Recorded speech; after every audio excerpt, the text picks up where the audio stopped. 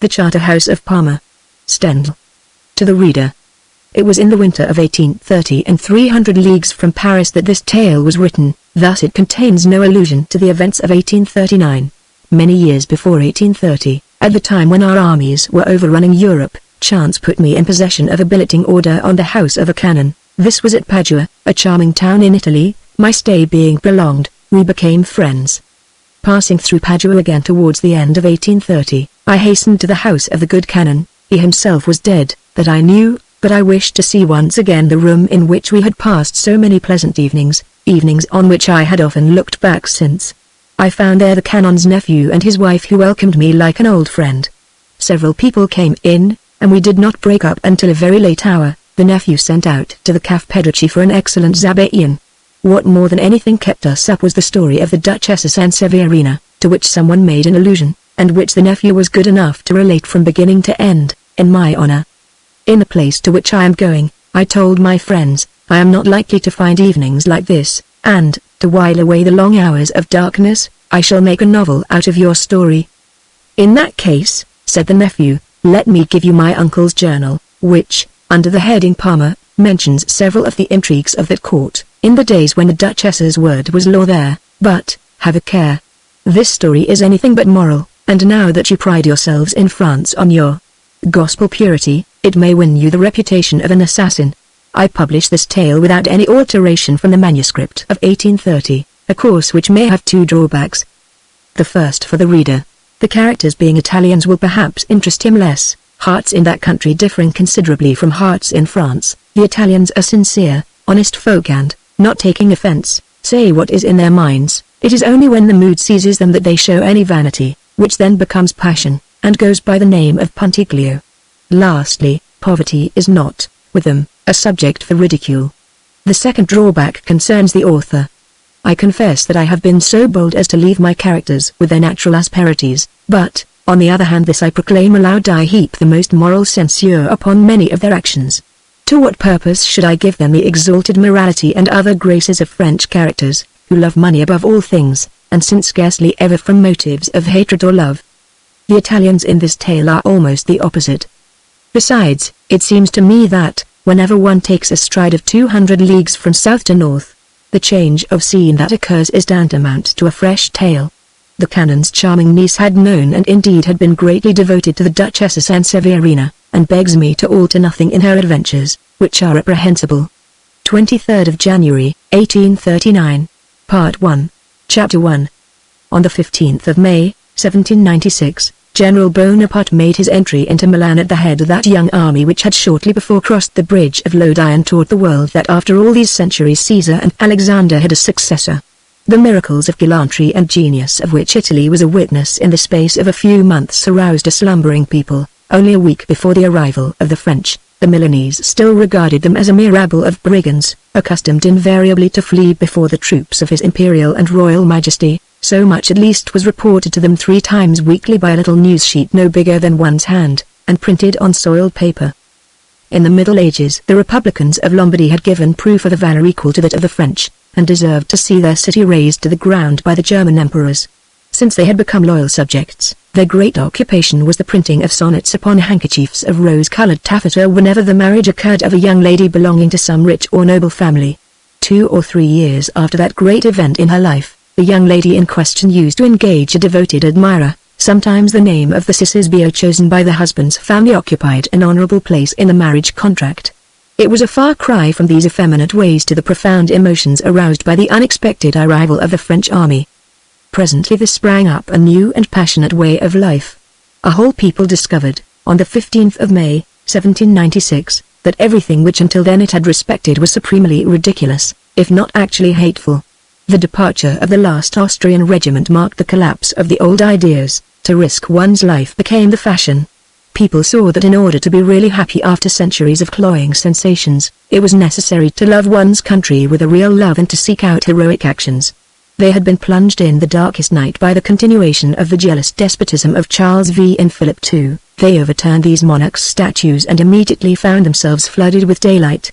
For the last half-century, as the Encyclopedia and Voltaire gained ground in France, the monks had been dinning into the ears of the good people of Milan that to learn to read, or for that matter to learn anything at all, was a great waste of labor, and that by paying one's exact tithe to one's parish priest and faithfully reporting to him all one's little misdeeds, one was practically certain of having a good place in paradise.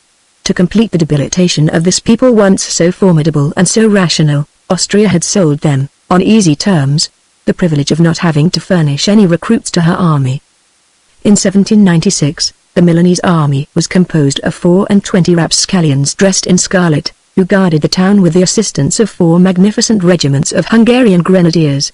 Freedom of morals was extreme, but passion very rare. Otherwise, apart from the inconvenience of having to repeat everything to one's parish priest, on pain of ruin even in this world, the good people of Milan were still subjected to certain little monarchical interferences which could not fail to be vexatious.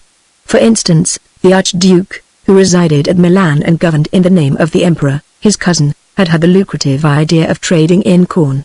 In consequence, an order prohibiting the peasants from selling their grain until His Highness had filled his granaries. In May, 1796, 3 days after the entry of the French, a young painter in miniature, slightly mad, named Gros, afterwards famous, who had come with the army, overhearing in the great Café de Servie, which was then in fashion, an account of the exploits of the Archduke, who moreover was extremely stout, picked up the list of vices which was printed on a sheet of coarse yellow paper. On the back of this he drew the fat Archduke. A French soldier was stabbing him with his bayonet in the stomach, and instead of blood there gushed out an incredible quantity of corn. What we call a lampoon or caricature was unknown in this land of crafty despotism. The drawing, left by Gros on the table of the Café de Servie, seemed a miracle fallen from heaven. It was engraved and printed during the night, and next day 20,000 copies of it were sold. The same day, there were posted up notices of a forced loan of 6 millions, levied to supply the needs of the French army which, having just won 6 battles and conquered a score of provinces, wanted nothing now but shoes, breeches, jackets and caps. The mass of prosperity and pleasure which burst into Lombardy in the wake of these French ragamuffins was so great that only the priests and a few nobles were conscious of the burden of this levy of 6 millions, shortly to be followed by a number of others. These French soldiers laughed and sang all day long. They were all under 25 years of age, and their commander-in-chief, who had reached 27, was reckoned the oldest man in his army.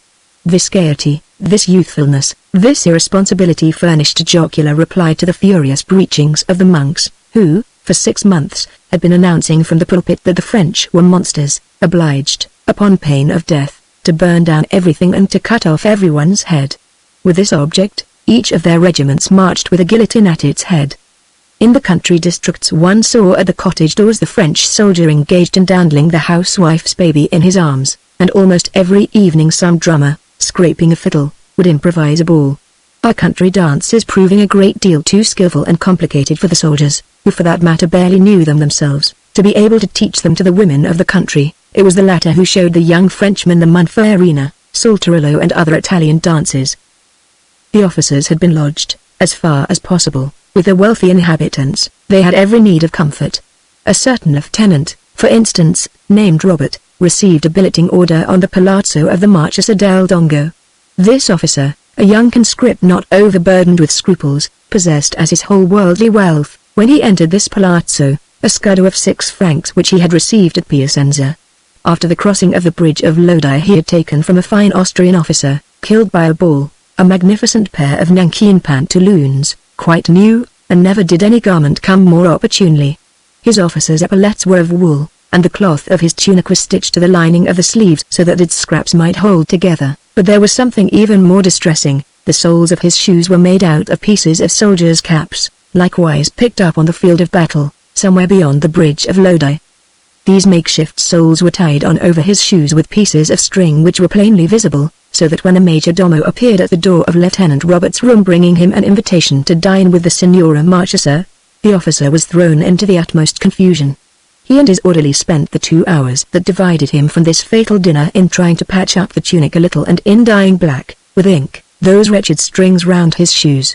At last the dread moment arrived. Never in my life did I feel more ill at ease, Lieutenant Robert told me. The ladies expected that I would terrify them, and I was trembling far more than they were. I looked down at my shoes and did not know how to walk gracefully. The Marchesa del Dongo, he went on, was then in the full bloom of her beauty. You have seen her for yourself. with those lovely eyes of an angelic sweetness, and the dusky gold of her hair which made such a perfect frame for the oval of that charming face. I had in my room a Herodias by Leonardo da Vinci, which might have been her portrait. Mercifully, I was so overcome by her supernatural beauty that I forgot all about my clothes. For the last 2 years I had been seeing nothing that was not ugly and wretched. In the mountains behind Genoa, I ventured to say a few words to her to express my delight. But I had too much sense to waste any time upon compliments. As I was turning my phrases I saw, in a dining room built entirely of marble, a dozen flunkies and footmen dressed in what seemed to me then the height of magnificence. Just imagine, the rascals have not only good shoes on their feet, but silver buckles as well. I could see them all, out of the corner of my eye, staring stupidly at my coat and perhaps at my shoes also, which cut me to the heart. I could have frightened all these fellows with a word, but how was I to put them in their place without running the risk of offending the ladies? For the Marchesa, to fortify her own courage a little, as she has told me 100 times since, had sent to fetch from the convent where she was still at school Gina del Dongo, her husband's sister, who was afterwards the charming Contessa Pietranera. No one, in prosperity, surpassed her in gaiety and sweetness of temper, just as no one surpassed her in courage and serenity of soul when fortune turned against her. Gina, who at that time might have been 13 but looked more like 18, a lively, downright girl, as you know, was in such fear of bursting out laughing at the sight of my costume that she dared not eat. The Marchesa, on the other hand, loaded me with constrained civilities. She could see quite well the movements of impatience in my eyes. In a word, I cut a sorry figure, I chewed the bread of scorn, a thing which is said to be impossible for a Frenchman. At length, a heaven-sent idea shone in my mind. I set to work to tell the ladies of my poverty and of what we had suffered for the last 2 years in the mountains behind Genoa where we were kept by idiotic old generals. There, I told them, we were paid in assignats which were not legal tender in the country, and given 3 ounces of bread daily. I had not been speaking for 2 minutes before there were tears in the good Marchesa's eyes, and Gina had grown serious. "What, Lieutenant," she broke in, 3 ounces of bread? "Yes, Signorina, but to make up for that the issue ran short 3 days in the week, and as the peasants on whom we were billeted were even worse off than ourselves, we used to hand on some of our bread to them." On leaving the table, I offered the Marchesa my arm as far as the door of the drawing-room, then hurried back and gave the servant who had waited upon me at dinner that solitary scudo of 6 francs upon the spending of which I had built so many castles in the air. A week later, Robert went on, when it was satisfactorily established that the French were not guillotining anyone, the Marchese del Dongo returned from his castle of Grianta on the Lake of Como, to which he had gallantly retired on the approach of the army, abandoning to the fortunes of war his young and beautiful wife and his sister. The hatred that this Marchese felt for us was equal to his fear, that is to say immeasurable. His fat face, pale and pious, was an amusing spectacle when he was being polite to me. On the day after his return to Milan, I received 3 ells of cloth and 200 francs out of the levy of 6 millions. I renewed my wardrobe, and became cavalier to the ladies, for the season of balls was beginning. Lieutenant Robert's story was more or less that of all the French troops. Instead of laughing at the wretched plight of these poor soldiers, people were sorry for them and came to love them. This period of unlooked-for happiness and wild excitement lasted but 2 short years. The frenzy had been so excessive and so general that it would be impossible for me to give any idea of it, were it not for this historical and profound reflection. These people had been living in a state of boredom for the last 100 years. The thirst for pleasure natural in southern countries had prevailed in former times at the court of the Visconti and Sforza, those famous dukes of Milan.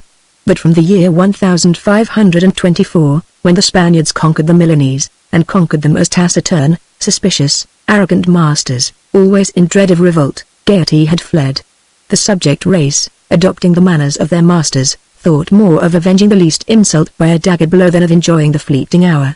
This frenzied joy, this gaiety, this thirst for pleasure, this tendency to forget every sad or even reasonable feeling, were carried to such a pitch, between the 15th of May, 1796, when the French entered Milan, and April, 1799, when they were driven out again after the Battle of Casno, that instances have been cited of old millionaire merchants, old moneylenders, old scriveners who, during this interval, quite forgot to pull long faces and to amass money. At the most it would have been possible to point to a few families belonging to the higher ranks of the nobility, who had retired to their palaces in the country, as though in a sullen revolt against the prevailing high spirits and the expansion of every heart. It is true that these noble and wealthy families had been given a distressing prominence in the allocation of the forced loans exacted for the French army. The Marchese del Dongo, irritated by the spectacle of so much gaiety, had been one of the first to return to his magnificent castle of Grianta, on the farther side of Como, whither his ladies took with them a Lieutenant Robert. This castle, standing in a position which is perhaps unique in the world, on a plateau 150 feet above that sublime lake, a great part of which it commands, had been originally a fortress. The Del Dongo family had constructed it in the 15th century, as was everywhere attested by marble tablets charged with their arms. One could still see the drawbridges and deep moats, though the latter, it must be admitted, has been drained of their water, but with its walls 80 feet in height and 6 in thickness, this castle was safe from assault, and it was for this reason that it was dear to the timorous Marchese.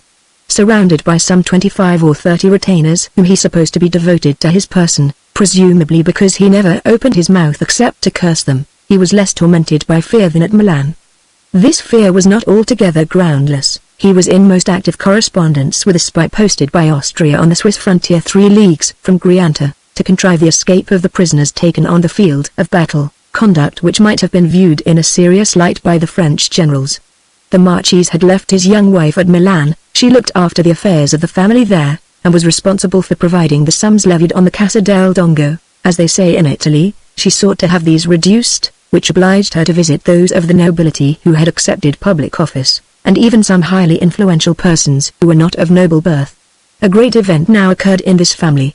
The Marchese had arranged the marriage of his young sister Gina with a personage of great wealth and the very highest birth, but he powdered his hair, in virtue of which, he received him with shouts of laughter, and presently took the rash step of marrying the Conte Pietranera. He was, it is true, a very fine gentleman, of the most personable appearance, but ruined for generations past in estate, and to complete the disgrace of the match, a fervent supporter of the new ideas. Pietranera was a sub-lieutenant in the Italian Legion. This was the last straw for the Marchese. After these 2 years of folly and happiness, the Directory in Paris, giving itself the act of a sovereign firmly enthroned, began to show a mortal hatred of everything that was not commonplace. The incompetent generals whom it imposed on the army of Italy lost a succession of battles on those same plains of Verona, which had witnessed 2 years before the prodigies of Acco and Lenato. The Austrians again drew near to Milan. Lieutenant Robert, who had been promoted to the command of a battalion and had been wounded at the Battle of Casno, came to lodge for the last time in the house of his friend the Marchese del Dongo. Their parting was a sad one. Robert set forth with Conte Pietranera, who followed the French in their retirement on Novi. The young Contessa, to whom her brother refused to pay her marriage portion, followed the army, riding in a cart. Then began that period of reaction and a return to the old ideas, which the Milanese call I tredicii mesi, the 13 months, because as it turned out their destiny willed that this return to stupidity should endure for 13 months only, until Ingo. Everyone who was old, bigoted, morose, reappeared at the head of affairs, and resumed the leadership of society. Presently the people who had remained faithful to the sound doctrines published a report in the villages that Napoleon had been hanged by the Mamelukes in Egypt, as he so richly deserved. Among these men who had retired to sulk on their estates and came back now athirst for vengeance, the Marchese del Dongo distinguished himself by his rapidity. The extravagance of his sentiments carried him naturally to the head of his party. These gentlemen, quite worthy people when they were not in a state of panic, but who were always trembling, succeeded in getting round the Austrian general. A good enough man at heart, he let himself be persuaded that severity was the best policy, and ordered the arrest of 150 patriots, quite the best man to be found in Italy at the time. They were speedily deported to the Poche di Cattaro, and, flung into subterranean caves. The moisture and above all the want of bread did prompt justice to each and all these rascals. The Marchese del Dongo had an exalted position, and, as he combined with a host of other fine qualities a sordid avarice, he would boast publicly that he never sent a scudo to his sister, the Contessa Pietranera, still madly in love. She refused to leave her husband, and was starving by his side in France. The good Marchesa was in despair. Finally she managed to abstract a few small diamonds from her jewel case, which her husband took from her every evening to stow away under his bed, in an iron coffer. The Marchesa had brought him a dowry of 800,000 francs, and received 80 francs monthly for her personal expenses. During the 13 months in which the French were absent from Milan, this most timid of women found various pretexts and never went out of mourning.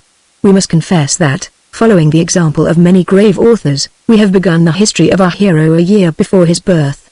This essential personage is none other than Fabrizio Valsera, Marchesino del Dongo, as the style is at Milan.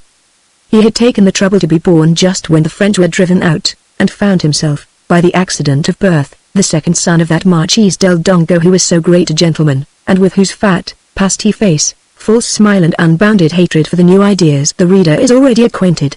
The whole of the family fortune was already settled upon the elder son, Ascanio del Dongo, the worthy image of his father. He was 8 years old and Fabrizio too when all of a sudden that General Bonaparte, whom everyone of good family understood to have been hanged long ago, came down from the Montana St. Bernard. He entered Milan. That moment is still unique in history. Imagine the whole populace madly in love. A few days later, Napoleon won the Battle of Marengo. The rest needs no telling. The frenzy of the Milanese reached its climax, but this time it was mingled with ideas of vengeance. These good people had been taught to hate. Presently they saw arrive in their midst all that remained of the patriots deported to the Bocca di Cataro. Their return was celebrated with a national festa. Their pale faces, their great startled eyes, their shrunken limbs were in strange contrast to the joy that broke out on every side. Their arrival was the signal for departure for the families most deeply compromised. The Marchese del Dongo was one of the first to flee to his castle of Grianta. The heads of the great families were filled with hatred and fear, but their wives, their daughters, remembered the joys of the former French occupation, and thought with regret of Milan and those gay balls, which, immediately after Marengo, were organized afresh at the Casatanzi.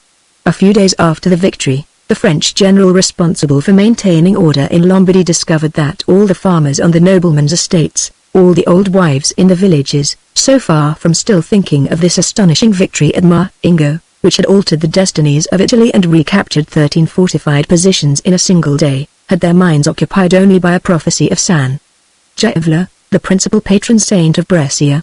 According to this inspired utterance, the prosperity of France and of Napoleon was to cease just 13 weeks after Marengo. What does to some extent excuse the Marchese del Dongo and all the nobles sulking on their estates is that literally and without any affectation they believed in the prophecy. Not one of these gentlemen had read as many as 4 volumes in his life. Quite openly they were making their preparations to return to Milan at the end of the 13 weeks, but time, as it went on, recorded fresh successes for the cause of France. Returning to Paris, Napoleon, by wise decrees, saved the country from revolution at home as he had saved it from its foreign enemies at Marengo. Then the Lombard nobles, in the safe shelter of their castles, discovered that at first they had misinterpreted the prophecy of the holy patron of Brescia. It was a question not of 13 weeks, but of 13 months. The 13 months went by, and the prosperity of France seemed to increase daily. We pass lightly over 10 years of progress and happiness, from 1800 to 1810. Fabrizio spent the first part of this decade at the castle of Grianta, giving and receiving an abundance of fisticuffs among the little contadini of the village, and learning nothing, not even how to read. Later on, he was sent to the Jesuit college at Milan. The Marchese, his father, insisted on his being shown the Latin tongue, not on any account in the works of those ancient writers who are always talking about republics, but in a magnificent volume adorned with more than 100 engravings, a masterpiece of 17th century art. This was the Lathi genealogy of the Valsera, Marchesi del Dongo, published in 1650 by Fabrizio del Dongo, Archbishop of Parma. The fortunes of the Valsera being preeminently military.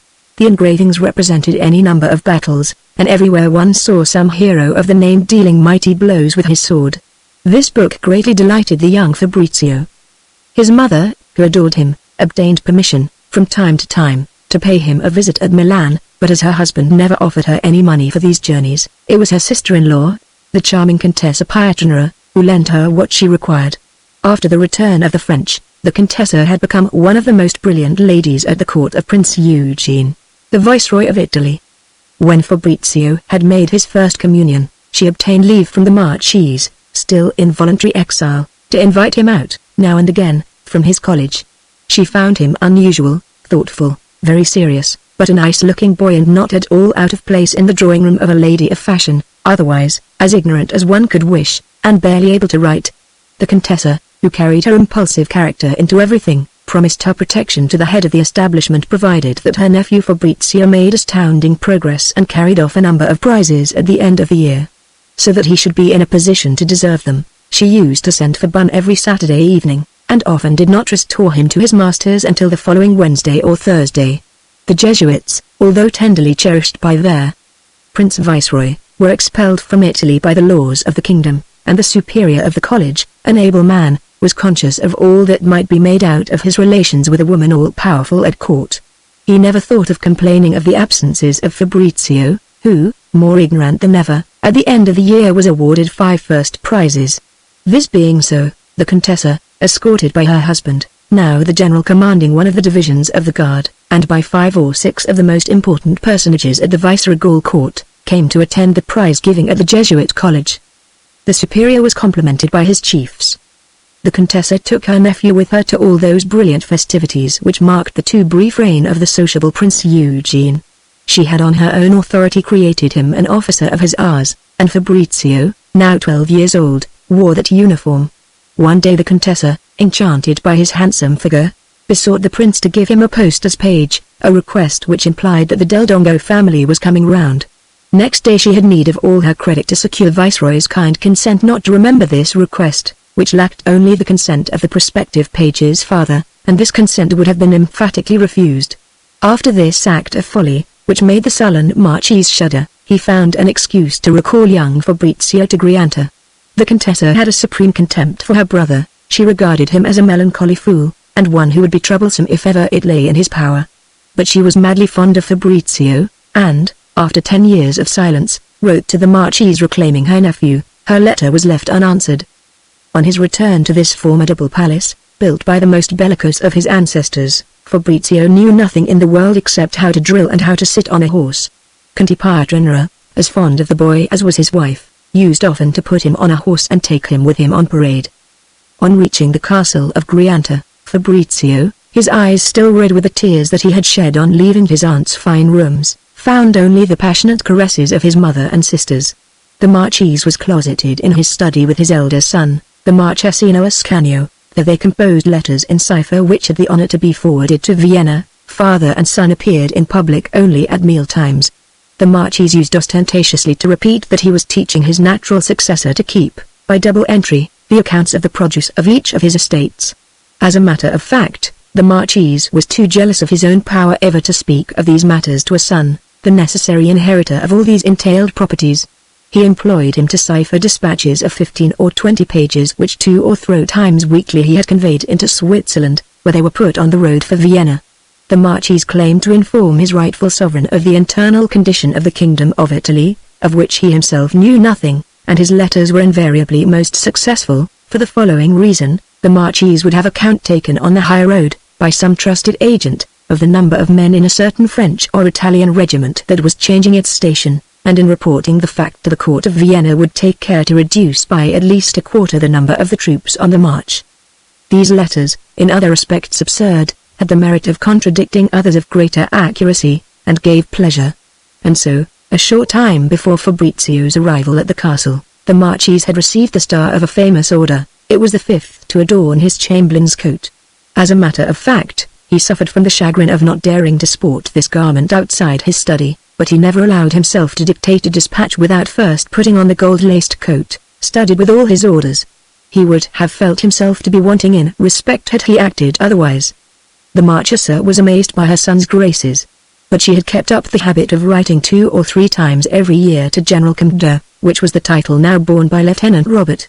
The Marchesa had a horror of lying to the people to whom she was attached. She examined her son and was appalled by his ignorance. "If he appears to me to have learned little," she said to herself, "to me who know nothing, Robert, who is so clever, would find that his education had been entirely neglected, and in these days one must have merit." Another peculiarity, which astonished her almost as much, was that Fabrizio had taken seriously all the religious teaching that had been instilled into him by the Jesuits. Although very pious herself, the fanaticism of this child made her shudder. "If the Marchese has the sense to discover this way of influencing him, he will take my son's affection from me." She wept copiously, and her passion for Fabrizio was thereby increased. Life in this castle, peopled by 30 or 40 servants, was extremely dull. Accordingly Fabrizio spent all his days in pursuit of game or exploring the lake in a boat. Soon he was on intimate terms with the coachmen and grooms. These were all hot supporters of the French, and laughed openly at the pious valets attached to the person of the Marquis or to that of his elder son. The great theme for wit at the expense of these solemn personages was that, in imitation of their masters, they powdered their heads. Chapter 2. Alles caves pavrant imbrunen nos jux, tout eprestivna, je contemple les deux, en qui dianu escrit, par notes non obscures, les sorts et les destins de toutes creatures. Car lui du fond des de regardant inhumain, parfois mieux de pity, lui monte le chemin, par les asters du ciel qui sont ses caractères, les choses nous prix de tête bonnet contraires, mais les hommes charges de tête de troupes, méprisant l'écrit, et ne le licent pas. Ronsard. The Marquis professed a vigorous hatred of enlightenment. It is ideas, he used to say, that have ruined Italy. He did not know quite how to reconcile this holy horror of instruction with his desire to see his son Fabrizio perfect the education so brilliantly begun with the Jesuits. In order to incur the least possible risk, he charged the good Prior Blanes, parish priest of Grianta, with the task of continuing Fabrizio's Latin studies. For this it was necessary that the priest should himself know that language, whereas it was to him an object of scorn, his knowledge in the matter being confined to the recitation, by heart, of the prayers in his missal, the meaning of which he could interpret more or less to his flock. But this priest was nevertheless highly respected and indeed feared throughout the district. He had always said that it was by no means in 13 weeks, nor even in 13 months that they would see the fulfillment of the famous prophecy of San Giovla, the patron saint of Brescia, whom he could trust, that this number 13 was to be interpreted in a fashion which would astonish many people, if it were permitted to say all that one knew. 1813. The fact was that the Prior Blanes, a man whose honesty and virtue were primitive, and a man of parts as well, spent all his nights up in his belfry. He was mad on astrology.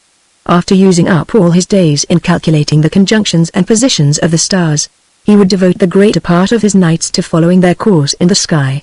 Such was his poverty, he had no other instrument than a long telescope with pasteboard tubes. One may imagine the contempt that was felt for the study of languages by a man who spent his time discovering the precise dates of the fall of empires and the revolutions that changed the face of the world. "What more do I know about a horse?" he asked Fabrizio, "when I am told that in Latin it is called equus."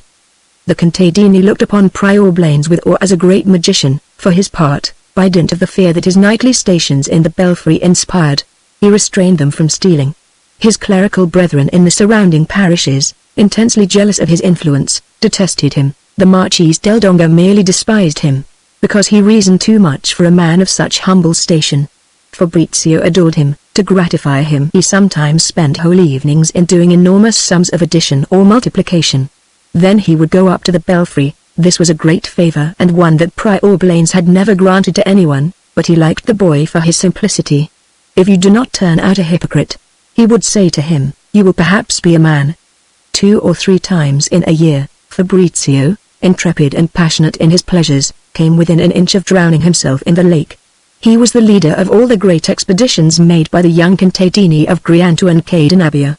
These boys had procured a number of little keys, and on very dark nights would try to open the padlocks of the chains that fastened the boats to some big stone or to a tree growing by the water's edge. It should be explained that on the Lake of Como the fishermen in the pursuit of their calling put out night lines at a great distance from the shore. The upper end of the line is attached to a plank kept afloat by a cork keel, and a supple hazel twig, fastened to this plank, supports a little bell which rings whenever a fish, caught on the line, gives a tug to the float. The great object of these nocturnal expeditions, of which Fabrizio was commander-in-chief, was to go out and visit the night lines before the fishermen had heard the warning note of the little bells. They used to choose stormy weather, and for these hazardous exploits would embark in the early morning, an hour before dawn. As they climbed into the boat, these boys imagined themselves to be plunging into the greatest dangers. This was the finer aspect of their behavior, and, following the example of their fathers, would devoutly repeat a Hail Mary. Now it frequently happened that at the moment of starting, and immediately after the Hail Mary, Fabrizio was struck by a foreboding. This was the fruit which he had gathered from the astronomical studies of his friend Prior Blanes, in whose predictions he had no faith whatsoever. According to his youthful imagination, this foreboding announced to him infallibly the success or failure of the expedition, and, as he had a stronger will than any of his companions, in course of time the whole band had so formed the habit of having forebodings that if, at the moment of embarking, one of them caught sight of a priest on the shore, or if someone saw a crow fly past on his left, they would hasten to replace the padlock on the chain of the boat, and each would go off to his bed. Thus Prior Blaines had not imparted his somewhat difficult science to Fabrizio, but, unconsciously, had infected him with an unbounded confidence in the signs by which the future can be foretold. The Marquis felt that any accident to his ciphered correspondence might put him at the mercy of his sister, and so every year, at the feast of Sant'Angela, which was Contessa Pietranera's name day, Fabrizio was given leave to go and spend a week at Milan. He lived through the year looking hopefully forward or sadly back to this week. On this great occasion, to carry out this politic mission, the Marquis handed over to his son 4 scudi, and, in accordance with his custom, gave nothing to his wife, who took the boy. But one of the cooks, 6 lackeys and a coachman with a pair of horses started for Como the day before, and every day at Milan the Marchesa found a carriage at her disposal and a dinner of 12 covers. The sullen sort of life that was led by the Marquis del Dongo was certainly by no means entertaining, but it had this advantage that it permanently enriched the families who were kind enough to sacrifice themselves to it. The Marquis, who had an income of more than 200,000 lire, did not spend a quarter of that sum. He was living on hope. Throughout the 13 years from 1800 to 1813, he constantly and firmly believed that Napoleon would be overthrown within 6 months. One may judge of his rapture when, at the beginning of 1813, he learned of the disasters of the Barissima. The taking of Paris and the fall of Napoleon almost made him lose his head. He then allowed himself to make the most outrageous remarks to his wife and sister. Finally, after 14 years of waiting, he had that unspeakable joy of seeing the Austrian troops re-enter Milan. In obedience to orders issued from Vienna, the Austrian general received the Marquis del Dongo with a consideration akin to respect. They hastened to offer him one of the highest posts in the government, and he accepted it as the payment of a debt. His elder son obtained the lieutenancy in one of the smartest regiments of the monarchy, but the younger repeatedly declined to accept a cadetship which was offered him.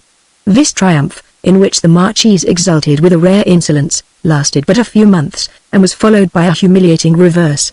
Never had he had any talent for business, and 14 years spent in the country among his footmen, his lawyer and his doctor, added to the crustiness of old age which had overtaken him, had left him totally incapable of conducting business in any form. Now it is not possible, in an Austrian country, to keep an important place without having the kind of talent that is required by the slow and complicated, but highly reasonable administration of that venerable monarchy. The blunders made by the Marquis del Dongo scandalized the staff of his office, and even obstructed the course of public business. His ultra-monarchist utterances irritated the populace which the authorities sought to lull into a heedless slumber. One fine day he learned that His Majesty had been graciously pleased to accept the resignation which he had submitted of his post in the administration, and at the same time conferred on him the place of second Grand Major Domo Major of the Lombardo-Venetian Kingdom. The Marquis was furious at the atrocious injustice of which he had been made a victim. He printed an open letter to a friend, he who so inveighed against the liberty of the press. Finally, he wrote to the Emperor that his ministers were playing him false, and were no better than Jacobins. These things accomplished, he went sadly back to his castle of Graianta. He had one consolation. After the fall of Napoleon, certain powerful personages at Milan planned an assault in the streets on Conte Prina, a former minister of the King of Italy, and a man of the highest merit. Conte Pietranera risked his own life to save that of the minister, who was killed by blows from umbrellas after 5 hours of agony.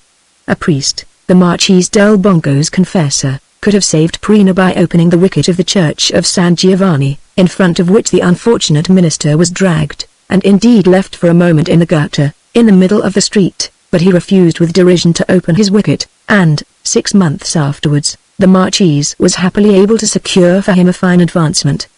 He execrated Conte Pietranera, his brother-in-law, who, not having an income of 50 louis, had the audacity to be quite content, made a point of showing himself loyal to what he had loved all his life, and had the insolence to preach that spirit of justice without regard for persons, which the Marquis called an infamous piece of Jacobinism. The Conte had refused to take service in Austria. This refusal was remembered against him, and, a few months after the death of Prina, the same persons who had hired the assassins contrived that General Pietranera should be flung into prison. Whereupon the Contessa, his wife, procured a passport and sent the post-horses to go to Vienna to tell the Emperor the truth. Prina's assassins took fright, and one of them, a cousin of Signora Pietranera, came to her at midnight, an hour before she was to start for Vienna, with the order for her husband's release. Next day, The Austrian general sent for Conte Pietranera, received him with every possible mark of distinction, and assured him that his pension as a retired officer would be issued to him without delay and on the most liberal scale.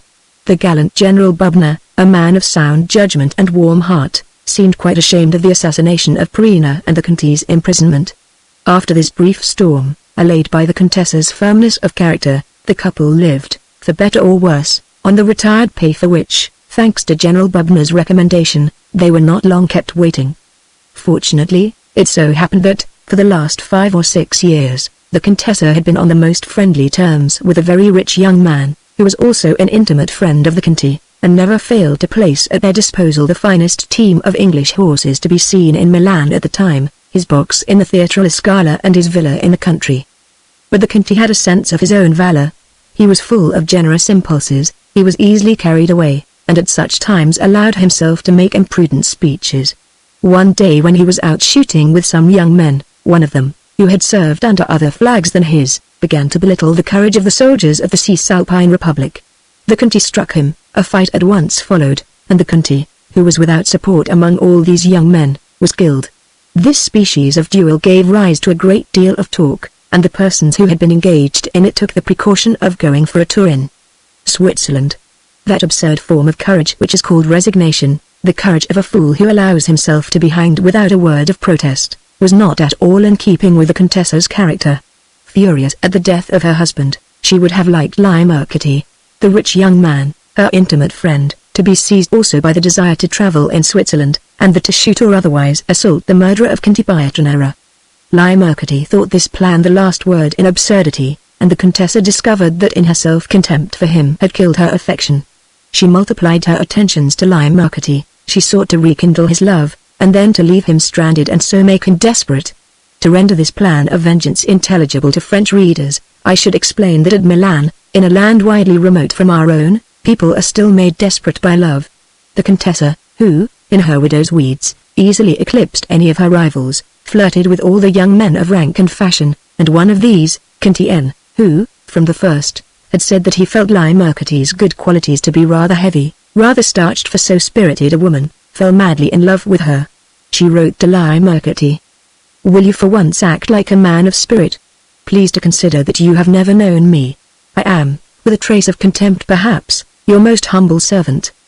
Gina Pietranera." After reading this missive, Mercati set off for one of his country seats. His love rose to a climax, he became quite mad and spoke of blowing out his brains, an unheard of thing in countries where hell is believed in. Within 24 hours of his arrival in the country, he had written to the Contessa offering her his hand and his rent roll of 200,000 francs. She sent him back his letter, with its seal unbroken, by Conte N.'s groom. Whereupon Mercati spent 3 years on his estates, returning every other month to Milan, but without ever having the courage to remain there, and boring all his friends with his passionate love for the Contessa and his detailed accounts of the favors she had formerly bestowed to him. At first, he used to add that with Conte N she was ruining herself, and that such a connection was degrading to her. The fact of the matter was that the Contessa had no sort of love for Conte N, and she told him as much when she had made quite sure of Mercati's despair. The Conte, who was no novice, besought her upon no account to divulge the sad truth which she had confided to him. "If you will be so extremely indulgent," he added, "as to continue to receive me with all the outward distinctions accorded to a reigning lover, I may perhaps be able to find a suitable position." After this heroic declaration the Contessa declined to avail herself any longer either of Conte N.'s horses or of his box. But for the last 15 years she had been accustomed to the most fashionable style of living. She had now to solve that difficult, or rather impossible, problem, how to live in Milan on a pension of 1,500 francs. She left her palazzo, took a pair of rooms on a 5th floor, dismissed all her servants, including even her own maid whose place she filled with a poor old woman to do the housework. This sacrifice was as a matter of fact less heroic and less painful than it appears to us. At Milan poverty is not a thing to laugh at, and therefore does not present itself to trembling souls as the worst of evils. After some months of this noble poverty, besieged by incessant letters from Mercati, and indeed from Conte N., who also wished to marry her, it came to pass that the Marchese del Dongo, miserly as a rule to the last degree, bethought himself that his enemies might find a cause for triumph in his sister's plight. What? A del Dongo reduced to living upon the pension which the court of Vienna, of which he had so many grounds for complaint, grants to the widows of its generals. He wrote to inform her that an apartment and an allowance worthy of his sister awaited her at the castle of Graianta. The Contessa's volatile mind embraced with enthusiasm the idea of this new mode of life. It was 20 years since she had lived in that venerable castle that rose majestically from among its old chestnuts planted in the days of the Sforza. There, she told herself, I shall find repose, and, at my age, is not that in itself happiness? Having reached 31, she imagined that the time had come for her to retire. On that sublime lake by which I was born, there awaits me at last a happy and peaceful existence. I cannot say whether she was mistaken, but one thing certain is that this passionate soul, which had just refused so lightly the offer of 2 vast fortunes, brought happiness to the castle of Graianta. Her 2 nieces were wild with joy. You have renewed the dear days of my youth, the Marchesa told her, as she took her in her arms. Before you came, I was 100. The Contessa set out to revisit, with Fabrizio, all those enchanting spots in the neighborhood of Graianta, which travelers have made so famous, the Villa Melzi on the other shore of the lake, opposite the castle, and commanding a fine view of it, higher up, the sacred wood of Sfrandata, and the bold promontory which divides the 2 arms of the lake, that of Como, so voluptuous, and the other, which runs towards Lecco, grimly severe, sublime and charming views which the most famous sight in the world, the Bay of Naples, may equal, but does not surpass. It was with ecstasy that the Contessa recaptured the memories of her earliest childhood and compared them with her present sensations. The Lake of Como, she said to herself, is not surrounded, like the Lake of Geneva, by wide tracts of land enclosed and cultivated according to the most approved methods, which suggest money and speculation. Here, on every side, I see hills of irregular height covered with clumps of trees that have grown there at random, which the hand of man has never yet spoiled and forced to yield a return. Standing among these admirably shaped hills which run down to the lake at such curious angles, I can preserve all the illusions of Tasso's and Ariosto's descriptions. All is noble and tender, everything speaks of love, nothing recalls the ugliness of civilization. The villages halfway up their sides are hidden in tall trees, and above the treetops rises the charming architecture of their picturesque belfries. If some little field 50 yards across comes here and there to interrupt the clumps of chestnuts and wild cherries, the satisfied eye sees growing on it plants more vigorous and happier than elsewhere. Beyond these hills, the crests of which offer one hermitages in all of which one would like to dwell, the astonished eye perceives the peaks of the Alps, always covered in snow, and their stern austerity recalls to one so much of the sorrows of life as is necessary to enhance one's immediate pleasure. The imagination is touched by the distant sound of the bell of some little village hidden among the trees. These sounds, borne across the waters which soften their tone, assume a tinge of gentle melancholy and resignation, and seem to be saying to man, life is fleeting, do not therefore show yourself so obdurate towards the happiness that is offered you, make haste to enjoy it. The language of these enchanting spots, which have not their like in the world, restored to the Contessa the heart of a girl of 16. She could not conceive how she could have spent all these years without revisiting the lake. Is it then to the threshold of old age, she asked herself, that our happiness takes flight? She bought a boat which Fabrizio, the Marchesa and she decorated with their own hands. Having no money to spend on anything, in the midst of this most luxurious establishment, since his disgrace the Marchese del Dongo had doubled his aristocratic state. For example, in order to reclaim 10 yards of land from the lake, near the famous Plain Avenue, in the direction of Cadenabbia, he had an embankment built the estimate for which ran to 80,000 francs. At the end of this embankment there rose, from the plans of the famous Marchese Gagnola, a chapel built entirely of huge blocks of granite, and in this chapel Marchesi, the sculptor then in fashion at Milan, built him a tomb on which a number of bas-reliefs were intended to represent the gallant deeds of his ancestors. Fabrizio's elder brother, the Marchesino Ascanio, sought to join the ladies in their excursions, but his aunt flung water over his powdered hair, and found some fresh dart every day with which to puncture his solemnity. At length he delivered from the sight of his fat, pasty face the merry troop who did not venture to laugh in his presence. They supposed him to be the spy of the Marchese, his father, and care had to be taken in handling that stern despot, always in a furious temper since his enforced retirement. Ascanio swore to be avenged on Fabrizio. There was a storm in which they were all in danger. Although they were infinitely short of money, they paid the 2 boatmen generously not to say anything to the Marchese, who already was showing great ill humor at their taking his 2 daughters with them. They encountered a second storm. The storms on this lake are terrible and unexpected. Gusts of wind sweep out suddenly from the two mountain gorges which run down into it on opposite sides and join battle on the water. The Contessa wished to land in the midst of the hurricane and pealing thunder. She insisted that, if she were to climb to a rock that stood up by itself in the middle of the lake and was the size of a small room, she would enjoy a curious spectacle. She would see herself assailed on all sides by raging waves, but in jumping out of the boat she fell into the water. Fabrizio dived in after her to save her, and both were carried away for some distance.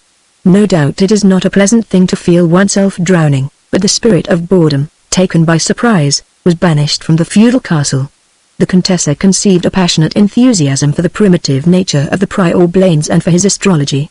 The little money that remained to her after the purchase of the boat had been spent on buying a spyglass, and almost every evening, with her nieces and Fabrizio, she would take her stand on the platform of one of the Gothic towers of the castle. Fabrizio was the learned one of the party, and they spent many hours there very pleasantly, out of reach of the spies. It must be admitted that there were days on which the Contessa did not utter a word to anyone. She would be seen strolling under the tall chestnuts lost in somber meditations. She was too clever a woman not to feel at times the tedium of having no one with whom to exchange ideas. But next day she would be laughing as before. It was the lamentations of her sister-in-law, the Marchesa, that produced these somber impressions on a mind naturally so active. "Are we to spend all the youth that is left to us in this gloomy castle?" the Marchesa used to exclaim. Before the Contessa came, she had not had the courage even to feel these regrets. Such was their life during the winter of 1814 and 1815. On 2 occasions, in spite of her poverty, the Contessa went to spend a few days at Milan. She was anxious to see a sublime ballet by Vigano, given at the Scala, and the Marchese raised no objections to his wife's accompanying her sister-in-law. They went to draw the arrears of the little pension, and it was the penniless widow of the Cisalpine general who lent a few sequins to the millionaire Marchesa del Dongo. These parties were delightful. They invited old friends to dinner, and consoled themselves by laughing at everything, just like children. This Italian gaiety, full of surprise and brio, made them forget the atmosphere of somber gloom which the stern faces of the Marchese and his elder son spread around them at Grianta. Fabrizio, though barely 16, represented the head of the house admirably. On the 7th of March, 1815, the ladies had been back for 2 days after a charming little excursion to Milan. They were strolling under the fine avenue of plane trees, then recently extended to the very edge of the lake. A boat appeared, coming from the direction of Como, and made strange signals. One of the Marchese's agents leapt out upon the bank. Napoleon had just landed from the Gulf of Juan. Europe was kind enough to be surprised at this event, which did not at all surprise the Marchese del Dongo. He wrote his sovereign a letter full of the most cordial effusion. He offered him his talents and several millions of money, and informed him once again that his ministers were Jacobins and in league with the ringleaders in Paris. On the 8th of March, at 6 o'clock in the morning, the Marchese, wearing all his orders, was making his elder son dictate to him the draft of a third political dispatch. He was solemnly occupied in transcribing this in his fine and careful hand, upon paper that bore the sovereign's effigy as a watermark. At the same moment, Fabrizio was knocking at Contessa Pietranera's door. "I am off," he informed her. "I am going to join the Emperor, who is also King of Italy. He was such a good friend to your husband. I shall travel through Switzerland. Last night, at Magneon, my friend Vassi, the dealer in barometers, gave me his passport. Now you must give me a few Napoleons, for I have only a couple on me, but if necessary I shall go on foot." The Contessa wept with joy and grief. "Great heavens! What can have put that idea into your head?" she cried, seizing Fabrizio's hands in her own. She rose and went to fetch from the linen cupboard, where it was carefully hidden, a little purse embroidered with pearls. It was all that she possessed in the world. "Take it," she said to Fabrizio, "but, in heaven's name, do not let yourself be killed. What will your poor mother and I have left, if you are taken from us? As for Napoleon succeeding, that, my poor boy, is impossible. Our gentleman will certainly manage to destroy him. Did you not hear, a week ago, at Milan, the story of the 23 plots to assassinate him, all so carefully planned, from which it was only by a miracle that he escaped? And at that time he was all-powerful. And you have seen that it is not the will to destroy him that is lacking in our enemies." France ceased to count after he left it. It was in a tone of the keenest emotion that the Contessa spoke to Fabrizio of the fate in store for Napoleon. "In allowing you to go to join him, I am sacrificing to him the dearest thing I have in the world," she said. Fabrizio's eyes grew moist. He shed tears as he embraced the Contessa, but but his determination to be off was never for a moment shaken. He explained with effusion to this beloved friend all the reasons that had led to his decision, reasons which we take the liberty of finding highly attractive. Yesterday evening, it wanted 7 minutes to 6, we were strolling, you remember, by the shore of the lake along the plain avenue, below the Casa Sommerriver, and we were facing the south. It was there that I first noticed, in the distance, the boat that was coming from Como, bearing such great tidings. As I looked at this boat without thinking of the Emperor, and only envying the lot of those who are free to travel, suddenly I felt myself seized by a profound emotion. The boat touched ground. The agent said something in a low tone to my father, who changed color, and took us aside to announce the terrible news. I turned towards the lake with no other object but to hide the tears of joy that were flooding my eyes. Suddenly, at an immense height in the sky and on my right-hand side, I saw an eagle, the bird of Napoleon. He flew majestically past, making for Switzerland, and consequently for Paris. And I too, I said to myself at that moment, will fly across Switzerland with the speed of an eagle, and will go to offer the great man a very little thing, but the only thing, after all, that I have to offer him: the support of my feeble arm. He wished to give us a country, and he loved my uncle. At that instant, while I was gazing at the eagle, in some strange way my tears ceased to flow, and the proof that this idea came from above is that at the same moment, without any discussion, I made up my mind to go, and saw how the journey might be made. In the twinkling of an eye all the sorrows that, as you know, are poisoning my life, especially on Sundays, seemed to be swept away by a breath from heaven. I saw that mighty figure of Italy raise herself from the mire in which the Germans keep her plunged. She stretched out her mangled arms still half loaded with chains towards her king and liberator. And I said to myself, a son as yet unknown to fame of that unhappy mother, I shall go forth to die or to conquer with that man marked out by destiny, who sought to cleanse us from the scorn that is heaped upon us by even the most enslaved and the vilest among the inhabitants of Europe. You know, he added in a low tone, drawing nearer to the Contessa, and fastening upon her a pair of eyes from which fire darted, you know that young chestnut which my mother, in the winter in which I was born, planted with her own hands beside the big spring in our forest, 2 leagues from here. Before doing anything else I wanted to visit it. The spring is not far advanced, I said to myself. Very well, if my tree is in leaf, that shall be a sign for me. I also must emerge from the state of torpor in which I am languishing in this cold and dreary castle. Do you not feel that these old blackened walls, the symbols now as they were once the instruments of despotism, are a perfect image of the dreariness of winter? They are to me what winter is to my tree. Would you believe it, Gina? Yesterday evening at 7:30 I came to my chestnut. It had leaves, pretty little leaves that were quite big already. I kissed them, carefully so as not to hurt them. I turned the soil reverently round the dear tree. At once filled with a fresh enthusiasm, I crossed the mountain. I came to Magneon. I needed a passport to enter Switzerland. The time had flown. It was already 1 o'clock in the morning when I found myself at Vassi's door. I thought that I should have to knock for a long time to arouse him, but he was sitting up with 3 of his friends. At the first word I uttered, "You are going to join Napoleon," he cried, and he fell on my neck. The others too embraced me with rapture. "Why am I married?" I heard one of them say. Signora Pietranera had grown pensive. She felt that she must offer a few objections. If Fabrizio had had the slightest experience of life, he would have seen quite well that the Contessa herself did not believe in the sound reasons which she hastened to urge on him. But, failing experience, he had resolution. He did not condescend even to hear what those reasons were.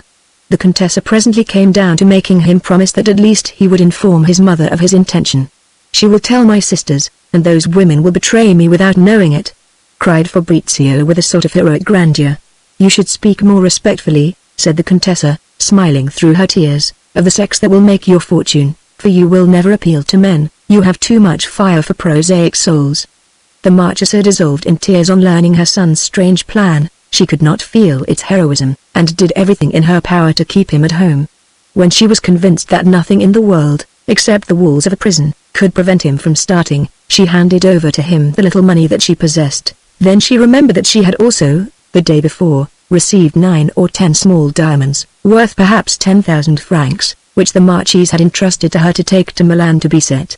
Fabrizio's sisters came out of their mother's room while the Contessa was sewing these diamonds into our hero's traveling coat. He handed the poor women back their humble Napoleons. His sisters were so enthusiastic over his plan, they kissed him with so clamorous a joy that he took in his hand the diamonds that had still to be concealed and was for starting off there and then. "You will betray me without knowing it," he said to his sisters.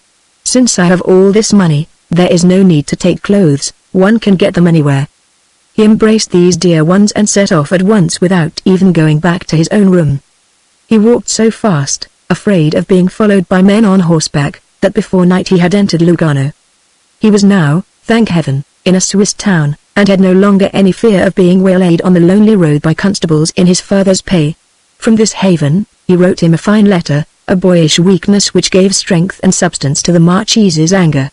Fabrizio took the post, crossed the St. Gothard. His progress was rapid, and he entered France by Pontalia.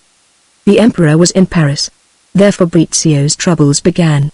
He had started out with a firm intention of speaking to the emperor. It had never occurred to him that this might be a difficult matter. At Milan, 10 times daily he used to see Prince Eugene, and could have spoken to him had he wished.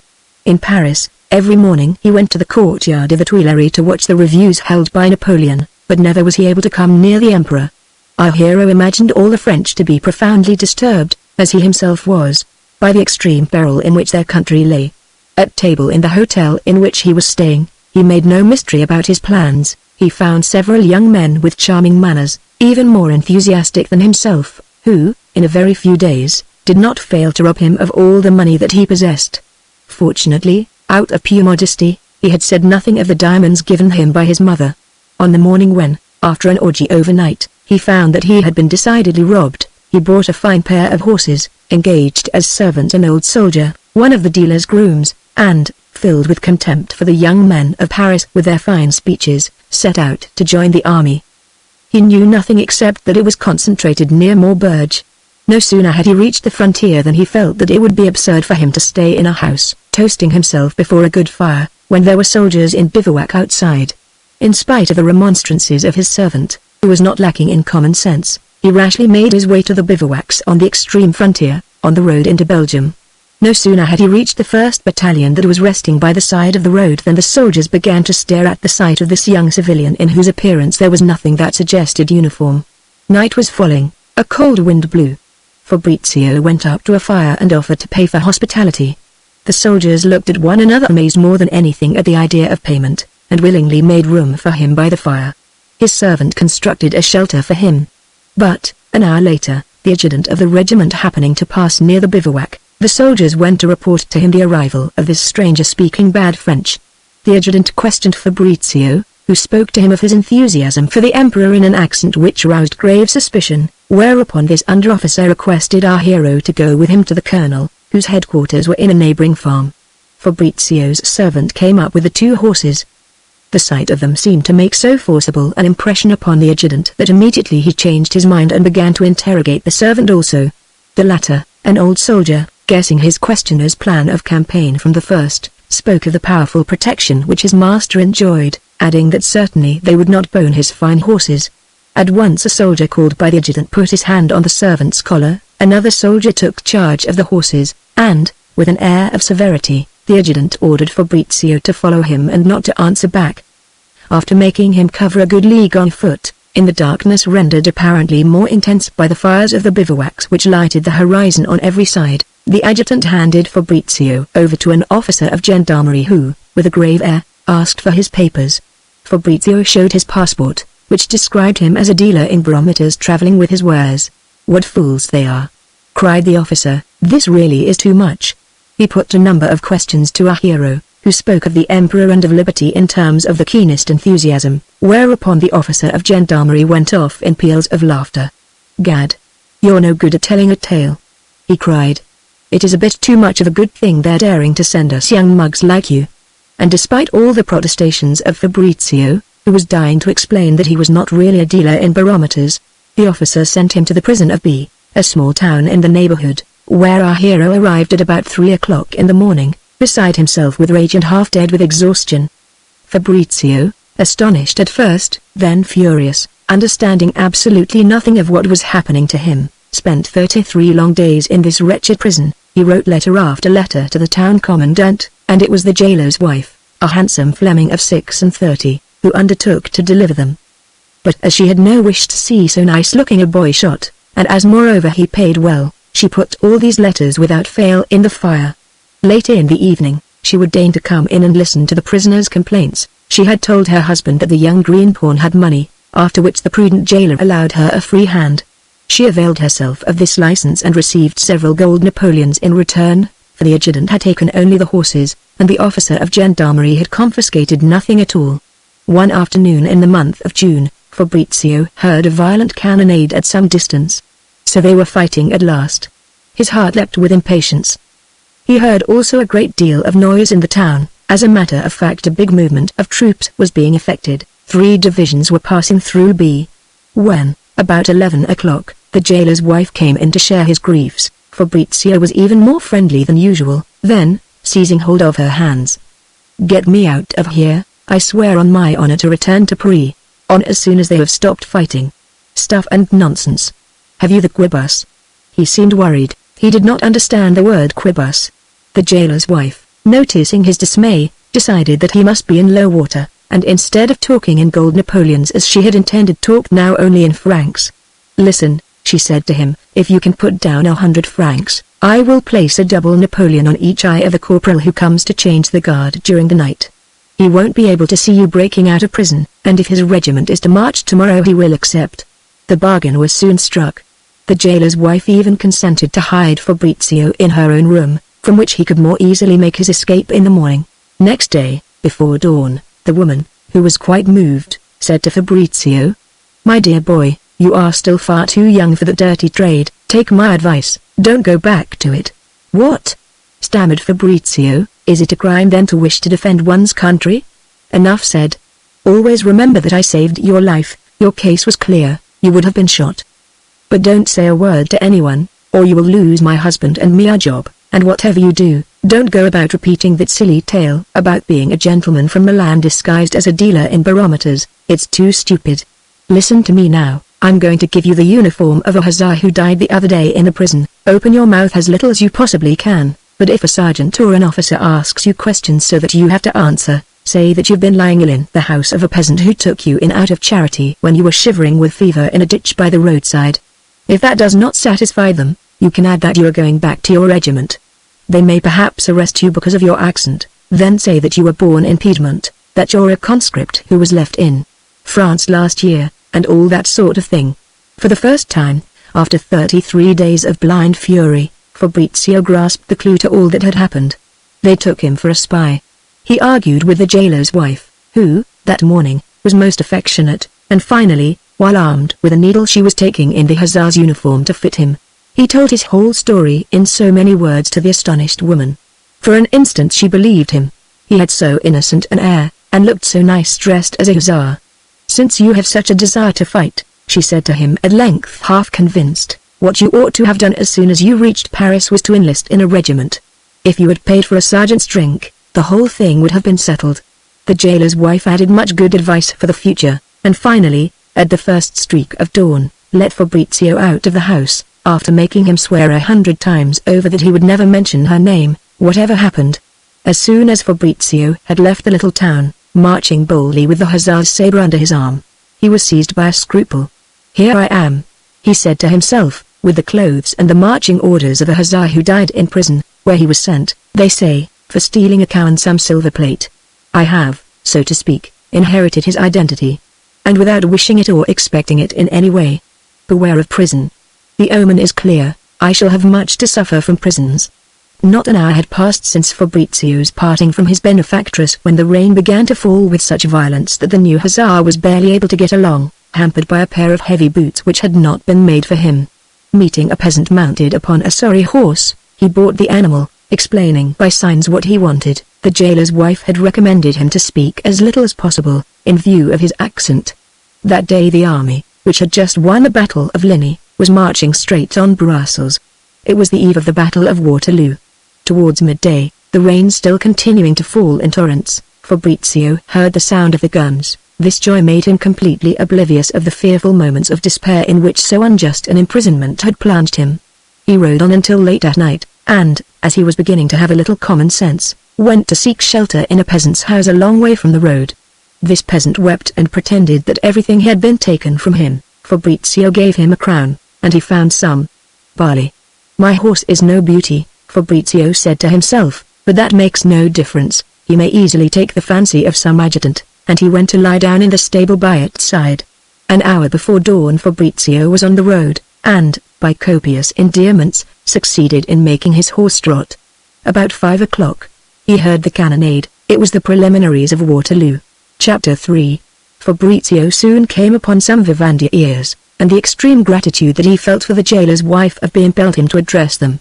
He asked one of them where he would find the 4th Hussar Regiment, to which he belonged. "You would do just as well not to be in such a hurry, young soldier," said the cannoneer, touched by Fabrizio's pallor and glowing eyes. "Your wrist is not strong enough yet for the saber thrusts they'll be giving today. If you had a musket, I don't say, maybe you could let off your round as well as any of them." This advice displeased Fabrizio, but however much he urged on his horse, he could go no faster than the cannoneer in her cart. Every now and then the sound of the guns seemed to come nearer and prevented them from hearing each other speak, for Fabrizio was so beside himself with enthusiasm and delight that he had renewed the conversation. Every word uttered by the cannoneer intensified his happiness by making him understand it. With the exception of his real name and his escape from prison, he ended by confiding everything to this woman who seemed such a good soul. She was greatly surprised and understood nothing at all of what this handsome young soldier was telling her. "I see what it is," she exclaimed at length with an air of triumph. "You're a young gentleman who has fallen in love with the wife of some captain in the 4th Hussars. Your mistress will have made you a present of the uniform you're wearing, and you're going after her. As sure as God's in heaven, you've never been a soldier, but, like the brave boy you are, seeing your regiments under fire, you want to be there too, and not let them think you a chicken." Fabrizio agreed with everything. It was his only way of procuring good advice. "I know nothing of the ways of these French people," he said to himself, "and if I am not guided by someone I shall find myself being put in prison again, and they'll steal my horse." "First of all, my boy," said the cannoneer, who was becoming more and more of a friend to him, "confess that you're not near 20, at the very most you might be 17. This was the truth, and Fabrizio admitted as much with good grace. "Then, you aren't even a conscript. It's simply because of Madame's pretty face that you're going to get your bones broken." "Plague it, she can't be particular. If you've still got some of the yellow boys she sent you, you must first of all buy yourself another horse. Look how your screw pricks up his ears when the guns sound at all near. That's a peasant's horse, and will be the death of you as soon as you reach the line. That white smoke you see over there above the hedge, that's the infantry firing, my boy. So prepare for a fine fright when you hear the bullets whistling over you. You'll do as well to eat a bit while there's still time." Fabrizio followed this advice and, presenting a Napoleon to the vivandier, asked her to accept payment. "It makes one weep to see him," cried the woman. "The poor child doesn't even know how to spend his money. It would be no more than you deserve if I pocketed your Napoleon and put Cocotte into a trot. Damned if your screw could catch me up. What would you do, stupid, if you saw me go off? Bear in mind, when the brute growls, never to show your gold. Here," she went on, "here's 18 francs, 50 centimes, and your breakfast costs you 30 sous. Now, we shall soon have some horses for sale. If the beast is a small one, you'll give 10 francs, and, in any case, never more than 20, not if it was the horse of the 4 sons of Ammon." The meal finished, the vivandier, who was still haranguing, was interrupted by a woman who had come across the fields and passed them on the road. "Hello there, hi." This woman shouted. "Hello, Margot. Your 6th light are over there on the right. I must leave you, my boy," said the vivandier to our hero, "but really and truly I pity you. I've taken quite a fancy to you, upon my word I have. You don't know a thing about anything, you're going to get a wipe in the eye, as sure as God's in heaven. Come along to the 6th light with me." "I quite understand that I know nothing," Fabrizio told her. "But I want to fight, and I'm determined to go over there towards that white smoke. Look how your horse is twitching his ears. As soon as he gets over there, even if he's no strength left, he'll take the bit in his teeth and start galloping, and heaven only knows where he'll land you. Will you listen to me now? As soon as you get to the troops, pick up a musket and a cartridge pouch, get down among the men and copy what you see them do, exactly the same, but, good heavens, I'll bet you don't even know how to open a cartridge."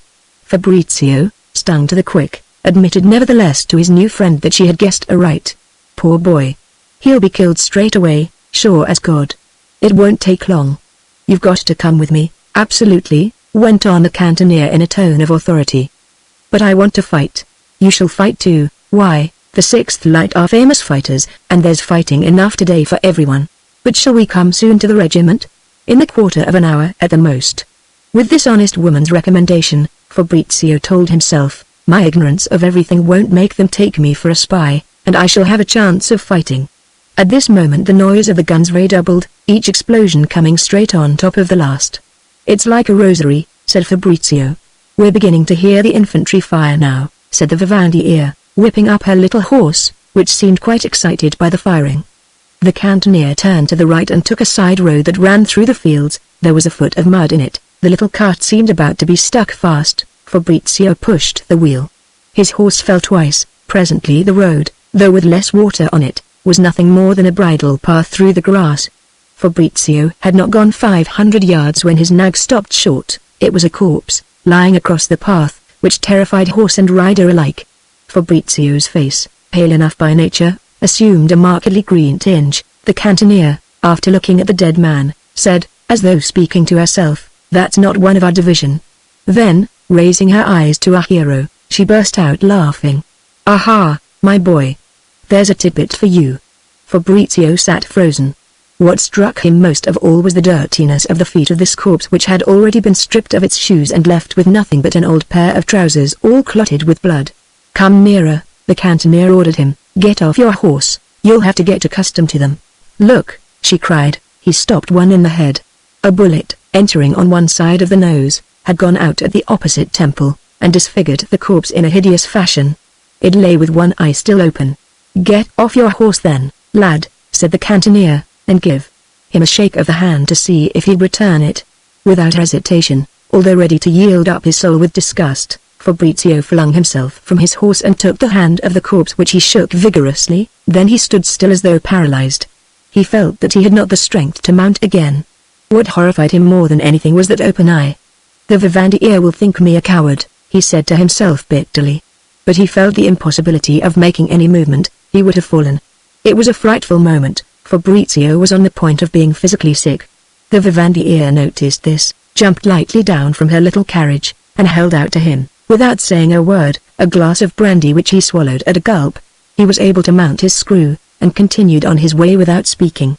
The vivandière looked at him now and again from the corner of her eye.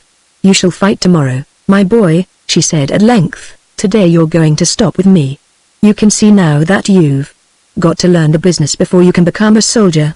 On the contrary, I want to start fighting at once, exclaimed our hero with a somber air which seemed to the vivandière to augur well. The noise of the guns grew twice as loud and seemed to be coming nearer.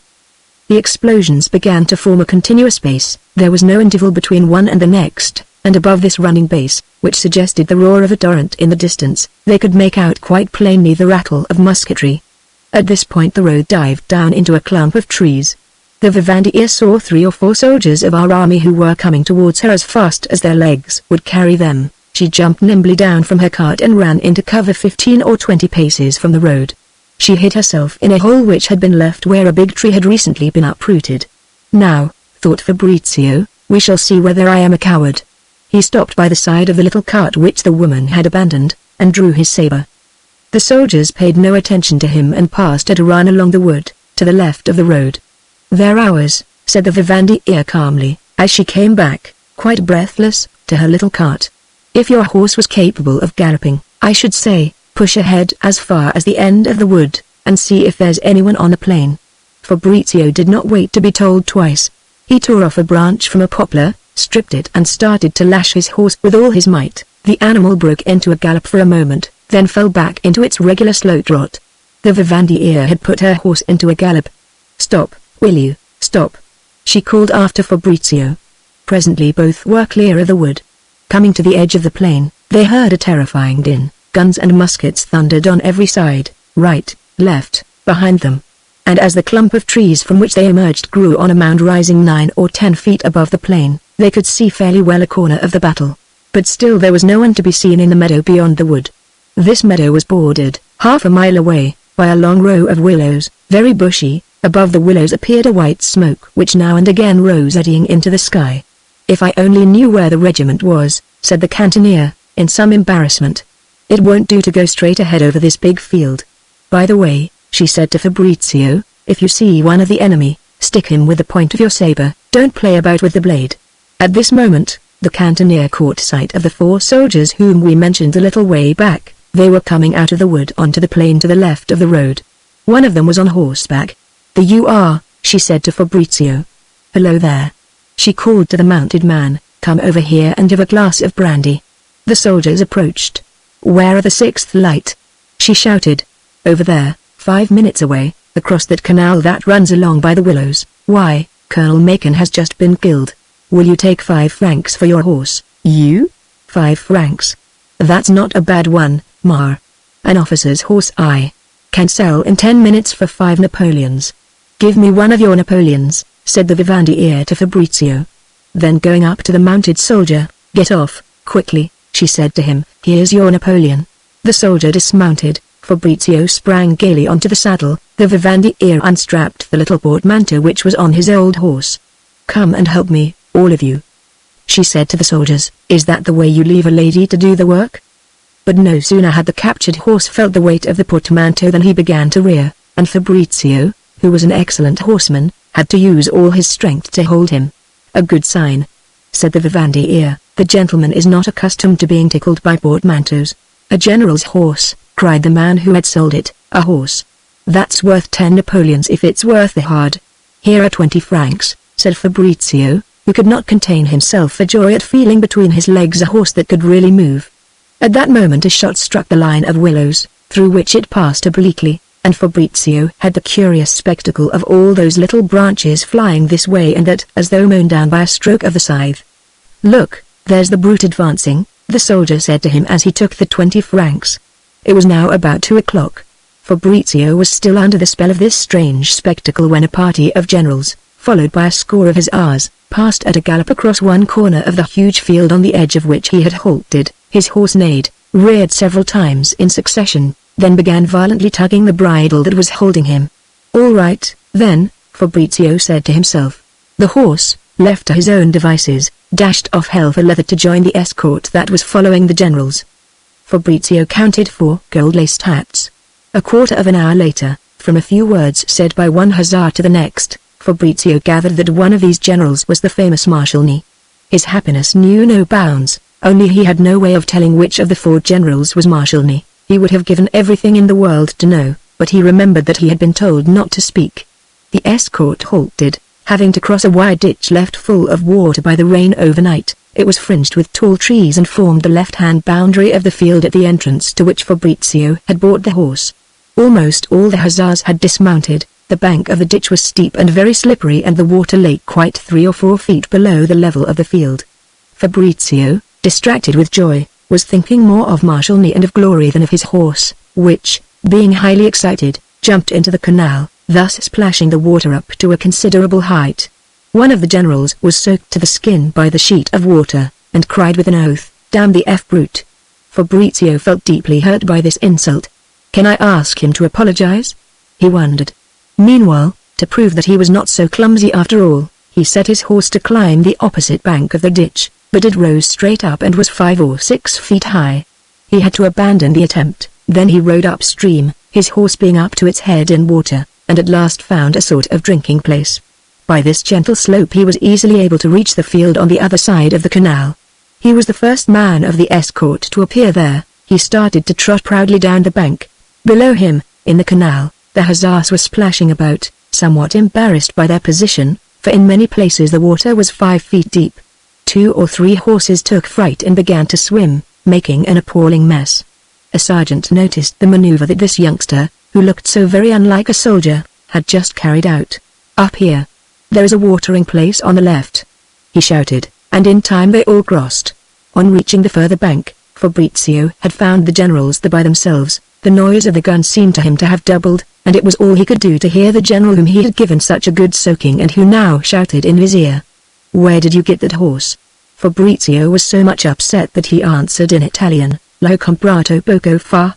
"I bought it just now." "What's that you say?" cried the general.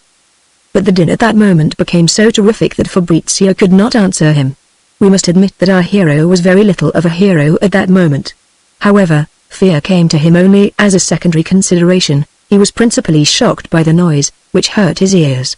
The escort broke into a gallop. They crossed a large patch of tilled land which lay beyond the canal.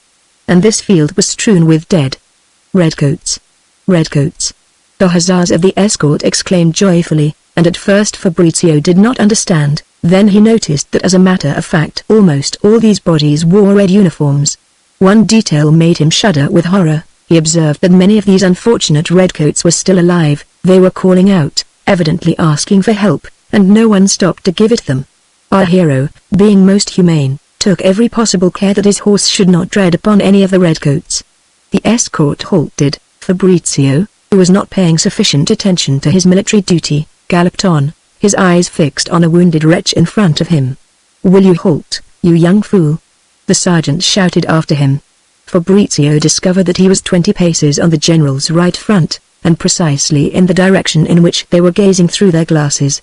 As he came back to take his place behind the other hussars, who had halted a few paces in rear of them, he noticed the biggest of these generals, who was speaking to his neighbor, a general also, in a tone of authority and almost of reprimand. He was swearing.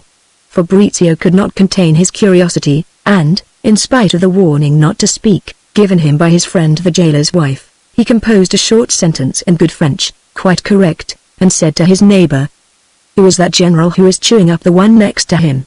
Gad, it's the marshal." "What marshal?" "Marshalney, you fool. I say, where have you been serving?" Fabrizio, although highly susceptible, had no thought of resenting this insult. He was studying, lost in childish admiration, the famous Prince de la Mosca, the bravest of the brave. Suddenly they all moved off at full gallop. A few minutes later Fabrizio saw, 20 paces ahead of him, a ploughed field the surface of which was moving in a singular fashion. The furrows were full of water and the soil, very damp, which formed the ridges between these furrows kept flying off in little black lumps 3 or 4 feet into the air. Fabrizio noticed as he passed this curious effect, then his thoughts turned to dreaming of the marshal and his glory. He heard a sharp cry close to him, 2 hussars fell struck by shot, and, when he looked back at them, they were already 20 paces behind the escort. What seemed to him horrible was a horse streaming with blood that was struggling on the ploughed land, its hooves caught in its own entrails. It was trying to follow the others, its blood ran down into the mire. "Ah! So I am under fire at last," he said to himself. "I have seen shots fired," he repeated with a sense of satisfaction. "Now I am a real soldier." At that moment, the escort began to go hell for leather, and our hero realized that it was shot from the guns that was making the earth fly up all round him. He looked vainly in the direction from which the bulls were coming. He saw the white smoke of the battery at an enormous distance, and, in the thick of the steady and continuous rumble produced by the artillery fire, he seemed to hear shots discharged much closer at hand. He could not understand in the least what was happening. At that moment, the generals and their escort dropped into a little road filled with water which ran 5 feet below the level of the fields. The marshal halted and looked again through his glasses. Fabrizio, this time, could examine him at his leisure. He found him to be very fair, with a big red face. "We don't have any faces like that in Italy," he said to himself. "With my pale cheeks and chestnut hair, I shall never look like that," he added despondently. To him these words implied, "I shall never be a hero." He looked at the hussars, with a solitary exception, all of them had yellow moustaches. If Fabrizio was studying the hussars of the escort, they were all studying him as well. Their stare made him blush, and, to get rid of his embarrassment, he turned his head towards the enemy. They consisted of widely extended lines of men in red, but, what greatly surprised him, these men seemed to be quite minute. Their long files, which were regiments or divisions, appeared no taller than hedges. A line of red cavalry were trotting in the direction of the sunken road along which the marshal and his escort had begun to move at a walk, splashing through the mud. The smoke made it impossible to distinguish anything in the direction in which they were advancing. Now and then one saw men moving at a gallop against this background of white smoke. Suddenly, from the direction of the enemy, Fabrizio saw 4 men approaching hell for leather. "Ah! We are attacked," he said to himself. Then he saw 2 of these men speak to the marshal. One of the generals on the latter's staff set off at a gallop towards the enemy, followed by 2 hussars of the escort and by the 4 men who had just come up. After a little canal which they all crossed, Fabrizio found himself riding beside a sergeant who seemed a good-natured fellow. I must speak to this one, he said to himself, then perhaps they'll stop staring at me. He thought for a long time. Sir, this is the first time that I have been present at a battle, he said at length to the sergeant. But is this a real battle? Something like. But who are you? I'm the brother of the captain's wife. And what is he called, your captain? Our hero was terribly embarrassed. He had never anticipated this question. Fortunately, the marshal and his escort broke into a gallop. What French name shall I say? He wondered. At last he remembered the name of the innkeeper with whom he had lodged in Paris. He brought his horse up to the sergeant's, and shouted to him at the top of his voice. Captain Munier. The other, not hearing properly in the roar of the guns, replied, Oh, Captain Tullier? Well, he's been killed. Splendid, thought Fabrizio. Captain Tullier, I must look sad. Good God! He cried, and assumed a piteous mien. They had left the sunken road and were crossing a small meadow. They were going hell for leather. Shots were coming over again. The marshal headed for a division of cavalry. The escort found themselves surrounded by dead and wounded men, but this sight had already ceased to make any impression on our hero. He had other things to think of. While the escort was halted, he caught sight of the little cart of a cannoneer, and his affection for this honorable corps, sweeping aside every other consideration, set off at a gallop to join her. Stay where you are, curse you, the sergeant shouted after him. What can he do to me here? Thought Fabrizio, and he continued to gallop towards the cannoneer. When he put spurs to his horse, he had had some hope that it might be his good cannoneer of the morning. The horse and the little cart bore a strong resemblance, but their owner was quite different, and our hero thought her appearance most forbidding. As he came up to her, Fabrizio heard her say, and he was such a fine-looking man, too. A very ugly sight awaited the new recruit. They were sawing off a cuirassier's leg at the thigh, a handsome young fellow of 5 feet 10. Fabrizio shut his eyes and drank 4 glasses of brandy straight off. How you do go for it, you boozer! Cried the cannoneer. The brandy gave him an idea. I must buy the goodwill of my comrades, the hussars of the escort. Give me the rest of the bottle, he said to the vivandière. What do you mean, was her answer, what's left the costs 10 francs, on a day like this? As he rejoined the escort at a gallop. Ah! You're bringing us a drop of drink, cried the sergeant. That was why you deserted, was it? Hand it over. The bottle went round. The last man to take it flung it in the air after drinking. Thank you, chum. He cried to Fabrizio. All eyes were fastened on him kindly. This friendly gaze lifted 100 weight from Fabrizio's heart. It was one of those hearts of too delicate tissue which require the friendship of those around it. So at last he had ceased to be looked at askance by his comrades. There was a bond between them. Fabrizio breathed a deep sigh of relief, then in a bold voice said to the sergeant. And if Captain Tullier has been killed, where shall I find my sister? He fancied himself a little Machiavelli to be saying Tullier so naturally instead of Munier. That's what you'll find out tonight, was the sergeant's reply. The escort moved on again and made for some divisions of infantry. Fabrizio felt quite drunk. He had taken too much brandy. He was rolling slightly in his saddle.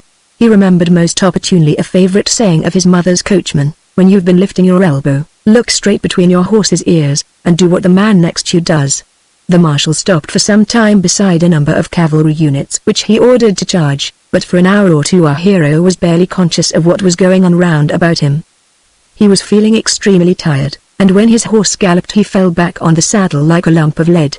Suddenly the sergeant called out to his men, Don't you see the emperor, curse you? Whereupon the escort shouted, Vive l'empereur! At the top of their voices. It may be imagined that our hero stared till his eyes started out of his head, but all he saw was some generals galloping, also followed by an escort. The long floating plumes of horsehair which the dragoons of the bodyguard wore on their helmets prevented him from distinguishing their faces. So I have missed seeing the emperor on the field of battle, all because of those cursed glasses of brandy. This reflection brought him back to his senses. They went down into a road filled with water. The horses wished to drink. So that was the emperor who went past then? He asked the man next to him. Why, surely, the one with no braid on his coat. How is it you didn't see him? His comrade answered kindly. Fabrizio felt a strong desire to gallop after the emperor's escort and embody himself in it. What joy to go really to war in the train of that hero. It was for that he had come to France. I am quite at liberty to do it, he said to himself, for after all I have no other reason for being where I am but the will of my horse, which started galloping after these generals. What made Fabrizio decide to stay where he was that the hussars, his new comrades, seemed so friendly towards him.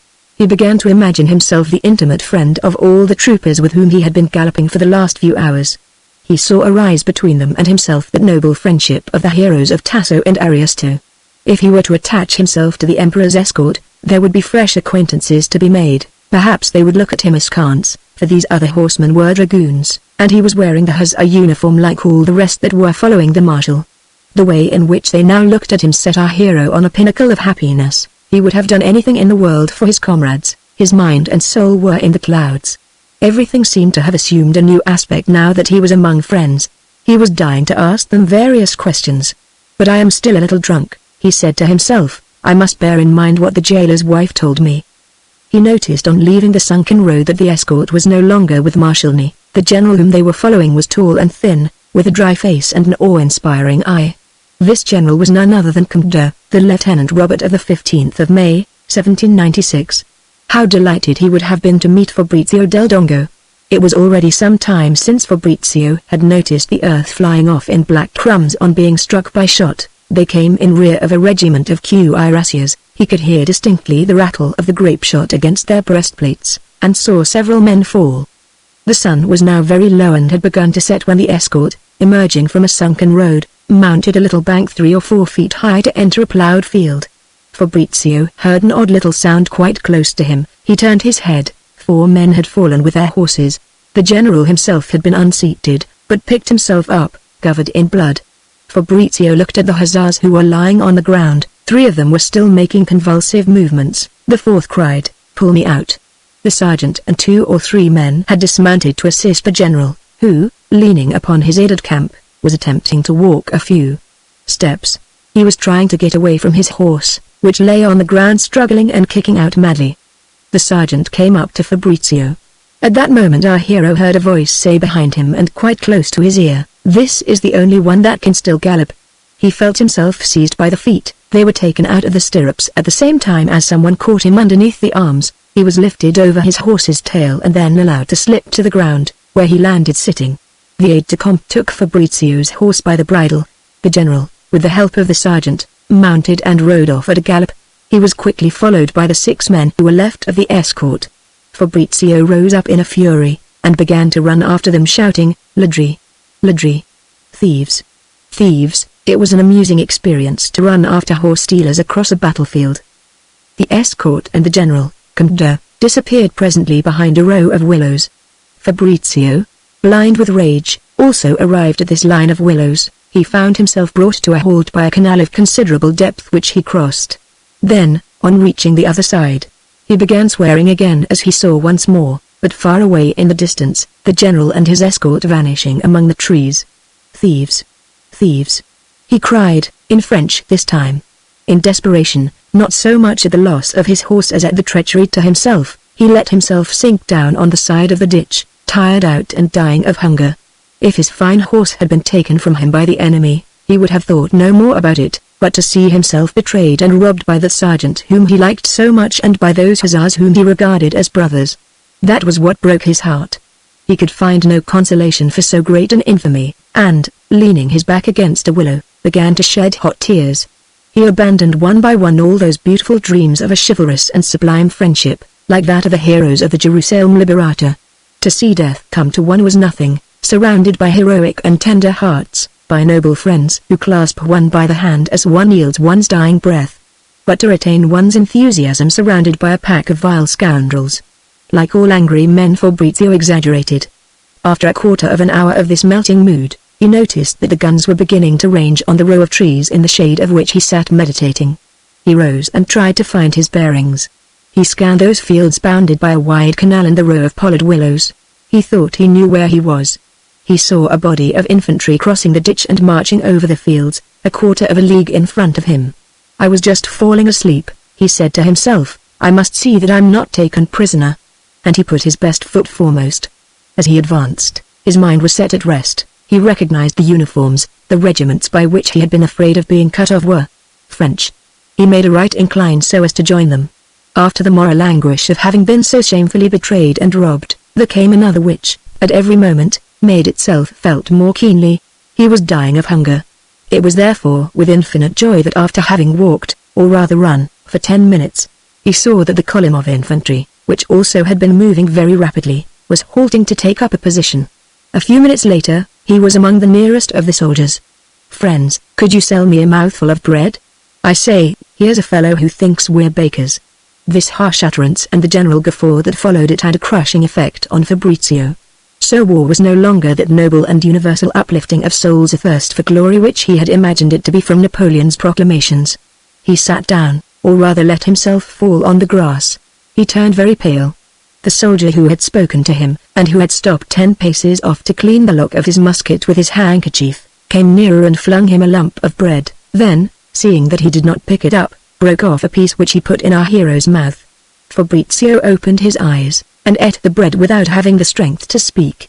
When at length he looked round for the soldier to pay him, he found himself alone. The men nearest to him were 100 yards off and were marching. Mechanically he rose and followed them. He entered a wood. He was dropping with exhaustion, and already had begun to look round for a comfortable resting place, but what was his delight on recognizing first of all the horse, then the cart, and finally the cannoneer of that morning. She ran to him and was frightened by his appearance. "Still going, my boy?" she said to him. "You're wounded then? And where's your fine horse?" So saying she led him towards the cart, upon which she made him climb, supporting him under the arms. No sooner was he in the cart than our hero, utterly worn out, fell fast asleep. Chapter 4. Nothing could awaken him, neither the muskets fired close to the cart nor the trot of the horse which the cannoneer was flogging with all her might. The regiment, attacked unexpectedly by swarms of Prussian cavalry, after imagining all day that they were winning the battle, was beating a retreat or rather fleeing in the direction of France.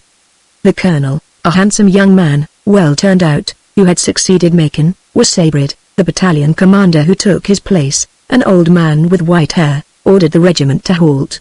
"Damn you," he cried to his men, "in the days of the Republic we waited till we were forced by the enemy before running away. Defend every inch of ground, and get yourselves killed." He shouted, and swore at them. "It is the soil of the fatherland that these Prussians want to invade now." The little cart halted. Fabrizio awoke with a start. The sun had set some time back. He was quite astonished to see that it was almost night. The troops were running in all directions in a confusion which greatly surprised our hero. They looked shamefaced. He thought, "What is happening?" He asked the cannoneer. "Nothing at all. Only that we're in the soup, my boy. It's the Prussian cavalry mowing us down, that's all." The idiot of a general thought at first they were our men. "Come, quick, help me to mend Cocotte's trace, it's broken." Several shots were fired 10 yards off. Our hero, cool and composed, said to himself, "But really, I haven't fought at all, the whole day. I have only escorted a general. I must go and fight," he said to the cannoneer. "Keep calm, you shall fight, and more than you want. We're done for. Aubrey, my lad," she called out to a passing corporal, "keep an eye on the little cart now and then. Are you going to fight?" Fabrizio asked Aubrey. "Oh, no, I'm putting my pumps on to go to a dance. I shall follow you. I tell you, he's all right, the little hussar," cried the cannoneer. "The young gentleman has a stout heart." Corporal Aubrey marched on without saying a word. 8 or 9 soldiers ran up and joined him. He led them behind a big oak surrounded by brambles. On reaching it he posted them along the edge of the wood, still without uttering a word, on a widely extended front, each man being at least 10 paces from the next. "Now then, you men," said the corporal, opening his mouth for the first time, "don't fire till I give the order. Remember you've only got 3 rounds each." "Why, what is happening?" Fabrizio wondered. At length, when he found himself alone with the corporal, he said to him, "I have no musket." "Will you hold your tongue? Go forward there, 50 paces in front of the wood you'll find one of the poor fellows of the regiment who've been sabred. You will take his cartridge pouch and his musket. Don't strip a wounded man, though, take the pouch and musket from one who's properly dead, and hurry up or you'll be shot in the back by our fellows." Fabrizio set off at a run and returned the next minute with a musket and a pouch. "Load your musket and stake yourself behind this tree, and whatever you do don't fire till you get the order from me." "Great God in heaven!" The corporal broke off. "He doesn't even know how to load." He helped Fabrizio to do this while going on with his instructions. "If one of the enemy's cavalry gallops at you to cut you down, dodge round your tree and don't fire till he's within 3 paces, wait till your bayonet's practically touching his uniform. Throw that great saber away, cried the corporal. "Good God, do you want it to trip you up? Fine sort of soldiers they're sending us these days." As he spoke he himself took hold of the saber which he flung angrily away. "You there, wipe the flint of your musket with your handkerchief. Have you never fired a musket? I'm a hunter. Thank God for that," went on the corporal with a loud sigh. "Whatever you do, don't fire till I give the order." And he moved away. Fabrizio was supremely happy. "Now I'm going to do some real fighting," he said to himself, "and kill one of the enemy. This morning they were sending cannonballs over, and I did nothing but expose myself and risk getting killed. That's a fool's game." He gazed all round him with extreme curiosity. Presently he heard 7 or 8 shots fired quite close at hand. But receiving no order to fire he stood quietly behind his tree. It was almost night. He felt he was in a lookout, bear shooting, on the mountain of Tramsina, above Grianta. A hunter's idea came to him. He took a cartridge from his pouch and removed the ball. "If I see him," he said, "it won't do to miss him," and he slipped this second ball into the barrel of his musket. He heard shots fired close to his tree. At the same moment he saw a horseman in blue pass in front of him at a gallop, going from right to left. "It is more than 3 paces," he said to himself, "but at that range I am certain of my mark." He kept the trooper carefully sighted with his musket and finally pressed the trigger. The trooper fell with his horse. Our hero imagined he was stalking game. He ran joyfully out to collect his bag.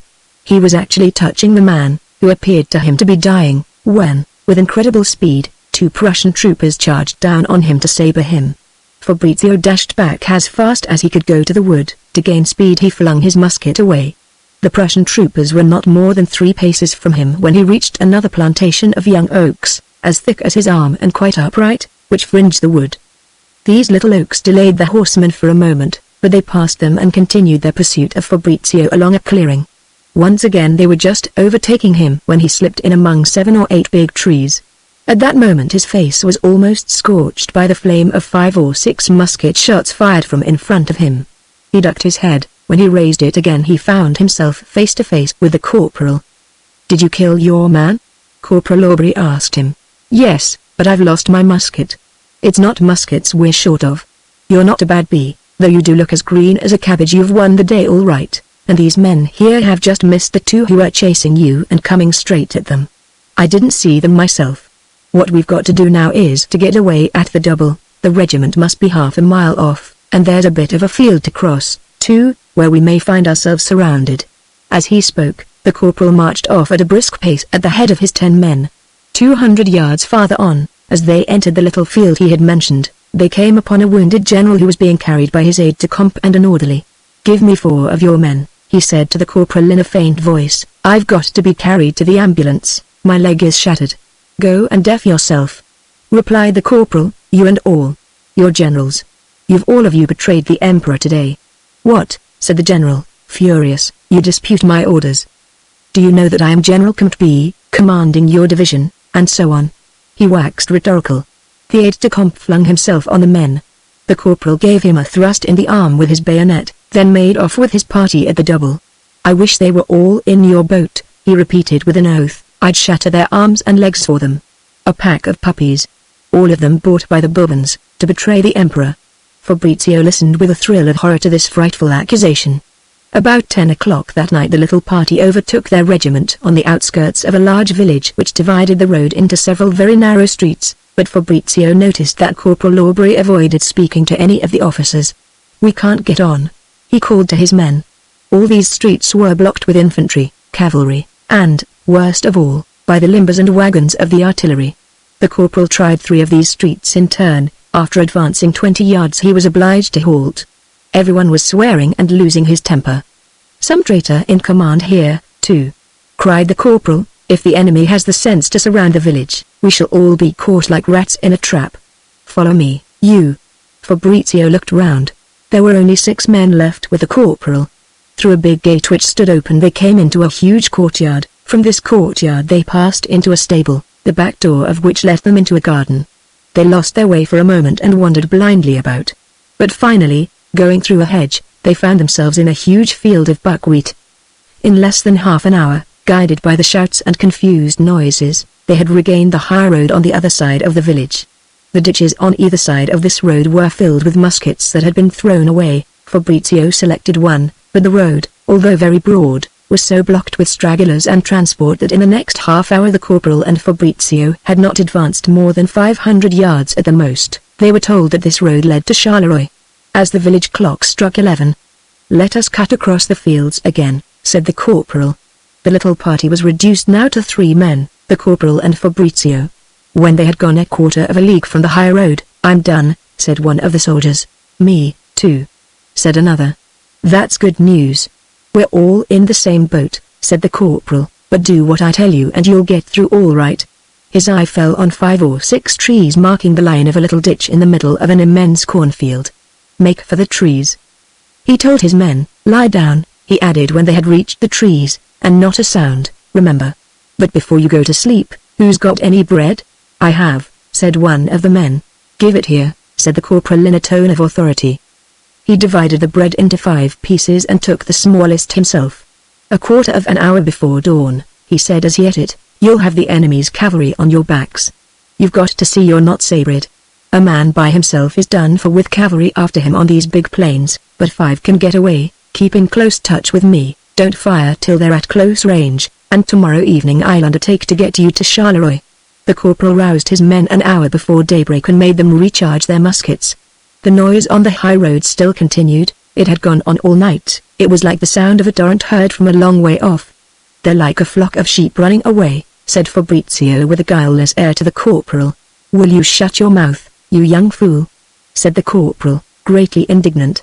And the 3 soldiers who with Fabrizio composed his whole force scowled angrily at our hero as though he had uttered blasphemy. He had insulted the nation. That is where their strength lies, thought our hero. I noticed it before with the viceroy at Milan. They are not running away. Oh, no. With these Frenchmen you must never speak the truth if it shocks their vanity. But as for their savage scowls, they don't trouble me, and I must let them understand as much. They kept on their way, always at an interval of 500 yards from the torrent of fugitives that covered the high road. A league farther on, the corporal and his party crossed a road running into the high road in which a number of soldiers were lying. Fabrizio purchased a fairly good horse which cost him 40 francs, and among all the sabres that had been thrown down everywhere made a careful choice of one that was long and straight. "Since I'm told I've got to stick them," he thought, "this is the best." Thus equipped, he put his horse into a gallop and soon overtook the corporal who had gone on ahead. He sat up in his stirrups, took hold with his left hand of the scabbard of his straight sabre, and said to the 4 Frenchmen, "Those people going along the high road look like a flock of sheep. They are running like frightened sheep." In spite of his dwelling upon the word sheep, his companions had completely forgotten that it had annoyed them an hour earlier. Here we see one of the contrasts between the Italian character and the French. The Frenchman is no doubt the happier of the two. He glides lightly over the events of life and bears no malice afterwards. We shall not attempt to conceal the fact that Fabrizio was highly pleased with himself after using the word sheep. They marched on, talking about nothing in particular. After covering 2 leagues more, the corporal, still greatly astonished to see no sign of the enemy's cavalry, said to Fabrizio, "You are our cavalry. Gallop over to that farm on the little hill, ask the farmer if he will sell us breakfast. Mind you tell him there are only 5 of us. If he hesitates, put down 5 francs of your money in advance, but don't be frightened, we'll take the dollar back from him after we've eaten." Fabrizio looked at the corporal. He saw in his face an imperturbable gravity and really an air of moral superiority. He obeyed. Everything fell out as the commander-in-chief had anticipated, only, Fabrizio insisted on their not taking back by force the 5 francs he had given to the farmer. "The money is mine," he said to his friends. "I'm not paying for you, I'm paying for the oats he's given my horse." Fabrizio's French accent was so bad that his companions thought they detected in his words a note of superiority. They were keenly annoyed, and from that moment a duel began to take shape in their minds for the end of the day. They found him very different from themselves, which shocked them. Fabrizio, on the contrary, was beginning to feel a warm friendship towards them. They had marched without saying a word for a couple of hours when the corporal, looking across at the high road, exclaimed in a transport of joy, "There's the regiment." They were soon on the road, but, alas, round the Eagle were mustered not more than 200 men. Fabrizio's eye soon caught sight of the Vivandière. She was going on foot, her eyes were red and every now and again she burst into tears. Fabrizio looked in vain for the little cart and cocotte. "Stripped, ruined, robbed," cried the Vivandière, in answer to our hero's inquiring glance. He, without a word, got down from his horse, took hold of the bridle and said to the vivandière, "Mount." She did not have to be told twice. "Shorten the stirrups for me," was her only remark. As soon as she was comfortably in the saddle she began to tell Fabrizio all the disasters of the night. After a narrative of endless length but eagerly drunk in by our hero who, to tell the truth, understood nothing at all of what she said but had a tender feeling for the vivandière, she went on. "And to think that they were Frenchmen who robbed me, beat me, destroyed me." "What? It wasn't the enemy?" said Fabrizio with an air of innocence which made his grave, pale face look charming. "What a fool you are, you poor boy," said the vivandière, smiling through her tears, "but you're very nice, for all that. And such as he is, he brought down his Prussian properly," said Corporal Aubrey, who, in the general confusion round them, happened to be on the other side of the horse on which the cannoneer was sitting. "But he's proud," the corporal went on. Fabrizio made an impulsive movement. "And what's your name?" asked the corporal, "for if there's a report going in I should like to mention you." "I'm called Vassi," replied Fabrizio, with a curious expression on his face. "Bullet, I mean," he added, quickly correcting himself. Bullet was the name of the late possessor of the marching orders which the jailer's wife at B had given him. On his way from B he had studied them carefully, for he was beginning to think a little and was no longer so easily surprised. In addition to the marching orders of Trooper Bullet, he had stowed away in a safe place the precious Italian passport according to which he was entitled to the noble appellation of Vassi, dealer in barometers. When the corporal had charged him with being proud, it had been on the tip of his tongue to retort, "I proud? I, Fabrizio Volterra, Marchesino del Dongo, who consent to go by the name of a Vassi, dealer in barometers." While he was making these reflections and saying to himself, "I must not forget that I am called Bullet, or look out for the prison fate threatens me with," the corporal and the cannoneer had been exchanging a few words with regard to him. "Don't say I'm inquisitive," said the cannoneer, ceasing to address him in the second person singular, "it's for your good I ask you these questions. Who are you, now, really?" Fabrizio did not reply at first. He was considering that never again would he find more devoted friends to ask for advice, and he was in urgent need of advice from someone. "We are coming into a fortified place. The governor will want to know who I am, and where prison if I let him see by my answers that I know nobody in the 4th Hussar Regiment, whose uniform I am wearing." In his capacity as an Austrian subject, Fabrizio knew all about the importance to be attached to a passport. Various members of his family, although noble and devout, although supporters of the winning side, had been in trouble a score of times over their passports. He was therefore not in the least put out by the question which the cannoneer had addressed to him. But as, before answering, he had to think of the French words which would express his meaning most clearly, the cannoneer, pricked by a keen curiosity, added, to induce him to speak, "Corporal Aubrey and I are going to give you some good advice." "I have no doubt you are," replied Fabrizio. "My name is Vassi and I come from Genoa. My sister, who is famous for her beauty, is married to a captain. As I am only 17, she made me come to her to let me see something of France, and form my character a little. Not finding her in Paris, and knowing that she was with this army, I came on here. I've searched for her everywhere and haven't found her. The soldiers, who were puzzled by my accent, had me arrested. I had money then, I gave some to the gendarme, who let me have some marching orders and a uniform, and said to me, 'Get away with you, and swear you'll never mention my name.'" "What was he called?" asked the cannoneer. "I've given my word," said Fabrizio. "He's right," put in the corporal, "the gendarme is a sweep, but our friend ought not to give his name." "And what is the other one called?" "This captain, your sister's husband. If we knew his name, we could try to find him." "Tullia, captain in the 4th Hussars," replied our hero. "And, so," said the corporal, with a certain subtlety, "from your foreign accent the soldiers took you for a spy?" "That's the abominable word," cried Fabrizio, his eyes blazing. "I who love the emperor so and the French people. And it was that insult that annoyed me more than anything." "There's no insult about it, that's where you're wrong. The soldier's mistake was quite natural," replied Corporal Aubrey gravely. And he went on to explain in the most pedantic manner that in the army one must belong to some corps and wear a uniform, failing which it was quite simple that people should take one for a spy. "The enemy sends us any number of them, everybody's a traitor in this war." The scales fell from Fabrizio's eyes. He realized for the first time that he had been in the wrong in everything that had happened to him during the last 2 months. "But make the boy tell us the whole story," said the cannoneer, her curiosity more and more excited. Fabrizio obeyed. when he had finished. "It comes to this," said the cannoneer, speaking in a serious tone to the corporal. "This child is not a soldier at all. We're going to have a bloody war now that we've been beaten and betrayed. Why should he go and get his bones broken free, gratis and for nothing? Especially," put in the corporal, "as he doesn't even know how to load his musket, neither by numbers, nor in his own time. It was I put in the shot that brought down the Prussian. Besides, he lets everyone see the color of his money," added the cannoneer. "He will be robbed of all he has as soon as he hasn't got us to look after him. The first cavalry non-com he comes across," said the corporal, "will take it from him to pay for his drink, and perhaps they'll enlist him for the enemy. They're all traitors. The first man he meets will order him to follow, and he'll follow him. He would do better to join our regiment." "No, please, if you don't mind, Corporal," Fabrizio exclaimed with animation. "I am more comfortable on a horse. And, besides, I don't know how to load a musket, and you have seen that I can manage a horse." Fabrizio was extremely proud of this little speech. We need not report the long discussion that followed between the corporal and the cannoneer as to his future destiny. Fabrizio noticed that in discussing him these people repeated 3 or 4 times all the circumstances of his story, the soldier's suspicions, the gendarme selling him marching orders and a uniform, the accident by which, the day before, he had found himself forming part of the marshal's escort, the glimpse of the emperor as he galloped past, the horse that had been scoffed from him, and so on indefinitely.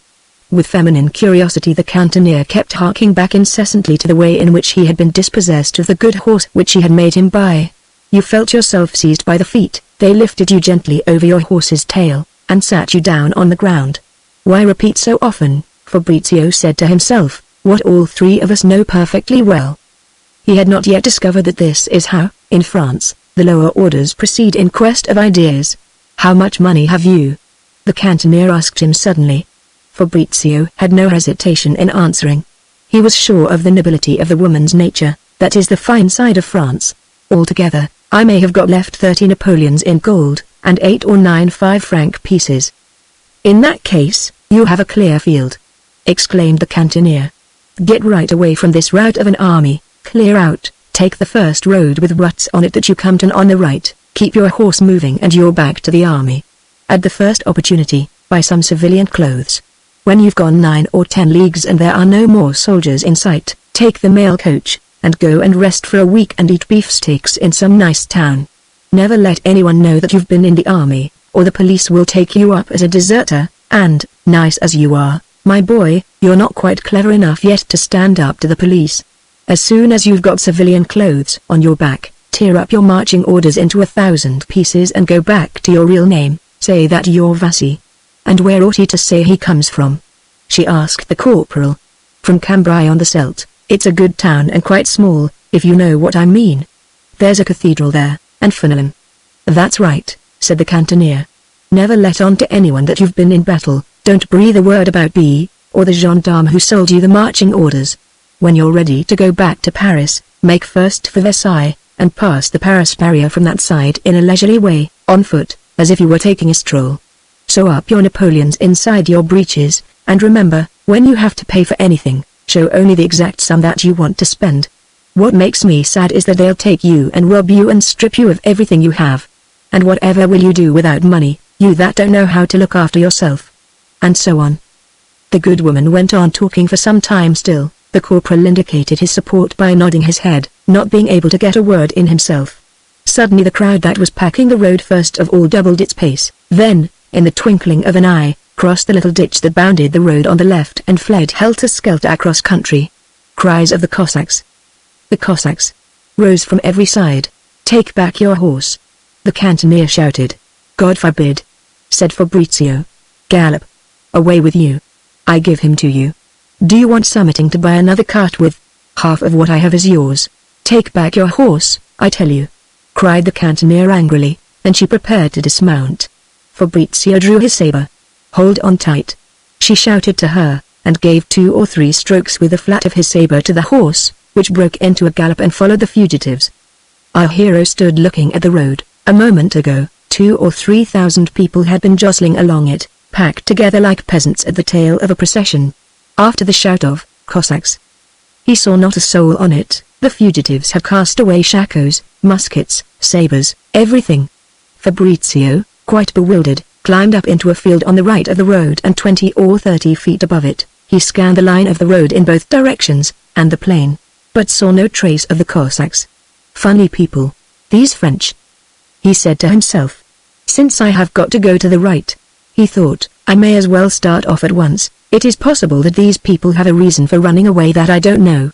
He picked up a musket, saw that it was charged, shook up the powder in the priming, cleaned the flint, then chose a cartridge pouch that was well filled and looked round him again in all directions. He was absolutely alone in the middle of this plain which just now had been so crowded with people.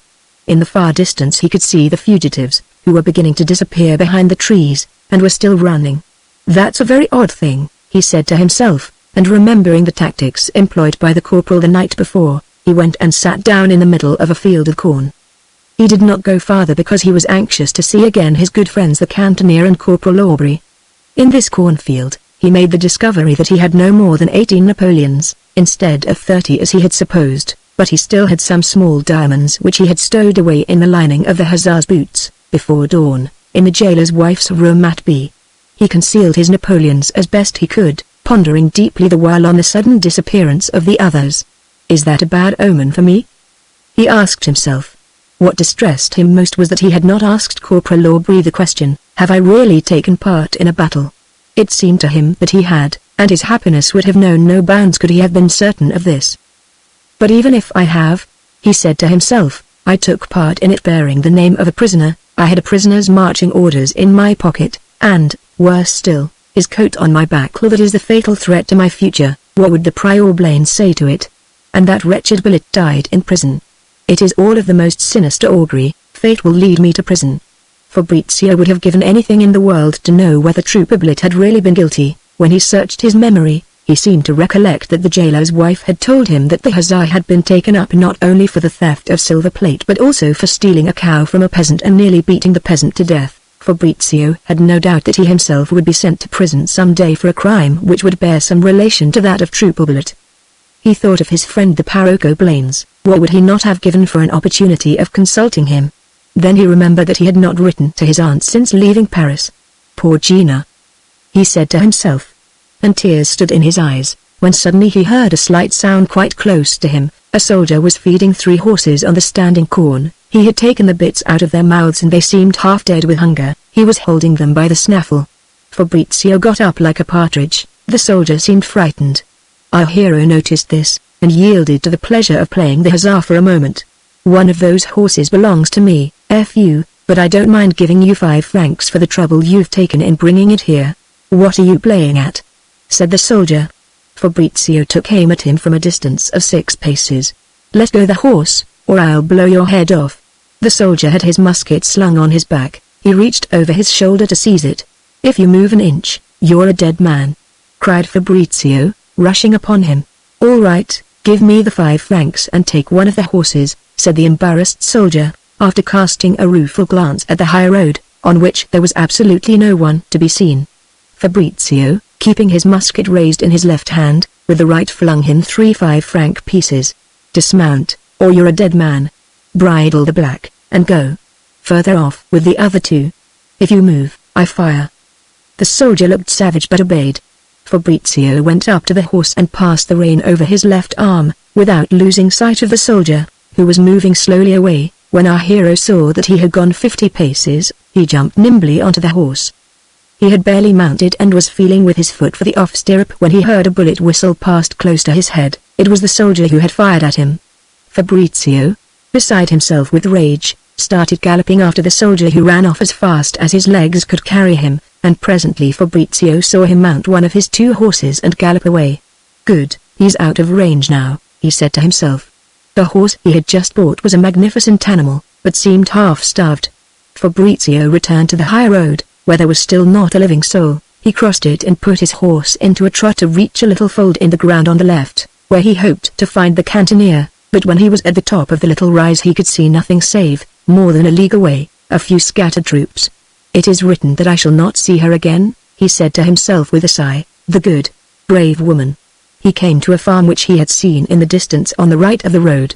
Without dismounting, and after paying for it in advance, he made the farmer produce some oats for his poor horse, which was so famished that it began to gnaw the manger.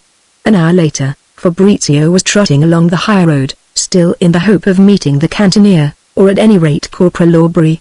Moving all the time and keeping a lookout all round him, he came to a marshy river crossed by a fairly narrow wooden bridge. Between him and the bridge, on the right of the road, was a solitary house bearing the sign of the White Horse. There I shall get some dinner, thought Fabrizio. A cavalry officer with his arm in a sling was guarding the approach to the bridge. He was on horseback and looked very melancholy. 10 paces away from him, 3 dismounted troopers were filling their pipes. There are some people, Fabrizio said to himself, who look to me very much as though they would like to buy my horse for even less than he cost me. The wounded officer and the 3 men on foot watched him approach and seemed to be waiting for him. It would be better not to cross by this bridge, but to follow the river bank to the right. That was the way the cannoneer advised me to take to get clear of difficulties. Yes, thought our hero, but if I take to my heels now, tomorrow I shall be thoroughly ashamed of myself. Besides, my horse has good legs. The officer's is probably tired. If he tries to make me dismount I shall gallop. Reasoning thus with himself, Fabrizio pulled up his horse and moved forward at the slowest possible pace. Advance, you, Khazar. The officer called to him with an air of authority. Fabrizio went on a few paces and then halted. Do you want to take my horse? He shouted. Not in the least, advance. Fabrizio examined the officer. He had a white moustache, and looked the best fellow in the world. The handkerchief that held up his left arm was drenched with blood, and his right hand also was bound up in a piece of blood-stained linen. It is the men on foot who are going to snatch my bridle, thought Fabrizio, but, on looking at them from nearer, he saw that they too were wounded. On your honor as a soldier, said the officer, who wore the epaulets of a colonel, stay here on picket, and tell all the dragoons, chasseurs and hussars that you see that Colonel Le Baron is in the inn over there, and that I order them to come and report to me.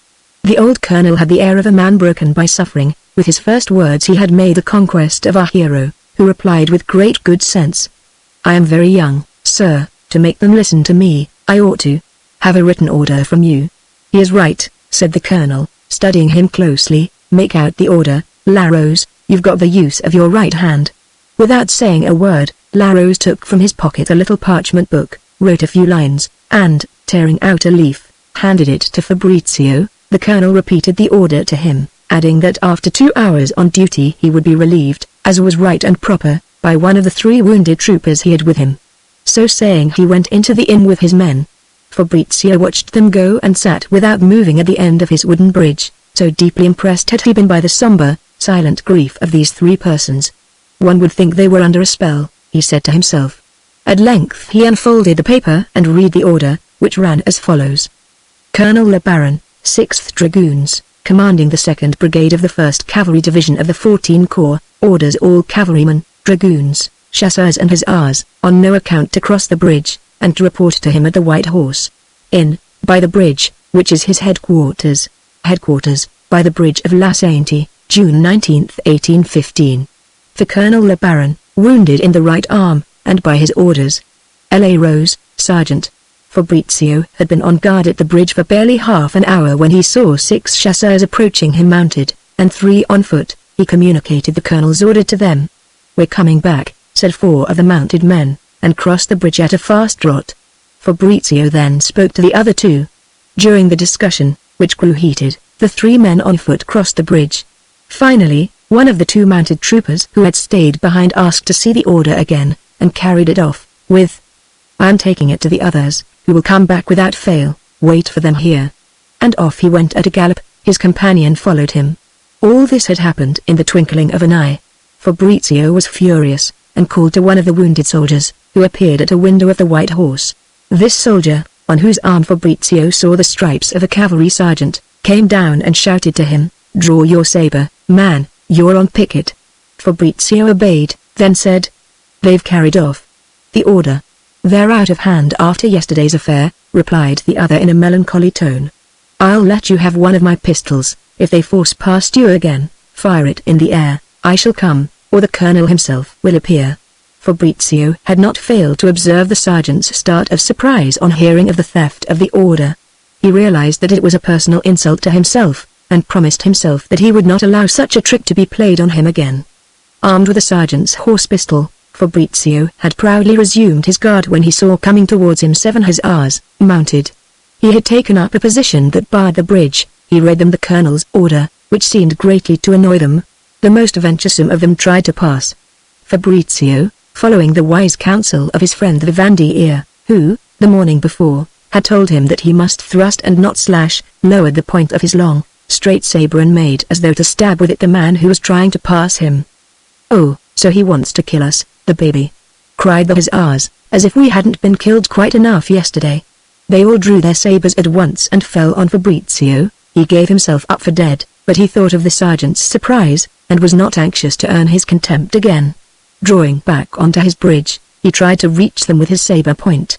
He looked so absurd when he tried to wield this huge, straight heavy dragoon saber, a great deal too heavy for him, that the hussars soon saw with what sort of soldier they had to deal. They then endeavored not to wound him but to slash his clothing.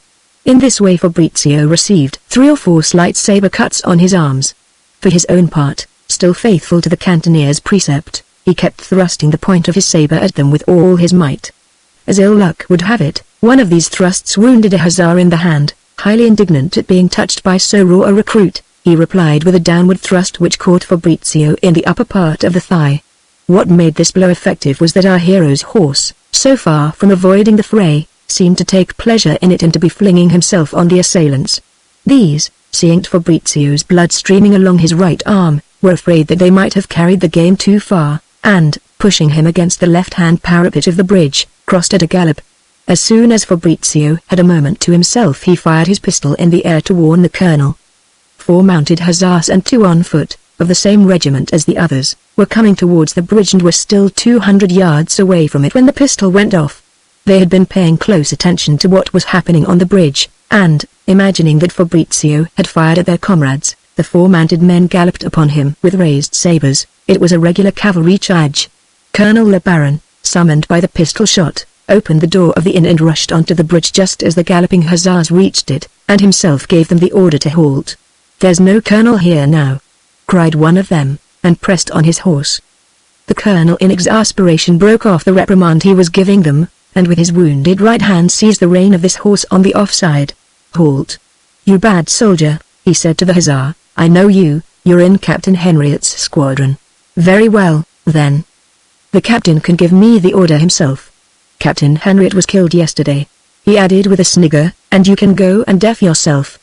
So saying, he tried to force a passage, and pushed the old colonel, who fell in a sitting position on the roadway of the bridge. Fabrizio, who was a couple of yards further along upon the bridge, but facing the inn, pressed his horse, and, while the breastpiece of the assailant's harness threw down the old colonel, who never let go the off-rein, Fabrizio, indignant, bore down upon the hussar with a driving thrust. Fortunately the hussar's horse, feeling itself pulled towards the ground by the rein which the colonel still held, made a movement sideways, with the result that the long blade of Fabrizio's heavy cavalry saber slid along the hussar's jacket, and the whole length of it passed beneath his eyes. Furious, the hussar turned round and, using all his strength, dealt Fabrizio a blow which cut his sleeve and went deep into his arm. Our hero fell. One of the dismounted hussars, seeing the 2 defenders of the bridge on the ground, seized the opportunity, jumped onto Fabrizio's horse and tried to make off with it by starting at a gallop across the bridge. The sergeant, as he hurried from the inn, had seen his colonel fall, and supposed him to be seriously wounded. He ran after Fabrizio's horse and plunged the point of his saber into the thief's entrails. He fell. The hussars, seeing no one now on the bridge but the sergeant, who was on foot, crossed at a gallop and rapidly disappeared. The one on foot bolted into the fields. The sergeant came up to the wounded men. Fabrizio was already on his feet. He was not in great pain, but was bleeding profusely. The colonel got up more slowly. He was quite stunned by his fall, but had received no injury. "I feel nothing," he said to the sergeant, "except the old wound in my hand." The hussar whom the sergeant had wounded was dying. "The devil take him!" exclaimed the colonel. "But," he said to the sergeant and the 2 troopers who came running out, "look after this young man whose life I have risked, most improperly. I shall stay on the bridge myself and try to stop these madmen. Take the young man to the inn and tie up his arm. Use one of my shirts." Chapter 5. The whole of this adventure had not lasted a minute. Fabrizio's wounds were nothing. They tied up his arm with bandages torn from the colonel's shirt. They wanted to make up a bed for him upstairs in the inn. "But while I am tucked up here on the first floor," said Fabrizio to the sergeant, "my horse, who is down in the stable, will get bored with being left alone and will go off with another master. Not bad for a conscript," said the sergeant. And they deposited Fabrizio on a litter of clean straw in the same stall as his horse. Then, as he was feeling very weak, the sergeant brought him a bowl of mulled wine and talked to him for a little. Several compliments included in this conversation carried our hero to the seventh heaven. Fabrizio did not wake until dawn on the following day. The horses were neighing continuously and making a frightful din. The stable was filled with smoke. At first Fabrizio could make nothing of all this noise, and did not even know where he was. Finally, half stifled by the smoke, it occurred to him that the house was on fire. In the twinkling of an eye he was out of the stable and in the saddle. He raised his head. Smoke was belching violently from the two windows over the stable, and the roof was covered by a black smoke which rose curling into the air. 100 fugitives had arrived during the night at the White Horse. They were all shouting and swearing. The 5 or 6 whom Fabrizio could see close at hand seemed to him to be completely drunk. One of them tried to stop him and called out to him, "Where are you taking my horse?" When Fabrizio had gone a quarter of a league, he turned his head. There was no one following him. The building was in flames. Fabrizio caught sight of the bridge. He remembered his wound, and felt his arm compressed by bandages and very hot. And the old colonel, what has become of him? He gave his shirt to tie up my arm. Our hero was this morning the coolest man in the world. The amount of blood he had shed had liberated him from all the romantic element in his character. To the right, he said to himself, and no time to lose. He began quietly following the course of the river which, after passing under the bridge, ran to the right of the road. He remembered the good cantonier's advice. What friendship! He said to himself, what an open nature! After riding for an hour he felt very weak. Oh, am I going to faint? He wondered. If I faint, someone will steal my horse, and my clothes, perhaps, and my money and jewels with them. He had no longer the strength to hold the reins, and was trying to keep his balance in the saddle when a peasant who was digging in a field by the side of the high road noticed his pallor and came up to offer him a glass of beer and some bread. "When I saw you look so pale, I thought you must be one of the wounded from the great battle," the peasant told him. Never did help come more opportunely. As Fabrizio was munching the piece of bread his eyes began to hurt him when he looked straight ahead. When he felt a little better he thanked the man. "And where am I?" he asked. The peasant told him that 3/4 of a league farther on he would come to the township of Zonders, where he would be very well looked after. Fabrizio reached the town, not knowing quite what he was doing and thinking only at every step of not falling off his horse. He saw a big door standing open. He entered. It was the Woolcombe Inn. At once there ran out to him the good lady of the house, an enormous woman. She called for help in a voice that throbbed with pity. 2 girls came and helped Fabrizio to dismount. No sooner had his feet touched the ground than he fainted completely. A surgeon was fetched, who bled him. For the rest of that day and the days that followed Fabrizio scarcely knew what was being done to him. He slept almost without interruption. The saber wound in his thigh threatened to form a serious abscess. When his mind was clear again, he asked them to look after his horse, and kept on repeating that he would pay them well, which shocked the good hostess and her daughters. For a fortnight he was admirably looked after and he was beginning to be himself again when he noticed one evening that his hostesses seemed greatly upset. Presently a German officer came into his room. In answering his questions they used a language which Fabrizio did not understand, but he could see that they were speaking about him. He pretended to be asleep. A little later, when he thought that the officer must have gone, he called his hostesses. "That officer came to put my name on a list, and make me a prisoner, didn't he?" The landlady assented with tears in her eyes. "Very well, there is money in my dolman," he cried, sitting up in bed. "Buy me some civilian clothes and tonight I shall go away on my horse. You have already saved my life once by taking me in just as I was going to drop down dead in the street. Save it again by giving me the means of going back to my mother." At this point the landlady's daughters began to dissolve in tears. They trembled for Fabrizio, and, as they barely understood French, they came to his bedside to question him. They talked with their mother in Flemish, but at every moment pitying eyes were turned on our hero. He thought he could make out that his escape might compromise them seriously, but that they would gladly incur the risk. A Jew in the town supplied a complete outfit, but when he brought it to the inn about 10 o'clock that night, the girls saw, on comparing it with Fabrizio's dolman, that it would require an endless amount of alteration. At once they set to work. There was no time to lose. Fabrizio showed them where several Napoleons were hidden in his uniform. and begged his hostesses to stitch them into the new garments. With these had come a fine pair of new boots. Fabrizio had no hesitation in asking these kind girls to slit open the hussar's boots at the place which he showed them, and they hid the little diamonds in the lining of the new pair. One curious result of his loss of blood and the weakness that followed from it was that Fabrizio had almost completely forgotten his French. He used Italian to address his hostesses, who themselves spoke a Flemish dialect, so that their conversation had to be conducted almost entirely in signs.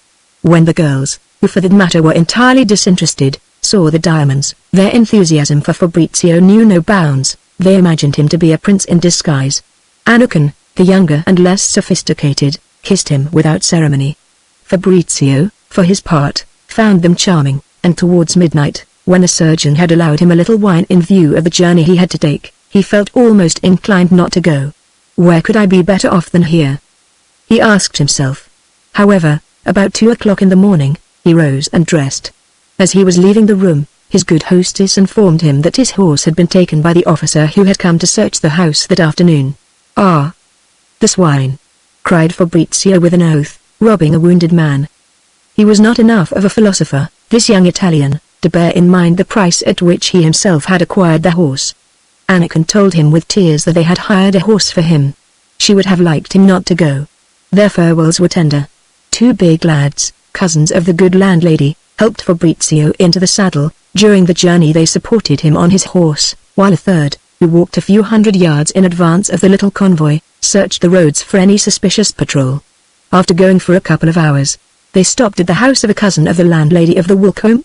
In spite of anything that Fabrizio might say, the young men who accompanied him refused absolutely to leave him. They claimed that they knew better than anyone the hidden paths through the woods.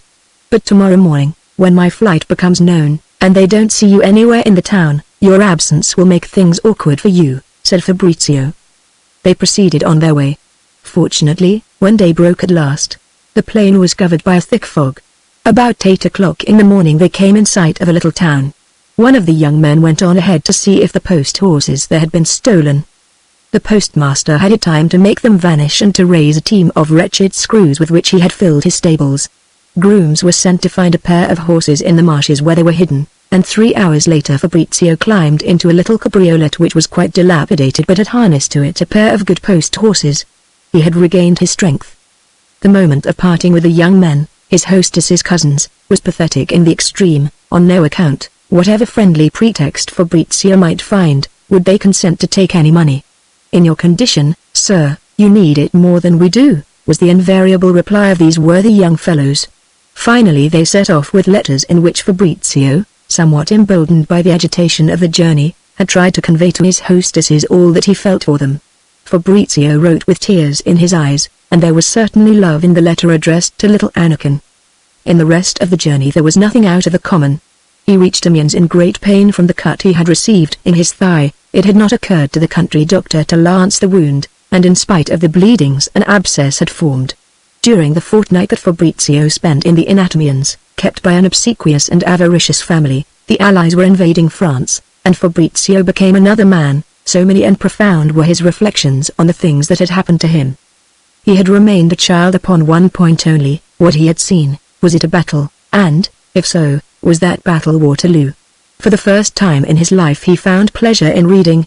He was always hoping to find in the newspapers, or in the published accounts of the battle, some description which would enable him to identify the ground he had covered with Marshal Ney's escort, and afterwards with the other general. During his stay at Amiens he wrote almost every day to his good friends at the Wilcombe. As soon as his wound was healed, he came to Paris. He found at his former hotel a score of letters from his mother and aunt, who implored him to return home as soon as possible. The last letter from Contessa Pietranera had a certain enigmatic tone which made him extremely uneasy. This letter destroyed all his tender fancies. His was a character to which a single word was enough to make him readily anticipate the greatest misfortunes. His imagination then stepped in and depicted these misfortunes to him with the most horrible details. "Take care never to sign the letters you write to tell us what you are doing," the Contessa warned him. "On your return you must on no account come straight to the Lake of Como. Stop at Lugano, on Swiss soil."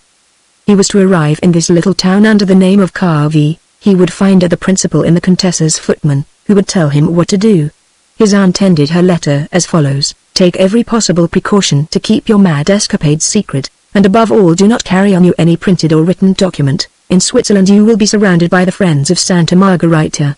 If I have enough money, the Contessa told him, I shall send someone to Geneva, to the Hotel des Balances, and you shall have particulars which I cannot put in writing but which you ought to know before coming here. But, in heaven's name, not a day longer in Paris, you will be recognized by our spies. Fabrizio's imagination set to work to construct the wildest hypotheses, and he was incapable of any other pleasure save that of trying to guess what the strange information could be that his aunt had to give him. Twice on his passage through France he was arrested, but managed to get away. He was indebted, for these unpleasantnesses, to his Italian passport and to that strange description of him as a dealer in barometers, which hardly seemed to tally with his youthful face and the arm which he carried in a sling. Finally, at Geneva, he found a man in the Contessa's service, who gave him a message from her to the effect that he, Fabrizio, had been reported to the police at Milan as having gone abroad to convey to Napoleon certain proposals drafted by a vast conspiracy organized in the former kingdom of Italy. If this had not been the object of his journey, the report went on, why should he have gone under an assumed name? His mother was endeavoring to establish the truth, as follows. First, that he had never gone beyond Switzerland. Secondly, that he had left the castle suddenly after a quarrel with his elder brother. On hearing this story Fabrizio felt a thrill of pride. I am supposed to have been a sort of ambassador to Napoleon, he said to himself. I should have had the honor of speaking to the great man, would to God I had. He recalled that his ancestor 7 generations back, a grandson of him who came to Milan in the train of the Sforza, had had the honor of having his head cut off by the Duke's enemies, who surprised him as he was on his way to Switzerland to convey certain proposals to the free cantons and to raise troops there. He saw in his mind's eye the print that illustrated this exploit in the genealogy of the family. Fabrizio, questioning the servant, found him shocked by a detail which finally he allowed to escape him, despite the express order, several times repeated to him by the Contessa, not to reveal it. It was Ascanio, his elder brother, who had reported him to the Milan police. This cruel news almost drove our hero out of his mind. Greater than from Geneva, in order to go to Italy, one must pass through Lausanne. He insisted on setting off at once on foot, and thus covering 10 to 12 leagues, although the mail from Geneva to Lausanne was starting in 2 hours' time. Before leaving Geneva he picked a quarrel in one of the melancholy cafes of the place with a young man who, he said, stared at him in a singular fashion. Which was perfectly true. The young Genevan, phlegmatic, rational and interested only in money, thought him mad. Fabrizio coming in had glared furiously in all directions, then had upset the cup of coffee that was brought to him over his breeches. In this quarrel Fabrizio's first movement was quite of the 16th century. Instead of proposing a duel to the young Genevan, he drew his dagger and rushed upon him to stab him with it. In this moment of passion, Fabrizio forgot everything he had ever learned of the laws of honor and reverted to instinct, or, more properly speaking, to the memories of his earliest childhood. The confidential agent whom he found at Lugano increased his fury by furnishing him with fresh details. As Fabrizio was beloved at Grianta, no one there had mentioned his name, and, but for his brother's kind intervention, everyone would have pretended to believe that he was at Milan, and the attention of the police in that city would not have been drawn to his absence. I expect the Doganieri have a description of you, his aunt's envoy hinted, and if we keep to the main road, when you come to the frontier of the Lombardo-Venetian kingdom, you will be arrested.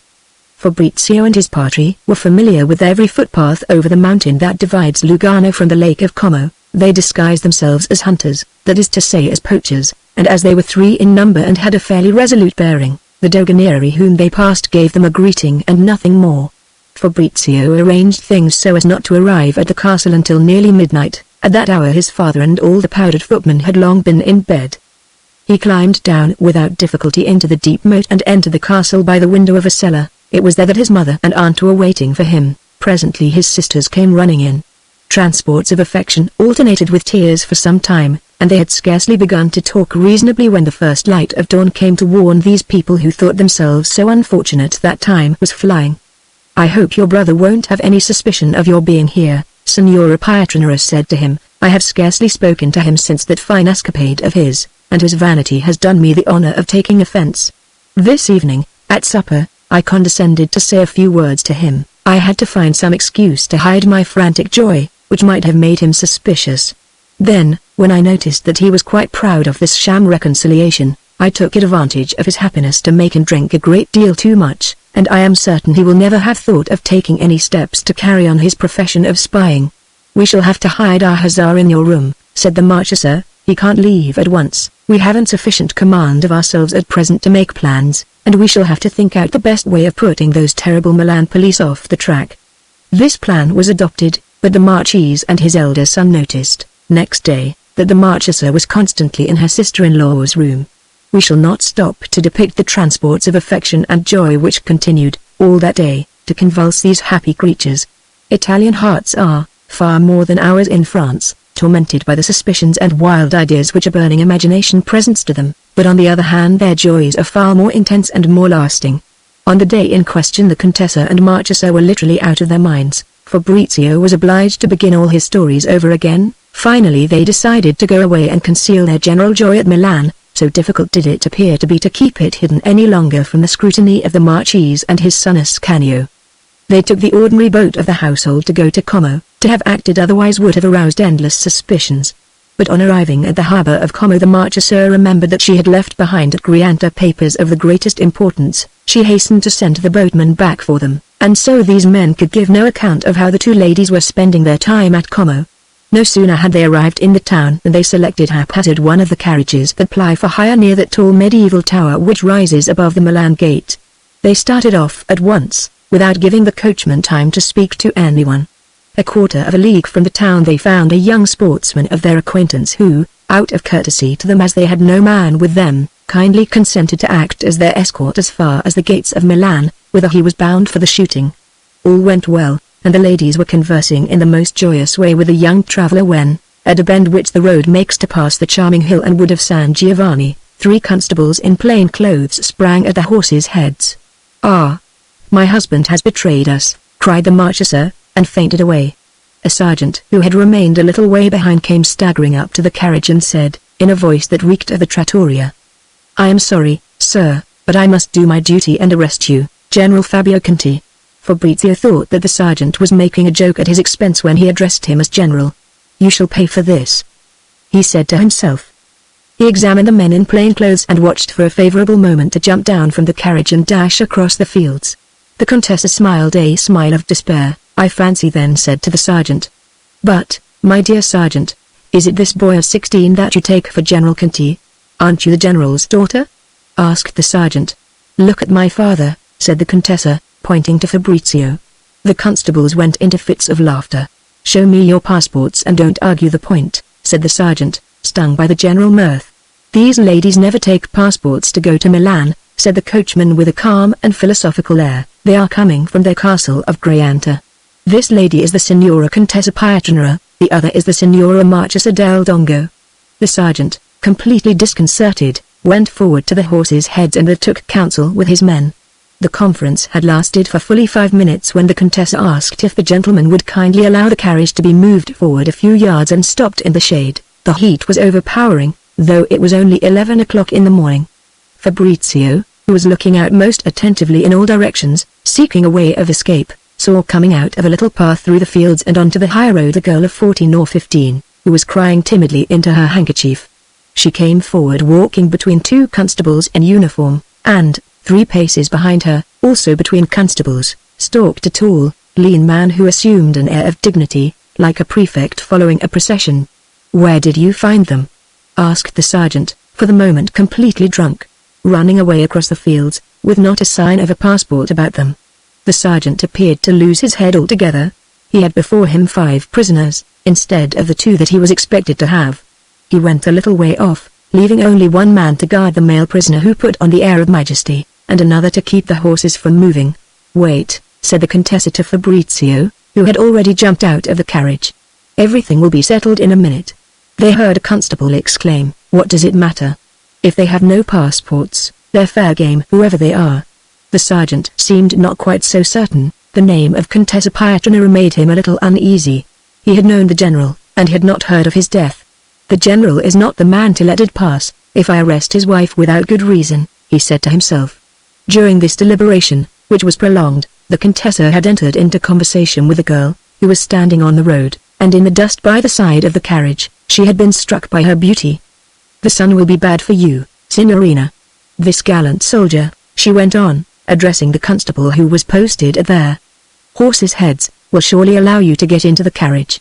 Fabrizio, who was wandering round the vehicle, came up to help the girl to get in. Her foot was already on the step, her arm supported by Fabrizio, when the imposing man, who was 6 yards behind the carriage, called out in a voice magnified by the desire to preserve his dignity. Stay in the road, don't get into a carriage that does not belong to you. Fabrizio had not heard this order. The girl, instead of climbing into the carriage, tried to get down again, and, as Fabrizio continued to hold her up, fell into his arms. He smiled, she blushed a deep crimson. They stood for a moment looking at one another after the girl had disengaged herself from his arms. She would be a charming prison companion, Fabrizio said to himself. What profound thought lies behind that brow? She would know how to love. The sergeant came up to them with an air of authority. Which of these ladies is named Cavalcanti? I am, said the girl.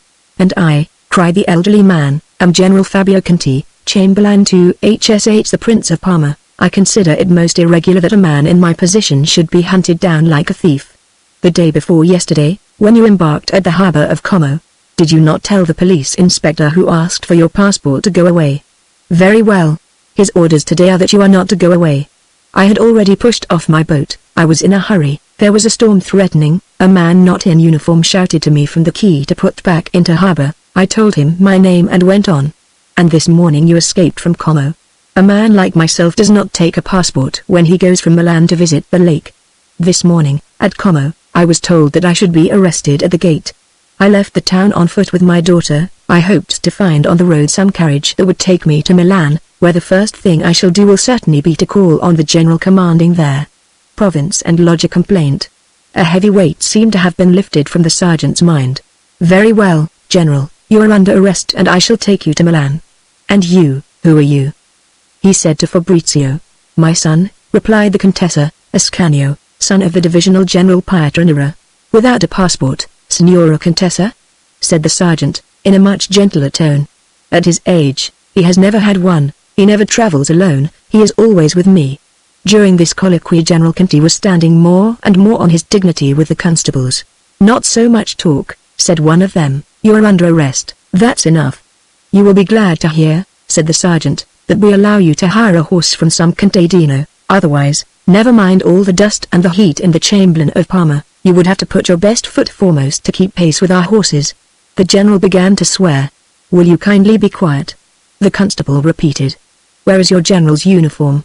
Anybody can come along and say he's a general. The general grew more and more angry. Meanwhile things were looking much brighter in the carriage. The Contessa kept the constables running about as if they had been her servants. She had given a scudder to one of them to go and fetch wine, and, what was better still, cold water from a cottage that was visible 200 yards away. She had found time to calm Fabrizio, who was determined, at all costs, to make a dash for the wood that covered the hill. I have a good brace of pistols, he said. She obtained the infuriated general's permission for his daughter to get into the carriage.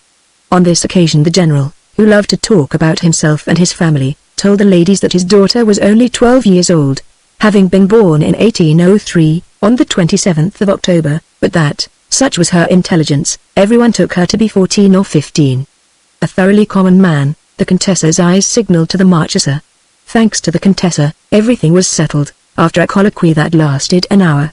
A constable, who discovered that he had some business to do in the neighboring village, lent his horse to General Conti, after the Contessa had said to him, you shall have 10 francs. The sergeant went off by himself with the general. The other constables stayed behind under a tree, accompanied by 4 huge bottles of wine, almost small demijohns, which the one who had been sent to the cottage had brought back. With the help of a contadino, Cavalcanti was authorized by the proud Chamberlain to accept, for the return journey to Milan, a seat in the ladies' carriage, and no one dreamed of arresting the son of the gallant General Pietranera. After the first few minutes had been devoted to an exchange of courtesies and to remarks on the little incident that had just occurred, Cavalcanti observed the note of enthusiasm with which so beautiful a lady as the Contessa spoke to Fabrizio. Certainly, she was not his mother. The girl's attention was caught most of all by repeated allusions to something heroic, bold, dangerous to the last degree, which he had recently done, but for all her cleverness little Clelia could not discover what this was. She gazed with astonishment at this young hero, whose eyes seemed to be blazing still with all the fire of action. For his part, he was somewhat embarrassed by the remarkable beauty of this girl of 12, and her steady gaze made him blush. A league outside Milan, Fabrizio announced that he was going to see his uncle, and took leave of the ladies. "If I ever get out of my difficulties," he said to Clelia, "I shall pay a visit to the beautiful pictures at Parma, and then will you deign to remember the name, Fabrizio del Dongo?" "Good," said the Contessa, "that is how you keep your identity secret. Signorina, deign to remember that this scapegrace is my son, and is called Pietranera, and not del Dongo." That evening, at a late hour, Fabrizio entered Milan by the Portarenza, which leads to a fashionable gathering place. The dispatch of their 2 servants to Switzerland had exhausted the very modest savings of the Marchesa and her sister-in-law. Fortunately, Fabrizio had still some Napoleons left, and one of the diamonds, which they decided to sell. The ladies were highly popular, and knew everyone in the town. The most important personages in the Austrian and religious party went to speak on behalf of Fabrizio to Baron Binder, the chief of police. These gentlemen could not conceive, they said, how anyone could take seriously the escapade of a boy of 16 who left the paternal roof after a dispute with an elder brother. "My business is to take everything seriously," replied Baron Binder gently, a wise and solemn man. He was then engaged in forming the Milan police, and had undertaken to prevent a revolution like that of 1746, which drove the Austrians from Genoa. This Milan police, since rendered so famous by the adventures of Silvio Pellico and M. Andriane, was not exactly cruel. It carried out, reasonably and without pity, harsh laws. The Emperor Francis II wished these overbold Italian imaginations to be struck by terror.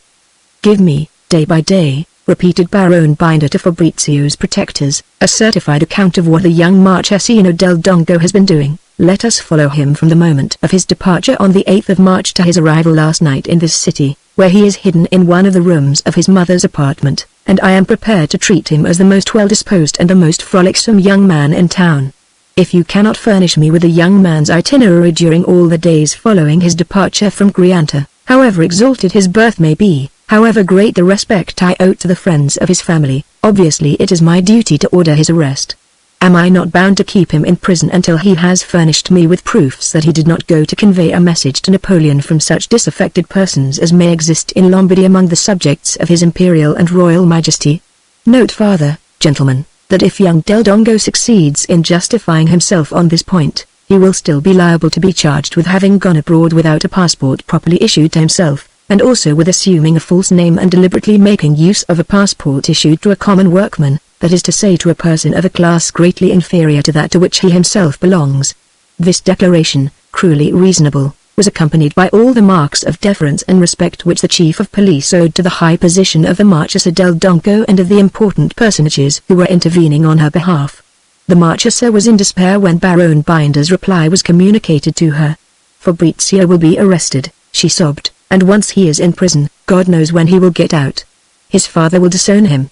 Signora Pietranera and her sister-in-law took counsel with 2 or 3 ultimate friends, and, in spite of anything these might say, the Marchesa was absolutely determined to send her son away that very night. "But you can see quite well," the Contessa pointed out to her, "that Baron Binder knows that your son is here. He is not a bad man. No, but he is anxious to please the Emperor Francis.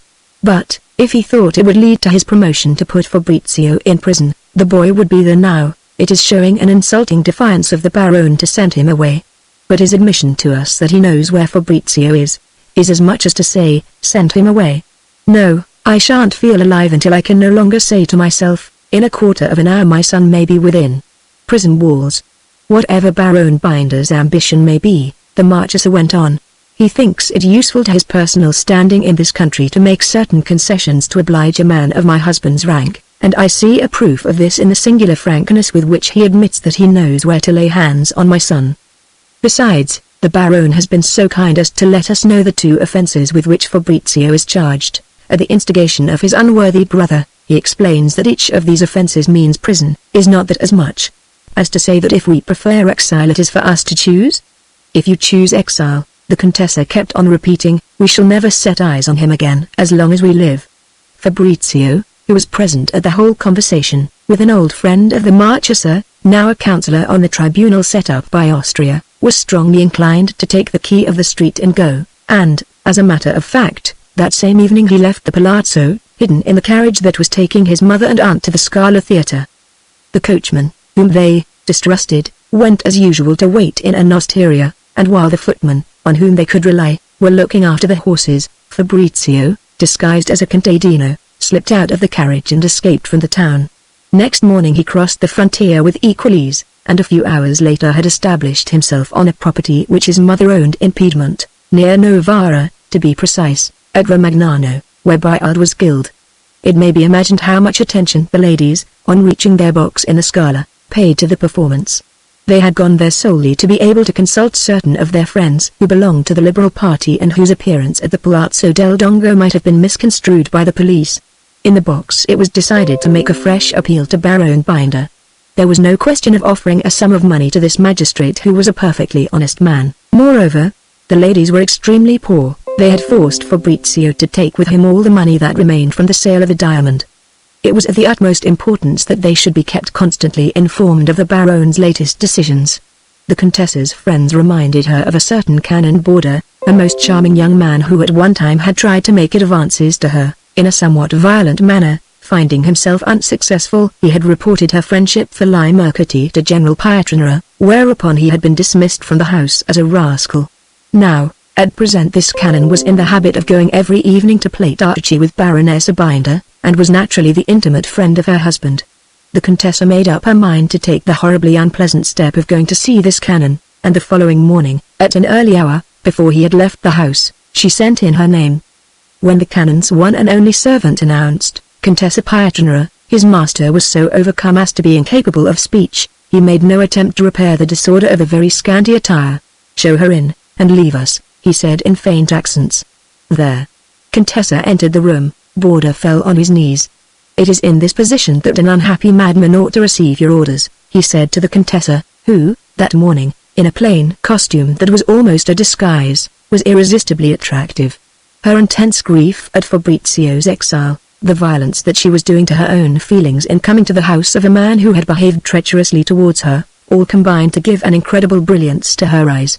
"It is in this position that I wish to receive your orders," cried the canon, "for it is obvious that you have some service to ask of me, otherwise you would not have honored with your presence the poor dwelling of an unhappy madman. Once before, carried away by love and jealousy, he behaved towards you like a scoundrel, as soon as he saw that he could not win your favor."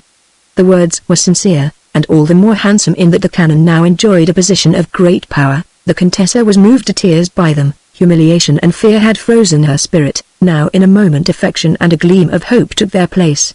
From a most unhappy state she passed in a flash almost to happiness. "Kiss my hand," she said, as she held it out to the canon, "and rise." She used the second person singular, which in Italy, it must be remembered, indicates a sincere and open friendship just as much as a more tender sentiment. "I have come to ask your favor for my nephew Fabrizio." This is the whole truth of the story without the slightest concealment, as one tells it to an old friend. At the age of 16½ he has done an intensely stupid thing. We were at the castle of Grianta on the Lake of Como. One evening at 7 o'clock we learned by a boat from Como of the Emperor's landing on the shore of the Gulf of Juan. Next morning Fabrizio went off to France, after borrowing the passport of one of his plebeian friends, a dealer in barometers, named Vassi. As he does not exactly resemble a dealer in barometers, he had hardly gone 10 leagues into France when he was arrested on sight. His outbursts of enthusiasm in bad French seemed suspicious. After a time he escaped and managed to reach Geneva. We sent to meet him at Lugano. "That is to say, Geneva," put in the canon with a smile. The Contessa finished her story. "I will do everything for you that is humanly possible," replied the canon effusively. "I place myself entirely at your disposal. I will even do imprudent things," he added. "Tell me, what am I to do as soon as this poor parlour is deprived of this heavenly apparition which marks an epoch in the history of my life?" "You must go to Baron Binder and tell him that you have loved Fabrizio ever since he was born, that you saw him in his cradle when you used to come to our house, and that accordingly, in the name of the friendship he has shown for you, you beg him to employ all his spies to discover whether, before his departure for Switzerland, Fabrizio was in any sort of communication whatsoever with any of the liberals whom he has under supervision. If the Baron's information is of any value, he is bound to see that there is nothing more in this than a piece of boyish folly. You know that I used to have, in my beautiful apartment in the Palazzo d'Argnani, prints of the battles won by Napoleon, It was by spelling out the legends engraved beneath them that my nephew learned to read. When he was 5 years old, my poor husband used to explain these battles to him. We put my husband's helmet on his head, the boy strutted about trailing his big saber. Very well, one fine day he learns that my husband's god, the emperor, has returned to France. He starts out to join him, like a fool, but does not succeed in reaching him. Ask your baron with what penalty he proposes to punish this moment of folly? I was forgetting one thing, said the canon. You shall see that I am not altogether unworthy of the pardon that you grant me. Here, he said, looking on the table among his papers, here is the accusation by that infamous Calatorto, that is, hypocrite, see, signed Ascanio of Dizera del Dongo, which gave rise to the whole trouble. I found it yesterday at the police headquarters, and went to the Scala in the hope of finding someone who was in the habit of going to your box, through whom I might be able to communicate it to you. A copy of this document reached Vienna long ago. There is the enemy that we have to fight. The canon read the accusation through with the Contessa, and it was agreed that in the course of the day he would let her have a copy by the hand of some trustworthy person. It was with joy in her heart that the Contessa returned to the Palazzo del Dongo. No one could possibly be more of a gentleman than that reformed rake, she told the Marchesa. This evening at the Scala, at 11:15 by the theatre clock, we are to send everyone away from our box, put out the candles, and shut our door, and at 11 the canon himself will come and tell us what he has managed to do. We decided that this would be the least compromising course for him. This canon was a man of spirit, he was careful to keep the appointment, he showed when he came a complete good nature and an unreserved openness of heart such as are scarcely to be found except in countries where vanity does not predominate over every other sentiment. His denunciation of the Contessa to her husband, General Pietranera, was one of the great sorrows of his life, and he had now found a means of getting rid of that remorse.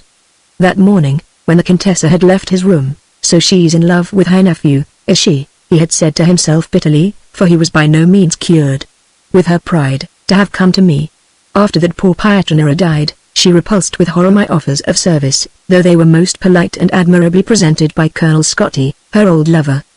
The beautiful Pietranera reduced to living on 1,500 francs. The canon went on, striding vigorously up and down the room. And then to go and live in the castle of Grianta, with an abominable seccator like the Marchese del Dongo. I can see it all now. After all, that young Fabrizio is full of charm, tall, well-built, always with a smile on his face. And, better still, a deliciously voluptuous expression in his eye. A Correggio face. The canon added bitterly. The difference in age? Not too great. Fabrizio born after the French came, about 98, I fancy, the Contessa might be 27 or 28, no one could be better looking, more adorable. In this country rich in beauties, she defeats them all. The Marini, the Gradi, the Ruga, the Aresi, the Pietragrua, she is far and away above any of them. They were living happily together, hidden away by the beautiful Lake of Como, when the young man took it into his head to join Napoleon. There are still souls in Italy. In spite of everything. Dear country. No, went on this heart inflamed by jealousy, impossible to explain in any other way her resigning herself to vegetating in the country, with the disgusting spectacle, day after day, at every meal, of that horrible face of the Marchese del Dongo, as well as that unspeakable pasty physiognomy of the Marchesino Ascanio, who is going to be worse than his father. Well, I shall serve her faithfully. At least I shall have the pleasure of seeing her otherwise than through an opera glass. Canon Bordo explained the whole case very clearly to the ladies. At heart, Binder was as well disposed as they could wish. He was delighted that Fabrizio should have taken the key of the street before any orders could arrive from Vienna, for Baron Binder had no power to make any decision, he awaited orders in this case as in every other. He sent every day to Vienna an exact copy of all the information that reached him, then he waited. It was necessary that, in his exile at Romagnano, Fabrizio 1. Should hear Mass daily without fail, take as his confessor a man of spirit, devoted to the cause of the monarchy, and should confess to him, at the tribunal of penitence, only the most irreproachable sentiments. 2. Should consort with no one who bore any reputation for intelligence, and, were the need to arise, must speak of rebellion with horror as a thing that no circumstances could justify. 3. Must never let himself be seen in the cafe, must never read any newspaper other than the official Gazette of Turin and Milan. In general he should show a distaste for reading, and never open any book printed later than 1720, with the possible exception of the novels of Walter Scott. 4. Finally, the canon added with a touch of malice, It is most important that he should pay court openly to one of the pretty women of the district, of the noble class. Of course, this will show that he has not the dark and dissatisfied mind of an embryo conspirator.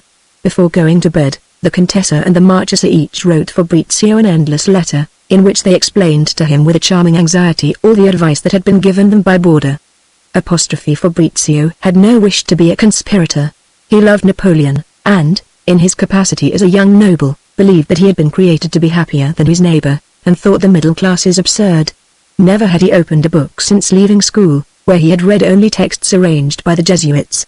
He established himself at some distance from Romagnano, in a magnificent palazzo, one of the masterpieces of the famous architect San Michele, but for 30 years it had been uninhabited, so that the rain came into every room and not one of the windows would shut. He took possession of the agent's horses, which he rode without ceremony at all hours of the day. He never spoke, and he thought about things. The recommendation to take a mistress from an ultra family appealed to him, and he obeyed it to the letter. He chose as his confessor a young priest given to intrigue who wished to become a bishop, like the confessor of the Spielberg, but he went 3 leagues on foot and wrapped himself in a mystery which he imagined to be impenetrable, in order to read the Constitutional, which he thought sublime. It is as fine as Alfieri and Dante. He used often to exclaim. Fabrizio had this in common with the young men of France, that he was far more seriously taken up with his horse and his newspaper than with his politically sound mistress. But there was no room as yet for imitation of others in this simple and sturdy nature, and he made no friends in the society of the large country town of Romagnano. His simplicity passed his arrogance. No one knew what to make of his character. He is a younger son who feels himself wronged because he is not the eldest, was the Parrocho's comment. Chapter 6. Let us admit frankly that Canon Borda's jealousy was not altogether unfounded. On his return from France, Fabrizio appeared to the eyes of Contessa Pietranera like a handsome stranger whom she had known well in days gone by. If he had spoken to her of love she would have loved him, had she not already conceived, for his conduct and his person, a passionate and, one might say, unbounded admiration. But Fabrizio embraced her with such an effusion of innocent gratitude and good fellowship that she would have been horrified with herself had she sought for any other sentiment in this almost filial friendship. After all, she said to herself, some of my friends who knew me 6 years ago, at Prince Eugene's court, may still find me good-looking and even young, but for him I am a respectable woman and, if the truth must be told without any regard for my vanity, a woman of a certain age. The Contessa was under an illusion as to the period of life at which she had arrived, but it was not the illusion of common women. Besides, at his age, she went on, boys are apartment to exaggerate the ravages of time. A man with more experience of life. The Contessa, who was pacing the floor of her drawing-room, stopped before a mirror, then smiled. It must be explained that, some months since, the heart of Signora Pietranera had been attacked in a serious fashion, and by a singular personage. Shortly after Fabrizio's departure for France, the Contessa who, without altogether admitting it to herself, was already beginning to take a great interest in him, had fallen into a profound melancholy. All her occupations seemed to her to lack pleasure, and, if one may use the word, savor. She told herself that Napoleon, wishing to secure the attachment of his Italian peoples, would take Fabrizio as his aide-de-camp. He is lost to me, she exclaimed, weeping. I shall never see him again. He will write to me, but what shall I be to him in 10 years' time?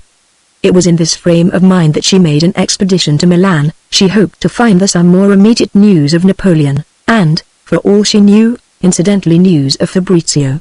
Without admitting it to herself, this active soul was beginning to be very weary of the monotonous life she was leading in the country. It is a postponement of death, she said to herself, it is not life.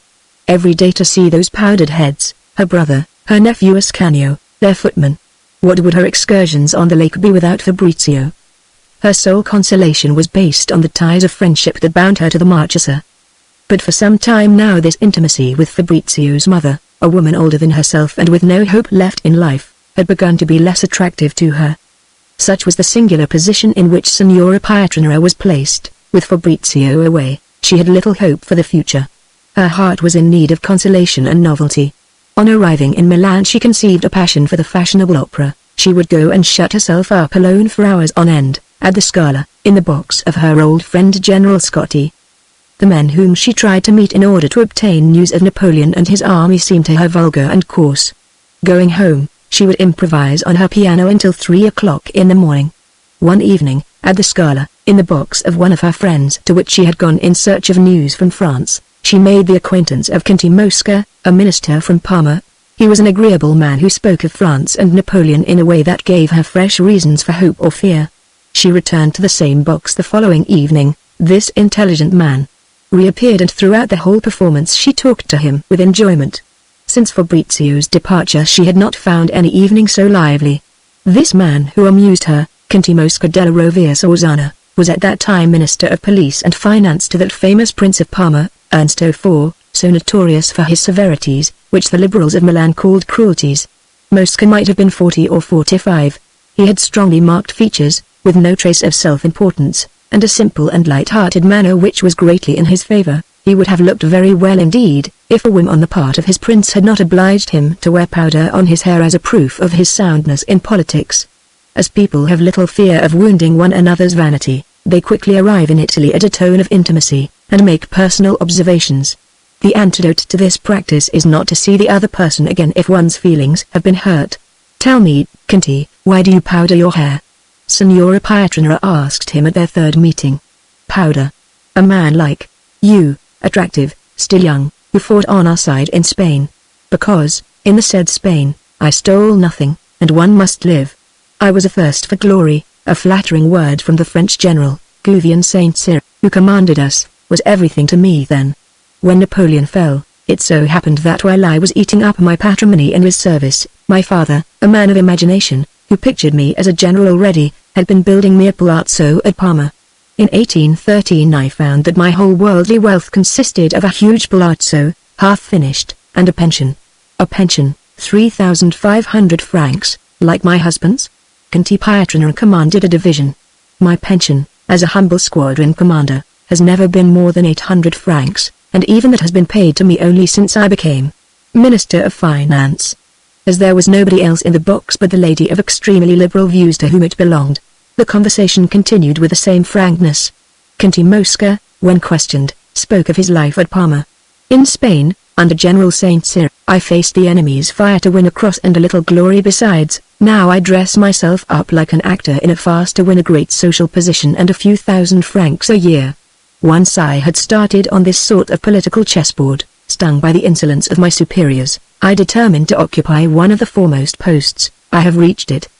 But the happiest days of my life will always be those which, now and again, I managed to spend at Milan. Here, it seems to me, there still survives the spirit of your army of Italy.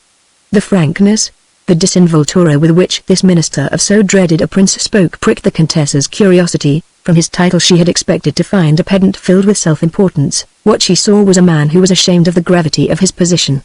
Mosca had promised to let her have all the news from France that he could collect. This was a grave indiscretion at Milan. During the month that preceded Waterloo, the question for Italy at that time was to be or not to be. Everyone at Milan was in a fever of hope or fear. Amid this universal disturbance, the Contessa started to make inquiries about a man who spoke thus lightly of so coveted a position, and one which, moreover, was his sole means of livelihood. Certain curious information of an interesting oddity was reported to Signora Pietranera. Conte Mosca della Rovere Sorzana, she was told, is on the point of becoming Prime Minister and declared favourite of Ranunzio Ernsto IV, the absolute sovereign of Parma and one of the wealthiest princes in Europe to boot. The Conte would already have attained to this exalted position if he had cared to show a more solemn face. They say that the prince often lectures him on this failing. "What do my manners matter to your highness?" he answers, boldly, "so long as I conduct his affairs?" This favourite bed of roses, her informant went on, is not without its thorns. He has to please a sovereign, a man of sense and intelligence, no doubt, but a man who, since his accession to an absolute throne, seems to have lost his head altogether and shows, for instance, suspicions worthy of an old woman. Ernsto IV is courageous only in war. On the field of battle he has been seen a score of times leading a column to the attack like a gallant general, but after the death of his father, Ernsto III, on his return to his states, where, unfortunately for him, he possesses unlimited power, he set to work to inveigh in the most senseless fashion against liberals and liberty. Presently he began to imagine that he was hated. Finally, in a moment of ill temper, he had 2 liberals hanged, who may or may not have been guilty, acting on the advice of a wretch called Rassi, a sort of minister of justice. From that fatal moment the prince's life changed. we find him tormented by the strangest suspicions. He is not 50, and fear has so reduced him, if one may use the expression, that whenever he speaks of Jacobins, and the plans of the Central Committee in Paris, his face becomes like that of an old man of 80, he relapses into the fantastic fears of childhood.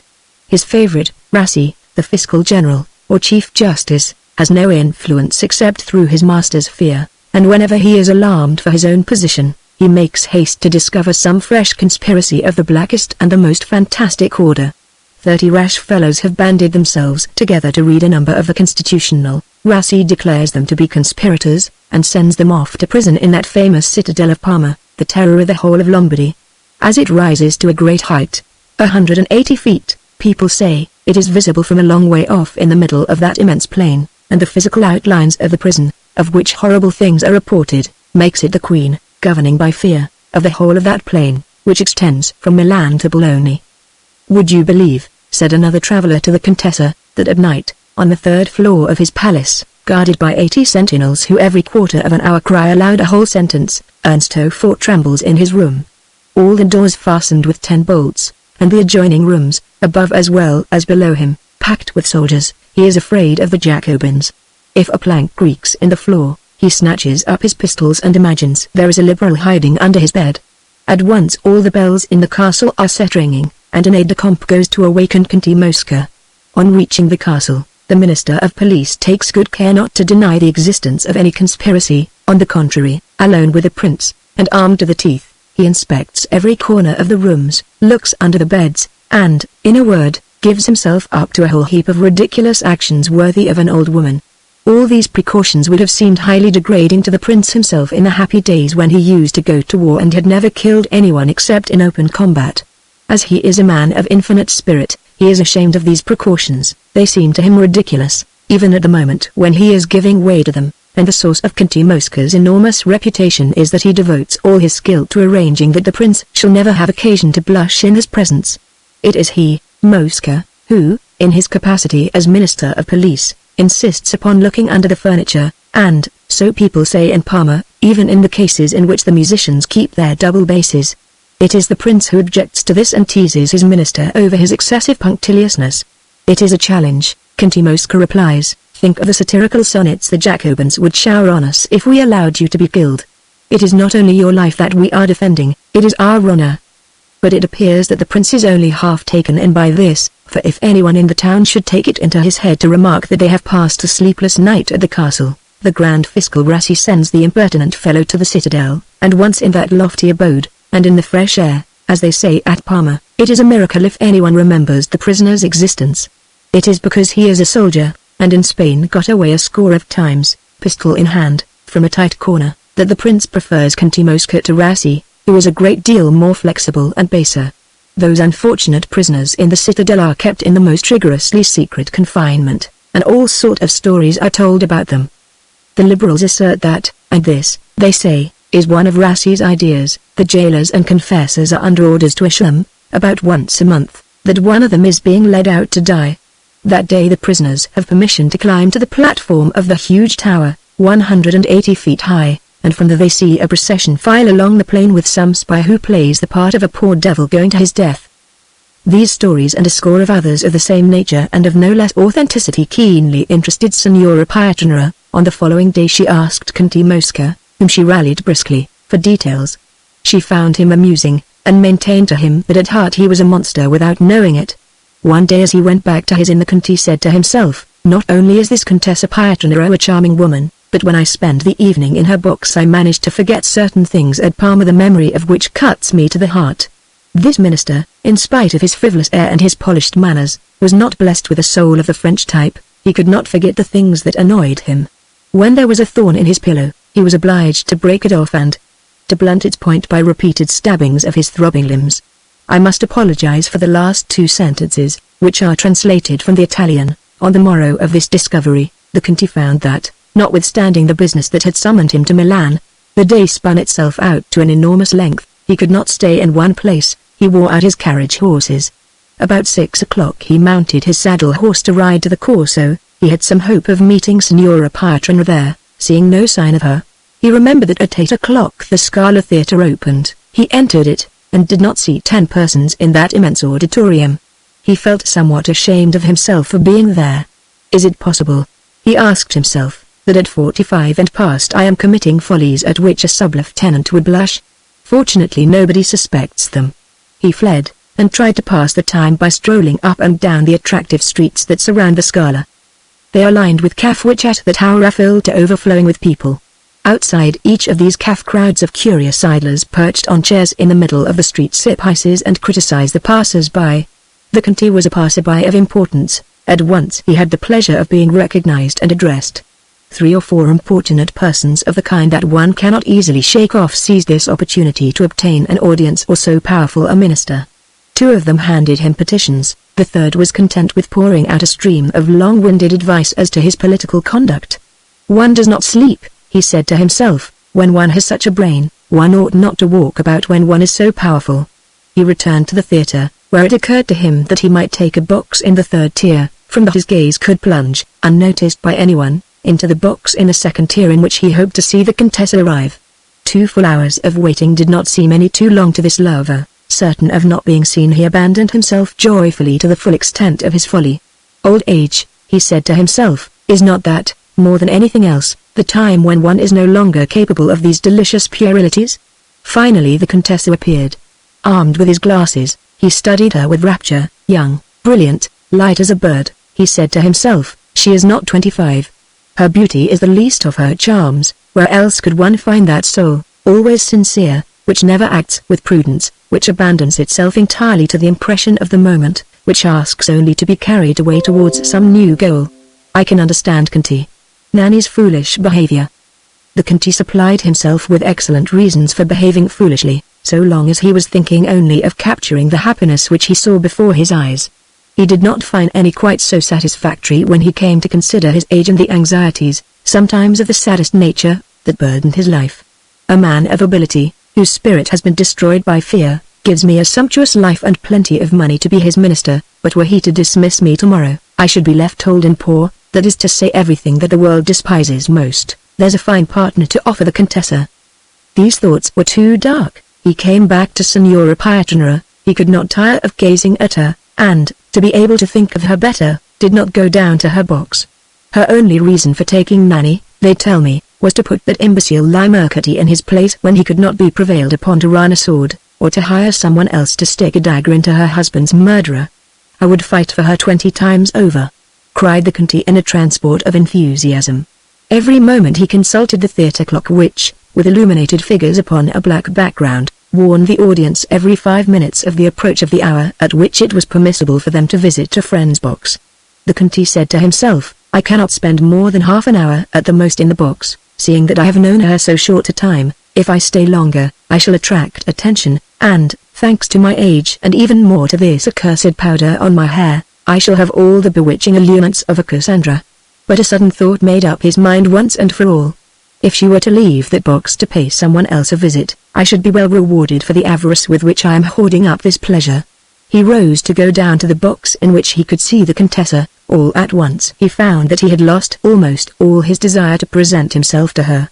Ah! This is really charming, he exclaimed with a smile at his own expense, and coming to a halt on the staircase, an impulse of genuine shyness. It must be at least 25 years since an adventure of this sort last came my way.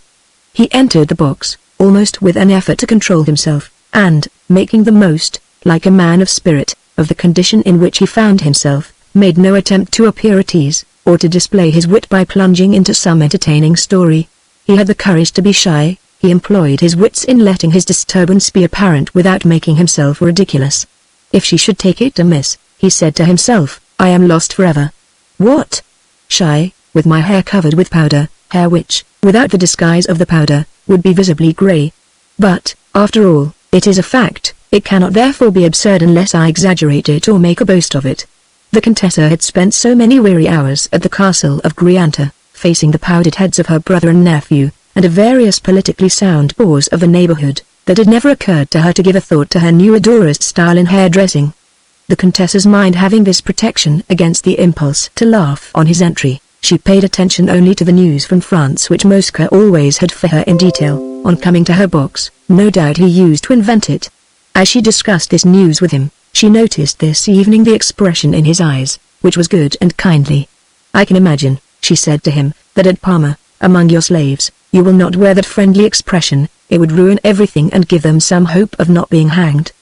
The entire absence of any sense of self-importance in a man who passed as the first diplomat in Italy seemed strange to the Contessa. She even found a certain charm in it. Moreover, as he talked well and with warmth, she was not at all displeased that he should have thought fit to take upon himself for one evening, without ulterior consequences, the part of squire of dames. It was a great step forward, and highly dangerous, fortunately for the minister, who, at Parma, never met a cruel fare. The Contessa had arrived from Grianta only a few days before. Her mind was still stiff with the boredom of a country life. She had almost forgotten how to make fun, and all those things that appertain to a light and elegant way of living had assumed in her eyes as it were a tint of novelty which made them sacred. She was in no mood to laugh at anyone, even a lover of 45, and shy. A week later, the Countess Temerity might have met with a very different sort of welcome. At the Scala, it is not usual to prolong for more than 20 minutes or so these little visits to one's friends' boxes. The Conte spent the whole evening in the box in which he had been so fortunate as to meet Signora Pietranera. "She is a woman," he said to himself, "who revives in me all the follies of my youth." But he was well aware of the danger. Will my position as an all-powerful bashaw in a place 40 leagues away induce her to pardon me this stupid behavior? I get so bored at Parma. Meanwhile, every quarter of an hour, he registered a mental vow to get up and go. "I must explain to you, Signora," he said to the Contessa with a laugh, "that at Parma I am bored to death, and I ought to be allowed to drink my fill of pleasure when the cup comes my way. So, without involving you in anything and simply for this evening, permit me to play the part of lover in your company. Alas, in a few days I shall be far away from this box which makes me forget every care and indeed, you will say, every convention." A week after this monstrous visit to the Contessa's box, and after a series of minor incidents the narration of which here would perhaps seem tedious, Count Mosca was absolutely mad with love, and the Contessa had already begun to think that his age need offer no objection if the suitor proved attractive in other ways. They had reached this stage when Mosca was recalled by a courier from Parma. One would have said that his prince was afraid to be left alone. The Contessa returned to Grianta, her imagination no longer serving to adorn that lovely spot. It appeared to her a desert. "Should I be attached to this man?" she asked herself. Mosca wrote to her, and had not to play a part. Absence had relieved him of the source of all his anxious thoughts. His letters were amusing, and, by a little piece of eccentricity which was not taken amiss, to escape the comments of the Marchese del Dongo, who did not like having to pay for the carriage of letters, he used to send couriers who would post his at Como or Lecco or Vase or some other of those charming little places on the shores of the lake. This was done with the idea that the courier might be employed to take back her replies. The move was successful.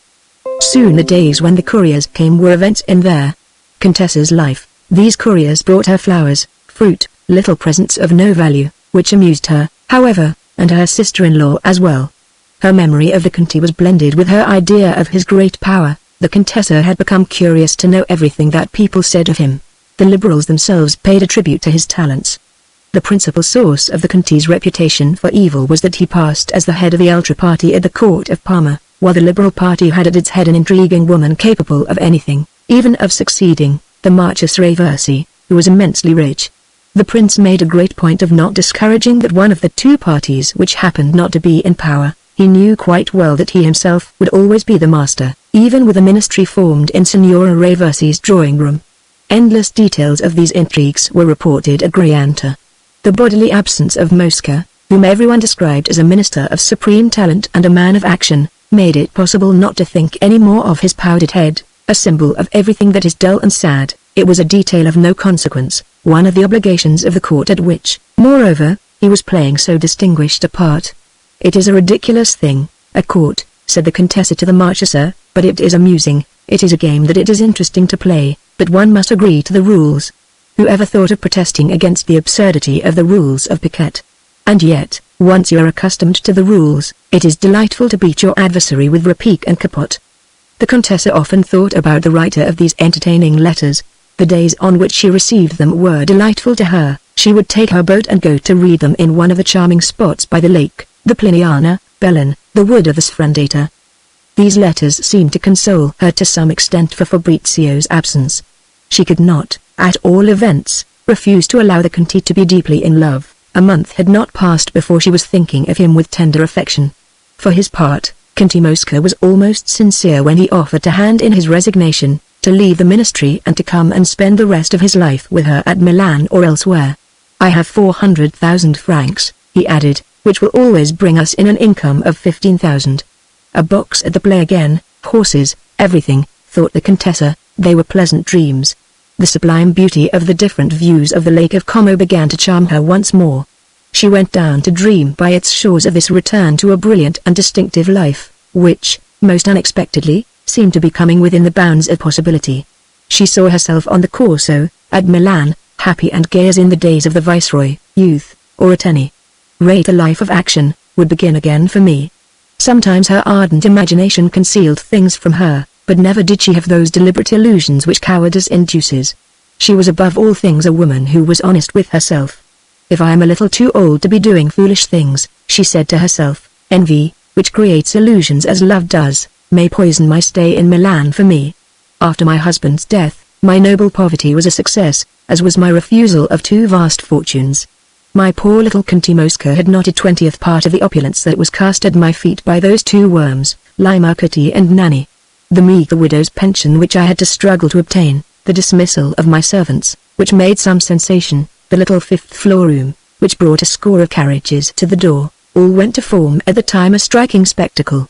But I shall have unpleasant moments, however skillfully I may handle things, if, never possessing any fortune beyond my widow's pension, I go back to live at Milan on the snug little middle-class comfort which we can secure with the 15,000 lire that Mosca will have left after he retires. One strong objection, out of which Eavi will forge a terrible weapon, is that the Conti, although separated long ago from his wife, is still a married man. This separation is known at Parma, but at Milan it will come as news, and they will put it down to me. So, my dear Scala, my divine Lake of Como, adieu. Adieu. In spite of all these forebodings, if the Contessa had had the smallest income of her own she would have accepted Mosca's offer to resign his office. She regarded herself as a middle-aged woman, and the idea of the court alarmed her, but what will appear in the highest degree improbable on this side of the Alps is that the Conti would have handed in that resignation gladly. So, at least, he managed to make his friend believe. In all his letters he implored, with an ever-increasing frenzy, a second interview at Milan. It was granted him. "To swear that I feel an insane passion for you," the Contessa said to him one day at Milan, "would be a lie. I should be only too glad to love today at 30-odd as I used to love at 22. But I have seen so many things decay that I had imagined to be eternal. I have the most tender regard for you, I place an unbounded confidence in you, and of all the men I know, you are the one I like best." The Contessa believed herself to be perfectly sincere, and yet, in the final clause, this declaration embodied a tiny falsehood. Fabrizio, perhaps, had he chosen, might have triumphed over every rival in her heart. But Fabrizio was nothing more than a boy in Conti Mosca's eyes. He himself reached Milan 3 days after the young hothead's departure for Novara, and he hastened to intercede on his behalf with Baron Binder. The Conti considered that his exile was now irrevocable. He had not come to Milan alone. He had in his carriage the Duca Sanseverina taxis, a handsome little old man of 6 feet, dapple grey, very polished, very neat, immensely rich but not quite as noble as he ought to have been. It was his grandfather, only, who had amassed millions from the office of Farmer General of the Revenues of the state of Parma. His father had himself made ambassador of the Prince of Parma to the court of, by advancing the following argument: "Your Highness allots 30,000 francs to his representative at the court of, where he cuts an extremely modest figure. Should your Highness deign to appoint me to the post, I will accept 6,000 francs as salary. My expenditure at the court of, will never fall below 100,000 francs a year, and my agent will pay over 20,000 francs every year to the Treasurer for Foreign Affairs at Parma. With that sum they can attach to me whatever Secretary of Embassy they choose, and I shall show no curiosity to inquire into diplomatic secrets, if there are any. My object is to shed luster on my house, which is still a new one, and to give it the distinction of having filled one of the great public offices." The present Duca, this ambassador's son and heir, had made the stupid mistake of coming out as a semi-liberal, and for the last 2 years had been in despair. In Napoleon's time, he had lost 2 or 3 millions owing to his obstinacy in remaining abroad, and even now, after the re-establishment of order in Europe, He had not managed to secure a certain grand cordon which adorned the portrait of his father. The want of this cordon was killing him by inches. At the degree of intimacy which in Italy follows love, there was no longer any obstacle in the nature of vanity between the lovers.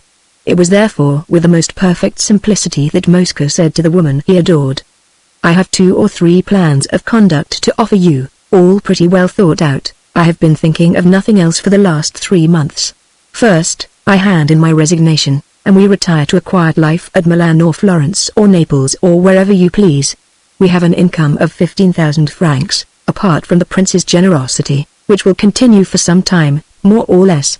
Secondly, you condescend to come to the place in which I have some authority. You buy a property, Sacca, for example, a charming house in the middle of a forest, commanding the valley of the Po. You can have the contract signed within a week from now. The prince then attaches you to his court. But here I can see an immense objection.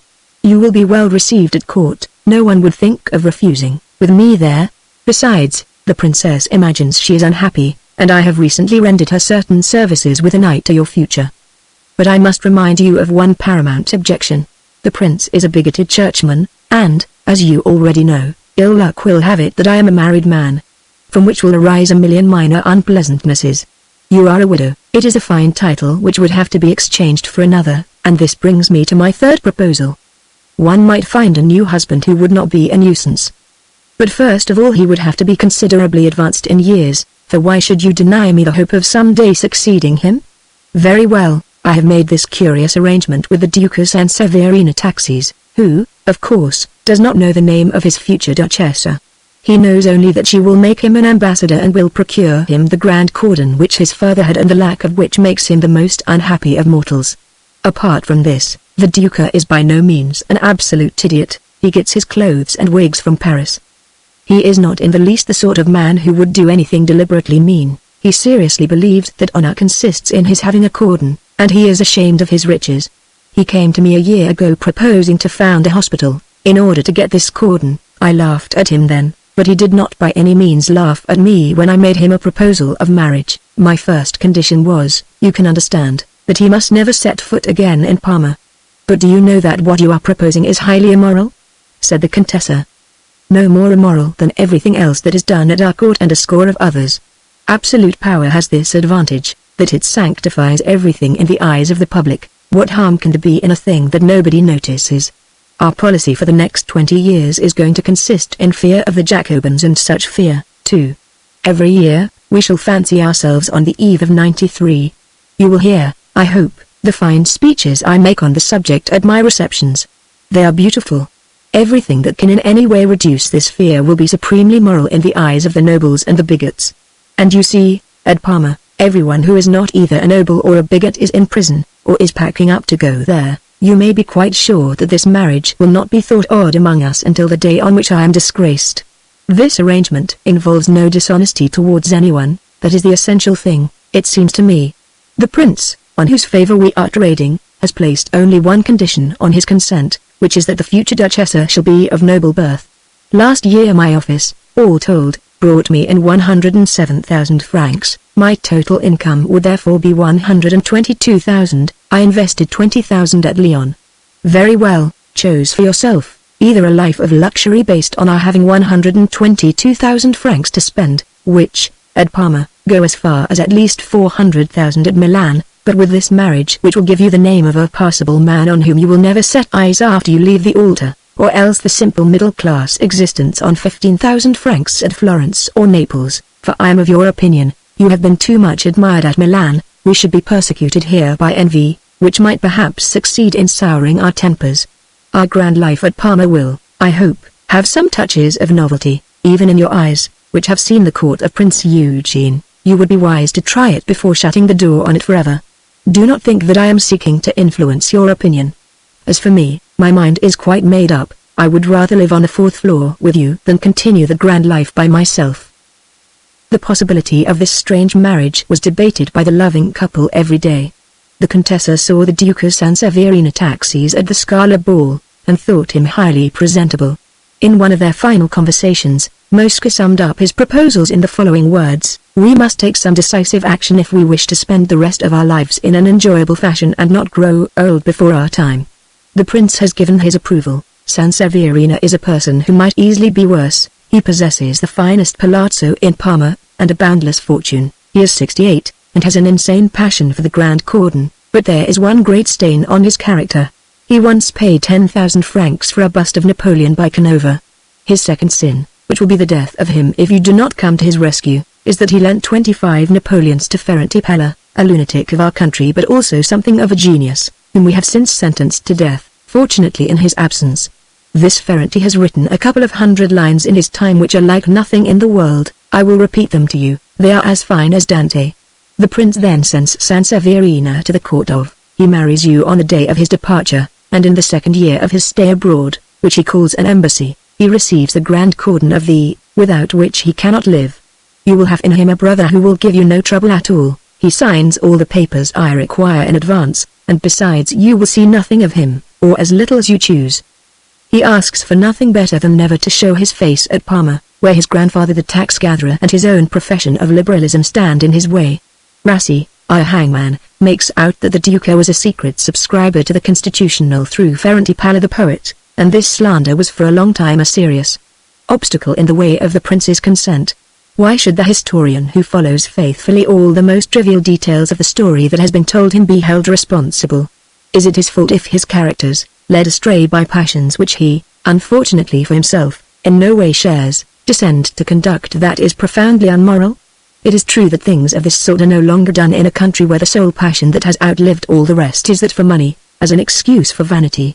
3 months after the events we have just related, the Duchessa Sanseverina Taxis astonished the court of Parma by her easy affability and the noble serenity of her mind. Her house was beyond comparison the most attractive in the town. This was what Conte Mosca had promised his master. Ranuncio Ernsto IV, the reigning prince, and the princess his consort, to whom she was presented by 2 of the greatest ladies in the land, gave her a most marked welcome.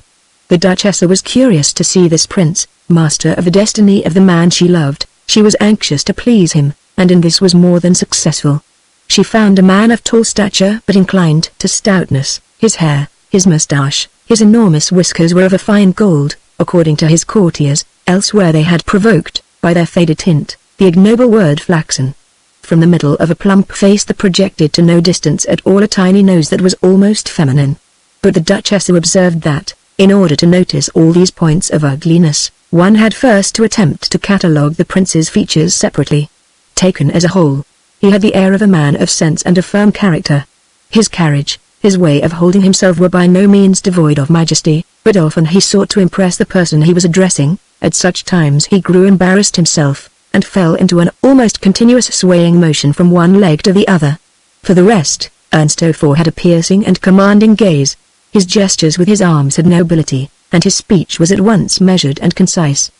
Mosca had warned the Duchessa that the prince had, in the large cabinet in which he gave audiences, a full-length portrait of Louis XIV, and a very fine table by Scagliola of Florence. She found the imitation striking. Evidently he sought to copy the gaze and the noble utterance of Louis XIV, and he leaned upon the Scagliola table so as to give himself the pose of Joseph II. He sat down as soon as he had uttered his greeting to the Duchessa, to give her an opportunity to make use of the tabret befitting her rank. At this court, duchesses, princesses, and the wives of grandees of Spain alone have the right to sit. Other women wait until the prince or princess invites them, and, to mark the difference in rank, these august personages always take care to allow a short interval to elapse before inviting the ladies who are not duchesses to be seated. The Duchessa found that at certain moments the imitation of Louis XIV was a little too strongly marked in the prince, for instance, in his way of smiling good-naturedly and throwing back his head. Ernsto IV wore an evening coat in the latest fashion, that had come from Paris. Every month he had sent to him from that city, which he abhorred, an evening coat, a frock coat, and a hat. But by an odd blend of costume, on the day on which the Duchessa was received he had put on red breeches, silk stockings and very close-fitting shoes, models for which might be found in the portraits of Joseph II. He received Signora Sanseverina graciously. The things he said to her were shrewd and witty, but she saw quite plainly that there was no superfluity of warmth in his reception of her. Do you know why? Said Conte Mosca on her return from the audience. It is because Milan is a larger and finer city than Parma. He was afraid, had he given you the welcome that I expected and he himself had led me to hope, of seeming like a provincial in ecstasies before the charms of a beautiful lady who has come down from the capital.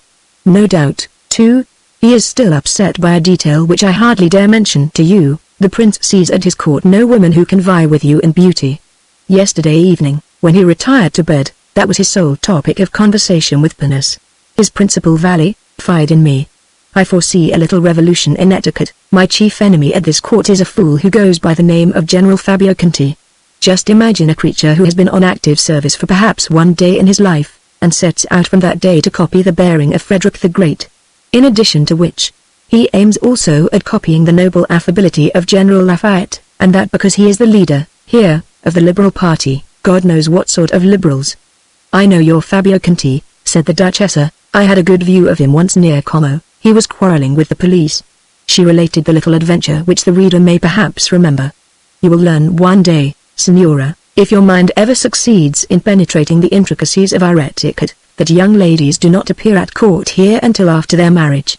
At the same time, the prince has, for the superiority of his city of Parma over all others, a patriotism so ardent that I would wager that he will find some way of having little Clelia Conti, our Lafayette's daughter, presented to him.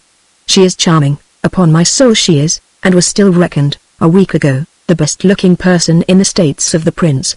I do not know, the Conti went on, whether the horrors that the enemies of our sovereign have disseminated against him have reached the castle of Grianta. They make him out a monster, an ogre. The truth is that Ernst IV was full of dear little virtues, and one may add that, had he been invulnerable like Achilles, he would have continued to be the model of a potentate. But in a moment of boredom and anger, and also a little in imitation of Louis XIV cutting off the head of some hero or other of the Fronde, who was discovered living in peaceful solitude on a plot of land near Versailles, 50 years after the Fronde, one fine day Ernst IV had 2 liberals hanged. It seems that these rash fellows used to meet on fixed days to speak evil of the prince and address ardent prayers to heaven that the plague might visit Parma and deliver them from the tyrant. The word tyrant was proved. Rassi called this conspiracy. He had them sentenced to death, and the execution of one of them, Contiel, was atrocious. All this happened before my time. Since that fatal hour, the Conti went on, lowering his voice, the prince has been subject to fits of panic unworthy of a man, but these are the sole source of the favor that I enjoy. But for this royal fear, mine would be a kind of merit too abrupt, too harsh for this court, where idiocy runs rampant. Would you believe that the prince looks under the beds in his room before going to sleep, and spends $1 million, which at Parma is the equivalent of 4 millions at Milan, to have a good police force, and you see before you, Signora Duchessa, the chief of that terrible police. By the police, that is to say by fear, I have become Minister of War and Finance, and as the Minister of the Interior is my nominal chief, in so far as he has the police under his jurisdiction, I have had that portfolio given to Contisello Contarini, an imbecile who is a glutton for work and gives himself the pleasure of writing 80 letters a day. I received one only this morning on which Contisello Contarini has had the satisfaction of writing with his own hand the number 20,715. The Duchessa Sanseverina was presented to the melancholy Princess of Parma, Clara Paolina, who, because her husband had a mistress, quite an attractive woman, the Marchesa Balbi, imagined herself to be the most unhappy person in the universe, a belief which had made her perhaps the most trying. The Duchessa found a very tall and very thin woman, who was not 36 and appeared 50. A symmetrical and noble face might have passed as beautiful, though somewhat spoiled by the large round eyes which could barely see, if the princess had not herself abandoned every attempt at beauty. She received the Duchessa with a shyness so marked that certain courtiers, enemies of Conti Mosca, ventured to say that the princess looked like the woman who was being presented and the Duchessa like the sovereign. The Duchessa, surprised and almost disconcerted, could find no language that would put her in a place inferior to that which the princess assumed for herself. To restore some self-possession to this poor princess, who at heart was not wanting in intelligence, the Duchessa could think of nothing better than to begin, and keep going, a long dissertation on botany. The princess was really learned in this science. She had some very fine hothouses with quantities of tropical plants. The Duchessa, while seeking simply for a way out of a difficult position, made a lifelong conquest of Princess Clara Paolina, who, from the shy and speechless creature that she had been at the beginning of the audience, found herself towards the end so much at her ease that, in defiance of all the rules of etiquette, this first audience lasted for no less than an hour and a quarter. Next day, the Duchessa sent out to purchase some exotic plants, and posed as a great lover of botany. The princess spent all her time with the venerable Father Landriani, Archbishop of Parma, a man of learning, a man of intelligence even, and a perfectly honest man, but one who presented a singular spectacle when he was seated in his chair of crimson velvet. It was the privilege of his office, opposite the armchair of the princess, surrounded by her maids of honor and her two ladies of company. The old prelate, with his flowing white locks, was even more timid. Was such a thing possible, than the princess? They saw one another every day, and every audience began with a silence that lasted fully a quarter of an hour. To such a state did they come that the Contessa Alvasi, one of the ladies of company, has become a sort of favorite, because she possessed the art of encouraging them to talk and so breaking the silence. To end the series of presentations, the Duchessa was admitted to the presence of HSH the Crown Prince, a personage of taller stature than his father and more timid than his mother. He was learned in mineralogy, and was 16 years old. He blushed excessively on seeing the Duchessa come in, and was so put off his balance that he could not think of a word to say to that beautiful lady. He was a fine-looking young man, and spent his life in the woods, hammer in hand. At the moment when the Duchessa rose to bring this silent audience to an end. "My God! Signora, how pretty you are!" exclaimed the Crown Prince, a remark which was not considered to be in too bad taste by the lady presented. The Marchesa Balbi, a young woman of 25, might still have passed for the most perfect type of leggiadria Italiana, 2 or 3 years before the arrival of the Duchessa Sanseverina at Parma. As it was, she had still the finest eyes in the world and the most charming airs, but, viewed close at hand, her skin was netted with countless fine little wrinkles which made the Marchesa look like a young grandmother. Seen from a certain distance, in the theatre for instance, in her box, she was still a beauty, and the people in the pit thought that the prince showed excellent taste. He spent every evening with the Marchesa Balbi, but often without opening his lips, and the boredom she saw on the prince's face had made this poor woman decline into an extraordinary thinness. She laid claim to an unlimited subtlety, and was always smiling a bitter smile. She had the prettiest teeth in the world, and in season and out, having little or no sense, would attempt by an ironical smile to give some hidden meaning to her words. Conti Mosca said that it was these continual smiles, while inwardly she was yawning, that gave her all her wrinkles. The Balbi had a finger in every pie, and the state never made a contract for 1,000 francs without there being some little ricordo. This was the polite expression at Parma, for the Marchesa. Common report would have it that she had invested 6 millions in England, but her fortune, which indeed was of recent origin, did not in reality amount to 1,500,000 francs. It was to be out of reach of her stratagems, and to have her dependent upon himself, that Conti Mosca had made himself Minister of Finance. The Marchesa's sole passion was fear disguised in sordid avarice. "She'll die on straw," she used occasionally to say to the prince, who was shocked by such a remark. The Duchessa noticed that the anteroom, resplendent with gilding, of the Balbi's palazzo, was lighted by a single candle which guttered on a priceless marble table, and that the doors of her drawing-room were blackened by the footman's fingers. "She received me," the Duchessa told her lover, "as though she expected me to offer her a gratuity of 50 francs. The course of the Duchess's successes was slightly interrupted by the reception given her by the shrewdest woman of the court, the celebrated Marchesa Raversi, a consummate intriguer who had established herself at the head of the party opposed to that of Conti Mosca. She was anxious to overthrow him, all the more so in the last few months, since she was the niece of the Duca Sanseverina, and was afraid of seeing her prospects impaired by the charms of his new Duchessa. "The Raversi is by no means a woman to be ignored," the Conti told his mistress. "I regard her as so far capable of sticking at nothing that I separated from my wife solely because she insisted on taking as her lover Cavalier Bentivoglio, a friend of the Raversi. This lady, a tall virago with very dark hair, remarkable for the diamonds which she wore all day, and the rouge with which she covered her cheeks, had declared herself in advance the Duchess's enemy, and when she received her in her own house made it her business to open hostilities. The Duca Sanseverina, in the letters he wrote from, appeared so delighted with his embassy and, above all, with the prospect of the grand cordon, that his family were afraid of his leaving part of his fortune to his wife, whom he loaded with little presents. The Raversi, although definitely ugly, had for a lover Conti Baldi, the handsomest man at court. Generally speaking, she was successful in all her undertakings. The Duchessa lived in the greatest style imaginable. The Palazzo Sanseverina had always been one of the most magnificent in the city of Parma, and the Duca, to celebrate the occasion of his embassy and his future grand cordon, was spending enormous sums upon its decoration. The Duchessa directed the work in person. The Conti had guessed aright, A few days after the presentation of the Duchessa, young Clelia Conti came to court. She had been made a canoness. In order to parry the blow which this favour might be thought to have struck at the Conti's influence, the Duchessa gave a party, on the pretext of throwing open the new garden of her palazzo, and by the exercise of her most charming manners made Clelia, whom she called her young friend of the Lake of Como, the queen of the evening.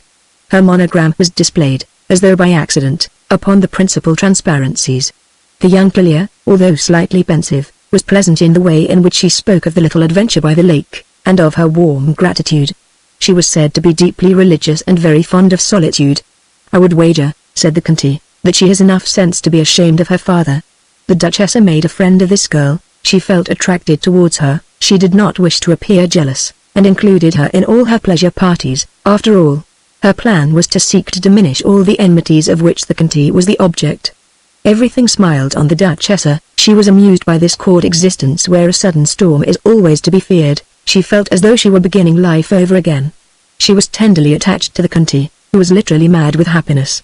The pleasing situation had bred in him an absolute impassivity towards everything in which only his professional interests were concerned. And so, barely 2 months after the Duchessa's arrival, he obtained the patent and honors of Prime Minister, honors which come very near to those paid to the sovereign himself. The Conti had complete control of his master's will. They had a proof of this at Parma by which everyone was impressed. To the southeast, and within 10 minutes of the town rises that famous citadel so renowned throughout Italy, the main tower of which stands 180 feet high and is visible from so far. This tower, constructed on the model of Hadrian's tomb, at Rome, by the Farnese, grandsons of Paul III, in the first half of the 16th century, is so large in diameter that on the platform in which it ends it has been possible to build a palazzo for the governor of the citadel and a new prison called the Farnese Tower. This prison, erected in honor of the eldest son of Ranuncio Ernsto II, who had become the accepted lover of his stepmother, is regarded as a fine and singular monument throughout the country. The Duchessa was curious to see it. On the day of her visit the heat was overpowering in Parma, and up there, in that lofty position, she found fresh air, which so delighted her that she stayed for several hours. The officials made a point of throwing open to her the rooms of the Farnese Tower. The Duchessa met on the platform of the great tower a poor liberal prisoner who had come to enjoy the half-hour's outing that was allowed him every third day. On her return to Parma, not having yet acquired the discretion necessary in an absolute court, she spoke of this man, who had told her the whole history of his life. The Marchesa Raversi's party seized hold of these utterances of the Duchessa and repeated them broadcast, greatly hoping that they would shock the prince. Indeed, Ernsto IV was in the habit of repeating that the essential thing was to impress the imagination. Perpetual is a big word, he used to say, and more terrible in Italy than elsewhere. Accordingly, never in his life had he granted a pardon. A week after her visit to the fortress the Duchessa received a letter commuting a sentence, signed by the prince and by his minister, with a blank left for the name. The prisoner whose name she chose to write in this space would obtain the restoration of his property, with permission to spend the rest of his days in America. The Duchessa wrote the name of the man who had talked to her. Unfortunately this man turned out to be half a rogue, a weak-kneed creature. It was on the strength of his confession that the famous Ferrante Palla had been sentenced to death. The unprecedented nature of this pardon set the seal upon Signora Sanseverina's position. Conti Mosca was wild with delight. It was a great day in his life and one that had a decisive influence on Fabrizio's destiny. He, meanwhile, was still at Romagnano, near Novara, going to confession, hunting, reading nothing, and paying court to a lady of noble birth, as was laid down in his instructions. The Duchessa was still a trifle shocked by this last essential. Another sign which boded no good to the Conti was that, while she would speak to him with the utmost frankness about everyone else, and would think aloud in his presence, she never mentioned Fabrizio to him without first carefully choosing her words. "If you like," the Conti said to her one day, "I will write to that charming brother you have on the Lake of Como, and I will soon force that Marchese del Dongo, if I and my friends in a certain quarter apply a little pressure, to ask for the pardon of your dear Fabrizio. If it be true, as I have not the least doubt that it is, that Fabrizio is somewhat superior to the young fellows who ride their English thoroughbreds about the streets of Milan, what a life, at 18, to be doing nothing with no prospect of ever having anything to do. If heaven had endowed him with a real passion for anything in the world, were it only for angling, I should respect it, but what is he to do at Milan, even after he has obtained his pardon? He will get on a horse, which he will have had sent to him from England, at a certain hour of the day, At another, idleness will take him to his mistress, for whom he will care less than he will for his horse.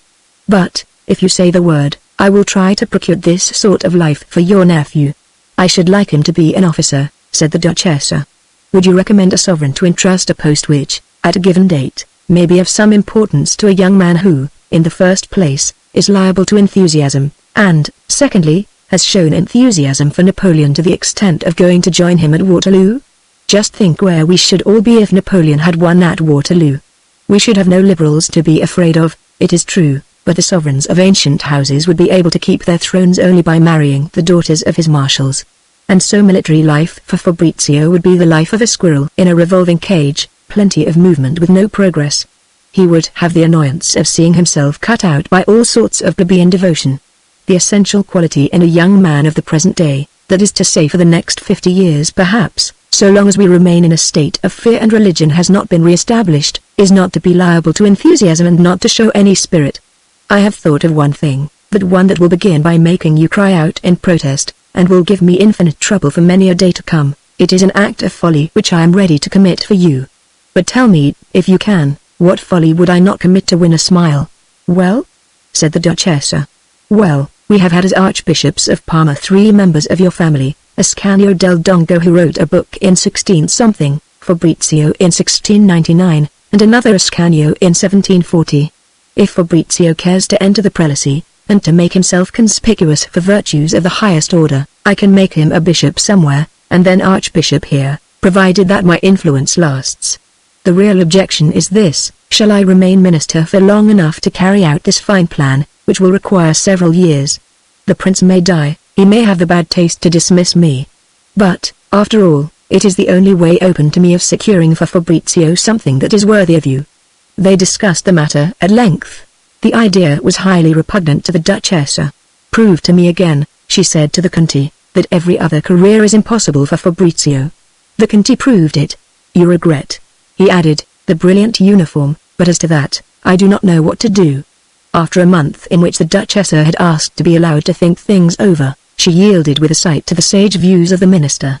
Either ride stiffly upon an English horse through the streets of some big town, repeated the Conte, or adopt a calling that is not unbefitting his birth. I can see no middle course. Unfortunately, a gentleman cannot become either a doctor or a barrister, and this age is made for barristers. Always bear in mind, Signora, the Conte went on, that you are giving your nephew, on the streets of Milan, the lot enjoyed by the young men of his age who pass for the most fortunate. His pardon once procured, you will give him 15, 20, 30,000 francs. The amount does not matter. Neither you nor I make any pretense of saving money. The Duchessa was susceptible to the idea of fame. She did not wish Fabrizio to be simply a young man living on an allowance. She reverted to her lover's plan. Observe, the Conte said to her, that I do not pretend to turn Fabrizio into an exemplary priest, like so many that you see. No, he is a great gentleman, first and foremost. He can remain perfectly ignorant if it seems good to him, and will nonetheless become bishop and archbishop, if the prince continues to regard me as a useful person. If your orders deign to transform my proposal into an immutable decree, the Conte went on, our protégé must on no account be seen in Parma living with modest means. His subsequent promotion will cause a scandal if people have seen him here as an ordinary priest. He ought not to appear in Parma until he has his violet stockings and a suitable establishment. Then everyone will assume that your nephew is destined to be a bishop, and nobody will be shocked.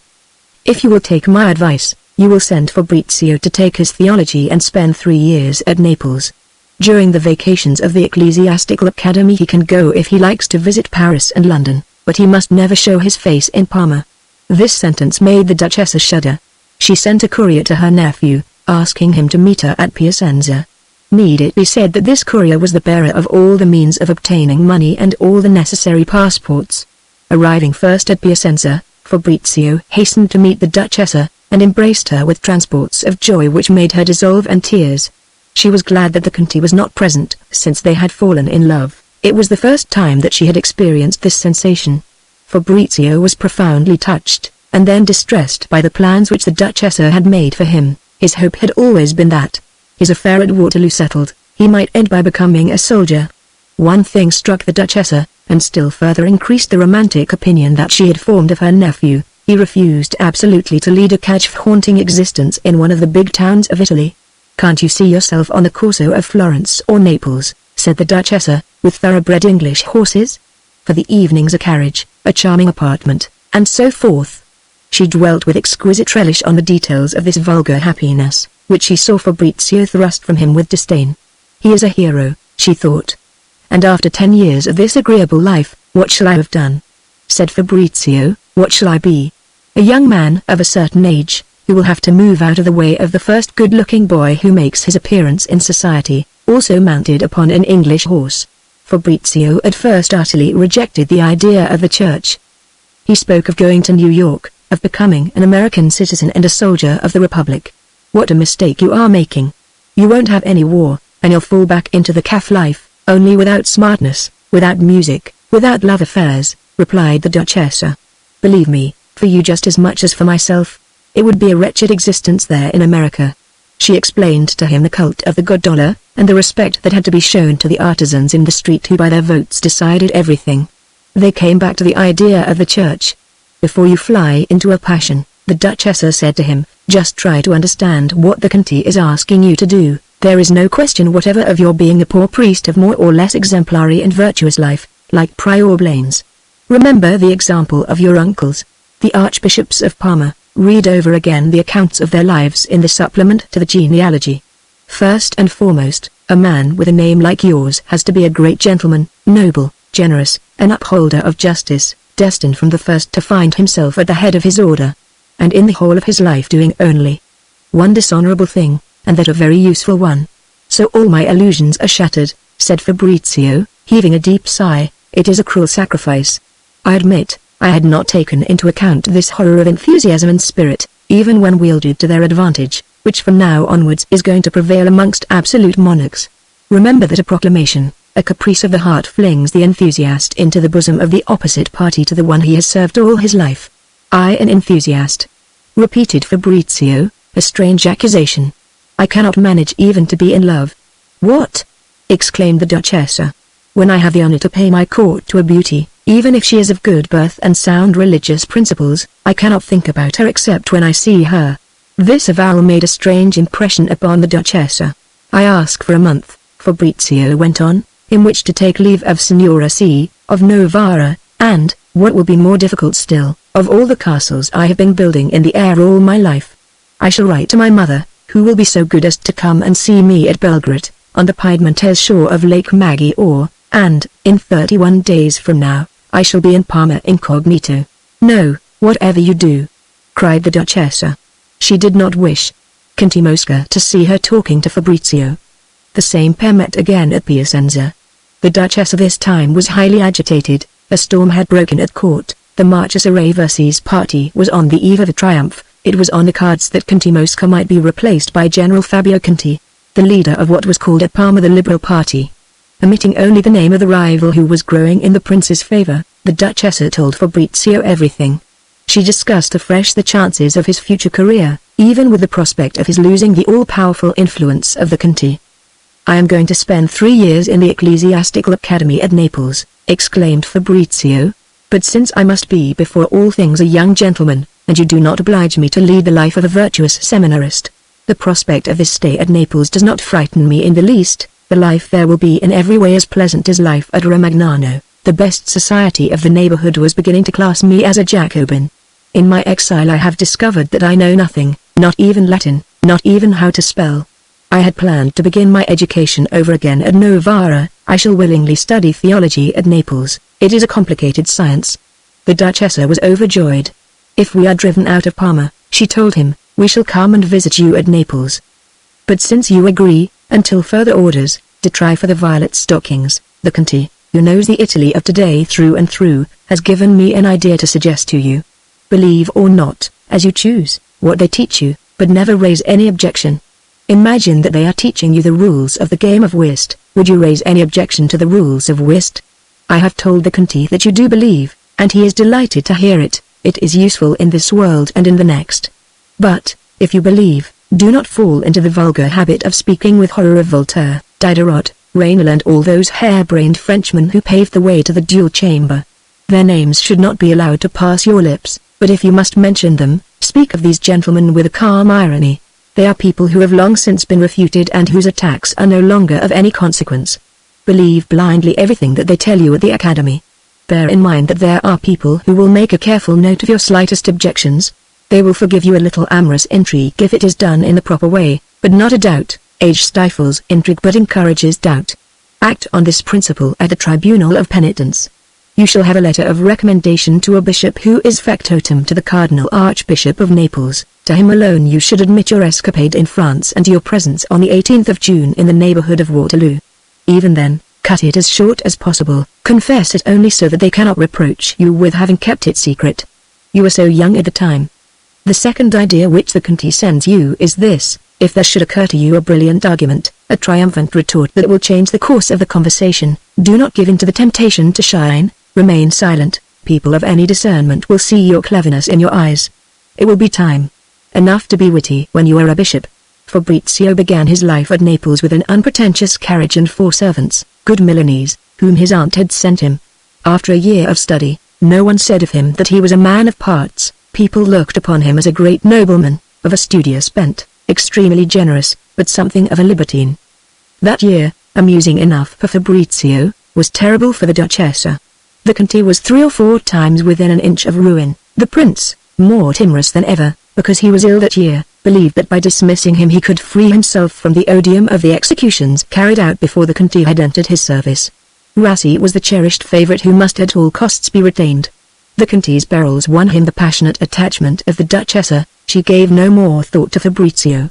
To lend colour to their possible retirement, it appeared that the air of Parma, which was indeed a trifle damp as it is everywhere in Lombardy, did not at all agree with her. Finally, after intervals of disgrace which went so far as to make the Conti, though Prime Minister, spend sometimes 20 whole days without seeing his master privately, Mosca won, he secured the appointment of General Fabio Conti, the so-called liberal, as governor of the citadel in which were imprisoned the liberals condemned by Rassi. If Conti shows any leniency towards his prisoners, Mosca observed to his lady, he will be disgraced as a Jacobin whose political theories have made him forget his duty as a general. If he shows himself stern and pitiless, and that, to my mind, is the direction in which he will tend, he ceases to be the leader of his own party and alienates all the families that have a relative in the citadel. This poor man has learned how to assume an air of awed respect on the approach of the prince, if necessary. He changes his clothes 4 times a day. He can discuss a question of etiquette, but his is not a head capable of following the difficult path by which alone he can save himself from destruction, and in any case, I am there. The day after the appointment of General Fabio Conti, which brought the ministerial crisis to an end, it was announced that Parma was to have an ultra-monarchist newspaper. What feuds the paper will create, said the Duchessa. This paper, the idea of which is perhaps my masterpiece, replied the Conti with a smile, I shall gradually and quite against my will allow to pass into the hands of the ultra-rabid section. I have attached some good salaries to the editorial posts. People are coming from all quarters to beg for employment on it. The excitement will help us through the next month or 2, and people will forget the danger I have been in. Those seriously minded gentlemen P&D are already on the list. But this paper will be quite revoltingly absurd. I am reckoning on that, replied the Conti. The prince will read it every morning and admire the doctrines taught by myself as its founder. As to the details, he will approve or be shocked. Of the hours which he devotes every day to work, 2 will be taken up in this way. The paper will get itself into trouble, but when the serious complaints begin to come in 8 or 10 months' time, it will be entirely in the hands of the ultra-rabids. It will be this party, which is annoying me, that will have to answer. As for me, I shall raise objections to the paper, but after all I greatly prefer 100 absurdities to 1 hanging. Who remembers an absurdity 2 years after the publication of the official gazette? It is better than having the sons and family of the hanged men vowing a hatred which will last as long as I shall and may perhaps shorten my life. The Duchessa, always passionately interested in something, always active, never idle, had more spirit than the whole court of Parma put together, but she lacked the patience and impassivity necessary for success in intrigue. However, she had managed to follow with passionate excitement the interests of the various groups. She was beginning even to establish a certain personal reputation with the prince. Clara Paolina, the princess consort, surrounded with honors but a prisoner to the most antiquated etiquette, looked upon herself as the unhappiest of women. The Duchessa Sanseverina paid her various attentions and tried to prove to her that she was by no means so unhappy as she supposed. It should be explained that the prince saw his wife only at dinner. This meal lasted for 30 minutes, and the prince would spend whole weeks without saying a word to Clara Palina. Signora Sanseverina attempted to change all this. She amused the prince, all the more as she had managed to retain her independence intact. Had she wished to do so, she could not have succeeded in never hurting any of the fools who swarmed about this court. It was this utter inadaptability on her part that led to her being execrated by the common run of courtiers, all Conti or Marchesi, with an average income of 5,000 lire. She realized this disadvantage after the first few days, and devoted herself exclusively to pleasing the sovereign and his consort, the latter of whom was in absolute control of the crown prince. The Duchessa knew how to amuse the sovereign, and profited by the extreme attention he paid to her lightest word to put in some shrewd thrusts at the courtiers who hated her. After the foolish actions that Tracy had made him commit, and for foolishness that sheds blood there is no reparation, the prince was sometimes afraid and was often bored, which had brought him to a state of morbid envy. He felt that he was deriving little amusement from life, and grew somber when he saw other people amused. The sight of happiness made him furious. "We must keep our love secret," she told her admirer, and gave the prince to understand that she was only very moderately attached to the Conti, who for that matter was so thoroughly deserving of esteem. This discovery had given His Highness a happy day. From time to time, the Duchessa let fall a few words about the plan she had in her mind of taking a few months' holiday every year, to be spent in seeing Italy, which she did not know at all. She would visit Naples, Florence, Rome. Now nothing in the world was more capable of distressing the prince than an apparent desertion of this sort. It was one of his most pronounced weaknesses. Any action that might be interpreted as showing contempt for his capital city pierced him to the heart. He felt that he had no way of holding Signora Sanseverina, and Signora Sanseverina was by far the most brilliant woman in Parma. A thing without parallel in the lazy Italian character. People used to drive in from the surrounding country to attend her Thursdays. They were regular festivals. Almost every week the Duchessa had something new and sensational to present. The prince was dying to see one of these Thursdays for himself, but how was it to be managed? Go to the house of a private citizen. That was a thing that neither his father nor he had ever done in their lives. There came a certain Thursday of cold wind and rain. All through the evening the prince heard carriages rattling over the pavement of the piazza outside the palace, on their way to Signora Sanseverina's. He moved petulantly in his chair. Other people were amusing themselves, and he, their sovereign prince, their absolute master, who ought to find more amusement than anyone in the world, he was tasting the fruit of boredom. He rang for his aide-de-camp. He was obliged to wait until a dozen trustworthy men had been posted in the street that led from the royal palace to the Palazzo Sanseverina. Finally, after an hour that seemed to the prince an age, during which he had been minded a score of times to brave the assassin's daggers and to go boldly out without any precaution, he appeared in the first of Signora Sanseverina's drawing rooms. A thunderbolt might have fallen upon the carpet and not produced so much surprise. In the twinkling of an eye, and as the prince advanced through them, these gay and noisy rooms were hushed to a stupefied silence. Every eye, fixed on the prince, was strained with attention. The courtiers appeared disconcerted. The Duchessa alone showed no sign of surprise. When finally her guests had recovered sufficient strength to speak, the great preoccupation of all present was to decide the important question: had the Duchessa been warned of this visit, or had she like everyone else been taken by surprise? The prince was amused, and the reader may now judge of the utterly impulsive character of the Duchessa, and of the boundless power which vague ideas of departure, adroitly disseminated, had enabled her to assume. As she went to the door with the prince, who was making her the prettiest speeches, an odd idea came to her which she ventured to put into words quite simply, and as though it were the most natural thing in the world. If your Serene Highness would address to the princess 3 or 4 of these charming utterances which he lavishes on me, he could be far more certain of giving me pleasure than by telling me that I am pretty. I mean that I could not for anything in the world have the princess look with an unfriendly eye on the signal mark of his favor with which His Highness has honored me this evening. The prince looked fixedly at her and replied in a dry tone: I was under the impression that I was my own master and could go where I pleased. The Duchessa blushed. I wished only, she explained, instantly recovering herself, not to expose His Highness to the risk of a bootless errand, for this Thursday will be the last. I am going for a few days to Bologna or Florence. When she reappeared in the rooms, everyone imagined her to be at the height of favor, whereas she had just taken a risk upon which, in the memory of man, no one had ever ventured. She made a sign to the Conti, who rose from the whist table and followed her into a little room that was lighted but empty. You have done a very bold thing, he informed her. "I should not have advised it myself, but when hearts are really inflamed," he added with a smile, "happiness enhances love, and if you leave tomorrow morning, I shall follow you tomorrow night.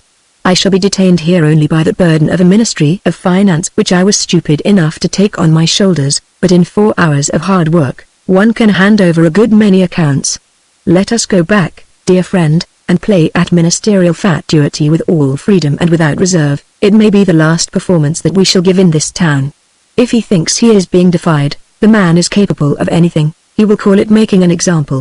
When these people have gone, we can decide on a way of barricading you for tonight. The best plan perhaps would be to set off without delay for your house at Sacca, by the Po, which has the advantage of being within half an hour of Austrian territory." For the Duchess's love and self-esteem this was an exquisite moment. She looked at the Conti, and her eyes brimmed with tears. So powerful a minister, surrounded by this swarm of courtiers who loaded him with homage equal to that which they paid to the prince himself, to leave everything for her sake, and with such unconcern. When she returned to the drawing-room she was beside herself with joy. Everyone bowed down before her. "How prosperity has changed the Duchessa," was murmured everywhere by the courtiers. "One would hardly recognize her. So that Roman spirit, so superior to everything in the world, does, after all, deign to appreciate the extraordinary favor that has just been conferred upon her by the sovereign." Towards the end of the evening the Conti came to her. "I must tell you the latest news." Immediately the people who happened to be standing near the Duchessa withdrew.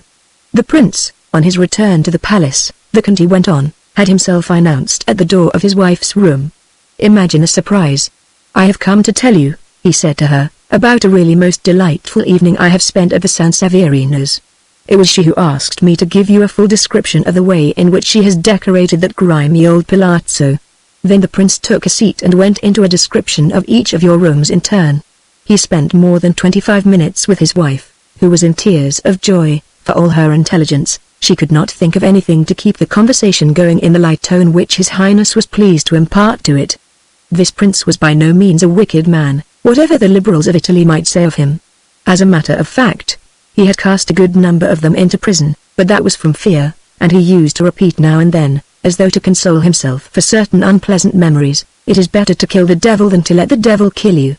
The day after the party we have been describing, he was supremely happy. He had done 2 good actions. He had gone to the Thursday, and he had talked to his wife. At dinner, he addressed her again. In a word, this Thursday at Signora Sanseverina's brought about a domestic revolution with which the whole of Parma rang. The Reversi was in consternation, and the Duchessa doubly delighted. She had contrived to be of use to her lover, and had found him more in love with her than ever. "All this owing to a thoroughly rash idea which came into my mind," she said to the Conti.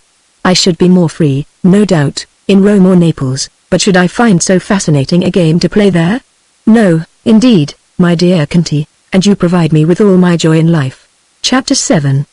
It is with trifling details of court life as insignificant as those related in the last chapter that we should have to fill up the history of the next 4 years.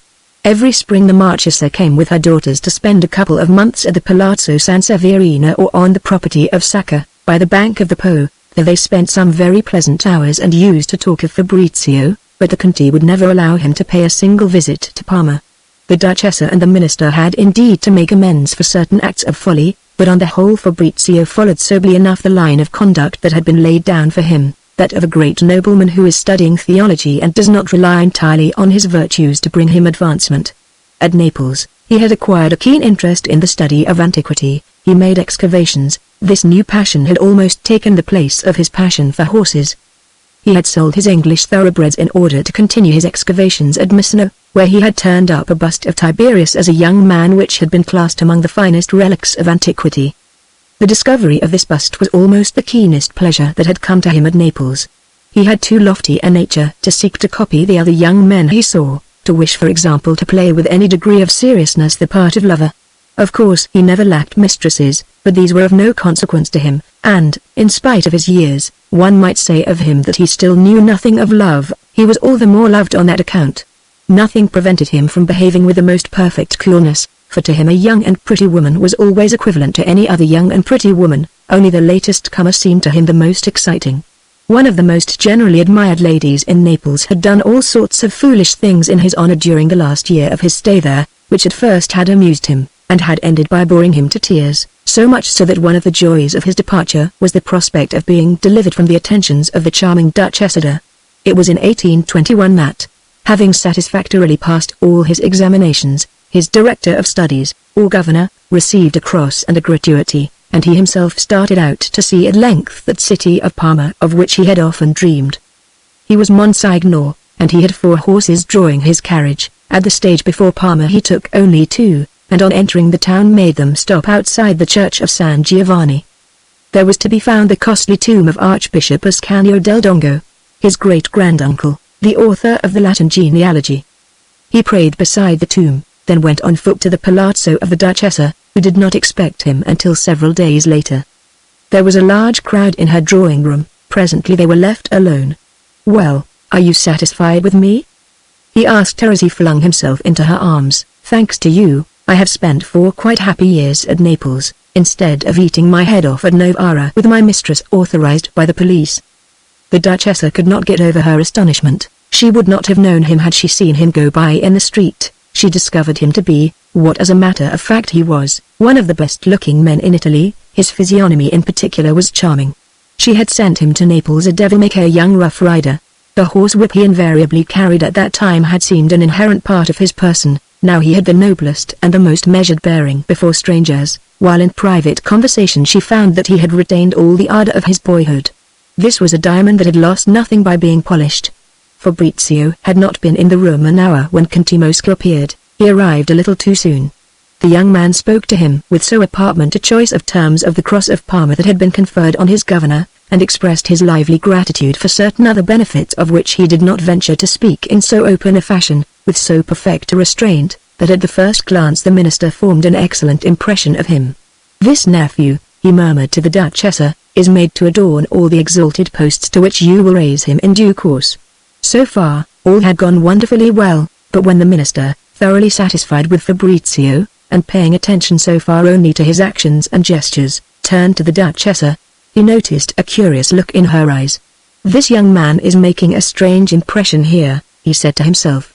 This reflection was bitter. The Conte had reached the 50s, a cruel word of which perhaps only a man desperately in love can feel the full force.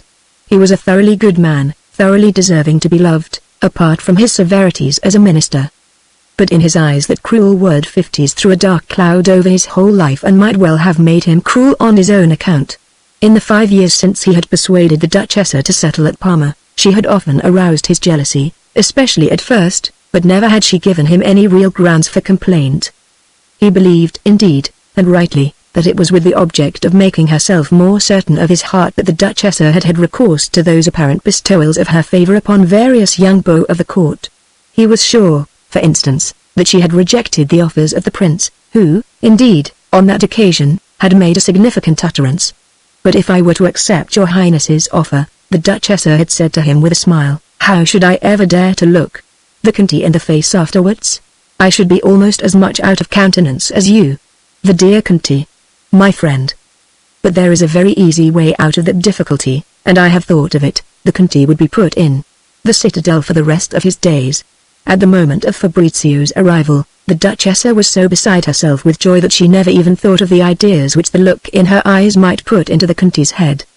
The effect was profound and the suspicions he aroused irremediable. Fabrizio was received by the prince 2 hours after his arrival. The Duchessa, foreseeing the good effect which this impromptu audience would have on the public, had been begging for it for the last 2 months. This favor put Fabrizio beyond all rivalry from the first. The pretext for it had been that he would only be passing through Parma on his way to visit his mother in Piedmont. At the moment when a charming little note from the Duchessa arrived to inform the prince that Fabrizio awaited his orders, the prince was feeling bored. "I shall see," he said to himself, "a saintly little simpleton, a mean or a sly face." The town commandant had already reported the newcomer's first visit to the tomb of his archiepiscopal uncle. The prince saw enter the room a tall young man whom, but for his violet stockings, he would have taken for some young officer. This little surprise dispelled his boredom. "Here is a fellow," he said to himself, "for whom they will be asking me heaven knows what favors, everything that I have to bestow. He has just come, he probably feels nervous, I shall give him a little dose of Jacobin politics, we shall see how he replies." After the first gracious words on the prince's part, "Well, Monsignor, he said to Fabrizio, "and the people of Naples, are they happy? Is the king loved?" "Serene Highness," Fabrizio replied without a moment's hesitation, "I used to admire, when they passed me in a street, the excellent bearing of the troops of the various regiments of His Majesty the King. The better classes are respectful towards their masters, as they ought to be, but I must confess that, all my life, I have never allowed the lower orders to speak to me about anything but the work for which I am paying them." "Plague," said the prince, "what a slyboots! This is a well-trained bird, I recognize the Sanseverina touch." Becoming interested, the prince employed great skill in leading Fabrizio on to discuss the scabrous topic. The young man, animated by the danger he was in, was so fortunate as to hit upon some admirable rejoinders. "It is almost insolence to boast of one's love for one's king," he said, "it is blind obedience that one owes to him." At the sight of so much prudence the prince almost lost his temper. "Here, it seems, is a man of parts come among us from Naples, and I don't like that breed. A man of parts may follow the highest principles and even be quite sincere, all the same on one side or the other he is always first cousin to Voltaire and Rousseau." This prince felt himself almost defied by such correctness of manner and such unassailable rejoinders coming from a youth fresh from college. What he had expected never occurred. In an instant he assumed a tone of good fellowship and, reverting in a few words to the basic principles of society and government, repeated, adapting them to the matter in hand, certain phrases of Fenelon which he had been made to learn by heart in his boyhood for use in public audiences. "These principles surprise you, young man," he said to Fabrizio. He had called him Monsignor at the beginning of the audience, and intended to give him his Monsignor again in dismissing him, but in the course of the conversation he felt it to be more adroit, better suited to moving turns of speech, to address him in an informal and friendly style. "These principles surprise you, young man. I admit that they bear little resemblance to the bread and butter absolutism." This was the expression in use, which you can read every day in my official newspaper. "But, great heavens, what is the good of my quoting that to you? Those writers in my newspaper must be quite unknown to you." "I beg your Serene Highness's pardon, not only do I read the Parma newspaper, which seems to me to be very well written, but I hold, moreover, with it, that everything that has been done since the death of Louis XIV, in 1715, has been at once criminal and foolish. Man's chief interest in life is his own salvation, there can be no two ways of looking at it, and that is a happiness that lasts for eternity. The words liberty, justice, the good of the greatest number, are infamous and criminal. They form in people's minds the habits of discussion and want of confidence. A chamber of deputies votes no confidence in what these people call the ministry. This fatal habit of want of confidence once contracted, human weakness applies it to everything. Man loses confidence in the Bible, the orders of the church, tradition and everything else. From that moment he is lost. Even upon the assumption, which is abominably false and criminal even to suggest, that this want of confidence in the authority of the princes by God established were to secure one's happiness during the 20 or 30 years of life which any of us may expect to enjoy, what is half a century, or a whole century even, compared with an eternity of torment? And so on. One could see, from the way in which Fabrizio spoke, that he was seeking to arrange his ideas so that they should be grasped as quickly as possible by his listener. It was clear that he was not simply repeating a lesson. Presently the prince lost interest in his contest with this young man whose simple and serious manner had begun to irritate him. "Good bye, Monsignor," he said to him abruptly. "I can see that they provide an excellent education at the Ecclesiastical Academy of Naples, and it is quite simple. When these good precepts fall upon so distinguished a mind, one secures brilliant results. Goodbye." And he turned his back on him. "I have quite failed to please this animal," thought Fabrizio. "And now, it remains to be seen," said the prince as soon as he was once more alone, "whether this fine young man is capable of passion for anything. In that case, he would be complete. Could anyone repeat with more spirit the lessons he has learned from his aunt? I felt I could hear her speaking. Should we have a revolution here, it would be she that would edit the Monitor, as the Sanfelice did at Naples. But the Sanfelice, in spite of her 25 summers and her beauty, got a bit of a hanging all the same. A warning to women with brains. In supposing Fabrizio to be his aunt's pupil, the prince was mistaken. People with brains who are born on the throne or at the foot of it soon lose all fineness of touch. They prescribe, in their immediate circle, freedom of conversation which seems to them coarseness. They refuse to look at anything but masks and pretend to judge the beauty of complexions. The amusing part of it is that they imagine their touch to be of the finest. In this case, for instance, Fabrizio believed practically everything that we have heard him say. It is true that he did not think twice in a month of these great principles. He had keen appetites, he had brains, but he had faith. The desire for liberty, the fashion and cult of the greatest good of the greatest number, after which the 19th century has run mad, were nothing in his eyes but a heresy which, like other heresies, would pass away, though not until it had destroyed many souls, as the plague while it reigns unchecked in a country destroys many bodies. And in spite of all this Fabrizio read the French newspapers with keen enjoyment, even taking rash steps to procure them. Fabrizio, having returned quite flustered from his audience at the palace, and having told his aunt of the various attacks launched on him by the prince. "You ought," she told him, "to go at once to see Father Landriani, our excellent archbishop. Go there on foot, climb the staircase quietly, make as little noise as possible in the anterooms. If you are kept waiting, so much the better, 1,000 times better. In a word, be apostolic." "I understand," said Fabrizio. "Our man is a tough. Not the least bit in the world, he is virtue incarnate." "Even after the way he behaved," said Fabrizio in some bewilderment, "when Conte Palanza was executed." "Yes, my friend, after the way he behaved. The father of our archbishop was a clerk in the Ministry of Finance, a man of humble position, and that explains everything. Monsignor Landriani is a man of keen, extensive and deep intelligence. He is sincere. He loves virtue. I am convinced that if an Emperor Decius were to reappear in the world he would undergo martyrdom like Polyactes in the opera they played last week. So much for the good side of the medal. Now for the reverse. As soon as he enters the sovereign's, or even the Prime Minister's presence, he is dazzled by the sight of such greatness. He becomes confused, he begins to blush, it is physically impossible for him to say no. This accounts for the things he has done, things which have won him that cruel reputation throughout Italy, but what is not generally known is that, when public opinion had succeeded in enlightening him as to the trial of Conte Palanza, he set himself the penance of living upon bread and water for 13 weeks, the same number of weeks as there are letters in the name David Palanza. We have at this court a rascal of infinite cleverness named Rossi, a chief justice or fiscal general, who at the time of Conte Palanza's death cast a spell over Father Landriani.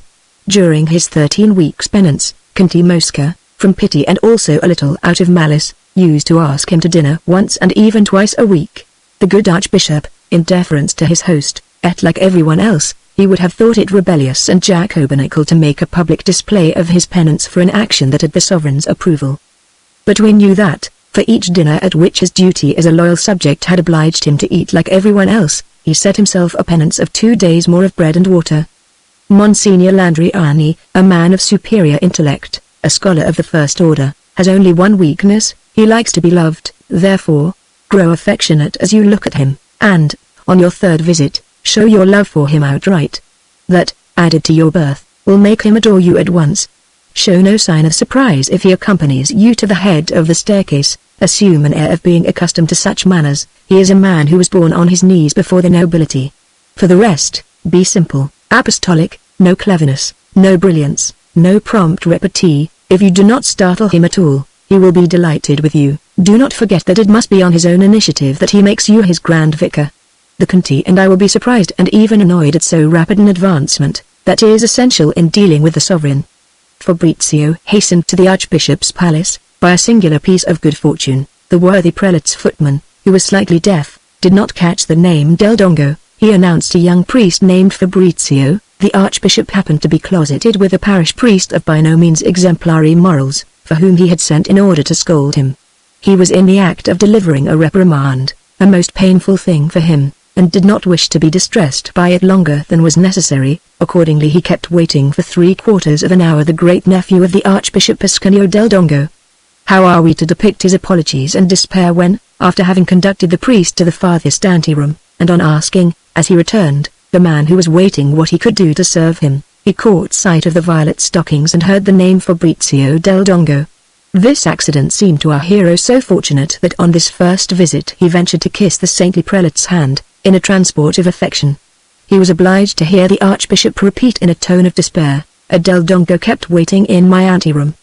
The old man felt obliged, by way of apology, to relate to him the whole story of the parish priest, his misdeeds, his replies to the charges, and so forth. "Is it really possible?" Fabrizio asked himself as he made his way back to the Palazzo Sanseverina. that this is the man who hurried on the execution of that poor Conte Pallanza? What is your Excellency's impression? Conte Mosca inquired with a smile, as he saw him enter the Duchess's drawing room. The Conte would not allow Fabrizio to address him as Excellency.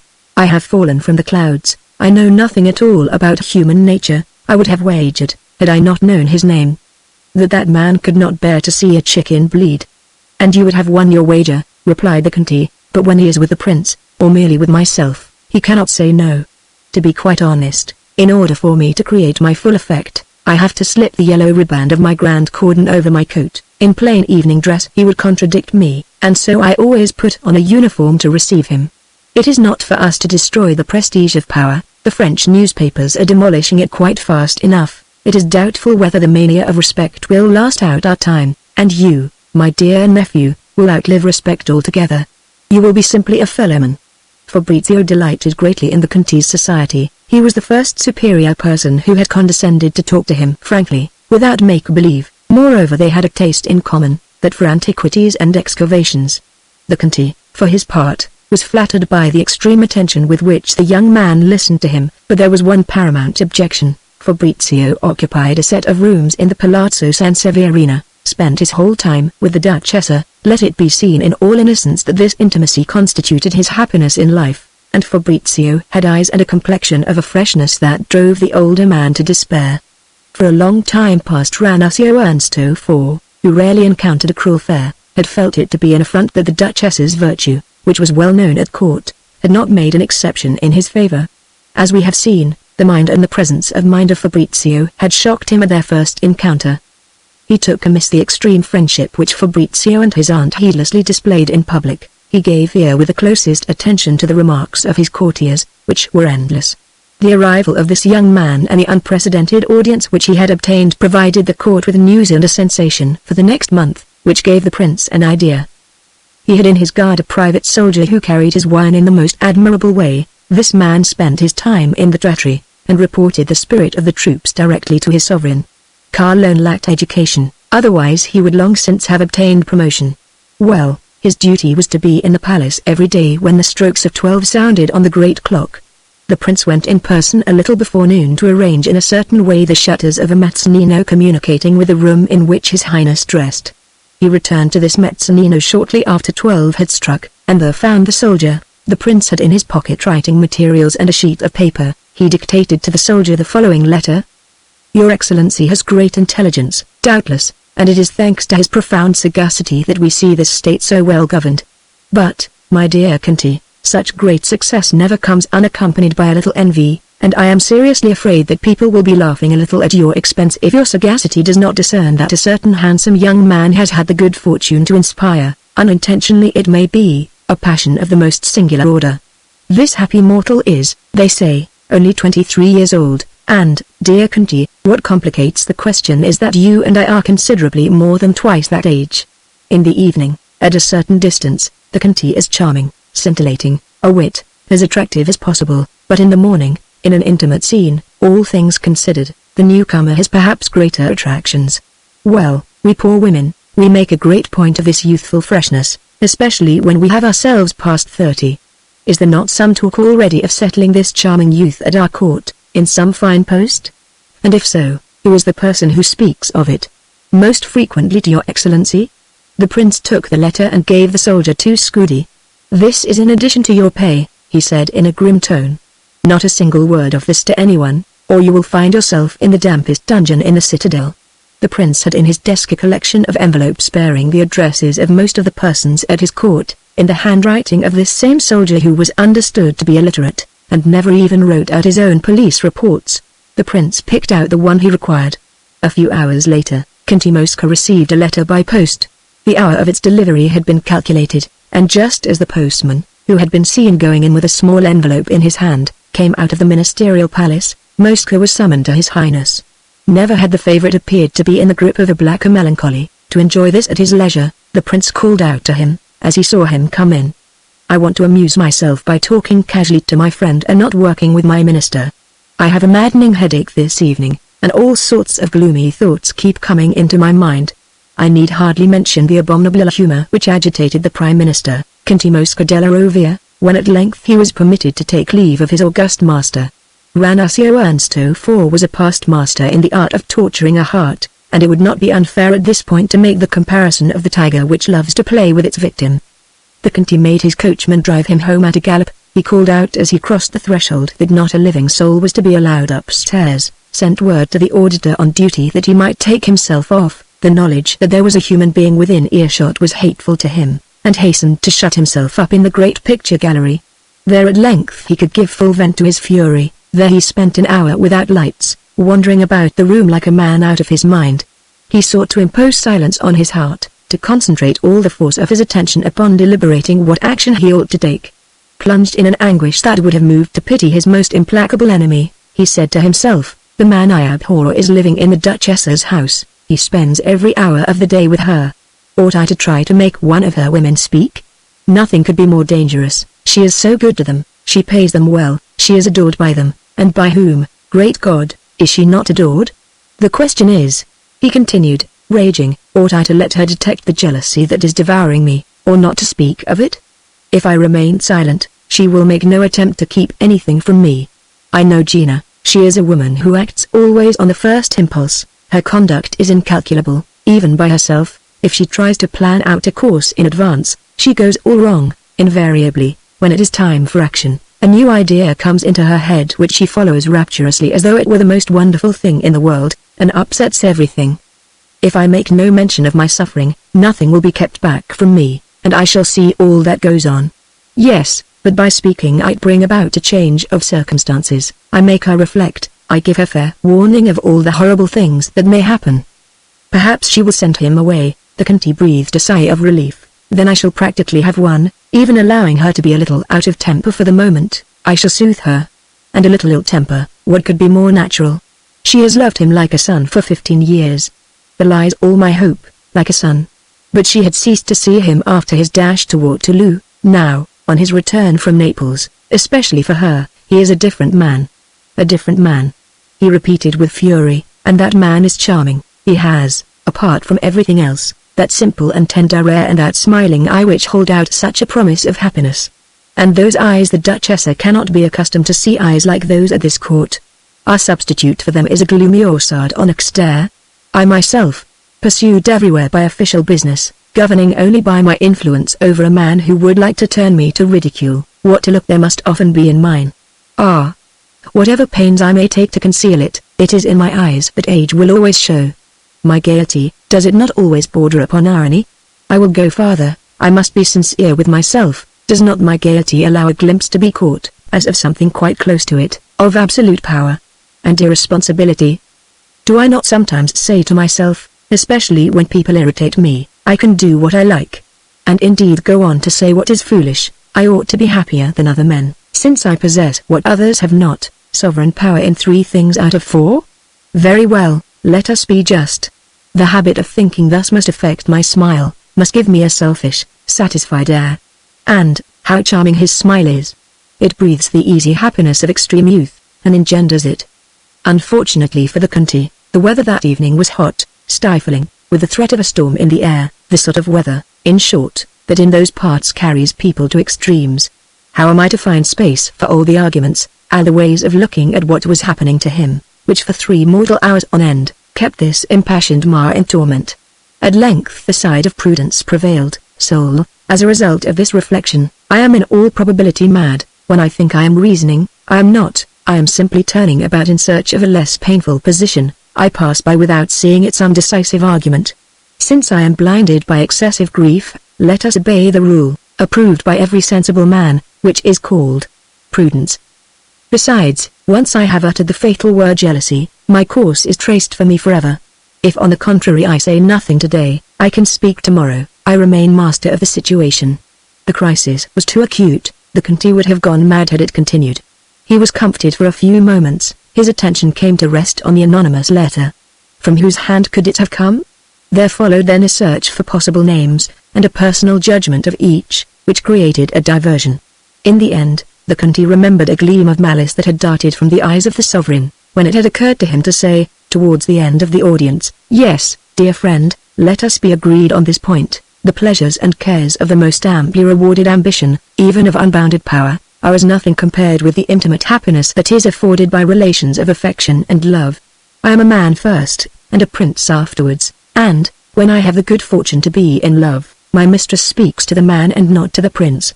The Conti compared that moment of malicious joy with the phrase in the letter, "It is thanks to your profound sagacity that we see this state so well governed." Those are the prince's words. He exclaimed, in the courtier there would be a gratuitous piece of imprudence. The letter comes from His Highness. This problem solved, the full joy caused by the pleasure of guessing the solution was soon effaced by the cruel spectre of the charming graces of Fabrizio, which returned afresh. It was like an enormous weight that fell back on the heart of the unhappy man. "What does it matter from whom the anonymous letter comes?" he cried with fury. "Does the fact that it discloses to me exist any the less? This caprice may alter my whole life," he said, as though to excuse himself for being so mad. "At the first moment, if she cares for him in a certain way, she will set off with him for Belgrade, for Switzerland, for the ends of the earth. She is rich, and besides, even if she had to live on a few louis a year, what would that matter to her? Did she not admit to me, not a week ago, that her palazzo, so well arranged, so magnificent, bored her? Novelty is essential to so youthful a spirit. And with what simplicity does this new form of happiness offer itself? She will be carried away before she has begun to think of the danger, before she has begun to think of being sorry for me. And yet I am so wretched," cried the Conti, bursting into tears. He had sworn to himself that he would not go to the Duchess's that evening. Never had his eyes thirsted so to gaze on her. At midnight he presented himself at her door. He found her alone with her nephew. At 10 o'clock she had sent all her guests away and had closed her door. At the sight of the tender intimacy that prevailed between these two creatures, and of the Duchess's artless joy, a frightful difficulty arose before the eyes of the Conti, and one that was quite unforeseen. He had never thought of it during his long deliberation in the picture gallery. How was he to conceal his jealousy? Not knowing what pretext to adopt, he pretended that he had found the prince that evening excessively ill-disposed towards him, contradicting all his assertions, and so forth. He had the distress of seeing the Duchess barely listen to him, and pay no attention to these details which, 48 hours earlier, would have plunged her in an endless stream of discussion. The Conti looked at Fabrizio. Never had that handsome Lombard face appeared to him so simple and so noble. Fabrizio paid more attention than the Duchess to the difficulties which he was relating. "Really," he said to himself, "that head combines extreme good nature with the expression of a certain artless and tender joy which is irresistible. It seems to be saying, love and the happiness it brings are the only serious things in this world. And yet, when one comes to some detail which requires thought, the light wakes in his eyes and surprises one, and one is left dumbfounded. Everything is simple in his eyes, because everything is seen from above. Great God! How is one to fight against an enemy like this? And after all, what is life without Gina's love? With what rapture she seems to be listening to the charming sallies of that mind, which is so boyish and must, to a woman, seem without a counterpart in the world." An atrocious thought gripped the Conti like a sudden cramp. "Shall I stab him here, before her face, and then kill myself?" He took a turn through the room, his legs barely supporting him, but his hand convulsively gripping the hilt of his dagger. Neither of the others paid any attention to what he might be doing. He announced that he was going to give an order to his servant. They did not even hear him. The Duchess was laughing tenderly at something Fabrizio had just said to her. The Conti went up to a lamp in the outer room, and looked to see whether the point of his dagger was well sharpened. "One must behave graciously, and with perfect manners to this young man," he said to himself as he returned to the other room and went up to them. He became quite mad. It seemed to him that, as they leaned their heads together, they were kissing each other, there, before his eyes.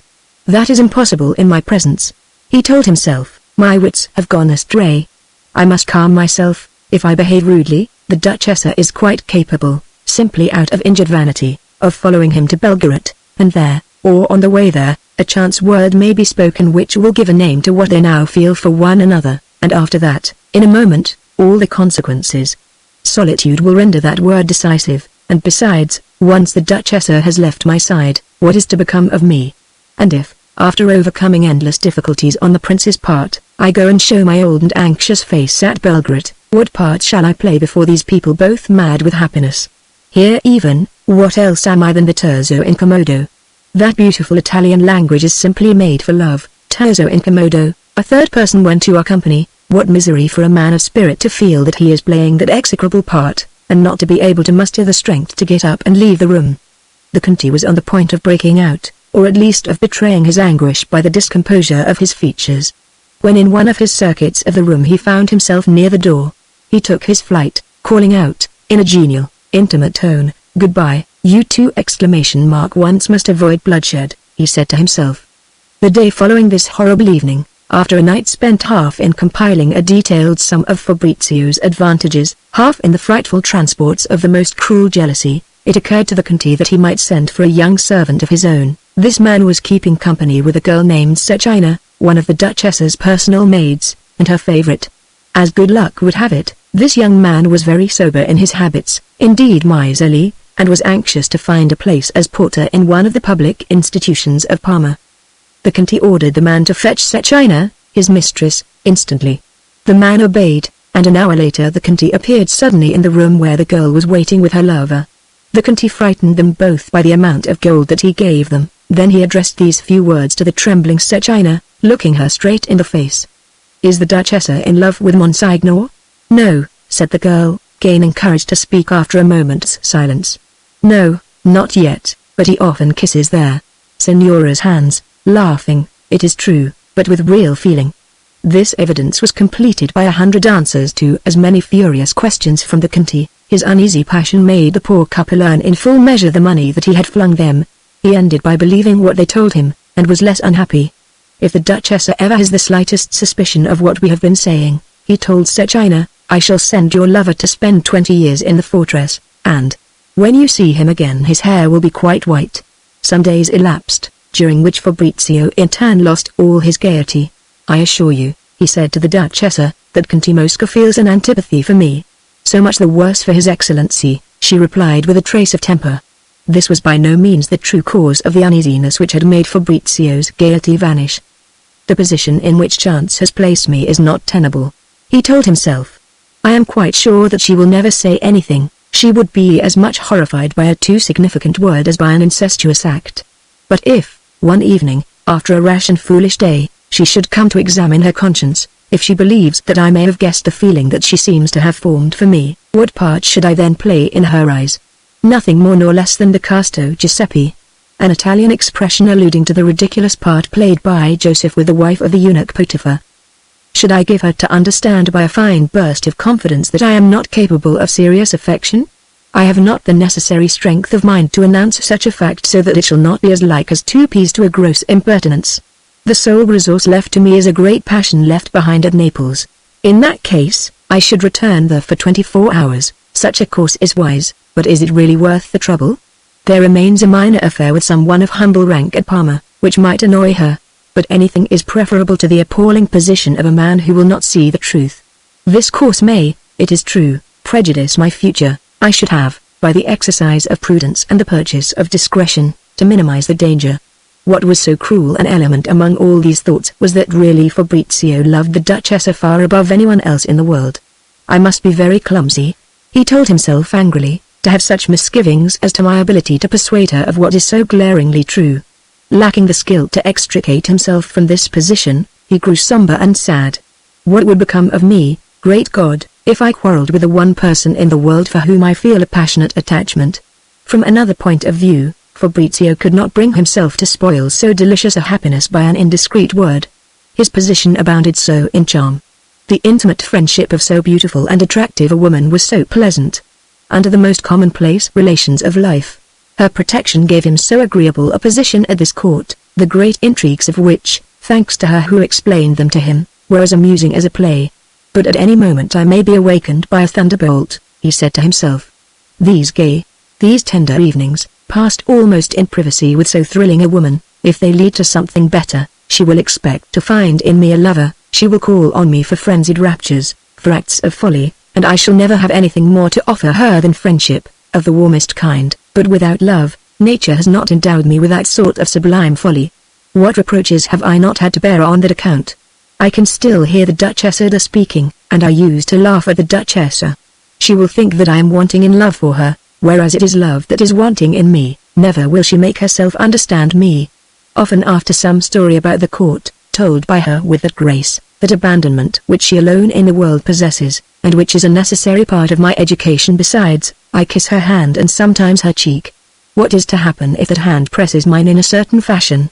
Fabrizio put in an appearance every day in the most respectable and least amusing drawing-rooms in Parma. Guided by the able advice of the Duchessa, he paid a sagacious court to the two princes, father and son, to the Princess Clara Paolina and Monsignor the Archbishop. He met with successes, but these did not in the least console him for his mortal fear of falling out with the Duchessa. Chapter 8. So, less than a month after his arrival at court, Fabrizio had tasted all the sorrows of a courtier, and the intimate friendship which constituted the happiness of his life was poisoned. One evening, tormented by these thoughts, he left that drawing-room of the Duchessa in which he had too much of the air of a reigning lover. Wandering at random through the town, he came opposite the theatre, in which he saw lights. He went in. It was a gratuitous imprudence in a man of his cloth, and one that he had indeed vowed that he would avoid in Parma, which, after all, is only a small town of 40,000 inhabitants. It is true that after the first few days he had got rid of his official costume. In the evenings, when he was not going into the very highest society, he used simply to dress in black like a layman in mourning. At the theatre he took a box on the third tier, so as not to be noticed. The play was Goldoni's La Locanderia. He examined the architecture of the building. Scarcely did he turn his eyes to the stage, but the crowded audience kept bursting into laughter at every moment. Fabrizio gave a glance at the young actress who was playing the part of the landlady, and found her amusing. He looked at her more closely. She seemed to him quite attractive, and, above all, perfectly natural. She was a simple-minded young girl who was the first to laugh at the witty lines Goldoni had put into her mouth, lines which she appeared to be quite surprised to be uttering. He asked what her name was, and was told, Marietta Valsera. Ah, he thought, she has taken my name, that is odd. In spite of his intentions he did not leave the theatre until the end of the piece. The following evening he returned. 3 days later he knew Marietta Valsera's address. On the evening of the day on which, with a certain amount of trouble, he had procured this address, he noticed that the Conte was looking at him in the most friendly way. The poor jealous lover, who had all the trouble in the world in keeping within the bounds of prudence, had set spies on the young man's track, and this theatrical escapade pleased him. How are we to depict the Conte's joy when, on the day following that on which he had managed to bring himself to look amicably at Fabrizio, he learned that the latter, in the partial disguise, it must be admitted, of a long blue frock coat, had climbed to the wretched apartment which Marietta Valsera occupied on the 4th floor of an old house behind the theatre. His joy was doubled when he heard that Fabrizio had presented himself under a false name, and had had the honor to arouse the jealousy of a scapegrace named Giletti, who in town played third servant, and in the villages danced on the tight-rope. This noble lover of Marietta cursed Fabrizio most volubly and expressed a desire to kill him. Opera companies are formed by an impresario who engages in different places the artists whom he can afford to pay or has found unemployed, and the company collected at random remains together for 1 season or 2 at most. It is not so with comedy companies. While passing from town to town and changing their address every 2 or 3 months, they nevertheless form a family of which all the members love or loathe one another. There are in these companies united couples whom the beaux of the towns in which the actors appear find it sometimes exceedingly difficult to sunder. This is precisely what happened to our hero. Little Marietta liked him well enough, but was horribly afraid of Giletti, who claimed to be her sole lord and master and kept a close watch over her. He protested everywhere that he would kill the Monsignor, for he had followed Fabrizio, and had succeeded in discovering his name. This Giletti was quite the ugliest creature imaginable and the least fitted to be a lover, tall out of all proportion. He was horribly thin, strongly pitted by smallpox, and inclined to squint. In addition, being endowed with all the graces of his profession, he was continually coming into the wings where his fellow actors were assembled, turning cartwheels on his feet and hands or practicing some other pretty trick. He triumphed in those parts in which the actor has to appear with his face whitened with flour and to give or receive a countless number of blows with a cudgel. This worthy rival of Fabrizio drew a monthly salary of 32 francs, and thought himself extremely well off. Conte Mosca felt himself drawn up from the gate of the tomb when his watchers gave him the full authority for all these details. His kindly nature reappeared. He seemed more gay and better company than ever in the Duchessa's drawing-room, and took good care to say nothing to her of the little adventure which had restored him to life. He even took steps to ensure that she should be informed of everything that occurred with the greatest possible delay. Finally he had the courage to listen to the voice of reason, which had been crying to him in vain for the last month, that, whenever a lover's luster begins to fade, it is time for that lover to travel. Urgent business summoned him to Bologna, and twice a day cabinet messengers brought him not so much the official papers of his departments as the latest news of the love affairs of little Marietta, the rage of the terrible Giletti and the enterprises of Fabrizio. One of the Conti's agents asked several times for Arlecchino Fantasma e Pasticcio, one of Giletti's triumphs. He emerges from the pie at the moment when his rival Brigella is sticking the knife into it, and gives him a drubbing. This was an excuse for making him earn 100 francs. Giletti, who was riddled with debts, took care not to speak of this windfall, but became astonishing in his arrogance. Fabrizio's whim changed to a wounded pride. At his age, his anxieties had already reduced him to the state of having whims. Vanity led him to the theatre. The little girl acted in the most sprightly fashion and amused him. On leaving the theatre, he was in love for an hour. The Conti returned to Parma on receiving the news that Fabrizio was in real danger. Giletti, who had served as a trooper in that fine regiment the Dragoni Napoleon, spoke seriously of killing him, and was making arrangements for a subsequent flight to Romagna. If the reader is very young, he will be scandalized by our admiration for this fine mark of virtue. It was, however, no slight act of heroism on the part of Conti Mosca, his return from Bologna, for, after all, frequently in the morning he presented a worn appearance, and Fabrizio was always so fresh, so serene. Who would ever have dreamed of reproaching him with the death of Fabrizio, occurring in his absence and from so stupid a cause? But his was one of those rare spirits which make an everlasting remorse out of a generous action which they might have done and did not do. Besides, he could not bear the thought of seeing the Duchessa look sad, and by any fault of his. He found her, on his arrival, taciturn and gloomy. This is what had occurred. The little lady's maid, Cecchina, tormented by remorse and estimating the importance of her crime by the immensity of the sum that she had received for committing it, had fallen ill. One evening the Duchessa, who was devoted to her, went up to her room.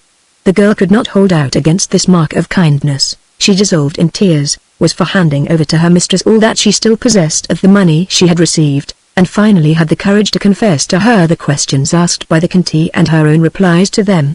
The Duchessa ran to the lamp, which she blew out, then said to little Cecchina that she forgave her, but on condition that she never uttered a word about this strange episode to anyone in the world.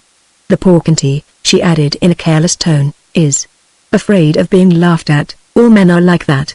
The Duchessa hastened downstairs to her own apartments.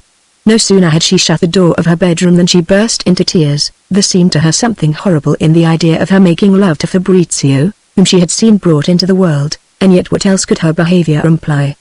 This had been the primary cause of the black melancholy in which the Conti found her plunged. On his arrival she suffered fits of impatience with him, and almost with Fabrizio. She would have liked never to set eyes on either of them again. She was contemptuous of the part, ridiculous in her eyes, which Fabrizio was playing with the little Marietta, for the Conti had told her everything, like a true lover, incapable of keeping a secret.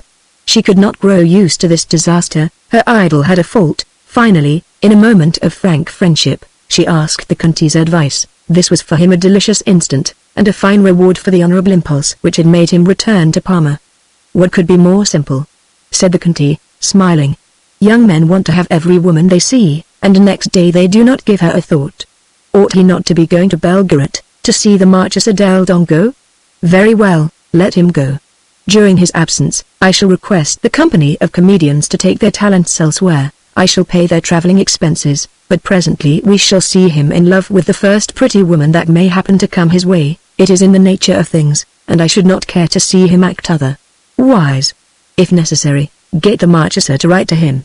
This suggestion, offered with the air of a complete indifference, came as a ray of light to the Duchessa. She was frightened of Giletti. That evening, the Conti announced, as though by chance, that one of his couriers, on his way to Vienna, would be passing through Milan. 3 days later Fabrizio received a letter from his mother. He seemed greatly annoyed at not having yet been able, thanks to Giletti's jealousy, to profit by the excellent intentions, assurance of which little Marietta had conveyed to him through a Mamuksha, an old woman who acted as her mother. Fabrizio found his mother and one of his sisters at Belgorod, a large village in Piedmont, on the right shore of Lake Maggiore. The left shore belongs to the Milanese, and consequently to Austria.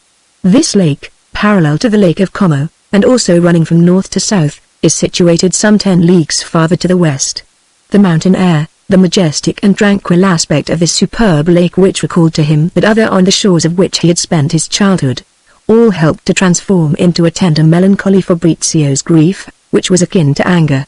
It was with an infinite tenderness that the memory of the Duchessa now presented itself to him. He felt that in separation he was acquiring for her that love which he had never felt for any woman. Nothing would have been more painful to him than to be separated from her forever, and, he being in this frame of mind, if the Duchessa had deigned to have recourse to the slightest coquetry, she could have conquered this heart by for instance presenting it with a rival. But, far from taking any so decisive a step, it was not without the keenest self-reproach that she found her thoughts constantly following in the young traveller's footsteps. She reproached herself for what she still called a fancy, as though it had been something horrible. She redoubled her forethought for an attention to the Conti, who, captivated by such a display of charm, paid no heed to the sane voice of reason which was prescribing a second visit to Bologna. The Marchesa del Dongo, busy with preparations for the wedding of her elder daughter, whom she was marrying to a Milanese duca, could give only 3 days to her beloved son. Never had she found in him so tender an affection. Through the cloud of melancholy that was more and more closely enwrapping Fabrizio's heart, an odd and indeed ridiculous idea had presented itself, and he had suddenly decided to adopt it. Dare we say that he wished to consult Prior Blaines? That excellent old man was totally incapable of understanding the sorrows of a heart torn asunder by boyish passions more or less equal in strength. Besides, it would have taken a week to make him gather even a faint impression of all the conflicting interests that Fabrizio had to consider at Parma, but in the thought of consulting him Fabrizio recaptured the freshness of his sensations at the age of 16. Will it be believed? It was not simply as to a man full of wisdom, to an old and devoted friend, that Fabrizio wished to speak to him. The object of this expedition, and the feelings that agitated our hero during the 50 hours that it lasted are so absurd that, doubtless, in the interests of our narrative, it would have been better to suppress them. I am afraid that Fabrizio's credulity may make him forfeit the sympathy of the reader, but after all thus it was, why flatter him more than another? I have not flattered Conti Mosca, nor the prince. Fabrizio, then, since the whole truth must be told, Fabrizio escorted his mother as far as the port of Laveno, on the left shore of Lake Maggiore, the Austrian shore, where she landed about 8 o'clock in the evening. The lake is regarded as neutral territory, and no passport is required of those who do not set foot on shore, but scarcely had night fallen when he had himself ferried to this same Austrian shore, and landed in a little wood which juts out into the water.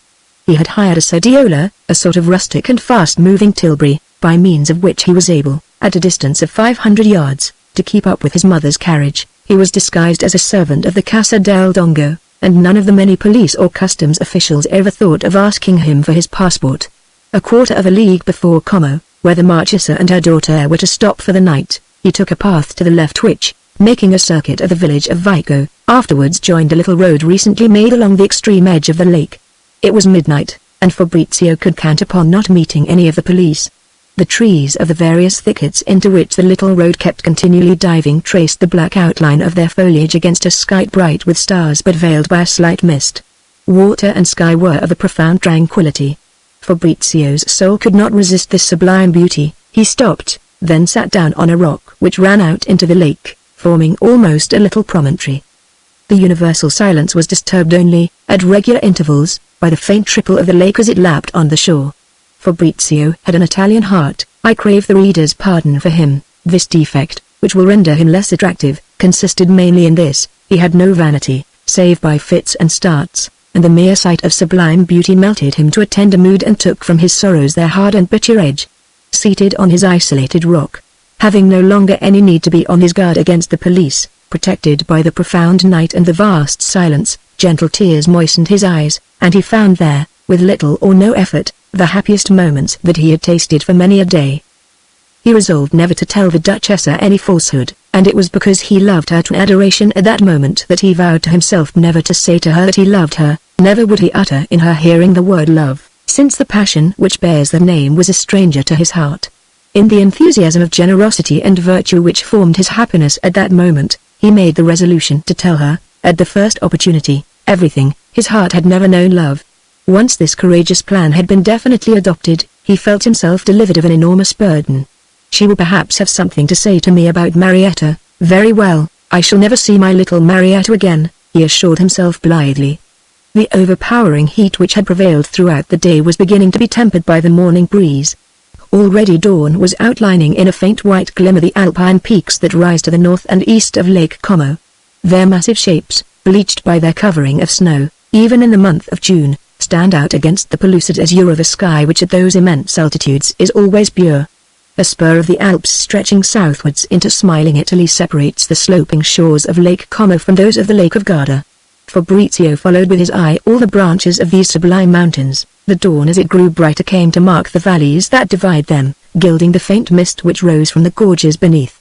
Some minutes since, Fabrizio had taken the road again. He passed the hill that forms the peninsula of Borini, and at length there met his gaze that campanile, the village of Grianta, in which he had so often made observations of the stars with Prior Blaines. What bounds were there to my ignorance in those days? I could not understand, he reminded himself, even the ridiculous Latin of those treatises on astrology which my master used to pore over, and I think I respected them chiefly because, understanding only a few words here and there, my imagination stepped in to give them a meaning, and the most romantic sense imaginable. Gradually his thoughts entered another channel. May not there be something genuine in this science? Why should it be different from the rest? A certain number of imbeciles and quick-witted persons agree among themselves that they know, shall we say, Mexican. They impose themselves with this qualification upon society which respects them and governments which pay them. Favors are showered upon them precisely because they have no real intelligence, and authority need not fear their raising the populace and creating an atmosphere of rant by the aid of generous sentiments. For instance, Father Bari, to whom Ernst IV has just awarded a pension of 4,000 francs and the cross of his order for having restored 19 lyres of a Greek dithyramb. But, great God, have I indeed the right to find such things ridiculous? Is it for me to complain? He asked himself, suddenly, stopping short in the road, has not that same cross just been given to my governor at Naples? Fabrizio was conscious of a feeling of intense disgust. The fine enthusiasm for virtue which had just been making his heart beat high changed into the vile pleasure of having a good share in the spoils of a robbery. After all, he said to himself at length, with the lustreless eyes of a man who is dissatisfied with himself, since my birth gives me the right to profit by these abuses, it would be a signal piece of folly on my part not to take my share, but I must never let myself denounce them in public. This reasoning was by no means unsound, but Fabrizio had fallen a long way from that elevation of sublime happiness to which he had found himself transported an hour earlier. The thought of privilege had withered that plant, always so delicate, which we name happiness. If we are not to believe in astrology, he went on, seeking to calm himself, if this science is, like 3/4 of the sciences that are not mathematical, a collection of enthusiastic simpletons and adroit hypocrites paid by the masters they serve, how does it come about that I think so often and with emotion of this fatal circumstance? I did make my escape from the prison at B, but in the uniform and with the marching orders of a soldier who had been flung into prison with good cause. Fabrizio's reasoning could never succeed in penetrating farther. He went 100 ways round the difficulty without managing to surmount it. He was too young still. In his moments of leisure, his mind devoted itself with rapture to enjoying the sensations produced by the romantic circumstances with which his imagination was always ready to supply him. He was far from employing his time in studying with patience the actual details of things in order to discover their causes. Reality still seemed to him flat and muddy. I can understand a person's not caring to look at it, but then he ought not to argue about it. Above all, he ought not to fashion objections out of the scattered fragments of his ignorance. Thus it was that, though not lacking in brains, Fabrizio could not manage to see that his half-belief in omens was for him a religion, a profound impression received at his entering upon life. To think of this belief was to feel, it was a happiness.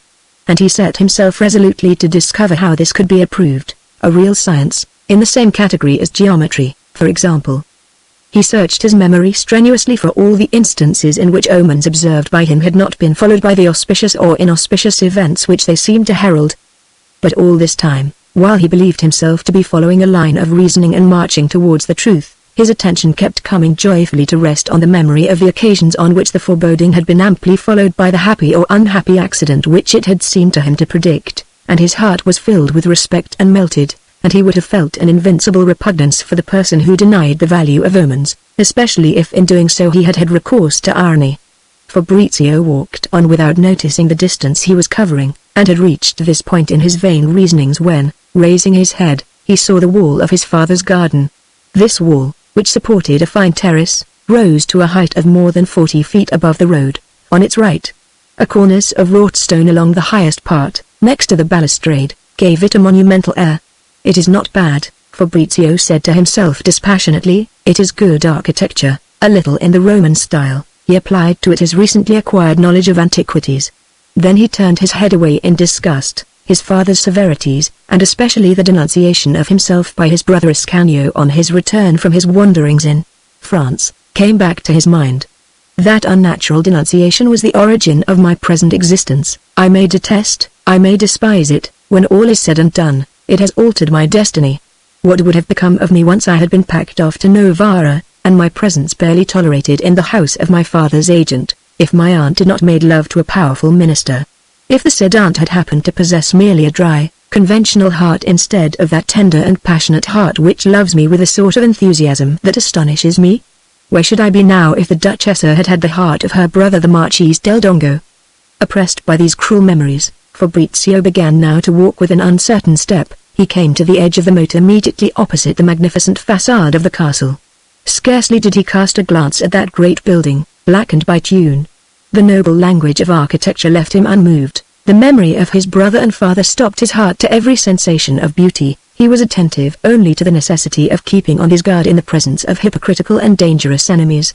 He looked for an instant, but with a marked disgust, at the little window of the bedroom which he had occupied until 1815 on the third story. His father's character had robbed of all charm the memory of his early childhood. "I have not set foot in it," he thought, "since the 7th of March, at 8 o'clock in the evening. I left it to go and get the passport from Vassy, and next morning my fear of spies made me hasten my departure. When I passed through again after my visit to France, I had not time to go upstairs, even to look at my prince again, and that thanks to my brother's denouncing me." Fabrizio turned away his head in horror. "Prior Blaines is 83 at the very least," he said sorrowfully to himself. "He hardly ever comes to the castle now. From what my sister tells me, the infirmities of old age have had their effect on him. That heart, once so strong and noble, is frozen by age. Heaven knows how long it is since he last went up to his campanile. I shall hide myself in the cellar, under the vats or under the winepress, until he is awake. I shall not go in and disturb the good old man in his sleep. Probably he will have forgotten my face. Even 6 years mean a great deal at his age. I shall find only the tomb of a friend. And it is really childish of me," he added, "to have come here to provoke the disgust that the sight of my father's castle gives me." Fabrizio now came to the little piazza in front of the church. It was with an astonishment bordering on delirium that he saw, on the second stage of the ancient campanile, the long and narrow window lighted by the little lantern of Prior Blaines. The prior was in the habit of leaving it there when he climbed to the cage of planks which formed his observatory, so that the light should not prevent him from reading the face of his plane sphere. This chart of the heavens was stretched over a great jar of terracotta which had originally belonged to one of the orange trees at the castle. In the opening, at the bottom of the jar, burned the tiniest of lamps, the smoke of which was carried away from the jar through a little tin pipe, and the shadow of the pipe indicated the north on the chart. All these memories of things so simple in themselves deluged Fabrizio's heart with emotions and filled him with happiness. Almost without thinking, he put his hands to his lips and gave the little, short, low whistle which had formerly been the signal for his admission.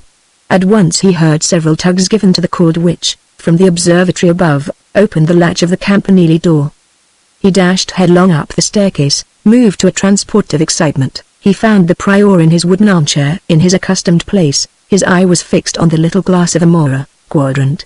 With his left hand the prior made a sign to Fabrizio not to interrupt him in his observation. A moment later, he wrote down a figure upon a playing card, then, turning round in his chair, opened his arms to our hero, who flung himself into them, dissolved in tears. Prior Blaines was his true father. "I expected you," said Blaines, after the first warm words of affection. Was the prior speaking in his character as a diviner, or, indeed, as he often thought of Fabrizio, had some astrological sign, by pure chance, announced to him the young man's return? "This means that my death is at hand," said Prior Blaines. "What?" cried Fabrizio, quite overcome. "Yes," the prior went on in a serious but by no means sad tone, 5 months and a half, or 6 months and a half after I have seen you again, my life having found its full complement of happiness will be extinguished. Come face al mancar del lamento. As the little lamp is when its oil runs dry. Before the supreme moment, I shall probably pass a month or 2 without speaking. after which I shall be received into our Father's bosom, provided always that he finds that I have performed my duty in the post in which he has placed me as a sentinel. But you are worn out with exhaustion, your emotion makes you ready for sleep. Since I began to expect you, I have hidden a loaf of bread and a bottle of brandy for you in the great chest which holds my instruments. Give yourself that sustenance, and try to collect enough strength to listen to me for a few moments longer. It lies in my power to tell you a number of things before night shall have given place altogether to days. At present I see them a great deal more distinctly than perhaps I shall see them tomorrow. For, my child, we are at all times frail vessels, and we must always take that frailty into account. Tomorrow, it may be, the old man, the earthly man in me will be occupied with preparations for my death, and tomorrow evening at 9 o'clock, you will have to leave me. Fabrizio having obeyed him in silence, as was his custom. Then, it is true, the old man went on, that when you tried to see Waterloo you found nothing at first but a prison? Yes, father, replied Fabrizio in amazement. Well, that was a rare piece of good fortune, for, warned by my voice, your soul can prepare itself for another prison, far different in its austerity, far more terrible. Probably you will escape from it only by a crime, but, thanks be to heaven, that crime will not have been committed by you. Never fall into crime, however violently you may be tempted. I seem to see that it will be a question of killing an innocent man, who, without knowing it, usurps your rights. If you resist the violent temptation which will seem to be justified by the laws of honor, your life will be most happy in the eyes of men, and reasonably happy in the eyes of the sage. He added after a moment's reflection, you will die like me, my son, sitting upon a wooden seat, far from all luxury and having seen the hollowness of luxury, and like me not having to reproach yourself with any grave sin. And now, the discussion of your future state is at an end between us. I could add nothing of any importance. It is in vain that I have tried to see how long this imprisonment is to last. Is it to be for 6 months, a year, 10 years? I have been able to discover nothing. Apparently I have made some error, and heaven has wished to punish me by the distress of this uncertainty. I have seen only that after your prison, but I do not know whether it is to be at the actual moment of your leaving it, there will be what I call a crime, but, fortunately, I believe I can be sure that it will not be committed by you. If you are weak enough to involve yourself in this crime, all the rest of my calculations become simply one long error. Then you will not die with peace in your soul, on a wooden seat and clad in white. As he said these words, Prior Blaines attempted to rise. It was then that Fabrizio noticed the ravages of time. It took him nearly a minute to get upon his feet and to turn towards Fabrizio. Our hero allowed him to do this, standing motionless and silent. The prior flung himself into his arms again and again. He embraced him with extreme affection. After which he went on, with all the gaiety of the old days, try to make a place for yourself among all my instruments where you can sleep with some comfort. Take my furs, you will find several of great value which the Duchessa Sanseverina sent me 4 years ago. She asked me for a forecast of your fate, which I took care not to give her, while keeping her furs and her fine quadrant. Every announcement of the future is a breach of the rule, and contains this danger, that it may alter the event, in which case the whole science falls to the ground, like a child's guard castle, and besides, there were things that it was hard to say to that Duchessa who is always so charming. But let me warn you, do not be startled in your sleep by the bells, which will make a terrible din in your ear when the men come to ring for the 7 o'clock mass. Later on, in the stage below, they will set the big campanary going, which shakes all my instruments. Today is the feast of Samjevla, martyr and soldier. As you know, the little village of Grianta has the same patron as the great city of Brescia, which, by the way, led to a most amusing mistake on the part of my illustrious master, Giacomo Marini of Ravenna. More than once he announced to me that I should have quite a fine career in the church. He believed that I was to be the curate of the magnificent church of Samjevla, at Brescia. I have been the curate of a little village of 750 chimneys. But all has been for the best. I have seen, and not 10 years ago, that if I had been curate at Brescia, my destiny would have been to be cast into prison on a hill in Moravia, the Spielberg. Tomorrow I shall bring you all manner of delicacies pilfered from the great dinner which I am giving to all the clergy of the district who are coming to sing at my high mass. I shall leave them down below, but do not make any attempt to see me. Do not come down to take possession of the good things until you have heard me go out again. You must not see me again by daylight, and as the sun sets tomorrow at 27 minutes past 7, I shall not come up to embrace you until about 8, and it is necessary that you depart while the hours are still numbered by 9, that is to say before the clock has struck 10. Take care that you are not seen in the windows of the Campanile. The police have your description, and they are to some extent under the orders of your brother, who is a famous tyrant. The Marquis del Dongo is growing feeble," added Blaines with a sorrowful air, "and if he were to see you again, perhaps he would let something pass to you, from hand to hand. But such benefits, tainted with deceit, do not become a man like yourself, whose strength will lie one day in his conscience. The Marquis abhors his son Ascanio, and it is on that son that the 5 or 6 millions that he possesses will devolve. That is justice. You, at his death, will have a pension of 4,000 francs, and 50 ells of black cloth for your servant's mourning." Chapter 9. Fabrizio's soul was exalted by the old man's speech, by his own keen attention to it, and by his extreme exhaustion. He had great difficulty in getting to sleep, and his slumber was disturbed by dreams, presages perhaps of the future. In the morning, at 10 o'clock, he was awakened by the whole belfries beginning to shake. An alarming noise seemed to come from outside. He rose in bewilderment and at first imagined that the end of the world had come. Then he thought that he was in prison. It took him some time to recognize the sound of the big bell, which 40 peasants were setting in motion in honor of the great San Giovla. 10 would have been enough. Fabrizio looked for a convenient place from which to see without being seen. He discovered that from this great height his gaze swept the gardens, and even the inner courtyard of his father's castle. He had forgotten this. The idea of that father arriving at the ultimate bourne of life altered all his feelings. He could even make out the sparrows that were hopping in search of crumbs upon the wide balcony of the dining room. "They are the descendants of the ones I used to tame long ago," he said to himself. This balcony, like every balcony in the mansion, was decorated with a large number of orange trees in earthenware tubs, of different sizes. This sight melted his heart. The view of that inner courtyard thus decorated, with its sharply defined shadows outlined by a radiant sun, was truly majestic. The thought of his father's failing health came back to his mind. "But it is really singular," he said to himself, "my father is only 35 years older than I am. 35 and 23 make only 58. His eyes, fixed on the windows of the bedroom of that stern man who had never loved him, filled with tears. He shivered, and a sudden chill ran through his veins when he thought he saw his father crossing a terrace planted with orange trees which was on a level with his room, but it was only one of the servants. Close underneath the campanile a number of girls dressed in white and split up into different bands were occupied in tracing patterns with red, blue and yellow flowers on the pavement of the streets through which the procession was to pass. But there was a spectacle which spoke with a more living voice to Fabrizio's soul. From the campanile his gaze shot down to the 2 branches of the lake, at a distance of several leagues, and this sublime view soon made him forget all the others. It awakened in him the most lofty sentiments. All the memories of his childhood came crowding to besiege his mind, and this day which he spent imprisoned in a belfry was perhaps one of the happiest days of his life. Happiness carried him to an exaltation of mind quite foreign to his nature. He considered the incidents of life. He, still so young, as if already he had arrived at its farthest goal.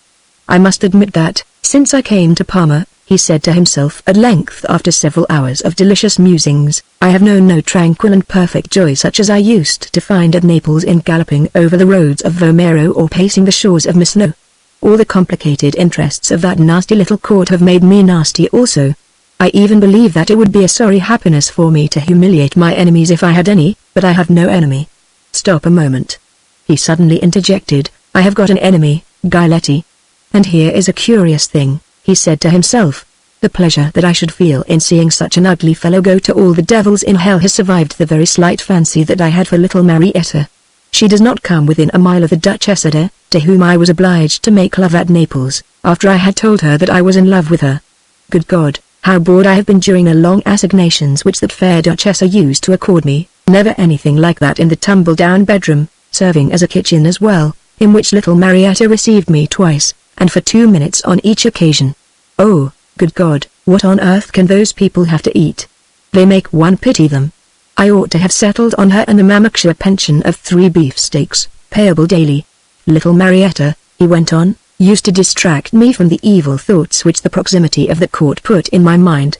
I should perhaps have done well to adopt the calf life, as the Duchessa said. She seemed to incline in that direction, and she has far more intelligence than I.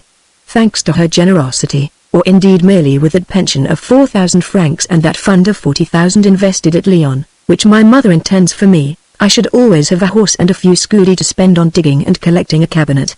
Since it appears that I am not to know the taste of love, there will always be those other interests to be my great sources of happiness. I should like, before one die, to go back to visit the battlefield of Waterloo and try to identify the meadow where I was so neatly lifted from my horse and left sitting on the ground. That pilgrimage accomplished, I should return constantly to this sublime lake. Nothing else as beautiful is to be seen in the world, for my heart at least. Why go so far afield in search of happiness? It is there, beneath my eyes. Ah, said Fabrizio to himself, there is this objection. The police drive me away from the Lake of Como, but I am younger than the people who are setting those police on my track. Here, he added with a smile, I should certainly not find a duchessa there, but I should find one of those little girls down there who are strewing flowers on the pavement, and, to tell the truth, I should care for her just as much. Hypocrisy freezes me, even in love, and our great ladies aim at effects that are too sublime. Napoleon has given them new ideas as to conduct and constancy. The devil! He suddenly exclaimed, drawing back his head from the window, as though he had been afraid of being recognized despite the screen of the enormous wooden shutter which protected the bells from rain. Here comes a troop of police in full dress.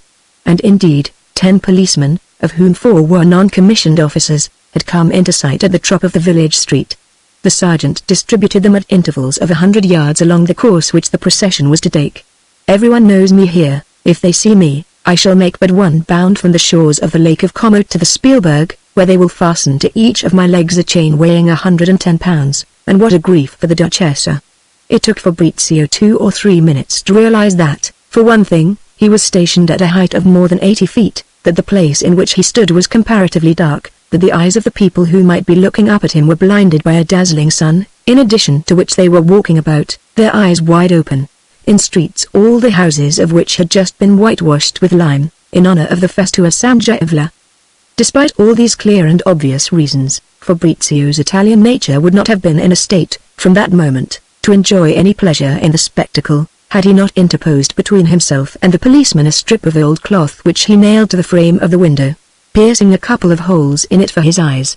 The bells had been making the air throb for 10 minutes, the procession was coming out of the church, the Mortaretti started to bang.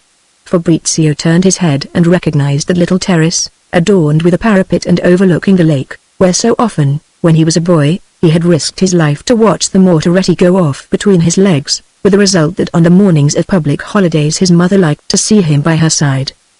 It should be explained that the Mortaretti, or little mortars, are nothing else than gun barrels which are sawn through so as to leave them only 4 inches long. That is why the peasants greedily collect all the gun barrels which, since 1796, European policy has been sowing broadcast over the plains of Lombardy.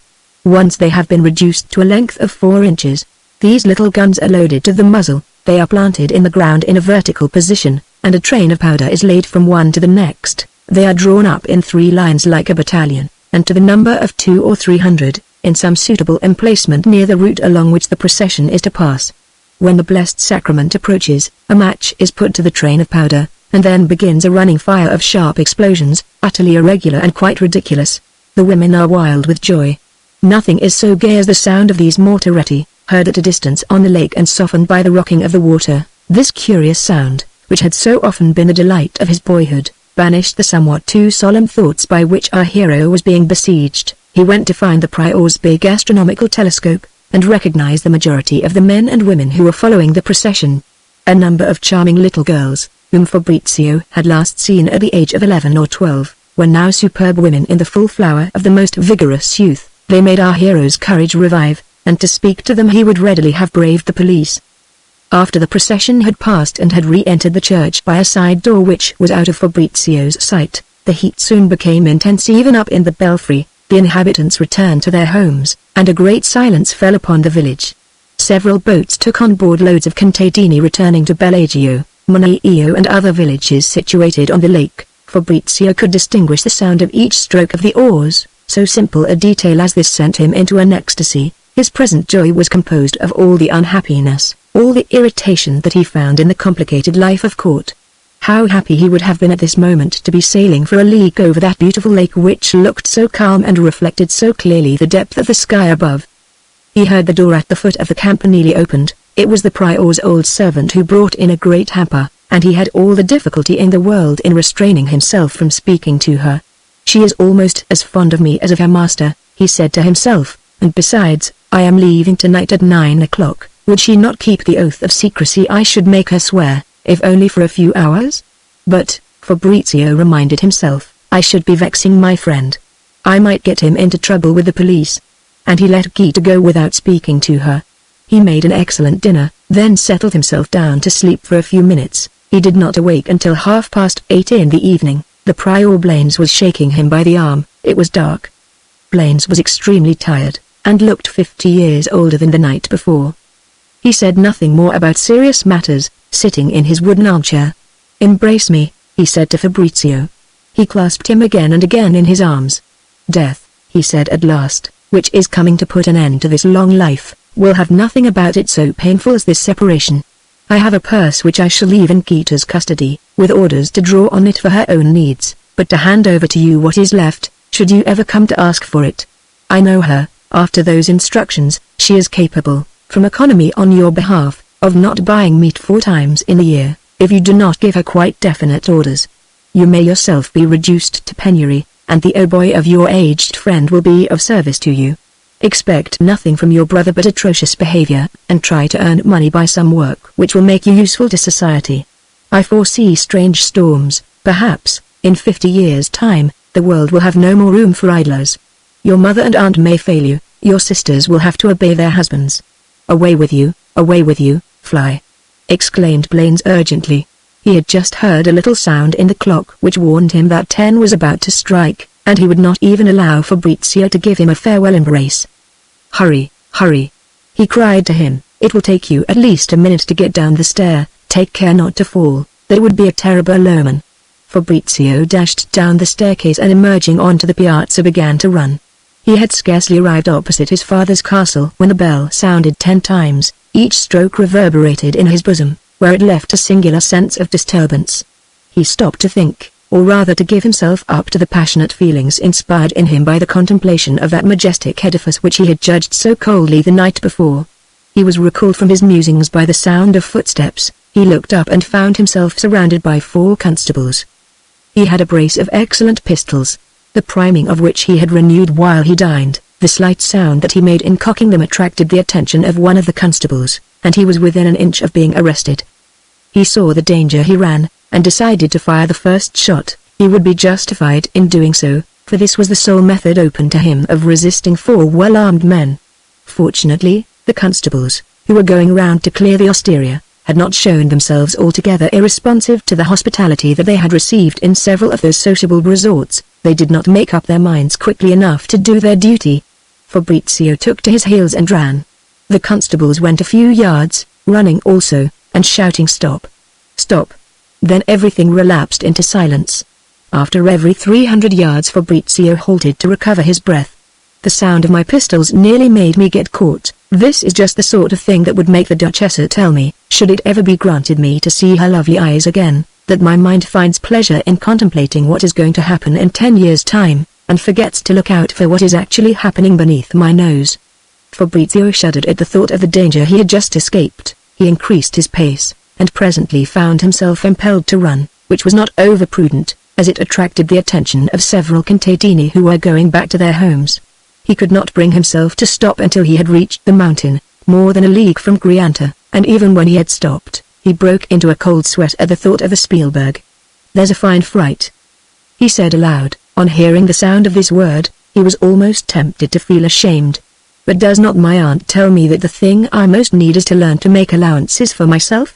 I am always comparing myself with the model of perfection, which cannot exist. Very well, I forgive myself my fright, for, from another point of view, I was quite prepared to defend my liberty, and certainly all 4 of them would not have remained on their feet to carry me off to prison.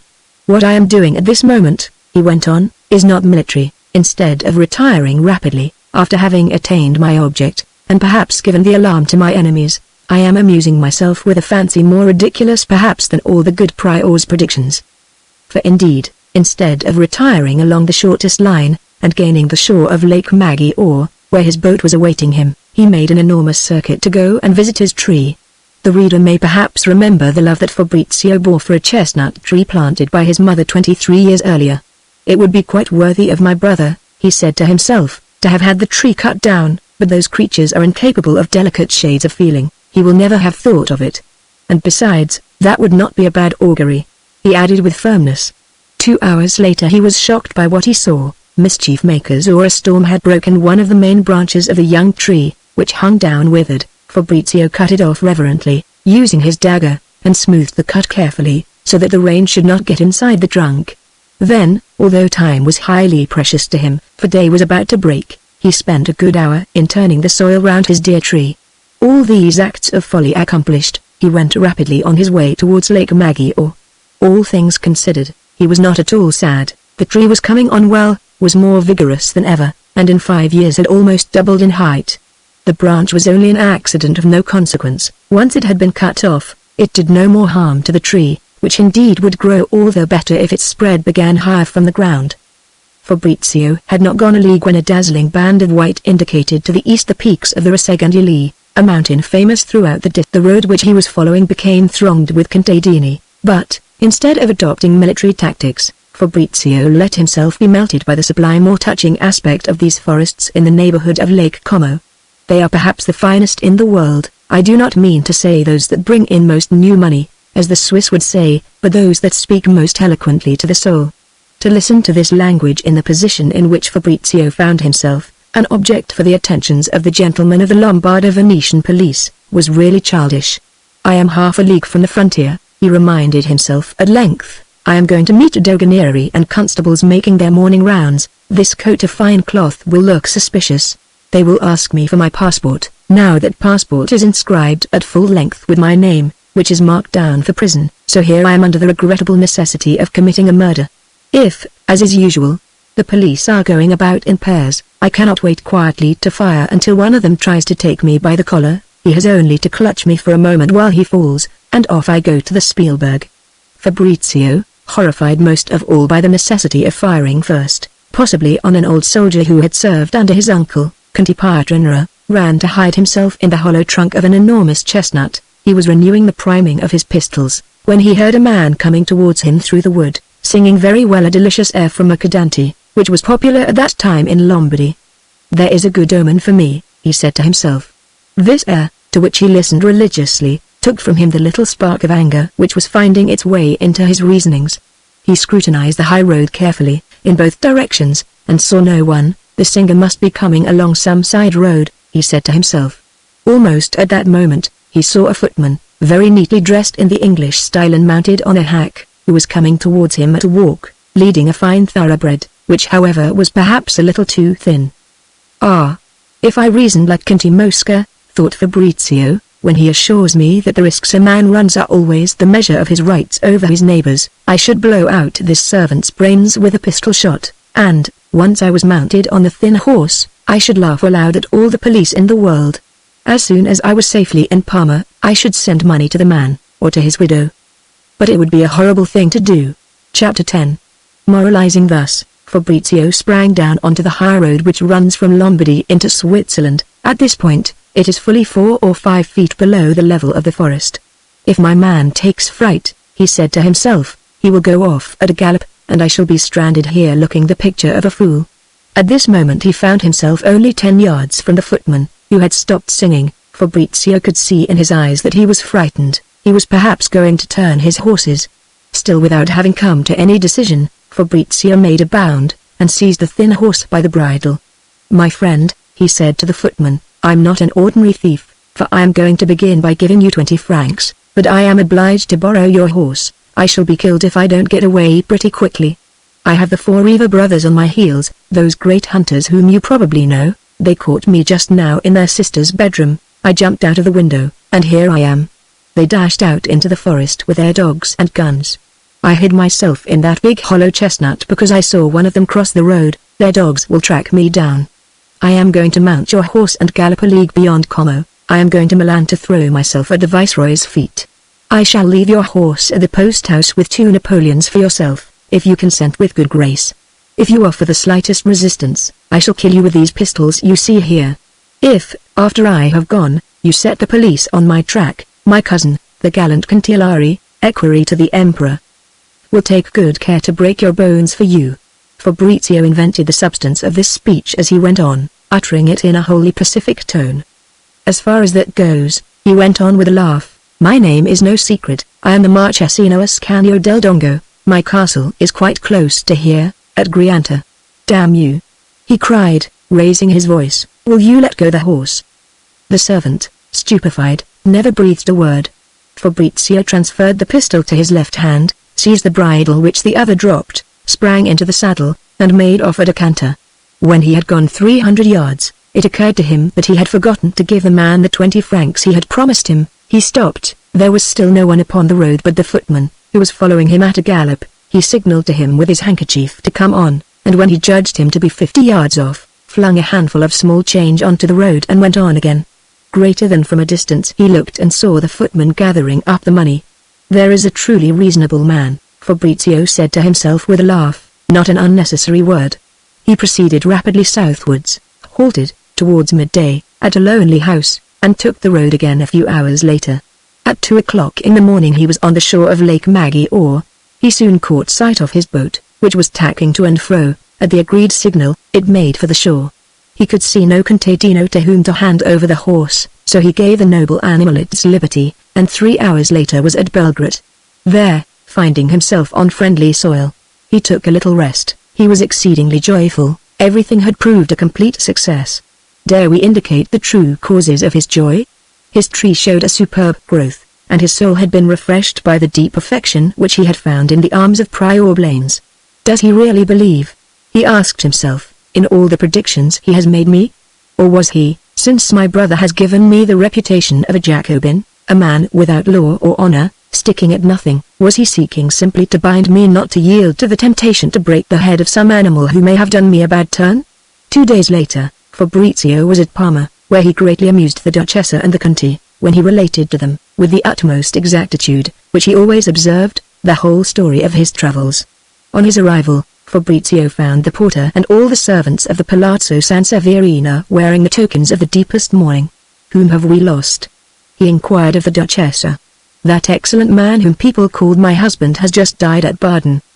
He has left me this palazzo, that had been arranged beforehand, but as a sign of good fellowship he has added a legacy of 300,000 francs, which embarrasses me greatly. I have no desire to surrender it to his niece, the Marchesa Raversi, who plays the most damnable tricks on me every day. You are interested in art, you must find me some good sculptor. I shall erect a tomb to the Duca which will cost 300,000 francs. The Conti began telling anecdotes about the Raversi. I have tried to win her by kindness, but all in vain, said the Duchessa. As for the Duca's nephews, I have made them all colonels or generals.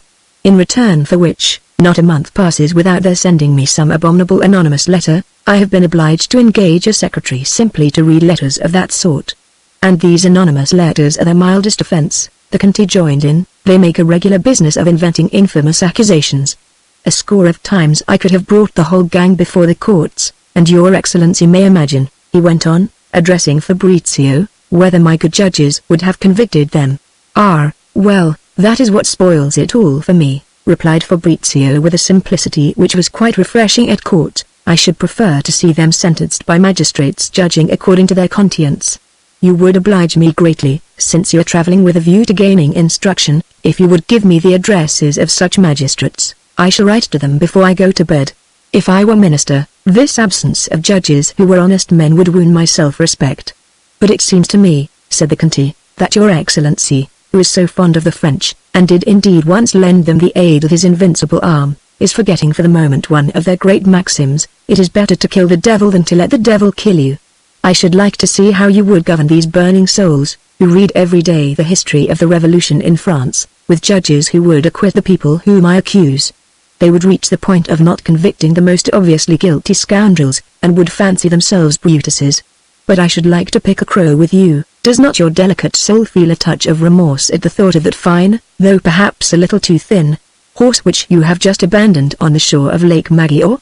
I fully intend, said Fabrizio, with the utmost seriousness, to send whatever is necessary to the owner of the horse to recompense him for the cost of advertising and any other expenses which he may be made to incur by the contadini who may have found it. I shall study the Milan newspaper most carefully to find the announcement of a missing horse. I know the description of that one very well.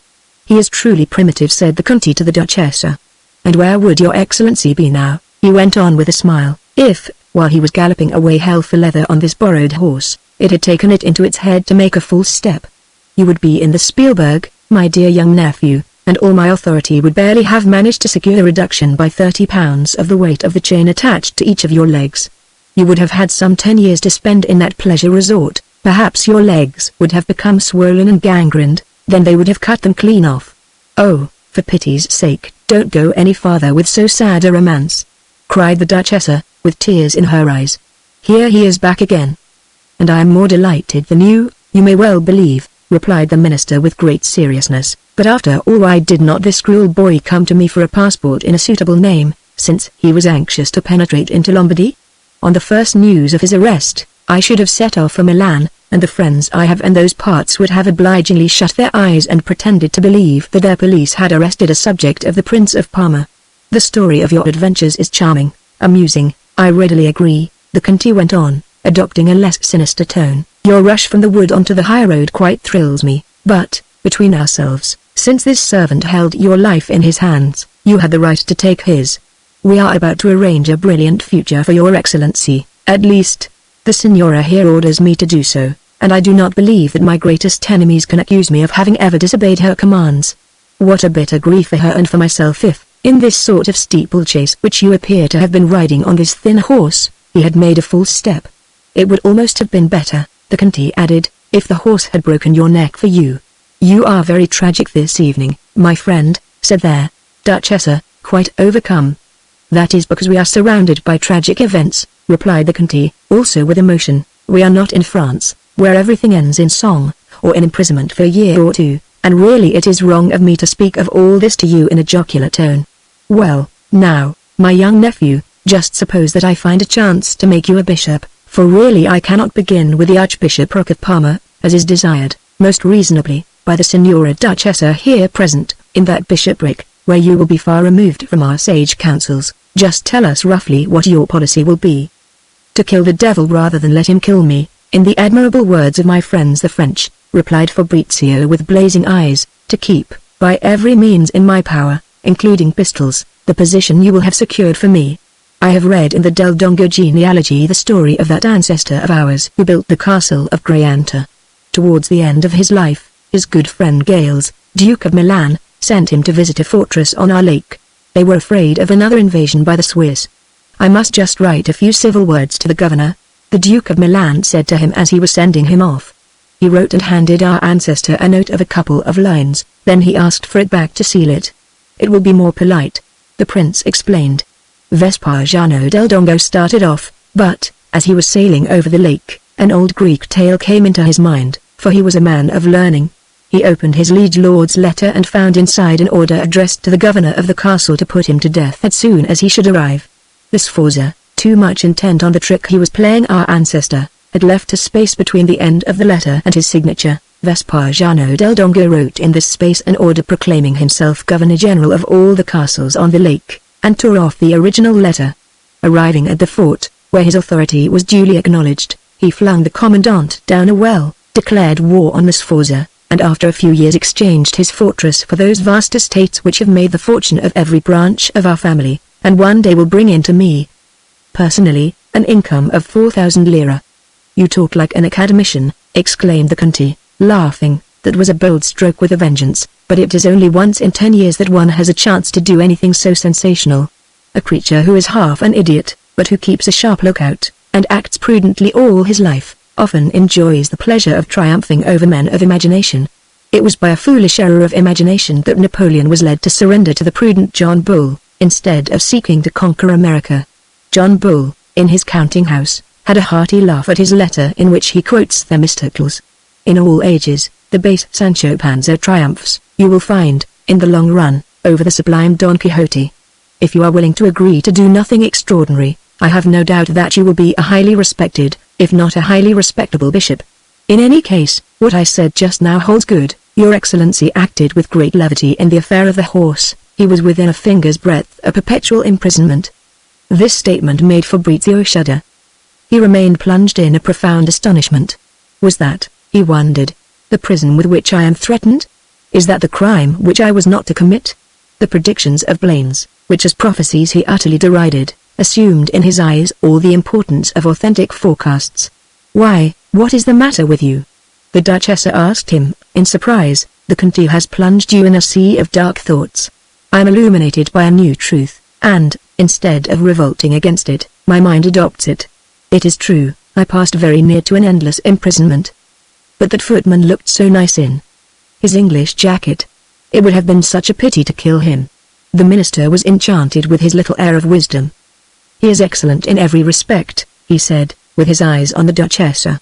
"I may tell you, my friend, that you have made a conquest, and one that is perhaps the most desirable of all." "Ah," thought Fabrizio, "now for some joke about little Marietta." He was mistaken. The Conti went on to say, "Your gospel simplicity has won the heart of our venerable Archbishop, Father Landriani. One of these days we are going to make a Grand Vicar of you, and the charming part of the whole joke is that the 3 existing Grand Vicars, all most deserving men, workers, 2 of whom, I fancy, were Grand Vicars before you were born, will demand, in a finely worded letter addressed to their Archbishop, that you shall rank first among them. These gentlemen base their plea in the first place upon your virtues, and also upon the fact that you are the great-nephew of the famous Archbishop Ascanio del Dongo. When I learned the respect that they felt for your virtues, I immediately made the senior Vicar General's nephew a captain. He had been a lieutenant ever since the siege of Tarragona by Marshal Suchet. Go right away now, dressed as you are, and pay a friendly visit to your Archbishop," exclaimed the Duchessa. "Tell him about your sister's wedding. When he hears that she is to be a Duchessa, he will think you more apostolic than ever. But, remember, you know nothing of what the Conti has just told you about your future promotion." Fabrizio hastened to the archiepiscopal palace. There he showed himself simple and modest, a tone which he assumed only too easily, whereas it required an effort for him to play the great gentleman. As he listened to the somewhat prolix stories of Monsignor Landriani, he was saying to himself, "Ought I to have fired my pistol at the footman who was leading the thin horse?" His reason said to him, "Yes," but his heart could not accustom itself to the bleeding image of the handsome young man, falling from his horse, all disfigured. That prison in which I should have been swallowed up, if the horse had stumbled, was that the prison with which I was threatened by all those forecasts? This question was of the utmost importance to him, and there, Archbishop was gratified by his air of profound attention. Chapter 11. On leaving the Archbishop's palace, Fabrizio hastened to see little Marietta. He could hear from the street the loud voice of Giletti, who had sent out for wine and was regaling himself with his friends the prompter and the candle snuffers.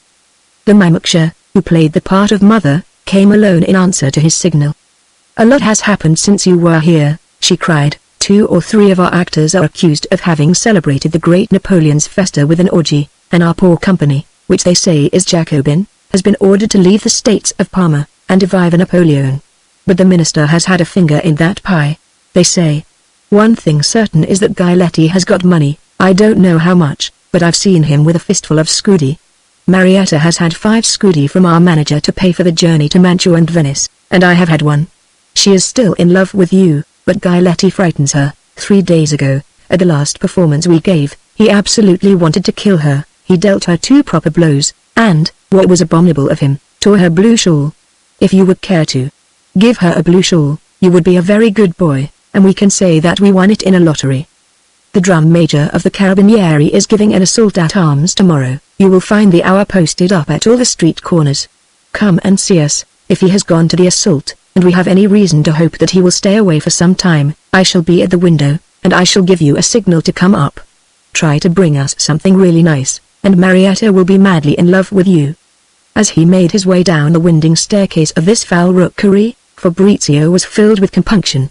"I have not altered in the least," he said to himself. "All the fine resolutions I made on the shore of our lake, when I looked at life with so philosophic an eye, have gone to the winds.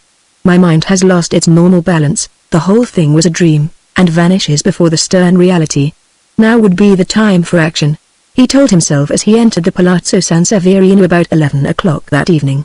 But it was in vain that he sought in his heart for the courage to speak with that sublime sincerity which had seemed to him so easy. The night he spent by the shore of the Lake of Como. "I am going to vex the person whom I love best in the world. If I speak, I shall simply seem to be jesting in the worst of taste. I am not worth anything, really, except in certain moments of exultation. The Conti has behaved admirably towards me. he said to the Duchessa, after he had given her an account of his visit to the Archbishop's palace, "I appreciate his conduct all the more, in that I think I am right in saying that personally I have made only a very moderate impression on him. My behavior towards him ought therefore to be strictly correct. He has his excavations at San Gigna, about which he is still madly keen, if one is to judge, that is, by his expedition the day before yesterday. He went 12 leagues at a gallop in order to spend a couple of hours with his workmen. If they find fragments of statues in the ancient temple, the foundations of which he has just laid bare, he is afraid of their being stolen. I should like to propose to him that I should go and spend a night or two at San Gigna. Tomorrow, about 5, I have to see the Archbishop again. I can start in the evening and take advantage of the cool night air for the journey." The Duchessa did not at first reply. "One would think you were seeking excuses for staying away from me," she said to him at length with extreme affection. "No sooner do you come back from Belgrade than you find a reason for going off again." "Here is a fine opportunity for speaking," thought Fabrizio. But by the lake I was a trifle mad. I did not realize, in my enthusiasm for sincerity, that my compliment ended in an impertinence. It was a question of saying, "I love you with the most devoted friendship," etc., etc., but my heart is not susceptible to love. Is not that as much as to say, "I see that you are in love with me, but take care, I cannot pay you back in the same coin"? If it is love that she feels, the Duchessa may be annoyed at its being guessed, and she will be revolted by my impudence if all that she feels for me is friendship pure and simple. And that is one of the offenses people never forgive.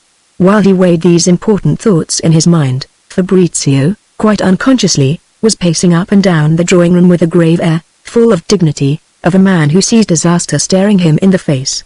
The Duchessa gazed at him with admiration. This was no longer the child she had seen come into the world. This was no longer the nephew always ready to obey her. This was a serious man, a man whom it would be delicious to make fall in love with her.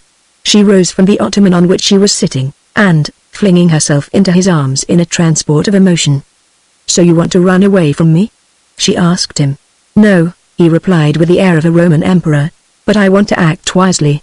This speech was capable of several interpretations. Fabrizio did not feel that he had the courage to go any farther and to run the risk of wounding this adorable woman. He was too young, too susceptible to sudden emotion. His brain could not supply him with any elegant turn of speech to give expression to what he wished to say. By a natural transport, and in defiance of all reason, he took this charming woman in his arms and smothered her in kisses. At that moment the Conte's carriage could be heard coming into the courtyard, and almost immediately the Conte himself entered the room. He seemed greatly moved. "You inspire very singular passions," he said to Fabrizio, who stood still, almost dumbfounded by this remark. "The Archbishop had this evening the audience which His Serene Highness grants him every Thursday. The Prince has just been telling me that the Archbishop, who seemed greatly troubled, began with a set speech, learned by heart, and extremely clever, of which at first the Prince could understand nothing at all. Landriani ended by declaring that it was important for the church in Parma that Monsignor Fabrizio del Dongo should be appointed his first vicar general, and, in addition, as soon as he should have completed his 24th year, his coadjutor with eventual succession. The last clause alarmed me, I must admit, said the Conte. It is going a little too fast, and I was afraid of an outburst from the Prince. But he looked at me with a smile, and said to me in French, "Sunt ladder vocus, monsieur." "I can take my oath, before God and before your Highness," I exclaimed with all the unction possible, that I knew absolutely nothing about the word's eventual succession.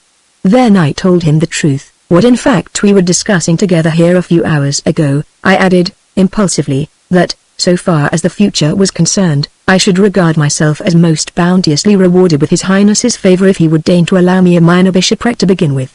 The Prince must have believed me, for he thought fit to be gracious. He said to me with the greatest possible simplicity, "This is an official matter between the Archbishop and myself, you do not come into it at all." The worthy man delivered me a kind of report, of great length and tedious to a degree, at the end of which he came to an official proposal. I answered him very coldly that the person in question was extremely young, and, moreover, a very recent arrival at my court, that I should almost be giving the impression that I was honoring a bill of exchange drawn upon me by the Emperor, in giving the prospect of so high a dignity to the son of one of the principal officers of his Lombardo-Venetian kingdom.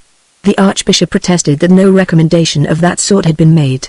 That was a pretty stupid thing to say to me. I was surprised to hear it come from a man of his experience, but he always loses his head when he speaks to me. and this evening he was more troubled than ever, which gave me the idea that he was passionately anxious to secure the appointment. I told him that I knew better than he that there had been no recommendation from any high quarter in favor of this Del Dongo, that nobody at my court denied his capacity, that they did not speak at all too badly of his morals, but that I was afraid of his being liable to enthusiasm, and that I had made it a rule never to promote to considerable positions fools of that sort, with whom a prince can never be sure of anything. Then, His Highness went on, I had to submit to a fresh tirade almost as long as the first. The Archbishop sang me the praises of the enthusiasm of the Casa di Dio. Clumsy fellow, I said to myself, you are going astray, you are endangering an appointment which was almost confirmed, you ought to have cut your speech short and thanked me effusively. Not a bit of it. He continued his homily with a ridiculous intrepidity. I had to think of a reply which would not be too unfavorable to young Del Dongo. I found one, and by no means a bad one, as you shall judge for yourself. Monsignor, I said to him, Pius VII was a great pope and a great saint. Among all the sovereigns, he alone dared to say no to the tyrant who saw Europe at his feet. Very well, he was liable to enthusiasm, which led him, when he was Bishop of Imola, to write that famous pastoral of the citizen Cardinal Chiaramonti, in support of the Cisalpine Republic. My poor Archbishop was left stupefied, and, to complete his stupefaction, I said to him with a very serious air, Goodbye, Monsignor, I shall take 24 hours to consider your proposal. The poor man added various supplications, by no means well expressed and distinctly inopportune after the word goodbye had been uttered by me. Now, Conte Mosca della Rovia, I charge you to inform the Duchessa that I have no wish to delay for 24 hours a decision which may be agreeable to her. Sit down there and write the Archbishop the letter of approval which will bring the whole matter to an end. I wrote the letter, he signed it, and said to me, Take it, immediately, to the Duchessa. Here, Signora, is the letter, and it is this that has given me an excuse for taking the pleasure of seeing you again this evening. The Duchess read the letter with rapture. While the Conte was telling his long story, Fabrizio had had time to collect himself. He showed no sign of astonishment at the incident. He took the whole thing like a true nobleman who naturally has always supposed himself entitled to these extraordinary advancements, these strokes of fortune which would unhinge a plebeian mind. He spoke of his gratitude, but in polished terms, and ended by saying to the Conte, A good courtier ought to flatter the ruling passion. Yesterday you expressed the fear that your workmen at San Gigna might steal any fragments of ancient sculpture they brought to light. I am extremely fond of excavation, myself. With your kind permission, I will go to superintend the workmen. Tomorrow evening, after suitably expressing my thanks at the palace and to the Archbishop, I shall start for San Gigna. But can you guess, the Duchess asked the Conte, what can have given rise to this sudden passion on our good Archbishop's part for Fabrizio? I have no need to guess. The Grand Vicar whose nephew I made the captain said to me yesterday, Father Landriani starts from this absolute principle, that the titular is superior to the coadjutor, and is beside himself with joy at the prospect of having a Del Dongo under his orders, and of having done him a service. Everything that can draw attention to Fabrizio's noble birth adds to his secret happiness, that he should have a man like that as his aide-de-camp. In the second place, Monsignor Fabrizio has taken his fancy. He does not feel in the least shy before him. Finally, he has been nourishing for the last 10 years a very vigorous hatred of the Bishop of Piacenza, who openly boasts of his claim to succeed him in the See of Parma, and is moreover the son of a miller. It is with a view to this eventual succession that the Bishop of Piacenza has formed very close relations with the Marchesa Raversi, and now their intimacy is making the Archbishop tremble for the success of his favorite scheme, to have a Del Dongo on his staff and to give him orders. 2 days after this, at an early hour in the morning, Fabrizio was directing the work of excavation at San Gigna, opposite Colorno, which is the Versailles of the Princes of Parma. These excavations extended over the plain close to the high road which runs from Parma to the bridge of Castelmaggiore, the first town on Austrian territory. The workmen were intersecting the plain with a long trench, 8 feet deep and as narrow as possible. They were engaged in seeking, along the old Roman way, for the ruins of a second temple which, according to local reports, had still been in existence in the Middle Ages. Despite the prince's orders, many of the contadini looked with misgivings on these long ditches running across their property. Whatever one might say to them, they imagined that a search was being made for treasure, and Fabrizio's presence was especially desirable with a view to preventing any little unrest. He was by no means bored. He followed the work with keen interest. From time to time they turned up some metal, and he saw to it that the workmen did not have time to arrange among themselves to make off with it. The day was fine, the time about 6 o'clock in the morning. He had borrowed an old gun, single-barreled. He shot several larks. One of them, wounded, was falling upon the high road. Fabrizio, as he went after it, caught sight, in the distance, of a carriage that was coming from Parma and making for the frontier at Castelmaggiore. He had just reloaded his gun when, the carriage, which was extremely dilapidated, coming towards him at a snail's pace, he recognized little Marietta. She had, on either side of her, the big bully Giletti and the old woman whom she passed off as her mother. Giletti imagined that Fabrizio had posted himself there in the middle of the road, and with a gun in his hand, to insult him, and perhaps even to carry off his little Marietta. Like a man of valor, he jumped down from the carriage. He had in his left hand a large and very rusty pistol, and held in his right a sheathed sword, which he used when the limitations of the company obliged them to cast him for the part of some Marchese. "Ha! Brigand!" he shouted, "I am very glad to find you here, a league from the frontier. I'll settle your account for you, right away. You're not protected here by your violet stockings." Fabrizio was engaged in smiling at little Marietta, and barely heeding the jealous shouts of Giletti, when suddenly he saw within 3 feet of his chest the muzzle of the rusty pistol. He was just in time to aim a blow at it, using his gun as a club. The pistol went off, but did not hit anyone. "Stop, will you?" cried Giletti to the vetturino. At the same time he was quick enough to spring to the muzzle of his adversary's gun and to hold it so that it pointed away from his body. Fabrizio and he pulled at the gun, each with his whole strength. Giletti, who was a great deal the more vigorous of the two, placing one hand in front of the other, kept creeping forward towards the lock, and was on the point of snatching away the gun when Fabrizio, to prevent him from making use of it, fired. He had indeed seen, first, that the muzzle of the gun was more than 3 inches above Giletti's shoulder. Still, the detonation occurred close to the man's ear. He was somewhat startled at first, but at once recovered himself. "Oh, so you want to blow my head off, you scum. Just let me settle your reckoning." Giletti flung away the scabbard of his Marchese's sword, and fell upon Fabrizio with admirable swiftness. Our hero had no weapon, and gave himself up for lost. He made for the carriage, which had stopped some 10 yards beyond Giletti. He passed to the left of it, and, grasping the spring of the carriage in his hand, made a quick turn which brought him level with the door on the right-hand side, which stood open. Giletti, who had started off on his long legs and had not thought of checking himself by catching hold of the spring, went on for several paces in the same direction before he could stop. As Fabrizio passed by the open door, he heard Marietta whisper to him, "Take care of yourself. He will kill you."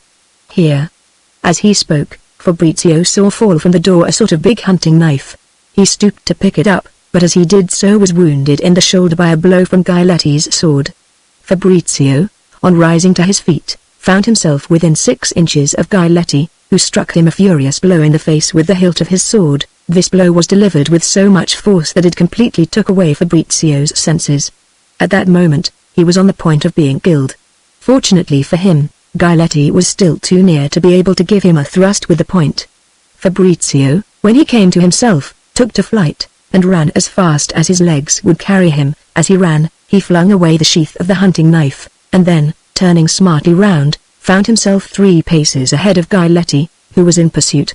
Giletti rushed on. Fabrizio struck at him with the point of his knife. Giletti was in time to beat up the knife a little with his sword, but he received the point of the blade full in the left cheek. He passed close by Fabrizio, who felt his thigh pierced. It was Giletti's knife, which he had found time to open. Fabrizio sprang to the right. He turned round, and at last the 2 adversaries found themselves at a proper fighting distance. Giletti swore like a lost soul. "Ah! I shall slit your throat for you, you rascally priest," he kept on repeating every moment.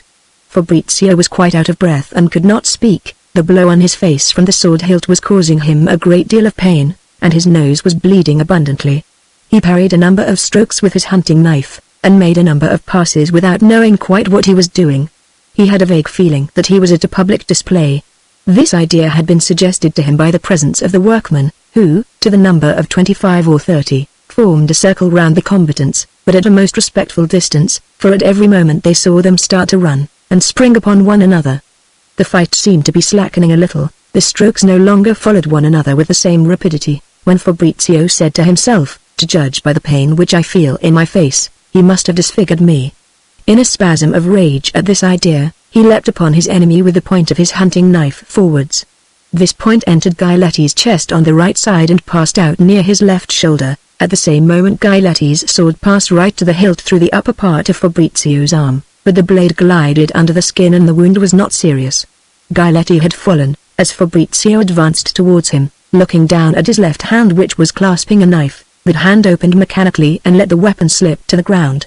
"The rascal is dead," said Fabrizio to himself. He looked at Giletti's face.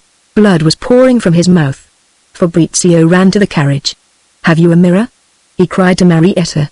Marietta stared at him, deadly pale, and made no answer. The old woman with great coolness opened a green workbag and handed Fabrizio a little mirror with a handle, no bigger than his hand. Fabrizio as he looked at himself felt his face carefully. "My eyes are all right," he said to himself, "that is something, at any rate." He examined his teeth, they were not broken at all. "Then how is it that I am in such pain?"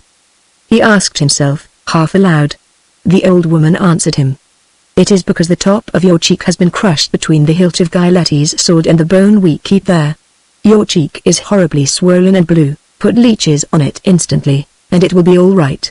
"Ah, leeches, instantly," said Fabrizio with a laugh, and recovered all his coolness. He saw that the workmen had gathered round Giletti, and were gazing at him, without venturing to touch him. "Look after that man there," he called to them, "take his coat off."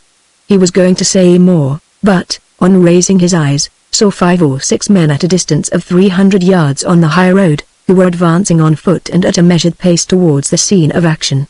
"They are police," he thought, "and, as there has been a man killed, they will arrest me, and I shall have the honor of making a solemn entry into the city of Parma. What a story for their Raversi's friends at court who detest my aunt." Immediately, with the rapidity of a flash of lightning, he flung to the open-mouthed workman all the money that he had in his pockets and leapt into the carriage. "Stop the police from pursuing me," he cried to his men, "and your fortunes are all made. Tell them that I am innocent, that this man attacked me and wanted to kill me.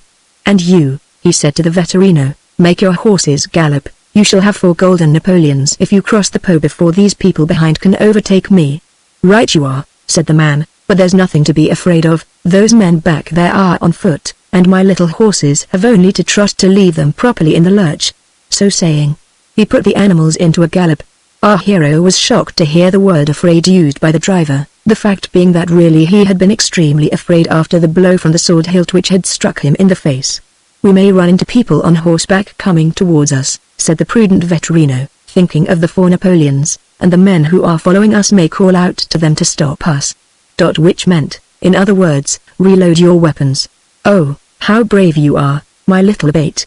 cried Marietta as she embraced Fabrizio. The old woman was looking out through the window of the carriage. Presently she drew in her head. "No one is following you, sir," she said to Fabrizio with great coolness, "and there is no one on the road in front of you. You know how particular the officials of the Austrian police are, if they see you arrive like this at a gallop, along the embankment. By the Po, they will arrest you, no doubt about it." Fabrizio looked out of the window. "Trot," he said to the driver. "What passport have you?" he asked the old woman. 3, instead of 1, she replied, "and they cost us 4 francs apiece, a dreadful thing, isn't it, for poor dramatic artists who are kept traveling all the year round. Here is the passport of Signor Giletti, dramatic artist, that will be you. Here are our 2 passports, Marietta's and mine." "But Giletti had all our money in his pocket. What is to become of us?" "What had he?" Fabrizio asked. 40 good scudi of 5 francs, said the old woman. "You mean 6, and some small change," said Marietta with a smile. "I won't have my little abate cheated." "Isn't it only natural, sir," replied the old woman with great coolness, "that I should try to tap you for 34 scudi? What are 34 scudi to you, and we have lost our protector. Who is there now to find us lodgings, to beat down prices with the vetturini when we are on the road, and to put the fear of God into everyone?" Giletti was not beautiful, but he was most useful, and if the little girl hadn't been a fool, and fallen in love with you from the first, Giletti would never have noticed anything, and you would have given us good money. I can assure you that we are very poor. Fabrizio was touched. He took out his purse and gave several Napoleons to the old woman. "You see," he said to her, "I have only 15 left, so it is no use your trying to pull my leg any more." Little Marietta flung her arms round his neck, and the old woman kissed his hands. The carriage was moving all this time at a slow trot. When they saw in the distance the yellow barriers striped with black which indicated the beginning of Austrian territory, the old woman said to Fabrizio, "You would do best to cross the frontier on foot with Giletti's passport in your pocket. As for us, we shall stop for a minute, on the excuse of making ourselves tidy. And besides, the Dogana will want to look at our things. If you will take my advice, you will go through Castle Maggie or at a careless stroll, even go into the cafe and drink a glass of brandy. Once you are past the village, put your best foot foremost.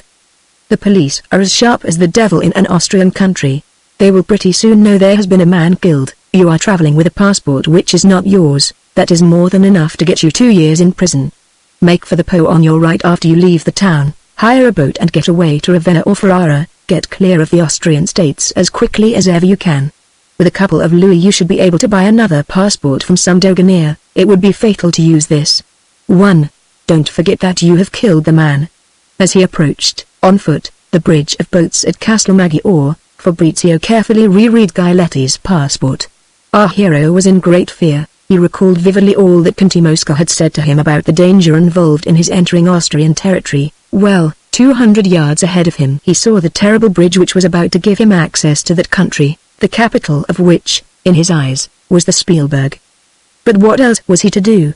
The Duchy of Modena, which marches with the state of Parma on the south, returned its fugitives in compliance with a special convention. The frontier of the state which extends over the mountains in the direction of Genoa was too far off. His misadventure would be known at Parma long before he could reach those mountains. There remained therefore nothing but the Austrian states on the left bank of the Po.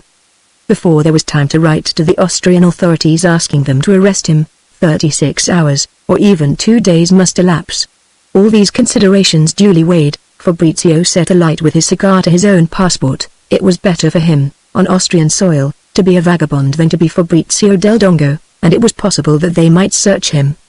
Quite apart from the very natural repugnance which he felt towards entrusting his life to the passport of the unfortunate Giletti, this document presented material difficulties.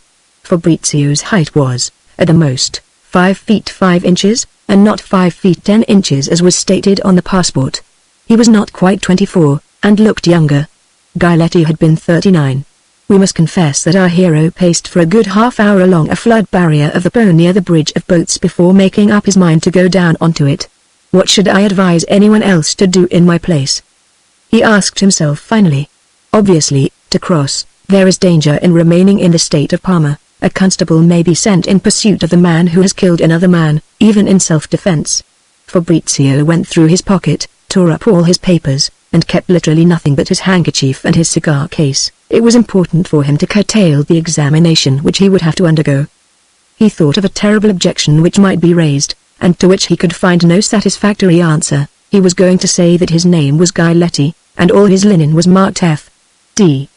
As we have seen, Fabrizio was one of those unfortunates who are tormented by their imagination. It is a characteristic fault of men of intelligence in Italy.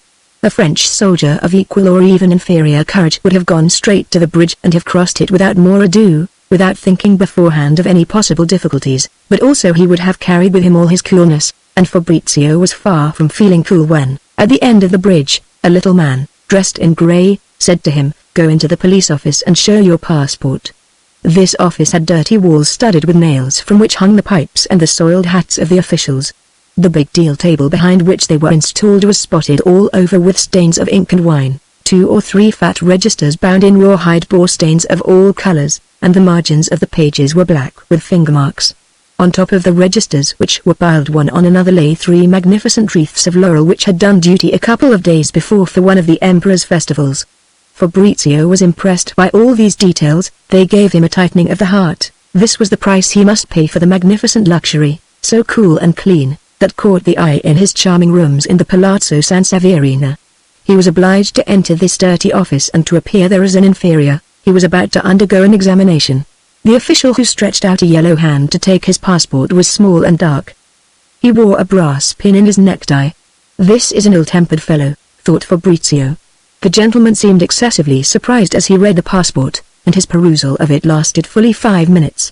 "You have met with an accident," he said to the stranger, looking at his cheek. "The veterino flung us out over the embankment." Then the silence was resumed, and the official cast sour glances at the traveler. "I see it now," Fabrizio said to himself. He is going to inform me that he is sorry to have bad news to give me, and that I am under arrest. All sorts of wild ideas surged simultaneously into our hero's brain, which at this moment was not very logical. For instance, he thought of escaping by a door in the office which stood open. I get rid of my coat, I jump into the Po, and no doubt I shall be able to swim across it. Anything is better than the Spielberg. The police official was staring fixedly at him, while he calculated the chances of success of this dash for safety. They furnished two interesting types of the human countenance. The presence of danger gives a touch of genius to the reasoning man, places him, so to speak, above his own level. In the imaginative man it inspires romances, bold, it is true, but frequently absurd. You ought to have seen the indignant hair of our hero under the searching eye of this police official, adorned with his brass jewelry. If I were to kill him, thought Fabrizio, I should be convicted of murder and sentenced to 20 years in the galleys, or to death, which is a great deal less terrible than the Spielberg with a chain weighing 120 pounds on each foot and nothing but 8 ounces of bread to live on, and that lasts for 20 years, so that I should not get out until I was 44. Fabrizio's logic overlooked the fact that, as he had burnt his own passport, there was nothing to indicate to the police official that he was the rebel, Fabrizio del Dongo. Our hero was sufficiently alarmed. As we have seen, he would have been a great deal more so could he have read the thoughts that were disturbing the official's mind. This man was a friend of Guy Letty. One may judge of his surprise when he saw his friend's passport in the hands of a stranger. His first impulse was to have that stranger arrested. Then he reflected that Guy Letty might easily have sold his passport to this fine young man who apparently had just been doing something disgraceful at Parma. If I arrest him, he said to himself, Guy Letty will get into trouble. They will at once discover that he has sold his passport. On the other hand, what will my chiefs say if it is proved that I, a friend of Guy Letty, put a visa on his passport when it was carried by someone else? The official got up with a yawn and said to Fabrizio, wait a minute, sir, then, adopting a professional formula, added, a difficulty has arisen. On which Fabrizio murmured, what is going to arise is my escape. As a matter of fact, the official went out of the office, leaving the door open, and the passport was left lying on the deal table. The danger is obvious, thought Fabrizio. I shall take my passport and walk slowly back across the bridge. I shall tell the constable, if he questions me, that I forgot to have my passport examined by the commissary of police in the last village in the state of Parma. Fabrizio had already taken the passport in his hand when, to his unspeakable astonishment, he heard the clerk with the brass jewelry say, upon my soul, I can't do any more work, the heat is stifling, I am going to the cafe to have half a glass. Go into the office when you have finished your pipe. There's a passport to be stamped. The party is in there. Fabrizio, who was stealing out on tiptoe, found himself face to face with a handsome young man who was saying to himself, or rather humming, well, let us see this passport, I'll put my scrawl on it. Where does the gentleman wish to go? To Mantua, Venice and Ferrara. Ferrara it is, said the official, whistling. He took up a die, stamped the visa in blue ink on the passport, rapidly wrote in the words, Mantua, Venice and Ferrara, in the space left blank by the stamp, then waved his hand several times in the air, signed, and dipped his pen in the ink to make his flourish, which he executed slowly and with infinite pains. Fabrizio followed every movement of his pen. The clerk studied his flourish with satisfaction, adding 5 or 6 finishing touches, then handed the passport back to Fabrizio, saying in a careless tone, a good journey, sir. Fabrizio made off at a pace the alacrity of which he was endeavoring to conceal. When he felt himself caught by the left arm, instinctively his hand went to the hilt of his dagger, and if he had not observed that he was surrounded by houses he might perhaps have done something rash. The man who was touching his left arm, seeing that he appeared quite startled, said by way of apology, but I called the gentleman 3 times, and got no answer. Has the gentleman anything to declare before the customs? I have nothing on me but my handkerchief. I am going to a place quite near here, to shoot with one of my family. He would have been greatly embarrassed had he been asked to name this relative. What with the great heat and his various emotions, Fabrizio was as wet as if he had fallen into the Po. I am not lacking in courage to face actors, but clerks with brass jewelry send me out of my mind. I shall make a humorous son. Net out of that to amuse the Duchessa. Entering Castle Maggiore, Fabrizio at once turned to the right along a mean street which leads down to the Po. I am in great need, he said to himself, of the succor of Bacchus and Seers, and he entered a shop outside which there hung a grey clout fastened to a stick. On the clout was inscribed the word Trattoria. A meager piece of bed linen supported on two slender wooden hoops and hanging down to within 3 feet of the ground sheltered the doorway of the trattoria from the vertical rays of the sun. There, a half-undressed and extremely pretty woman received our hero with respect, which gave him the keenest pleasure. He hastened to inform her that he was dying of hunger. While the woman was preparing his breakfast, there entered a man of about 30. He had given no greeting on coming in. Suddenly he rose from the bench on which he had flung himself down with a familiar air, and said to Fabrizio, "Eccellenza, la Rivrisco." "Excellency, your servant." Fabrizio was in the highest spirits at the moment, and, instead of forming sinister plans, replied with a laugh, "And how the devil do you know my excellency?" "What? Doesn't your excellency remember Lodovico, one of the Signora Duchessa Sanseverina's coachmen? At Sacca, the place in the country where we used to go every year, I always took fever. I asked the Signora for a pension, and retired from service. Now I am rich, instead of a pension of 12 scudi a year, which was the most I was entitled to expect. The Signora told me that, to give me the leisure to compose sonnets, for I am a poet in the lingua vulgar, she would allow me 24 scudi, and the Signor Conti told me that if ever I was in difficulties I had only to come and tell him. I have had the honor to drive Monsignor for a stage, when he went to make his retreat, like a good Christian, in the Certosa of Villa." Fabrizio studied the man's face and began to recognize him.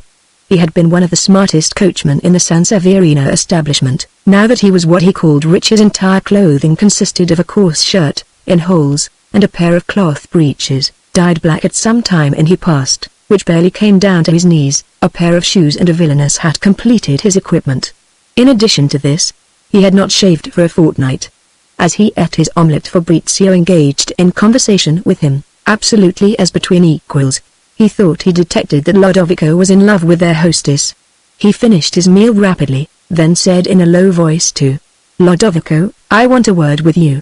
Your excellency can speak openly before her, she is a really good woman," said Lodovico with a tender air. "Very well, my friends," said Fabrizio without hesitation, "I am in trouble, and have need of your help. First of all, there is nothing political about my case. I have simply and solely killed a man who wanted to murder me because I spoke to his mistress." "Poor young man," said the landlady. "Your excellency can count on me," cried the coachman, his eyes ablaze with the most passionate devotion. "Where does his excellency wish to go?" "To Ferrara. I have a passport, but I should prefer not to speak to the police, who may have received information of what has happened." "When did you dispatch this fellow?" "This morning, at 6 o'clock. Your excellency has no blood on his clothes, has he?" asked the landlady. "I was thinking of that," put in the coachman, "and besides, the cloth of that coat is too fine. You don't see many like that in the country round here. It would make people stare at us. I shall go and buy some clothes from the Jew. Your excellency is about my figure, only thinner. For pity's sake, don't go on calling me excellency, it may attract attention." "Very good, excellency," replied the coachman, as he left the tavern.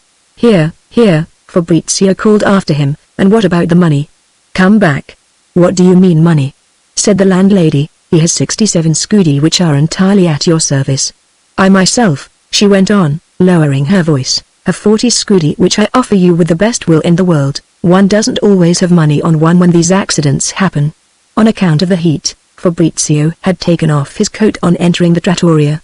"You have a waistcoat on you which might land us in trouble if anyone came in. That fine English cloth would attract attention." She gave our fugitive a stuff waistcoat, dyed black, which belonged to her husband.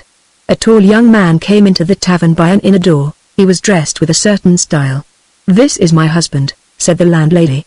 "Pietro Antonio," she said to her husband, "this gentleman is a friend of Ludovico. He met with an accident this morning, across the river, and he wants to get away to Ferrara." "Oh, we'll get him there," said the husband with an air of great gentility. "We have Carlo Giuseppe's boat." Owing to another weakness in our hero which we shall confess as naturally as we have related his fear in the police office at the end of the bridge, there were tears in his eyes. He was profoundly moved by the perfect devotion which he found among these contadini. He thought also of this characteristic generosity of his aunt. He would have liked to be able to make these people's fortune. Lodovico returned, carrying a packet. "So that's finished?" the husband said to him in a friendly tone. "It's not that," replied Lodovico in evident alarm. "People are beginning to talk about you. They noticed that you hesitated before turning down our vicolo and leaving the big street, like a man who was trying to hide. Go up quick to the bedroom. said the husband.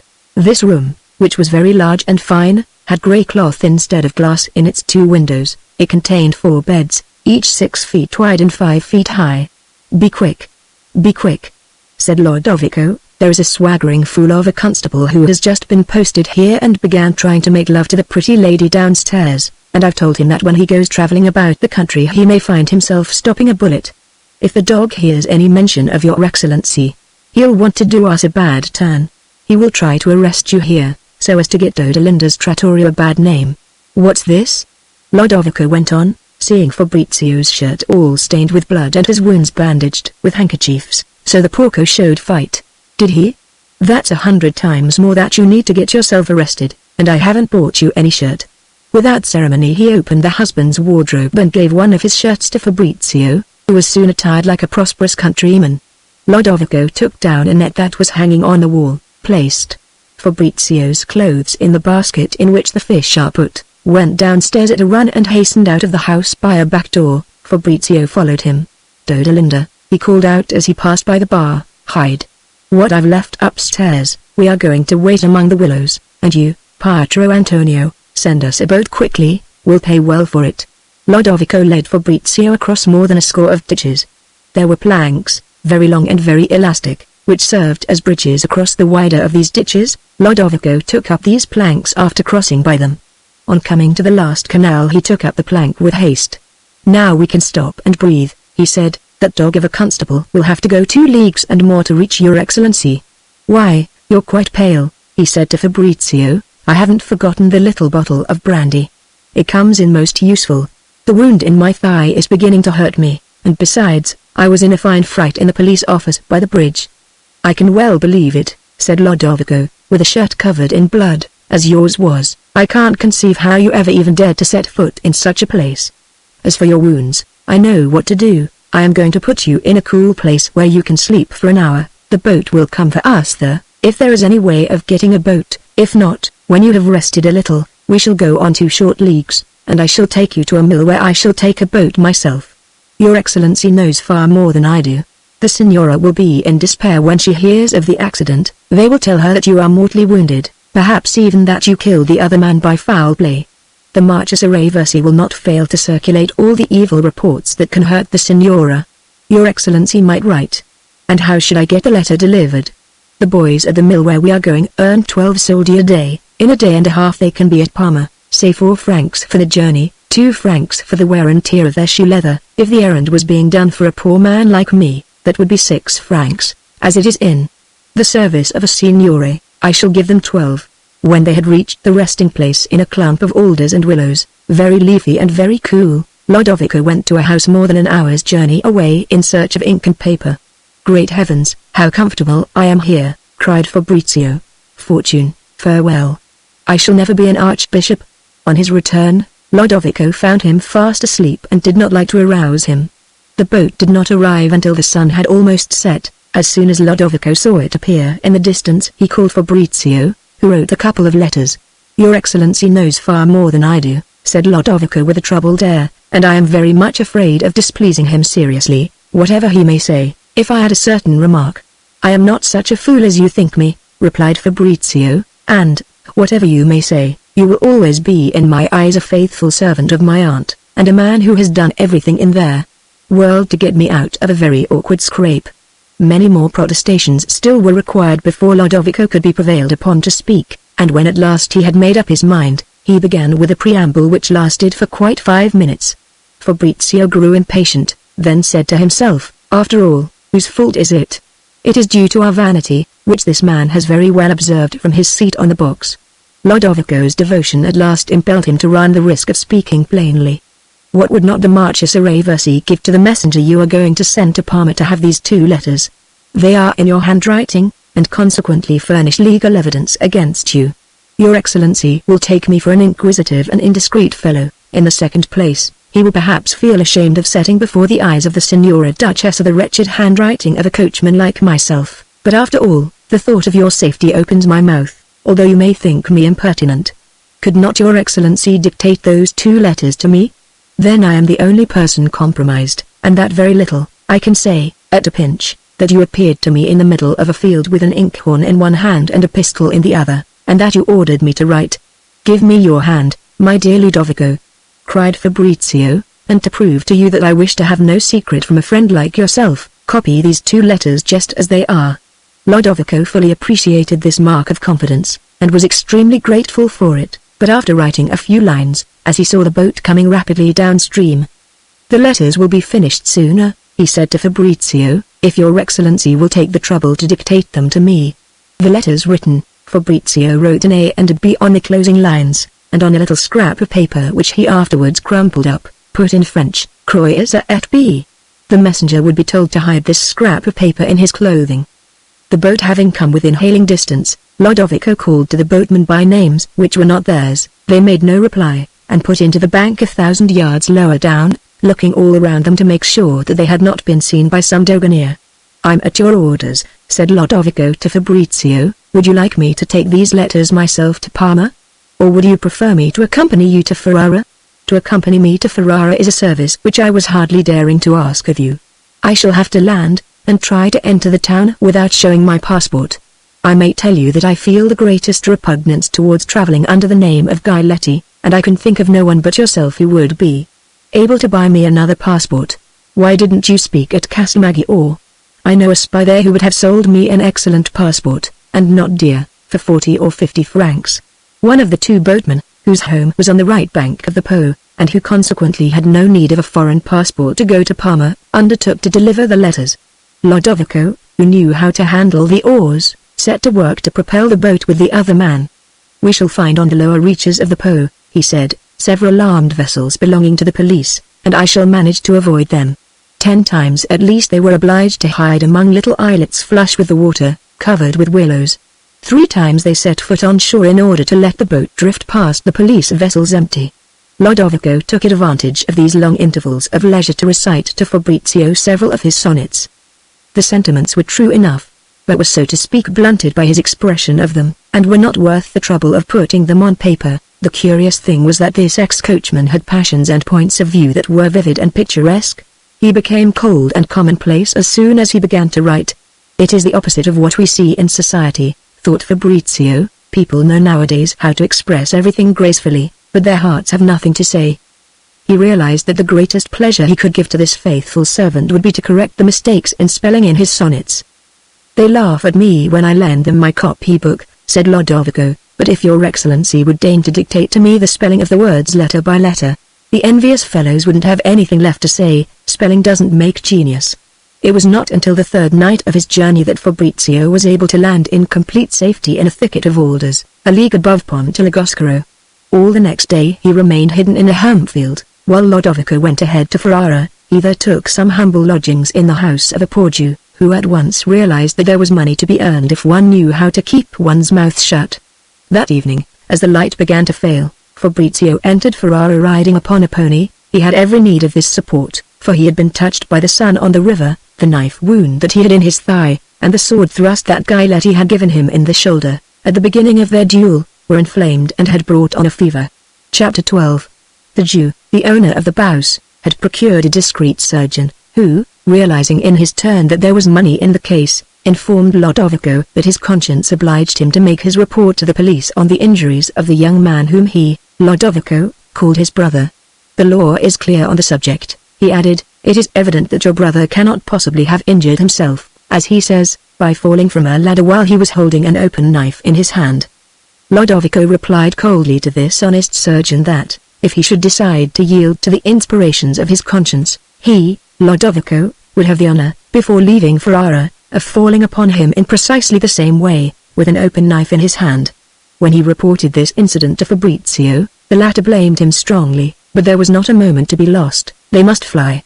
Ludovico told the Jew that he wished to try the effect of a little fresh air on his brother. He went to fetch a carriage, and our friends left the house never to return. The reader is no doubt finding these accounts of all the maneuvers that the absence of a passport renders necessary extremely wearisome. This sort of anxiety does not exist in France, but in Italy, and especially in the neighborhood of the Po, people talk about passports all day long. Once they had left Ferrara without hindrance, as though they were taking a drive. Ludovico sent the carriage back, then re-entered the town by another gate and returned to pick up Fabrizio with a sediola which he had hired to take them a dozen leagues. Coming near Bologna, our friends had themselves taken through the fields to the road which leads from Florence to Bologna. They spent the night in the most wretched inn they could find, and on the following day, Fabrizio feeling strong enough to walk a little, they entered Bologna like ordinary pedestrians.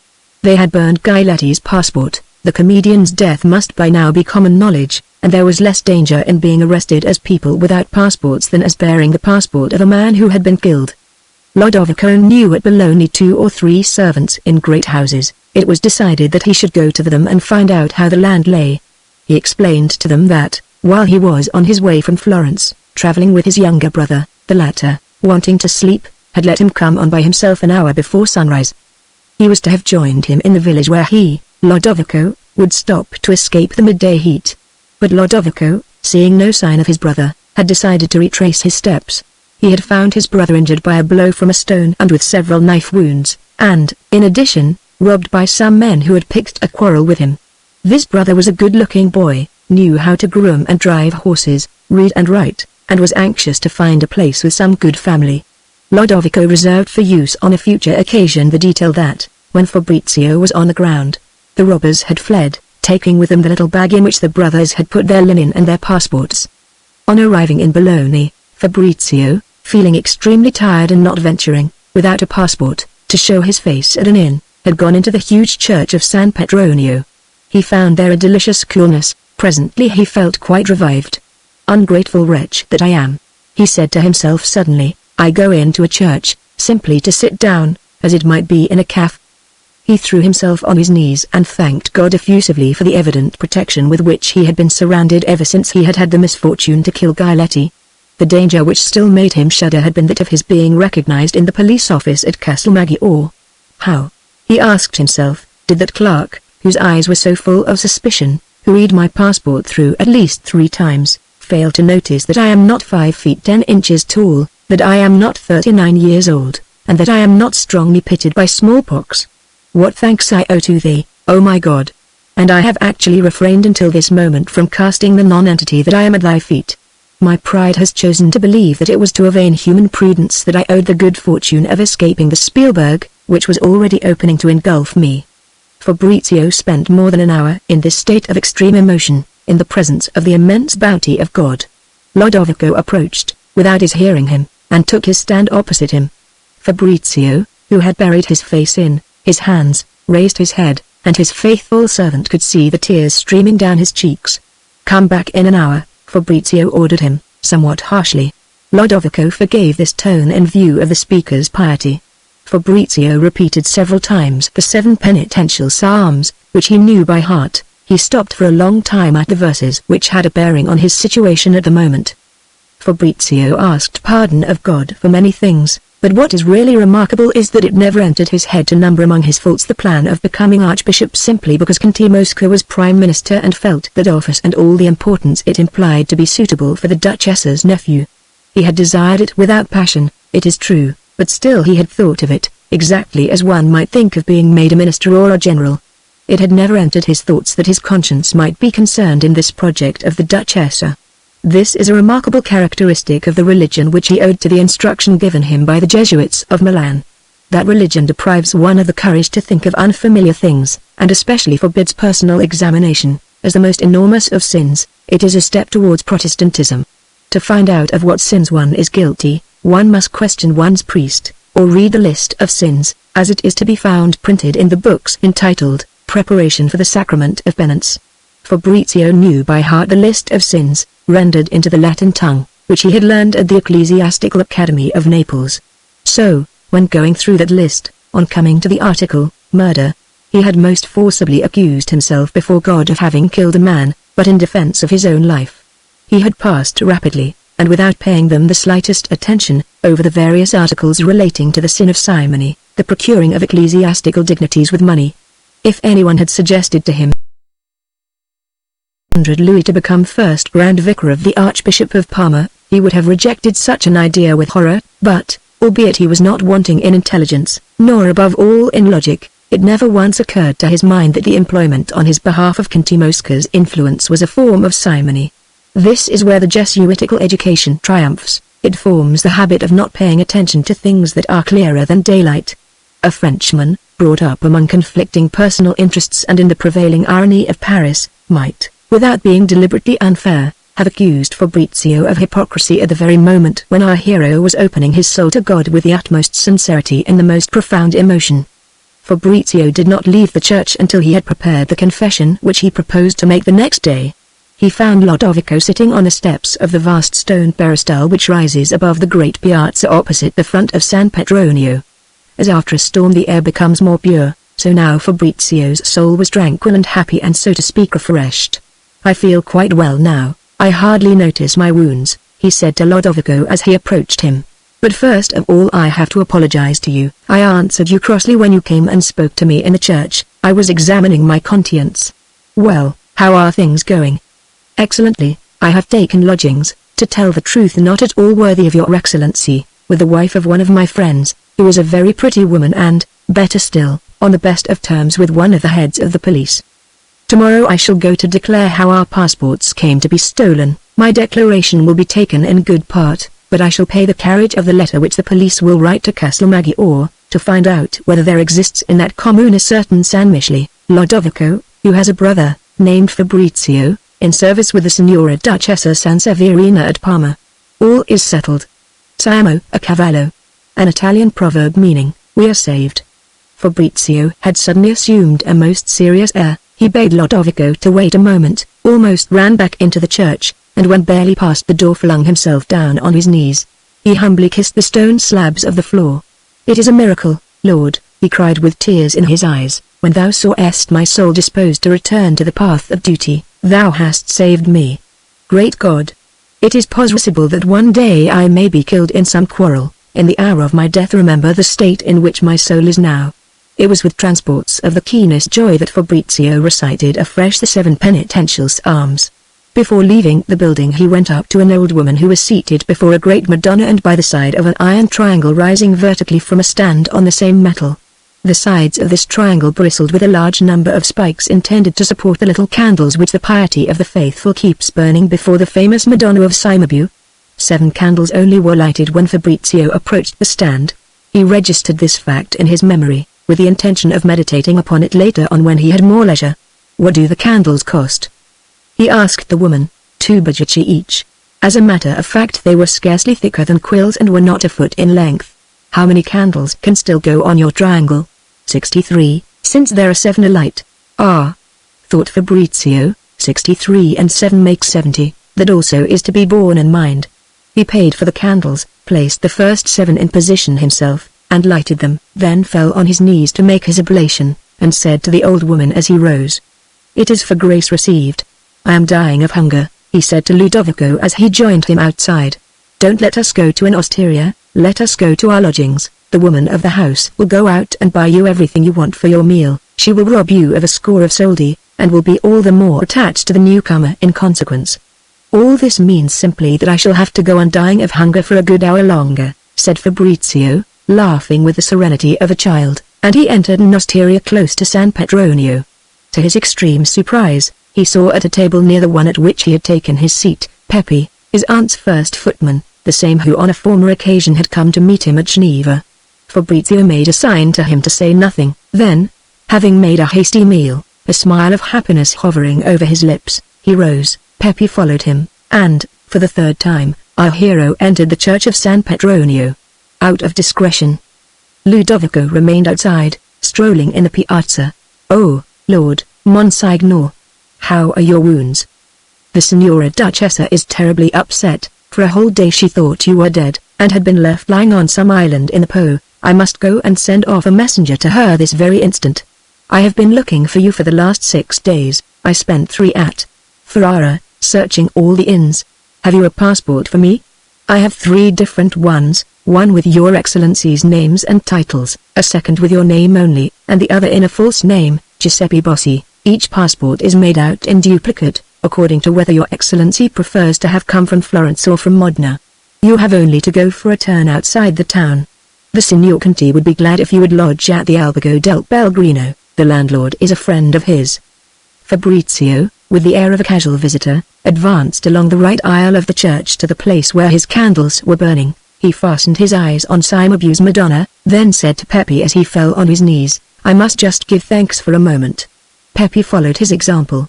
When they left the church, Pepe noticed that Fabrizio gave a 20-franc piece to the first pauper who asked him for alms. This mendicant uttered cries of gratitude which drew into the wake of the charitable stranger the swarms of paupers of every kind who generally adorn the Piazza San Petronio. All of them were anxious to have a share in the Napoleon. The women, despairing of making their way through the crowd that surrounded him, flung themselves on Fabrizio, shouting to him to know whether it was not the fact that he had intended to give his Napoleon to be divided among all the poveri del Bandio. Pepe, brandishing his gold-headed cane, ordered them to leave His Excellency alone. "Oh Excellency!" all the women proceeded to cry in still more piercing accents, "give another gold Napoleon for the poor women." Fabrizio increased his pace. The women followed him, screaming, and a number of male paupers, running in from every street, created a sort of tumult. All this crowd, horribly dirty and energetic, cried out, "Excellenza!" Fabrizio had great difficulty in escaping from the rabble. The scene brought his imagination back to earth. "I have got only what I deserve," he said to himself. "I have rubbed shoulders with the mob." Two women followed him as far as the Porta Saragozza, by which he left the town. Pepe stopped them by threatening them seriously with his cane and flinging them some small change. Fabrizio climbed the charming hill of San Michele in Bosco, made a partial circuit of the town outside the walls, took a path which brought him in 500 yards to the Florence road, then re-entered Bologna and gravely handed to the police official a passport in which his description was given in the fullest detail. This passport gave him the name of Giuseppe Bossi, student of theology. Fabrizio noticed a little spot of red ink dropped, as though by accident, at the foot of the sheet, near the right hard corner. A couple of hours later he had a spy on his heels, on account of the title of Excellenza which his companion had given him in front of the beggars of San Petronio, although his passport bore none of the titles which give a man the right to make his servants address him as Excellency. Fabrizio saw the spy and made light of him. He gave no more thought either to passports or to police, and amused himself with everything, like a boy. Pepe, who had orders to stay beside him, seeing that he was more than satisfied with Lodovico, preferred to go back in person to convey these good tidings to the Duchessa. Fabrizio wrote 2 very long letters to his dear friends, then it occurred to him to write a third to the venerable Archbishop Ladriani. This letter produced a marvelous effect. It contained a very exact account of the affair with Giletti. The good Archbishop, deeply moved, did not fail to go and read this letter to the prince, who was quite ready to listen to it, being somewhat curious to know what line this young Monsignor took to excuse so shocking a murder. Thanks to the many friends of the Marchesa Raversi, the prince, as well as the whole city of Parma, believed that Fabrizio had procured the assistance of 20 or 30 peasants to overpower a bad actor who had had the insolence to challenge him for the favors of little Marietta. In despotic courts, the first skillful intriguer controls the truth, as the fashion controls it in Paris. "But, what in the devil's name?" exclaimed the prince to the archbishop. "One gets things of that sort done for one by somebody else, but to do them oneself is not the custom. Besides, one doesn't kill a comedian like Giletti, one buys him." Fabrizio had not the slightest suspicion of what was going on at Parma. As a matter of fact, the question there was whether the death of this comedian, who in his lifetime had earned a monthly salary of 32 francs, was not going to bring about the fall of the ultra-ministry, and of its leader, Conte Mosca. On learning of the death of Giletti, the prince, stung by the independent airs which the Duchessa was giving herself, had ordered the fiscal general Rassi to treat the whole case as though the person charged were a liberal. Fabrizio, for his part, thought that a man of his rank was superior to the laws. He did not take into account that in countries where bearers of great names are never punished, intrigue can do anything, even against them. He often spoke to Lodovico of his perfect innocence, which would very soon be proclaimed, his great argument being that he was not guilty. Whereupon Lodovico said to him, "I cannot conceive how your excellency, who has so much intelligence and education, can take the trouble to say all that before me who am his devoted servant. Your excellency adopts too many precautions. That sort of thing is all right to say in public, or before a court. This man believes me to be a murderer, and loves me none the less for it," thought Fabrizio, falling from the clouds. 3 days after Pepe's departure, he was greatly astonished to receive an enormous letter, sealed with a plait of silk, as in the days of Louis XIV, and addressed to Sua Excellenza Reverendissima Monsignor Fabrizio del Dongo, Primo Gran Vicario della Diocesi di Parma, Canonico, etc. Why am I still all that? He asked himself with a laugh. Archbishop Landriani's letter was a masterpiece of logic and lucidity. It filled nevertheless 19 large pages, and gave an extremely good account of all that had occurred in Parma on the occasion of the death of Giletti. The French army commanded by Marshal Ney, and marching upon the town, would not have had a greater effect. The good Archbishop informed him, with the exception of the Duchessa and myself, my dearly beloved son, everyone believes that you gave yourself the pleasure of killing the histrion Giletti. Had this misfortune befallen you, it is one of those things which one hushes up with 200 louis and 6 months' absence abroad, but the Marchesa Raversi is seeking to overthrow Conte Mosca with the help of this incident. It is not at all with the dreadful sin of murder that the public blames you, it is solely with the clumsiness, or rather the insolence of not having condescended to have recourse to a bullo, a sort of hired assassin. I give you a summary here in clear terms of the things that I hear said all around me, for since this ever deplorable misfortune, I go every day to 3 of the principal houses in the town to have an opportunity of justifying you. And never have I felt that I was making a more blessed use of the scanty eloquence with which heaven has deigned to endow me. The scales fell from Fabrizio's eyes. The Duchess's many letters, filled with transports of affection, never condescended to tell him anything. The Duchessa swore to him that she would leave Parma forever, unless presently he returned there in triumph. The Conte will do for you, she wrote to him in the letter that accompanied the Archbishop's, everything that is humanly possible. As for myself, you have changed my character with this fine escapade of yours. I am now as great a miser as the banker Tombone. I have dismissed all my workmen. I have done more. I have dictated to the Conte the inventory of my fortune, which turns out to be far less considerable than I supposed.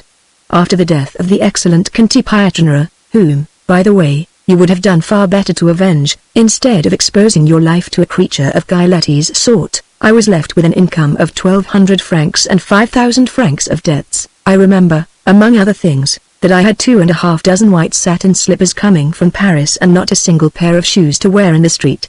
I have almost made up my mind to take the 300,000 francs which the Duke has left me, the whole of which I intended to use in erecting a magnificent tomb to him. Besides, it is the Marchesa Raversi who is your principal enemy, that is to say mine. If you find life dull by yourself at Bologna, you have only to say the word, I shall come and join you. Here are 4 more bills of exchange, and so on. The Duchessa said not a word to Fabrizio of the opinion that was held in Parma of his affair. She wished above all things to comfort him, and in any event the death of a ridiculous creature like Giletti did not seem to her the sort of thing that could be seriously charged against Del Dongo. How many Gilettis have not our ancestors sent into the other world, she said to the Conte, without anyone's ever taking it into his head to reproach them with it. Fabrizio, taken completely by surprise, and getting for the first time a glimpse of the true state of things, set himself down to study the Archbishop's letter. Unfortunately the Archbishop himself believed him to be better informed than he actually was. Fabrizio gathered that the principal cause of the Marchesa Raversi's triumph lay in the fact that it was impossible to find any eyewitnesses of the fatal combat. The footman who had been the first to bring the news to Parma had been at the village inn at San Gigno when the fight occurred. Little Marietta and the old woman who acted as her mother had vanished, and the Marchesa had brought the vetturino who drove the carriage, and who had now made an abominable deposition. Although the proceedings are enveloped in the most profound mystery, wrote the Archbishop in his Ciceronian style, and directed by the Fiscal General, Rassi, of whom Christian charity alone can restrain me from speaking evil, but who has made his fortune by harrying his wretched prisoners as the greyhound harries the hare, although this Rassi, I say, whose turpitude and venality your imagination would be powerless to exaggerate, has been appointed to take charge of the case by an angry prince. I have been able to read the 3 depositions of the vetturino. By a signal piece of good fortune, the wretch contradicts himself. And I shall add, since I am addressing my Grand Vicar, him who, after myself, is to have the charge of this diocese, that I have sent for the curate of the parish in which this straying sinner resides. I shall tell you, my dearly beloved son, but under the seal of the confessional, that this curate already knows, through the wife of the vetturino, the number of scudi that he has received from the Marchesa Raversi. I shall not venture to say that the Marchesa insisted upon his slandering you, but that is probable. The scudi were transmitted to him through a wretched priest who performs functions of a base order in the Marchesa's household, and whom I have been obliged to banish from the altar for the 2nd time. I shall not weary you with an account of various other actions which you might expect from me, and which, moreover, enter into my duty.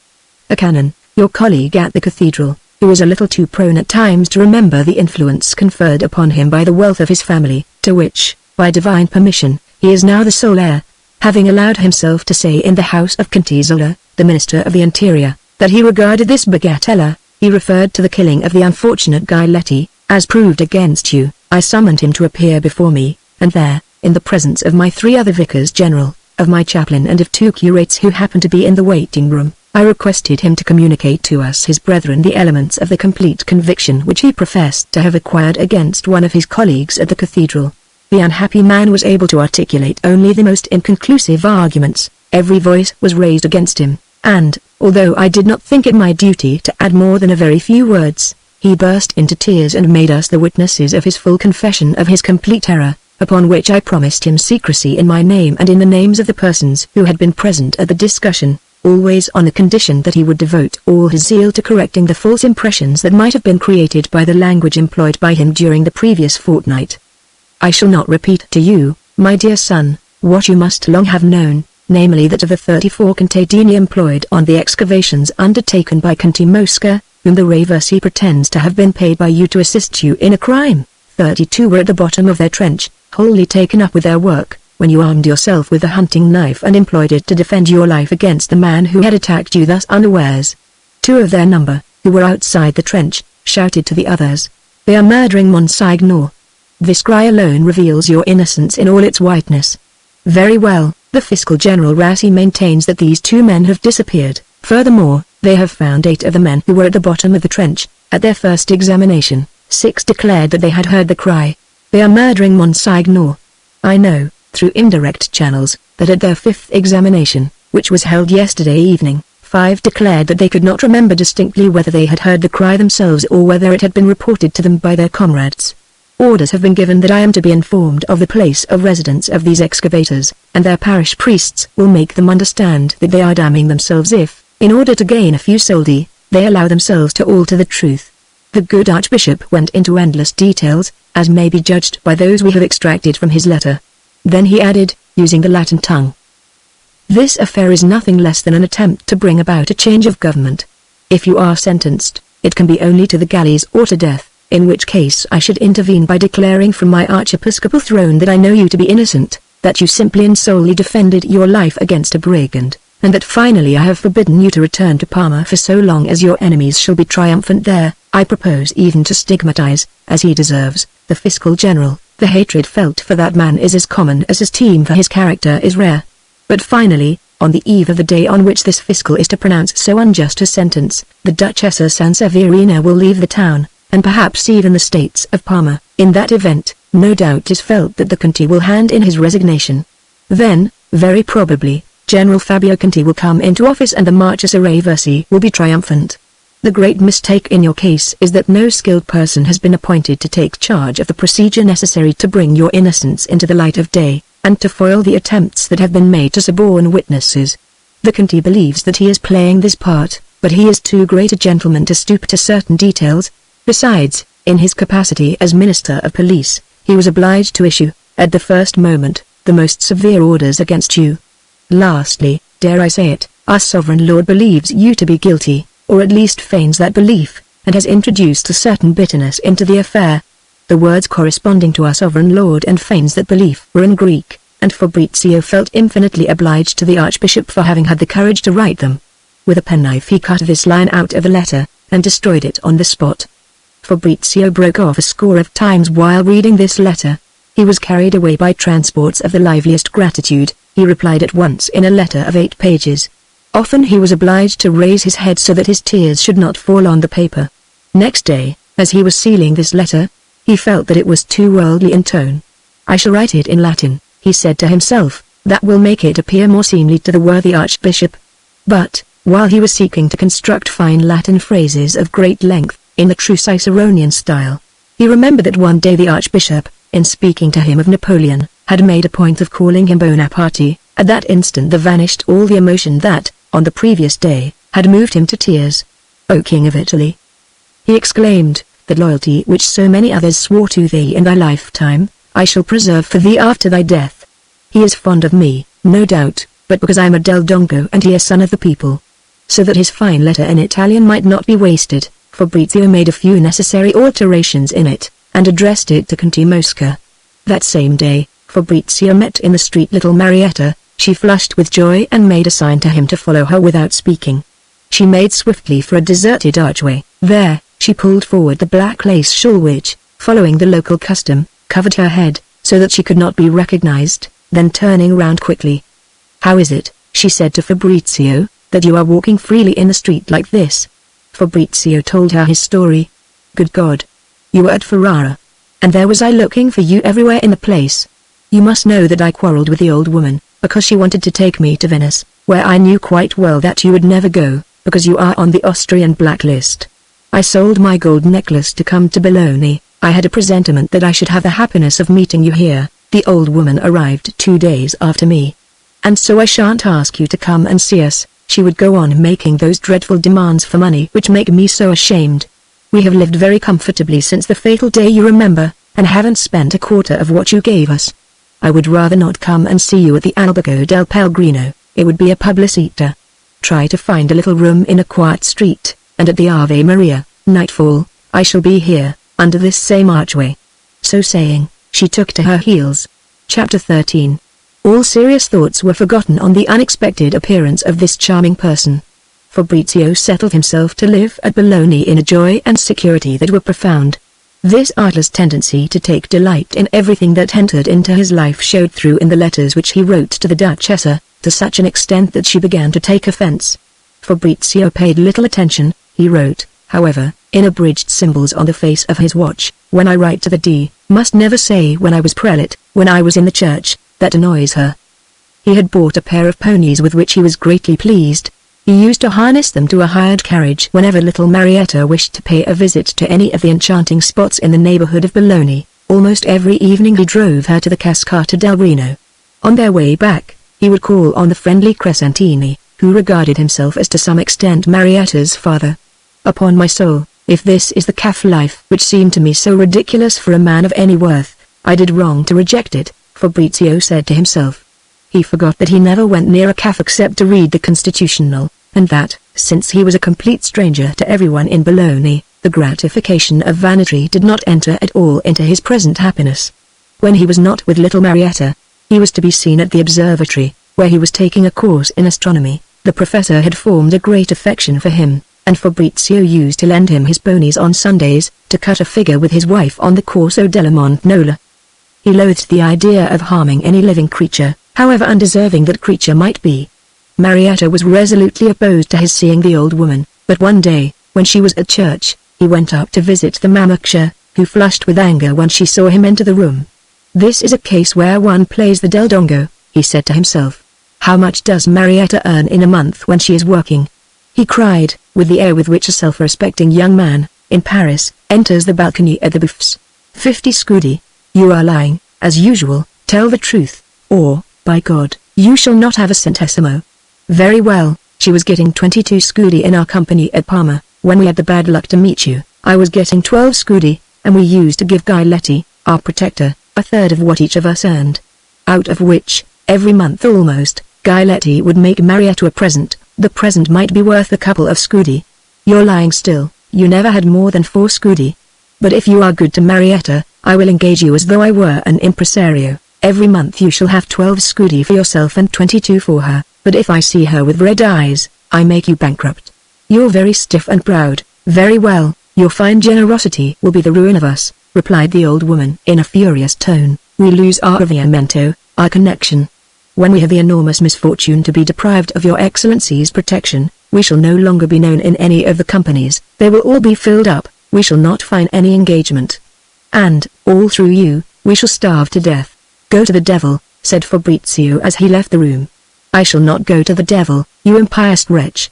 But I will go straight away to the police office, where they shall learn from me that you are a Monsignor who has flung his cassock to the winds, and that you are no more Giuseppe Bossi than I am." Fabrizio had already gone some way down the stairs. He returned. "In the first place, the police know better than you what my real name may be. But if you take it into your head to denounce me, if you do anything so infamous," he said to her with great seriousness, "Lodovico shall talk to you, and it is not 6 slashes with a knife that your old carcass shall get. but 24, and you will be 6 months in hospital, and no tobacco." The old woman turned pale, and dashed at Fabrizio's hand, which she tried to kiss. "I accept with gratitude the provision that you are making for Marietta and me. You look so good that I took you for a fool, and, you bear in mind, others besides myself may make the same error. I advise you always to adopt a more noblemanly air." Then she added with an admirable impudence, "You will reflect upon this good advice, and, as the winter is not far off, you will make Marietta and me a present of 2 good jackets of that fine English stuff which they sell at a big shop in there, Piazza San Petronio." The love of the pretty Marietta offered Fabrizio all the charms of the most delightful friendship, which set him dreaming of the happiness of the same order which he might have been finding in the Duchess's company. But is it not a very pleasant thing, he asked himself at times, that I am not susceptible to that exclusive and passionate preoccupation which they call love? Among the intimacies into which chance has brought me at Novara or at Naples, have I ever met a woman whose company, even in the first few days, was to my mind preferable to riding a good horse that I did not know? What they call love, he went on, can that be just another lie? I feel myself in love, no doubt, as I feel a good appetite at 6 o'clock. Can it be out of this slightly vulgar propensity that those liars have fashioned the love of Othello, the love of Tancred? Or am I indeed to suppose that I am constructed differently from other men? That my soul should be lacking in one passion, why should that be? It would be a singular destiny. At Naples, especially in the latter part of his time there, Fabrizio had met women who, proud of their rank, their beauty and the position held in society by the adorers whom they had sacrificed to him, had attempted to lead him. On discovering their intention, Fabrizio had broken with them in the most summary and open fashion. "Well," he said to himself, "if I ever allow myself to be carried away by the pleasure, which no doubt is extremely keen, of being on friendly terms with that charming woman who is known as the Duchessa Sanseverina, I shall be exactly like that stupid Frenchman who killed the goose that was laying the golden eggs. It is to the Duchessa that I owe the sole happiness which has ever come to me from sentiments of affection. My friendship for her is my life, and besides, without her, what am I? A poor exile reduced to living from hand to mouth in a tumble-down country house outside Novara. I remember how, during the heavy autumn rains, I used to be obliged, at night, for fear of accidents, to fix up an umbrella over the tester of my bed. I rode the agent's horses, which he was good enough to allow out of respect for my blue blood, for my influence, that is, but he was beginning to find my stay there a trifle long. My father had made me an allowance of 1,200 francs, and thought himself damned for having given bread to a Jacobin. My poor mother and sisters let themselves go without new clothes to keep me in a position to make a few little presents to my mistresses. This way of being generous pierced me to the heart. And besides, people were beginning to suspect my poverty, and the young nobleman of the district would have been feeling sorry for me next. Sooner or later some prig would have let me see his contempt for a poor Jacobin whose plans had come to grief, for in those people's eyes I was nothing more than that. I should have given or received some doughty thrust with a sword which would have carried me off to the fortress of Fenestal, or else I should have been obliged to take refuge again in Switzerland, still on my allowance of 1,200 francs. I have the good fortune to be indebted to the Duchessa for the absence of all these evils. Besides, it is she who feels for me the transports of affection which I ought to be feeling for her. Instead of that ridiculous, pettifogging existence which would have made me a sad dog, a fool, for the last 4 years I have been living in a big town, and have an excellent carriage, which things have preserved me from feelings of envy and all the base sentiments of a provincial life. This too indulgent aunt is always scolding me because I do not draw enough money from the banker. Do I wish to ruin for all time so admirable a position? Do I wish to lose the one friend that I have in the world?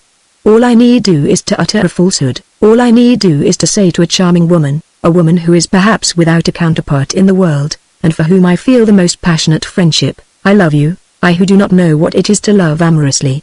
She would spend the day finding fault with me for the absence of these transports which are unknown to me. Marietta, on the other hand, who does not see into my heart, and takes caress for a transport of the soul, thinks me madly in love less than and looks upon herself as the most fortunate of women. As a matter of fact, the only slight acquaintance I have ever had with that tender obsession which is called, I believe, love, was with the young Anakin in the inn at Zondas, near the Belgian frontier. It is with regret that we have to record here one of Fabrizio's worst actions. In the midst of this tranquil life, a wretched pique of vanity took possession of this heart rebellious to love and led it far astray. Simultaneously with himself there happened to be at Bologna the famous Faust F. unquestionably one of the finest singers of the day and perhaps the most capricious woman that was ever seen. The excellent poet Burati, of Venice, had composed the famous satirical sonnet about her, which at that time was to be heard on the lips alike of princes and of the meanest street Arabs. To wish and not to wish, to adore and on the same day to detest, to find contentment only in inconstancy, to scorn what the world worships, while the world worships it, Fausta has these defects and many more. Look not therefore upon that serpent. If thou seest her, imprudent man, thou forgettest her caprices. Hast thou the happiness to hear her voice, thou dost forget thyself, and love makes of thee, in a moment, what Circe in days of yore made of the companions of Ulysses. For the moment, this miracle of beauty had come under the spell of the enormous whiskers and haughty insolence of the young Conte M, to such an extent as not to be revolted by his abominable jealousy. Fabrizio saw this Conte in the streets of Bologna and was shocked by the air of superiority with which he took up the pavement and deigned to display his graces to the public. This young man was extremely rich, imagined that everything was permitted him, and, as his prepotence had brought him threats of punishment, never appeared in public save with the escort of 9 or 10 bulli, a sort of cutthroat, clad in his livery, whom he had brought from his estates in the environs of Brescia. Fabrizio's eye had met once or twice that of this terrible Conte, whence chance led him to hear Fausta sing. He was astonished by the angelic sweetness of her voice, he had never imagined anything like it, he was indebted to it for sensations of supreme happiness, which made a pleasing contrast to the placidity of his life at the time. Could this at last be love? He asked himself, thoroughly curious to taste that sentiment, and amused moreover by the thought of braving Conte M, whose expression was more terrifying than that of any drum major. Our hero let himself fall into the childish habit of passing a great deal too often in front of the Palazzo Tanari, which Conte M had taken for Fausta. One day, as night was beginning to fall, Fabrizio, seeking to catch Fausta's eye, was greeted by peals of laughter of the most pointed kind proceeding from the Conte's bulli, who were assembled by the door of the Palazzo Tanari. He hastened home, armed himself well, and again passed before the palazzo. Fausta, concealed behind her shutters, was awaiting his return, and gave him due credit for it. M, jealous of the whole world, became specially jealous of Signor Giuseppe Bossi, and indulged in ridiculous utterances, whereupon every morning our hero had delivered at his door a letter which contained only these words: Signor Giuseppe Bossi destroys troublesome insects and is staying at the Pellegrino, Via Larga, number 79. Conte M, accustomed to the respect which was everywhere assured him by his enormous fortune, his blue blood and the physical courage of his 30 servants, declined altogether to understand the language of this little missive. Fabrizio wrote others of the sort to Fausta, and posted spies round this rival, who perhaps was not unattractive. First of all, he learned his true name, and later that, for the present, he could not show his face at Parma. A few days after this, Conte M, his bulli, his magnificent horses and Fausta set off together for Parma. Fabrizio, becoming excited, followed them next day. In vain did the good Lodovico utter pathetic remonstrances, Fabrizio turned a deaf ear, and Lodovico, who was himself extremely brave, admired him for it. Besides, this removal brought him nearer to the pretty mistress he had left at Castelmaggiore. Through Lodovico's efforts, 9 or 10 old soldiers of Napoleon's regiments re-enlisted under Signor Giuseppe Bossi, in the capacity of servants. Provided, Fabrizio told himself, when committing the folly of going after Fausta, that I have no communication either with the Minister of Police, Conte Mosca, or with the Duchessa, I expose only myself to risk. I shall explain later on to my aunt that I was going in search of love, that beautiful thing which I have never encountered. The fact is that I think of Fausta even when I am not looking at her. But is it the memory of her voice that I love, or her person? Having ceased to think of an ecclesiastical career, Fabrizio had grown a pair of moustaches and whiskers almost as terrible as those of Conte M, and these disguised him to some extent.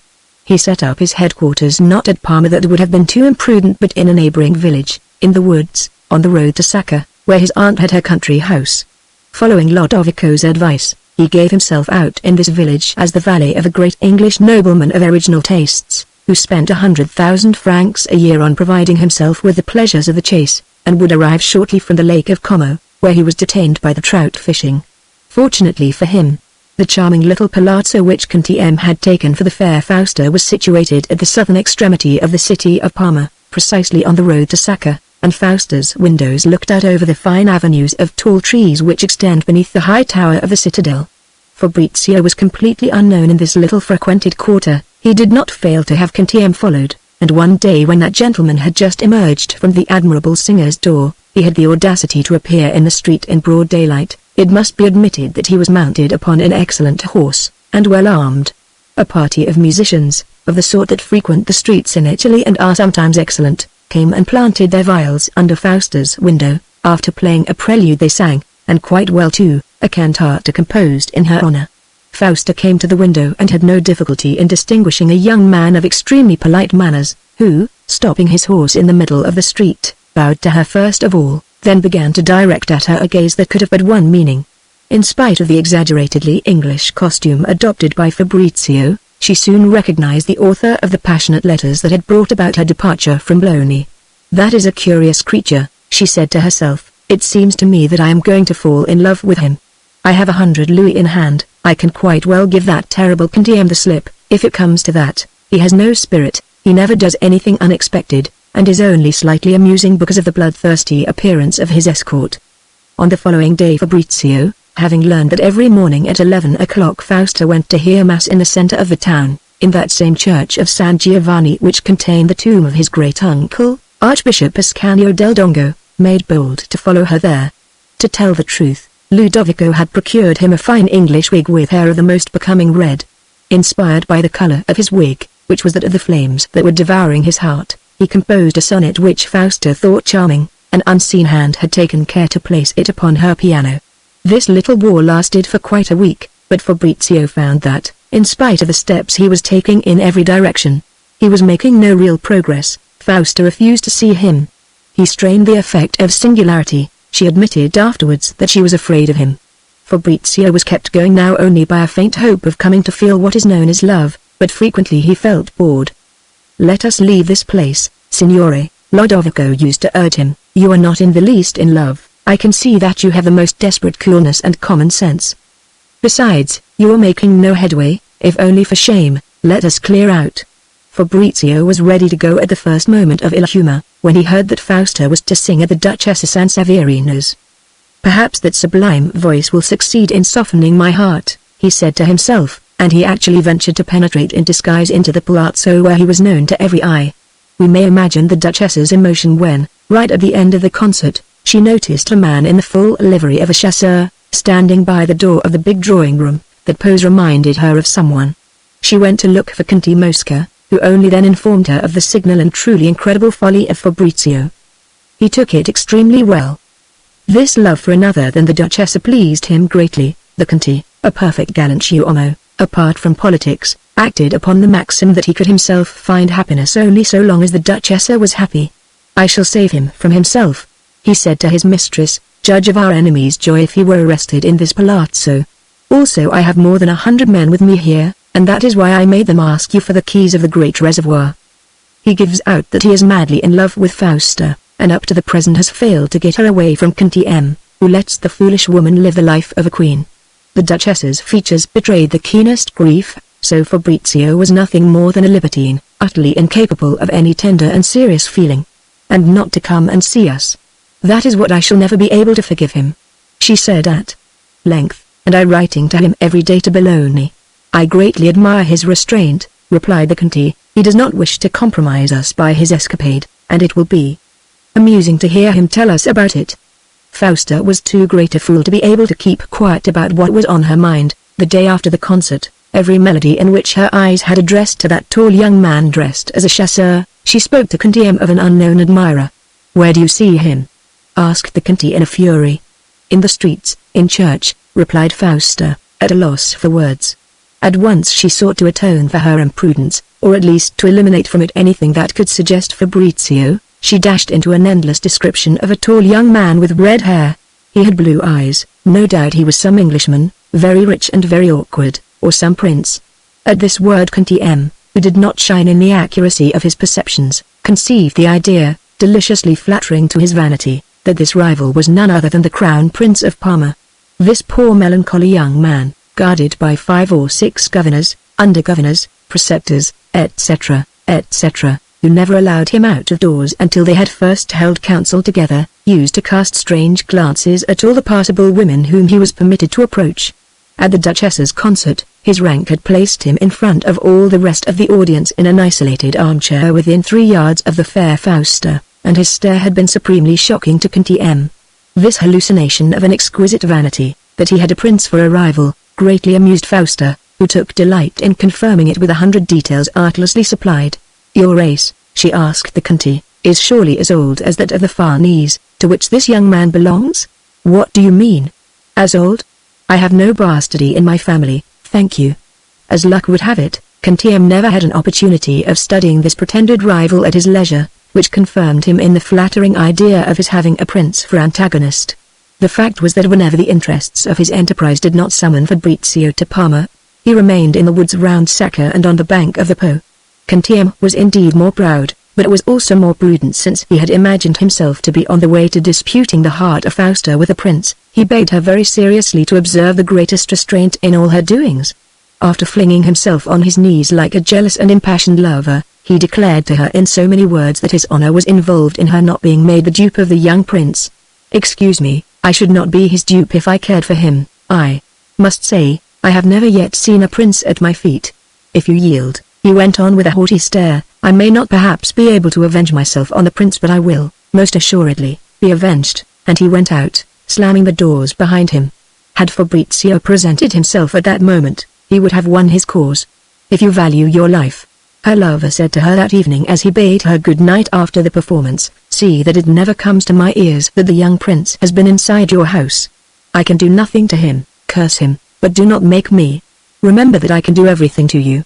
"Ah, my little Fabrizio," cried Fausta, "if I only knew where to find you." Wounded vanity may carry a young man far who is rich and from his cradle has always been surrounded by flatterers.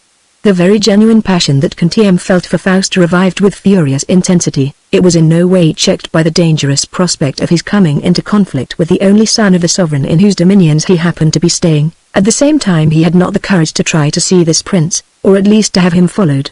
Not being able to attack him in any other way, dared to consider making him ridiculous. "I shall be banished forever from the states of Parma," he said to himself. "Sure. What does that matter?" Had he sought to reconnoiter the enemy's position, he would have learned that the poor young prince never went out of doors without being followed by 3 or 4 old men, tiresome guardians of etiquette, and that the one pleasure of his choice that was permitted him in the world was mineralogy. By day, as by night, the little palazzo occupied by Fausta, to which the best society of Parma went in crowds, was surrounded by watchers. Knew, hour by hour, what she was doing, and, more important still, what others were doing round about her. There is this to be said in praise of the precautions taken by her jealous lover. This eminently capricious woman had at first no idea of the multiplication of his vigilance. The reports of all his agents informed Conti that a very young man, wearing a wig of red hair, appeared very often beneath Fausta's windows, but always in a different disguise. Evidently, it is the young prince, thought otherwise, why the disguise? And, by gad, a man like me is not made to give way to him. But for the usurpations of the Venetian Republic, I should be a sovereign prince myself. On the feast of Santo Stefano, the reports of the spies took on a more somber hue. They seemed to indicate that Fausta was beginning to respond to the stranger's advances.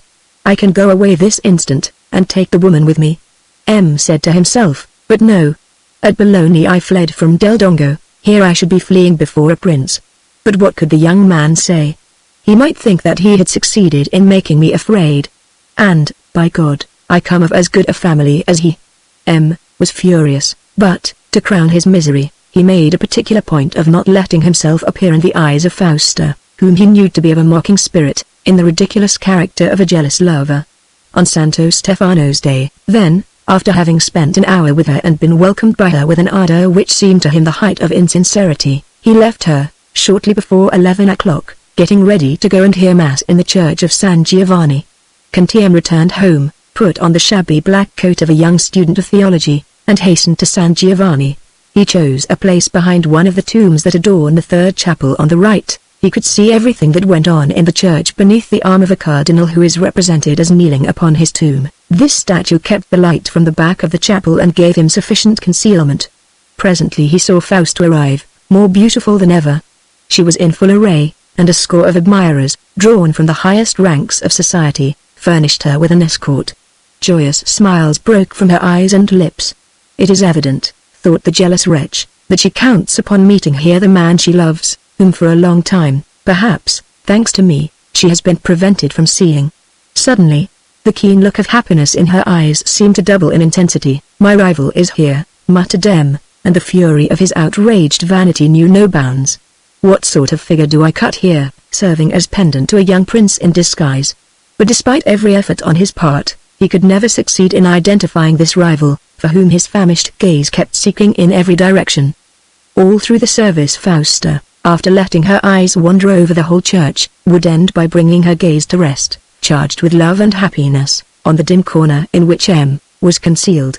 In an impassioned heart, love is liable to exaggerate the slightest shades of meaning. It draws from them the most ridiculous conclusions. Did not poor M end by persuading himself that Fausta had seen him, that, having in spite of his efforts perceived his deadly jealousy, she wished to reproach him with it and at the same time to console him for it with these tender glances? The tomb of the cardinal, behind which M had taken his post of observation, was raised 4 or 5 feet above the marble floor of San Giovanni. The fashionable mass ending about 1 o'clock, the majority of the faithful left the church, and Fausta dismissed the beau of the town, on a pretext of devotion, as she remained kneeling on her chair. Her eyes, which had grown more tender and more brilliant, were fixed on M. Since there were now only a few people left in the building, she no longer put her eyes to the trouble of ranging over the whole of it before coming joyfully to rest on the cardinal's statue. What delicacy! Thought Conti M, imagining that he was the object of her gaze. At length Fausta rose and quickly left the church after first making some odd movements with her hands. M, blind with love and almost entirely relieved of his mad jealousy, had left his post to fly to his mistress's palazzo and thank her 1,000 times, when, as he passed in front of the cardinal's tomb, he noticed a young man all in black. This funereal being had remained until then on his knees, close against the epitaph on the tomb, in such a position that the eyes of the jealous lover, in their search for him, must pass over his head and miss him altogether. This young man rose, moved briskly away, and was immediately surrounded by 7 or 8 persons, somewhat clumsy in their gait, of a singular appearance, who seemed to belong to him. M hurried after him, but, without any marked sign of obstruction, was stopped in the narrow passage formed by the wooden drum of the door by these clumsy men who were protecting his rival, and when finally, at the tail of their procession, he reached the street, he was in time only to see someone shut the door of a carriage of humble aspect, which, by an odd contrast, was drawn by a pair of excellent horses, and in a moment had passed out of sight. He returned home panting with fury. Presently there arrived his watchers, who reported impassively that that morning the mysterious lover, disguised as a priest, had been kneeling in an attitude of great devotion against a tomb which stood in the entrance of a dark chapel in the church of San Giovanni. Fausta had remained in the church until it was almost empty, and had then rapidly exchanged certain signs with the stranger. With her hands she had seemed to be making a series of crosses. M hastened to the faithless one's house. For the first time she could not conceal her uneasiness. She told him, with the artless mendacity of a passionate woman, that, as usual, she had gone to San Giovanni, but that she had seen no sign there of that man who was persecuting her.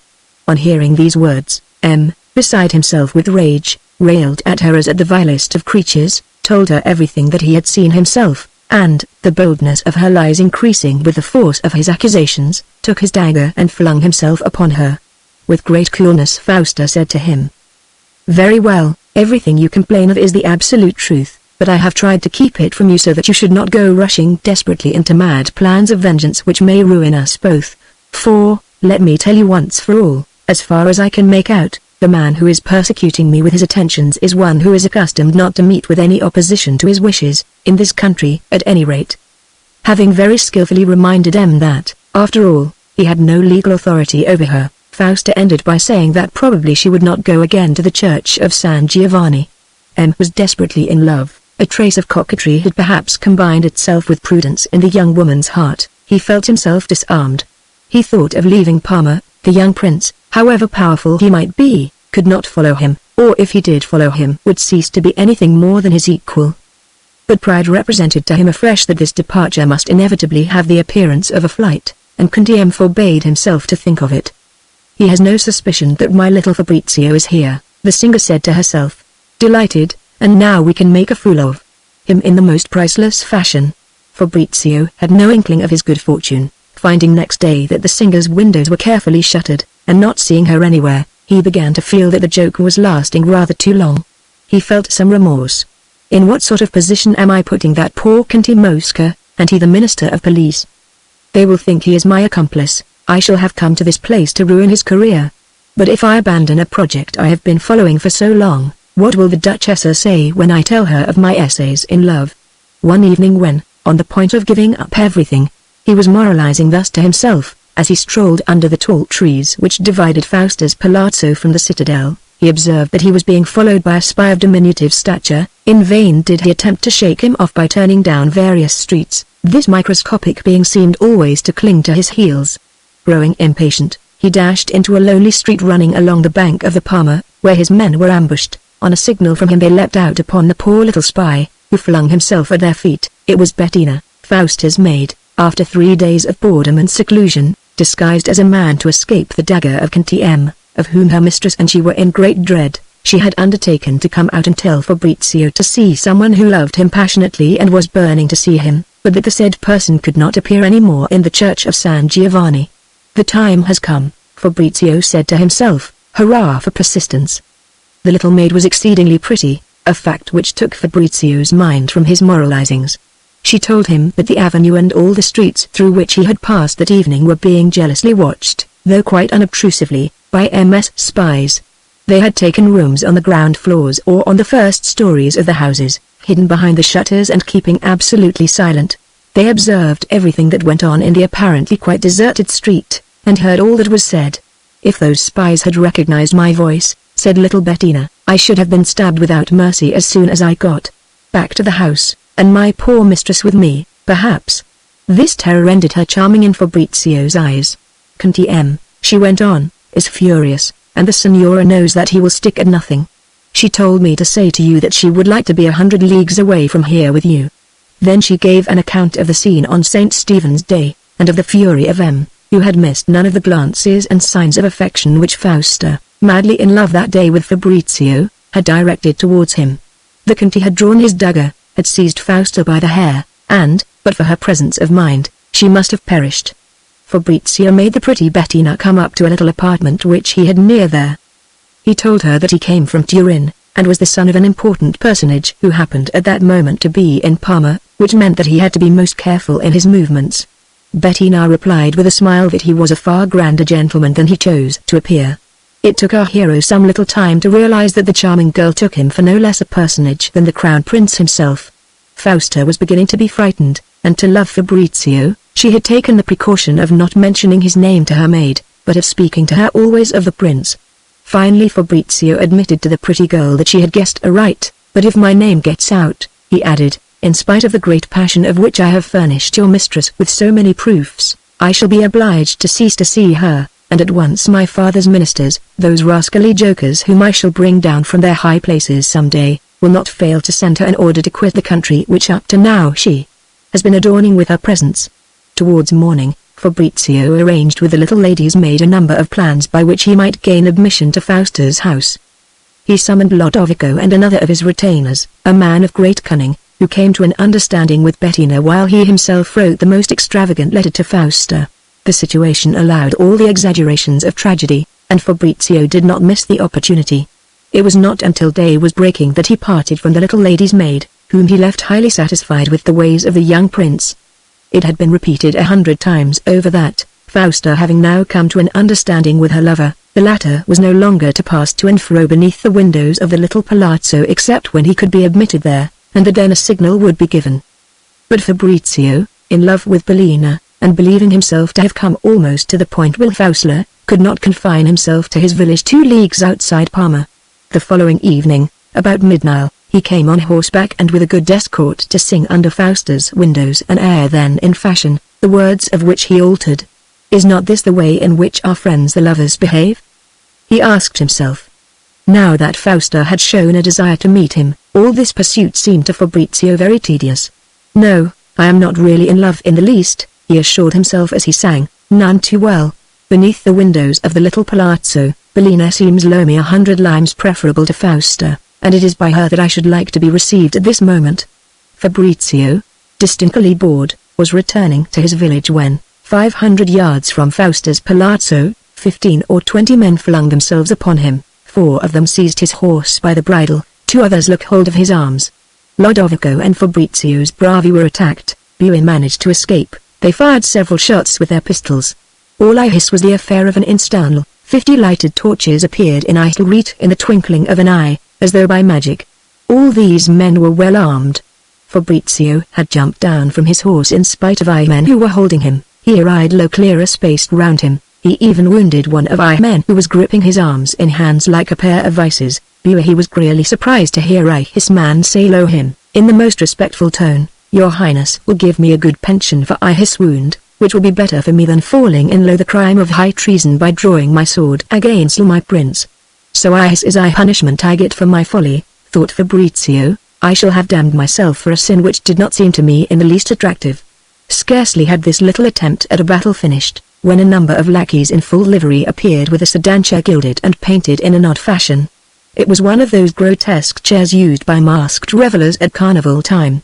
6 men, with daggers in their hands, requested His Highness to get into it, telling him that the cold night air might be injurious to his voice. They affected the most reverential forms, the title prince being every moment repeated and almost shouted. The procession began to move on.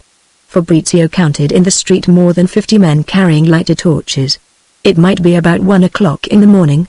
All the populace was gazing out of the windows. The whole thing went off with a certain gravity.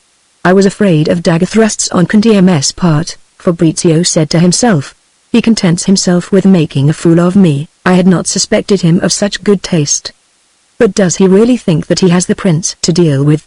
If he knows that I am only Fabrizio, where the dirk?" These 50 men carrying torches and the 20 armed men, after stopping for a long interval under Fausto's windows, proceeded to parade before the finest palazzi in the town. A pair of maggiordomi, posted one on either side of the sedan chair, asked His Highness from time to time whether he had any order to give them.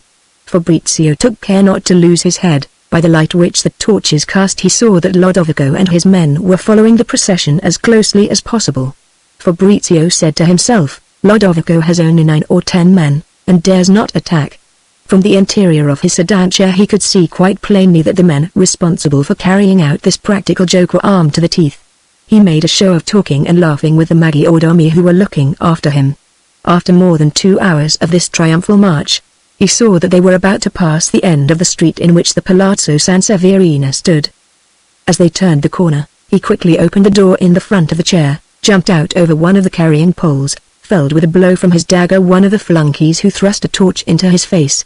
He received a stab in the shoulder from a dirk, a second flunky singed his beard with his lighted torch, and finally Fabrizio reached Lodovico, to whom he shouted, "Kill!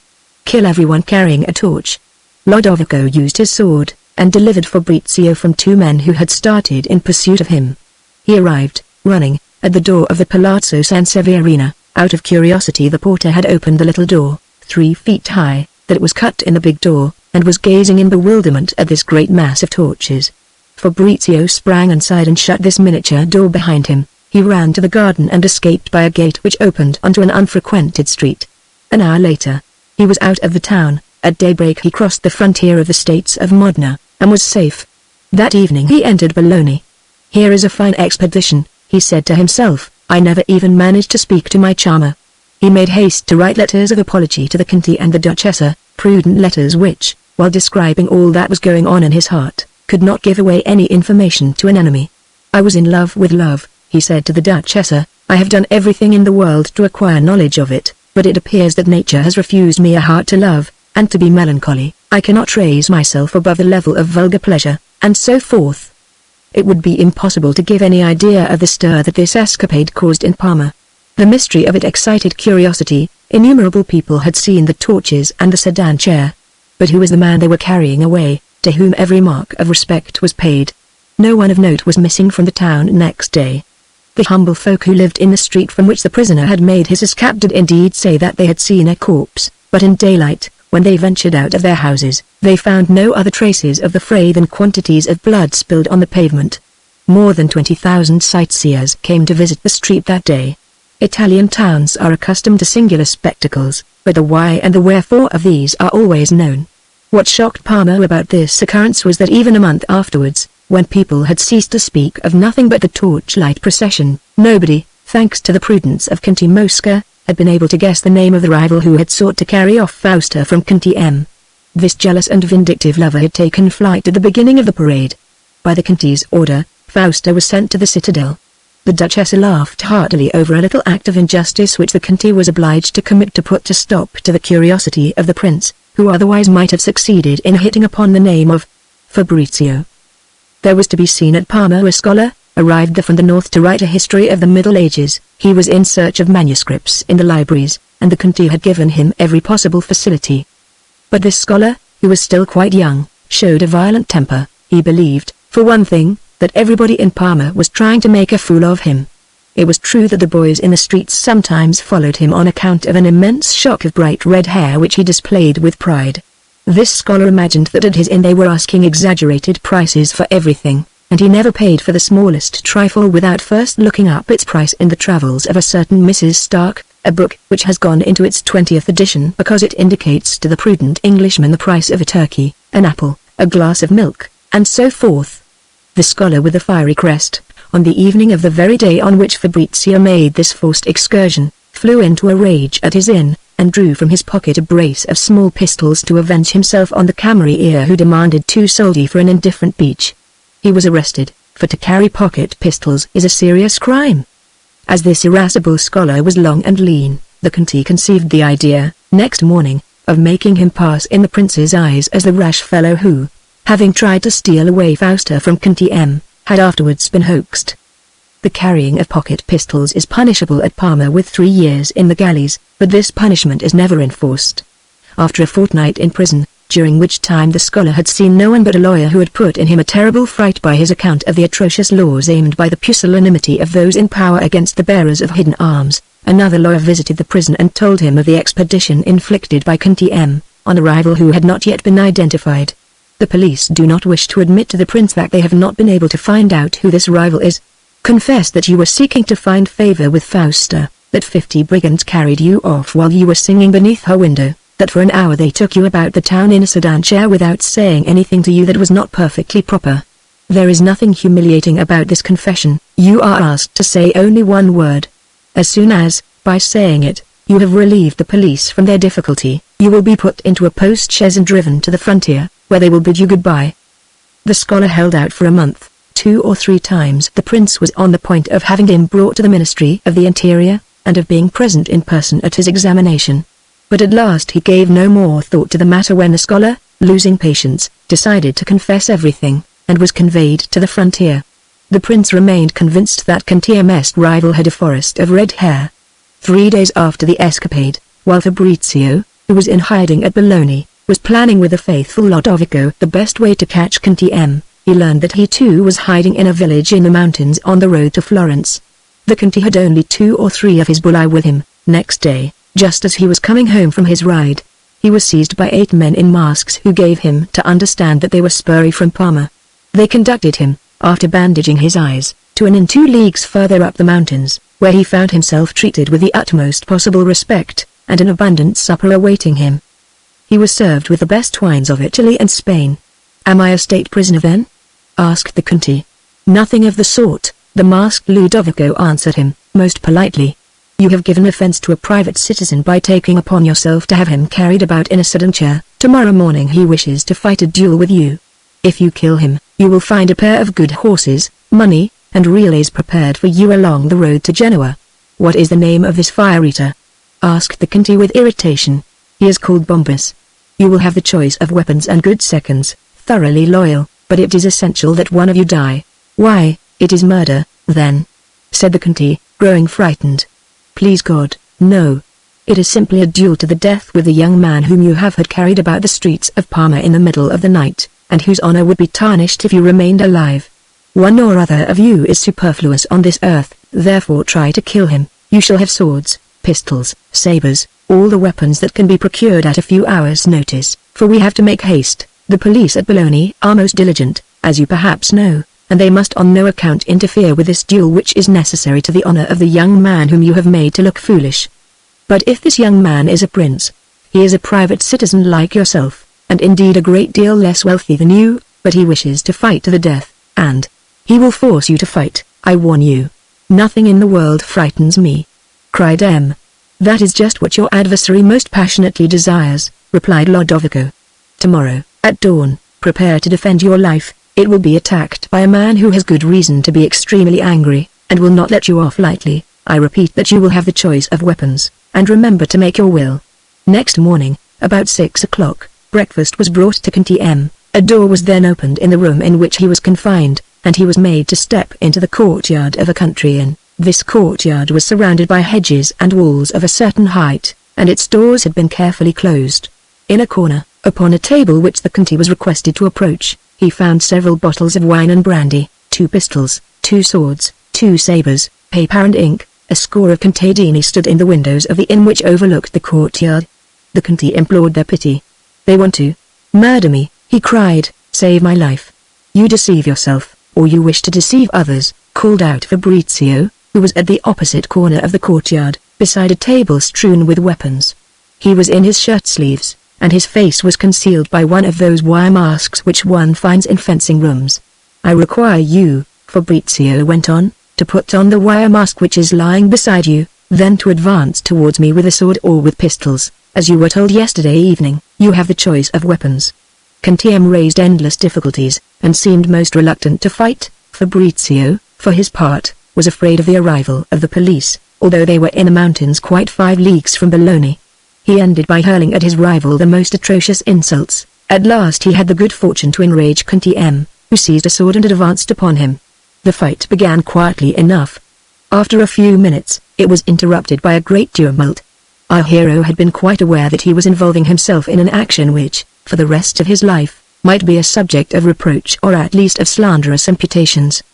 He had sent Lodovico into the country to procure witnesses. Lodovico gave money to some strangers who were working in a neighboring wood. They ran to the inn shouting, thinking that the game was to kill an enemy of the man who had paid them. When they reached the inn, Ludovico asked them to keep their eyes open and to notice whether either of the 2 young men who were fighting acted treacherously and took an unfair advantage over the other. The fight, which had been interrupted for the time being by the cries of murder uttered by the contadini, was slow in beginning again. Fabrizio offered fresh insults to the fatuity of the Conti. "Signor Conti," he shouted to him, "when one is insolent, one ought to be brave also. I feel that the conditions are hard on you. You prefer to pay people who are brave." The Conti, once more stung to action, began to shout to him that he had for years frequented the fencing school of the famous Battistini at Naples, and that he was going to punish his insolence. Conti M's anger having at length reappeared, he fought with a certain determination, which did not however prevent Fabrizio from giving him a very pretty thrust in the chest with his sword, which kept him in bed for several months. Lodovico, while giving first aid to the wounded man, whispered in his ear, "If you report this duel to the police, I will have you stabbed in your bed."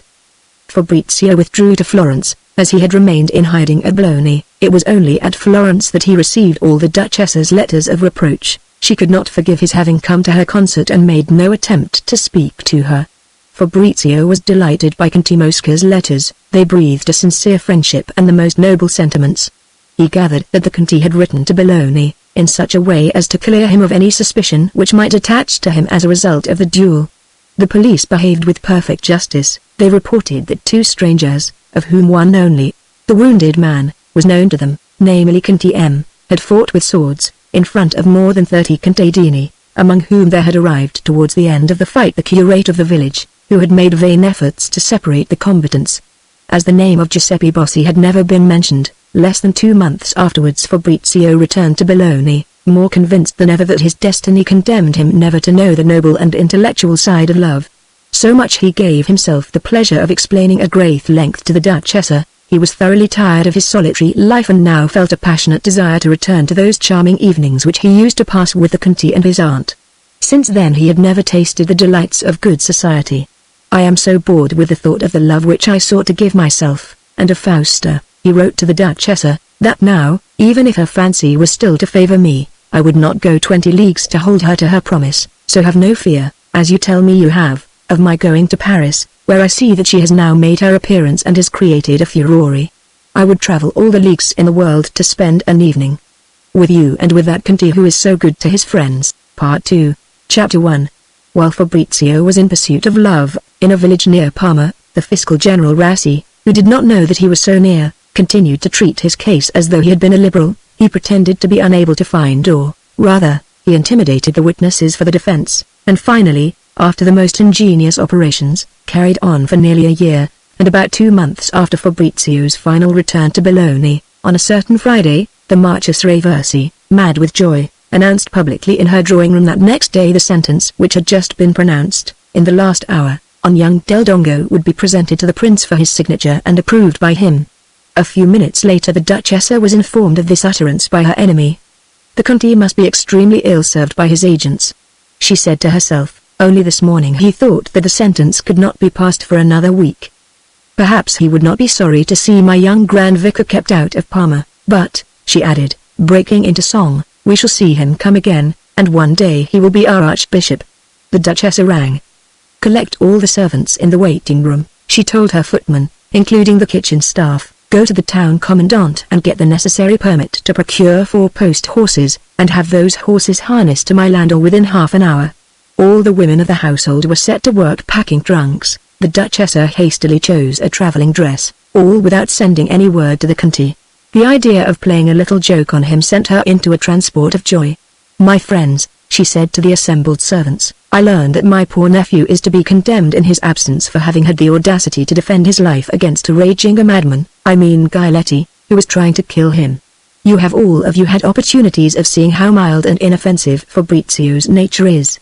Rightly indignant at this atrocious outrage, I am going to Florence. I leave for each of you 10 years' wages. If you are in distress, write to me, and, so long as I have a sequin, there will be something for you. The Duchessa meant exactly what she said, and, at her closing words, the servants dissolved in tears. Her eyes too were moist. She added in a voice faint with emotion, pray to God for me and for Monsignor Fabrizio del Dongo, first Grand Vicar of the diocese, who tomorrow morning is going to be condemned to the galleys, or, which would be less stupid, to the penalty of death. The tears of the servants flowed in double volume, and gradually changed into cries that were almost seditious. The Duchessa stepped into her carriage and drove to the prince's palace. Despite the unusual hour, she sent in a request for an audience by General Fontana, the aide-de-camp in waiting. She was by no means in court dress, a fact which threw this aide-de-camp into a profound stupor. As for the prince, he was not at all surprised, still less annoyed by this request for an audience. We shall see. Tears flowing from fine eyes, he said to himself, rubbing his hands. She comes to sue for pardon. At last that proud beauty is going to humble herself. She was, really, too insupportable with her little airs of independence. Those speaking eyes seemed always to be saying to me, when the slightest thing offended her, Naples or Milan would have very different attractions as a residence from your little town of Parma. In truth, I do not reign over Naples, nor over Milan, but now at last this great lady is coming to ask me for something which depends upon me alone, and which she is burning to obtain. I always thought that nephew's coming here would bring me some advantage. While the prince was smiling at these thoughts, and giving himself up to all these agreeable anticipations, he walked up and down his cabinet, at the door of which General Fontana remained standing stiff and erect like a soldier presenting arms. Seeing the sparkling eyes of the prince, and remembering their Duchessa's traveling dress, he imagined a dissolution of the monarchy. His bewilderment knew no bounds when he heard the prince say, ask the Signora Duchessa to wait for a quarter of an hour.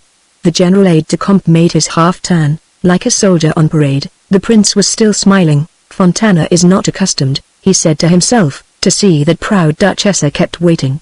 The face of astonishment with which he is going to tell her about the quarter of an hour to wait will pave the way for the touching tears which this cabinet is going to see her shed. This quarter of an hour was exquisite for the prince. He walked up and down with a firm and steady pace. He reigned. It will not do at this point to say anything that is not perfectly correct. Whatever my feelings for the Duchessa may be, I must never forget that she is one of the greatest ladies of my court. How used Louis XIV to speak to the princesses, his daughters, when he had occasion to be displeased with them. And his eyes came to rest on the portrait of the great king. The amusing thing was that the prince never thought of asking himself whether he should show clemency to Fabrizio, or what form that clemency should take. Finally, at the end of 20 minutes, the faithful Fontana presented himself again at the door, but without saying a word. The Duchessa Sanseverina may enter, cried the prince, with a theatrical air. Now for the tears, he added inwardly, and, as though to prepare himself for such a spectacle, took out his handkerchief. Never had the Duchessa been so gay or so pretty. She did not seem 25. Seeing her light and rapid little steps scarcely brush the carpet, the poor aide-de-camp was on the point of losing his reason altogether. "I have 1,000 pardons to ask of your Serene Highness," said the Duchessa in her light and gay little voice. "I have taken the liberty of presenting myself before him in a costume which is not exactly conventional, but your Highness has so accustomed me to his kindnesses that I have ventured to hope that he will be pleased to accord me this pardon also." The Duchessa spoke quite slowly so as to give herself time to enjoy the spectacle of the prince's face. It was delicious, by reason of the profound astonishment and of the traces of the grand manner which the position of his head and arms still betrayed. The prince sat as though struck by a thunderbolt. In a shrill and troubled little voice he exclaimed from time to time, barely articulating the words, "What's that? What's that?" The Duchessa, as though out of respect, having ended her compliment, left him ample time to reply, then went on. "I venture to hope that your Serene Highness deigns to pardon me the incongruity of my costume," but, as she said the words, her mocking eyes shone with so bright a sparkle that the prince could not endure it. He studied the ceiling, an act which with him was the final sign of the most extreme embarrassment. "What's that? What's that?" he said again. Then he had the good fortune to hit upon a phrase: "Signora Duchessa, pray be seated." He himself drew forward a chair for her, not ungraciously. The Duchess was by no means insensible to this courtesy. She moderated the petulance of her gaze. "What's that? What's that?" the prince once more repeated, moving uneasily in his chair, in which one would have said that he could find no solid support. "I am going to take advantage of the cool night air to travel by post," went on the Duchessa, "and as my absence may be of some duration, I have not wished to leave the states of His Serene Highness without thanking him for all the kindnesses which, in the last 5 years, he has deigned to show me." At these words the prince at last understood. He grew pale. He was the one man in the world who really suffered when he saw himself proved wrong in his calculations. Then he assumed an air of grandeur quite worthy of the portrait of Louis XIV which hung before his eyes. "Very good," thought the Duchessa. "There is a man. And what is the reason for this sudden departure?" said the prince in a fairly firm tone. "I have long had the plan in my mind," replied the Duchessa, "and a little insult which has been offered to Monsignor del Dongo, whom tomorrow they are going to sentence to death or to the galleys, makes me hasten my departure." "And to what town are you going?" "To Naples, I think," she added as she rose to her feet. "It only remains for me to take leave of your Serene Highness and to thank him most humbly for his former kindnesses." She, in turn, spoke with so firm an air that the prince saw that in 2 minutes all would be over. Once the sensation of her departure had occurred, he knew that no further arrangement was possible. She was not a woman to retrace her steps. He ran after her. "But you know well, Signora Duchessa," he said, taking her hand, "that I have always felt regard for you, a regard to which it rested only with you to give another name. A murder has been committed, that is a fact which no one can deny. I have entrusted the sifting of the evidence to my best judges." At these words the Duchessa rose to her full height. Every sign of respect and even of urbanity disappeared in the twinkling of an eye. The outraged woman became clearly apparent, and the outraged woman addressing a creature whom she knew to have broken faith with her. It was with an expression of the most violent anger, and indeed of contempt, that she said to the prince, dwelling on every word, "I am leaving the states of your Serene Highness forever, so as never to hear the names of the fiscal Rassi and of the other infamous assassins who have condemned my nephew and so many others to death. If your Serene Highness does not wish to introduce a feeling of bitterness into the last moments that I shall pass in the presence of a prince who is courteous and intelligent when he is not led astray, I beg him most humbly not to recall to me the thought of those infamous judges who sell themselves for 1,000 scudi or a cross." The admirable and, above all, genuine accent in which these words were uttered made the prince shudder. He feared for a moment to see his dignity compromised by an accusation even more direct, but on the whole his sensation soon became one of pleasure. He admired the Duchessa. Her face and figure attained at that moment to a sublime beauty. "Great God! How beautiful she is!" the prince said to himself. "One ought to make some concessions to a woman who is so unique, when there probably is not another like her in the whole of Italy.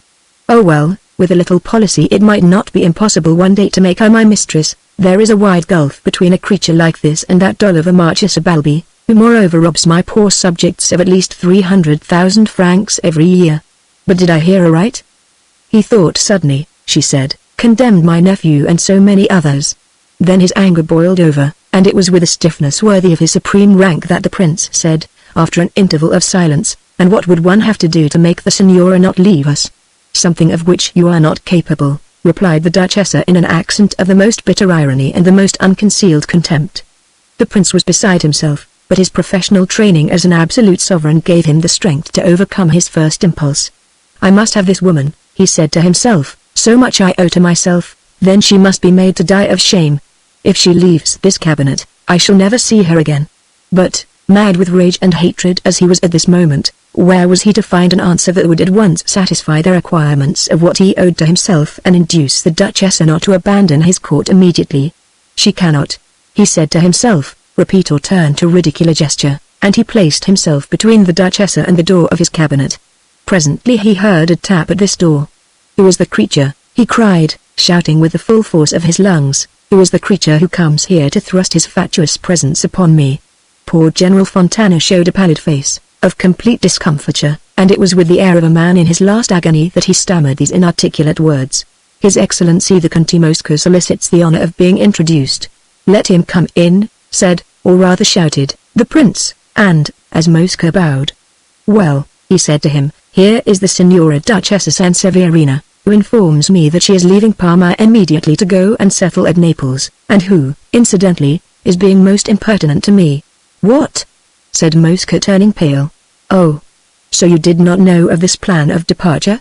Not a word. I left the Signora at 6 o'clock, happy and content. This statement had an incredible effect on the prince. First of all he looked at Mosca. His increasing pallor showed the prince that he was telling the truth and was in no way an accomplice of the Duchess's desperate action. In that case, he said to himself, I lose her forever, pleasure and vengeance, all goes in a flash. At Naples she will make epigrams with her nephew Fabrizio about the great fury of the little Prince of Parma. He looked at the Duchessa, the most violent scorn and anger were disputing the possession of her heart. Her eyes were fixed at that moment on Conte Mosca, and the exquisite curves of that lovely mouth expressed the bitterest disdain. The whole face seemed to be saying, vile courtier. So, thought the prince after he had examined her, I lose this means of bringing her back. Smile my country. At this moment again, if she leaves this cabinet, she is lost to me. God knows the things she will say about my judges at Naples. And with that spirit, and that divine power of persuasion which heaven has bestowed on her, she will make everyone believe her. I shall be obliged to her for the reputation of a ridiculous tyrant, who gets up in the middle of the night to look under his bed.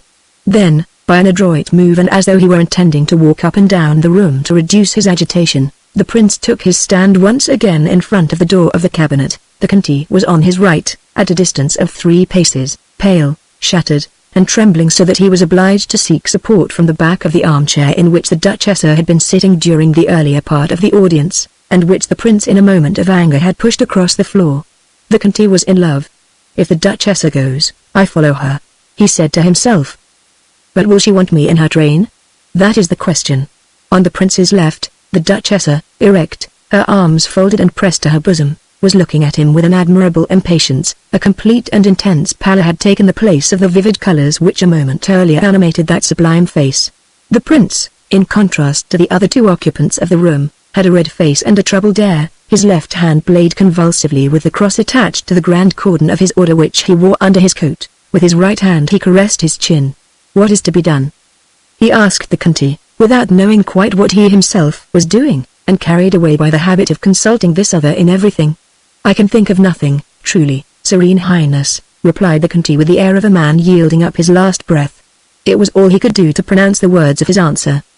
The tone of his voice gave the prince the first consolation that his wounded pride had received during this audience, and this grain of happiness furnished him with a speech that gratified his vanity. Very well, he said, I am the most reasonable of the 3, I choose to make a complete elimination of my position in the world. I am going to speak as a friend, and he added, with a fine smile of condescension, beautifully copied from the brave days of Louis XIV, like a friend speaking to friends. Signora Duchessa, he went on, what is to be done to make you forget an untimely resolution? Truly, I can think of nothing, replied the Duchessa with a deep sigh. Truly, I can think of nothing, I have such a horror of Parma. There was no epigrammatic intention in this speech, one could see that sincerity itself spoke through her lips. The Conte turned sharply towards her, his courtier's soul was scandalized, then he addressed a suppliant gaze to the prince.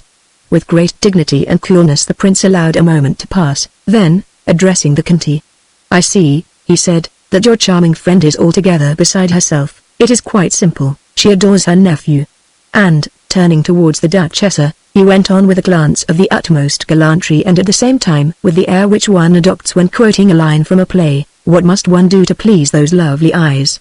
The Duchessa had had time for reflection, in a firm and measured tone, and as though she were dictating her ultimatum, she replied, "His Highness might write me a gracious letter, as he knows so well how to do. He might say to me that, not being at all convinced of the guilt of Fabrizio del Dongo, first Grand Vicar of the Archbishop, he will not sign the sentence when it is laid before him, and that these unjust proceedings shall have no consequences in the future."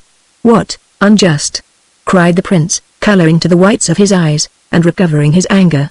"That is not all," replied the Duchessa, with a Roman pride, "this very evening, and," she added, looking at the clock, "it is already 11:15, this very evening His Serene Highness will send word to the Marchesa Raversi that he advises her to retire to the country to recover from the fatigue which must have been caused her by a certain prosecution of which he was speaking in her drawing-room in the early hours of the evening." The prince was pacing the floor of his cabinet like a madman. "Did anyone ever see such a woman?" he cried. "She is wanting in respect for me." The Duchessa replied with inimitable grace, "Never in my life have I had a thought of showing want of respect for His Serene Highness. His Highness has had the extreme condescension to say that he was speaking as a friend to friends. I have, moreover, no desire to remain at Parma," she added, looking at the Conti with the utmost contempt. This look decided the prince, hitherto highly uncertain, though his words had seemed to promise a pledge. He paid little attention to words. There was still some further discussion, but at length Conti Mosca received the order to write the gracious note solicited by the Duchessa. He omitted the phrase, "These unjust proceedings shall have no consequences in the future." "It is enough," the Conti said to himself, "that the prince shall promise not to sign the sentence which will be laid before him." The prince thanked him with a quick glance as he signed. The Conti was greatly mistaken. The prince was tired and would have signed anything.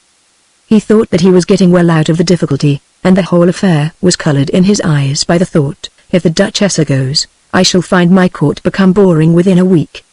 The Conti noticed that his master altered the date to that of the following day. He looked at the clock, it pointed almost to midnight. The minister saw nothing more in this correction of the date than a pedantic desire to show a proof of exactitude and good government. As for the banishment of the Marchesa Raversi, he made no objection. The prince took a particular delight in banishing people. "General Fontana!" he cried, opening the door a little way.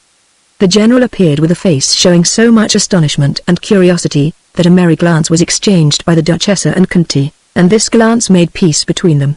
"General Fontana," said the prince, "you will get into my carriage, which is waiting under the colonnade. You will go to the Marchesa Raversi's, you will send in your name. If she is in bed, you will add that you come from me, and, on entering the room, you will say these precise words and no others. Signora Marchesa Raversi, His Serene Highness requests you to leave tomorrow morning, before 8 o'clock, for your castello at the villa. His Highness will let you know when you may return to Parma."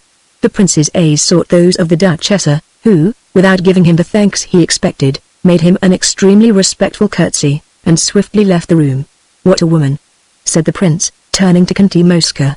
The latter, delighted at the banishment of the Marchesa Raversi, which simplified all his ministerial activities, talked for a full half-hour like a consummate courtier. He sought to console his sovereign's injured vanity, and did not take his leave until he saw him fully convinced that the historical anecdotes of Louis XIV included no fairer page than that with which he had just provided his own future historians.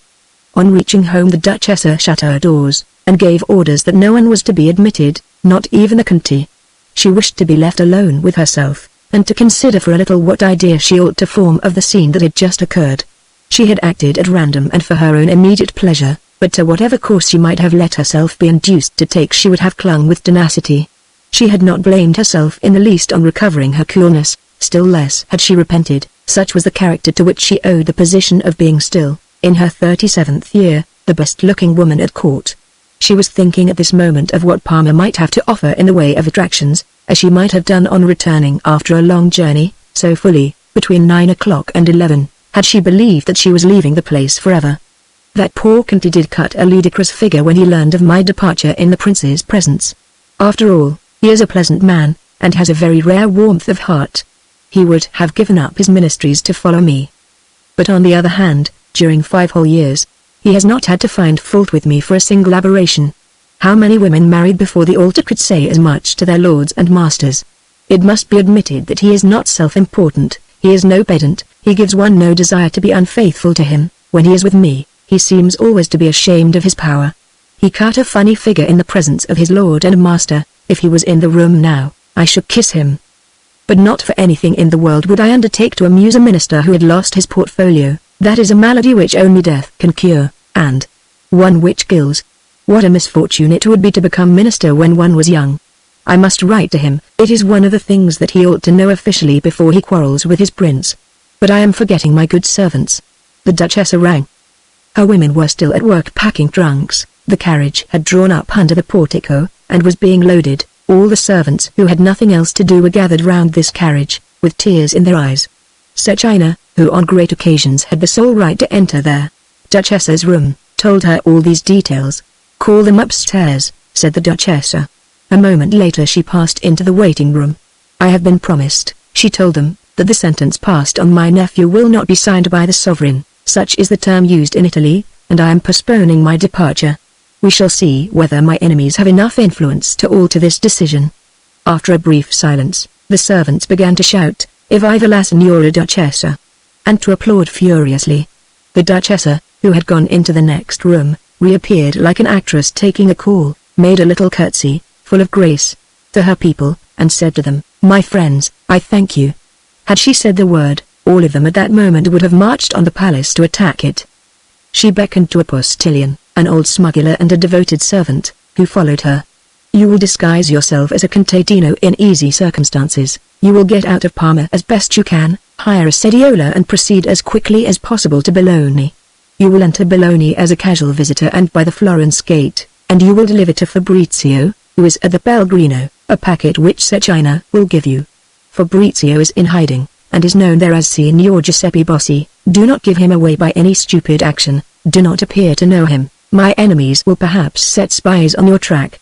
Fabrizio will send you back here after a few hours or a few days, and it is on your return journey especially that you must use every precaution not to give him away." "Ah! Marchesare versus people!" cried the postilion. "We are on the lookout for them, and if the Signora wished, they would soon be exterminated. Some other day, perhaps, but don't, as you value your life, do anything without orders from me." It was a copy of the prince's note which the Duchessa wished to send to Fabrizio. She could not resist the pleasure of making him amused, and added a word about the scene which had led up to the note. This word became a letter of 10 pages. She had the postilion called back. "You cannot start," she told him, "before 4 o'clock, when the gates are opened. I was thinking of going out by the big conduit. I should be up to my neck in water, but I should get through." "No," said the Duchessa, "I do not wish to expose one of my most faithful servants to the risk of fever. Do you know anyone in the Archbishop's household? The second coachman is a friend of mine. Here is a letter for that saintly prelate. Make your way quietly into his palace, get them to take you to his valet. I do not wish Monsignor to be awakened. If he has retired to his room, spend the night in the palace, and, as he is in the habit of rising at dawn, tomorrow morning, at 4 o'clock, have yourself announced as coming from me. Ask the Holy Archbishop for his blessing, hand him the packet you see here, and take the letters that he will perhaps give you for Bologna."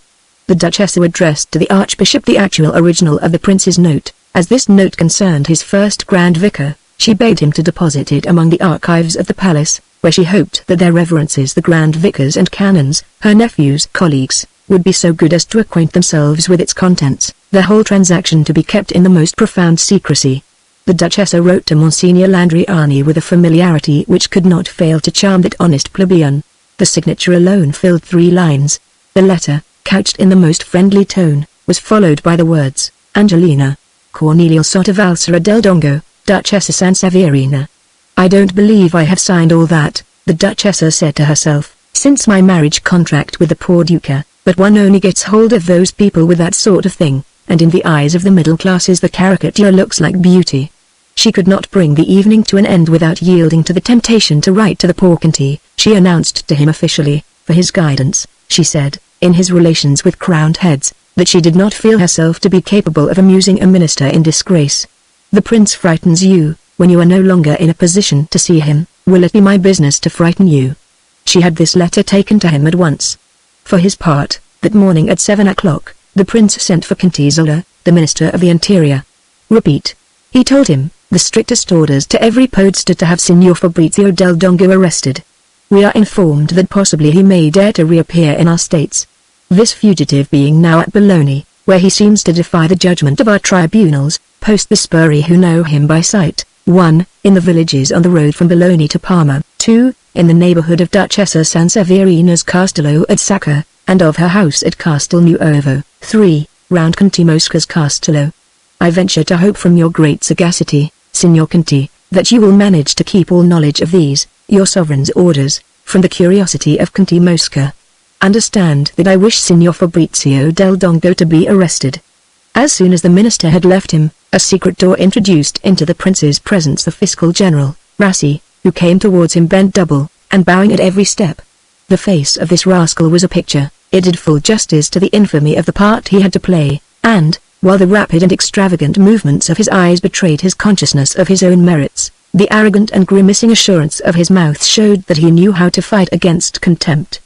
As this personage is going to acquire a considerable influence over Fabrizio's destiny, we may say a word here about him. He was tall, he had fine eyes that showed great intelligence, but a face ruined by smallpox. As for brains, he had them in plenty, and of the finest quality. It was admitted that he had an exhaustive knowledge of the law, but it was in the quality of resource that he specially shone. Whatever the aspect in which a case might be laid before him, he easily and in a few moments discovered the way, thoroughly well-founded in law, to arrive at a conviction or an acquittal. He was above all a past master of the hair-splittings of a prosecutor. In this man, whom great monarchs might have envied the Prince of Parma, one passion only was known to exist. He loved to converse with eminent personages and to please them by buffooneries. It mattered little to him whether the powerful personage laughed at what he said or at his person, or uttered revolting pleasantries at the expense of Signora Rassi, provided that he saw the great man laugh and was himself treated as a familiar, he was content. Sometimes the prince, at a loss how further to insult the dignity of this Chief Justice, would actually kick him. If the kicks hurt him, he would begin to cry. But the instinct of buffoonery was so strong in him that he might be seen every day frequenting the drawing-room of a minister who scoffed at him, in preference to his own drawing-room where he exercised a despotic rule over all the stuff gowns of the place. This Rassi had above all created for himself a place apart, in that it was impossible for the most insolent noble to humiliate him. His method of avenging himself for the insults which he had to endure all day long was to relate them to the prince, in whose presence he had acquired the privilege of saying anything. It is true that the reply often took the form of a well-directed cuff, which hurt him, but he stood on no ceremony about that. The presence of this Chief Justice used to distract the prince in his moments of ill humor, then he amused himself by outraging him. It can be seen that Rassi was almost the perfect courtier, a man without honor and without humor. Secrecy is essential above all things, the prince shouted to him without greeting him, treating him, in fact, exactly as he would have treated a scullion, he who was so polite to everybody. From when is your sentence dated? Serene Highness, from yesterday morning. By how many judges is it signed? By all 5. And the penalty? 20 years in a fortress, as your Serene Highness told me. The death penalty would have given offense, said the prince, as though speaking to himself. It is a pity. What an effect on that woman. But he is a Del Dongo, and that name is revered in Parma, on account of the 3 archbishops, almost in direct sequence. You say 20 years in a fortress?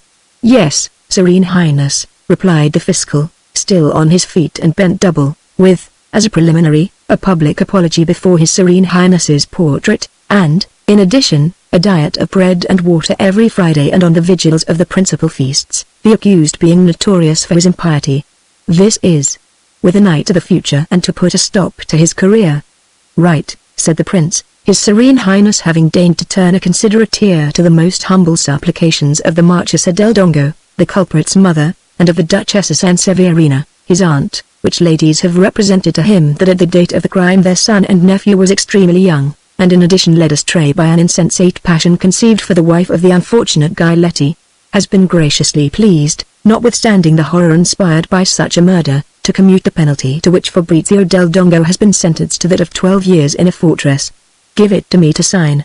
The prince signed and dated the sentence from the previous day, then, handing it back to Rassi, said to him, write immediately beneath my signature, the Duchessa Sanseverina having once again thrown herself before the knees of his Highness, The prince has given permission that every Thursday the prisoner may take exercise for 1 hour on the platform of their square tower, commonly called Tuafanes. Sign that, said the prince, and, don't forget, keep your mouth shut, whatever you may hear said in the town. You will tell Councillor de Capitani, who voted for 2 years in a fortress, and even made a speech upholding so ridiculous a sentence, that I expect him to refresh his memory of the laws and regulations. Once again silence, and good night. Fiscal Rassi performed with great deliberation 3 profound reverences to which the prince paid no attention. This happened at 7 o'clock in the morning. A few hours later, the news of the Marchesa Raversi's banishment spread through the town, and among the CAF, everyone was talking at once of this great event. The Marchesa's banishment drove away for some time from Parma that implacable enemy of small towns and small courts, boredom. General Fabio Conti, who had regarded himself as a minister already, feigned an attack of gout, and for several days did not emerge from his fortress. The middle classes, and consequently the populace, concluded from what was happening that it was clear that the prince had decided to confer the Archbishopric of Parma on Monsignor del Dongo. The shrewd politicians of the CAF went so far as to assert that Father Landriani, the reigning archbishop, had been ordered to plead ill health and to send in his resignation. He was to be awarded a fat pension from the tobacco duty. They were positive about it. This report reached the archbishop himself, who was greatly alarmed, and for several days his zeal for our hero was considerably paralyzed. 2 months later, this fine piece of news found its way into the Paris newspapers, with the slight alteration that it was Conti Mosca, nephew of the Duchessa Sanseverina, who was to be made archbishop. The Marchesa Raversi meanwhile was raging in her Castello di Villa. She was by no means one of those little feather-pated women who think that they are avenging themselves when they say damaging things about their enemies. On the day following her disgrace, Cavalier Riscara and 3 more of her friends presented themselves before the prince by her order, and asked him for permission to go to visit her at her castello. His Highness received these gentlemen with perfect grace, and their arrival at Villa was a great consolation to the Marchesa. Before the end of the 2nd week, she had 30 people in her castello, all those whom the liberal ministry was going to bring into power. Every evening, the Marchesa held a regular council with the better informed of her friends. One day, on which she had received a number of letters from Parma and Bologna, she retired to bed early. Her maid let into the room, first of all the reigning lover, Conti Baldi, a young man of admirable appearance and complete insignificance, and, later on, Cavalier Riscara, his predecessor. This was a small man dark in complexion and in character, who, having begun by being instructor in geometry at the College of Nobles at Parma, now found himself a councillor of state and a knight of several orders. I have the good habit, the Marchesa said to these 2 men, of never destroying any paper, and well it has served me. Here are 9 letters which the Sanseverina has written me on different occasions. You will both of you proceed to Genoa. You will look among the jailbirds for an ex-lawyer named Burati, like the great Venetian poet, or else Durati. You, Conti Baldi, sit down at my desk and write what I am going to dictate to you. An idea has occurred to me, and I write you a line. I am going to my cottage, by Castel Nuovo. If you care to come over and spend a day with me, I shall be most delighted. There is, it seems to me, no great danger after what has just happened. The clouds are lifting. However, stop before you come to Castel Nuovo. You will find one of my people on the road. They are all madly devoted to you. You will, of course, keep the name Bossy for this little expedition. They tell me that you have grown a beard like the most perfect Capuchin, and nobody has seen you at Parma except with the decent countenance of a Grand Vicar. Do you follow me, Riscara? Perfectly, but the journey to Genoa is an unnecessary extravagance. I know a man in Parma who, to be accurate, is not yet in the galleys, but cannot fail to get there in the end. He will counterfeit the Sanseverina's hand to perfection. At these words, Conti Baldi opened those fine eyes of his to their full extent. He had only just understood. If you know this worthy personage of Parma, who, you hope, will obtain advancement, said the Marchesa to Riscara, presumably he knows you also. His mistress, his confessor, his bosom friend may have been bought by the Sanseverina. I should prefer to postpone this little joke for a few days and not to expose myself to any risk. Start in a couple of hours like good little lambs, don't see a living soul at Genoa, and return quickly. Cavalier Riscara fled from the room laughing, and squeaking through his nose like Punchinello. We must pack up our traps, he said as he ran in a burlesque fashion. He wished to leave Baldi alone with the lady. 5 days later, Riscara brought the Marchesa back her Conti Baldi, flayed alive, to cut off 6 leagues. They had made him cross a mountain on muleback. He vowed that nothing would ever induce him again to take long journeys. Baldy handed the Marchesa 3 copies of the letter which she had dictated to him, and 5 or 6 other letters in the same hand, composed by Rizgara, which might perhaps be put to some use later on. One of these letters contained some very pretty witticisms with regard to the fears from which the prince suffered at night, and to the deplorable thinness of the Marchesa Balbi, his mistress, who left a dint in the sofa cushions, it was said, like the mark made by a pair of tongs, after she had sat on them for a moment. Anyone would have sworn that all these letters came from the hand of Signora Sanseverina. Now I know, beyond any doubt, said the Marchesa, that the favoured lover, Fabrizio, is at Bologna or in the immediate neighbourhood. I am too unwell, cried Conti Baldi, interrupting her. I ask as a favour to be excused this secondary journey, or at least I should like to have a few days' rest to recover my health. I shall go and plead your cause, said Rizgara. He rose and spoke in an undertone to the Marchesa. Oh, very well, then, I consent, she replied with a smile. Reassure yourself, you shall not go at all, she told Baldi, with a certain air of contempt. Thank you, he cried in heartfelt accents. In the end, Rizgara got into a post-chaise by himself. He had scarcely been a couple of days in Bologna when he saw, in an open carriage, Fabrizio and little Marietta. The devil, he said to himself, it seems our future archbishop doesn't let the time hang on his hands. We must let the Duchessa know about this, she will be charmed. Rizgara had only to follow Fabrizio to discover his address. Next morning our hero received from a courier the letter forged at Genoa. He thought it a trifle short, but apart from that suspected nothing. The thought of seeing the Duchessa and Conti again made him wild with joy, and in spite of anything Lodovico might say he took a post-horse and went off at a gallop. Without knowing it, he was followed at a short distance by Cavalier Rizgara, who on coming to a point 6 leagues from Parma, at the stage before Castelnuovo, had the satisfaction of seeing a crowd on the piazza outside the local prison. They had just led in our hero, recognized at the post-house, as he was changing horses, by 2 spuri who had been selected and sent there by Conti Zola. Cavalier Rizgara's little eyes sparkled with joy. He informed himself, with exemplary patience, of everything that had occurred in the little village, then sent a courier to the Marchesa Raversi. After which, roaming the streets as though to visit the church, which was of great interest, and then to look for a picture by the Parmigianino which, he had been told, was to be found in the place, he finally ran into the podesta, who was obsequious in paying his respects to a councillor of state. Rizgara appeared surprised that he had not immediately dispatched to the citadel of Parma the conspirator whose arrest he had had the good fortune to secure. There is reason to fear, Rizgara added in an indifferent tone, that his many friends, who were endeavoring, the day before yesterday, to facilitate his passage through the states of his highness, may come into conflict with the police. There were at least 12 or 15 of these rebels, mounted. Intelligenti porca, cried the podesta with a cunning air. Chapter 2. A couple of hours later, the unfortunate Fabrizio, fitted with handcuffs and actually attached by a long chain to the sediola into which he had been made to climb, started for the citadel of Parma, escorted by 8 constables. These had orders to take with them all the constables stationed in the villages through which the procession had to pass. The podesta in person followed this important prisoner. About 7 o'clock in the evening the sediola, escorted by all the little boys in Parma and by 30 constables, came down a fine avenue of trees, passed in front of the little palazzo in which Fausta had been living a few months earlier, and finally presented itself at the outer gate of the citadel just as General Fabio Conti and his daughter were coming out. The governor's carriage stopped before reaching the drawbridge to make way for the sediola to which Fabrizio was attached. The general instantly shouted for the gates to be shut, and hastened down to the turnkey's office to see what was the matter. He was not a little surprised when he recognized the prisoner, who had grown quite stiff after being fastened to his sediola throughout such a long journey. 4 constables had lifted him down and were carrying him into the turnkey's office. So I have in my power, thought the feather-pated governor, that famous Fabrizio del Dongo, with whom anyone would say that for the last year the high society of Parma had taken a vow to occupy themselves exclusively.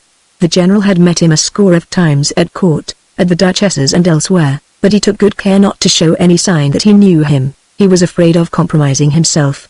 Have a report made out? He called to the prison clerk, in full detail of the surrender made to me of the prisoner by his worship the podesta of Castelnuovo. Barbone, the clerk, a terrifying personage owing to the volume of his beard and his martial bearing, assumed an air of even greater importance than usual. one would have called him a German jailer. Thinking he knew that it was chiefly the Duchessa Sanseverina who had prevented his master from becoming Minister of War, he was behaving with more than his ordinary insolence towards the prisoner. In speaking to him he used the pronoun voi, which in Italy is the formula used in addressing servants. "I am a prelate of the Holy Roman Church," Fabrizio said to him firmly, "and Grand Vicar of this diocese. My birth alone entitles me to respect." "I know nothing about that," replied the clerk pertly. "Prove your assertions by showing the brevets which give you a right to those highly respectable titles." Fabrizio had no such documents and did not answer. General Fabio Conti, standing by the side of his clerk, watched him write without raising his eyes to the prisoner, so as not to be obliged to admit that he was really Fabrizio del Dongo. Suddenly Clelia Conti, who was waiting in the carriage, heard a tremendous racket in the guard-room. The clerk, Barbone, in making an insolent and extremely long description of the prisoner's person, ordered him to undo his clothing in order to verify and put on record the number and condition of scars received by him in his fight with Giletti. "I cannot," said Fabrizio, smiling bitterly. "I am not in a position to obey the gentleman's orders. These handcuffs make it impossible." "What?" cried the general with an innocent air. "The prisoner is handcuffed inside the fortress. That is against the rules. It requires an order ad hoc. Take the handcuffs off him." Fabrizio looked at him. "There's a nice Jesuit," he thought. "For the last hour he has seen me with these handcuffs, which have been hurting me horribly, and he pretends to be surprised." The handcuffs were taken off by the constables. They had just learned that Fabrizio was the nephew of the Duchessa Sanseverina, and made haste to show him a honeyed politeness which formed a sharp contrast to the rudeness of the clerk. The latter seemed annoyed by this and said to Fabrizio, who stood there without moving, "Come along, there. Hurry up, show us those scratches you got from poor Giletti, the time he was murdered." With a bound, Fabrizio sprang upon the clerk, and dealt him such a blow that Barbone fell from his chair against the general's legs. The constables seized hold of the arms of Fabrizio, who made no attempt to resist them. The general himself and two constables who were standing by him hastened to pick up the clerk, whose face was bleeding copiously. Two subordinates who stood farther off ran to shut the door of the office, in the idea that the prisoner was trying to escape. The brigadier who was in command of them thought that young Del Dongo could not make a serious attempt at flight, since after all he was in the interior of the citadel. At the same time, he went to the window to put a stop to any disorder, and by a professional instinct. Opposite this open window and within a few feet of it the general's carriage was drawn up. Clelia had shrunk back inside it, so as not to be a witness of the painful scene that was being enacted in the office. When she heard all this noise, she looked out. "What is happening?" she asked the brigadier. "Signorina, it is young Fabrizio del Dongo who has just given that insolent Barbone a proper smack." "What? It is Signor del Dongo that they are taking to prison?" "No doubt about that," said the brigadier. "It is because of the poor young man's high birth that they are making all this fuss. I thought the Signorina knew all about it." Clelia remained at the window. When the constables who were standing round the table moved away a little she caught a glimpse of the prisoner. "Who would ever have said," she thought, "that I should see him again for the first time in this sad plight, when I met him on the road from the Lake of Como. He gave me his hand to help me into his mother's carriage. He had the Duchessa with him even then. Had they begun to love each other as long ago as that?" It should be explained to the reader that the members of the Liberal Party swayed by the Marchesa Versi and General Conti affected to entertain no doubt as to the tender intimacy that must exist between Fabrizio and the Duchessa. Conti Mosca, whom they abhorred, was the object of endless pleasantries for the way in which he was being deceived. So, thought Clelia, there he is a prisoner, and a prisoner in the hands of his enemies. For after all, Conti Mosca, angel as one would like to think him, will be delighted when he hears of this capture. A loud burst of laughter sounded from the guard-room. "Jacopo," she said to the brigadier in a voice that quivered with emotion, "what in the world is happening?" The general asked the prisoner sharply why he had struck Barbone. Monsignor Fabrizio answered calmly, "He called me assassino. Let him produce the titles and brevets which authorize him to give me that title," and they all laughed. A jailer who could write took Barbone's place. Clelia saw the latter emerge mopping with his handkerchief the blood that streamed in abundance from his hideous face. He was swearing like a heathen. "That Fabrizio," he shouted at the top of his voice, "I'll have his life, I will, if I have to steal the hangman's rope." He had stopped between the office window and the general's carriage, and his oaths redoubled. "Move along there," the brigadier told him. "You mustn't swear in front of the Signorina." Barbone raised his head to look at the carriage. His eyes met those of Clelia, who could not repress a cry of horror. Never had she seen at such close range so atrocious an expression upon any human face. "He will kill Fabrizio," she said to herself. "I shall have to warn Don Cesare." This was her uncle, one of the most respected priests in the town, General Conti. His brother had procured for him the post of economo and principal chaplain in the prison. The general got into the carriage. "Would you rather stay at home," he said to his daughter, "or wait for me? Perhaps for some time, in the courtyard of their palace? I must go and report all this to the sovereign."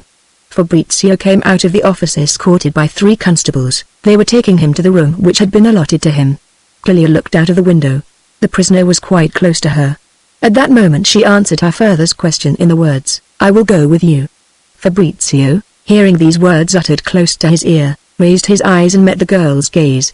He was struck, especially, by the expression of melancholy on her face. "How she has improved," he thought, "since our meeting near Como. What an air of profound thought. They're quite right to compare her with the Duchessa. What angelic features." Barbone, the blood-stained clerk, who had not taken his stand beside the carriage without a purpose, held up his hand to stop the 3 constables who were leading Fabrizio away, and, moving round behind the carriage until he reached the window next which the general was sitting. "As the prisoner has committed an act of violence in the interior of the citadel," he said to him, "in consideration of Article 157 of the regulations, would it not be as well to put the handcuffs on him for 3 days? "Go to the devil!" cried the general, still considerably embarrassed by this arrest. It was important for him that he should not drive either the Duchessa or Conti Mosca to extremes, and besides, what attitude was the Conti going to adopt towards this affair? After all, the murder of a Giletti was a mere trifle, and only intrigue had succeeded in magnifying it into anything of importance. During this brief dialogue, Fabrizio stood superb among the group of constables. His expression was certainly the proudest and the most noble that one could imagine. His fine and delicate features and the contemptuous smile that strayed over his lips made a charming contrast with the coarse appearance of the constables who stood round him. But all this formed, so to speak, only the external part of his physiognomy. He was enraptured by the heavenly beauty of Clelia, and his eyes betrayed his surprise to the full. She, profoundly pensive, had never thought of drawing back her head from the window. He bowed to her with a half-smile of the utmost respect, then, after a moment's silence, "It seems to me, Signorina," he said to her, "that, once before, near a lake, I had the honor of meeting you, in the company of the police." Clelia blushed, and was so taken aback that she could find no words in which to reply. What a noble are among all those coarse creatures, she had been saying to herself at the moment when Fabrizio spoke to her. The profound pity, we might almost say the tender emotion in which she was plunged, deprived her of the presence of mind necessary to find words. No matter what, she became conscious of her silence and blushed all the deeper. At this moment the bolts of the great gate of the citadel were drawn back with a clang. Had not His Excellency's carriage been waiting for at least a minute? The echo was so loud in this vaulted passage that even if Clelia had found something to say in reply, Fabrizio could not have caught her words. Borne away by the horses which had broken into a gallop immediately after crossing the drawbridge, Clelia said to herself, "He must have thought me very silly." Then suddenly she added, "Not only silly. He must have felt that I had a base nature. He must have thought that I did not respond to his greeting because he is a prisoner and I am the governor's daughter." The thought of such a thing was terrible to this girl of naturally lofty soul. "What makes my behavior absolutely degrading," she went on, "is that before, when we met for the first time, also in the company of the police, as he said just now, it was I who was the prisoner, and he did me a service, and helped me out of a very awkward position. Yes, I'm bound to admit, my behavior was quite complete, it combined rudeness and ingratitude. Alas, poor young man. Now that he is in trouble, everybody is going to behave disgracefully to him. Even if he did say to me then, 'You will remember my name, I hope, at Parma?' How he must be despising me at this moment. It would have been so easy to say a civil word. Yes, I must admit, my conduct towards him has been atrocious. The other time, but for the generous offer of his mother's carriage, I should have had to follow the constables on foot through the dust, or, what would have been far worse, ride pillion behind one of them. It was my father then who was under arrest, and I defenseless. Yes, my behavior is complete. And how keenly a nature like his must have felt it. What a contrast between his noble features and my behavior. What nobility. What serenity. How like a hero he looked, surrounded by his vile enemies. Now I understand the Duchess's passion. If he looks like that in distressing circumstances which may end in frightful disaster, what must he be like when his heart is happy? The governor's carriage waited for more than an hour and a half in the courtyard of the palace, and yet, when the general returned from his interview with the prince, Clelia by no means felt that he had stayed there too long. "What is His Highness's will?" asked Clelia. His tongue said, "Prison." His eyes, "Death." "Death, the great God!" exclaimed Clelia. "There now, be quiet," said the general crossly. "What a fool I am to answer a child's questions." Meanwhile Fabrizio was climbing the 380 steps which led to the Tuafanis, a new prison built on the platform of the great tower, at a prodigious height from the ground. He never once thought, distinctly that is to say, of the great change that had just occurred in his fortunes. "What eyes," he said to himself, "what a wealth of expression in them. What profound pity." She looked as though she were saying, "Life is such a tangled skein of misfortunes. Do not distress yourself too much about what is happening to you. Are we not sent here below to be unhappy?" How those fine eyes of hers remained fastened on me, even when the horses were moving forward with such a clatter under the arch. Fabrizio completely forgot to feel wretched. Clelia accompanied her father to various houses. In the early part of the evening no one had yet heard the news of the arrest of the great culprit, for such was the name which the courtiers bestowed a couple of hours later on this poor, rash young man. It was noticed that evening that there was more animation than usual in Clelia's face, whereas animation, the air of taking part in what was going on round her, was just what was chiefly lacking in that charming young person. When you compared her beauty with that of the Duchessa, it was precisely that air of not being moved by anything, that manner as though of a person superior to everything, which weighed down the balance in her rival's favor. In England, in France, lands of vanity, the general opinion would probably have been just the opposite. Clelia Conti was a young girl still a trifle too slim, who might be compared to the beautiful models of Guido Rini. We make no attempt to conceal the fact that, according to Greek ideas of beauty, the objection might have been made that her head had certain features a trifle too strongly marked. The lips, for instance, though full of the most touching charm, were a little too substantial. The admirable peculiarity of this face in which shone the artless graces and the heavenly imprint of the most noble soul was that, albeit of the rarest and the most singular beauty, it did not in any way resemble the heads of Greek sculpture. The Duchessa had, on the other hand, a little too much of the recognized beauty of the ideal type, and her truly Lombard head recalled the voluptuous smile and tender melancholy of Leonardo's lovely paintings of Herodias. Just as the Duchessa shone, sparkled with wit and irony, attaching herself passionately, if one may use the expression, to all the subjects which the course of the conversation brought before her mind's eye, so Clelia showed herself calm and slow to move, whether from contempt for her natural surroundings or from regret for some unfulfilled dream. It had long been thought that she would end by embracing the religious life. At 20 she was observed to show a repugnance towards going to balls, and if she accompanied her father to these entertainments it was only out of obedience to him and in order not to jeopardize the interests of his career. "It is apparently going to be impossible for me," the general in his vulgarity of spirit was too prone to repeat, "Heaven having given me as a daughter the most beautiful person in the states of our sovereign, and the most virtuous, to derive any benefit from her for the advancement of my fortune. I live in too great isolation, I have only her in the world, and what I must absolutely have is a family that will support me socially, and will procure for me a certain number of houses where my merit, and especially my aptitude for ministerial office shall be laid down as unchallengeable postulates in any political discussion. And there is my daughter, so beautiful, so sensible, so religious, taking offense whenever a young man well established at court attempts to find favor in her sight. If the suitor is dismissed, her character becomes less somber, and I see her appear almost gay, until another champion enters the lists. The handsomest man at court, Conti Baldi, presented himself and failed to please. The richest man in His Highness's states, the Marchese Crescenzi, has now followed him. She insists that he would make her miserable. Decidedly, the general would say at other times, my daughter's eyes are finer than the Duchess's, particularly as, on rare occasions, they are capable of assuming a more profound expression, but that magnificent expression, when does anyone ever see it? Never in a drawing-room where she might do justice to it, but simply out driving alone with me, when she lets herself be moved, for instance, by the miserable state of some hideous rustic. Keep some reflection of that sublime gaze, I tell her at times, for the drawing-rooms in which we shall be appearing this evening. Not a bit of it, should she condescend to accompany me into society. Her pure and noble features present the somewhat haughty and scarcely encouraging expression of passive obedience.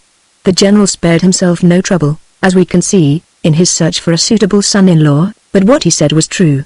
Courtiers, who have nothing to contemplate in their own hearts, notice every little thing that goes on round about them. They had observed that it was particularly on those days when Clelia could not succeed in making herself emerge from her precious musings and feign an interest in anything that the Duchessa chose to stop beside her and tried to make her talk. Clelia had hair of an ashen fairness, which stood out with a charming effect against cheeks that were delicately tinted but, as a rule, rather too pale.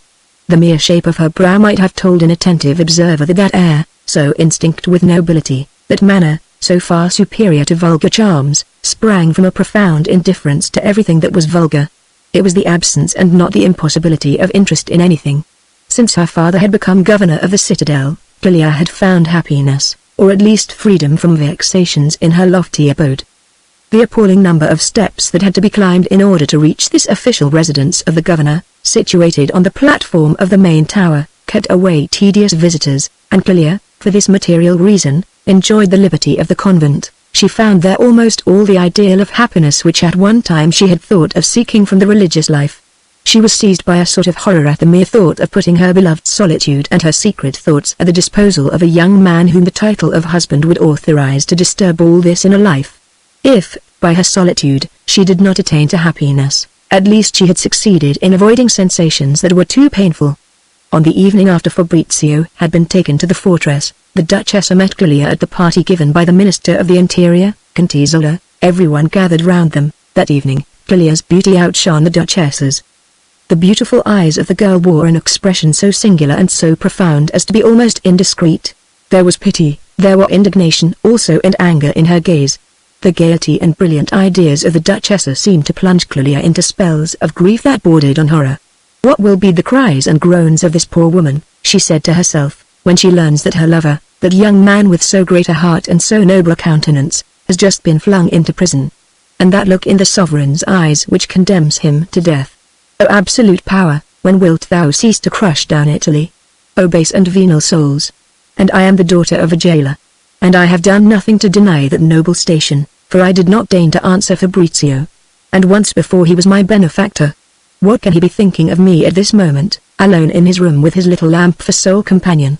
Revolted by this idea, Clelia cast a look of horror at the magnificent illumination of the drawing rooms of the Minister of the Interior. Never, the word went round the circle of courtiers who had gathered round the two reigning beauties, and were seeking to join in their conversation, never have they talked to one another with so animated and at the same time so intimate an air. Can the Duchessa, who is always so careful to smooth away the animosities aroused by the Prime Minister, can she have thought of some great marriage for Clelia? This conjecture was founded upon a circumstance which until then had never presented itself to the observation of the court. The girl's eyes showed more fire, and indeed, if one may use the term, more passion than those of the beautiful Duchessa. The latter, for her part, was astonished, and, one may say it to her credit, delighted by the discovery of charms so novel in the young recluse. For an hour she had been gazing at her with a pleasure by no means commonly felt in the sight of a rival. Why, what can have happened? The Duchessa asked herself. Never has Clelia looked so beautiful, or, one might say, so touching. Can her heart have spoken? But in that case, certainly, it is an unhappy love. There is a dark grief at the root of this strange animation. But unhappy love keeps silent. Can it be a question of recalling a faithless lover by shining in society? And the Duchessa gazed with attention at all the young men who stood round them. Nowhere could she see any unusual expression. Every face shone with a more or less pleased fatuity. But a miracle must have happened, the Duchessa told herself, vexed by her inability to solve the mystery. Where is Conte Mosca, that man of discernment? No, I am not mistaken. Clelia is looking at me attentively, and as if I was for her the object of a quite novel interest. Is it the effect of some order received from her father, that vile courtier? I suppose that young and noble mind to be incapable of lowering itself to any pecuniary consideration. Can General Fabio Conte have some decisive request to make of the Conte? About 10 o'clock, a friend of the Duchessa came up to her and murmured a few words. She turned extremely pale. Clelia took her hand and ventured to press it. I thank you, and I understand you now. You have a noble heart, said the Duchessa, making an effort to control herself. She had barely the strength to utter these few words. She smiled profusely at the lady of the house, who rose to escort her to the door of the outermost drawing room. Such honors were due only to princesses of the blood. and were for the Duchessa an ironical comment on her position at the moment. And so she continued to smile at Contessa Zola, but in spite of untold efforts did not succeed in uttering a single word. Clelia's eyes filled with tears as she watched the Duchessa pass through these rooms, thronged at the moment with all the most brilliant figures in society. What is going to happen to that poor woman, she wondered, when she finds herself alone in her carriage? It would be an indiscretion on my part to offer to accompany her, I dare not. And yet, what a consolation it would be to the poor prisoner, sitting in some wretched cell, if he knew that he was loved to such a point. What a frightful solitude that must be in which they have plunged him. And we are here in these brilliant rooms, how horrible. Can there be any way of conveying a message to him? Great God! That would be treachery to my father, his position is so delicate between the two parties. What will become of him if he exposes himself to the passionate hatred of the Duchessa, who controls the will of the Prime Minister, who in 3 out of every 4 things here is the master? On the other hand, the prince takes an unceasing interest in everything that goes on at the fortress, and will not listen to any jest on that subject. Fear makes him cruel. In any case, Fabrizio, Clelia no longer thought of him as Signor del Dongo, is greatly to be pitied. It is a very different thing for him from the risk of losing a lucrative post. And the Duchessa. What a terrible passion love is. And yet all those liars in society speak of it as a source of happiness. One is sorry for elderly women because they can no longer feel or inspire love. Never shall I forget what I have just seen. What a sudden change. How those beautiful, radiant eyes of the Duchessa turned dull and dead after the fatal word which Marchese N came up and said to her. Fabrizio must indeed be worthy of love. Breaking in upon these highly serious reflections, which were absorbing the whole of Clelia's mind, the complimentary speeches which always surrounded her seemed to her even more distasteful than usual. To escape from them she went across to an open window, half screened by a taffeta curtain. She hoped that no one would be so bold as to follow her into this sort of sanctuary. This window opened upon a little grove of orange trees planted in the ground. As a matter of fact, every winter they had to be protected by a covering. Clelia inhaled with rapture the scent of their blossom, and this pleasure seemed to restore a little calm to her spirit. I felt that he had a very noble air, she thought, but to inspire such passion in so distinguished a woman. She has had the glory of refusing the prince's homage, and if she had deigned to consent, she would have reigned as queen over his states. My father says that the sovereign's passion went so far as to promise to marry her if ever he became free to do so. And this love for Fabrizio has lasted so long. For it is quite 5 years since we met them by the Lake of Como. Yes, it is quite 5 years, she said to herself after a moment's reflection. I was struck by it even then, when so many things passed unnoticed before my childish eyes. How those 2 ladies seemed to admire Fabrizio. Clelia remarked with joy that none of the young men who had been speaking to her with such earnestness had ventured to approach her balcony. One of them, the Marchese Crescenzi, had taken a few steps in that direction, but had then stopped by a card table. If only, she said to herself, under my window in our palazzo in the fortress, the only one that has any shade, I had some pretty orange trees like these to look at, my thoughts would be less sad, but to have as one sole outlook the huge blocks of stone of the Tuafanis. Ah! She cried with a convulsive movement, perhaps that is where they have put him. I must speak about it at once to Don Cesare. He will be less severe than the general. My father is certain to tell me nothing on our way back to the fortress, but I shall find out everything from Don Cesare. I have money, I could buy a few orange trees, which, placed under the window of my aviary, would prevent me from seeing that great wall of the Tuafanis. How infinitely more hateful still it will be to me now that I know one of the people whom it hides from the light of day. Yes, it is just the 3rd time I have seen him. Once at court, at the ball on the princess's birthday, today, hemmed in by 3 constables, while that horrible Barbone was begging for handcuffs to be put on him, and the other time by the Lake of Como. That is quite 5 years ago. What a hangdog air he had then. How he stared at the constables, and what curious looks his mother and his aunt kept giving him. Certainly there must have been some secret that day, some special knowledge which they were keeping to themselves. At the time, I had an idea that he too was afraid of the police. Clelia shuddered, but how ignorant I was. No doubt at that time the Duchessa had already begun to take an interest in him. How he made us laugh after the first few minutes, when the ladies, in spite of their obvious anxiety, had begun to grow more accustomed to the presence of a stranger. And this evening I had not a word to say in reply when he spoke to me. Oh ignorance and timidity! How often you have the appearance of the blackest cowardice. And I am like this at 20. Yes, and past 20. I was well advised to think of the cloister. Really I am good for nothing but retirement. Worthy daughter of a jailer. He will have been saying to himself. He despises me, and, as soon as he is able to write to the Duchessa, he will tell her of my want of consideration, and the Duchessa will think me a very deceitful little girl, for, after all, this evening she must have thought me full of sympathy with her in her trouble. Clelia noticed that someone was approaching, apparently with the intention of taking his place by her side on the iron balcony of this window. She could not help feeling annoyed, although she blamed herself for being so. The meditations in which she was disturbed were by no means without their pleasant side. Here comes some troublesome fellow to whom I shall give a warm welcome, she thought.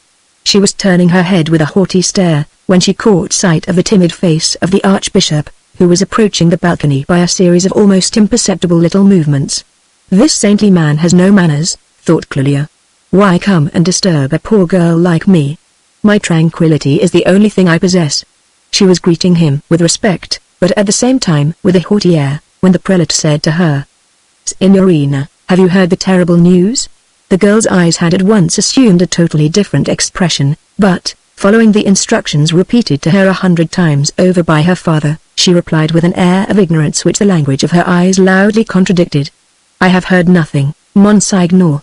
My first Grand Vicar, poor Fabrizio del Dongo, who is no more guilty than I am of the death of that brigand Giletti, has been arrested at Bologna where he was living under the assumed name of Giuseppe Bossi. They have shut him up in your citadel. He arrived there actually chained to the carriage that brought him. A sort of jailer, named Barbone, who was pardoned some time ago after murdering one of his own brothers, chose to attempt an act of personal violence against Fabrizio, but my young friend is not the man to take an insult quietly. He flung his infamous adversary to the ground, whereupon they cast him into a dungeon, 20 feet under ground, after first putting handcuffs on his wrists. Not handcuffs, no. Ah. Then you do know something, cried the Archbishop. And the old man's features lost their intense expression of discouragement. But, before we go any farther, someone may come out onto this balcony and interrupt us. Would you be so charitable as to convey personally to Don Cesare my pastoral ring here? The girl took the ring, but did not know where to put it for fear of losing it. Put it on your thumb, said the Archbishop, and he himself slipped the ring into position. Can I count upon you to deliver this ring? Yes, Monsignor. Will you promise me to keep secret what I am going to say, even if circumstances should arise in which you may find it inconvenient to agree to my request? Why, yes, Monsignor, replied the girl, trembling all over as she observed the somber and serious air which the old man had suddenly assumed. Our estimable Archbishop, she went on, can give me no orders that are not worthy of himself and me. Say to Don Cesare that I commend to him my adopted son. I know that the spuri who carried him off did not give him time to take his breviary with him. I therefore request Don Cesare to let him have his own, and if your uncle will send tomorrow to my palace, I promise to replace the book given by him to Fabrizio. I request Don Cesare also to convey the ring which this pretty hand is now wearing to Signor del Dongo."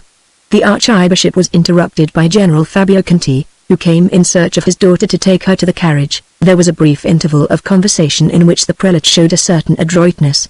Without making any reference to the latest prisoner, he so arranged matters that the course of the conversation led naturally to the utterance of certain moral and political maxims by himself. For instance, there are moments of crisis in the life of court which decide for long periods the existence of the most exalted personages. It would be distinctly imprudent to change into personal hatred the state of political aloofness which is often the quite simple result of diametrically opposite positions. The Archbishop, letting himself be carried away to some extent by the profound grief which he felt at so unexpected an arrest, went so far as to say that one must undoubtedly strive to retain the position one holds, but that it would be a quite gratuitous imprudence to attract to oneself furious hatreds in consequence of lending oneself to certain actions which are never forgotten. When the general was in the carriage with his daughter, those might be described as threats, he said to her. Threats, to a man of my sort. No other words passed between father and daughter for the next 20 minutes. On receiving the Archbishop's pastoral ring, Clelia had indeed promised herself that she would inform her father, as soon as she was in the carriage, of the little service which the prelate had asked of her, but after the word threats, uttered with anger, she took it for granted that her father would intercept the token. She covered the ring with her left hand and pressed it passionately. During the whole of the time that it took them to drive from the Ministry of the Interior to the citadel, she was asking herself whether it would be criminal on her part not to speak of the matter to her father. She was extremely pious, extremely timorous, and her heart, usually so tranquil, beat with an unaccustomed violence. But in the end the cavil of the sentry posted on the rampart above the gate rang out on the approach of the carriage before Kalia had found a form of words calculated to incline her father not to refuse, so much afraid was she of his refusing. As they climbed the 360 steps which led to the governor's residence, Kalia could think of nothing.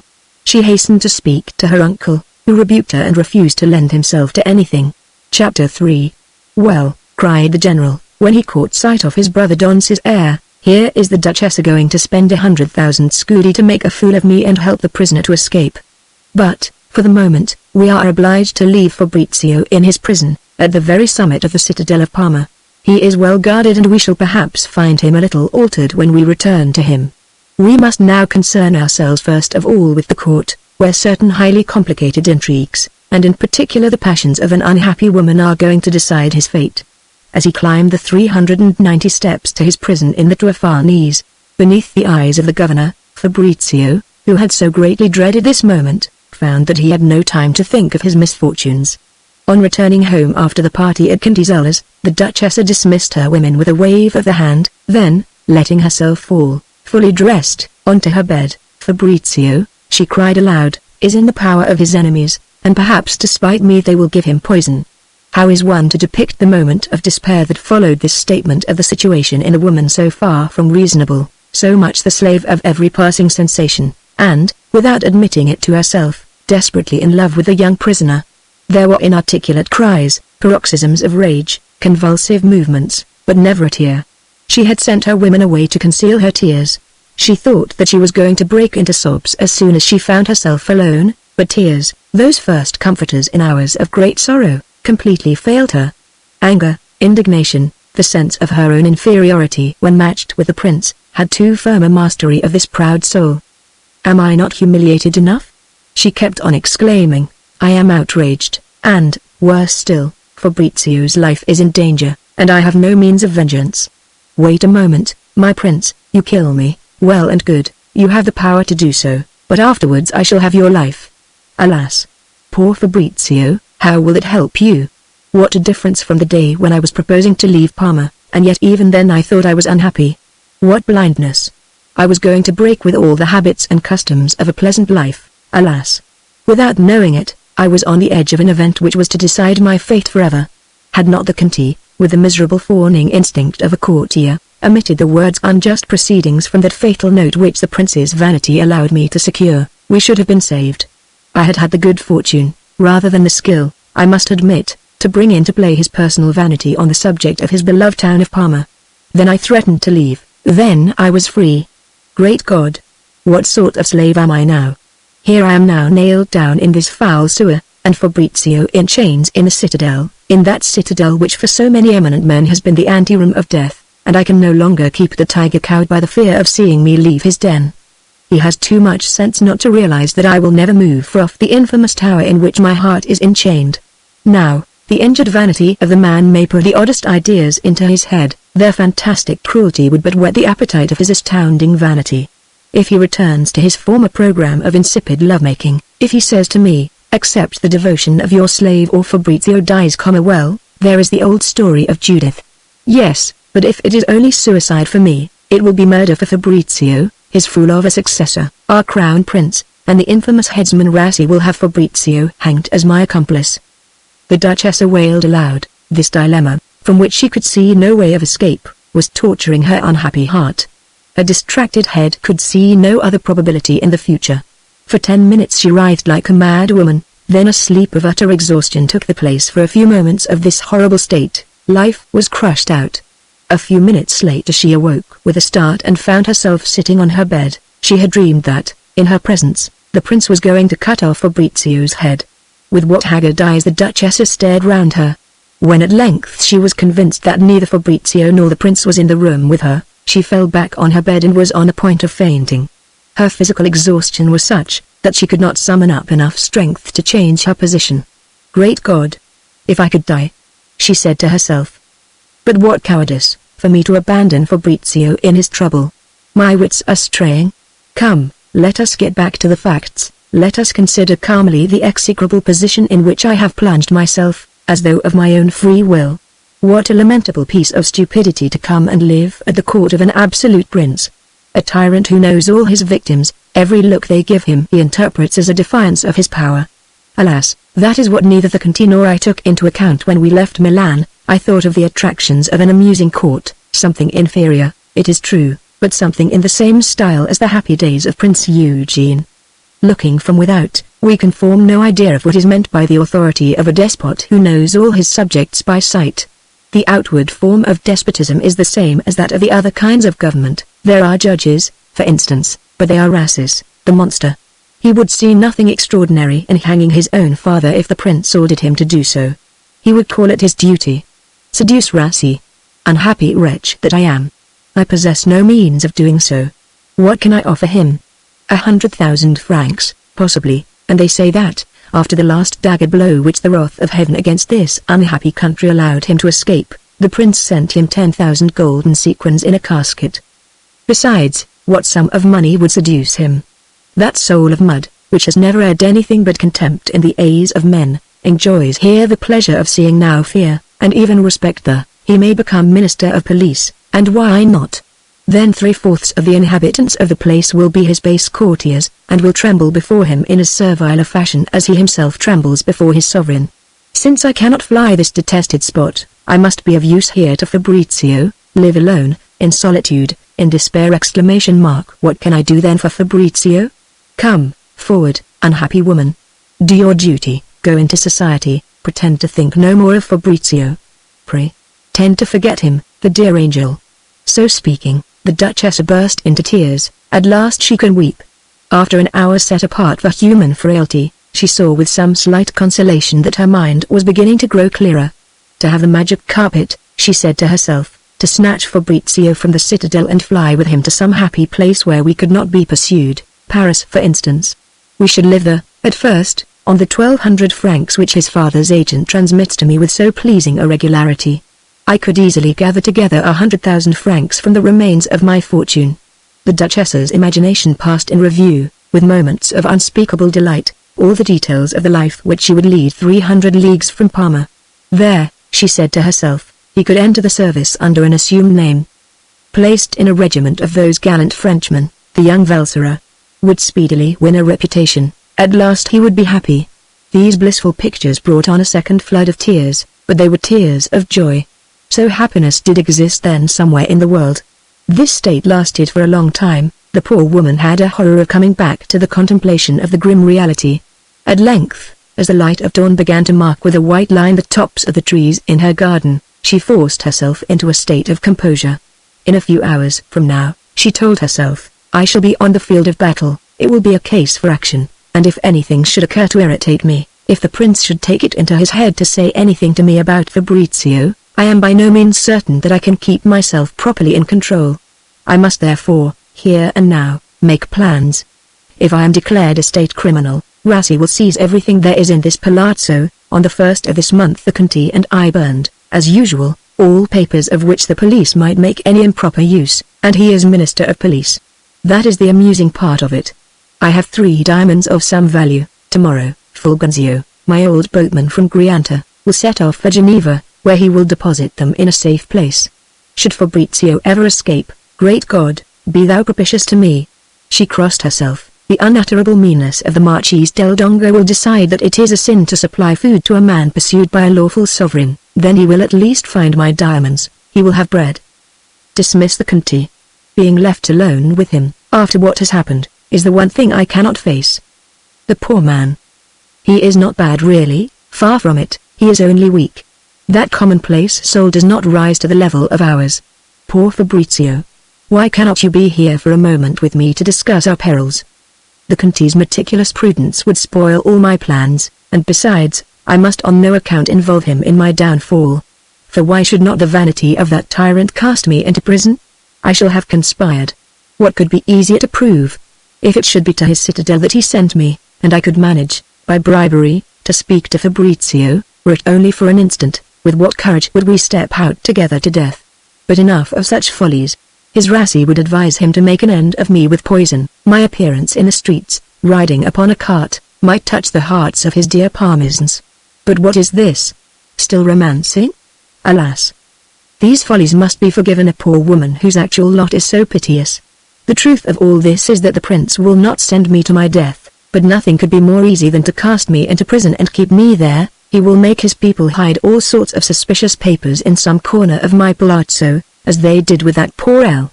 Then 3 judges, not too big rascals, for they will have what is called documentary evidence, and a dozen false witnesses will be all he needs. So I may be sentenced to death as having conspired, and the prince, in his boundless clemency, taking into consideration the fact that I have had the honor of being admitted to his court, will commute my punishment to 10 years in a fortress. But I, so as not to fall short in any way of that violent character which has led the Marchese and my other enemies to say so many stupid things about me, will poison myself bravely. So, at least, the public will be kind enough to believe, but I wager that Tracy will appear in my cell to bring me gallantly, in their prince's name, a little bottle of strychnine, or Perugia opium. Yes, I must quarrel in the most open manner with the Conti, for I do not wish to involve him in my downfall. That will be a scandalous thing. The poor man has loved me with such candor. My mistake lay in thinking that a true courtier would have sufficient heart left to be capable of love. Very probably the prince will find some excuse for casting me into prison. He will be afraid of my perverting public opinion with regard to Fabrizio. The Conti is a man of perfect honor. At once he will do what the sycophants of this court, in their profound astonishment, will call madness. He will leave the court. I braved the prince's authority on the evening of the note. I may expect anything from his wounded vanity. Does a man who is born a prince ever forget the sensation I gave him that evening? Besides, the Conti, once he has quarreled with me, is in a stronger position for being of use to Fabrizio. But if the Conti, whom this decision of mine must plunge in despair, should avenge himself, there, now, is an idea that would never occur to him. His is not of fundamentally base nature like the prince's. The Conti may, with a sigh of protest, countersign a wicked decree, but he is a man of honor. And besides, avenge himself for what? Simply because, after loving him for 5 years without giving the slightest offense to his love, I say to him, Dear Conti, I had the good fortune to be in love with you. Very well, that flame is burning low. I no longer love you, but I know your heart through and through. I retain a profound regard for you, and you will always be my best friend. What answer can a gallant uomo make to so sincere a declaration? I shall take a new lover, or so at least people will suppose. I shall say to this lover, after all, the prince does right to punish Fabrizio's folly, but on the day of his festa, no doubt our gracious sovereign will set him at liberty. Thus I gain 6 months. The new lover whom prudence suggests to me would be that venal judge, that foul hangman of Arasi. He would find himself ennobled, and, as far as that goes, I shall give him the right of entry into good society. Forgive me, dear Fabrizio, such an effort, for me, is beyond the bounds of possibility. What? That monster, still all bespattered with the blood of Conti P, and of D. I should faint with horror whenever he came near me, or rather I should seize a knife and plunge it into his vile heart. Do not ask of me things that are impossible. Yes, that is the first thing to do. Forget Fabrizio.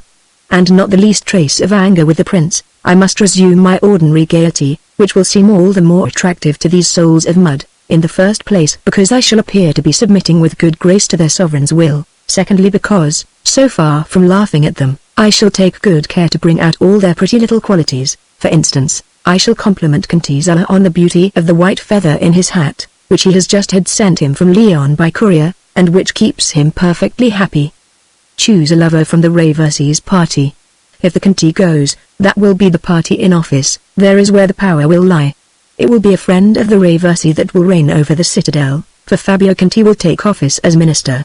How in the world will the prince, a man used to good society, a man of intelligence, accustomed to the charming collaboration of the Conti, be able to discuss business with that ox, that king of fools, whose whole life has been occupied with the fundamental problem? Ought His Highness's troops to have 7 buttons on their uniform, in front, or 9? It is all those brute beasts thoroughly jealous of myself, and that is where you are in danger, dear Fabrizio. It is those brute beasts who are going to decide my fate and yours. Well then, shall I not allow the Conti to hand in his resignation? Let him remain, even if he has to submit to humiliations. He always imagines that to resign is the greatest sacrifice a prime minister can make, and whenever his mirror tells him he is growing old, he offers me that sacrifice, a complete rupture, then, yes, and reconciliation only in the event of its being the sole method of prevailing upon him not to go. Naturally, I shall give him his dismissal in the friendliest possible way, but, after his courtier-like omission of the words unjust proceedings in the prince's note, I feel that, if I am not to hate him, I need to spend some months without seeing him. On that decisive evening, I had no need of his cleverness. He had only to write down what I dictated to him. He had only to write those words which I had obtained by my own strength of character. He was led away by force of habit as a base courtier. He told me next day that he could not make the prince sign an absurdity, that we should have had letters of grace. Why, good God, with people like that, with those monsters of vanity and rancor who bear the name Farnese, one takes what one can get. At the thought of this, all the Duchess's anger was rekindled. The prince has betrayed me, she said to herself, and in how dastardly a way. There is no excuse for the man. He has brains, discernment, he is capable of reasoning, there is nothing base in him but his passions. The Conti and I have noticed it a score of times. His mind becomes vulgar only when he imagines that someone has tried to insult him. Well, Fabrizio's crime has nothing to do with politics, it is a trifling homicide, just like 100 others that are reported every day in his happy states, and the Conti has sworn to me that he has taken pains to procure most accurate information, and that Fabrizio is innocent. That guy Letty was certainly not lacking in courage. Finding himself within a few yards of the frontier, he suddenly felt the temptation to rid himself of an attractive rival.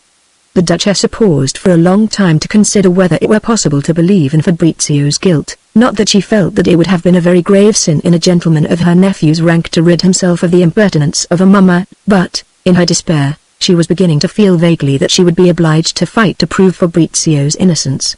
No, she told herself finally, here is a decisive proof. He is like poor Pietranera, he always has all his pockets stuffed with weapons, and that day he was carrying only a wretched single-barreled gun, and even that he had borrowed from one of the workmen. I hate the prince because he has betrayed me, and betrayed me in the most dastardly fashion. After his written pardon, he had the poor boy seized at Bologna, and all that. But I shall settle that account.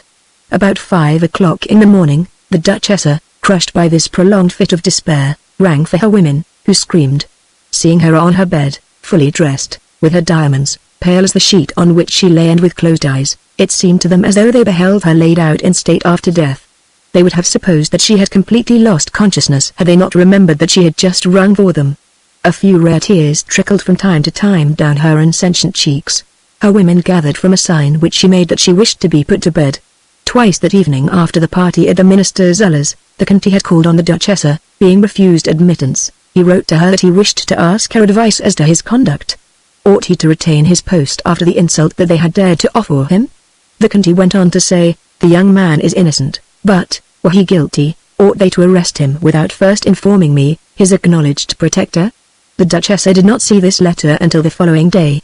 The Conti had no virtue. One may indeed add that what the liberals understand by virtue, seeking the greatest happiness of the greatest number, seemed to him silly. He believed himself bound to seek first and foremost the happiness of Conti Mosca della Rovere, but he was entirely honorable, and perfectly sincere when he spoke of his resignation. Never in his life had he told the Duchess a lie. She, as it happened, did not pay the slightest attention to this letter. Her attitude, and a very painful attitude it was, had been adopted, to pretend to forget Fabrizio. After that effort, nothing else mattered to her. Next day, about noon, the Conti, who had called 10 times at the Palazzo San Severino, was at length admitted. He was appalled when he saw the Duchessa. She looks 40. He said to himself, and yesterday she was so brilliant, so young. Everyone tells me that, during her long conversation with Clelia Conti, she looked every bit as young and far more attractive. The Duchess's voice, her tone were as strange as her personal appearance. This tone, divested of all passion, of all human interest, of all anger, turned the Conti pale. It reminded him of the manner of a friend of his who, a few months earlier, when on the point of death, and after receiving the last sacrament, had sent for him to talk to him. After some minutes the Duchessa was able to speak to him. She looked at him, and her eyes remained dead. Let us part, my dear Conti, she said to him in a faint but quite articulate voice which she tried to make sound friendly. Let us part, we must. Heaven is my witness that, for 5 years, my behavior towards you has been irreproachable. You have given me a brilliant existence, in place of the boredom which would have been my sad portion at the castle of Grianta. Without you I should have reached old age several years sooner. For my part, my sole occupation has been to try to make you find happiness. It is because I love you that I propose to you this parting amiable, as they say in France. The Conte did not understand. She was obliged to repeat her statement several times. He grew deadly pale, and, flinging himself on his knees by her bedside, said to her all the things that profound astonishment, followed by the keenest despair, can inspire in a man who is passionately in love. At every moment he offered to hand in his resignation and to follow his mistress to some retreat 1,000 leagues from Parma. "You dare to speak to me of departure, and Fabrizio is here," she at length exclaimed, half rising. But seeing that the sound of Fabrizio's name made a painful impression, she added after a moment's quiet, gently pressing the Conte's hand, "No, dear friend, I am not going to tell you that I have loved you with that passion and those transports which one no longer feels, it seems to me, after 30, and I am already a long way past that age. They will have told you that I was in love with Fabrizio, for I know that the rumor has gone round in this wicked court." Her eyes sparkled for the first time in this conversation, as she uttered the word wicked. "I swear to you before God, and upon Fabrizio's life, that never has there passed between him and me the tiniest thing which could not have borne the eyes of a third person. Nor shall I say to you that I love him exactly as a sister might. I love him instinctively, so to speak. I love in him his courage, so simple and so perfect that, one may say, he is not aware of it himself. I remember that this sort of admiration began on his return from Waterloo. He was still a boy then, for all his 17 years. His great anxiety was to know whether he had really been present at the battle, and, if so, whether he could say that he had fought, when he had not marched to the attack of any enemy battery or column. It was during the serious discussions which we used to have together on this important subject that I began to see in him a perfect charm. His great soul revealed itself to me. What sophisticated falsehoods would a well-bred young man, in his place, have flaunted? Well then, if he is not happy I cannot be happy. There, that is a statement which well describes the state of my heart. If it is not the truth it is at any rate all of it that I see." The Conte, encouraged by this tone of frankness and intimacy, tried to kiss her hand. She drew it back with a sort of horror. "The time is past," she said to him. "I am a woman of 37, I find myself on the threshold of old age, I already feel all its discouragements, and perhaps I have even drawn near to the tomb. That is a terrible moment, by all one hears, and yet it seems to me that I desire it. I feel the worst symptom of old age, my heart is extinguished by this frightful misfortune, I can no longer love. I see in you now, dear Conte, only the shade of someone who was dear to me. I shall say more, it is gratitude, simply and solely, that makes me speak to you thus." "What is to become of me?" the Conte repeated. "Of me who feel that I am attached to you more passionately than in their first days of our friendship, when I saw you at the Scala. Let me confess to you one thing, dear friend, this talk of love bores me, and seems to me indecent." "Come," she said, trying to smile, but in vain. "Courage. Be the man of spirit, the judicious man, the man of resource in all circumstances. Be with me what you really are in the eyes of strangers, the most able man and the greatest politician that Italy has produced for ages." The Conte rose, and paced the room in silence for some moments. "Impossible, dear friend," he said to her at length. "I am rent asunder by the most violent passion, and you ask me to consult my reason. There is no longer any reason for me. Let us not speak of passion, I beg of you," she said in a dry tone, and this was the first time, after 2 hours of talk, that her voice assumed any expression whatever. The Conte, in despair himself, sought to console her. "He has betrayed me," she cried without in any way considering the reasons for hope which the Conte was setting before her. "He has betrayed me in the most dastardly fashion." A deadly pallor ceased for a moment, but, even in this moment of violent excitement, the Conte noticed that she had not the strength to raise her arms. "Great God! Can it be possible," he thought, "that she is only ill? In that case, though, it would be the beginning of some very serious illness." Then, filled with uneasiness, he proposed to call in the famous Razeri, the leading physician in the place and in the whole of Italy. "So you wish to give a stranger the pleasure of learning the whole extent of my despair? Is that the counsel of a traitor or of a friend?" And she looked at him with strange eyes. "It is all over," he said to himself with despair. "She has no longer any love for me. And worse still, she no longer includes me even among the common men of honor. I may tell you," the Conte went on, speaking with emphasis, "that I have been anxious above all things to obtain details of the arrest which has thrown us into despair, and the curious thing is that still I know nothing positive. I have had the constables at the nearest station questioned. They saw the prisoner arrive by the Castel Nuovo road and received orders to follow his sediola. I at once sent off Bruno, whose zeal is as well known to you as his devotion. He has orders to go on from station to station until he finds out where and how Fabrizio was arrested. On hearing him utter Fabrizio's name, the Duchessa was seized by a slight convulsion. "Forgive me, my friend," she said to the Conte as soon as she was able to speak. "These details interest me greatly. Give me them all. Let me have a clear understanding of the smallest circumstances." "Well, Signora," the Conte went on, assuming a somewhat lighter air in the hope of distracting her a little, "I have a good mind to send a confidential messenger to Bruno and to order him to push on as far as Bologna. It was from there, perhaps, that our young friend was carried off." "What is the date of his last letter?" "Tuesday, 5 days ago." "Had it been opened in the post?" "No trace of any opening." "I ought to tell you that it was written on horrible paper. The address is in the woman's hand, and that address bears the name of an old laundress who is related to my maid.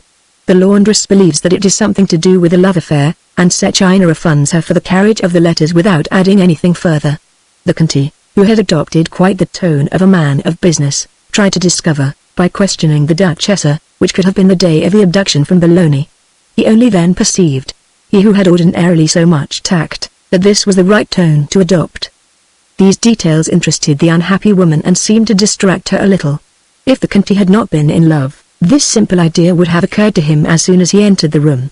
The Duchessa sent him away in order that he might without delay dispatch fresh orders to the faithful Bruno.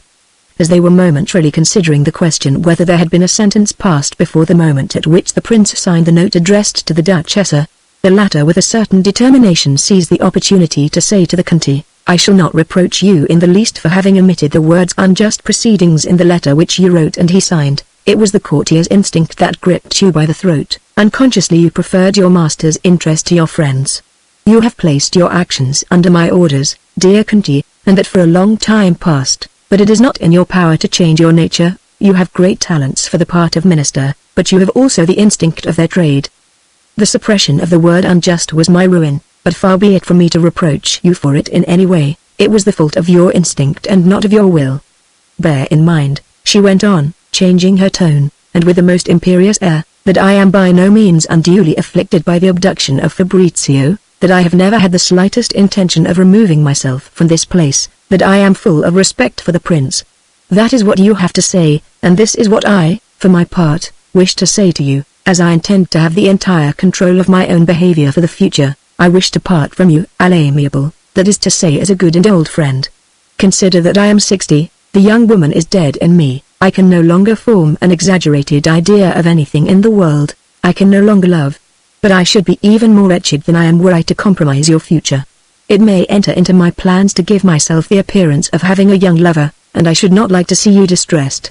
I can swear to you by Fabrizio's happiness." She stopped for half a minute after these words, "that never have I been guilty of any infidelity to you, and that in 5 whole years—" "It is a long time," she said. She tried to smile.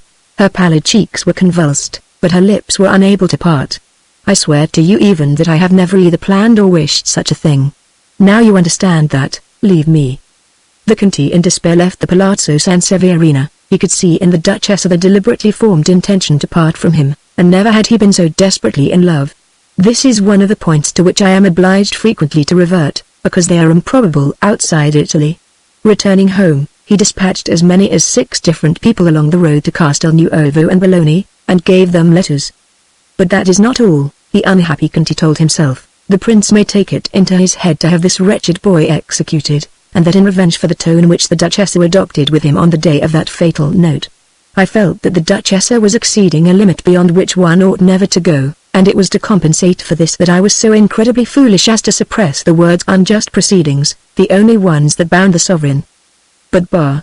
Are those people bound by anything in the world?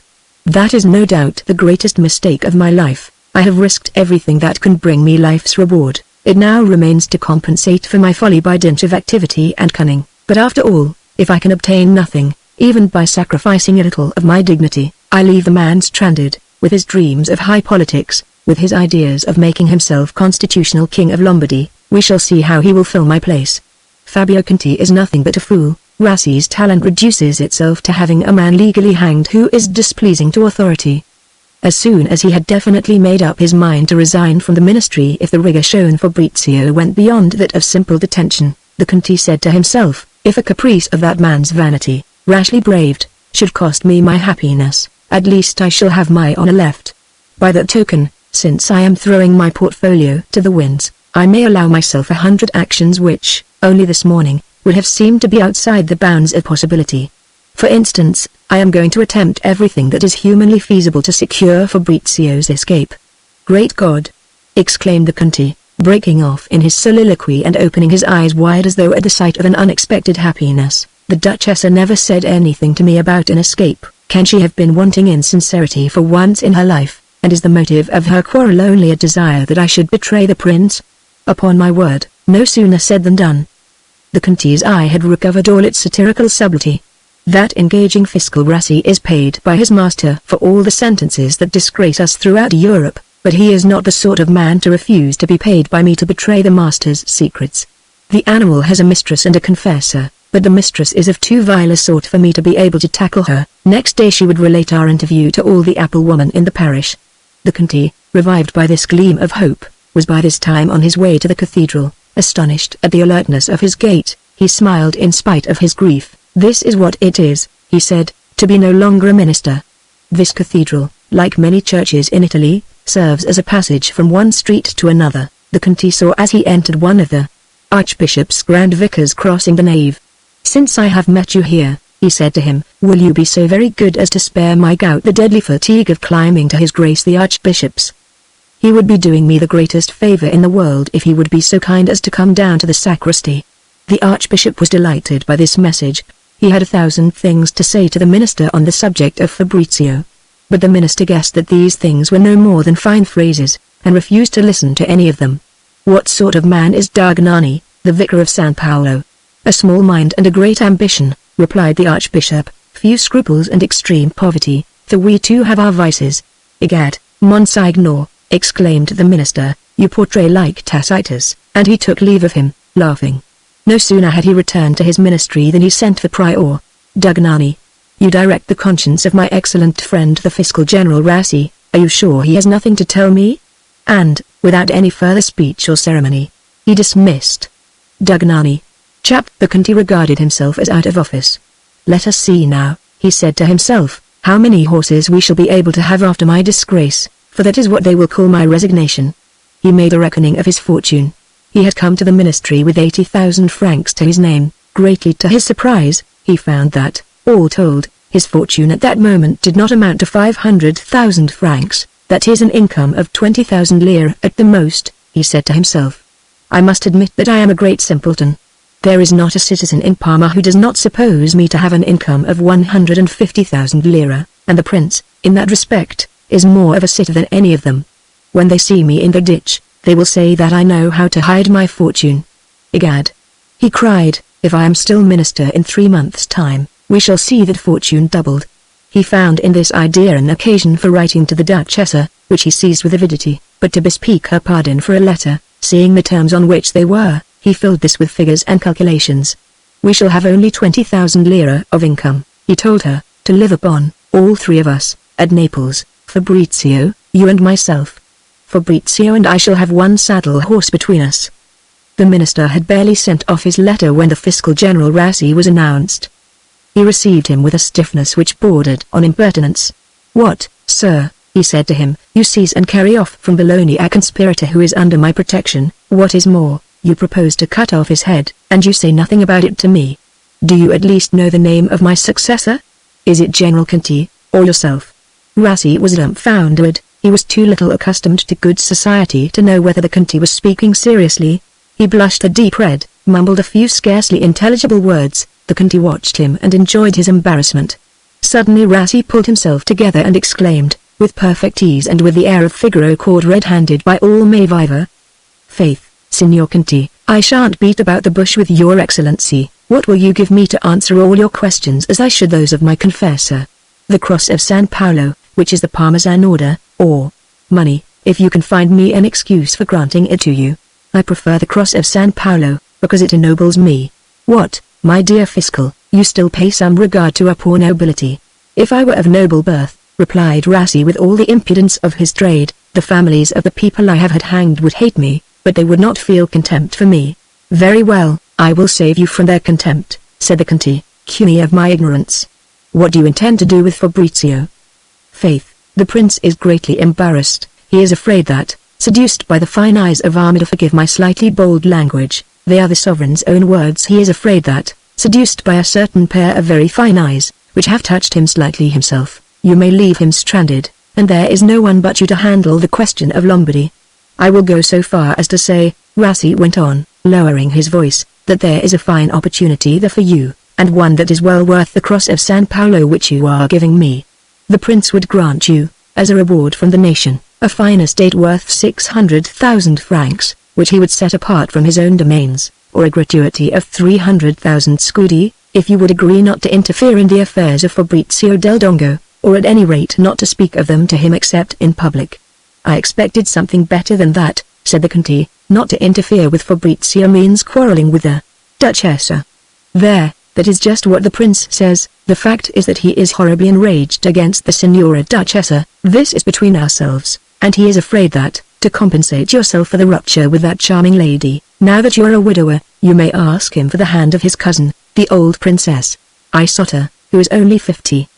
He has guessed aright, exclaimed the Conte. Our master is the shrewdest man in his states. Never had the Conte entertained the grotesque idea of marrying this elderly princess. Nothing would less have suited a man whom the ceremonies of the court bored to death. He began to tap with his snuff-box on the marble of a little table beside his chair. Rassi saw in this gesture of embarrassment the possibility of a fine windfall. His eye gleamed. As a favor, Signor Conte, he cried, if your excellency decides to accept this estate of 600,000 francs or the gratuity in money, I beg that he will not choose any other intermediary than myself. I should make an effort, he added, lowering his voice, to have the gratuity increased, or else to have a forest of some importance added to the land. If your excellency would deign to introduce a little gentleness and tact into his manner in speaking to the prince of this youngster they've locked up, a duchy might perhaps be created out of the lands which the nation's gratitude would offer him.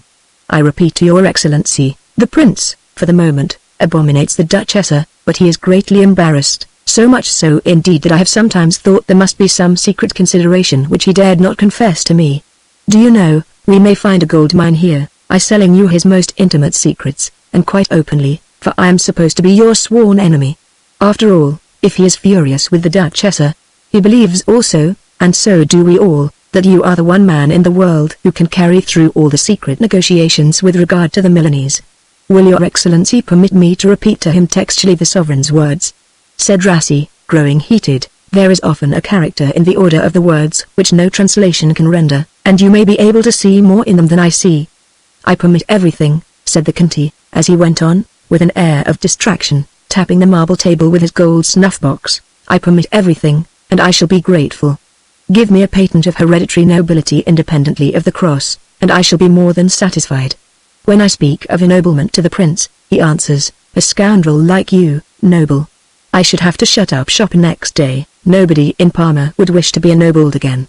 To come back to the business of the Milanese, the prince said to me not 3 days ago, there is only that rascal to unravel the thread of our intrigues. If I send him away, or if he follows the Duchessa, I may as well abandon the hope of seeing myself one day the liberal and beloved ruler of all Italy.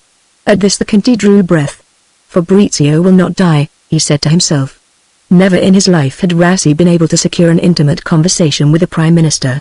He was beside himself with joy. He saw himself on the eve of being able to discard the name Rassi, which had become synonymous throughout the country with everything that was base and vile. The lower orders gave the name Rassi to mad dogs. Recently more than one soldier had fought a duel because one of his comrades had called him Rassi. Not a week passed, moreover, in which this ill-starred name did not figure in some atrocious sonnet. His son, a young and innocent schoolboy of 16, used to be driven out of the caff on the strength of his name. It was the burning memory of all these little perquisites of his office that made him commit an imprudence. I have an estate, he said to the Conte, drawing his chair closer to the minister's. It is called Riva. I should like to be Baron Riva. Why not? Said the minister. Rassi was beside himself.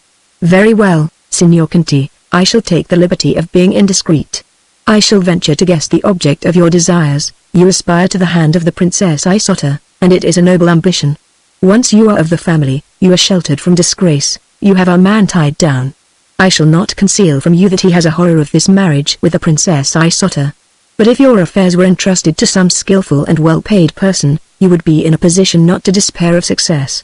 I, my dear Baron, should despair of it. I disavow in advance everything that you can say in my name, but on the day on which that illustrious alliance corns at length to crown my wishes and to give me so exalted a position in the state, I will offer you, myself, 300,000 francs of my own money, or else recommend the prince to accord you a mark of his favor, which you yourself will prefer to that sum of money. The reader finds this conversation long, and yet we are sparing him more than half of it. It continued for 2 hours more. Rassi left the Conti's presence mad with joy. The Conti was left with a great hope of saving Fabrizio, and more than ever determined to hand in his resignation. He found that his credit stood in need of renewal by the succession to power of persons such as Rassi and General Conti. He took an exquisite delight in a possible method which he had just discovered of avenging himself on the prince. He may send the Duchess away, he cried, but, by Gad, he will have to abandon the hope of becoming constitutional king of Lombardy.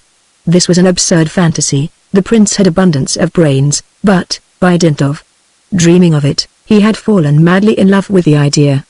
The Conti could not contain himself for joy as he hurried to the Duchess's to give her a report of his conversation with the fiscal. He found the door closed to him. The porter scarcely dared admit to him the fact of this order, received from his mistress's own lips. The Conti went sadly back to the ministerial palazzo. The rebuff he had just encountered completely eclipsed the joy that his conversation with the prince's confidant had given him. Having no longer the heart to devote himself to anything, the Conti was wandering gloomily through his picture gallery when, a quarter of an hour later, he received a note which ran as follows. Since it is true, dear and good friend, that we are nothing more now than friends, you must come to see me only 3 times in the week. In a fortnight we shall reduce these visits, always so dear to my heart, to 2 monthly. If you wish to please me, give publicity to this apparent rupture. If you wished to pay me back almost all the love that I once felt for you, you would choose a new mistress for yourself. As for myself, I have great plans of dissipation. I intend to go a great deal into society. Perhaps I shall even find a man of parts to make me forget my misfortunes. Of course, in your capacity as a friend, the first place in my heart will always be kept for you. But I do not wish, for the future, that my actions should be said to have been dictated by your wisdom. Above all, I wish it to be well known that I have lost all my influence over your decisions. In a word, dear Conti, be assured that you will always be my dearest friend, but never anything else. Do not, I beg you, entertain any idea of a resumption. It is all over. Count, always, upon my friendship. This last stroke was too much for the Conti's courage. He wrote a fine letter to the prince resigning all his offices, and addressed it to the Duchessa with a request that she would forward it to the palace. A moment later, he received his resignation, torn across, and on one of the blank scraps of the paper the Duchessa had condescended to write, "No, 1,000 times no." It would be difficult to describe the despair of the poor minister. She is right, I quite agree, he kept saying to himself at every moment. My omission of the words unjust proceedings is a dreadful misfortune. It will involve perhaps the death of Fabrizio, and that will lead to my own. It was with death in his heart that the Conti, who did not wish to appear at the sovereign's palace before being summoned there, wrote out with his own hand the motu proprio which created Rassi Cavalier of the Order of San Paolo and conferred on him hereditary nobility. The Conti appended to it a report of half a page which set forth to the prince the reasons of state which made this measure advisable. He found a sort of melancholy joy in making a fair copy of each of these documents, which he addressed to the Duchessa. He lost himself in suppositions. He tried to guess what, for the future, would be the plan of conduct of the woman he loved. She has no idea herself, he said to himself. One thing alone remains certain, which is that she would not for anything in the world fail to adhere to any resolution once she had announced it to me. What added still further to his unhappiness was that he could not succeed in finding that the Duchessa was to be blamed. She has shown me a favor in loving me. She ceases to love me after a mistake, unintentional, it is true, but one that may involve a horrible consequence. I have no right to complain. Next morning, the Conti learned that the Duchessa had begun to go into society again. She had appeared the evening before in all the houses in which parties were being given. What would have happened if they had met in the same drawing room? How was he to speak to her? In what tone was he to address her? And how could he not speak to her? The day that followed was a day of gloom. The rumor had gone abroad everywhere that Fabrizio was going to be put to death. The town was stirred. It was added that the prince, having regard for his high birth, had deigned to decide that he should have his head cut off. "It is I that am killing him," the Conti said to himself. "I can no longer aspire to see the Duchessa ever again."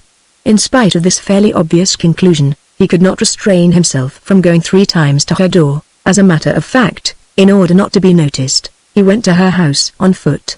In his despair, he had even the courage to write to her. He had sent for Rassi twice. The fiscal had not shown his face. "The scoundrel is playing me false," the Conti said to himself. The day after this, 3 great pieces of news excited the high society of Parma, and even the middle classes. The execution of Fabrizio was more certain than ever, and, a highly strange complement to this news, the Duchessa did not appear to be at all despairing. To all appearance, she bestowed only a quite moderate regret on her young lover. In any event, she made the most, with an unbounded art, of the pallor which was the legacy of a really serious indisposition, which had come to her at the time of Fabrizio's arrest. The middle classes saw clearly in these details the hard heart of a great lady of the court. In decency, however, and as a sacrifice to the shade of the young Fabrizio, she had broken with Conti Mosca. "What immorality!" exclaimed the Jansenists of Parma. But already the Duchessa, and this was incredible, seemed disposed to listen to the flatteries of the handsomest young men at court. It was observed, among other curious incidents, that she had been very gay in a conversation with Conti Baldi, the Reversi's reigning lover, and had teased him greatly over his frequent visits to the Castello Villa. The lower middle class and the populace were indignant at the death of Fabrizio, which these good folk put down to the jealousy of Conti Mosca. The society of the court was also greatly taken up with the Conti, but only to laugh at him. The third of the great pieces of news to which we have referred was indeed nothing else than the Conti's resignation. Everyone laughed at a ridiculous lover who, at the age of 56, was sacrificing a magnificent position to his grief at being abandoned by a heartless woman, who moreover had long ago shown her preference for a young man. The Archbishop alone had the intelligence or rather the heart to divine that honor forbade the Conti to remain Prime Minister in a country where they were going to cut off the head, and without consulting him, of a young man who was under his protection. The news of the Conti's resignation had the effect of curing General Fabio Conti of his gout, as we shall relate in due course, when he come to speak of the way in which poor Fabrizio was spending his time in the citadel, while the whole town was inquiring the hour of his execution. On the following day the Conti saw Bruno, that faithful agent whom he had dispatched to Bologna. The Conti's heart melted at the moment when this man entered his cabinet. The sight of him recalled the happy state in which he had been when he sent him to Bologna, almost in concert with the Duchessa. Bruno came from Bologna, where he had discovered nothing. He had not been able to find Lodovico, whom the podesta of Castelnuovo had kept locked up in his village prison. "I am going to send you to Bologna," said the Conti to Bruno. "The Duchessa wishes to give herself the melancholy pleasure of knowing the details of Fabrizio's disaster. Report yourself to the Brigadier of Police in charge of the station at Castelnuovo." "No," exclaimed the Conti, breaking off in his orders. "Start at once for Lombardy, and distribute money lavishly among all our correspondents. My object is to obtain from all these people reports of the most encouraging nature." Bruno, after clearly grasping the object of his mission, set to work to write his letters of credit. As the Conti was giving him his final instructions, he received a letter which was entirely false, but extremely well written. One would have called it the letter of a friend writing to a friend to ask a favor of him. The friend who wrote it was none other than the prince. Having heard mention of some idea of resignation, he besought his friend, Conti Mosca, to retain his office. He asked him this in the name of their friendship and of the dangers that threatened the country, and ordered him as his master. He added that, the king of, having placed at his disposal 2 cordons of his order, he was keeping one for himself and was sending the other to his dear Conti Mosca. "That animal is ruining me," cried the Conti in a fury, before the astonished Bruno. "And he thinks to win me over by those same hypocritical phrases which we have planned together so many times to lime the twig for some fool." He declined the order that was offered him, and in his reply spoke of the state of his health as allowing him but little hope of being able to carry on for much longer the arduous duties of the ministry. The Conti was furious. A moment later was announced the fiscal Rassi, whom he treated like a black. "Well, because I have made you noble, you are beginning to show insolence. Why did you not come yesterday to thank me, as was your bounden duty, Master Drudge?" Rassi was a long way below the reach of insult. It was in this tone that he was daily received by the prince, but he was anxious to be a baron, and justified himself with spirit. Nothing was easier. The prince kept me glued to a table all day yesterday. I could not leave the palace. His Highness made me copy out in my wretched attorney's script a number of diplomatic papers so stupid and so long-winded that I really believe his sole object was to keep me prisoner. When I was finally able to take my leave of him, about 5 o'clock, half dead with hunger, he gave me the order to go straight home and not to go out in the evening. As a matter of fact, I saw 2 of his private spies, well known to me, patrolling my street until nearly midnight. This morning, as soon as I could, I sent for a carriage which took me to the door of the cathedral. I got down from the carriage very slowly, then at a quick pace walked through the church, and here I am. Your Excellency is at this moment the one man in the world whom I am most passionately anxious to please. And I, Master Joker, am not in the least taken in by all these more or less well-constructed stories. You refused to speak to me about Fabrizio the day before yesterday. I respected your scruples and your oaths of secrecy, although oaths, to a creature like you, are at the most means of evasion. Today, I require the truth. What are these ridiculous rumors which make out that this young man is sentenced to death as the murderer of the comedian Giletti? No one can give your Excellency a better account of those rumors, for it was I myself who started them by the sovereign's orders, and, I believe, it was perhaps to prevent me from informing you of this incident that he kept me prisoner all day yesterday. The prince, who does not take me for a fool, could have no doubt that I should come to you with my cross and ask you to fasten it in my buttonhole. To the point, cried the minister. And no fine speeches. No doubt, the prince would be glad to pass sentence of death on Signor Del Dongo, but he has been sentenced, as you probably know, only to 20 years in irons, commuted by the prince, on the very day after the sentence, to 12 years in a fortress, with fasting on bread and water every Friday and other religious observances. It is because I knew of this sentence to imprisonment only that I was alarmed by the rumors of immediate execution which are going about the town. I remember the death of Conte Palanza, which was such a clever trick on your part. It was then that I ought to have had the cross, cried Rassi, in no way disconcerted. I ought to have forced him when I held him in my hand, and the man wished the prisoner killed. I was a fool then, and it is armed with that experience that I venture to advise you not to copy my example today. This comparison seemed in the worst of taste to his hearer, who was obliged to restrain himself forcibly from kicking Rassi.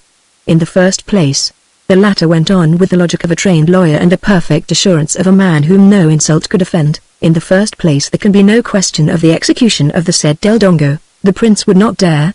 The times have altogether changed. Besides, I, who am noble and hope through you to become baron, would not lend a hand in the matter.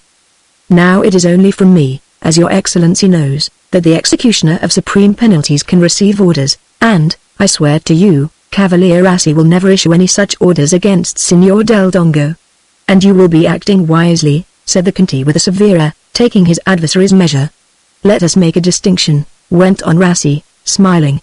I myself figure only in the official death roll, and if Signor Del Dongo happens to die of a colic, do not go and put it down to me. The prince is vexed, and I do not know why, with the Sanseverina. 3 days earlier Rassi would have said the Duchessa, but, like everyone in the town, he knew of her breach with the Prime Minister. The Conte was struck by the omission of her title on such lips, and the reader may judge of the pleasure that it afforded him. He darted at Rassi a glance charged with the keenest hatred. My dear angel, he then said to himself, I can show you my love only by blind obedience to your orders. I must admit, he said to the fiscal, that I do not take any very passionate interest in the various caprices of the Signora Duchessa, only, since it was she who introduced to me this scapegrace of a Fabrizio, who would have done well to remain at Naples and not come here to complicate our affairs, I make a point of his not being put to death in my time, and I am quite ready to give you my word that you shall be baron in their week following his release from prison. In that case, Signor Conte, I shall not be baron for 12 whole years, for the prince is furious, and his hatred of their Duchessa is so keen that he is trying to conceal it. His Highness is too good. What need has he to conceal his hatred, since his Prime Minister is no longer protecting the Duchessa? Only I do not wish that anyone should be able to accuse me of meanness, nor above all of jealousy. It was I who made the Duchessa come to this country, and if Fabrizio dies in prison you will not be baron, but you will perhaps be stabbed with a dagger. But let us not talk about this trifle. The fact is that I have made an estimate of my fortune. At the most I may be able to put together an income of 20,000 lira, on which I propose to offer my resignation, most humbly, to the sovereign. I have some hope of finding employment with the King of Naples. The big town will offer me certain distractions which I need at this moment and which I cannot find in a hole like Parma. I should stay here only in the event of your obtaining for me the hand of the Princess Isotta, and so forth. The conversation on this subject was endless. As Rassi was rising to leave, the Conte said to him with an air of complete indifference, "You know that people have said that Fabrizio was playing me false, in the sense that he was one of the Duchess's lovers. I decline to accept that rumor, and, to give it the lie, I wish you to have this purse conveyed to Fabrizio." "But, Signor Conte," said Rassi in alarm, looking at the purse, "there is an enormous sum here, and the regulations." "To you, my dear sir, it may be enormous," replied the Conte with an air of the most supreme contempt. "A cit like you, sending money to his friend in prison, thinks he is ruining himself if he gives him 10 sequins. I, on the other hand, wish Fabrizio to receive these 6,000 francs, and on no account is there Castle to know anything of the matter." While the terrified Rassi was trying to answer, the Conte shut the door on him with impatience. "Those fellows," he said to himself, "cannot see power unless it is cloaked in insolence." So saying, this great minister abandoned himself to an action so ridiculous that we have some misgivings about recording it. He ran to take from his desk a portrait in miniature of the Duchessa, and covered it with passionate kisses. "Forgive me, my dear angel," he cried, "if I did not fling out of the window with my own hands that drudge who dares to speak of you in a tone of familiarity, but, if I am acting with this success of patience, it is to obey you. And he will lose nothing by waiting." After a long conversation with the portrait, the Conte, who felt his heart dead in his breast, had the idea of an absurd action, and dashed into it with the eagerness of a child. He sent for a coat on which his decorations were sewn and went to pay a call on the elderly Princess Isotta. Never in his life had he gone to her apartments, except on New Year's Day. He found her surrounded by a number of dogs, and tricked out in all her finery, including diamonds even, as though she were going to court. The Conte having shown some fear lest he might be upsetting the arrangements of Her Highness, who was probably going out, the lady replied that a princess of Parma owed it to herself to be always in such array. For the first time since his disaster the Conte felt an impulse of gaiety. "I have done well to appear here," he told himself, "and this very day I must make my declaration." The princess had been delighted to receive a visit from a man so renowned for his wit, and a prime minister. The poor old maid was hardly accustomed to such visitors. The Conte began by an adroit preamble, relative to the immense distance that must always separate from a plain gentleman the members of a reigning family. "One must draw a distinction," said the princess. "The daughter of a king of France, for instance, has no hope of ever succeeding to the throne, but things are not like that in the house of Parma. And that is why we Farnese must always keep up a certain dignity in externals, and I, a poor princess such as you see me now, I cannot say that it is absolutely impossible that one day you may be my prime minister." This idea, by its fantastic unexpectedness, gave the poor Conte a second momentary thrill of perfect gaiety. On leaving the apartments of the Princess Isotta, who had blushed deeply on receiving the avowal of the Prime Minister's passion, he met one of the grooms from the palace. The prince had sent for him in hot haste. "I am unwell," replied the minister, delighted at being able to play a trick on his prince. Oh, you drive me to extremes," he exclaimed in a fury, "and then you expect me to serve you. But learn this, my prince, that to have received power from Providence is no longer enough in these times. It requires great brains and a strong character to succeed in being a despot." After dismissing the groom from the palace, highly scandalized by the perfect health of this invalid, the Conte amused himself by going to see the 2 men at court who had the greatest influence over General Fabio Conte. The one thing that made the minister shudder and robbed him of all his courage was that the governor of the citadel was accused of having once before made away with the captain, his personal enemy, by means of the Acquetta di Perugia. The Conte knew that during the last week the Duchessa had been squandering vast sums with a view to establishing communications with the citadel, but, in his opinion, there was small hope of success. All eyes were still too wide open. We shall not relate to the reader all the attempts at corruption made by this unhappy woman. She was in despair, and agents of every sort, all perfectly devoted, were supporting her. But there is perhaps only one kind of business which is done to perfection in small despotic courts, namely the custody of political prisoners. The Duchess's gold had no other effect than to secure dismissal from the citadel of 9 or 10 men of all ranks. Chapter 5. Thus, with an entire devotion to the prisoner, the Duchessa and the Prime Minister had been able to do but very little for him. The prince was in a rage. The court as well as the public were piqued by Fabrizio. Delighted to see him come to grief, he had been too fortunate. In spite of the gold which she spent in handfuls, the Duchessa had not succeeded in advancing an inch in her siege of the citadel. Not a day passed but the Marchesa Versi or Cavaliere Riscara had some fresh report to communicate to General Fabio Conti. They were supporting his weakness. As we have already said, on the day of his imprisonment, Fabrizio was taken first of all to the governor's palazzo. This was a neat little building erected in the 18th century from the plans of Van Vitelli, who placed it 180 feet above the ground, on the platform of the huge round tower. From the windows of this little palazzo, isolated on the back of the enormous tower like a camel's hump, Fabrizio could make out the country and the Alps to a great distance. He followed with his eye beneath the citadel the course of the Parma, a sort of torrent which, turning to the right 4 leagues from the town, empties its waters into the Po. Beyond the left bank of this river, which formed so to speak a series of huge white patches in the midst of the green fields, his enraptured eye caught distinctly each of the summits of the immense wall with which the Alps enclose Italy to the north. These summits, always covered in snow, even in the month of August which it then was, give one as it were a reminder of coolness in the midst of these scorching plains. The eye can follow them in the minutest detail, and yet they are more than 30 leagues from the citadel of Parma. This expansive view from the governor's charming palazzo is broken at one corner towards the south by the Due Farnese, in which a room was being hastily prepared for Fabrizio. This second tower, as the reader may perhaps remember, was built on the platform of the great tower in honor of a crown prince who, unlike Hippolytus the son of Theseus, had by no means repelled the advances of a young stepmother. The princess died in a few hours. The prince's son regained his liberty only 17 years later, when he ascended the throne on the death of his father. This Due Farnese to which, after waiting for 3/4 of an hour, Fabrizio was made to climb, of an extremely plain exterior, rises some 50 feet above the platform of the great tower, and is adorned with a number of lightning conductors. The prince who, in his displeasure with his wife, built this prison visible from all parts of the country, had the singular design of trying to persuade his subjects that it had been there for many years. That is why he gave it the name of Due Farnese. It was forbidden to speak of this construction, and from all parts of the town of Parma and the surrounding plains people could perfectly well see the masons laying each of the stones which composed this pentagonal edifice.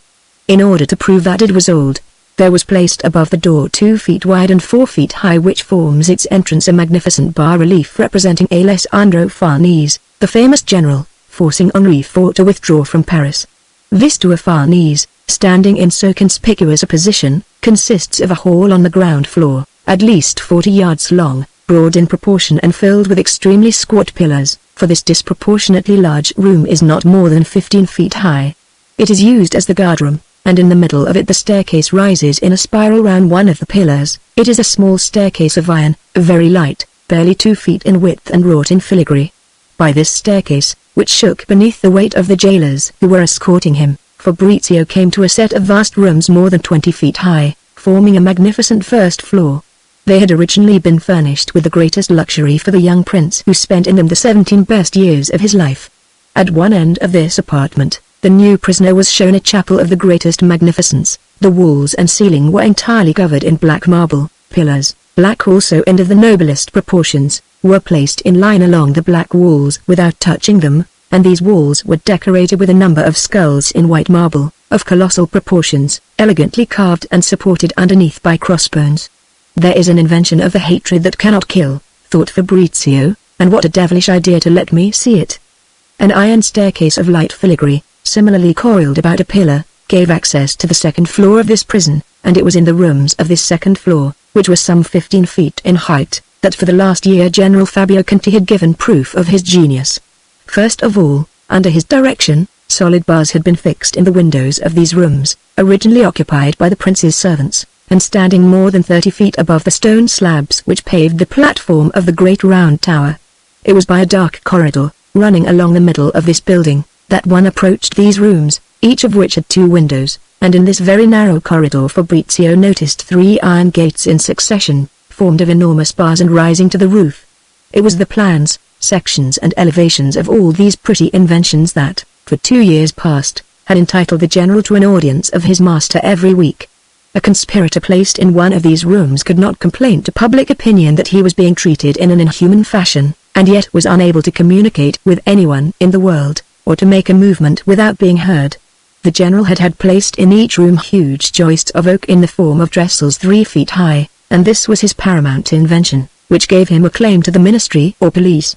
On these trestles he had set up a cell of planks, extremely resonant, 10 feet high, and touching the wall only at the side where the windows were. On the other 3 sides ran a little corridor 4 feet wide, between the original wall of the prison, which consisted of huge blocks of dressed stone, and the wooden partitions of the cell. These partitions, formed of 4 double planks of walnut, oak and pine, were solidly held together by iron bolts and by innumerable nails. It was into one of these rooms, constructed a year earlier, and the masterpiece of General Fabio Conti's inventive talent, which had received the sounding title of passive obedience, that Fabrizio was taken.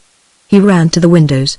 The view that one had from these barred windows was sublime. One little piece of the horizon alone was hidden, to the northwest, by the terraced roof of the governor's palazzo, which had only 2 floors. The ground floor was occupied by the offices of the staff, and from the first Fabrizio's eyes were attracted to one of the windows of the upper floor, in which were to be seen, in pretty cages, a great number of birds of all sorts. Fabrizio amused himself in listening to their song and in watching them greet the last rays of the setting sun, while the jailers busied themselves about him. This aviary window was not more than 25 feet from one of his, and stood 5 or 6 feet lower down, so that his eyes fell on the birds. There was a moon that evening, and at the moment of Fabrizio's entering his prison it was rising majestically on the horizon to the right, over the chain of the Alps, towards Treviso. It was only 8:30, and, at the other extremity of the horizon, to the west, a brilliant orange-red sunset showed to perfection the outlines of Monviso and the other alpine peaks which run inland from Nice towards Montanus and Turin. Without a thought of his misfortunes, Fabrizio was moved and enraptured by this sublime spectacle.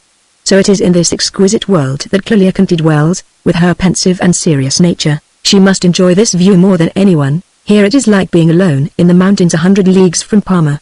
It was not until he had spent more than 2 hours at the window, admiring this horizon which spoke to his soul, and often also letting his eyes rest on the governor's charming palazzo, that Fabrizio suddenly exclaimed, "But is this really a prison? Is this what I have so greatly dreaded?" Instead of seeing at every turn discomforts and reasons for bitterness, our hero let himself be charmed by the attractions of his prison.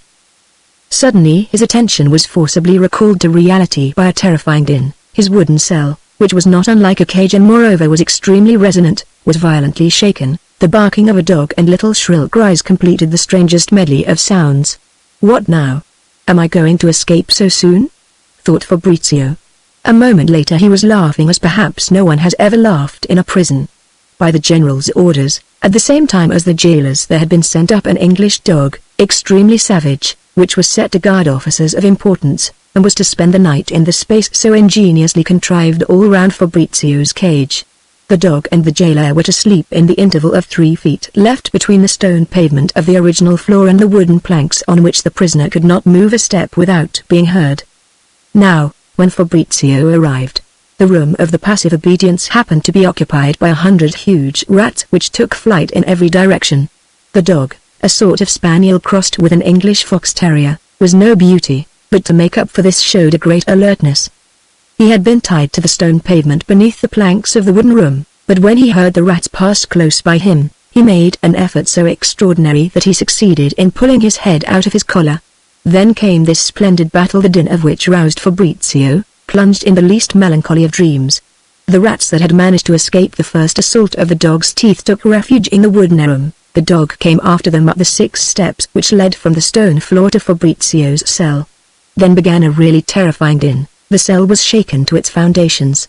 Fabrizio laughed like a madman until the tears ran down his cheeks. The jailer Grillo, no less amused, had shut the door. The dog, in going after the rats, was not impeded by any furniture, for the room was completely bare. There was nothing to check the bounds of the hunting dog but an iron stove in one corner. When the dog had triumphed over all his enemies, Fabrizio called him, patted him, succeeded in winning his affection. "Should this fellow ever see me jumping over a wall," he said to himself, "he will not bark." But this far-seeing policy was a boast on his part. In the state of mind in which he was, he found his happiness in playing with this dog. By a paradox to which he gave no thought, a secret joy was reigning in the depths of his heart. After he had made himself quite breathless by running about with the dog, "What is your name?" Fabrizio asked the jailer. "Grillo, to serve your excellency in all that is allowed by the regulations." "Very well, my dear Grillo, a certain Giletti tried to murder me on the broad highway. I defended myself, and killed him. I should kill him again if it had to be done, but I wish to lead a gay life for all that so long as I am your guest. Ask for authority from your chiefs, and go and procure linen for me from the Palazzo Sanseverina. Also, buy me lots of Nebbiolo d'Asti. This is quite a good sparkling wine which is made in Piedmont, in Alfieri's country, and is highly esteemed, especially by the class of wine tasters to which jailers belong." 9 or 10 of these gentlemen were engaged in transporting to Fabrizio's wooden room certain pieces of old furniture, highly gilded, which they took from the prince's apartment on the first floor. All of them bore religiously in mind this recommendation of the wine of Asti. In spite of all they might do, Fabrizio's establishment for this first night was lamentable, but he appeared shocked only by the absence of a bottle of good Nebbiolo. "He seems a good lad," said the jailers as they left him, "and there is only one thing to be hoped for, that our gentleman will let him have plenty of money." When he had recovered a little from all this din and confusion, "Is it possible that this is a prison?" Fabrizio asked himself, gazing at that vast horizon from Treviso to Monviso, the endless chain of the Alps, the peaks covered with snow, the stars, and everything, and a first night in prison besides. "I can conceive that Cleoconte enjoys this airy solitude. Here one is 1,000 leagues above the pettinesses and wickednesses which occupy us down there. If those birds which are under my window that belong to her, I shall see her. Will she blush when she catches sight of me?" It was while debating this important question that our hero, at a late hour of the night, fell asleep. On the day following this night, the first spent in prison, in the course of which he never once lost his patience, Fabrizio was reduced to making conversation with Fox, the English dog. Grillo the jailer did indeed greet him always with the friendliest expression, but new order made him dumb, and he brought neither linen nor Nebbiolo. "Shall I see Clelia?" Fabrizio asked himself as he awoke. "But are those birds hers?" The birds were beginning to utter little chirps and to sing, and at that height this was the only sound that was carried on the air. It was a sensation full of novelty and pleasure for Fabrizio. The vast silence which reigned at this height, he listened with rapture to the little chirpings, broken and so shrill, with which his neighbors the birds were greeting the day. "If they belong to her, she will appear for a moment in that room, there, beneath my window," and, while he examined the immense chains of the Alps, against the first foothills of which the citadel of Parma seemed to rise like an advanced redoubt, his eyes returned every moment to the sumptuous cages of lemonwood and mahogany, which, adorned with gilt wires, filled the bright room which served as an aviary. What Fabrizio did not learn until later was that this room was the only one on the second floor of the palazzo which had any shade. Between 11 o'clock and 4, it was sheltered by the Tuafanis. "What will be my dismay," thought Fabrizio, "if, instead of those modest and pensive features for which I am waiting, and which will blush slightly perhaps if she catches sight of me, I see appear the coarse face of some thoroughly common maid, charged with the duty of looking after the birds. But if I do see Clelia, will she deign to notice me? Upon my soul, I must commit some indiscretion so as to be noted. My position should have some privileges. Besides, we are both alone here, and so far from the world. I am a prisoner, evidently what General Conti and the other wretches of his sort call one of their subordinates. But she has so much intelligence, or, I should say, so much heart, so the Conti supposes, that possibly, by what he says, she despises her father's profession, which would account for her melancholy. A noble cause of sadness. But, after all, I am not exactly a stranger to her. With what grace, full of modesty, she greeted me yesterday evening. I remember quite well how, when we met near Como, I said to her, 'One day I shall come to see your beautiful pictures at Parma.' Will you remember this name, Fabrizio del Dongo? Will she have forgotten it? She was so young then. But by the way," Fabrizio said to himself in astonishment, suddenly interrupting the current of his thoughts, "I am forgetting to be angry. Can I be one of those stout hearts of which antiquity has furnished the world with several examples? How is this, I who was so much afraid of prison? I am in prison, and I do not even remember to be sad. It is certainly a case where the fear was 100 times worse than the evil. What? I have to convince myself before I can be distressed by this prison, which, as Blaine says, may as easily last 10 years as 10 months. Can it be the surprise of all these novel surroundings that is distracting me from the grief that I ought to feel? Perhaps this good humor which is independent of my will and not very reasonable will cease all of a sudden. Perhaps in an instant I shall fall into the black misery which I ought to be feeling. In any case, it is indeed surprising to be in prison and to have to reason with oneself in order to be unhappy. Upon my soul, I come back to my theory, perhaps I have a great character. Fabrizio's meditations were disturbed by the carpenter of the citadel, who came to take the measurements of a screen for his windows. It was the first time that this prison had been used, and they had forgotten to complete it in this essential detail. And so, thought Fabrizio, I am going to be deprived of that sublime view. And he sought to derive sadness from this privation. But what's this? He cried suddenly, addressing the carpenter. Am I not to see those pretty birds any more? Ah, the signorina's birds, that she's so fond of, said the man, with a good-natured air, hidden, eclipsed, blotted out like everything else. Conversation was forbidden the carpenter just as strictly as it was the jailer's, but the man felt pity for the prisoner's youth. He informed him that these enormous shutters, resting on the sills of the two windows, and slanting upwards and away from the wall, were intended to leave the inmates with no view save of the sky. It is done for their morals, he told him, to increase a wholesome sadness and the desire to amend their ways in the hearts of the prisoners. The general, the carpenter added, has also had the idea of taking the glass out of their windows and putting oiled paper there instead. Fabrizio greatly enjoyed the epigrammatic turn of this conversation, extremely rare in Italy. I should very much like to have a bird to cheer me, I am madly fond of them, buy me one from Signorina Clelia Conti's maid. What, do you know her, cried the carpenter, that you say her name so easily? Who has not heard tell of so famous a beauty? But I have. Had the honor of meeting her several times at court. The poor young lady is very dull here, the carpenter went on, she spends all her time there with her birds. This morning she sent out to buy some fine orange trees which they have placed by her orders at the door of the tower, under your window. If it weren't for the cornice, you would be able to see them. There were in this speech words that were very precious to Fabrizio. He found a tactful way of giving the carpenter money. I am breaking two rules at the same time, the man told him. I am talking to your excellency and taking money. The day after tomorrow, when I come back with the shutters, I shall have a bird in my pocket, and if I am not alone, I shall pretend to let it escape. If I can, I shall bring you a prayer book. You must suffer by not being able to say your office. And so, Fabrizio said to himself as soon as he was alone, those birds are hers, but in 2 days more I shall no longer see them. At this thought his eyes became tinged with regret. But finally, to his inexpressible joy, after so long a wait and so much anxious gazing, towards midday Clelia came to attend to her birds. Fabrizio remained motionless, and did not breathe. He was standing against the enormous bars of his window and pressed close to them. He observed that she did not raise her eyes to himself, but her movements had an air of embarrassment, like those of a person who knows that she is being overlooked. Had she wished to do so, the poor girl could not have forgotten the delicate smile she had seen hovering over the prisoner's lips the day before, when the constables brought him out of the guard-room.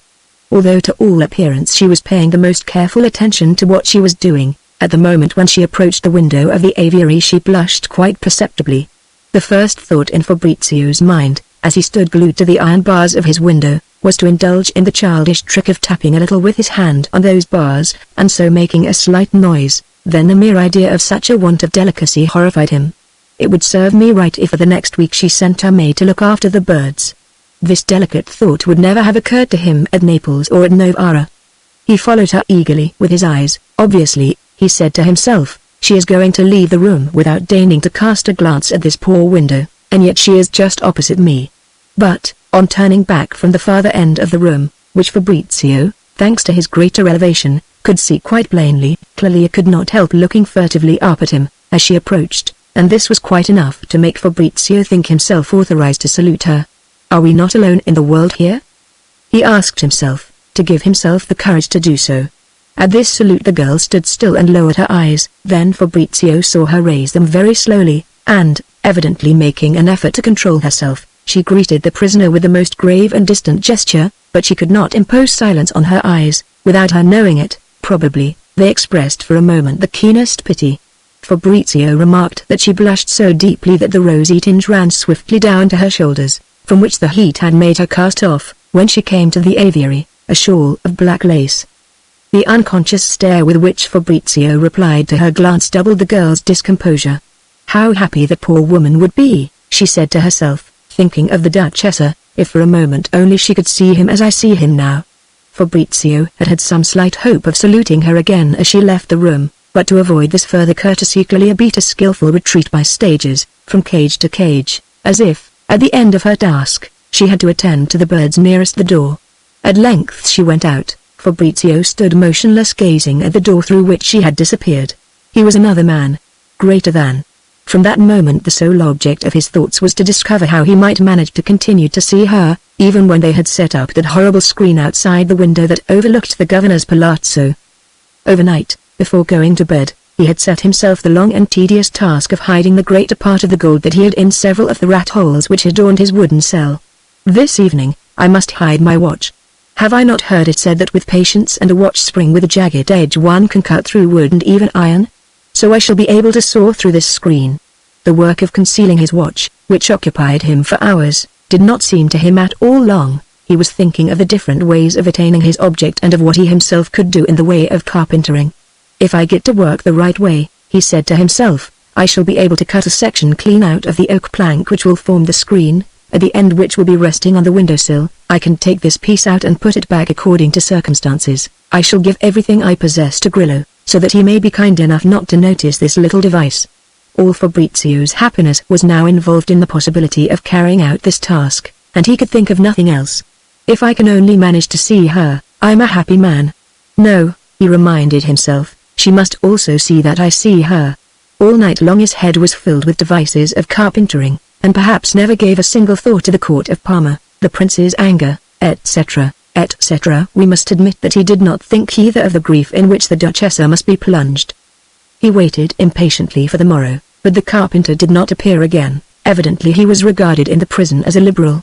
They took care to send another, a sour-faced fellow who made no reply except a growl that boded ill to all the pleasant words with which Fabrizio sought to cajole him. Some of the Duchess's many attempts to open a correspondence with Fabrizio had been discovered by the Marchesa Versi's many agents, and, by her, General Fabio Conti was daily warned, frightened, put on his mettle. Every 8 hours 6 soldiers of the guard relieved the previous 6 in the great hall with the 100 pillars on the ground floor. In addition to these, the governor posted a jailer on guard at each of the 3 successive iron gates of the corridor, and poor Grillo, the only one who saw the prisoner, was condemned to leave the Tua Farnese only once a week, at which he showed great annoyance. He made his ill humor felt by Fabrizio, who had the sense to reply only in these words, "Plenty of good Nebbiolo d'Asti, my friend." And he gave him money. "Well now, even this, which consoles us in all our troubles," exclaimed the indignant Grillo, in a voice barely loud enough to be heard by the prisoner, "we are forbidden to take, and I ought to refuse it, but I accept. However, it's money thrown away. I can tell you nothing about anything. Go on, you must be a rare bad lot. The whole citadel is upside down because of you. The Signora Duchessa's fine goings-on have got 3 of us dismissed already. Will the screen be ready before midday?" This was the great question which made Fabrizio's heart throb throughout that long morning. He counted each quarter as it sounded from the citadel clock. Finally, when the last quarter before noon struck, the screen had not yet arrived. Clelia reappeared and looked after her birds. Cruel necessity had made Fabrizio's daring take such strides, and the risk of not seeing her again seemed to him so to transcend all others that he ventured, looking at Clelia, to make with his finger the gesture of sawing through the screen. It is true that as soon as she had perceived this gesture, so seditious in prison, she half bowed and withdrew. How now? Thought Fabrizio in amazement, can she be so unreasonable as to see an absurd familiarity in a gesture dictated by the most imperious necessity? I meant to request her always to deign, when she is attending to her birds, to look now and again at the prison window, even when she finds it masked by an enormous wooden shutter. I meant to indicate to her that I shall do everything that is humanly possible to contrive to see her. Great God! Does this mean that she will not come tomorrow owing to that indiscreet gesture? This fear, which troubled Fabrizio's sleep, was entirely justified. On the following day Clelia had not appeared at 3 o'clock. When the workmen finished installing outside Fabrizio's windows the 2 enormous screens, they had been hauled up piecemeal, from the terrace of the great tower, by means of ropes and pulleys attached to the iron bars outside the windows. It is true that, hidden behind a shutter in her own room, Clelia had followed with anguish every movement of the workmen. She had seen quite plainly Fabrizio's mortal anxiety, but had nevertheless had the courage to keep the promise she had made to herself. Clelia was a little devotee of liberalism. In her girlhood she had taken seriously all the liberal utterances which she had heard in the company of her father, who thought only of establishing his own position. From this she had come to feel a contempt, almost a horror for the flexible character of the courtier, whence her antipathy to marriage. Since Fabrizio's arrival, she had been racked by remorse, and so, she said to herself, my unworthy heart is taking the side of the people who seek to betray my father. He dares to make me the sign of sawing through a door. But, she at once went on with anguish in her heart, the whole town is talking of his approaching death. Tomorrow may be the fatal day. With the monsters who govern us, what in the world is not possible? What meekness, what heroic serenity in those eyes, which perhaps are about to close forever. God! What must be the Duchess's anguish? They say that she is in a state of utter despair. If I were she, I would go and stab the prince, like the heroic Charlotte Corday. Throughout this third day of his imprisonment, Fabrizio was wild with anger, but solely at not having seen Clelia appear. Anger for anger, I ought to have told her that I loved her, he cried, for he had arrived at this discovery. No, it is not at all from greatness of heart that I am not thinking about prison, and am making Blaines's prophecy prove false. Such honor is not mine. In spite of myself I think of that look of sweet pity which Clelia let fall on me when the constables led me out of the guard-room. That look has wiped out all my past life. Who would have said that I should find such sweet ties in such a place, and at the moment when my own sight was offended by the faces of Barbone and the General Governor? Heaven appeared to me in the midst of those vile creatures. And how can one help loving beauty and seeking to see it again? No, it is certainly not greatness of heart that makes me indifferent to all the little vexations which prison heaps upon me. Fabrizio's imagination, passing rapidly over every possibility in turn, arrived at that of his being set at liberty. No doubt the Duchess's friendship will do wonders for me. Well, I shall thank her for my liberty only with my lips. This is not at all the sort of place to which one returns. Once out of prison, separated as we are socially, I should practically never see Clelia again. And, after all, what harm is prison doing me? If Clelia deigned not to crush me with her anger, what more should I have to ask of heaven? On the evening of this day on which he had not seen his pretty neighbor, he had a great idea. With the iron cross of the rosary which is given to every prisoner on his admission to prison, he began, and with success, to bore a hole in the shutter. It is perhaps an imprudence, he told himself before he began. Did not the carpenters say in front of me that the painters would be coming tomorrow in their place? What will they say if they find the shutter with a hole in it? But if I do not commit this imprudence, tomorrow I shall not be able to see her. What? By my own inactivity am I to remain for a day without seeing her, and that after she has turned from me in an ill humor? Fabrizio's imprudence was rewarded. After 15 hours of work he saw Clelia, and, to complete his happiness, as she had no idea that he was looking at her, she stood for a long time without moving, her gaze fixed on the huge screen. He had plenty of time to read in her eyes the signs of the most tender pity. Towards the end of the visit, she was even quite evidently neglecting her duty to her birds, to stay for whole minutes gazing at the window. Her heart was profoundly troubled. She was thinking of the Duchessa, whose extreme misfortune had inspired in her so much pity, and at the same time she was beginning to hate her. She understood nothing of the profound melancholy which had taken hold of her character. She felt out of temper with herself. 2 or 3 times, in the course of this encounter, Fabrizio was impatient to try to shake the screen. He felt that he was not happy so long as he could not indicate to Clelia that he saw her. However, he told himself, if she knew that I could see her so easily, timid and reserved as she is, she would probably slip away out of my sight.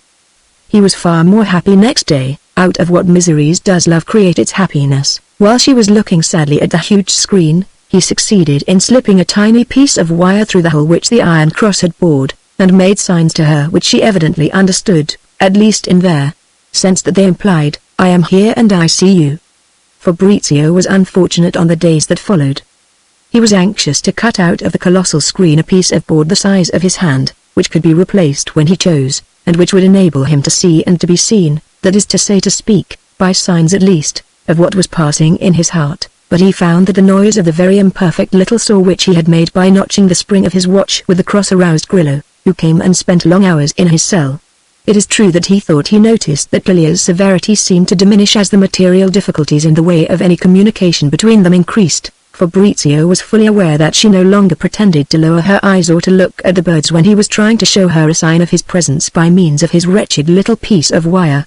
He had the pleasure of seeing that she never failed to appear in the aviary at the precise moment when the quarter before noon struck, and he almost presumed to imagine himself to be the cause of this remarkable punctuality. Why? Such an idea does not seem reasonable, but love detects shades invisible to the indifferent eye, and draws endless conclusions from them. For instance, now that Clelia could no longer see the prisoner, almost immediately on entering the aviary she would raise her eyes to his window. These were the funereal days on which no one in Parma had any doubt that Fabrizio would shortly be put to death. He alone knew nothing, but this terrible thought never left Clelia's mind for a moment, and how could she reproach herself for the excessive interest which she felt in Fabrizio? He was about to perish for the cause of freedom. For it was too absurd to put a Del Dongo to death for running his sword into a mummer.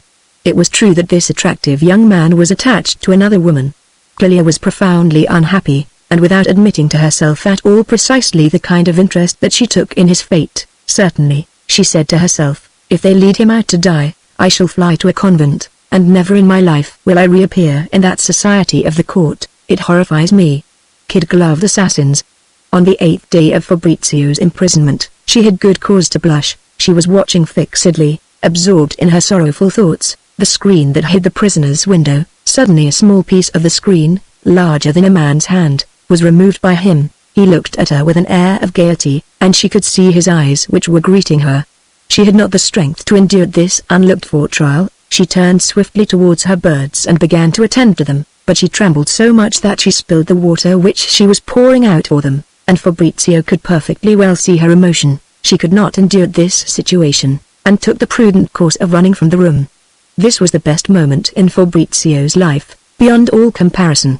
With what transports would he have refused his freedom, had it been offered to him at that instant?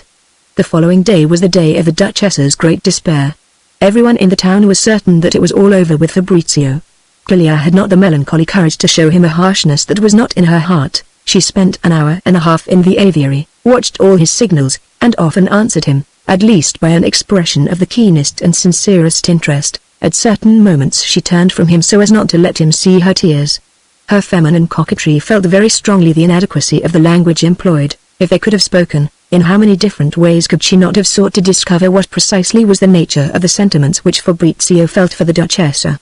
Clelia was now almost unable to delude herself any longer. Her feeling for Signora Sanseverina was one of hatred. One night Fabrizio began to think somewhat seriously of his aunt. He was amazed. He found a difficulty in recognizing her image. The memory that he kept of her had totally changed. For him, at this moment, she was a woman of 50.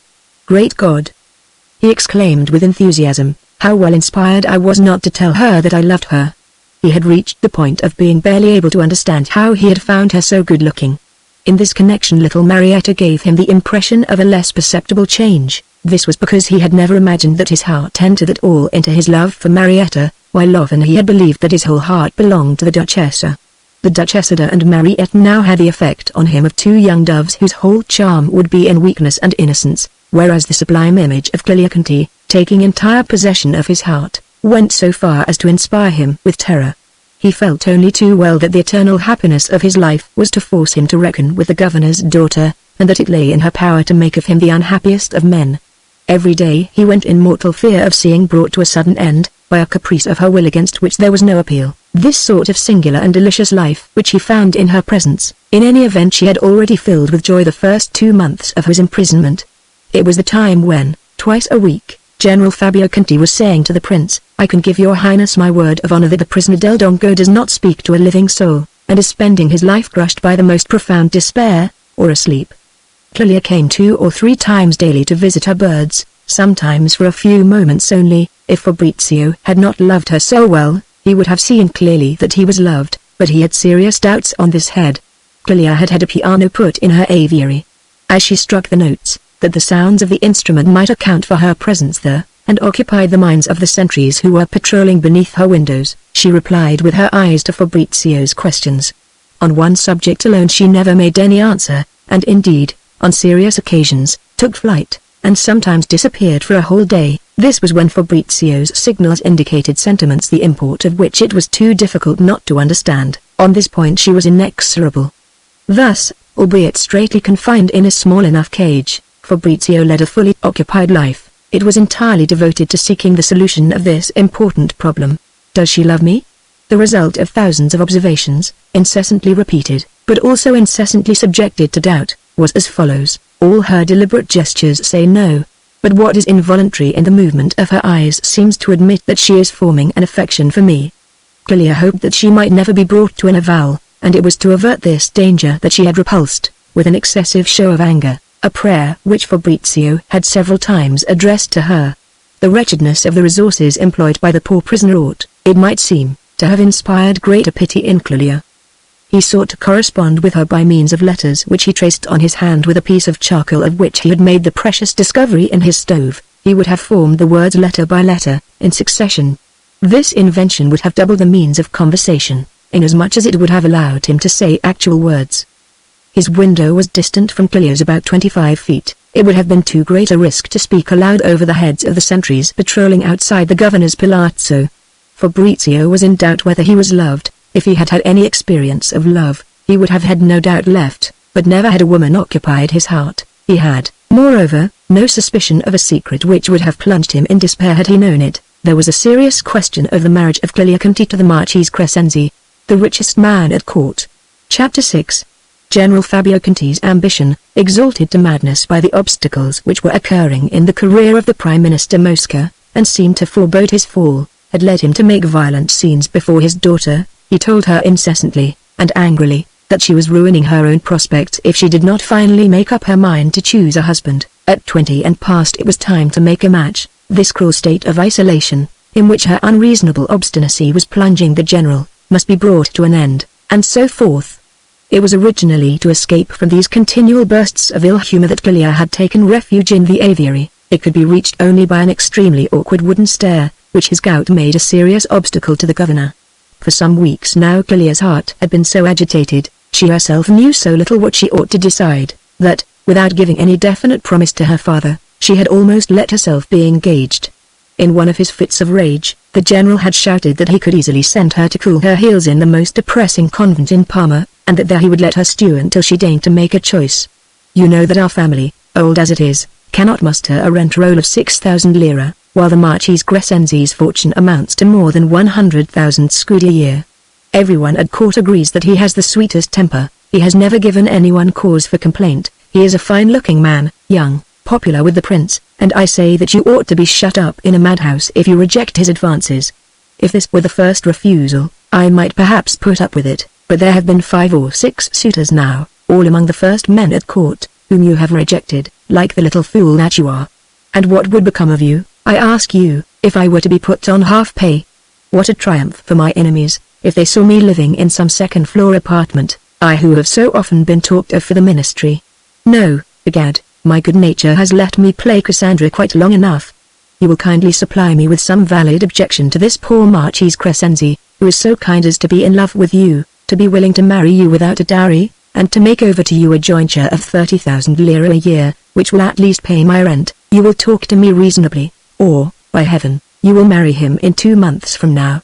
One passage alone in the whole of this speech had struck Clelia. This was the threat to send her to a convent, and thereby remove her from the citadel, at the moment, moreover, when Fabrizio's life seemed to be hanging only by a thread, for not a month passed in which the rumor of his approaching death did not run afresh through the town and through the court. Whatever arguments she might use, she could not make up her mind to run this risk. To be separated from Fabrizio, and at the moment when she was trembling for his life. This was in her eyes the greatest of evils. It was at any rate the most immediate. This is not to say that, even in not being parted from Fabrizio, her heart found any prospect of happiness. She believed him to be loved by the Duchessa, and her soul was torn by a deadly jealousy. Incessantly she thought of the advantages enjoyed by this woman who was so generally admired. The extreme reserve which she imposed on herself with regard to Fabrizio, the language of signs to which she had restricted him, from fear of falling into some indiscretion, all seemed to combine to take from her the means of arriving at any enlightenment as to his relations with the Duchessa. Thus, every day, she felt more cruelly than before the frightful misfortune of having a rival in the heart of Fabrizio, and every day she dared less to expose herself to the danger of giving him an opportunity to tell her the whole truth as to what was passing in that heart. But how charming it would be, nevertheless, to hear him make an avowal of his true feelings. What a joy for Clelia to be able to clear away those frightful suspicions which were poisoning her life. Fabrizio was fickle, At Naples he had had the reputation of changing his mistress rather easily.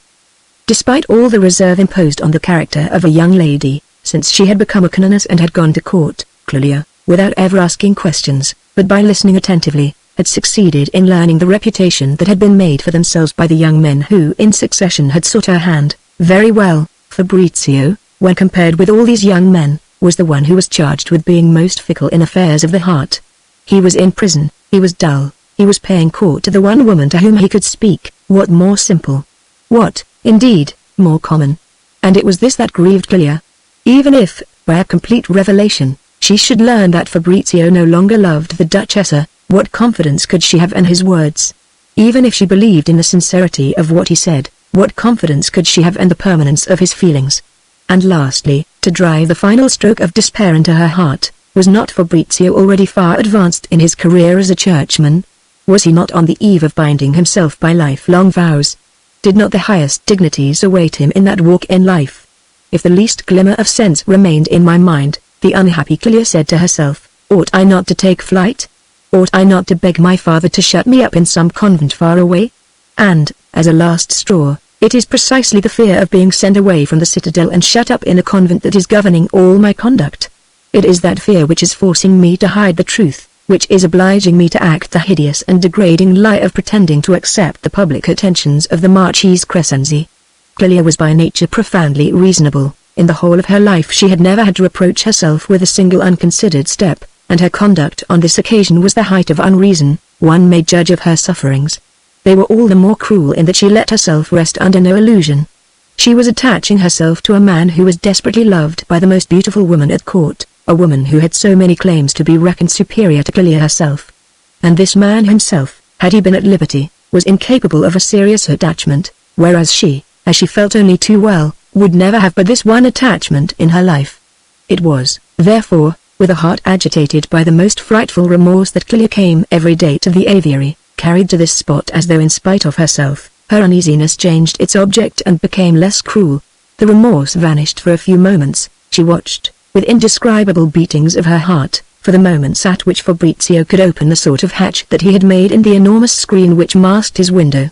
Often the presence of the jailer Grillo in his cell prevented him from conversing by signs with his friend.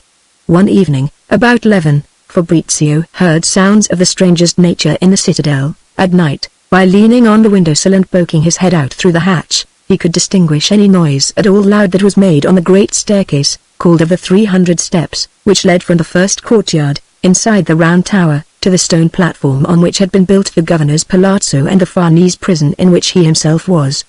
About halfway up, at the 180th step, this staircase passed from the south side of a vast court to the north side. At this point there was an iron bridge, very light and very narrow, on the middle of which a turnkey was posted.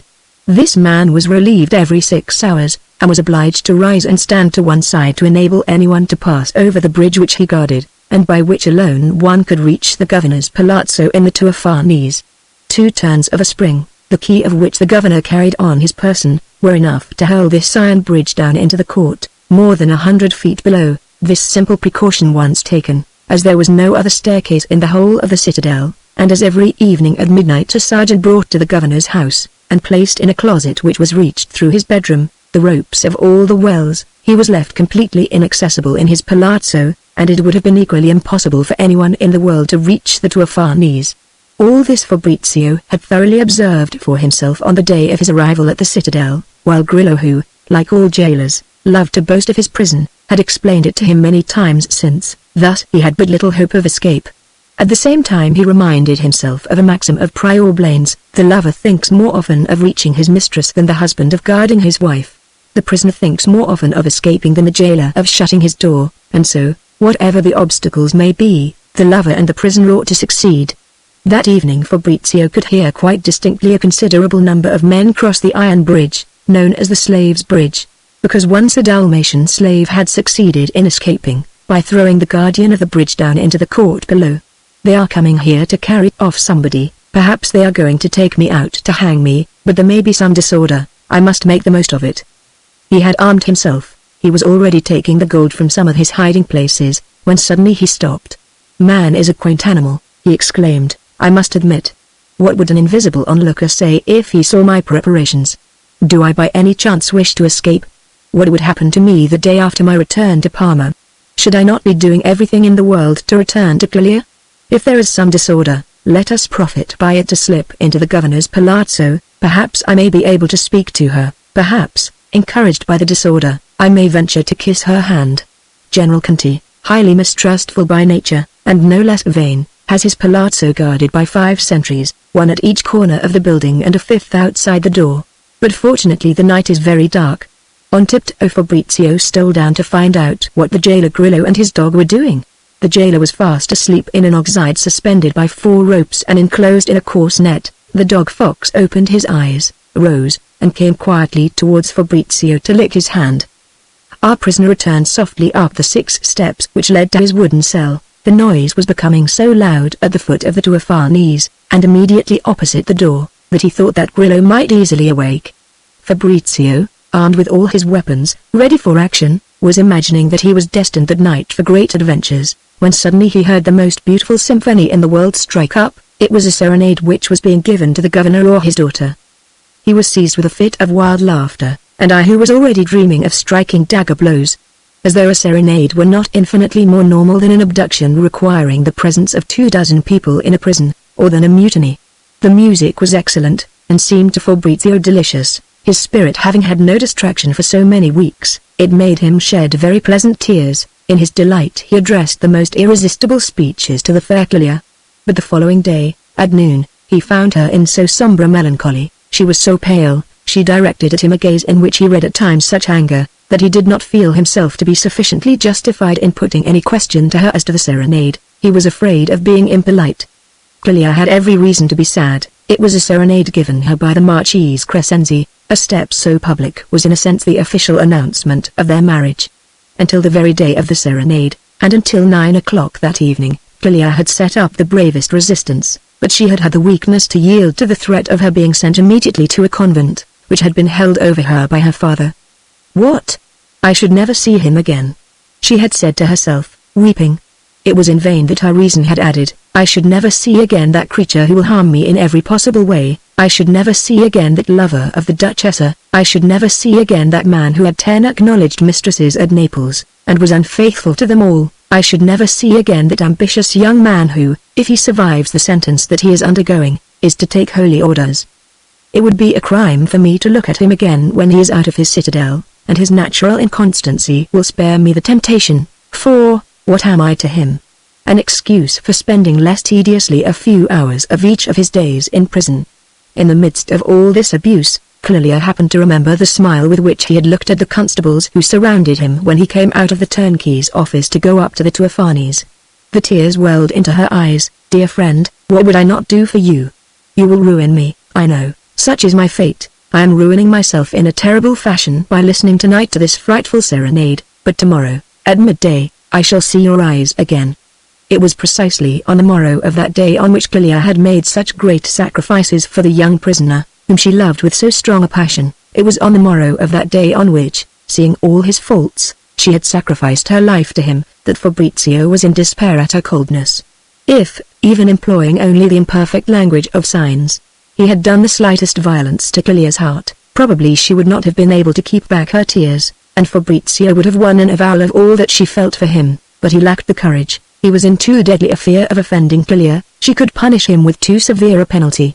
In other words, Fabrizio had no experience of the emotion that is given one by a woman whom one loves. It was a sensation which he had never felt, even in the feeblest degree. It took him a week, from the day of the serenade, to place himself once more on the old footing of simple friendship with Clelia. The poor girl armed herself with severity, being half dead with fear of betraying herself, and it seemed to Fabrizio that every day he was losing ground with her. One day, and Fabrizio had then been nearly 3 months in prison without having had any communication whatever with the outer world, and yet without feeling unhappy. Grillo had stayed very late in the morning in his cell. Fabrizio did not know how to get rid of him. In the end, 12:30 had already struck before he was able to open the 2 little traps, a foot high, which he had carved in the fatal screen. Clelia was standing at the aviary window, her eyes fixed on Fabrizio's. Her drawn features expressed the most violent despair. As soon as she saw Fabrizio, she made him a sign that all was lost. She dashed to her piano, and, pretending to sing a recitativo from the popular opera of the season, spoke to him in sentences broken by her despair and the fear of being overheard by the sentries who were patrolling beneath the window. "Great God! You are still alive? How grateful I am to heaven!" Barbone, the jailer whose impudence you punished on the day of your coming here, disappeared, was not to be found in the citadel. The night before last he returned, and since yesterday I have had reason to believe that he is seeking to poison you. He comes prowling through the private kitchen of the palazzo, where your meals are prepared. I know nothing for certain, but my maid thinks that the horrible creature can only be coming to the palazzo kitchens with the object of taking your life. I was dying of anxiety when I did not see you appear. I thought you were dead. Abstain from all nourishment until further notice. I shall do everything possible to see that a little chocolate comes to you. In any case, this evening at 9, if the bounty of heaven wills that you have any thread, or that you can tie strips of your linen together in a riband, let it down from your window over the orange trees. I shall fasten a cord to it which you can pull up, and by means of the cord I shall keep you supplied with bread and chocolate. Fabrizio had carefully treasured the piece of charcoal which he had found in the stove in his cell. He hastened to make the most of Clelia's emotion, and wrote on his hand a series of letters which taken in order formed these words: "I love you, and life is dear to me only because I see you. At all costs, send me paper and a pencil." As Fabrizio had hoped, the extreme terror which he read in Clelia's features prevented the girl from breaking off the conversation after this daring announcement. "I love you," she was content with exhibiting great vexation. Fabrizio was inspired to add, "There is such a wind blowing today that I can only catch very faintly the advice you are so kind as to give me in your singing. The sound of the piano is drowning your voice. What is this poison, for instance, that you tell me of?" At these words the girl's terror reappeared in its entirety. She began in haste to trace large letters in ink on the pages of a book which she tore out, and Fabrizio was transported with joy to see at length established, after 3 months of effort, this channel of correspondence for which he had so vainly begged. He had no thought of abandoning the little ruse which had proved so successful. His aim was to write real letters, and he pretended at every moment not to understand the words of which Clelia was holding up each letter in turn before his eyes. She was obliged to leave the aviary to go to her father. She feared more than anything that he might come to look for her. His suspicious nature would not have been at all satisfied with the close proximity of the window of this aviary to the screen which masked that of the prisoner. Clelia herself had had the idea a few moments earlier, when Fabrizio's failure to appear was plunging her in so deadly an anxiety, that it might be possible to throw a small stone wrapped in a piece of paper over the top of this screen. If by a lucky chance the jailer in charge of Fabrizio happened not to be in his cell at that moment, it was a certain method of corresponding with him. Our hero hastened to make a riband of sorts out of his linen, and that evening, shortly after 9, he heard quite distinctly a series of little taps on the tubs of the orange trees which stood beneath his window. He let down his riband, which brought back with it a fine cord of great length with the help of which he drew up first of all a supply of chocolate, and then, to his unspeakable satisfaction, a roll of paper and a pencil. It was in vain that he let down the cord again.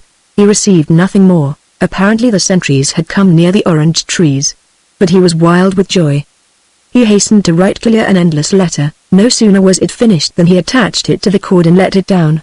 For more than 3 hours he waited in vain for it to be taken, and more than once drew it up again to make alterations. "If Clelia does not see my letter tonight," he said to himself, "while she is still upset by her idea of poison, tomorrow morning perhaps she will utterly reject the idea of receiving a letter." The fact was that Clelia had been unable to avoid going down to the town with her father. Fabrizio almost guessed as much when he heard, about 12:30, the general's carriage return. He recognized the trot of the horses. What was his joy when, a few minutes after he had heard the general cross the terrace and the sentries present arms to him, he felt a pull at the cord which he had not ceased to keep looped round his arm. A heavy weight was attached to this cord. 2 little tugs gave him the signal to draw it up. He had considerable difficulty in getting the heavy object that he was lifting past a cornice which jutted out some way beneath his window. This object which he had so much difficulty in pulling up was a flask filled with water and wrapped in a shawl. It was with ecstasy that this poor young man, who had been living for so long in so complete a solitude, covered this shawl with his kisses. But we must abandon the attempt to describe his emotion when at last, after so many days of fruitless expectation, he discovered the little scrap of paper which was attached to the shawl by a pin. "Drink nothing but this water, live upon chocolate. Tomorrow I shall do everything in the world to get some bread to you. I shall mark it on each side with little crosses in ink. It is a terrible thing to say, but you must know it. Perhaps Barbone has been ordered to poison you. How is it that you did not feel that the subject of which you treat in your penciled letter was bound to displease me? Besides, I should not write to you, but for the danger that threatens us. I have just seen the Duchessa. She is well and so is the Conti, but she has grown very thin. Do not write to me again on that subject. Do you wish to make me angry? It required a great effort of virtue on Clelia's part to write the penultimate line of this letter. Everyone alleged, in the society at court, that Signora Sanseverina was becoming extremely friendly with Conti Baldi, that handsome man, the former friend of the Marchesa Raversi. What was certain was that he had quarrelled in the most open fashion with the said Marchesa, who for 6 years had been a second mother to him and had established him in society. Clelia had been obliged to begin this hasty little note over again, for, in the first draft, some allusion escaped her to the fresh amours with which popular malice credited their Duchessa. How base of me, she had exclaimed, to say things to Fabrizio against the woman he loves.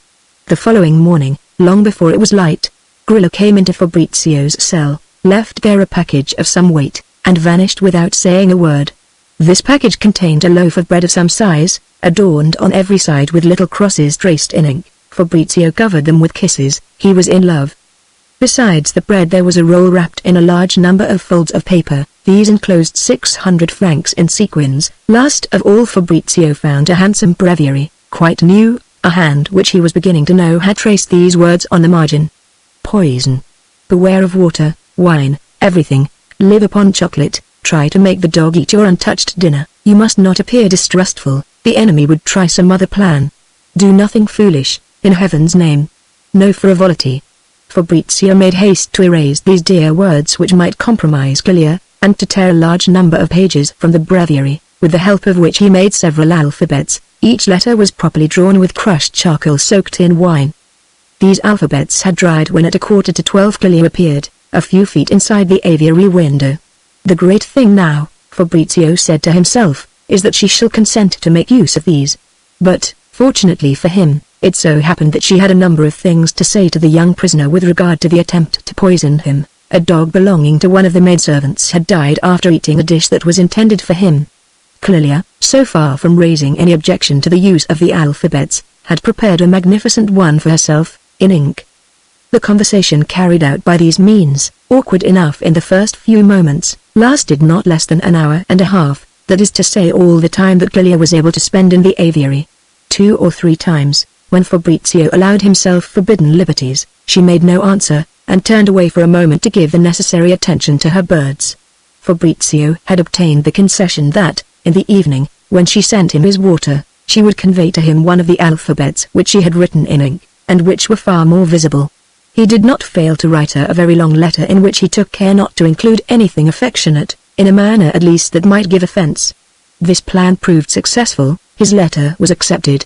Next day, in their conversation by the alphabets, Clelia made him no reproach. She told him that the danger of poison was growing less. Barbone had been attacked and almost killed by the men who were keeping company with the kitchen maids of the governor's palazzo. Probably he would not venture to appear in the kitchens again. Clelia confessed to him that, for his sake, she had dared to steal an antidote from her father. She was sending it to him. The essential thing was to refuse at once all food in which he detected an unusual taste. Clelia had put many questions to Don Cesare without succeeding in discovering who had sent the 600 francs which Fabrizio had received. In any case, it was an excellent sign. The severity was decreasing.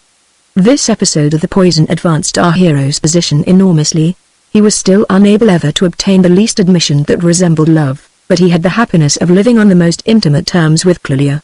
Every morning, and often in the evening, there was a long conversation with the alphabets. Every evening, at 9 o'clock, Clelia accepted a long letter, to which she sometimes replied in a few words. She sent him the newspaper and several books. Finally, Grillo had been won over to the extent of bringing Fabrizio bread and wine, which were given him every day by Clelia's maid. The jailer Grillo had concluded from this that the governor was not acting in concert with the people who had ordered Barbone to poison the young Monsignor, and was greatly relieved, as were all his fellows, for it had become a proverb in the prison that you had only to look Monsignor del Dongo in the face for him to give you money. Fabrizio had grown very pale. The complete want of exercise was affecting his health. Apart from this, he had never in his life been so happy. The tone of the conversation between Clelia and himself was intimate, and at times quite gay. The only moments in Clelia's life that were not besieged by grim forebodings and remorse were those which she spent in talk with him. One day she was so rash as to say to him, "I admire your delicacy, as I am the governor's daughter, you never speak to me of your desire to regain your freedom." "That is because I take good care not to feel so absurd a desire," was Fabrizio's answer. "Once back in Parma, how should I see you again? And life would become insupportable if I could not tell you all that is in my mind." "No, not quite all that is in my mind, you take good care of that, but still, in spite of your hard-heartedness, to live without seeing you every day would be to me a far worse punishment than this prison. Never in my life have I been so happy. Is it not pleasant to find that happiness was awaiting me in prison?" "There is a great deal more to be said about that," replied Clelia with an air which became of a sudden unduly serious and almost sinister. "What?" cried Fabrizio, greatly alarmed. "Is there a risk of my losing the tiny place I have managed to win in your heart, which constitutes my sole joy in this world?" "Yes," she told him, "I have good reason to believe that you are lacking in frankness towards me, although you may be regarded generally as a great gentleman, but I do not wish to speak of this today." This singular opening caused great embarrassment in their conversation, and often tears started to the eyes of both. The fiscal general Rassi was still anxious to change his name. He was tired to death of the name he had made for himself, and wished to become Baron Riva. Conte Mosca, for his part, was toiling, with all the skill of which he was capable, to strengthen in this venal judge his passion for the barony, just as he was seeking to intensify in the prince his mad hope of making himself constitutional monarch of Lombardy. They were the only means that he could invent of postponing the death of Fabrizio. The prince said to Rassi, "A fortnight of despair and a fortnight of hope. It is by patiently carrying out this system that we shall succeed in subduing that proud woman's nature. It is by these alternatives of mildness and harshness that one manages to break the wildest horses." Apply the caustic firmly. And indeed, every fortnight, one saw a fresh rumor come to birth in Parma announcing the death of Fabrizio in the near future. This talk plunged the unhappy Duchessa in the utmost despair. Faithful to her resolution not to involve the Conti in her downfall, she saw him but twice monthly, but she was punished for her cruelty towards that poor man by the continual alternations of dark despair in which she was passing her life. In vain did Conte Mosca, overcoming the cruel jealousy inspired in him by the assiduities of Conte Baldi, that handsome man, write to the Duchessa when he could not see her, and acquaint her with all the intelligence that he owed to the zeal of the future Baron Riva. The Duchessa would have needed, for strength to resist the atrocious rumors that were incessantly going about with regard to Fabrizio, to spend her life with a man of intelligence and heart such as Mosca. The nullity of Baldi, leaving her to her own thoughts, gave her an appalling existence, and the Conti could not succeed in communicating to her his reasons for hope.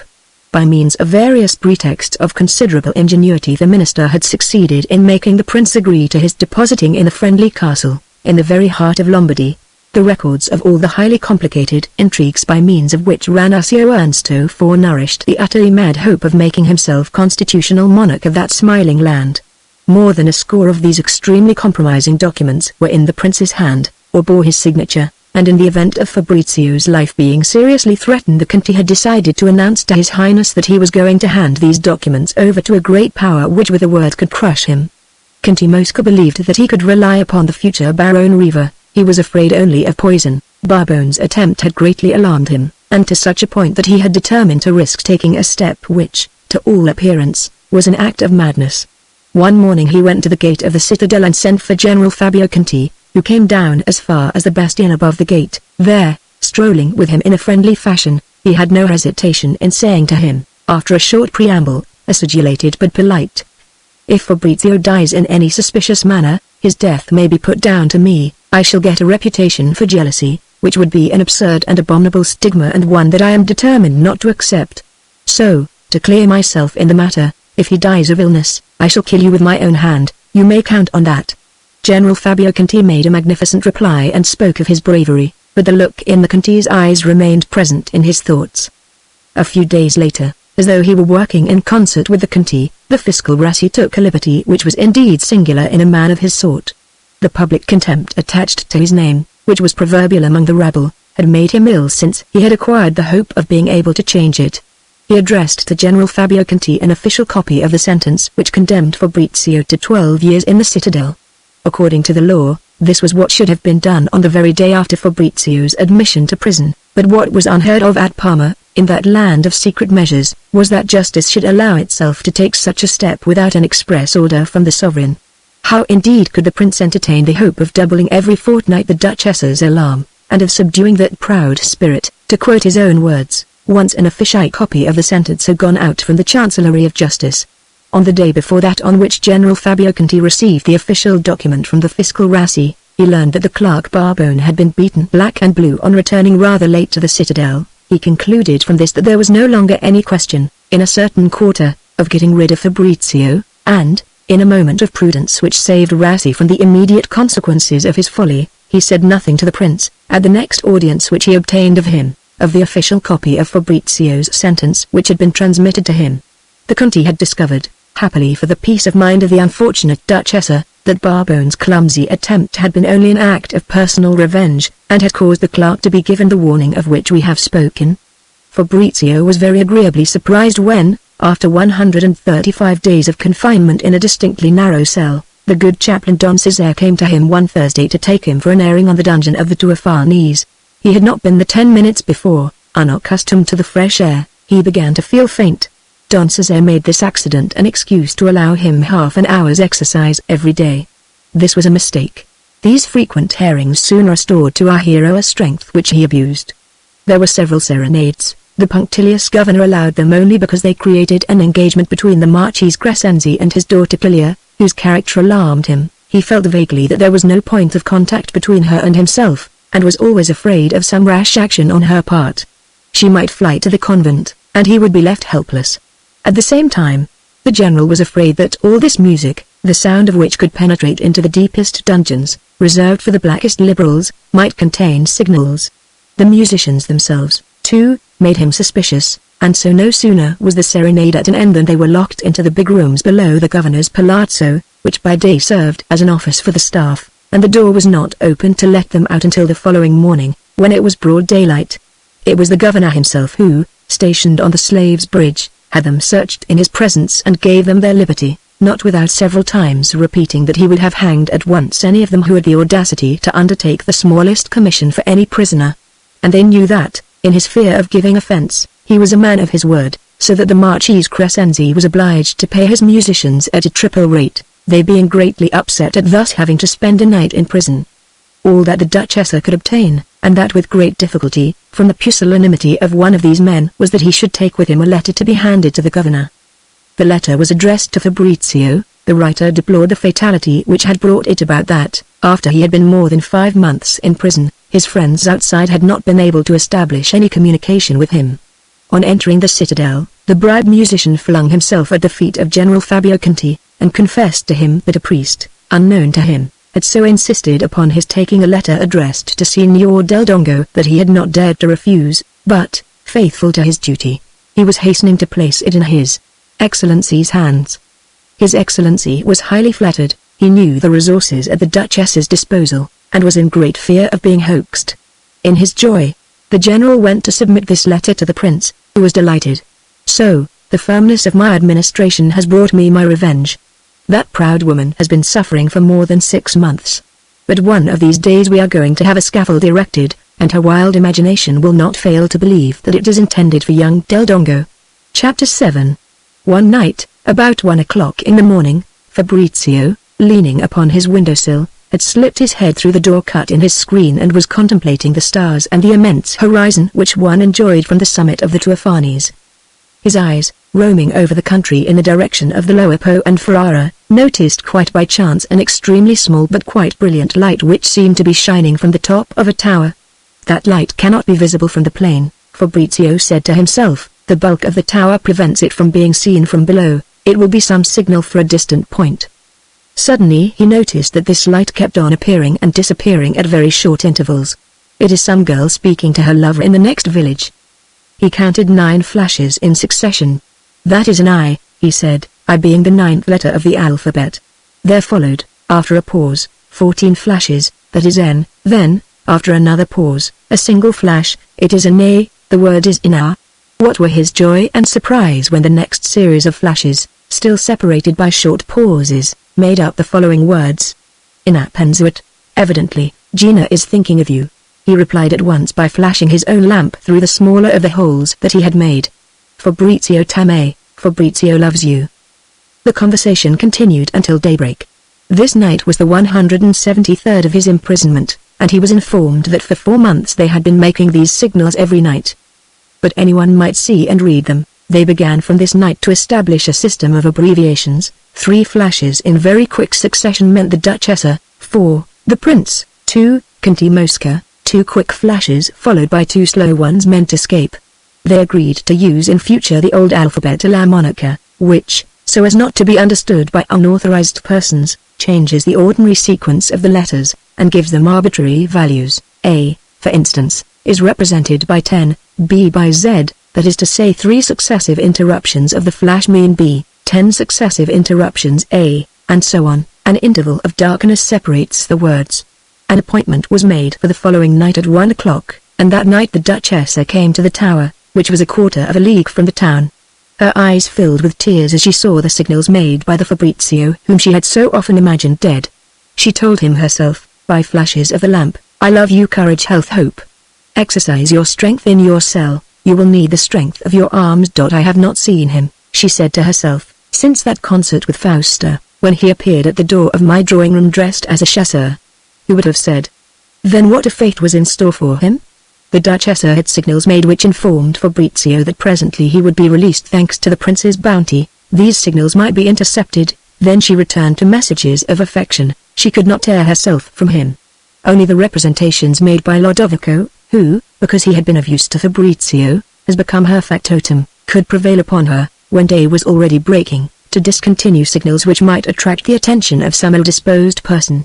This announcement, several times repeated, of an approaching release, cast Fabrizio into a profound sorrow. Clelia, noticing this next day, was so imprudent as to inquire the cause of it. I can see myself on the point of giving the Duchessa serious grounds for displeasure. And what can she require of you that you would refuse her? Exclaimed Clelia, carried away by the most lively curiosity. She wishes me to leave this place, was his answer, and that is what I will never consent to do. Clelia could not reply. She looked at him and burst into tears. If he had been able to speak to her face to face, then perhaps he would have received her avowal of feelings, his uncertainty as to which often plunged him in a profound discouragement. He felt keenly that life without Clelia's love could be for him only a succession of bitter griefs or intolerable tedium. He felt that it was no longer worth his while to live to rediscover those same pleasures that had seemed to him interesting before he knew what love was, and, albeit suicide has not yet become fashionable in Italy, he had thought of it as a last resource, if fate were to part him from Clelia. Next day he received a long letter from her. You must, my friend, be told the truth, over and over again, since you have been here. It has been believed in Parma that your last day had come. It is true that you were sentenced only to 12 years in a fortress, but it is, unfortunately, impossible to doubt that an all-powerful hatred is bent on your destruction, and a score of times I have trembled for fear that poison was going to put an end to your days. You must therefore seize every possible means of escaping from here. You see that for your sake I am neglecting the most sacred duties. Judge of the imminence of the danger by the things which I venture to say to you, and which are so out of place on my lips. If it is absolutely necessary, if there is no other way of safety, fly. Every moment that you spend in this fortress may put your life in the greatest peril. Bear in mind that there is a party at court whom the prospect of crime has never deterred from carrying out their designs. And do you not see all the plans of that party constantly circumvented by the superior skill of Conti Mosca?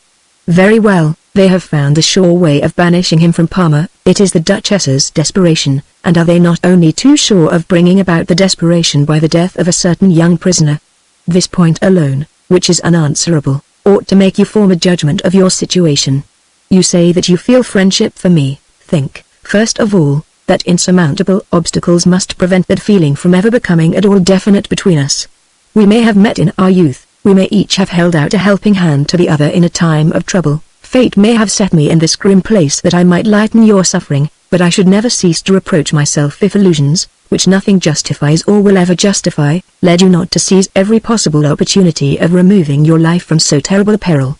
I have lost all peace of mind through the cruel folly I have committed in exchanging with you certain signs of open friendship. If our childish pastimes, with alphabets, led you to form illusions which are so little warranted and which may be so fatal to yourself, it would be vain for me to seek to justify myself by reminding you of Barbone's attempt. I should be casting you myself into a far more terrible, far more certain peril, when I thought only to protect you from a momentary danger, and my imprudences are forever unpardonable if they have given rise to feelings which may lead you to resist the Duchess's advice. See what you oblige me to repeat to you, save yourself, I command you. This letter was very long. Certain passages, such as the "I command you" which we have just quoted, gave moments of exquisite hope to Fabrizio's love. It seemed to him that the sentiments underlying the words were distinctly tender, if the expressions used were remarkably prudent. In other instances he paid the penalty for his complete ignorance of this kind of warfare. He saw only simple friendship, or even a very ordinary humanity in this letter from Clelia. Otherwise, nothing that she told him made him change his intentions for an instant. Supposing that the perils which she depicted were indeed real, was it extravagant to purchase, with a few momentary dangers, the happiness of seeing her every day? What sort of life would he lead when he had fled once again to Bologna or to Florence? For, if he escaped from the citadel, he certainly could not hope for permission to live in Parma. And even so, when the prince should change his mind sufficiently to set him at liberty, which was so highly improbable since he, Fabrizio, has become, for a powerful faction, one of the means of overthrowing Conte Mosca, what sort of life would he lead in Parma, separated from Clelia by all the hatred that divided the two parties? Once or twice in a month, perhaps, chance would place them in the same drawing-room, but even then, what sort of conversation could he hold with her? How could he recapture the perfect intimacy which, every day now, he enjoyed for several hours? What would be the conversation of the drawing-room, compared with that which they made by alphabets? And, if I must purchase this life of enjoyment and this unique chance of happiness with a few little dangers, where is the harm in that? And would it not be a further happiness to find thus a feeble opportunity of giving her a proof of my love? Fabrizio saw nothing in Clelia's letter but an excuse for asking her for a meeting. It was the sole and constant object of all his desires. He had spoken to her of it once only, and then for an instant, at the moment of his entry into prison, and that was now more than 200 days ago. An easy way of meeting Clelia offered itself. The excellent Prior Don Cesare allowed Fabrizio half an hour's exercise on the terrace of the Tuafanis every Thursday, during the day, but on the other days of the week this airing, which might be observed by all the inhabitants of Parma and the neighboring villages, and might seriously compromise the governor, took place only at nightfall. To climb to the terrace of the Tuafanis there was no other stair but that of the little belfry belonging to the chapel so lugubriously decorated in black and white marble, which the reader may perhaps remember. Grillo escorted Fabrizio to this chapel, and opened the little stair to the belfry for him. His duty would have been to accompany him, but, as the evenings were growing cold, the jailer allowed him to go up by himself, locking him into this belfry which communicated with the terrace, and went back to keep warm in his cell. Very well, one evening, could not Clelia contrive to appear, escorted by her maid, in the black marble chapel? The whole of the long letter in which Fabrizio replied to Clelia's was calculated to obtain this meeting. Otherwise, he confided to her, with perfect sincerity, and as though he were writing of someone else, all the reasons which made him decide not to leave the citadel. I would expose myself every day to the prospect of 1,000 deaths to have the happiness of speaking to you with the help of our alphabets, which now never defeat us for a moment, and you wish me to be such a fool as to exile myself in Parma, or perhaps at Bologna, or even at Florence. You wish me to walk out of here so as to be farther from you. Understand that any such effort is impossible for me. It would be useless to give you my word. I could never keep it. The result of this request for a meeting was an absence on the part of Clelia which lasted for no fewer than 5 days. For 5 days she came to the aviary only at times when she knew that Fabrizio could not make use of the little opening cut in the screen. Fabrizio was in despair. He concluded from this absence that, despite certain glances which had made him conceive wild hopes, he had never inspired in Clelia any sentiments other than those of a simple friendship. In that case, he asked himself, what good is life to me? Let the prince take it from me, he will be welcome. Another reason for not leaving the fortress. And it was with a profound feeling of disgust that, every night, he replied to the signals of the little lamp. The Duchessa thought him quite mad when she read, on the record of the messages which Lodovico brought to her every morning, these strange words, I do not wish to escape, one wish to die here. During these 5 days, so cruel for Fabrizio, Clelia was more unhappy than he. She had had the idea, so poignant for a generous nature, my duty is to take refuge in a convent, far from the citadel, when Fabrizio knows that I am no longer here, and I shall make Grillo and all the jailers tell him. Then he will decide upon an attempt at escape. But to go to a convent was to abandon forever all hope of seeing Fabrizio again, and how abandon that hope, when he was furnishing so clear a proof that the sentiments which might at one time have attached him to the Duchessa no longer existed. What more touching proof of love could a young man give? After 7 long months in prison, which had seriously affected his health, he refused to regain his liberty. A fickle creature, such as the talk of the courtiers had portrayed Fabrizio in Clelia's eyes as being, would have sacrificed a score of mistresses rather than remain another day in the citadel, and what would such a man not have done to escape from a prison in which, at any moment, poison might put an end to his life? Clelia lacked courage. She made the signal mistake of not seeking refuge in a convent, a course which would at the same time have furnished her with a quite natural means of breaking with the Marchese Crescenzi.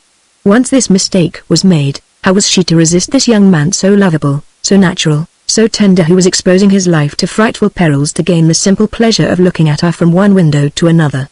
After 5 days of terrible struggles, interspersed with moments of self-contempt, Clelia made up her mind to reply to the letter in which Fabrizio begged for the pleasure of speaking to her in the black marble chapel.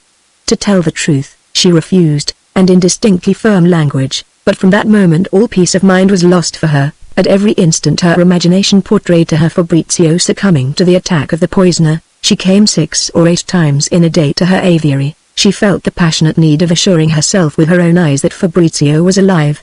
If he is still in the fortress, she told herself, if he is exposed to all the horrors which the Reversi faction are perhaps plotting against him with the object of getting rid of Conte Mosca, it is solely because I have had the cowardice not to fly to the convent. What excuse could he have for remaining here? Once he was certain that I had gone forever. This girl, at once so timid and so proud, brought herself to the point of running the risk of a refusal on the part of the jailer Grillo. What was more, she exposed herself to all the comments which the man might allow himself to make on the singularity of her conduct. She stooped to the degree of humiliation involved in sending for him, and telling him in a tremulous voice which betrayed her whole secret that within a few days Fabrizio was going to obtain his freedom, that the Duchessa Sanseverina, in the hope of this, was taking the most active measures, that often it was necessary to have without a moment's delay the prisoner's answer to certain proposals which might be made, and that she wished him, Grillo, to allow Fabrizio to make an opening in the screen which masked his window, so that she might communicate to him by signs the instructions which she received several times daily from Signora Sanseverina. Grillo smiled and gave her an assurance of his respect and obedience. Clelia felt a boundless gratitude to him because he said nothing. It was evident that he knew quite well all that had been going on for the last few months. Scarcely had the jailer left her presence when Clelia made the signal by which she had arranged to call Fabrizio upon important occasions. She confessed to him all that she had just been doing. "You wish to perish by poison," she added. "I hope to have the courage, one of these days, to leave my father and escape to some remote convent. I shall be indebted to you for that. Then I hope that you will no longer oppose the plans that may be proposed to you for getting you away from here. So long as you are in prison, I have frightful and unreasonable moments. Never in my life have I contributed to anyone's hurt, and I feel that I am to be the cause of your death. Such an idea in the case of a complete stranger would fill me with despair. Judge of what I feel when I picture to myself that a friend, whose unreasonableness gives me serious cause for complaint, but whom, after all, I have been seeing every day for so long, is at this very moment a victim to the pangs of death. At times I feel the need to know from your own lips that you are alive. It was to escape from this frightful grief that I have just lowered myself so far as to ask a favor of a subordinate who might have refused it me, and may yet betray me. For that matter, I should perhaps be happy were he to come and denounce me to my father. At once I should leave for the convent. I should no longer be the most unwilling accomplice of your cruel folly. But, believe me, this cannot go on for long. You will obey the Duchess's orders. Are you satisfied, cruel friend? It is I who am begging you to betray my father. Call Grillo, and give him a present." Fabrizio was so deeply in love. The simplest expression of Clelia's wishes plunged him in such fear that even this strange communication gave him no certainty that he was loved. He summoned Grillo, whom he paid generously for his services in the past, and, as for the future, told him that for every day on which he allowed him to make use of the opening cut in the screen, he should receive a sequin. Grillo was delighted with these terms. "I am going to speak to you with my hand on my heart, Monsignor. Will you submit to eating your dinner cold every day? It is a very simple way of avoiding poison. But I ask you to use the utmost discretion. A jailer has to see everything and know nothing, and so on. Instead of one dog, I shall have several, and you yourself will make them taste all the dishes that you propose to eat. As for wine, I will give you my own, and you will touch only the bottles from which I have drunk. But if your excellency wishes to ruin me forever—" He has merely got to repeat these details even to Signorina Clelia. "Women will always be women. If tomorrow she quarrels with you, the day after, to have her revenge, she will tell the whole story to her father, whose greatest joy would be to find an excuse for having a jailer hanged. After Barbone, he is perhaps the wickedest creature in the fortress, and that is where the real danger of your position lies. He knows how to handle poison, you may be sure of that, and he would never forgive me this idea of having 3 or 4 little dogs." There was another serenade. This time Grillo answered all Fabrizio's questions. He had indeed promised himself always to be prudent, and not to betray Signorina Clelia, who according to him, while on the point of marrying the Marchese Crescenzi, the richest man in the states of Parma, was nevertheless making love, so far as the prison walls allowed, to the charming Monsignor del Dongo. He had answered the latter's final questions as to the serenade, when he was fool enough to add, "They think that he will marry her soon." One may judge of the effect of this simple statement on Fabrizio. That night he replied to the signals of the lamp only to say that he was ill.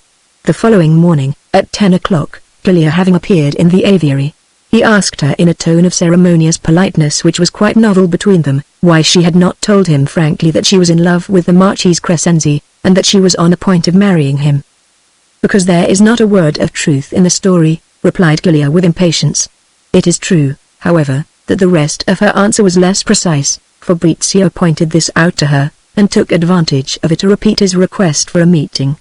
Clelia, seeing a doubt cast on her sincerity, granted his request almost at once, reminding him at the same time that she was dishonoring herself forever in Grillo's eyes. That evening, when it was quite dark, she appeared, accompanied by her maid, in the black marble chapel. She stopped in the middle, by the sanctuary lamp. The maid and Grillo retired 30 paces towards the door. Clelia, who was trembling all over, had prepared a fine speech. Her object was to make no compromising admission, but the logic of passion is insistent. The profound interest which it feels in knowing the truth does not allow it to keep up vain pretenses, while at the same time the extreme devotion that it feels to the object of its love takes from it the fear of giving offense. Fabrizio was dazzled at first by Clelia's beauty. For nearly 8 months he had seen no one at such close range except jailers. But the name of the Marchese Crescenzi revived all his fury. It increased when he saw quite clearly that Clelia was answering him only with tactful circumspection. Clelia herself realized that she was increasing his suspicions instead of dissipating them. This sensation was too cruel for her to bear. "Will you be really glad," she said to him with a sort of anger and with tears in her eyes, "to have made me exceed all the bounds of what I owed to myself? Until the 3rd of August last year one had never felt anything but aversion towards the men who sought to attract me. I had a boundless and probably exaggerated contempt for the character of the courtier. Everyone who flourished at that court revolted me. I found, on the other hand, singular qualities in a prisoner who, on the 3rd of August, was brought to this citadel. I felt, without noticing them at first, all the torments of jealousy. The attractions of a charming woman, and one whom I knew well, were like daggers thrust into my heart, because I believed, and I am still inclined to believe that this prisoner was attached to her. Presently the persecutions of the Marchese Crescenzi, who had sought my hand, were redoubled. He is extremely rich, and we have no fortune. I was rejecting them with the greatest boldness when my father uttered the fatal word convent. I realized that, if I left the citadel, I would no longer be able to watch over the life of the prisoner in whose fate I was interested. The triumph of my precautions had been that until that moment he had not the slightest suspicion of the appalling dangers that were threatening his life. I had promised myself never to betray either my father or my secret, but that woman of an admirable activity, a superior intelligence, a terrible will, who is protecting this prisoner, offered him, or so I suppose, means of escape. He rejected them, and sought to persuade me that he was refusing to leave the citadel in order not to be separated from me. Then I made a great mistake. I fought with myself for 5 days. I ought at once to have fled to the convent and to have left the fortress. That course offered me a very simple method of breaking with the Marchese Crescenzi. I had not the courage to leave the fortress, and I am a ruined girl. I have attached myself to a fickle man. I know what his conduct was at Naples, and what reason should I have to believe that his character has altered? Shut up in a harsh prison, he has paid his court to the one woman he could see. She has been a distraction from the dullness of his life. As he could speak to her only with a certain amount of difficulty, this amusement has assumed the false appearance of a passion. This prisoner, having made a name for himself in the world by his courage, imagines himself to be proving that his love is something more than a passing fancy by exposing himself to considerable dangers in order to continue to see the person whom he thinks that he loves. But as soon as he is in a big town, surrounded once more by the seductions of society, he will once more become what he has always been, a man of the world given to dissipation, to gallantry, and his poor prison companion will end her days in a convent, forgotten by this light-hearted creature, and with the undying regret that she has made him an avowal. This historic speech, of which we give only the principal points, was, as one may imagine, interrupted a score of times by Fabrizio. He was desperately in love, also he was perfectly convinced that he had never loved before seeing Clelia, and that the destiny of his life was to live for her alone. The reader will no doubt imagine the fine speeches that he was making when the maid warned her mistress that 11:30 had struck, and that the general might return at any moment. The parting was cruel. "I am seeing you perhaps for the last time," said Celia to the prisoner, a proceeding which is evidently in the interest of the reversi cabal may furnish you with a cruel fashion of proving that you are not inconstant. Clelia parted from Fabrizio choked by her sobs and dying with shame at not being able to hide them entirely from her maid, nor, what was worse, from the jailer Grillo. A second conversation was possible only when the general should announce his intention of spending an evening in society, and as, since Fabrizio's imprisonment, and the interest which it inspired in the curious courtiers, he had found it prudent to afflict himself with an almost continuous attack of gout, his excursions to the town, subjected to the requirements of an astute policy, were decided upon often only at the moment of his getting into the carriage. After this evening in the marble chapel, Fabrizio's life was a succession of transports of joy. Serious obstacles, it was true, seemed still to stand in the way of his happiness, but now at last he had that supreme and scarcely hoped for joy of being loved by the divine creature who occupied all his thoughts. On the third evening after this conversation, the signals from the lamp finished quite early, almost at midnight. At the moment of their coming to an end Fabrizio almost had his skull broken by a huge ball of lead which, thrown over the top of the screen of his window, came crashing through its paper panes and fell into his room. This huge ball was not nearly so heavy as appeared from its size. Fabrizio easily succeeded in opening it, and found inside a letter from the Duchessa.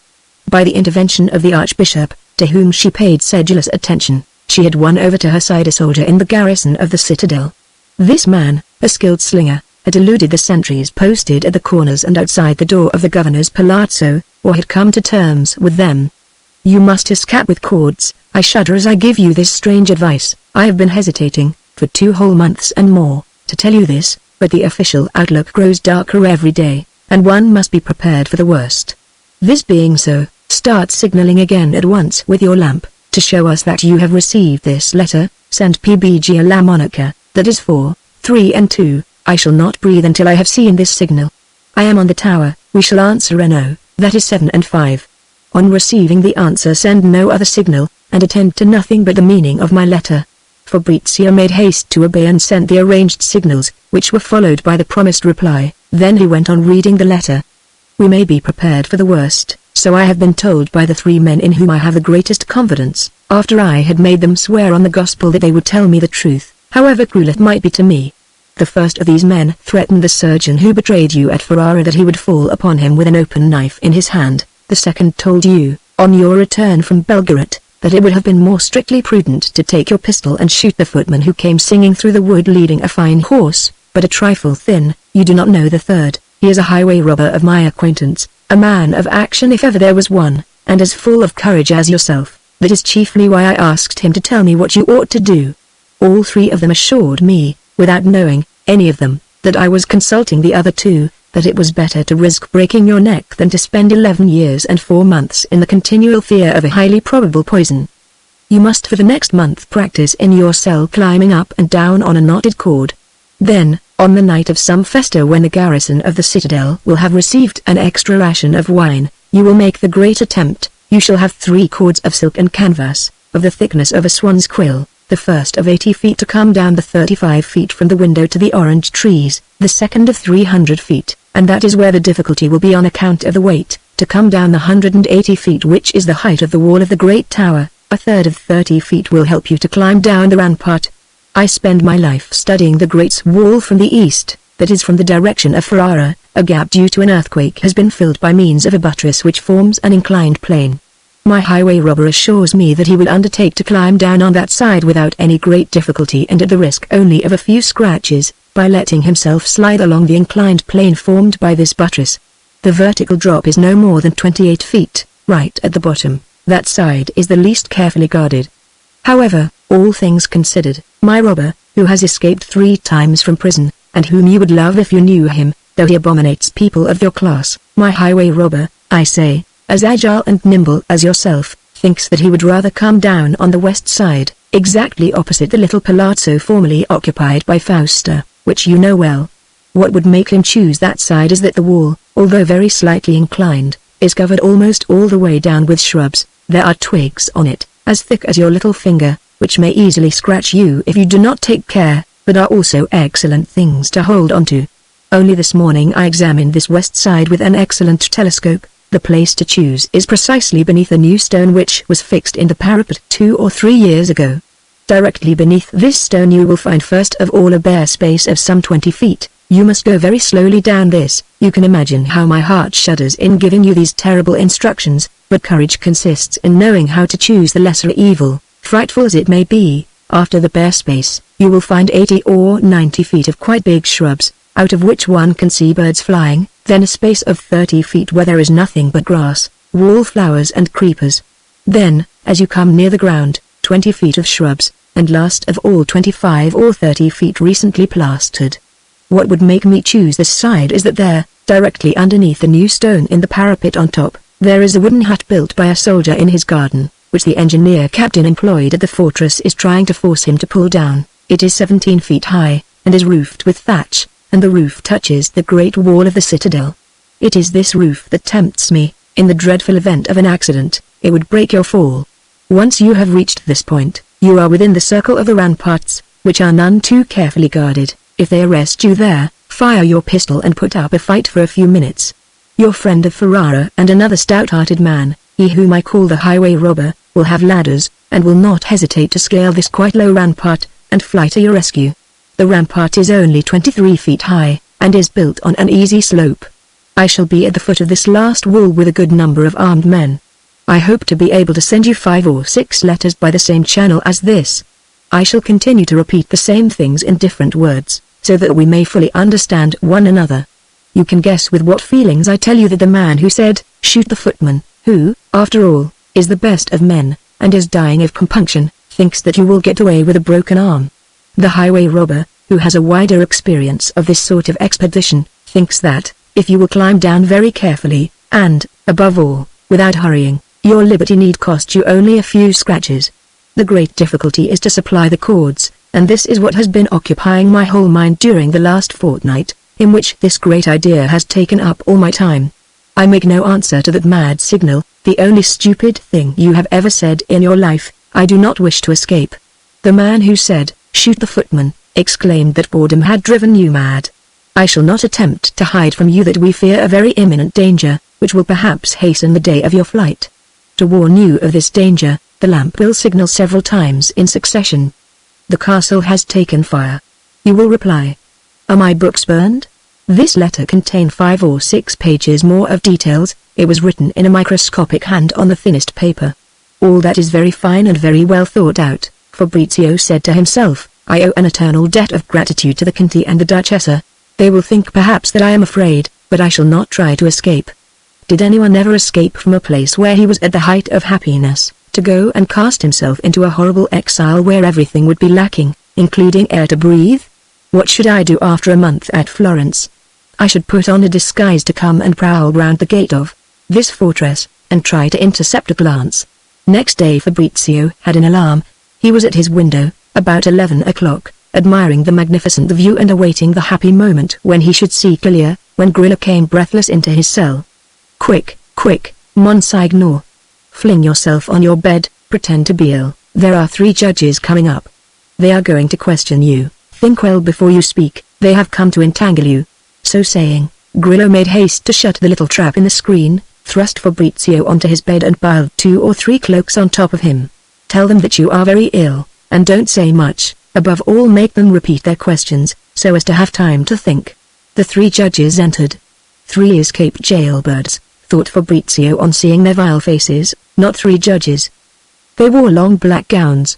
They bowed gravely and took possession, without saying a word, of the 3 chairs that were in the room. "Signor Fabrizio del Dongo," said the eldest of the 3, "we are pained by the sad duty which we have come to you to perform. We are here to announce to you the decease of His Excellency the Signor Marchese del Dongo, your father, 2nd Grand Major Domo Major of the Lombardo-Venetian Kingdom, Knight Grand Cross of the Orders of." A string of titles followed. Fabrizio burst into tears. The judge went on. "The Signora Marchesa del Dongo, your mother, informs you of this event by a letter missive, but as she has added to the fact certain improper reflections, by a decree issued yesterday, the Court of Justice has decided that her letter shall be communicated to you only by extract, and it is this extract which the recorder Bona is now going to read to you." This reading finished, the judge came across to Fabrizio, who was still lying down, and made him follow on his mother's letter the passages of which copies had been read to him. Fabrizio saw in the letter the words unjust imprisonment, cruel punishment for a crime which is no crime at all, and understood what had inspired the judge's visit.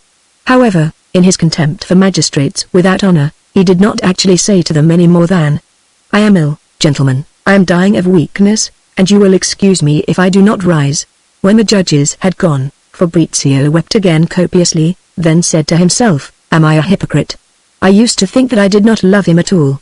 On that day and the days that followed, Clelia was very sad. She called him several times, but had barely the courage to say a few words.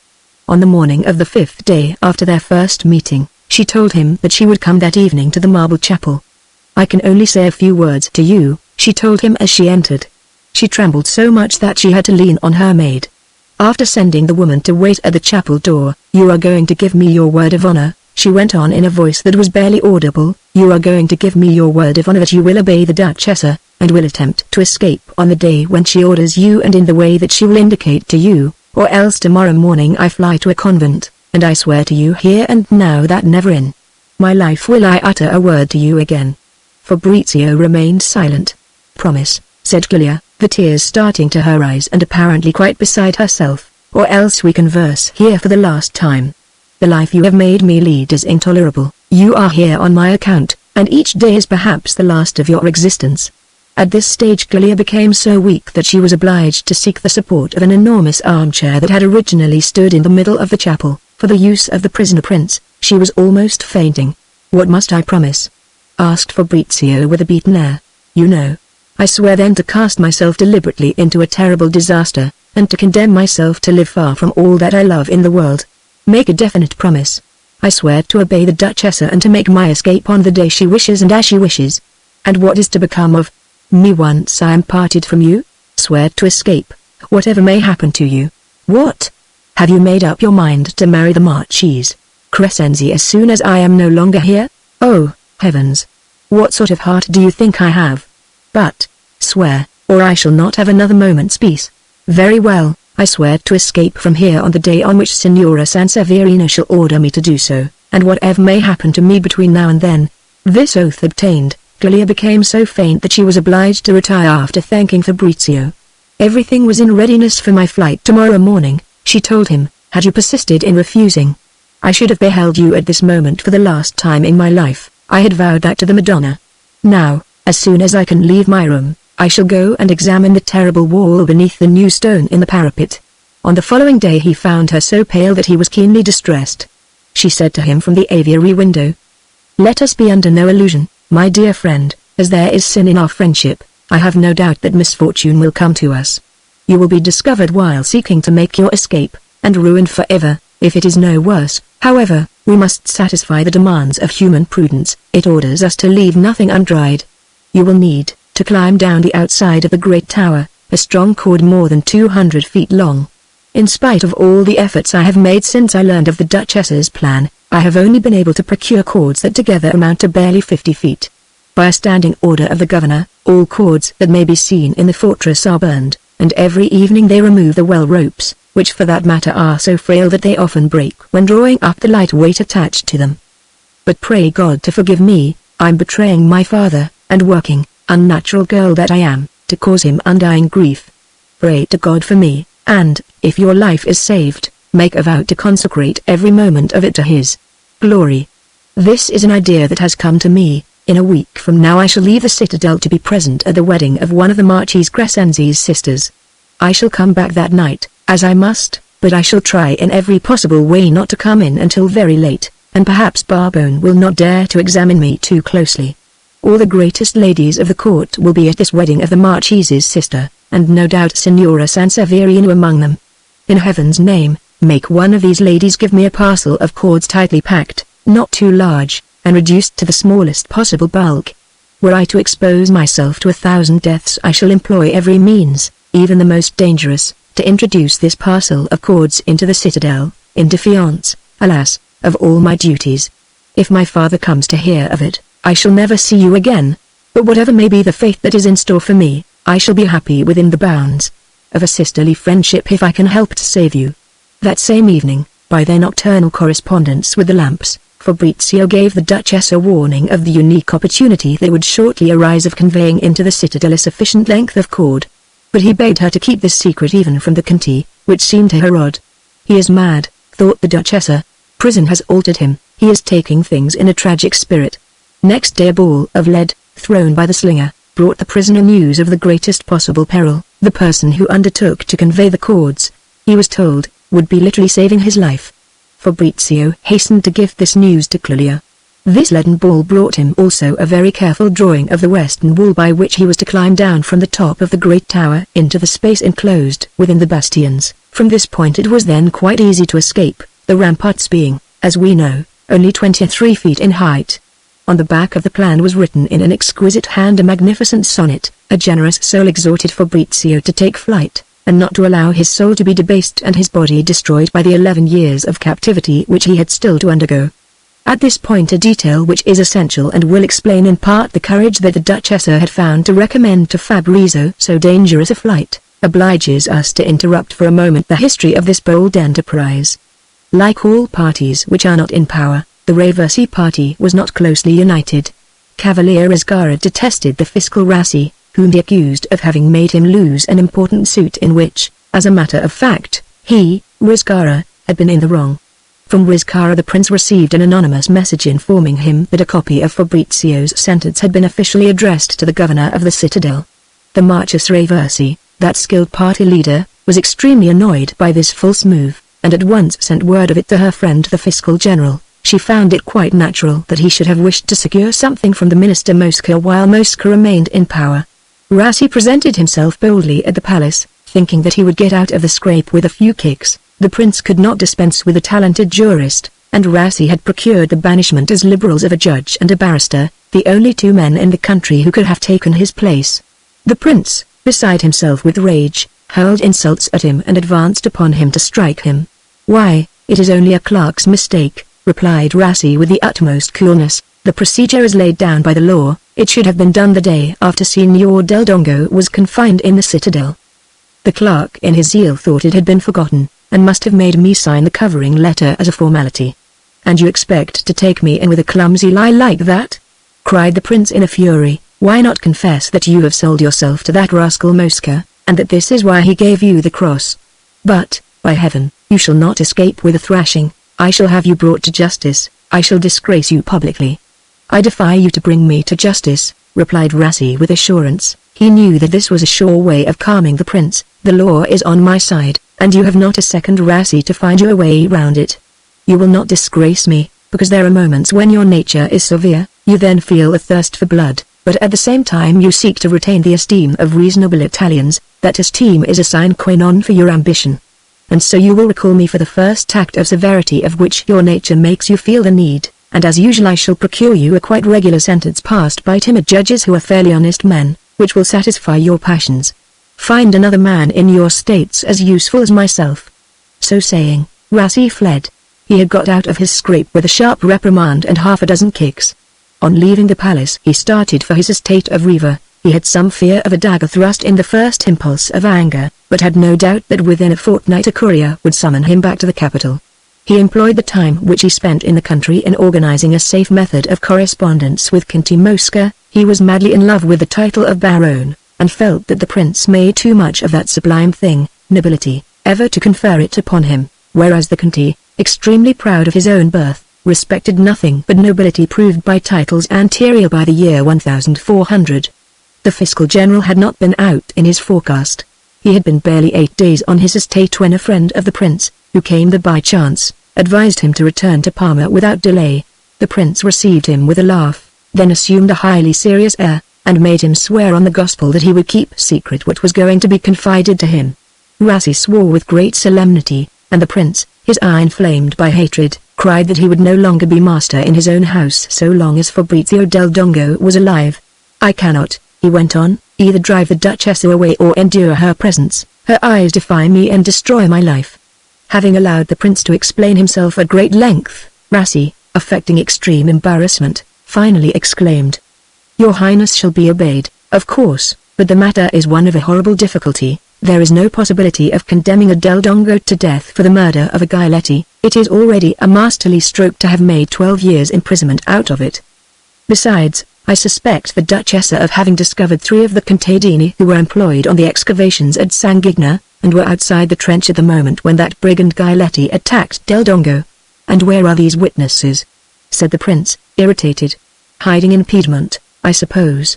It would require a conspiracy against your Highness's life." "There is a danger in that," said the prince. "It makes people think of the reality." "Well," said Rassi with a feint of innocence, "that is all my official arsenal. There remains poison." "But who is to give it?" "Not that imbecile Conti. From what one hears, it would not be his first attempt. He would have to be roused to anger first," Rassi went on, "and besides, when he made away with the captain he was not 30, and he was in love, and infinitely less of a coward than he is in these days. No doubt, everything must give way to reasons of state, but, taken unawares like this and at first sight, I can see no one to carry out the sovereign's orders but a certain Barbone, registry clerk in the prison, whom Signor Del Dongo knocked down with a cuff in the face on the day of his admission there." Once the prince had been put at his ease, the conversation was endless. He brought it to a close by granting his fiscal general a month in which to act. Rassi wished for 2. Next day he received a secret present of 1,000 sequins. For 3 days he reflected. On the 4th he returned to his original conclusion, which seemed to him self-evident. "Conti Mosco alone will have the heart to keep his word to me, because, in making me a baron, he does not give me anything that he respects. Secondly, by warning him, I save myself probably from a crime for which I am more or less paid in advance. Thirdly, I have my revenge for the first humiliating blows which Cavalier Rassi has received." The following night he communicated to Conti Mosca the whole of his conversation with the prince. The Conti was secretly paying his court to the Duchessa. It is quite true that he still did not see her in her own house more than once or twice in a month, but almost every week, and whenever he managed to create an occasion for speaking of Fabrizio, the Duchessa, accompanied by Cecchina, would come, late in the evening, to spend a few moments in the Conti's gardens. She managed even to deceive her coachman, who was devoted to her, and believed her to be visiting a neighboring house. One may imagine whether the Conti, after receiving the fiscal's terrible confidence, at once made the signal arranged between them to the Duchessa. Although it was the middle of the night, she begged him by Cecchina to come to her for a moment.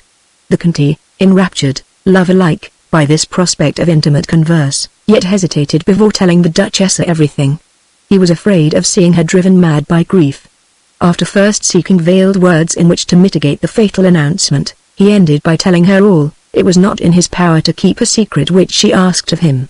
In the last 9 months her extreme misery had had a great influence on this ardent soul. This had fortified her courage, and she did not give way to sobs or lamentations. On the following evening she sent Fabrizio the signal of great danger. "The castle has taken fire." He made the appropriate reply. "Are my books burned?" The same night she was fortunate enough to have a letter conveyed to him in a leaden ball. It was a week after this that the marriage of the Marchese Crescenzi's sister was celebrated, when the Duchessa was guilty of an enormously rash action of which we shall give an account in its proper place. Chapter 8. Almost a year before the time of these calamities the Duchessa had made a singular acquaintance. One day when she had the Luna, as they say in those parts, she had gone suddenly, towards evening, to her villa of Sacca, situated on the farther side of Colorno, on the hill commanding the Po. She was amusing herself in improving this property. She loved the vast forest which crowned the hill and reached to the house. She spent her time laying out paths in picturesque directions. "You will have yourself carried off by brigands, fair Duchessa," the prince said to her one day. "It is impossible that a forest in which it is known that you take the air should remain deserted. The prince threw a glance at the Conti, whose jealousy he hoped to quicken. "I have no fear, Serene Highness," replied the Duchessa with an innocent air. "When I go walking in my woods, I reassure myself with this thought: I have done no harm to anyone. Who is there that could hate me?" This speech was considered daring. It recalled the insults offered by the liberals of the country, who were most insolent people. On the day of the walk in question, the prince's words came back to the mind of the Duchessa as she observed a very ill-dressed man who was following her at a distance through the woods. At a sudden turn which she took in the course of her walk, this person came so near her that she felt alarmed.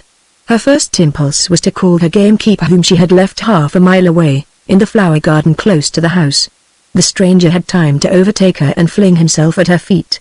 He was young, extremely good-looking, but horribly badly dressed. His clothes had rents in them a foot long, but his eyes burned with the fire of an ardent soul. "I am under sentence of death. I am the physician, Ferranti. Pella, I am dying of hunger, I and my 5 children." The Duchessa had noticed that he was terribly thin, but his eyes were so fine, and filled with so tender an exultation that they took from him any suggestion of crime. Palagi, she thought, might well have given eyes like those to the St. John in the desert he has just placed in the cathedral. The idea of St. John was suggested to her by the incredible thinness of the vagabond. The Duchessa gave him 3 sequins which she had in her purse, with an apology for offering him so little, because she had just paid her gardener's account. Ferranti thanked her effusively. "Alas," he said to her, "once I lived in towns. I used to see beautiful women. Now that in fulfillment of my duties as a citizen I have had myself sentenced to death, I live in the woods, and I was following you, not to demand alms of you nor to rob you, but like a savage fascinated by an angelic beauty. It is so long since I last saw a pair of lovely white hands." "Rise, then," the Duchessa told him, for he had remained on his knees. "Allow me to remain like this," said Ferranti. "This posture proves to me that I am not for the present engaged in robbery, and that soothes me, for you must know that I steal to live, now that I am prevented from practicing my profession. But at this moment I am only a simple mortal who is adoring sublime beauty." The Duchessa gathered that he was slightly mad, but she was not at all afraid. She saw in the eyes of the man that he had a good and ardent soul, and besides she had no objection to extraordinary physiognomies. "I am a physician, then, and I was making love to the wife of the apothecary Sarrazin of Parma. He took us by surprise and drove us from the house, with 3 children whom he supposed, and rightly, to be mine and not his. I have had 2 since then. The mother and 5 children are living in the direst poverty in a sort of hut which I built with my own hands a league from here, in the wood. For I have to keep away from the police, and the poor woman refuses to be parted from me. I was sentenced to death, and quite justly. I was conspiring. I abominate the prince, who is a tyrant. I did not fly the country, for want of money. My misfortunes have greatly increased, and I ought to have killed myself 1,000 times over. I no longer love the unhappy woman who has borne me these 5 children and has ruined herself for me. I love another. But if I kill myself, the 5 children will literally starve to death." The man spoke with an accent of sincerity. "But how do you live?" inquired the Duchessa, moved to compassion. "The children's mother spins. The eldest girl is kept in a farm by some liberals, where she tends the sheep. I'm a highwayman on the road between Piacenza and Genoa. How do you harmonize highway robbery with your liberal principles?" "I keep a note of the people I rob, and if ever I have anything I shall restore to them the sums I have taken. I consider that a tribune of the people like myself is performing work which, in view of its danger, is well worth 100 francs monthly, and so I am careful not to take more than 1,200 francs in a year. No, I am wrong, I steal a small sum in addition, for in that way I am able to meet the cost of printing my works." "What works? Is ever to have a chamber and a budget?" "What?" said the Duchessa in amazement. "It is you, sir, who are one of the greatest poets of the age. The famous Ferranti. Palla? Famous perhaps, but most unfortunate, that is certain. And a man of your talent, sir, is obliged to steal in order to live? That is perhaps the calling for which I have some talent. Hitherto all our authors who have made themselves famous have been men paid by the government or the religion that they sought to undermine. I, in the first place, risk my life. In the second place, think, Signora, of the reflections that disturb my mind when I go out to rob. Am I in the right, I ask myself? Does the office of tribune render services that are really worth 100 francs a month? I have 2 shirts, the coat in which you see me, a few worthless weapons, and I am sure to end by the rope. I venture to think that I am disinterested. I should be happy but for this fatal love which allows me to find only misery now in the company of the mother of my children. Poverty weighs upon me because it is ugly. I like fine clothes, white hands." He looked at the duchesses in such a fashion that fear seized hold of her. "Goodbye, sir," she said to him. "Can I be of any service to you in Parma?" Think sometimes of this question. His task is to awaken men's hearts and to prevent them from falling asleep in that false and wholly material happiness which is given by monarchies.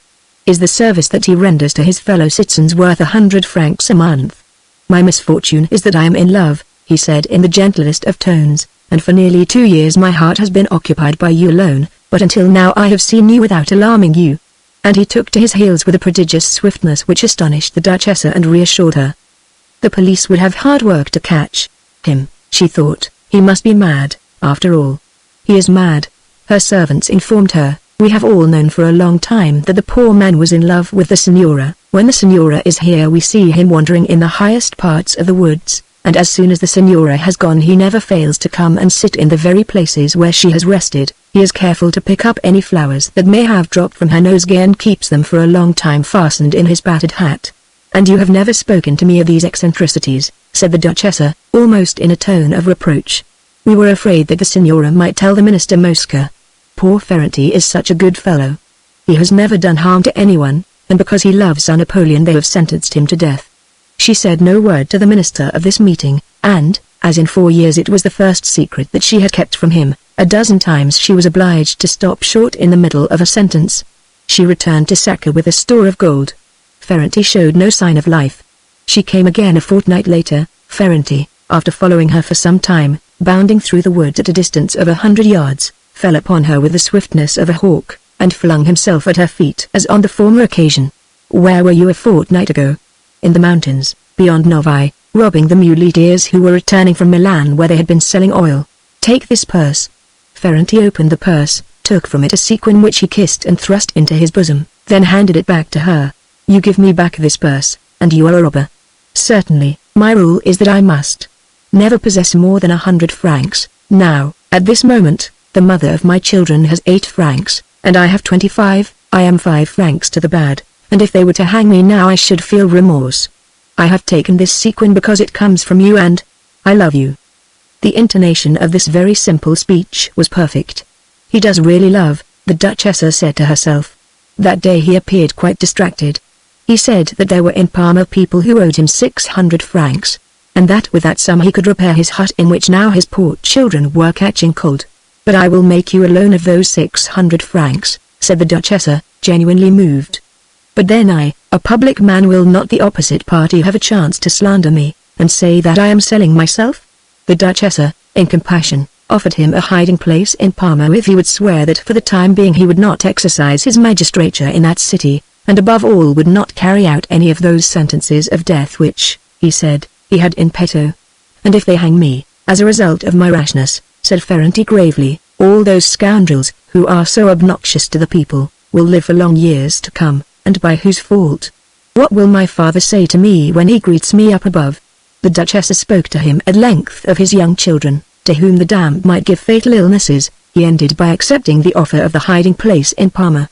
The Duke of Sanseverina, during the solitary half-day which he had spent in Parma after his marriage, had shown the Duchessa a highly singular hiding place which exists in the southern corner of the palazzo of that name.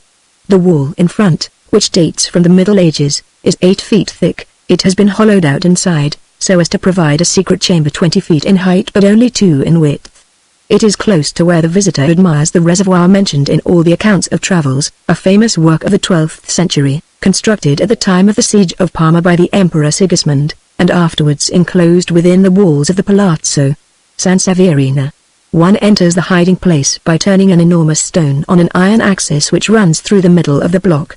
The Duchessa was so profoundly touched by Ferranti's madness and by the hard lot of his children, for whom he obstinately refused every present of any value, that she allowed him to make use of this hiding place for a considerable time. She saw him again a month later, still in the woods of Sacca, and as on this occasion he was a little more calm, he recited to her one of his sonnets which seemed to her equal if not superior to any of the finest work written in Italy in the last 2 centuries. Ferranti obtained several interviews, but his love grew exalted, became importunate, and the Duchessa perceived that this passion was obeying the laws of all love affairs in which one conceives the possibility of a ray of hope. She sent him back to the woods, forbade him to speak to her again. He obeyed immediately and with a perfect docility. Things had reached this point when Fabrizio was arrested. 3 days later, at nightfall, a Capuchin presented himself at the door of the Palazzo Sanseverina. He had, he said, an important secret to communicate to the lady of the house. She was so wretched that she had him admitted. It was Ferranti. There is happening here a fresh iniquity of which the tribune of the people ought to take cognizance, this man mad with love said to her. On the other hand, acting as a private citizen, he added, I can give the Signora Duchessa Sanseverina nothing but my life, and I lay it before her. So sincere a devotion on the part of a robber and madman touched the Duchessa keenly. She talked for some time to this man who was considered the greatest poet in the north of Italy, and wept freely. Here is a man who understands my heart, she said to herself. The following day he reappeared, again at the Ave Maria, disguised as a servant and wearing livery. I have not left Parma. I have heard tell of an atrocity which my lips shall not repeat, but here I am. Think, Signora, of what you are refusing. The being you see before you is not a doll of the court, he is a man. He was on his knees as he uttered these words with an air which made them tell. Yesterday I said to myself, he went on, she has wept in my presence. Therefore she is a little less unhappy. But, sir, think of the dangers that surround you, you will be arrested in this town. The tribune will say to you, Signora, what is life when duty calls? The unhappy man, who has the grief of no longer feeling any passion for virtue now that he is burning with love, will add, Signora Duchessa, Fabrizio, a man of feeling, is perhaps about to perish. Do not repulse another man of feeling who offers himself to you. Here is a body of iron and a heart which fears nothing in the world but your displeasure. If you speak to me again of your feelings, I close my door to you forever. It occurred to the Duchessa, that evening, to announce to Ferranti that she would make a small allowance to his children, but she was afraid that he would go straight from the house and kill himself. No sooner had he left her than, filled with gloomy presentiments, she said to herself, I may die. And would to God I might, and that soon. If I found a man worthy of the name to whom to commend my poor Fabrizio. An idea struck the Duchessa. She took a sheet of paper and drafted an acknowledgement, into which she introduced the few legal terms that she knew, that she had received from Signor Ferranti Palla the sum of 25,000 francs, on the express condition of paying every year a life rent of 1,500 francs to Signora Sarrasine and her 5 children. The Duchessa added, in addition, I bequeath a life rent of 300 francs to each of these 5 children, on condition that Ferranti Palla gives his professional services as a physician to my nephew Fabrizio del Dongo, and behaves to him as a brother. This I request him to do. She signed the document, antedated it by a year and folded the sheet. 2 days later, Ferranti reappeared. It was at the moment when the town was agitated by the rumor of the immediate execution of Fabrizio. Would this grim ceremony take place in the citadel, or under the trees of the public mall? Many of the populace took a walk that evening past the gate of the citadel, trying to see whether the scaffold were being erected. This spectacle has moved Ferranti. He found the Duchessa in floods of tears and unable to speak. She greeted him with her hand and pointed to a seat. Ferranti, disguised that day as a Capuchin, was superb. Instead of seating himself, he knelt, and prayed devoutly in an undertone. At a moment when the Duchessa seemed slightly more calm, without stirring from his posture, he broke off his prayer for an instant to say these words, once again he offers his life. Think of what you are saying, cried the Duchessa, with that haggard eye which, following tears, indicates that anger is overcoming emotion. He offers his life to place an obstacle in the way of Fabrizio's fate, or to avenge it. There are circumstances, replied the Duchessa, in which I could accept the sacrifice of your life. She gazed at him with a severe attention. A ray of joy gleamed in his eye. He rose swiftly and stretched out his arms towards heaven. The Duchessa went to find a paper hidden in the secret drawer of a walnut cabinet. Read this, she said to Ferranti. It was the deed in favor of his children, of which we have spoken. Tears and sobs prevented Ferranti from reading it to the end. He fell on his knees. Give me back the paper, said the Duchessa, and, in his presence, burned it in the flame of a candle. My name, she explained, must not appear if you are taken and executed, for your life will be at stake. My joy is to die in harming the tyrant, a far greater joy is to die for you. Once this is stated and clearly understood, be so kind as to make no further mention of this detail of money. I might see in it a suspicion that would be injurious to me. If you are compromised, I may be also, replied the Duchessa, and Fabrizio as well as myself. It is for that reason, and not because one have any doubt of your bravery, that I require that the man who is lacerating my heart shall be poisoned and not stabbed. For the same reason which is so important to me, I order you to do everything in the world to save your own life. I shall execute the task faithfully, punctiliously and prudently. I foresee, Signora Duchessa, that my revenge will be combined with your own. Were it not so, I should still obey you faithfully, punctiliously and prudently. I may not succeed, but I shall employ all my human strength. It is a question of poisoning Fabrizio's murderer. So I had guessed, and, during the 27 months in which I have been leading this vagabond and abominable life, I have often thought of a similar action on my own account. If I am discovered and condemned as an accomplice, went on the Duchessa in a tone of pride, I do not wish the charge to be imputed to me of having corrupted you. I order you to make no further attempt to see me until the time comes for our revenge. He must on no account be put to death before I have given you the signal. His death at the present moment, for instance, would be lamentable to me instead of being useful. Probably his death will occur only in several months' time, but it shall occur. I insist on his dying by poison, and I should prefer to leave him alive rather than see him shot.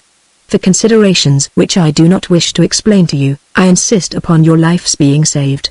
Ferrante was delighted with the tone of authority which the Duchessa adopted with him. His eyes gleamed with a profound joy.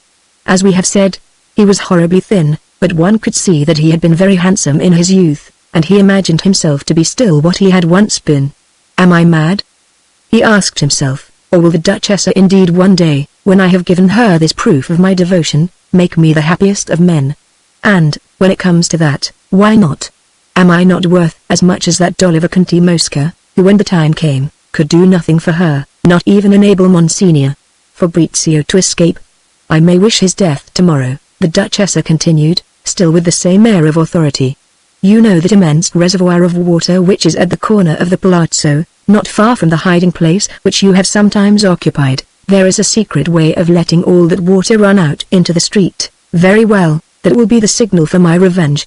You will see, if you are in Parma, or you will hear it said, if you are living in the woods, that the great reservoir of the Palazzo San Severino has burst. Act at once but by poison, and above all risk your own life as little as possible. No one must ever know that I have had a hand in this affair.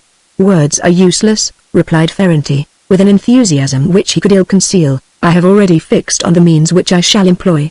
The life of that man has become more odious to me than it was before, since I shall not dare to see you again so long as he is alive. I shall await the signal of the reservoir flooding the street. He bowed abruptly and left the room. The Duchessa watched him go. When he was in the next room, she recalled him. Ferrante, she cried, sublime man. He returned, as though impatient at being detained. His face at that moment was superb. And your children? Signora, they will be richer than I. You will perhaps allow them some small pension. Wait, said the Duchessa as she handed him a sort of large case of olive wood. Here are all the diamonds that I have left. They are worth 50,000 francs. Ah, Signora, you humiliate me, said Ferrante with a gesture of horror, and his face completely altered. I shall not see you again before the deed. Take them. I wish it, added the Duchessa with an air of pride which struck Ferrante dumb. He put the case in his pocket and left her. The door had closed behind him. The Duchessa called him back once again. He returned with an uneasy air. The Duchessa was standing in the middle of the room. She threw herself into his arms. A moment later, Ferrante had almost fainted with happiness. The Duchessa released herself from his embrace, and with her eyes showed him the door. There goes the one man who has understood me, she said to herself. That is how Fabrizio would have acted, if he could have realized. There were two salient points in the Duchess's character. She always wished what she had once wished. She never gave any further consideration to what had once been decided. She used to quote in this connection a saying of her first husband, the charming General Pietranera. What insolence to myself. He used to say, why should I suppose that I have more sense today than when I made up my mind? Greater than. From that moment a sort of gaiety reappeared in their Duchess's character. Before the fatal resolution, at each step that her mind took, at each new point that she saw, she had the feeling of her own inferiority to the prince, of her weakness and gullibility. The prince, according to her, had basely betrayed her, and Conti Mosca, as was natural to his courtier's spirit, albeit innocently, had supported the prince. Once her revenge was settled, she felt her strength. Every step that her mind took gave her happiness. I am inclined to think that the immoral happiness which the Italians find in revenge is due to the strength of their imagination. The people of other countries do not, properly speaking, forgive, they forget. The Duchessa did not see Paolo again until the last days of Fabrizio's imprisonment. As the reader may perhaps have guessed, it was he who gave her the idea of his escape. There was in the woods, 2 leagues from Sacca, a medieval tower, half in ruins, and more than 100 feet high. Before speaking a second time to the Duchessa of an escape, Ferrante begged her to send Lodovico with a party of trustworthy men, to fasten a set of ladders against this tower. In the Duchessa's presence he climbed up by means of the ladders and down with an ordinary knotted cord. He repeated the experiment 3 times, then explained his idea again. A week later Lodovico too was prepared to climb down this old tower with a knotted cord. It was then that the Duchessa communicated the idea to Fabrizio. In the final days before this attempt, which might lead to the death of the prisoner, and in more ways than one, the Duchessa could not secure a moment's rest unless she had Ferrante by her side. The courage of this man electrified her own. But it can be understood that she had to hide from the Conti this singular companionship. She was afraid, not that he would be revolted, but she would have been afflicted by his objections, which would have increased her uneasiness. What? Take as an intimate adviser a madman known to be mad, and under sentence of death. And, added the Duchessa, speaking to herself, a man who, in consequence, might do such strange things. Ferrante happened to be in the Duchessa's drawing room at the moment when the Conti came to give her a report of the prince's conversation with Rassi, and, when the Conti had left her, she had great difficulty in preventing Ferrante from going straight away to the execution of a frightful plan. "I am strong now," cried this madman, "I have no longer any doubt as to the lawfulness of the act." But, in the moment of indignation which must inevitably follow, Fabrizio would be put to death. Yes, but in that way we should spare him the danger of the climb. It is possible, indeed easy, he added, but the young man lacks experience. The marriage was celebrated of the Marchese Crescenzi's sister, and it was at the party given on this occasion that the Duchessa met Clelia, and was able to speak to her without causing any suspicion among the fashionable onlookers. The Duchessa herself handed to Clelia the parcel of cords in the garden, where the 2 ladies had gone for a moment's fresh air. These cords, prepared with the greatest care, of hemp and silk in equal parts, were knotted, very slender and fairly flexible. Lodovico had tested their strength, and, in every portion, they could bear without breaking a load of 1600 weight. They had been packed in such a way as to form several packets each of the size and shape of a quarter volume. Clelia took charge of them, and promised the Duchessa that everything that was humanly possible would be done to deliver these packets in the Tuafanis. "But I am afraid of the timidity of your nature, and besides," the Duchessa added politely, "what interest can you feel in a stranger? Signor Del Dongo is in distress, and I promise you that he shall be saved by me." But the Duchessa, placing only a very moderate reliance on the presence of mind of a young person of 20, had taken other precautions, of which she took care not to inform the governor's daughter. As might be expected, this governor was present at the party given for the marriage of the Marchese Crescenzi's sister. The Duchessa said to herself that, if she could make him be given a strong narcotic, it might be supposed, at first, that he had had an attack of apoplexy, and then, instead of his being placed in his carriage to be taken back to the citadel, it might, with a little arrangement, be possible to have the suggestion adopted of using a litter, which would happen to be in the house where the party was being given. There, too, would be gathered a body of intelligent men, dressed as workmen employed for the party, who, in the general confusion, would obligingly offer their services to transport the sick man to his palazzo, which stood at such a height. These men, under the direction of Lodovico, carried a sufficient quantity of cords, cleverly concealed beneath their clothing.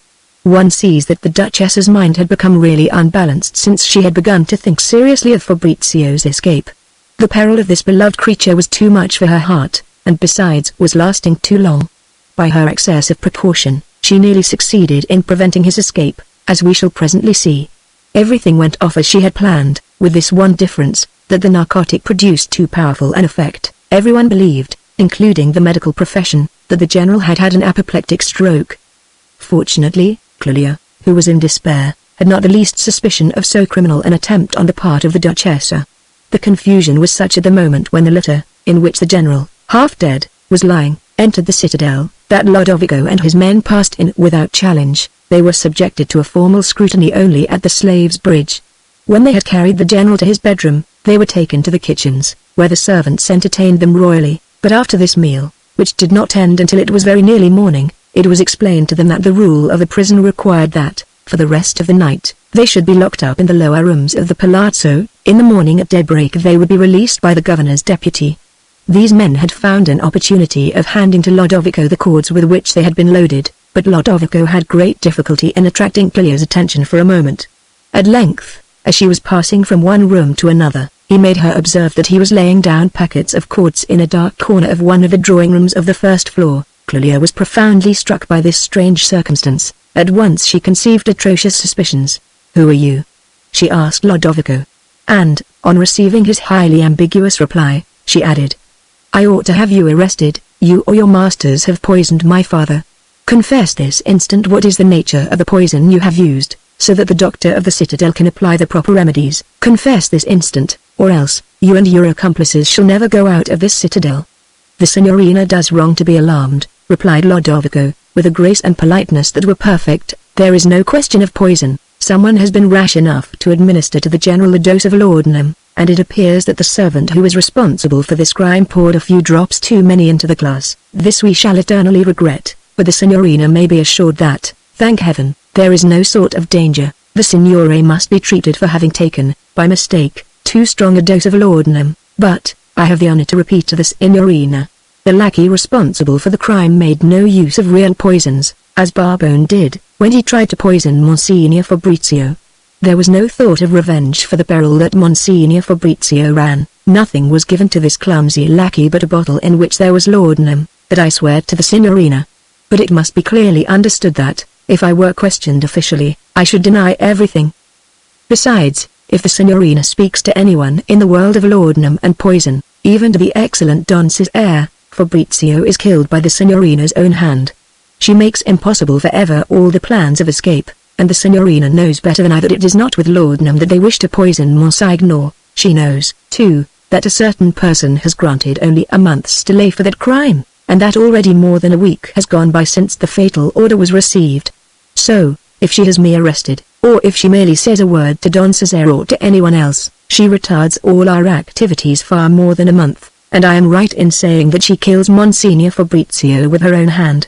Clelia was terrified by the strange tranquility of Lodovico. And so, she said to herself, here I am conversing formally with my father's poisoner, who employs polite turns of speech to address me.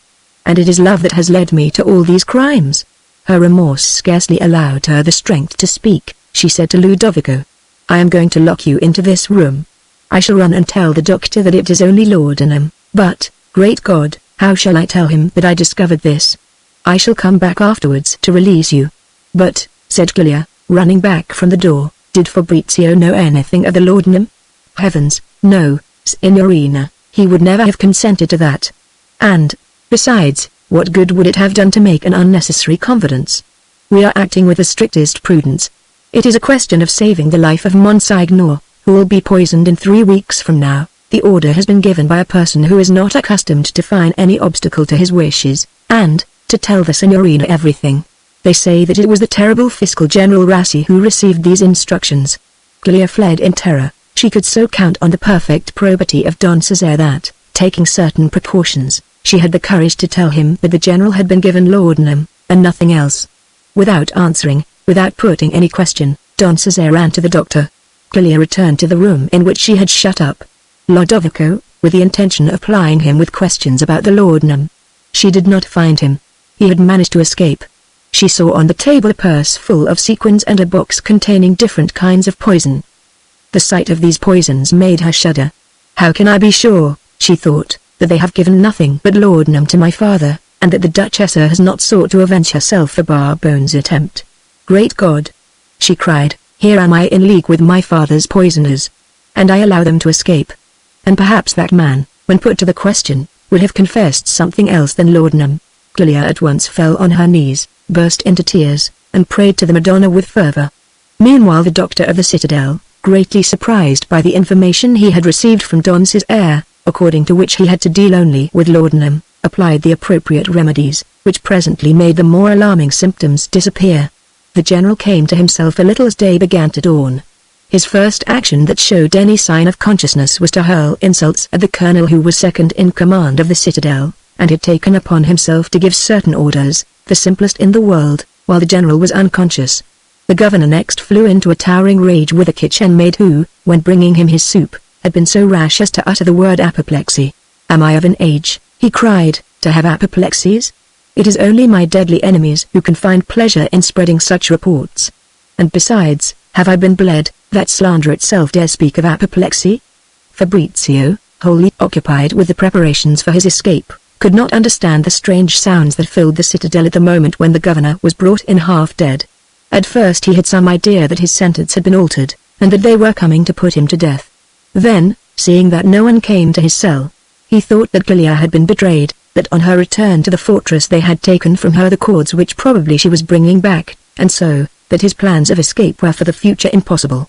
Next day, at dawn, he saw come into his room a man unknown to him, who, without saying a word, laid down a basket of fruit.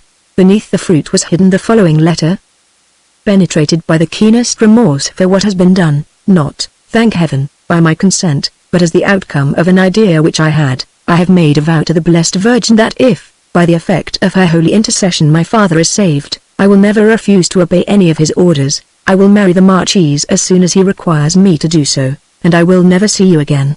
However, I consider it my duty to finish what has been begun. Next Sunday, when you return from Mass, to which you will be taken at my request, remember to prepare your soul. You may kill yourself in the difficult enterprise. When you return from Mass, I say, put off as long as possible going back to your room. You will find there what is necessary for the enterprise that you have in mind. If you perish, my heart will be broken. Will you be able to accuse me of having contributed to your death? Has not the Duchessa herself repeated to me upon several occasions that the Reversi faction is winning? They seek to bind the prince by an act of cruelty that must separate him forever from Conti Mosca. The Duchessa, with floods of tears, has sworn to me that there remains only this resource: you will perish unless you make an attempt.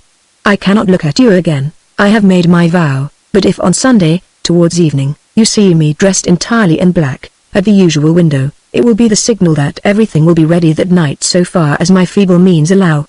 After 11, perhaps at midnight or at 1 o'clock, a little lamp will appear in my window. That will be the decisive moment. Commend yourself to your holy patron, dress yourself in haste in the priestly habit with which you are provided, and be off. Farewell, Fabrizio. I shall be at my prayers, and shedding the most bitter tears, as you may well believe, while you are running such great risks. If you perish, I shall not outlive you a day. Great God! What am I saying? But if you succeed, I shall never see you again. On Sunday, after Mass, you will find in your prison the money, the poison, the cords, sent by that terrible woman who loves you with passion, and who has 3 times over assured me that this course must be adopted. May God preserve you, and the blessed Madonna." Fabio Conti was a jailer who was always uneasy, always unhappy, always seeing in his dreams one of his prisoners escaping. He was loathed by everyone in the citadel, but misfortune inspiring the same resolutions in all men, the poor prisoners, even those who were chained in dungeons 3 feet high, 3 feet wide and 8 feet long, in which they could neither stand nor sit, all the prisoners, even these, I say, had the idea of ordering a drum to be sung at their own expense, when they knew that their governor was out of danger. 2 or 3 of these wretches composed sonnets in honor of Fabio Conti. Oh, the effect of misery upon men! May he who would blame them be led by his destiny to spend a year in a cell 3 feet high, with 8 ounces of bread a day and fasting on Fridays. Clelia, who left her father's room only to pray in the chapel, said that the governor had decided that the rejoicings should be confined to Sunday. On the morning of this Sunday, Fabrizio was present at Mass and at the Dum. In the evening there were fireworks, and in the lower rooms of the palazzo the soldiers received a quantity of wine 4 times that which the governor had allowed. An unknown hand had even sent several barrels of brandy which the soldiers broached. The generous spirit of the soldiers who were becoming intoxicated would not allow the 5 of their number who were on duty as sentries outside the palazzo to suffer accordingly. As soon as they arrived at their sentry boxes, a trusted servant gave them wine, and it was not known from what hand those who came on duty at midnight and for the rest of the night received also a glass each of brandy, while the bottle was in each case forgotten and left by the sentry box, as was proved in the subsequent investigations. The disorder lasted longer than Clelia had expected, and it was not until nearly 1 o'clock that Fabrizio, who, more than a week earlier, had sawn through 2 bars of his window, The window that did not look out on the aviary began to take down the screen. He was working almost over the heads of the sentries who were guarding the governor's palazzo. They heard nothing. He had made some fresh knots only in the immense cord necessary for descending from that terrible height of 180 feet. He arranged this cord as a bandolier about his body. It greatly embarrassed him. Its bulk was enormous, the knots prevented it from being wound close, and it projected more than 18 inches from his body. "This is the chief obstacle," said Fabrizio. This cord once arranged as well as possible, Fabrizio took the other with which he counted on climbing down the 35 feet which separated his window from the terrace on which the governor's palazzo stood. But inasmuch as, however drunken the sentries might be, he could not descend exactly over their heads, he climbed out, as we have said, by the second window of his room, that which looked over the roof of a sort of vast guard-room. By a sick man's whim, as soon as General Fabio Conti was able to speak, he had ordered up 200 soldiers into this old guard-room, disused for over a century. He said that after poisoning him, they would seek to murder him in his bed, and these 200 soldiers were to guard him. One may judge of the effect which this unforeseen measure had on the heart of Clelia. That pious girl was fully conscious to what an extent she was betraying her father, and a father who had just been almost poisoned in the interests of the prisoner whom she loved. She almost saw in the unexpected arrival of these 200 men an act of providence which forbade her to go any farther and to give Fabrizio his freedom. But everyone in Parma was talking of the immediate death of the prisoner. This grim subject had been discussed again at the party given on the occasion of the marriage of Donna Giulia Crescenzi. Since for such a mere trifle as a clumsy sword thrust given to an actor, a man of Fabrizio's birth was not set at liberty at the end of 9 months' imprisonment, and when he had the protection of the Prime Minister, it must be because politics entered into the case. And in that event, it was useless to think any more about him, people said. If it was not convenient to authority to put him to death in a public place, he would soon die of sickness.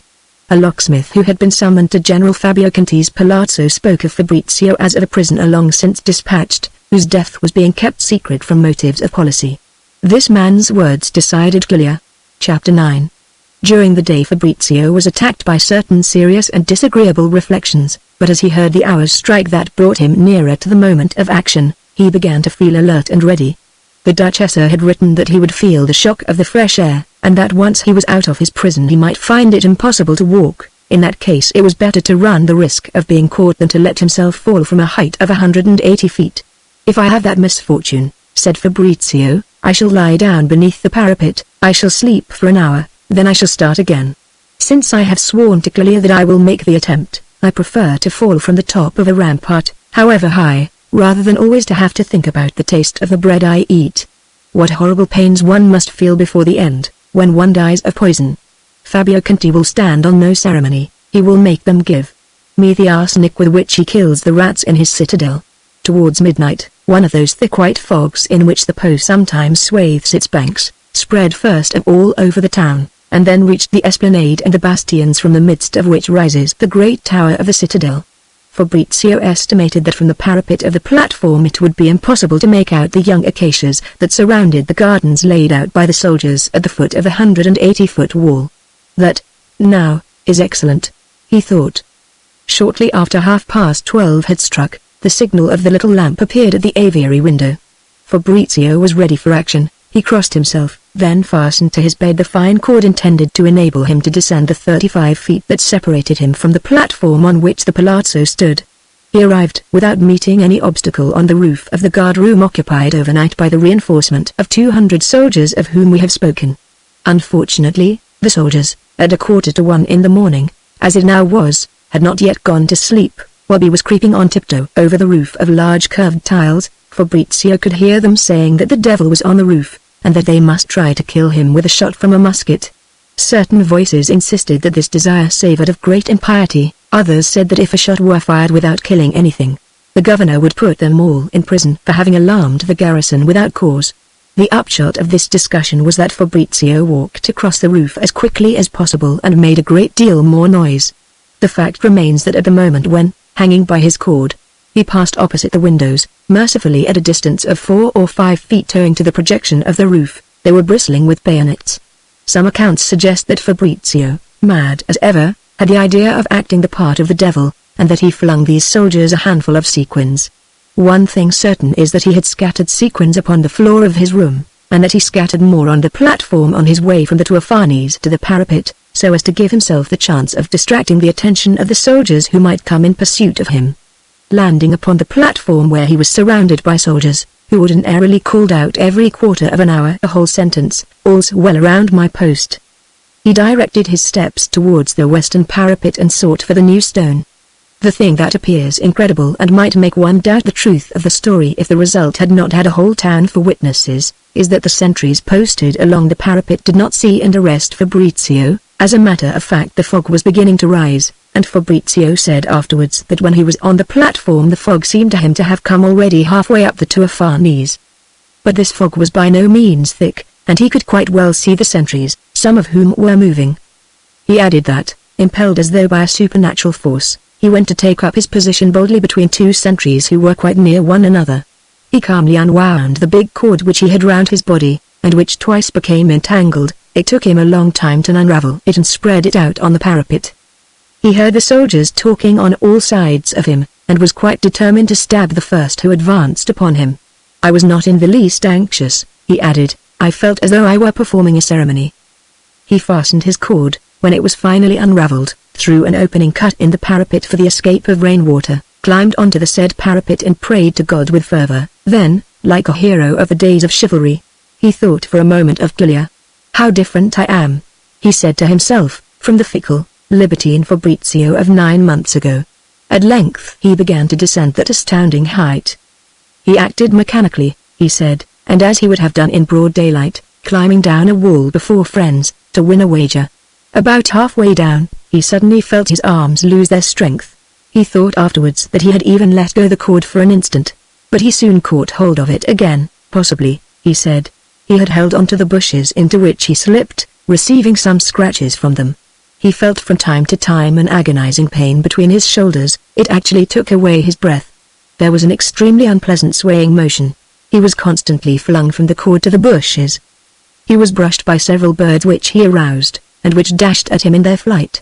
At first, he thought that he was being clutched by men who had come down from the citadel by the same way as himself in pursuit, and he prepared to defend his life.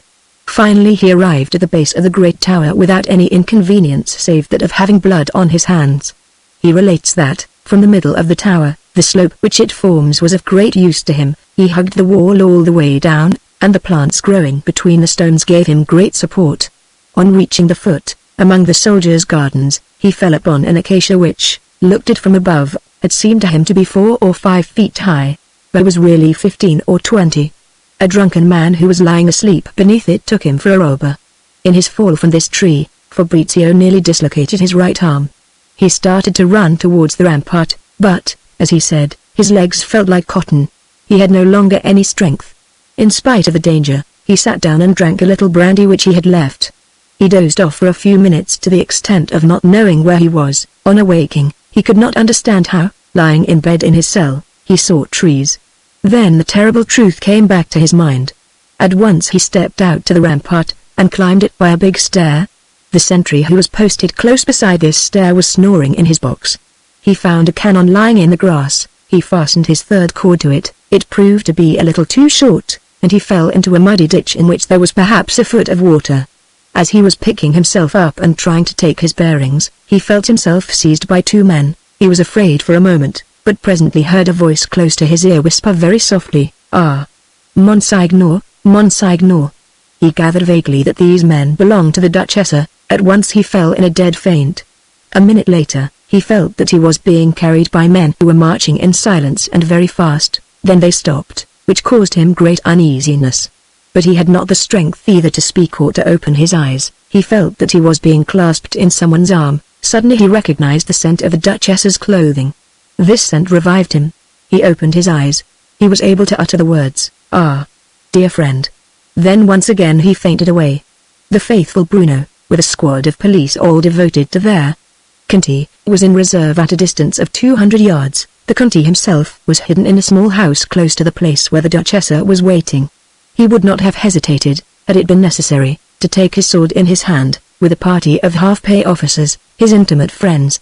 He regarded himself as obliged to save the life of Fabrizio, who seemed to him to be exposed to great risk, and would long ago have had his pardon signed by the prince, if he, Mosca, had not been so foolish as to seek to avoid making the sovereign right a foolish thing.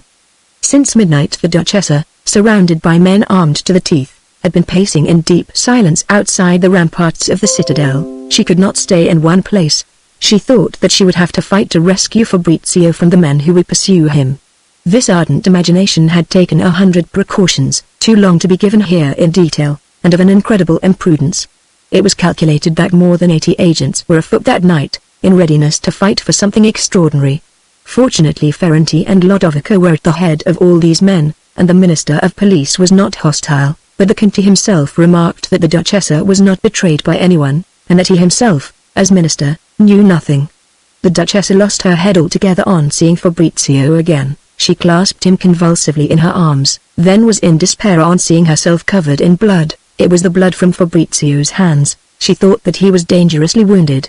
With the assistance of one of her men, she was taking off his coat to bandage him when Lodovico, who fortunately happened to be on the spot, firmly put her and Fabrizio in one of the little carriages which were hidden in a garden near the gate of the town, and they set off at full gallop to cross the Ponte Sacca. Ferranti, with a score of well-armed men, formed the rearguard, and had sworn on his head to stop the pursuit. The Conte, alone and on foot, did not leave the neighborhood of the citadel until 2 hours later, when he saw that no one was stirring. "Look at me, committing high treason," he said to himself, mad with joy. Lodovico had the excellent idea of placing in one of the carriages a young surgeon attached to the Duchessa's household, who was of much the same build as Fabrizio. "Make your escape," he told him, in the direction of Bologna. "Be as awkward as possible, try to have yourself arrested, then contradict yourself in your answers, and finally admit that you are Fabrizio del Dongo. Above all, gain time. Use your skill in being awkward. You will get off with a month's imprisonment, and the signora will give you 50 sequins. Does one think of money when one is serving the signora?" He set off, and was arrested a few hours later, an event which gave great joy to General Fabio Conti and also to Rassi, who, with Fabrizio's peril, saw his barony taking flight. The escape was not known at the citadel until about 6 o'clock in the morning, and it was not until 10 that they dared inform the prince. The Duchessa had been so well served that, in spite of Fabrizio's deep sleep, which she mistook for a dead faint, with the result that she stopped the carriage 3 times, she crossed the Po in a boat as 4 was striking. There were relays on the other side. They covered 2 leagues more at great speed, then were stopped for more than an hour for the examination of their passports. The Duchessa had every variety of these for herself and Fabrizio, but she was mad that day, and took it into her head to give 10 Napoleons to the clerk of the Austrian police, and to clasp his hand and burst into tears. This clerk, greatly alarmed, began the examination afresh. They took post. The Duchessa paid in so extravagant a fashion that everywhere she aroused suspicions, in that land where every stranger is suspect. Lodovico came to the rescue again. He said that the Signora Duchessa was beside herself with grief at the protracted fever of young Conte Mosca, son of the Prime Minister of Parma, whom she was taking with her to consult the doctors of Pavia. It was not until they were 10 leagues beyond the Pos that the prisoner really awoke. He had a dislocated shoulder and a number of slight cuts. The Duchessa again behaved in so extraordinary a fashion that the landlord of a village in where they dined thought he was entertaining a princess of the imperial house, and was going to pay her the honors which he supposed to be due to her when Lodovico told him that the princess would without fail have him put in prison if he thought of ordering the bells to be rung. At length, about 6 o'clock in the evening, they reached Piedmontese territory. There for the first time Fabrizio was in complete safety. He was taken to a little village off the high road, the cuts on his hands were dressed, and he slept for several hours more. It was in this village that the Duchessa allowed herself to take a step that was not only horrible from the moral point of view, but also fatal to the tranquility of the rest of her life. Some weeks before Fabrizio's escape, on a day when the whole of Parma had gone to the gate of the citadel, hoping to see in the courtyard the scaffold that was being erected for his benefit, the Duchessa had shown to Lodovico, who had become the factotum of her household, the secret by which one raised from a little iron frame, very cunningly concealed, one of the stones forming the floor of the famous reservoir of the Palazzo San Severino, a work of the 13th century, of which we have spoken already. While Fabrizio was lying asleep in the trattoria of this little village, the Duchessa sent for Lodovico. He thought that she had gone mad, so strange was the look that she gave him.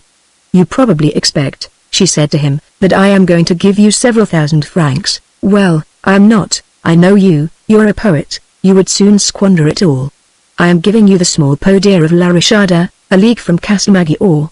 Lodovico flung himself at her feet, mad with joy, and protesting in heartfelt accents that it was not with any thought of earning money that he had helped to save Monsignor Fabrizio, that he had always loved him with a special affection since he had had the honor to drive him once, in his capacity as the Signora's third coachman.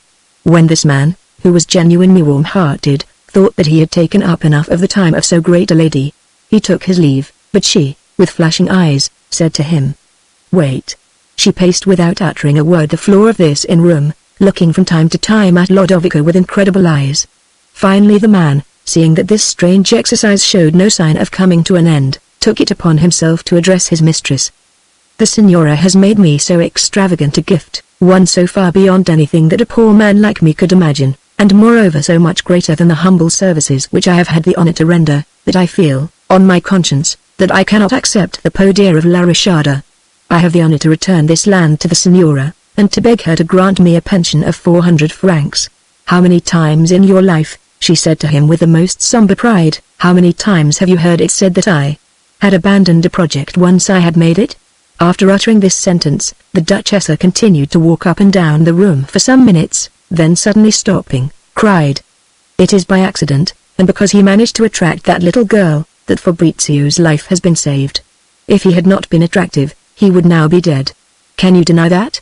she asked, advancing on Lodovico with eyes in which the darkest fury blazed. Lodovico recoiled a few steps and thought her mad, which gave him great uneasiness as to the possession of his Poder of La Risciarda.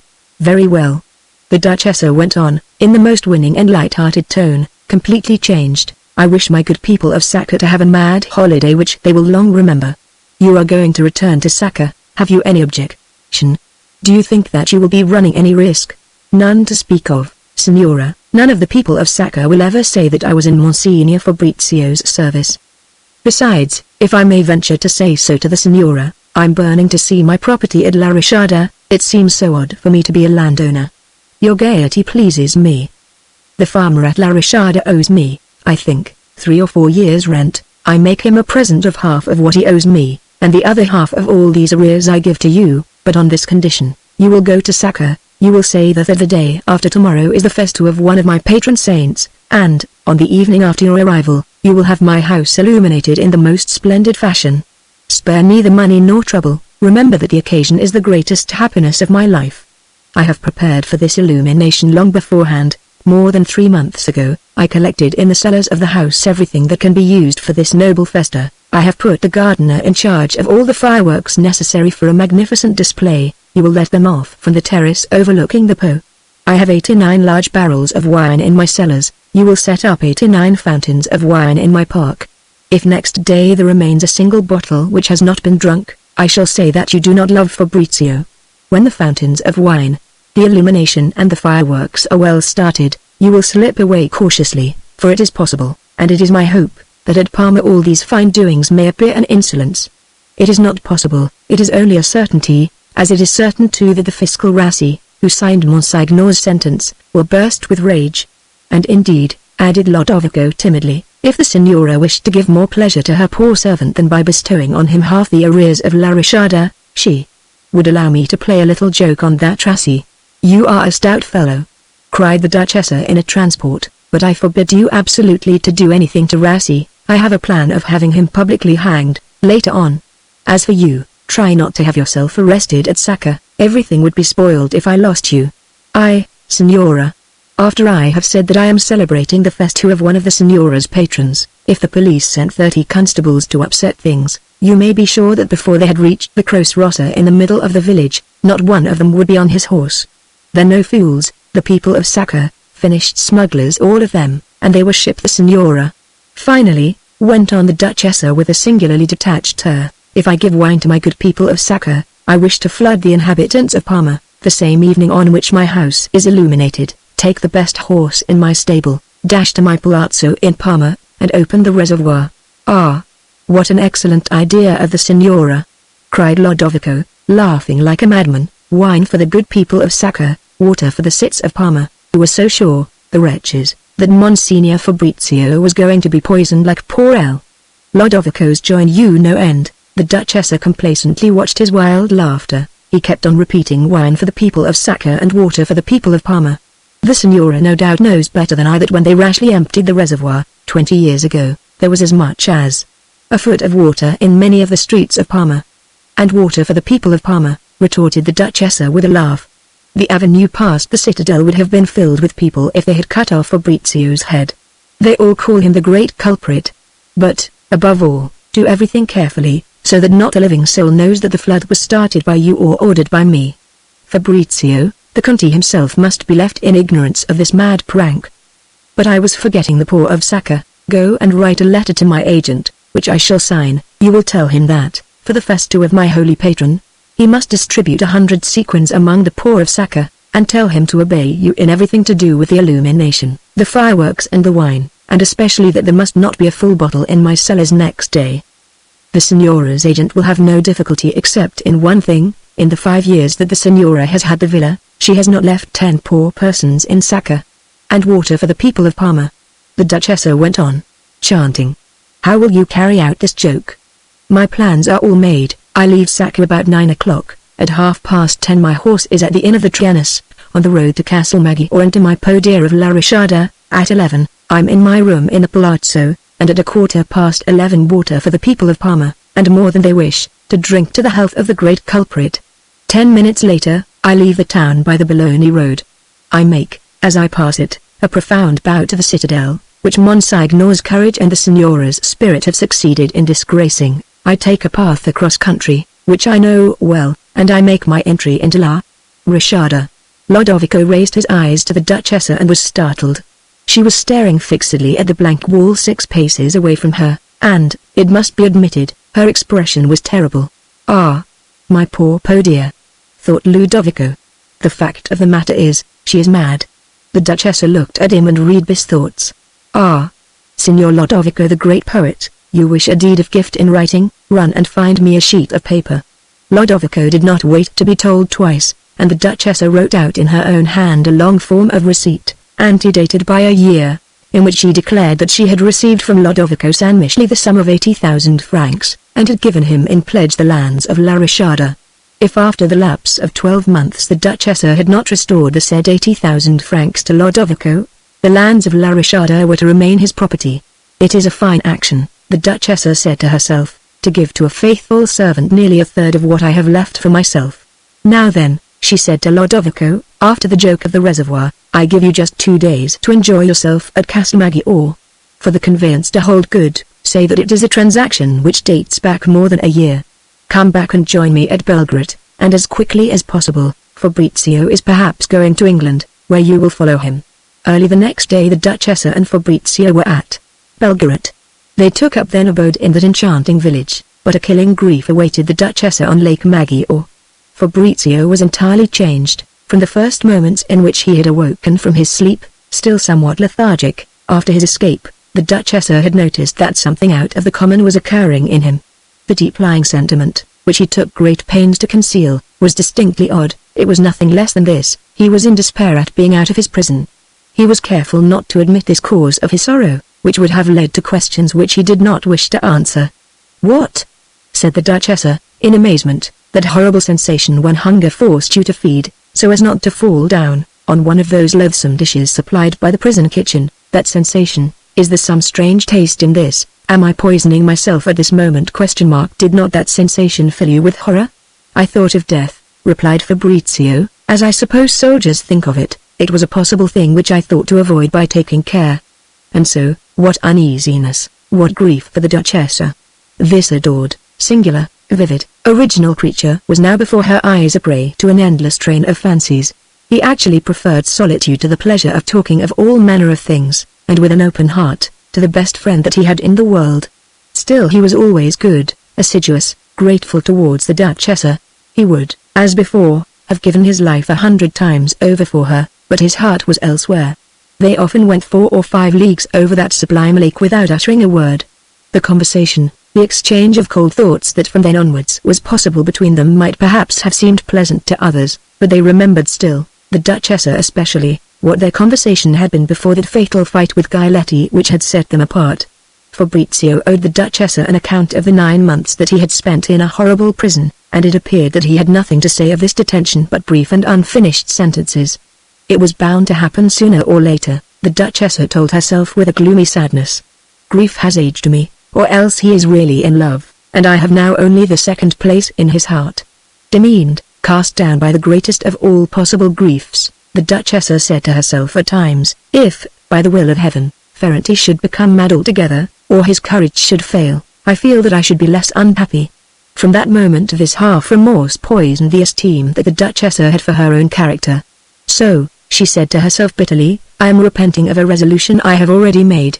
Then I am no longer a Del Dongo. It is the will of heaven, she would say, Fabrizio is in love, and what right have I to wish that he should not be in love? Has one single word of genuine love ever passed between us?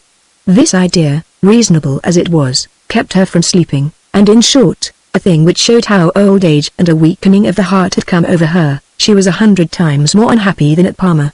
As for the person who could be responsible for Fabrizio's strange abstraction, it was hardly possible to entertain any reasonable doubt. Clelia Conti, that pious girl, had betrayed her father since she had consented to make the garrison drunk, and never once did Fabrizio speak of Clelia. But, added the Duchess, beating her breast in desperation, if the garrison had not been made drunk, all my stratagems, all my exertions became useless, so it is she that saved him.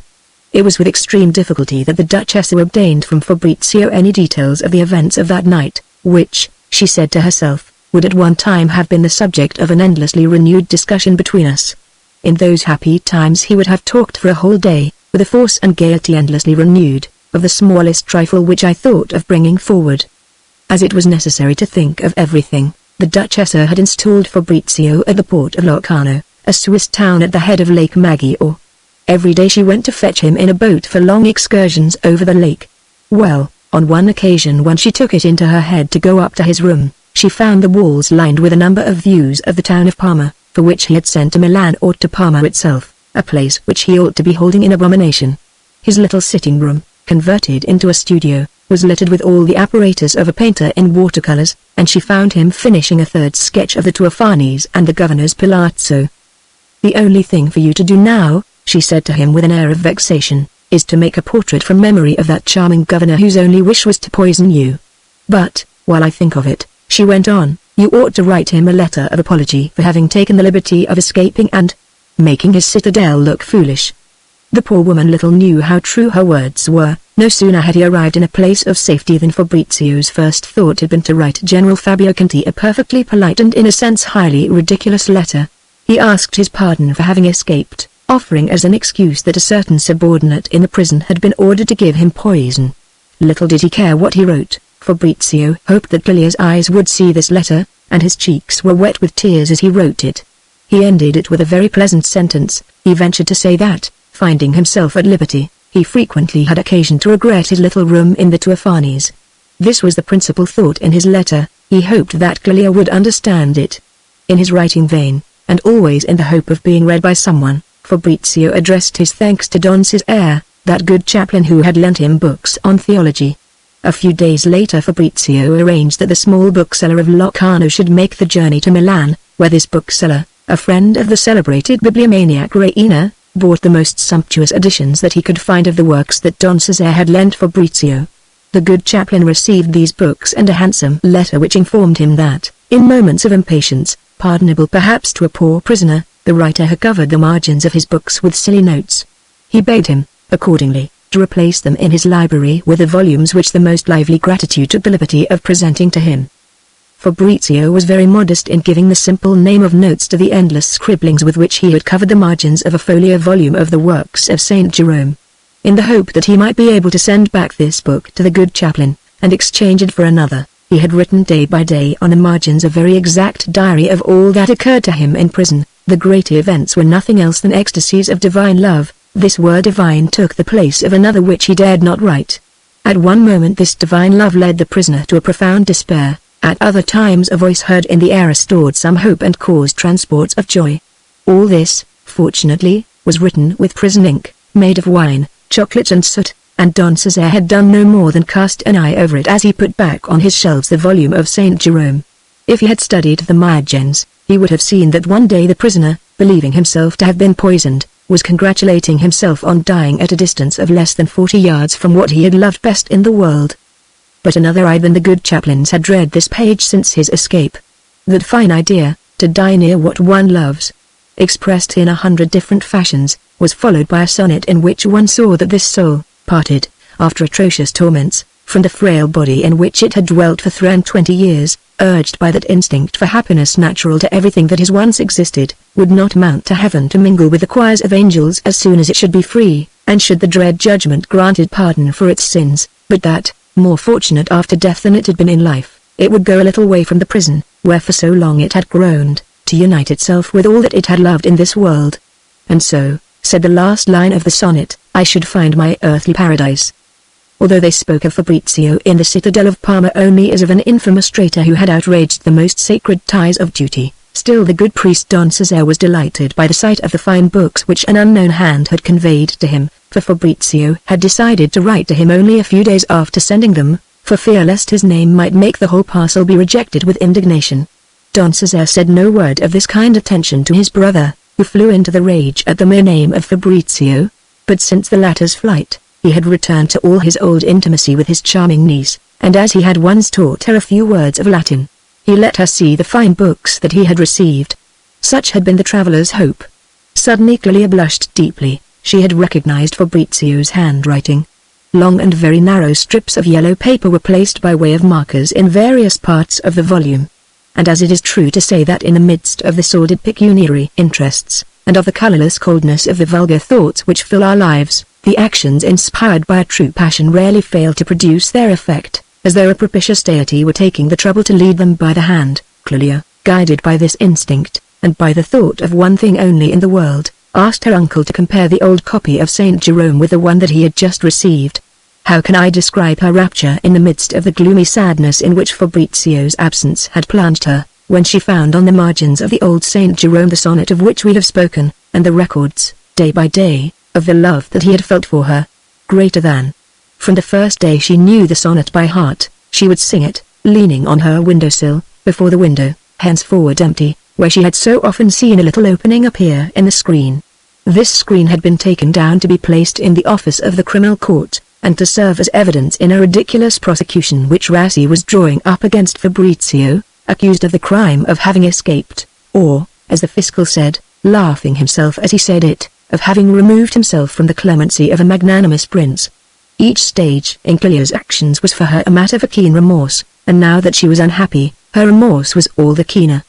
She sought to mitigate somewhat the reproaches that she addressed to herself by reminding herself of the vow never to see Fabrizio again, which she had made to the Madonna at the time when the general was nearly poisoned, and since then had renewed daily.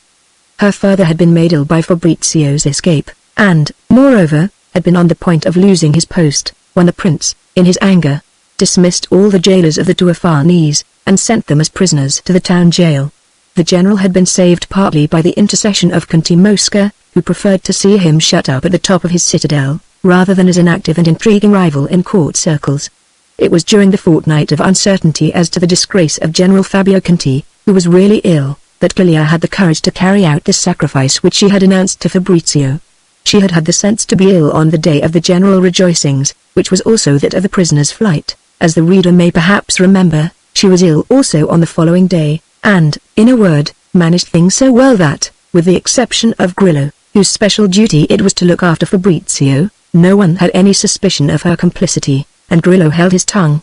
But as soon as Clelia had no longer any anxiety in that direction, she was even more cruelly tormented by her just remorse. What argument in the world, she asked herself, can mitigate the crime of a daughter who betrays her father?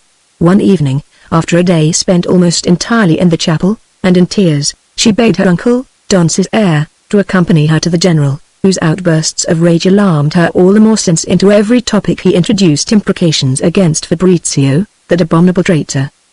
Having come into her father's presence, she had the courage to say to him that if she had always refused to give her hand to the Marchese Crescenzi, it was because she did not feel any inclination towards him, and was certain of finding no happiness in such a union. At these words the general flew into a rage, and Clelia had some difficulty in making herself heard. She added that if her father, tempted by the Marchese's great fortune, felt himself bound to give her a definite order to marry him, she was prepared to obey. The general was quite astonished by this conclusion, which he had been far from expecting. He ended, however, by rejoicing at it. "So," he said to his brother, "I shall not be reduced to a lodging on a second floor, if that scoundrel Fabrizio makes me lose my post through his vile conduct." Conte Mosca did not fail to show himself profoundly scandalized by the flight of that scapegrace Fabrizio, and repeated when the occasion served the expression invented by Rassi to describe the base conduct of the young man, a very vulgar young man, to boot, who had removed himself from the clemency of the prince. This witty expression, consecrated by good society, did not take hold at all of the people. Left to their own good sense, while fully believing in Fabrizio's guilt, they admired the determination that he must have had to let himself down from so high a wall. Not a creature at court admired this courage. As for the police, greatly humiliated by this rebuff, they had officially discovered that a band of 20 soldiers, corrupted by the money distributed by the Duchessa, that woman of such atrocious ingratitude whose name was no longer uttered save with a sigh, had given Fabrizio 4 ladders tied together, each 45 feet long. Fabrizio, having let down a cord which they had tied to these ladders, had only the quite commonplace distinction of pulling the ladders up to where he was. Certain liberals, well known for their imprudence, and among them Dr. C., an agent paid directly by the prince, added, but compromised themselves by adding that these atrocious police had had the barbarity to shoot 8 of the unfortunate soldiers who had facilitated the flight of that wretch Fabrizio. Thereupon he was blamed even by the true liberals, as having caused by his imprudence by the death of 8 poor soldiers. It is thus that petty despotisms reduce to nothing the value of public opinion. Chapter 10. Amid this general uproar, Archbishop Landriani alone showed himself loyal to the cause of his young friend. He made bold to repeat, even at the princess's court, the legal maxim according to which, in every case, one ought to keep an ear free from all prejudice to hear the plea of an absent party.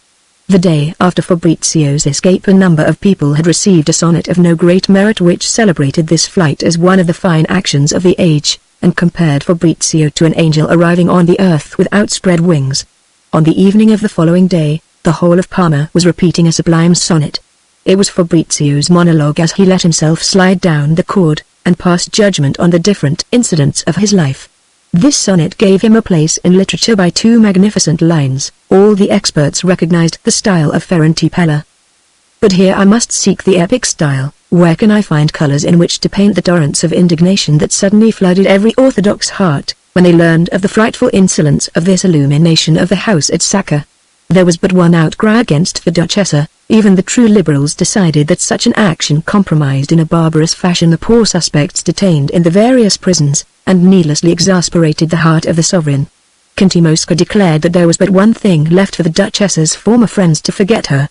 The concert of execration was therefore unanimous. A stranger passing through the town would have been struck by the energy of public opinion. But in the country, where they know how to appreciate the pleasure of revenge, the illumination and the admirable feast given in the park to more than 6,000 contadini had an immense success.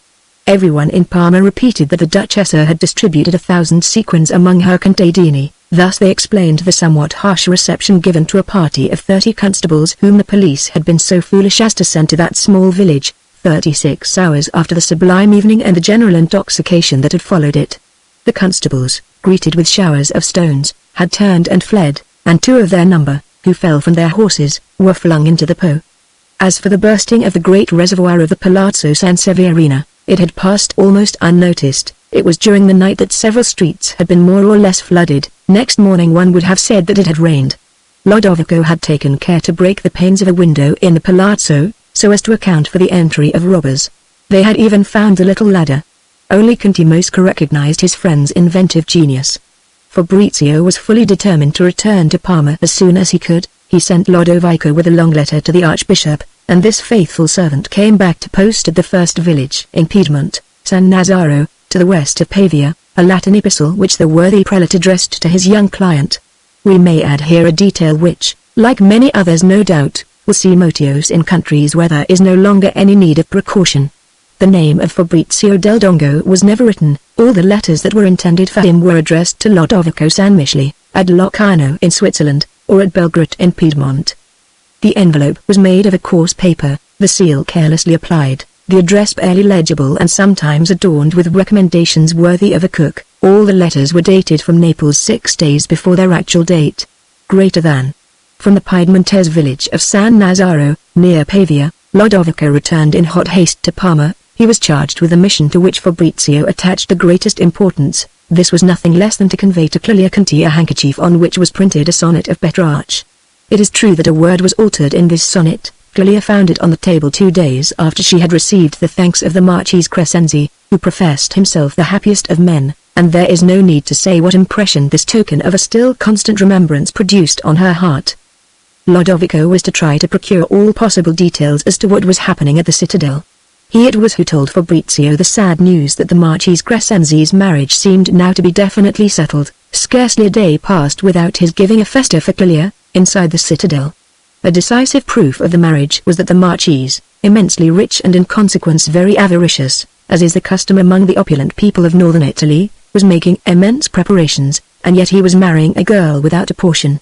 It was true that General Fabio Conti, his vanity greatly shocked by this observation, the first to spring to the minds of all his compatriots, had just bought a property worth more than 300,000 francs, and for this property he, who had nothing, had paid in ready money, evidently with the Marchese's gold.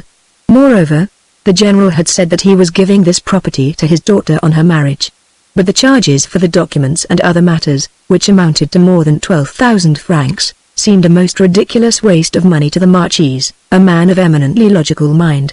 For his part he was having woven at Lyon a set of magnificent tapestries of admirably blended colors, calculated to charm the eye, by the famous Palagi, the Bolognese painter. These tapestries, each of which embodied some deed of arms by the Crescenzi family, which, as the whole world knows, is descended from the famous Crescentius, Roman consul in the year 985, were to furnish the 17 saloons which composed the ground floor of the Marchese's palazzo. The tapestries, clocks and lustres sent to Parma cost more than 350,000 francs. The price of the new mirrors, in addition to those which the house already possessed, came to 200,000 francs. With the exception of 2 rooms, famous works of the Parmigianino, the greatest of local painters after the Divine Correggio, all those of the first and second floors were now occupied by the leading painters of Florence, Rome and Milan, who were decorating them with paintings in fresco. Fokelberg, the great Swedish sculptor, Tenerani of Rome and Marchesi of Milan had been at work for the last year on 10 bas-reliefs representing as many brave deeds of Crescentius, that truly great man. The majority of the ceilings, painted in fresco, also offered some allusion to his life. The ceiling most generally admired was that on which Hayes of Milan had represented Crescentius being received in the Elysian fields by Francesco Sforza, Lorenzo the Magnificent, King Robert, the Tribune Cola di Renzi, Machiavelli, Dante and the other great men of the Middle Ages. Admiration for these chosen spirits is supposed to be an epigram at the expense of the men in power. All these sumptuous details occupied the exclusive attention of the nobility and burgesses of Parma, and pierced our hero's heart when he read of them, related with an artless admiration, in a long letter of more than 20 pages which Lodovico had dictated to a Doganier of Castelmaggiore. "And I, who am so poor," said Fabrizio, "an income of 4,000 lire in all and for all. It is truly an impertinence in me to dare to be in love with Clelia Conti for whom all these miracles are being performed." A single paragraph in Lodovico's long letter, but written, this, in his own villainous hand, announced to his master that he had met, at night and apparently in hiding, the unfortunate Grillo, his former jailer, who had been put in prison and then released. The man had asked him for a sequin in charity, and Lodovico had given him 4 in the Duchessa's name. The old jailers recently set at liberty, 12 in number, were preparing an entertainment with their knives, un trattamento di cortelate, for the new jailers their successors, should they ever succeed in meeting them outside the citadel. Grillo had said that almost every day there was a serenade at the fortress, that Signorina Clelia was extremely pale, often ill, and other things of the sort. This absurd expression caused Lodovico to receive, by courier after courier, the order to return to Locarno. He returned, and the details which he supplied by word of mouth were even more depressing for Fabrizio. One may judge what consideration he was showing for the poor Duchessa. He would have suffered 1,000 deaths rather than utter in her hearing the name of Clelia Conti. The Duchessa abhorred Parma, whereas, for Fabrizio, everything which recalled that city was at once sublime and touching. Less than ever had the Duchessa forgotten her revenge. She had been so happy before the incident of Giletti's death, and now, what a fate was hers! She was living in expectation of a dire event of which she was careful not to say a word to Fabrizio, she who before, at the time of her arrangement with Ferranti, thought she would so delight Fabrizio by telling him that one day he would be avenged. One can now form some idea of the pleasantness of Fabrizio's conversations with the Duchessa. A gloomy silence reigned almost invariably between them. To enhance the pleasantness of their relations, the Duchessa had yielded to the temptation to play a trick on this too dear nephew. The Conte wrote to her almost every day. Evidently he was sending couriers as in the days of their infatuation, for his letters always bore the postmark of some little town in Switzerland. The poor man was torturing his mind so as not to speak too openly of his affection, and to construct amusing letters. Barely did a distracted eye glance over them. What avails, alas, the fidelity of a respected lover when one's heart is pierced by the coldness of the other whom one sets above him? In the space of 2 months the Duchess answered him only once, and that was to engage him to explore how the land lay round the princess, and to see whether, despite the impertinence of the fireworks, a letter from her, the Duchessa, would be received with pleasure.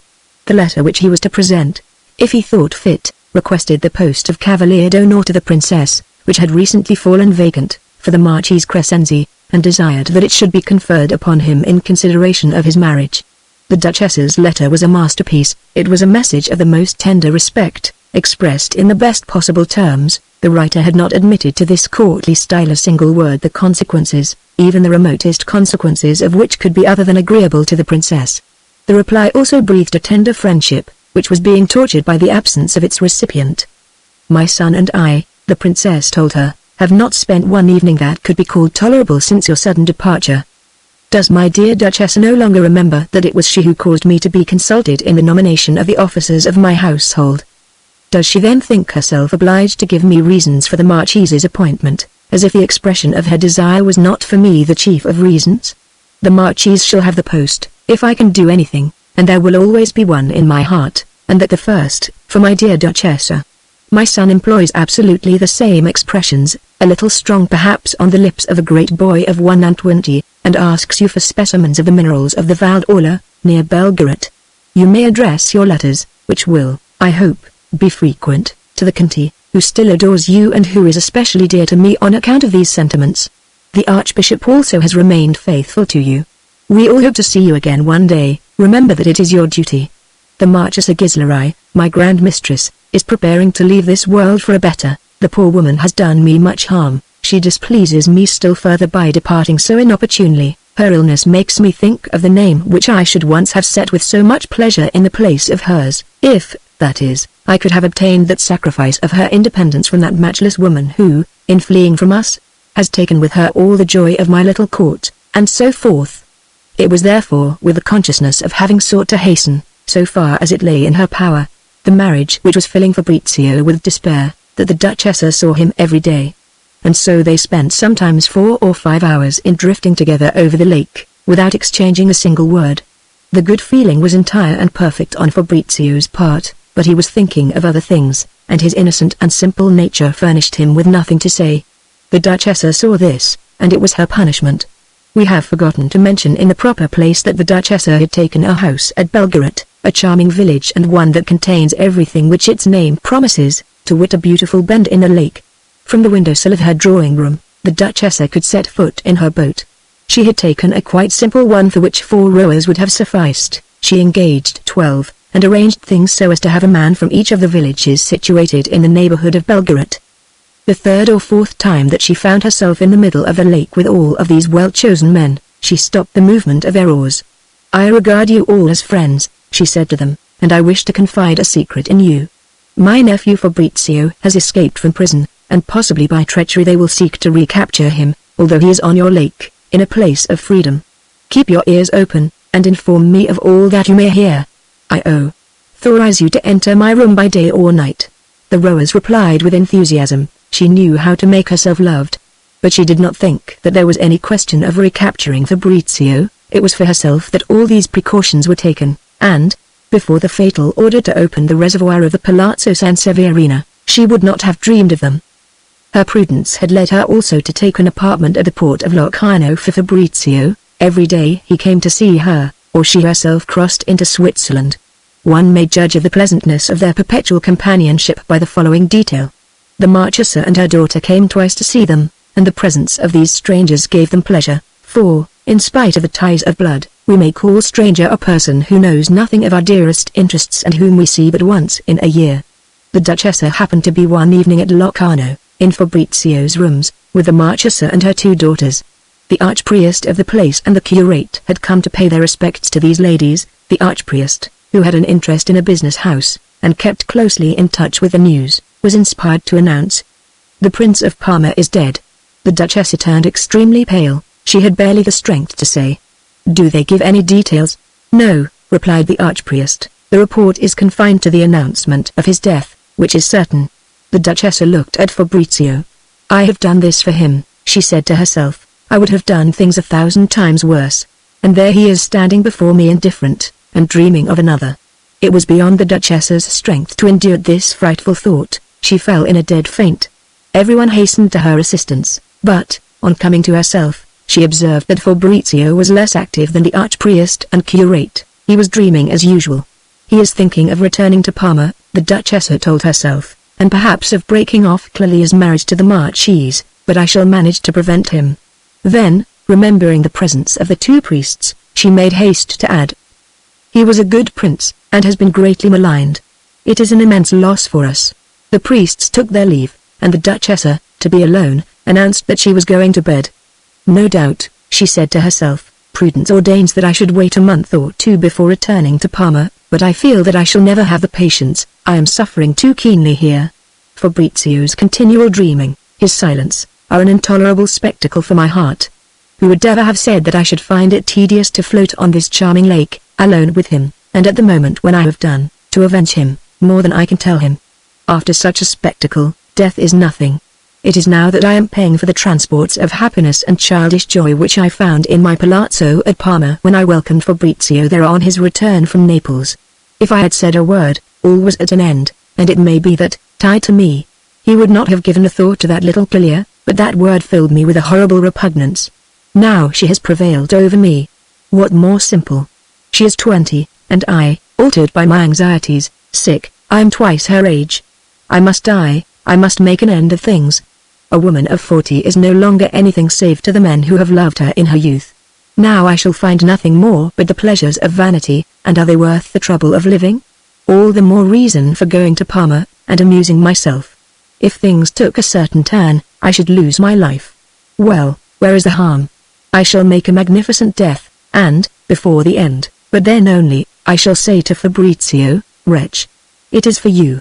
Yes, I can find no occupation for what little life remains to me save at Parma. I shall play the great lady there. What a blessing if I could be sensible now of all those distinctions which used to make the Reversi so unhappy. Then, in order to see my happiness, I had to look into the eyes of envy. My vanity has one satisfaction, with the exception of the Conti perhaps, no one can have guessed what the event was that put an end to the life of my heart. I shall love Fabrizio, I shall be devoted to his interests, but he must not be allowed to break off Clelia's marriage, and end by taking her himself. No, that shall not be. The Duchessa had reached this point in her melancholy monologue, when she heard a great noise in the house. "Good," she said to herself, "they are coming to arrest me. Ferranti has let himself be caught. He must have spoken. Well, all the better. I am going to have an occupation, I am going to fight them for my head. But in the first place, I must not let myself be taken." The Duchessa, half-clad, fled to the bottom of her garden. She was already thinking of climbing a low wall and escaping across country, but she saw someone enter her room. She recognized Bruno, the Conti's confidential man. He was alone with her maid. She went up to the window. The man was telling her maid of the injuries he had received. The Duchessa entered the house. Bruno almost flung himself at her feet, imploring her not to tell the Conti of the preposterous hour at which he had arrived. Immediately after the prince's death, he went on, the Signor Conti gave the order to all the posts not to supply horses to subjects of the States of Parma. So that I had to go as far as the Po with the horses of the house, but on leaving the boat my carriage was overturned, broken, smashed, and I had such bad bruises that I could not get on a horse, as was my duty. "Very well," said the Duchessa, "it is 3 o'clock in the morning, I shall say that you arrived at noon, but you must not go and give me away. I am very grateful for the Signora's kindness." Politics in a work of literature are like a pistol shot in the middle of a concert, something loud and vulgar and yet a thing to which it is not possible to refuse one's attention. We are about to speak of very ugly matters, as to which, For more than one reason, we should like to keep silence. But we are forced to do so in order to come to happenings which are in our province, since they have for their theatre the hearts of our characters. But, great God, how did that great prince die? Said the Duchess to Bruno. He was out shooting the birds of passage, in the marshes, along by the Po, 2 leagues from Sacca. He fell into a hole hidden by a tuft of grass. He was all in a sweat, and caught cold. They carried him to a lonely house where he died in a few hours. Some say that Signor Catena and Signor Borono are dead as well, and that the whole accident arose from the copper pans in the contadino's house they went to, which were full of verdigris. They took their luncheon there. In fact, the swelled heads, the Jacobins, who say what they would like to be true, speak of poison. I know that my friend Toto, who is a groom at court, would have died but for the kind attention of a rustic who appeared to have a great knowledge of medicine, and gave him some very singular remedies. But they've ceased to talk of the prince's death already. After all, he was a cruel man. When I left, the people were gathering to kill the fiscal general Rassi. They were also proposing to set fire to the gates of the citadel, to enable the prisoners to escape. But it was said that Fabio Conti would fire his guns. Others were positive that the gunners at the citadel had poured water on their powder, and refused to massacre their fellow citizens. But I can tell you something far more interesting. While the surgeon of Sant'Oloro was mending my poor arm, a man arrived from Parma who said that the mob had caught Barbone, the famous clerk from the citadel, in the street, and had beaten him, and were then going to hang him from the tree on the avenue nearest to the citadel. The mob were marching to break that fine statue of the prince in the gardens of the court, but the Signor Conti took a battalion of the guard, paraded them in front of the statue, and sent word to the people that no one who entered the gardens would go out of them alive, and the people took fright. But, what is a very curious thing, which the man who had come from Parma, who was an old constable, repeated several times, is that the Signor Conti kicked General P., the commander of the prince's guard, and had him led out of the garden by 2 fusiliers, after tearing off his epaulets. I can see the Conti doing that, cried the Duchessa with a transport of joy which she would not have believed possible a minute earlier. He will never allow anyone to insult our princess, and as for General P., in his devotion to his rightful masters, he would never consent to serve the usurper, while the Conti, with less delicacy, fought through all the Spanish campaigns, and has often been reproached for it at court. The Duchessa had opened the Conti's letter, but kept stopping as she read it to put 100 questions to Bruno. The letter was very pleasant. The Conti employed the most lugubrious terms, and yet the keenest joy broke out in every word. He avoided any detail of the prince's death, and ended with the words, "You will doubtless return, my dear angel, but I advise you to wait a day or 2 for the courier whom the princess will send you, as I hope, today or tomorrow. Your return must be as triumphant as your departure was bold. As for the great criminal who is with you, I count upon being able to have him tried by 12 judges selected from all parties in this state. But, to have the monster punished as he deserves, I must first be able to make spills of the other sentence, if it exists." The Conti had opened his letter to add, "Now for a very different matter. I have just issued ammunition to the 2 battalions of the guard. I am going to fight, and shall do my best to deserve the title of cruel with which the liberals have so long honored me. That old mummy General P has dared to speak in the barracks of making a parley with the populace, who are more or less in revolt. I write to you from the street. I am going to the palace, which they shall not enter save over my dead body. Goodbye. If I die, it will be worshipping you all the same, as I have lived. Do not forget to draw 300,000 francs which are deposited in my name with D. of Leon. Here is that Rassi, pale as death, and without his wig. You have no idea what he looks like. The people are absolutely determined to hang him. It would be doing him a great injustice. He deserves to be quartered. He took refuge in my palazzo and has run after me into the street. I hardly know what to do with him. I do not wish to take him to the prince's palace. That would make the revolt break out there. F shall see whether I love him." My first word to Rassi was, "I must have the sentence passed on Signor Del Dongo, and all the copies that you may have of it, and say to all those unjust judges, who are the cause of this revolt, that I will have them all hanged, and you as well, my dear friend, if they breathe the word of that sentence, which never existed. In Fabrizio's name, I am sending a company of grenadiers to the Archbishop. Goodbye, dear Angeli. My palazzo is going to be burned, and I shall lose the charming portraits I have of you. I must run to the palace to degrade that wretched General P., who is at his tricks. He is basely flattering the people, as he used to flatter the late prince. All these generals are in the devil of a fright. I am going, I think, to have myself made commander-in-chief." The Duchessa was unkind enough not to send to waken Fabrizio. She felt for the Conte a burst of admiration which was closely akin to love. When all is said and done, she decided, I shall have to marry him. She wrote to him at once and sent off one of her men. That night the Duchessa had no time to be unhappy. Next day, about noon, she saw a boat manned by 10 rowers which was swiftly cleaving the waters of the lake. Fabrizio and she soon recognized a man wearing the livery of the Prince of Parma. It was, in fact, one of his couriers who, before landing, cried to the Duchessa, the revolt is suppressed. This courier gave her several letters from the Conte, an admirable letter from the princess, and an order from Prince Ranunzio Ernsto V, on parchment, creating her Duchessa di San Giovanni and Grand Mistress to the Princess Dowager. The young prince, an expert in mineralogy, whom she regarded as an imbecile, had had the intelligence to write her a little note, but there was love at the end of it. The note began thus. The Conte says, Signora Duchessa, that he is pleased with me. The fact is that I stood under fire by his side, and that my horse was hit. Seeing the stir that is made about so small a matter, I am keen to take part in a real battle, but not against my subjects. I owe everything to the Conte. All my generals, who have never been to war, ran like hares. I believe 2 or 3 have fled as far as Bologna. Since a great and deplorable event set me in power, I have signed no order which has given me so much pleasure as this which appoints you Grand Mistress to my mother.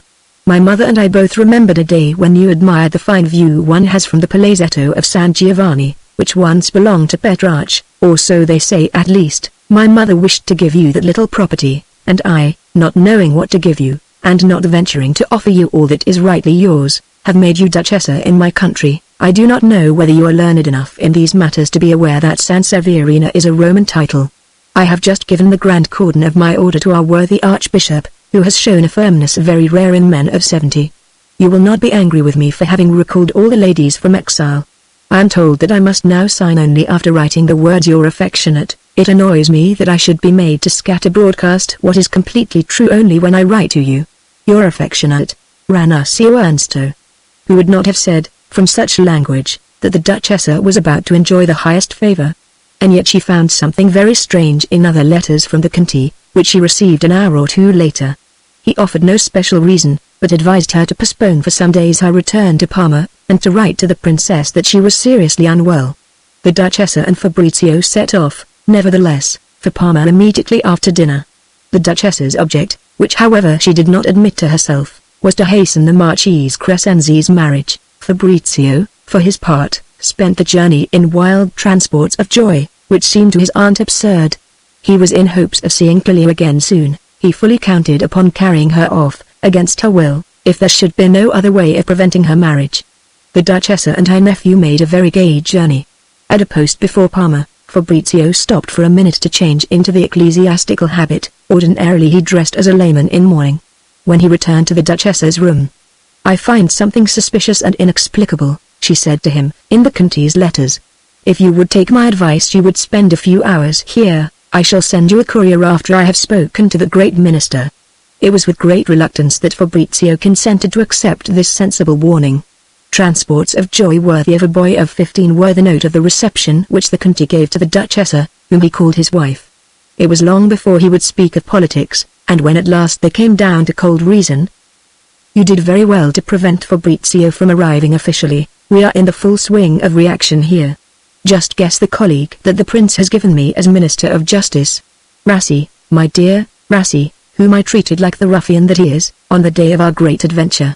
By the way, I must warn you that we have suppressed everything that has happened here. If you read our gazette you will see that a clerk at the Citadel, named Barbone, has died as the result of falling from a carriage.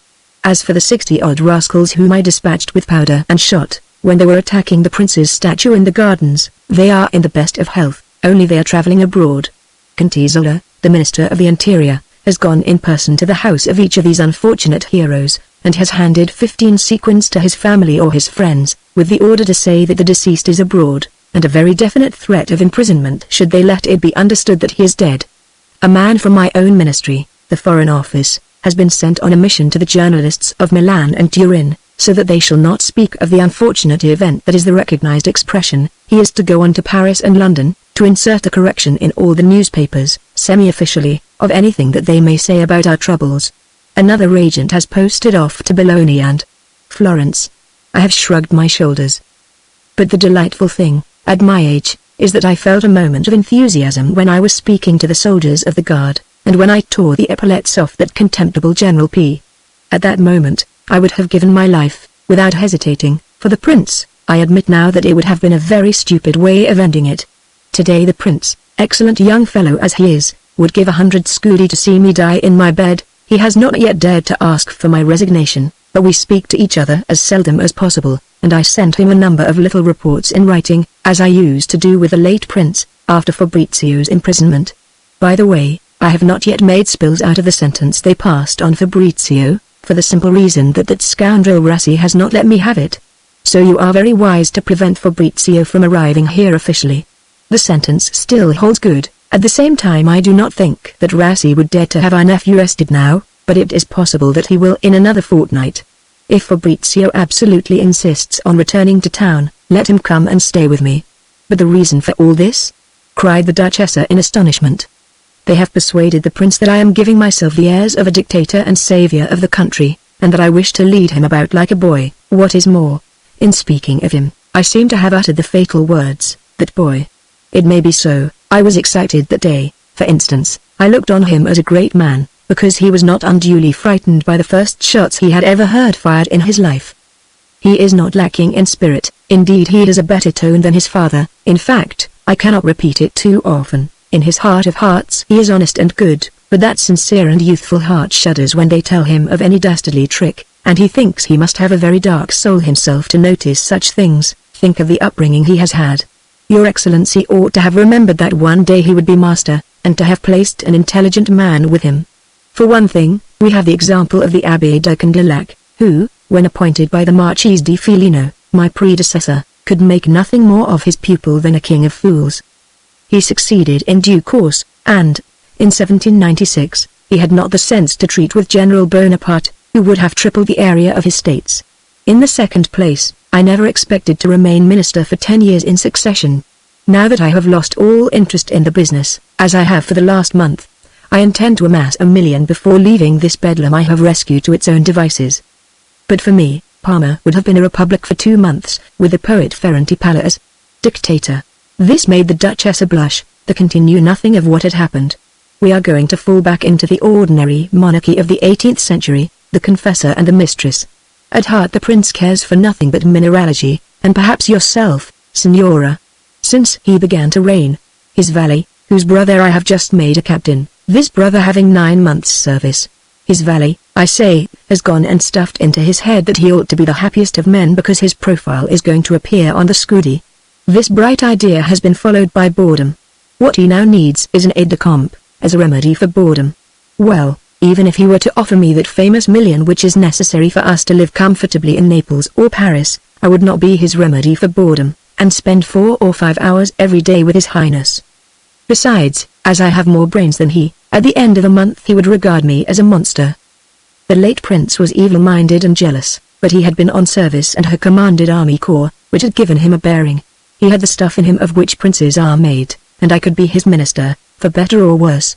With this honest fellow of a son, who is candid and really good, I am forced to be an intriguer. You see me now the rival of the humblest little woman in the castle, and a very inferior rival, for I shall scorn all the 100 essential details. For instance, 3 days ago, one of those women who put out the clean towels every morning in the rooms, took it into her head to make the prince lose the key of one of his English desks. Whereupon His Highness refused to deal with any of the business, the papers of which happened to be in this desk. As a matter of fact, for 20 francs, they could have taken off the wooden bottom, or used skeleton keys, but Ranasio Ernst V told me that that would be teaching the court locksmith bad habits. Up to the present, it has been absolutely impossible for him to adhere to any decision for 3 days running. If he had been born Marquis so-and-so, with an ample fortune, this young prince would have been one of the most estimable men at court, a sort of Louis XVI, but how, with his pious simplicity, is he to resist all the cunningly laid snares that surround him?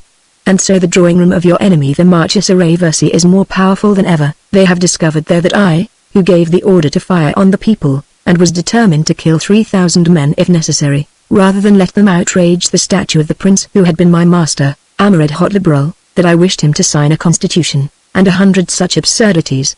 With all this talk of a republic, the fools would prevent us from enjoying the best of monarchies. In short, Signora, you are the only member of the present Liberal Party of which my enemies make me the head, at whose expense the prince has not expressed himself in offensive terms. The Archbishop, always perfectly honest, for having spoken in reasonable language of what I did on the unhappy day, is in deep disgrace.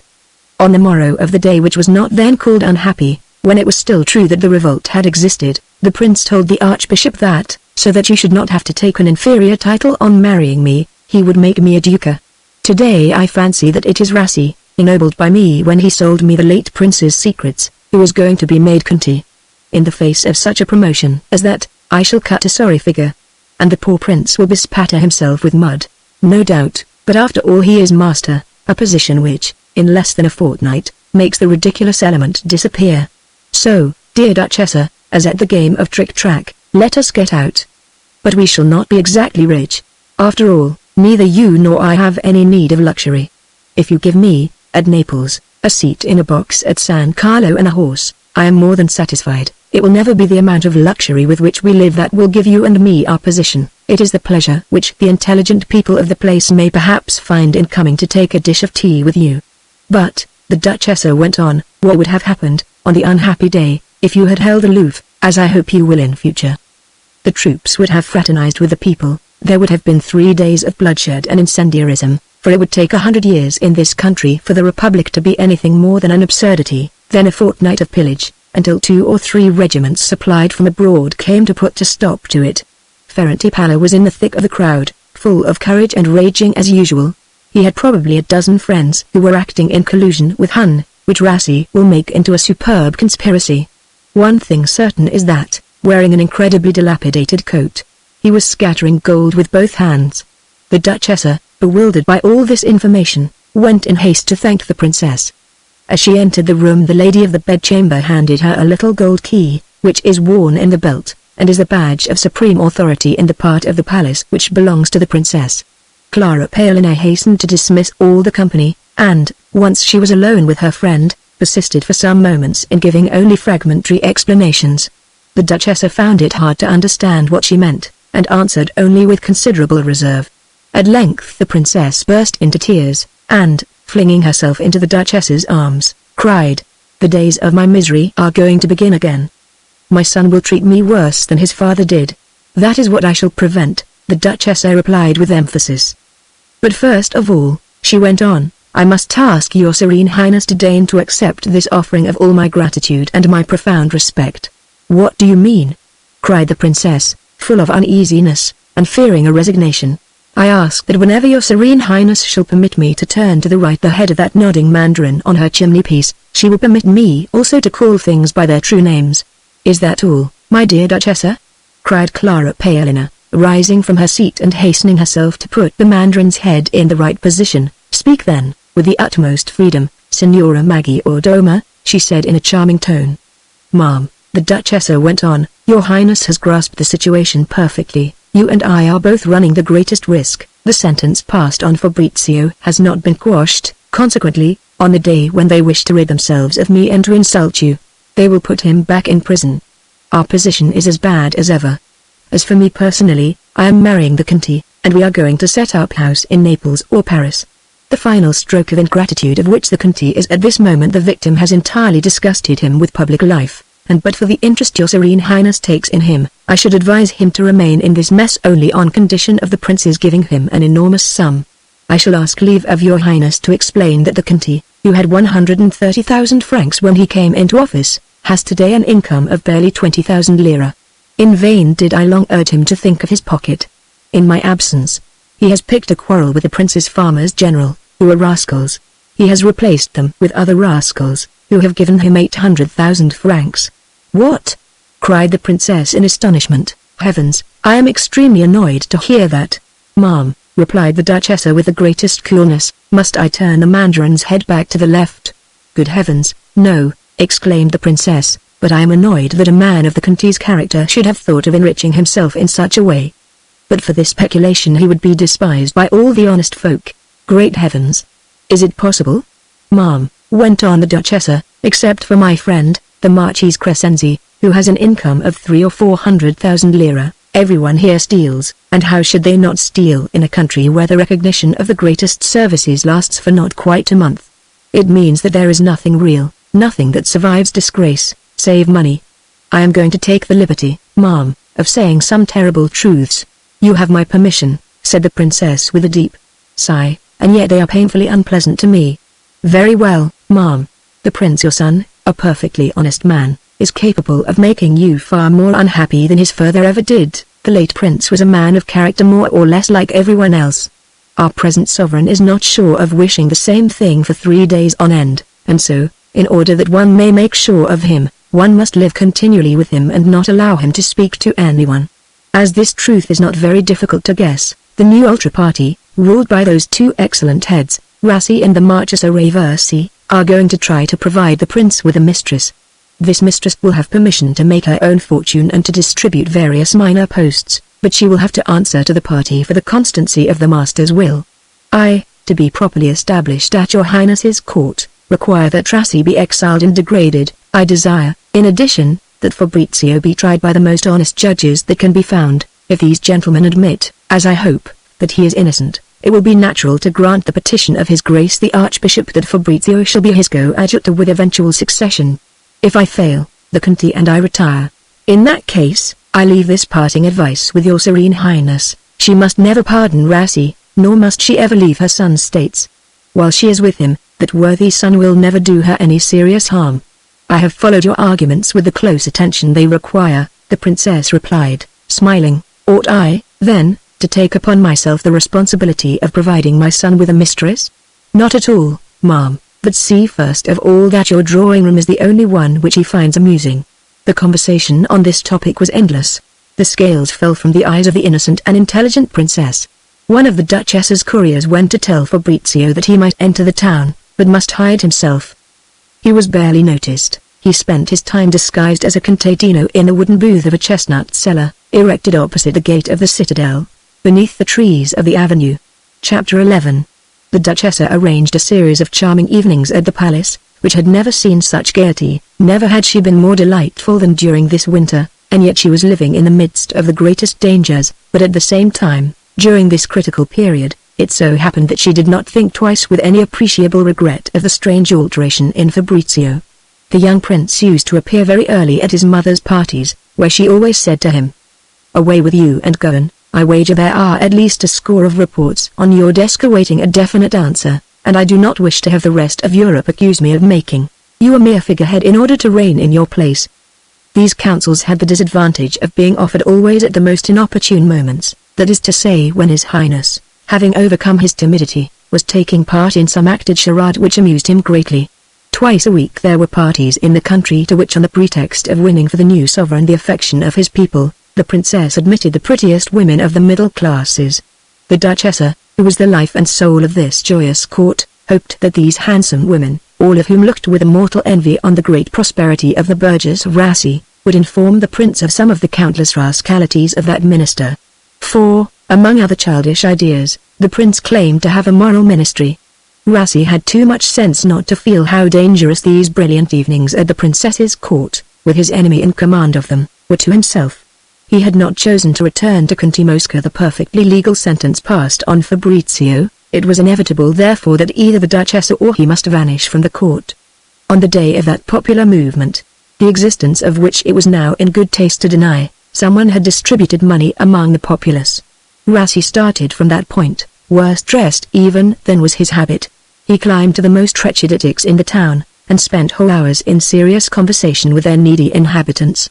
He was well rewarded for all his trouble. After a fortnight of this kind of life he had acquired the certainty that Ferranti Palla had been the secret head of the insurrection, and furthermore, that this creature, a pauper all his life as a great poet would be, had sent 9 or 10 diamonds to be sold at Genoa. Among others were mentioned 5 valuable stones which were really worth more than 40,000 francs, and which, 10 days before the death of the prince, had been sacrificed for 35,000 francs, because, the vendor said, he was in need of money. What words can describe the rapture of the Minister of Justice on making this discovery? He had learned that every day he was being made a laughing-stock at the court of the Princess Dowager, and on several occasions the prince, when discussing business with him, laughed in his face with all the frankness of his youth. It must be admitted that Rassi had some singularly plebeian habits. For instance, as soon as a discussion began to interest him, he would cross his legs and take his foot in his hand. If the interest increased, he would spread his red cotton handkerchief over his knee, and so forth. The prince had laughed heartily at the wit of one of the prettiest women of the middle class, who, being aware incidentally that she had a very shapely leg, had begun to imitate this elegant gesture of the Minister of Justice. Rassi requested an extraordinary audience and said to their prince, "Would your highness be willing to give 100,000 francs to know definitely in what manner his august father met his death? With that sum, the authorities would be in a position to arrest the guilty parties, if such exist." The prince's reply left no room for doubt. A little while later, China informed the Duchessa that she had been offered a large sum to allow her mistress's diamonds to be examined by a jeweler. She had indignantly refused. The Duchessa scolded her for having refused, and, a week later, China had the diamonds to show.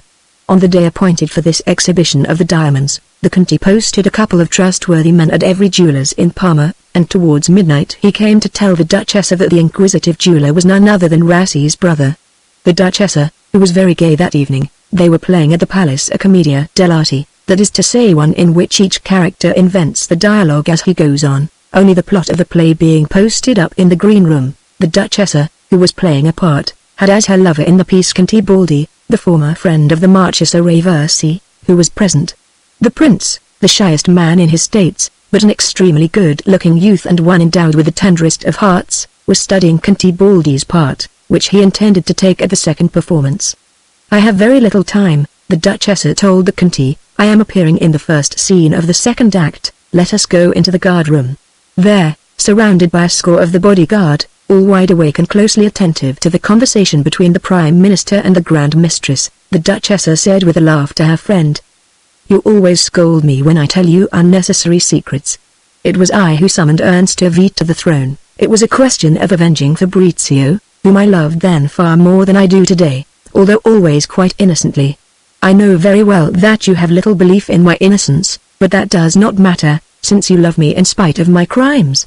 Very well, here is a real crime. I gave all my diamonds to a sort of lunatic, a most interesting man, named Ferranti Pella. I even kissed him so that he should destroy the man who wished to have Fabrizio poisoned. Where is the harm in that? Ah, so that is where Ferranti had found money for his rising," said the Conte, slightly taken aback. "And you tell me all this in the guard-room?" "It is because I am in a hurry, and now Rassi is on the track of the crime. It is quite true that I never mentioned an insurrection, for I abhor Jacobins. Think it over, and let me have your advice after the play. I will tell you at once that you must make the prince fall in love with you. But perfectly honorably, please." The Duchessa was called to return to the stage. She fled. Some days later the Duchess received by post a long and ridiculous letter, signed with the name of a former maid of her own. The woman asked to be employed at the court, but the Duchessa had seen from the first glance that the letter was neither in her handwriting nor in her style. On opening the sheet to read the second page, she saw fall at her feet a little miraculous image of the Madonna, folded in a printed leaf from an old book.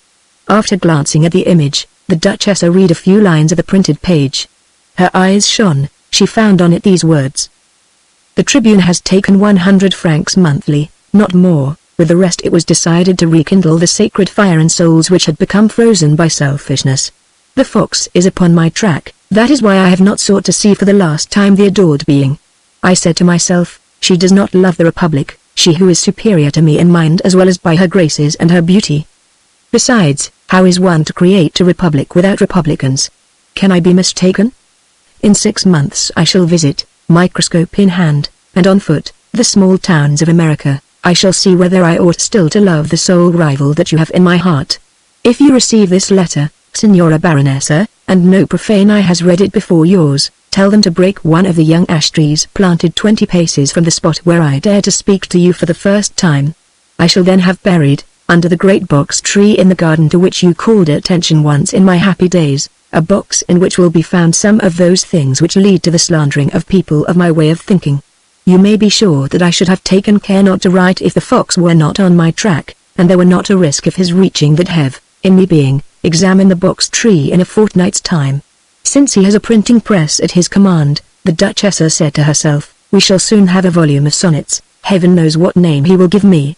The Duchess's coquetry led her to make a venture. For a week she was indisposed, and the court had no more pleasant evenings. The princess, greatly shocked by all that her fear of her son was obliging her to do in the first moments of her widowhood, went to spend this week in a convent attached to the church in which the late prince was buried.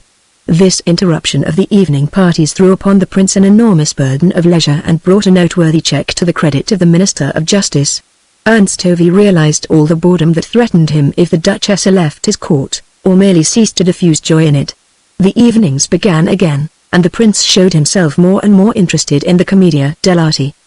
He had the intention of taking a part, but dared not confess this ambition. One day, blushing deeply, he said to the Duchessa, "Why should not I act, also? We are all at your highness's orders here. If he deigns to give me the order, I will arrange the plot of a comedy. All the chief scenes in your highness's part will be with me, and as, on the first evenings, everyone falters a little, if your highness will please to watch me closely, I will tell him the answers that he ought to make." Everything was arranged, and with infinite skill.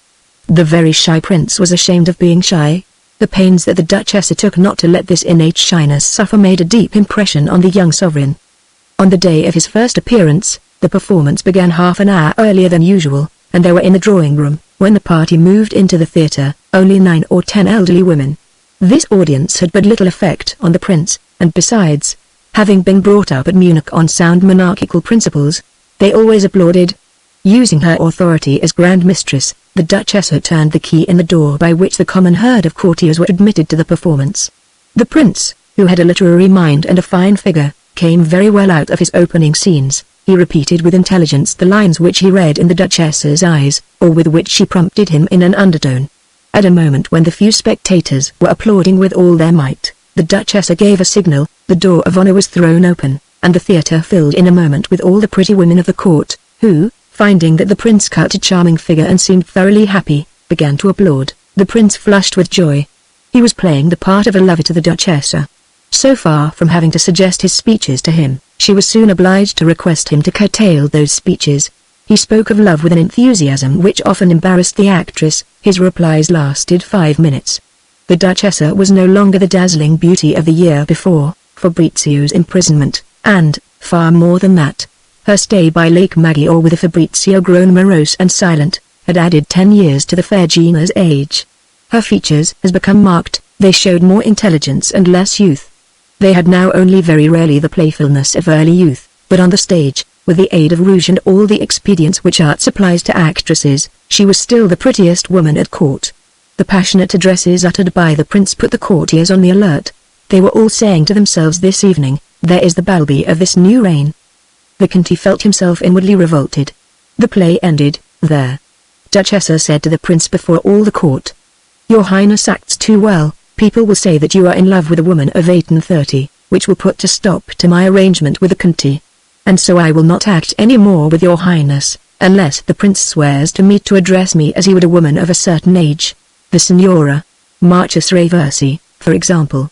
The same play was 3 times repeated. The prince was madly happy, but one evening he appeared very thoughtful. "Either I am greatly mistaken," said the Grand Mistress to the princess, "or Rassi is seeking to play some trick upon us. I should advise your highness to choose a play for tomorrow. The prince will act badly, and in his despair will tell you something." The prince did indeed act very badly. One could barely hear him, and he no longer knew how to end his sentences. At the end of the first act he almost had tears in his eyes. The Duchess stayed beside him, but it was cold and unmoved. The prince, finding himself alone with her for a moment, in the actors' green room, went to shut the door.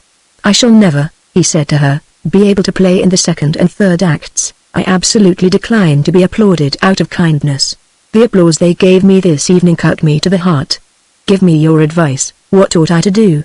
"I shall appear on the stage, make a profound reverence to Her Highness, another to the audience, like a real stage manager, and say that, the actor who was playing the part of Lelio having suddenly been taken ill, the performance will conclude with some pieces of music. Conti Rusco and Little Gisolfi will be delighted to be able to show off their harsh voices to so brilliant an assembly." The prince took the Duchess's hand, which he kissed with rapture. "Why are you not a man?" he said to her. "You would give me good advice. Rassi has just laid on my desk 182 depositions against the alleged assassins of my father. Apart from the depositions, there is a formal accusation of more than 200 pages. I shall have to read all that, and, Besides, I have given my word not to say anything to the Conti. All this is leading straight to executions. Already he wants me to fetch back from France, from near Antibes, Ferentipella, the great poet whom I admire so much. He is there under the name of Ponsate.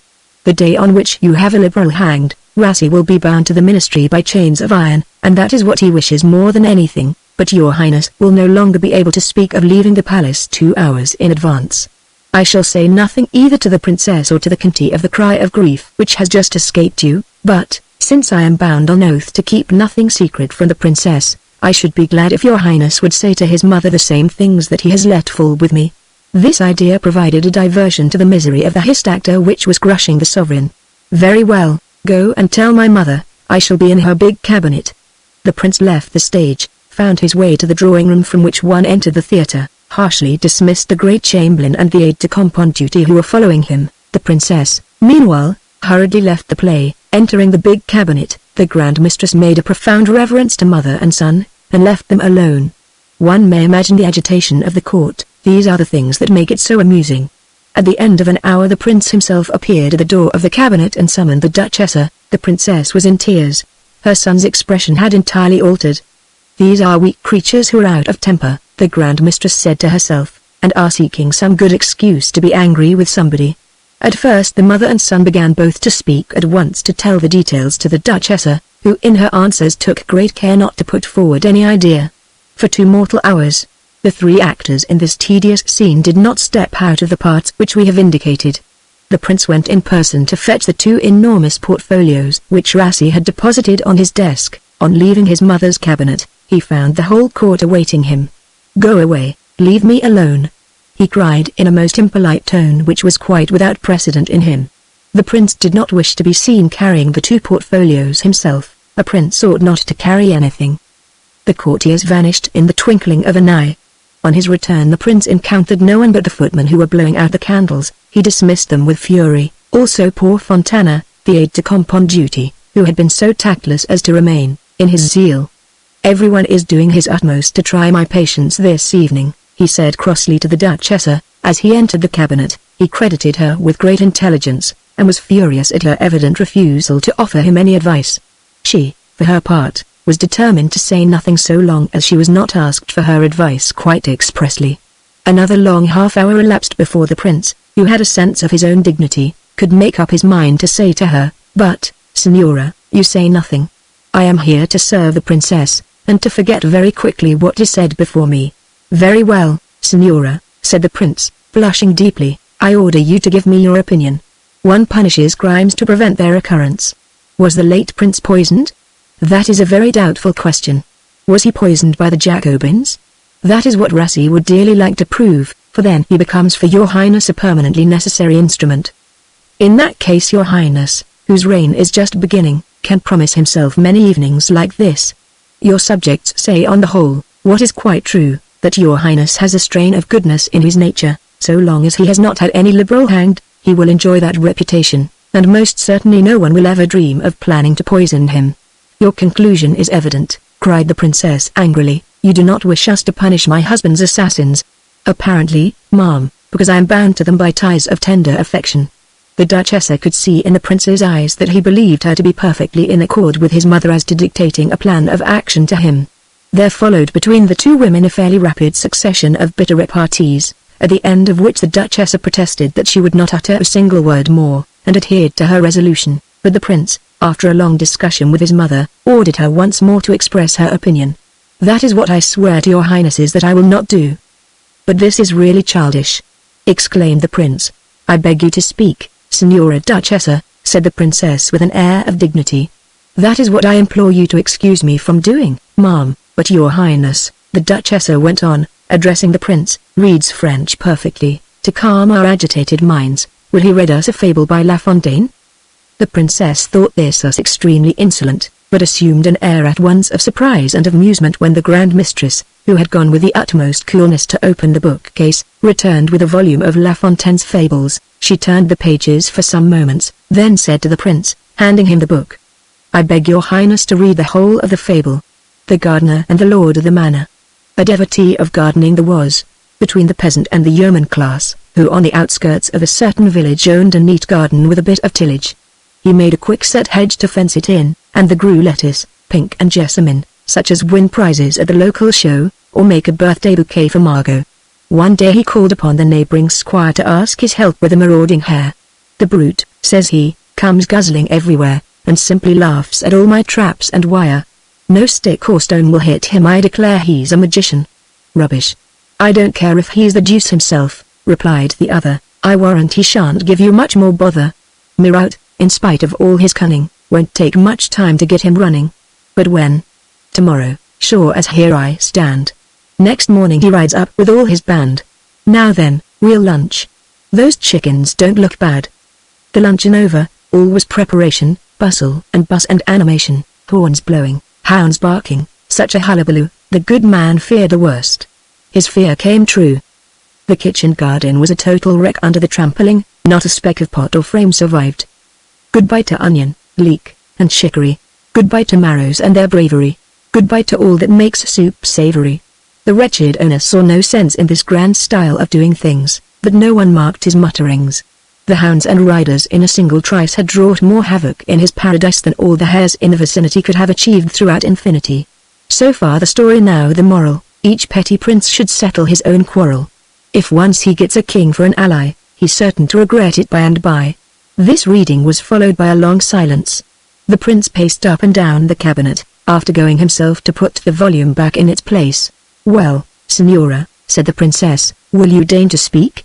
"No, indeed, ma'am, until such time as His Highness shall appoint me his minister. By speaking here, I should run the risk of losing my place as Grand Mistress." A fresh silence, lasting a full quarter of an hour. Finally, the princess remembered the part that had been played in true past by Marie de Medici, the mother of Louis XIII. For the last few days the Grand Mistress has made the lettress read aloud the excellent history of Louis XIII, by M. Bazin. The princess, although greatly annoyed, thought that the Duchessa might easily leave the country, and then Rassi, who filled her with mortal terror, might quite well imitate Richelieu and have her banished by her son. At this moment the princess would have given everything in the world to humiliate her Grand Mistress, but she could not. She rose, and came, with a smile that was slightly exaggerated, to take the Duchess's hand and say to her, "Come, Signora, give me a proof of your friendship by speaking." "Very well. 2 words, and no more. Burn, in the grate there, all the papers collected by that viper Rassi, and never reveal to him that they have been burned," she added in a whisper, and in a familiar tone, "in their princess's ear.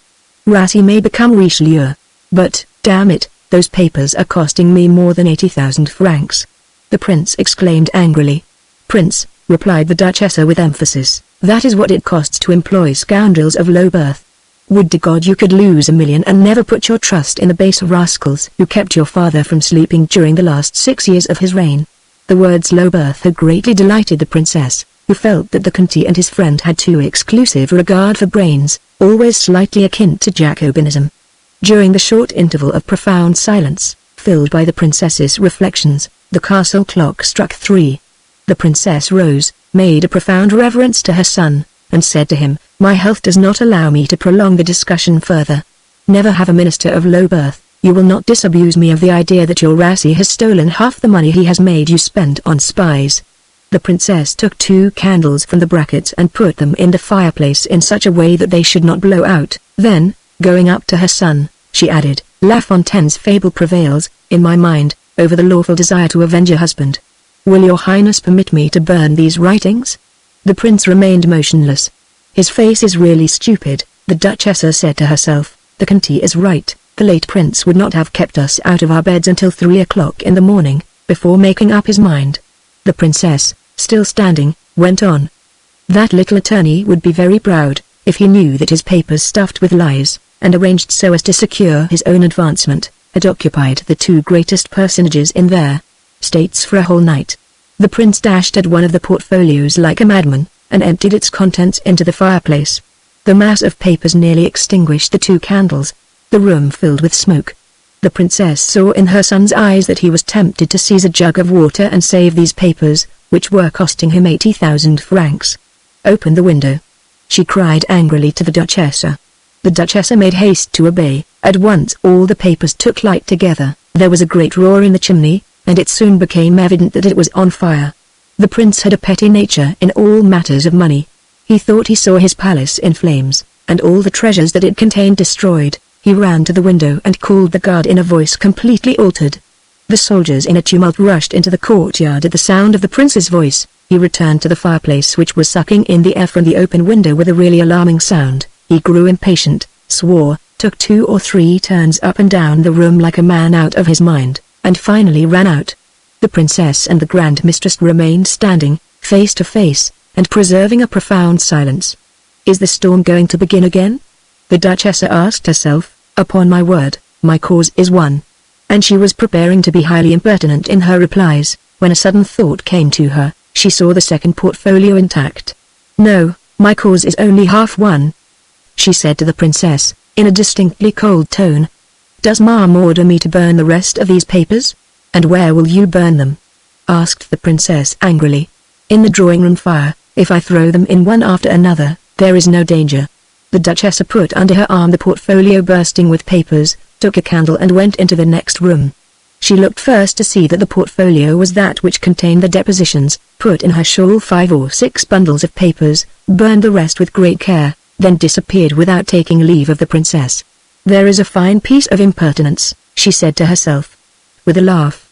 But her affectations of inconsolable widowhood came very near to making me lose my head on a scaffold.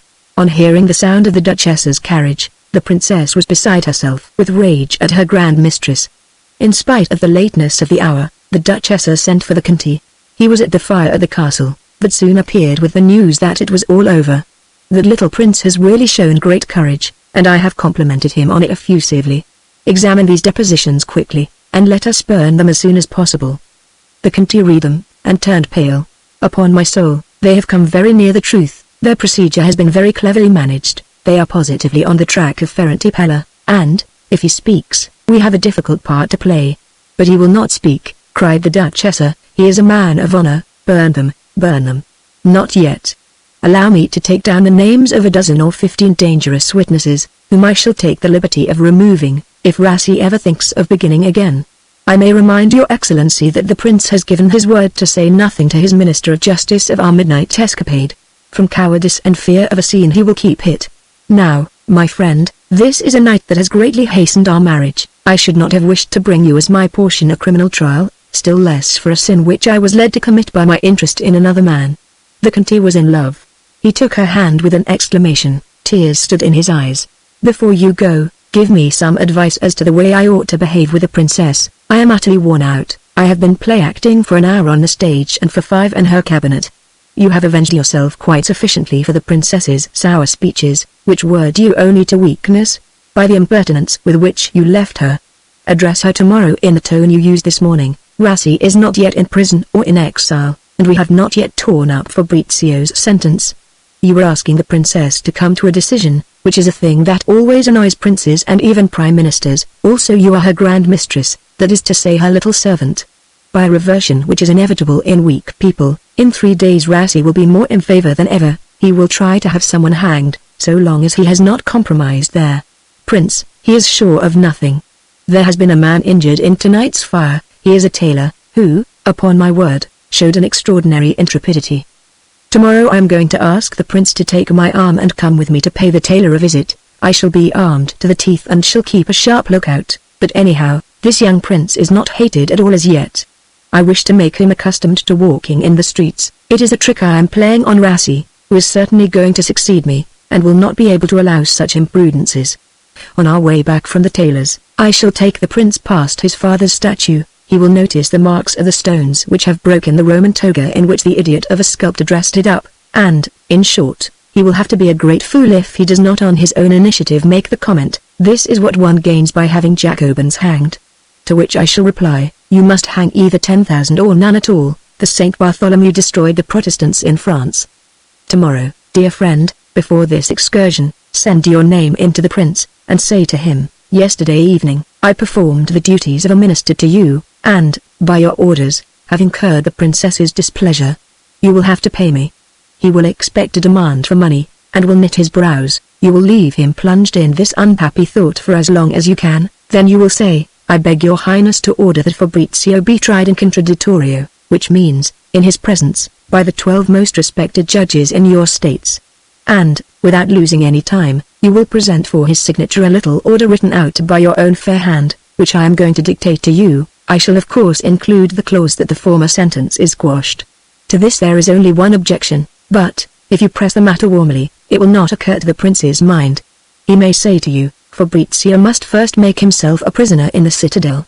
To which you will reply, he will make himself a prisoner in the town prison. You know that I am the master there. Every evening your nephew will come to see us. If the prince answers, no, his escape has tarnished the honor of my citadel, and I desire, for form's sake, that he return to the cell in which he was, you in turn will reply, no, for there he would be at the disposal of my enemy Rassi, and, in one of those feminine sentences which you utter so effectively, you will give him to understand that, to make Rassi yield, you have only to tell him of tonight's auto da fe. If he insists, you will announce that you are going to spend a fortnight at your place at Sacca. You will send for Fabrizio, and consult him as to this step which may land him in prison. If, to anticipate everything while he is under lock and key, Rassi should grow too impatient and have me poisoned, Fabrizio may run a certain risk. But that is hardly probable. You know that I have imported a French cook, who is the merriest of men, and makes puns. Well, punning is incompatible with poison. I have already told our friend Fabrizio that I have managed to find all the witnesses of his fine and courageous action. It was evidently that fellow Giletti who tried to murder him.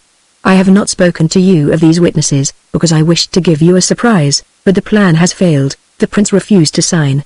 I have told our friend Fabrizio that certainly I should procure him a high ecclesiastical dignity, but I shall have great difficulty if his enemies can raise the objection in the Roman Curia of a charge of murder. Do you realize, Signora, that, if he is not tried and judged in the most solemn fashion, all his life long the name of Giletti will be a reproach to him? It would be a great act of cowardice not to have oneself tried, when one is sure of one's innocence. Besides, even if he were guilty, I should make them acquit him.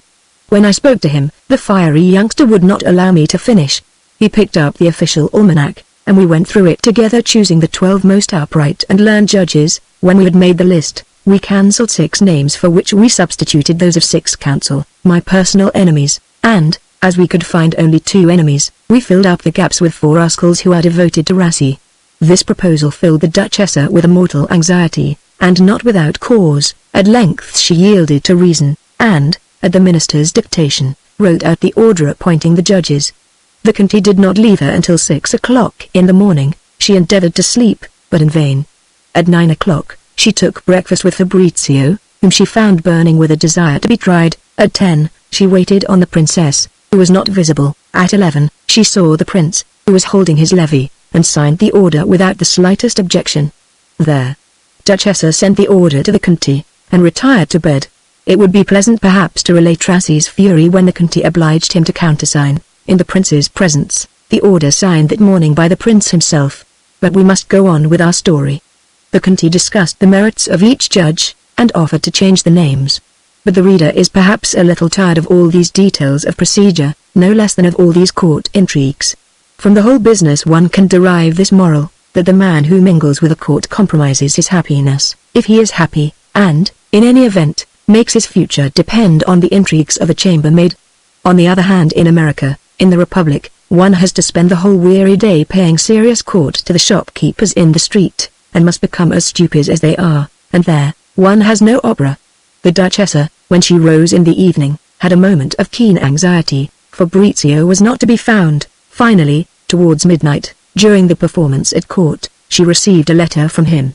Instead of making himself a prisoner in the town prison, where the Conti was in control, he had gone back to occupy his old cell in the citadel, only too happy to be living within a few feet of Clelia. This was an event of vast consequence. In this place he was exposed to the risk of poison more than ever. This act of folly filled the Duchessa with despair. She forgave the cause of it, a mad love for Clelia, because unquestionably in a few days' time that young lady was going to marry the rich Marchese Crescenzi. This folly restored to Fabrizio all the influence he had originally enjoyed over the Duchessa's heart. It is that cursed paper which I went and made the prince sign that will be his death.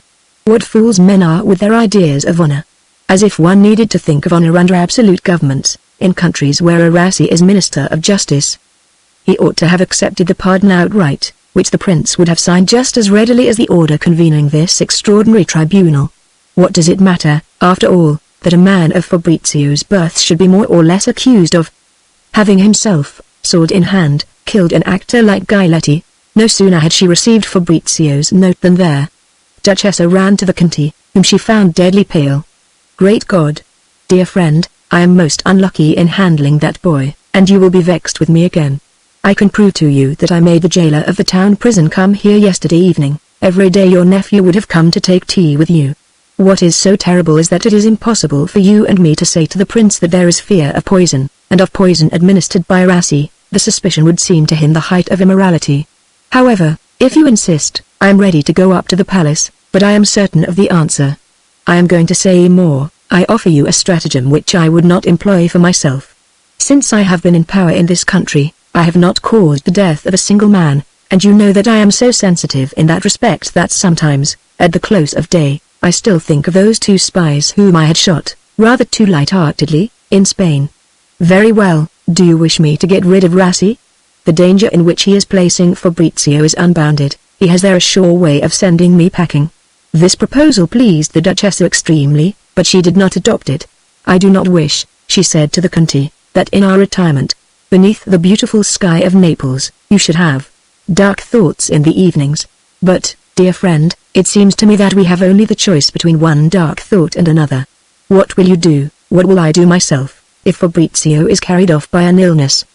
The discussion returned to dwell upon this idea, and there, Duchessa ended it with this speech. Rassi owes his life to the fact that I love you more than Fabrizio. No, I do not wish to poison all the evenings of the old age which we are going to spend together. The Duchessa hastened to the fortress. General Fabio Conti was delighted at having to stop her with the strict letter of the military regulations. No one might enter a state prison without an order signed by the prince. But the Marchese Crescenzi and his musicians come every day to the citadel, because I obtained an order for them from the prince. The poor Duchessa did not know the full tale of her troubles. General Fabio Conti had regarded himself as personally dishonored by Fabrizio's escape. When he saw him arrive at the citadel, he ought not to have admitted him, for he had no order to that effect. But, he said to himself, it is heaven that is sending him to me to restore my honor, and to save me from the ridicule which would assail my military career. This opportunity must not be missed. Doubtless they are going to acquit him, and I have only a few days for my revenge. Chapter 12. The arrival of our hero threw Clelia into despair. The poor girl, pious and sincere with herself, could not avoid the reflection that there would never be any happiness for her apart from Fabrizio, but she had made a vow to the Madonna, at the time when her father was nearly poisoned, that she would offer him the sacrifice of marrying the Marchese Crescenzi. She had made the vow that she would never see Fabrizio, and already she was a prey to the most fearful remorse over the admission she had been led to make in the letter she had written Fabrizio on the eve of his escape. How is one to depict what occurred in that sorrowful heart when, occupied in a melancholy way with watching her birds flit to and fro, and raising her eyes from habit, and with affection, towards the window from which formerly Fabrizio used to look at her, she saw him there once again, greeting her with tender respect. She imagined it to be a vision which heaven had allowed for her punishment. Then the atrocious reality became apparent to her reason. They have caught him again, she said to herself, and he is lost. She remembered the things that had been said in the fortress after the escape. The humblest of the jailers regarded themselves as mortally insulted. Clelia looked at Fabrizio, and in spite of herself that look portrayed in full the passion that had thrown her into despair. Do you suppose, she seemed to be saying to Fabrizio, that I shall find happiness in that sumptuous palace which they are making ready for me? My father repeats to me till I am weary that you are as poor as ourselves, but, great God, with what joy would I share that poverty? But, alas, we must never see one another again. Clelia had not the strength to make use of the alphabets. As she looked at Fabrizio she felt faint and sank upon a chair that stood beside the window. Her head rested upon the ledge of this window, and as she had been anxious to see him until the last moment, her face was turned towards Fabrizio, who had a perfect view of it. When, after a few moments, she opened her eyes again, her first glance was at Fabrizio. She saw tears in his eyes, but those tears were the effect of extreme happiness. He saw that absence had by no means made him forgotten. The two poor young things remained for some time as though spellbound by the sight of each other. Fabrizio ventured to sing, as if he were accompanying himself on the guitar, a few improvised lines which said, "It is to see you again that I have returned to prison, they are going to try me." These words seemed to awaken all Clelia's dormant virtue. She rose swiftly, and hid her eyes, and, by the most vivid gestures, sought to express to him that she must never see him again. She had promised this to the Madonna, and had looked at him just now in a moment of forgetfulness. Fabrizio venturing once more to express his love, Clelia fled from the room indignant, and swearing to herself that never would she see him again, for such were the precise words of her vow to the Madonna, "My eyes shall never see him again." She had written them on a little slip of paper which her uncle Don Cesare had allowed her to burn upon the altar at the moment of the oblation, while he was saying Mass. But, oaths or no oaths, Fabrizio's presence in the Tuafanis had restored to Clelia all her old habits and activities. Normally she passed all her days in solitude, in her room. No sooner had she recovered from the unforeseen disturbance in which the sight of Fabrizio had plunged her, than she began to wander through the palazzo, and, so to speak, to renew her acquaintance with all her humble friends. A very loquacious old woman, employed in the kitchen, said to her with an air of mystery, "This time, Signor Fabrizio will not leave the citadel. He will not make the mistake of going over the walls again," said Clelia, "but he will leave by the door if he is acquitted. I say, and I can assure your excellency that he will go out of the citadel feet first." Clelia turned extremely pale, a change which was remarked by the old woman and stopped the flow of her eloquence. She said to herself that she had been guilty of an imprudence in speaking thus before the governor's daughter, whose duty it would be to tell everybody that Fabrizio had died a natural death. As she went up to the room, Clelia met the prison doctor, an honest sort of man but timid, who told her with a terrified air that Fabrizio was seriously ill. Clelia could hardly keep on her feet. She sought everywhere for her uncle, the good Don Cesare, and at length found him in the chapel, where he was praying fervently. From his face he appeared upset. The dinner bell rang. At table, not a word was exchanged between the brothers, only, towards the end of the meal, the general addressed a few very harsh words to his brother. The latter looked at the servants, who left the room. "General," said Don Cesare to the governor, "I have the honor to inform you that I am leaving the citadel. I give you my resignation." "Bravo! Bravissimo! So that I shall be suspect. And your reason, if you please?" "My conscience." "Go on, you're only a frog. You know nothing about honor." "Fabrizio is dead," thought Clelia. "They have poisoned him at dinner, or it is arranged for tomorrow." She ran to the aviary, resolved to sing, accompanying herself on the piano. "I shall go to confession," she said to herself, "and I shall be forgiven for having broken my vow to save a man's life." What was her consternation when, on reaching the aviary, she saw that the screens had been replaced by planks fastened to the iron bars. In desperation she tried to give the prisoner a warning in a few words shouted rather than sung.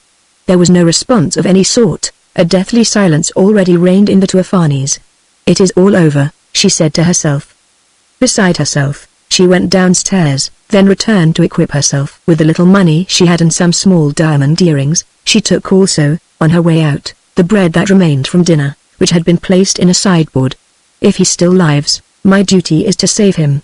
She advanced with a haughty air to the little door of the tower. This door stood open, and 8 soldiers had just been posted in the pillared room on the ground floor.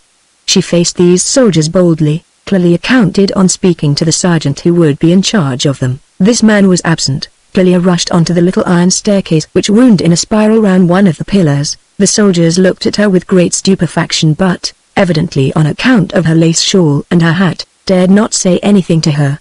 On the first landing there was no one, but, when she reached the second, at the entrance to the corridor which, as the reader may remember, was closed by 3 barred gates and led to Fabrizio's cell, she found a turnkey who was a stranger to her, and said to her with a terrified air, "He has not dined yet." "I know that," said Clelia haughtily. The man dared not stop her.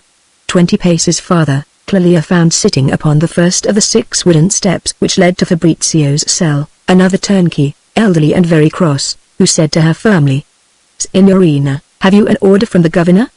Do you mean to say that you do not know me?" Clelia, at that moment, was animated by a supernatural force. She was beside herself. "I am going to save my husband," she said to herself. While the old turnkey was exclaiming, "But my duty does not allow me." Clelia hastened up the 6 steps. She hurled herself against the door. An enormous key was in the lock. She required all her strength to make it turn. At that moment, the old turnkey, who was half intoxicated, seized the hem of her gown. She went quickly into the room, shut the door behind her, tearing her gown, and, as the turnkey was pushing the door to follow her, closed it with a bolt which lay to her hand. She looked into the cell and saw Fabrizio seated at a small table upon which his dinner was laid. She dashed at the table, overturned it, and, seizing Fabrizio by the arm, said to him, "Hai mangiato?" This use of the singular form delighted Fabrizio. In her confusion, Clelia forgot for the first time her feminine reserve, and let her love appear. Fabrizio had been going to begin the fatal meal. He took her in his arms and covered her with kisses. This dinner was poisoned, was his thought. If I tell her that I have not touched it, religion regains its hold, and Clelia flies. If, on the other hand, she regards me as a dying man, I shall obtain from her a promise not to leave me. She wishes to find some way of breaking off her abominable marriage, and here chance offers us one. The jailers will collect, they will break down the door, and then, there will be such a scandal that perhaps the Marchese Crescenzi will fight shy, and the marriage be broken off. During the moment of silence occupied by these reflections, Fabrizio felt that already Clelia was seeking to free herself from his embrace. "I feel no pain as yet," he said to her, "but presently it will prostrate me at your feet. Help me to die. Oh, my only friend," was her answer, "I will die with thee." She clasped him in her arms with a convulsive movement. She was so beautiful, half unclad and in this state of intense passion, that Fabrizio could not resist an almost unconscious impulse. No resistance was offered him. In the enthusiasm of passion and generous instinct which follows an extreme happiness, he said to her fatuously, "I must not allow an unworthy falsehood to soil the first moments of our happiness. But for your courage, I should now be only a corpse, or writhing in atrocious pain. But I was going to begin my dinner when you came in, and I have not touched these dishes at all." Fabrizio dwelt upon these appalling images to conjure away the indignation which he could already read in Clelia's eyes. She looked at him for some moments, while two violent and conflicting sentiments fought within her, then flung herself into his arms. They heard a great noise in the corridor, the 3 iron doors were violently opened and shut, voices shouted, "Ah! If I had arms!" cried Fabrizio, "they made me give them up before they would let me in. No doubt they are coming to kill me. Farewell, my Clelia, I bless my death since it has been the cause of my happiness." Clelia embraced him and gave him a little dagger with an ivory handle, the blade of which was scarcely longer than that of a penknife. "Do not let yourself be killed," she said to him, "and defend yourself to the last moment. If my uncle the prior hears the noise, he is a man of courage and virtue, he will save you." So saying she rushed to the door. "If you are not killed," she said with exultation, holding the bolt of the door in her hand and turning her head towards him, "let yourself die of hunger rather than touch anything. Carry this bread always on you." The noise came nearer. Fabrizio seized her round the body, stepped into her place by the door, and, opening it with fury, dashed down the 6 steps of the wooden staircase. He had in his hand the little dagger with the ivory handle, and was on the point of piercing with it the waistcoat of General Fontana, aide-de-camp to the prince, who recoiled with great alacrity, crying in a panic, "But I am coming to save you, Signor Del Dongo." Fabrizio went up the 6 steps, called into the cell, "Fontana has come to save me," then, returning to the general, on the wooden steps, discussed matters coldly with him. He begged him at great length to pardon him a movement of anger. "They wished to poison me, the dinner that is there on my table is poisoned, I had the sense not to touch it, but I may admit to you that this procedure has given me a shock. When I heard you on the stair, I thought that they were coming to finish me off with their dirks. Signor General, I request you to order that no one shall enter my cell, they would remove the poison, and our good prince must know all." The general, very pale and completely taken aback, passed on the orders suggested by Fabrizio to the picked body of jailers who were following him. These men, greatly dismayed at finding the poison discovered, hastened downstairs. They went first, ostensibly so as not to delay the prince's aide-de-camp on the narrow staircase, actually in order to escape themselves and vanish.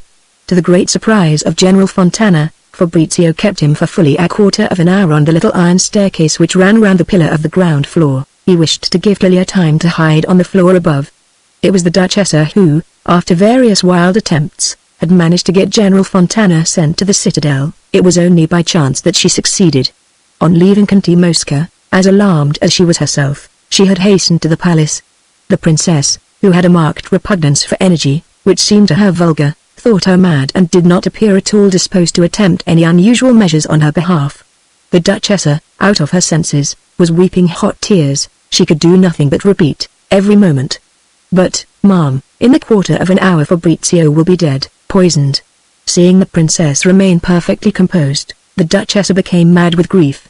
She completely overlooked the moral reflection which would not have escaped a woman brought up in one of those northern religions which allow self-examination. I was the first to use poison, and I am perishing by poison. In Italy, reflections of that sort, in moments of passion, appear in the poorest of taste, as a pun would seem in Paris in similar circumstances. The Duchessa, in desperation, risked going into the drawing-room where she found the Marchese Crescenzi, who was in waiting that day. On her return to Parma he had thanked her effusively for the place of Cavalier d'Onore, to which, but for her, he would never have had any claim. Protestations of unbounded devotion had not been lacking on his part. The Duchessa appealed to him in these words.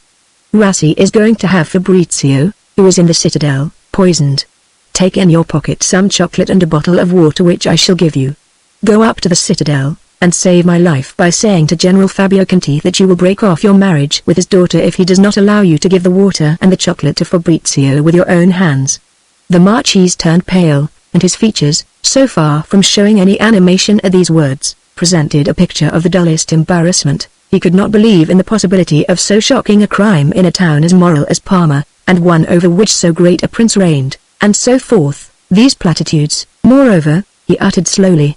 In a word, the Duchessa found an honest man, but the weakest imaginable, and one who could not make up his mind to act.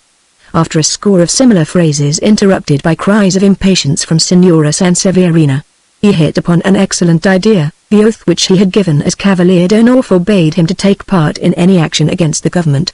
Who can conceive the anxiety and despair of the Duchessa, who felt that time was flying greater than. But, at least, see the governor, tell him that I shall pursue Fabrizio's murderers to hell itself. Despair increased the Duchessa's natural eloquence, but all this fire only made the Marchese more alarmed and doubled his irresolution. At the end of an hour he was less disposed to act than at the first moment. This unhappy woman, who had reached the utmost limits of despair and knew well that the governor would refuse nothing to so rich a son-in-law, went so far as to fling herself at his feet. At this the Marchese's pusillanimity seemed to increase still further. He himself, at the sight of this strange spectacle, was afraid of being compromised unawares, but a singular thing happened. The Marchese, a good man at heart, was touched by the tears and by the posture, at his feet, of so beautiful and, above all, so influential a woman. I myself, noble and rich as I am, he said to himself, will perhaps one day be at the feet of some republican. The Marchese burst into tears, and finally it was agreed that the Duchessa, in her capacity as Grand Mistress, should present him to the Princess, who would give him permission to convey to Fabrizio a little hamper, of the contents of which he would declare himself to know nothing.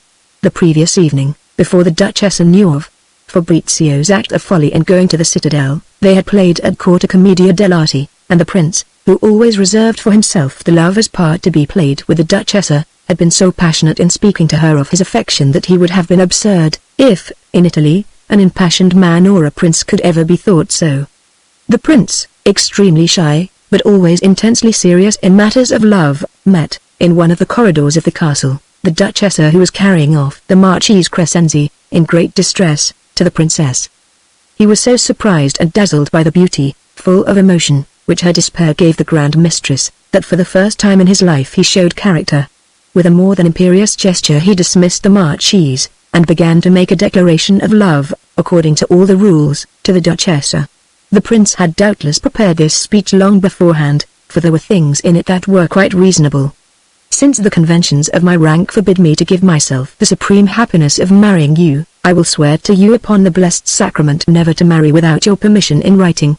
I am well aware, he added, that I am making you forfeit the hand of a prime minister, a clever and extremely amiable man, but after all he is 56, and I am not yet 22. I should consider myself to be insulting you, and to deserve your refusal if I spoke to you of the advantages that there are apart from love, but everyone who takes an interest in money at my court speaks with admiration of the proof of his love which the Conti gives you, in leaving you the custodian of all that he possesses. I shall be only too happy to copy him in that respect. You will make a better use of my fortune than I, and you shall have the entire disposal of the annual sum which my ministers hand over to the Intendant General of my crown, so that it will be you, Signora Duchessa, who will decide upon the sums which I may spend each month. The Duchessa found all these details very long.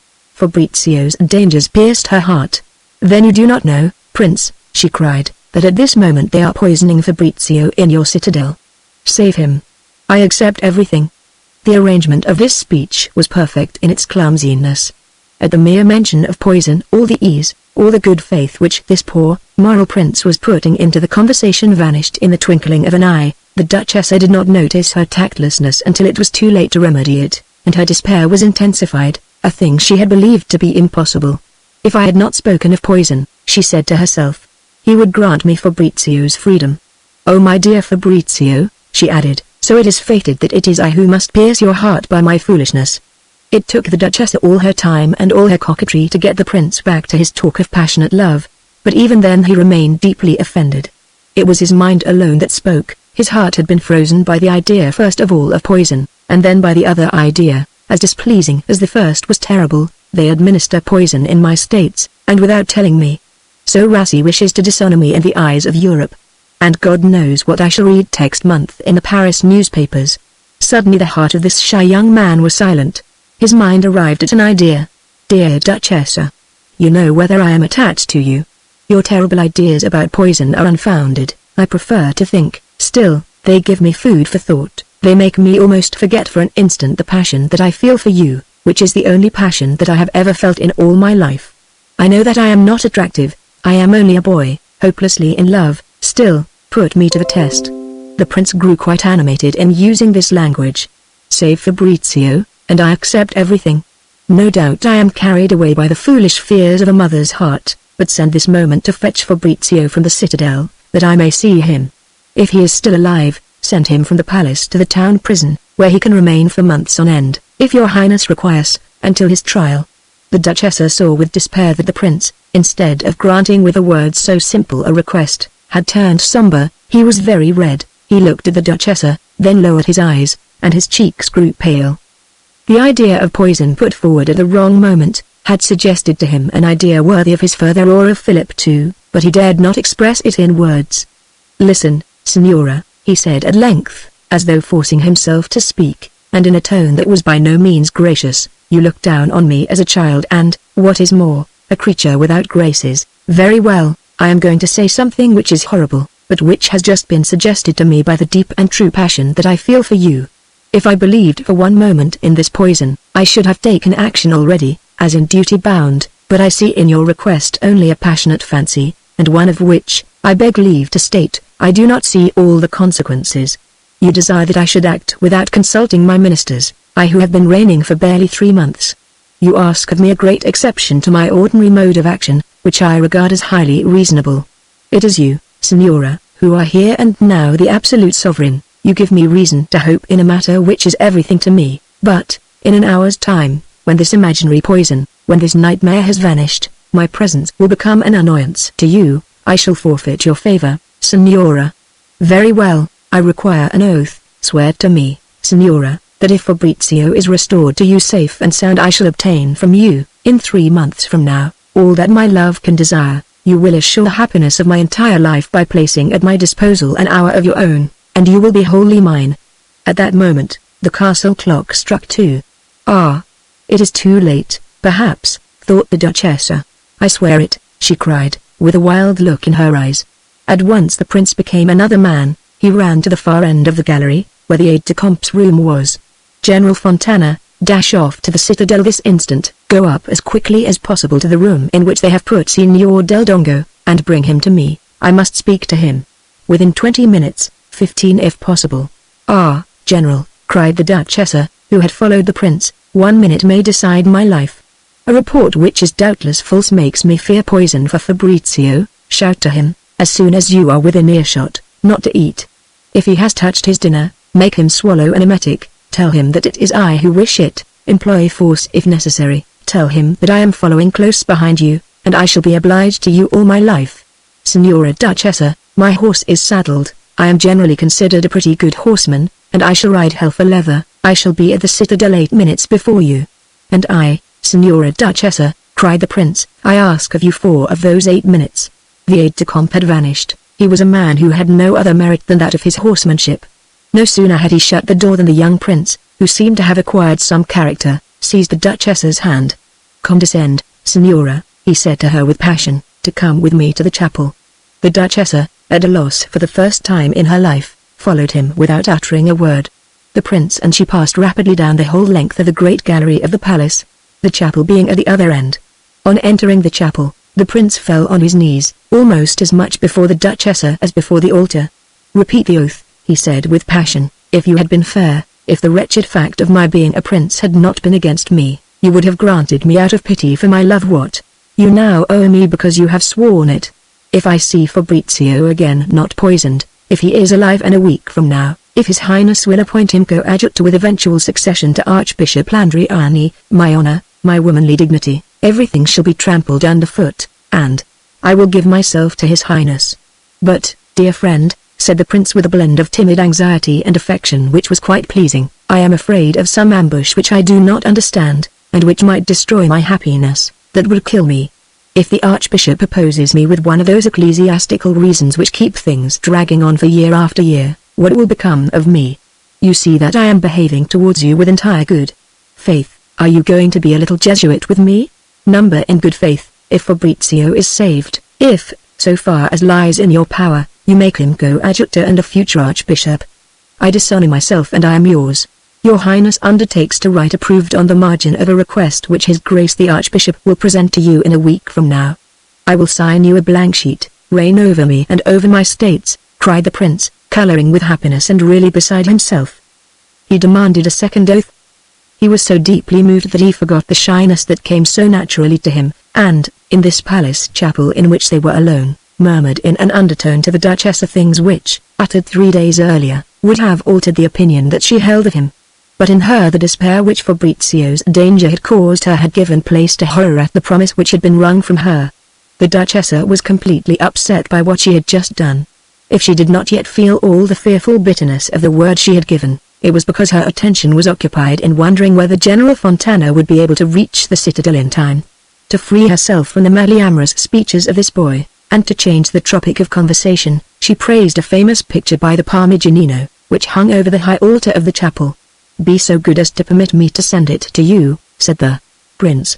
"I accept," replied the Duchessa, "but allow me to go and meet Fabrizio." With a distracted air she told her coachman to put his horses into a gallop. On the bridge over the moat of the citadel she met General Fontana and Fabrizio, who were coming out on foot. "Have you eaten?" "No, by a miracle." The Duchessa flung her arms round Fabrizio's neck and fell in a faint which lasted for an hour, and gave fears first for her life and afterwards for her reason. The governor Fabio Conti had turned white with rage at the sight of General Fontana. He had been so slow in obeying the prince's orders that the aide-de-camp, who supposed that the Duchessa was going to occupy the position of reigning mistress, had ended by losing his temper. The governor reckoned upon making Fabrizio's illness last for 2 or 3 days, and now, he said to himself, the general, a man from the court, will find that insolent fellow writhing in the agony which is my revenge for his escape. Fabio Conti, lost in thought, stopped in the guard-room on the ground floor of the Tuafanese, from which he hastily dismissed the soldiers. He did not wish to have any witnesses of the scene which was about to be played. 5 minutes later he was petrified with astonishment on hearing Fabrizio's voice, on seeing him, alive and alert, giving General Fontana an account of his imprisonment. He vanished. Fabrizio showed himself a perfect gentleman in his interview with the prince. For one thing, he did not wish to assume the air of a boy who takes fright at nothing. The prince asked him kindly how he felt, like a man, Serene Highness, who is dying of hunger, having fortunately neither broken my fast nor dined. After having had the honor to thank the prince, he requested permission to visit the archbishop before surrendering himself at the town prison. The prince had turned prodigiously pale, when his boyish head had been penetrated by the idea that this poison was not altogether a chimera of the Duchessa's imagination. Absorbed in this cruel thought, he did not at first reply to the request to see the archbishop which Fabrizio addressed to him. Then he felt himself obliged to atone for his distraction by a profusion of graciousness. "Go out alone, signore, walk through the streets of my capital unguarded. About 10 or 11 o'clock you will return to prison, where I hope that you will not long remain." On the morrow of this great day, the most remarkable of his life, the prince fancied himself a little Napoleon. He had read that that great man had been kindly treated by several of the beauties of his court. Once established as a Napoleon in love, he remembered that he had been one also under fire. His heart was still quite enraptured by the firmness of his conduct with the Duchessa. The consciousness of having done something difficult made him another man altogether for a fortnight. He became susceptible to generous considerations, he had some character. He began this day by burning the patent of Conti made out in favor of Rassi, which had been lying on his desk for a month. He degraded General Fabio Conti, and called upon Colonel Lang, his successor, for the truth as to the poison. Lang, a gallant Polish officer, intimidated the jailers, and reported that there had been a design to poison Signor Del Dongo's breakfast, but too many people would have had to be taken into confidence. Arrangements to deal with his dinner were more successful, and, but for the arrival of General Fontana, Signor Del Dongo was a dead man. The prince was dismayed, but, as he was really in love, it was a consolation for him to be able to say to himself, "It appears that I really did save Signor Del Dongo's life, and the Duchessa will never dare fail to keep the word she has given me." Another idea struck him, "My business is a great deal more difficult than I thought. Everyone is agreed that the Duchessa is a woman of infinite cleverness. Here my policy and my heart go together. It would be divine for me if she would consent to be my prime minister." That evening, the prince was so infuriated by the horrors that he had discovered that he would not take part in the play. "I should be more than happy," he said to the Duchessa, "if you would reign over my states as you reign over my heart. To begin with, I am going to tell you how I have spent my day." He then told her everything, very exactly, the burning of Conti Rassi's patent, the appointment of Lang, his report on the poisoning, and so forth. "I find that I have very little experience for ruling. The Conti humiliates me by his jokes. He makes jokes even at the council, and, in society, he says things the truth of which you are going to disprove. He says that I am a boy whom he leads wherever he chooses. Though one is a prince, Signora, one is none the less a man, and these things annoy one. In order to give an air of improbability to the stories which Signor Mosca may repeat, they have made me summon to the ministry that dangerous scoundrel Rassi, and now there is that General Conti who believes him to be still so powerful that he dare not admit that it was he or the Raversi who ordered him to destroy your nephew. I have a good mind simply to send General Fabio Conti before the court. The judges will see whether he is guilty of attempted poisoning." "But, Prince, have you judges?" "What?" said the prince in astonishment. "You have certain learned counsel who walk the streets with a solemn air, apart from that they always give the judgment. That will please the dominant party at your court." While the young prince, now scandalized, uttered expressions which showed his candor far more than his sagacity, the Duchessa was saying to herself, "Does it really suit me to let Conti be disgraced? No, certainly not, for then his daughter's marriage with that honest simpleton the Marchese Crescenzi becomes impossible." On this topic there was an endless discussion between the Duchessa and the prince. The prince was dazed with admiration, in consideration of the marriage of Clelia Conti to the Marchese Crescenzi, but on that express condition, which he laid down in an angry scene with the ex-governor, the prince pardoned his attempt to poison, but, on the Duchessa's advice, banished him until the date of his daughter's marriage. The Duchessa imagined that it was no longer love that she felt for Fabrizio, but she was still passionately anxious for the marriage of Clelia Conti to the Marchese. There lay in that the vague hope that gradually she might see Fabrizio's preoccupation disappear. The prince, rapturously happy, wished that same evening publicly to disgrace the minister Rassi. The Duchessa said to him with a laugh, "Do you know a saying of Napoleon? A man placed in an exalted position, with the eyes of the whole world on him, ought never to allow himself to make violent movements. But this evening it is too late, let us leave business till tomorrow." She wished to give herself time to consult the Conti, to whom she repeated very accurately the whole of the evening's conversation, suppressing however the frequent allusions to a promise which was poisoning her life. The Duchessa hoped to make herself so indispensable that she would be able to obtain an indefinite adjournment by saying to the prince, "If you have the barbarity to insist upon subjecting me to that humiliation, which I will never forgive you, I leave your states the day after." Consulted by the Duchessa as to the fate of Rassi, the Conti showed himself most philosophic. General Fabio Conti and he went for a tour of Piedmont.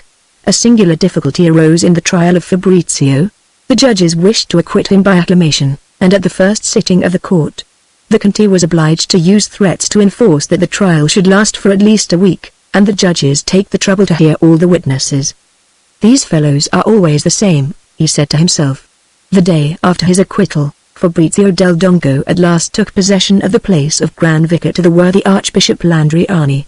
On the same day the prince signed the dispatches necessary to obtain Fabrizio's nomination as coadjutor with eventual succession, and less than 2 months afterwards he was installed in that office. Everyone complimented the Duchess on her nephew's air of gravity, The fact was that he was in despair. The day after his deliverance, followed by the dismissal and banishment of General Fabio Conti and the Duchess's arrival in high favor, Clelia had taken refuge with Contessa Candami, her aunt, a woman of great wealth and great age, occupied exclusively in looking after her health. Clelia could, had she wished, have seen Fabrizio, but anyone acquainted with her previous commitments who had seen her behavior now might have thought that with her lover's danger her love for him also had ceased. Not only did Fabrizio pass as often as he decently could before the Palazzo Contarini, he had also succeeded, after endless trouble, in taking a little apartment opposite the windows of its first floor. On one occasion Clelia, having gone to the window without thinking, to see a procession pass, drew back at once, as though terror-stricken. She had caught sight of Fabrizio, dressed in black, but as a workman in very humble circumstances, looking at her from one of the windows of this rookery, which had panes of oiled paper, like his cell in the Tuafanis. Fabrizio would fain have been able to persuade himself that Clelia was shunning him in consequence of her father's disgrace, which current report put down to the Duchessa, but he knew only too well another cause for this aloofness, and nothing could distract him from his melancholy. He had been left unmoved by his acquittal, his installation in a fine office, the first that he had had to fill in his life, by his fine position in society, and finally by the assiduous court that was paid to him by all the ecclesiastics and all the devout laity in the diocese. The charming apartment that he occupied in the Palazzo San Severino was no longer adequate. Greatly to her delight, the Duchessa was obliged to give up to him all the second floor of her palazzo and 2 fine rooms on the first, which were always filled with people awaiting their turn to pay their respects to the young coadjutor. The clause securing his eventual succession had created a surprising effect in the country. People now ascribed to Fabrizio as virtues all those firm qualities in his character which before had so greatly scandalized the poor, foolish courtiers. It was a great lesson in philosophy to Fabrizio to find himself perfectly insensible of all these honors, and far more unhappy in this magnificent apartment, with 10 flunkies wearing his livery, than he had been in his wooden cell in the Tuafanis, surrounded by hideous jailers, and always in fear for his life. His mother and sister, the Duchessa V, who came to Parma to see him in his glory, were struck by his profound melancholy. The Marchesa del Dongo, now the least romantic of women, was so greatly alarmed by it that she imagined that they must, in the Tuafanis, have given him some slow poison. Despite her extreme discretion, she felt it her duty to speak of so extraordinary a melancholy, and Fabrizio replied only by tears. A swarm of advantages, due to his brilliant position, produced no other effect on him than to make him ill-tempered. His brother, that vain soul gangrened by the vilest selfishness, wrote him what was almost an official letter of congratulation, and in this letter was enclosed a draft for 50,000 francs, in order that he might, said the new Marchese, purchase horses and a carriage worthy of his name. Fabrizio sent this money to his younger sister, who was poorly married. Conti Mosca had ordered a fine translation to be made, in Italian, of the genealogy of the family Valsera del Dongo, originally published in Latin by Fabrizio, Archbishop of Parma. He had it splendidly printed, with the Latin text on alternate pages. The engravings had been reproduced by superb lithographs made in Paris. The Duchessa had asked that a fine portrait of Fabrizio should be placed opposite that of the old Archbishop. This translation was published as being the work of Fabrizio during his first imprisonment. But all the spirit was crushed out of our hero, even the vanity so natural to mankind. He did not deign to read a single page of this work which was attributed to himself. His social position made it incumbent upon him to present a magnificently bound copy to the prince, who felt that he owed him some compensation for the cruel death to which he had come so near, and accorded him the grand entry into his bedchamber, a favor which confers a rank of excellency. Chapter 13. The only moments in which Fabrizio had any chance of escaping from his profound melancholy were those which he spent hidden behind a pane, the glass of which he had replaced by a sheet of oiled paper, in the window of his apartment opposite the Palazzo Candami, in which, as we know, Clelia had taken refuge. On the few occasions on which he had seen her since his leaving the citadel, he had been profoundly distressed by a striking change, and one that seemed to him of the most evil augury. Since her fall, Clelia's face had assumed a character of nobility and seriousness that was truly remarkable. One would have called her a woman of 30. In this extraordinary change, Fabrizio caught the reflection of some firm resolution. At every moment of the day, he said to himself, she is swearing to herself to be faithful to the vow she made to their Madonna, and never to see me again. Fabrizio guessed a part only of Clelia's miseries. She knew that her father, having fallen into deep disgrace, could not return to Parma and reappear at court, without which life for him was impossible. Until the day of her marriage to the Marchese Crescenzi, she wrote to her father that she desired this marriage. The general had then retired to Turin, where he was ill with grief. Truly, the counter-effect of that desperate remedy had been to add 10 years to her age. She had soon discovered that Fabrizio had a window opposite the Palazzo Condami, but only once had she had the misfortune to behold him. As soon as she saw the poise of a head or a man's figure that in any way resembled his, she at once shut her eyes. Her profound piety and her confidence in the help of the Madonna were from then onwards her sole resources. She had the grief of feeling no respect for her father. The character of her future husband seemed to her perfectly lifeless and on a par with the emotional manners of high society. Finally she adored a man whom she must never see again, and who at the same time had certain rights over her. She would need, after her marriage, to go and live 200 leagues from Parma.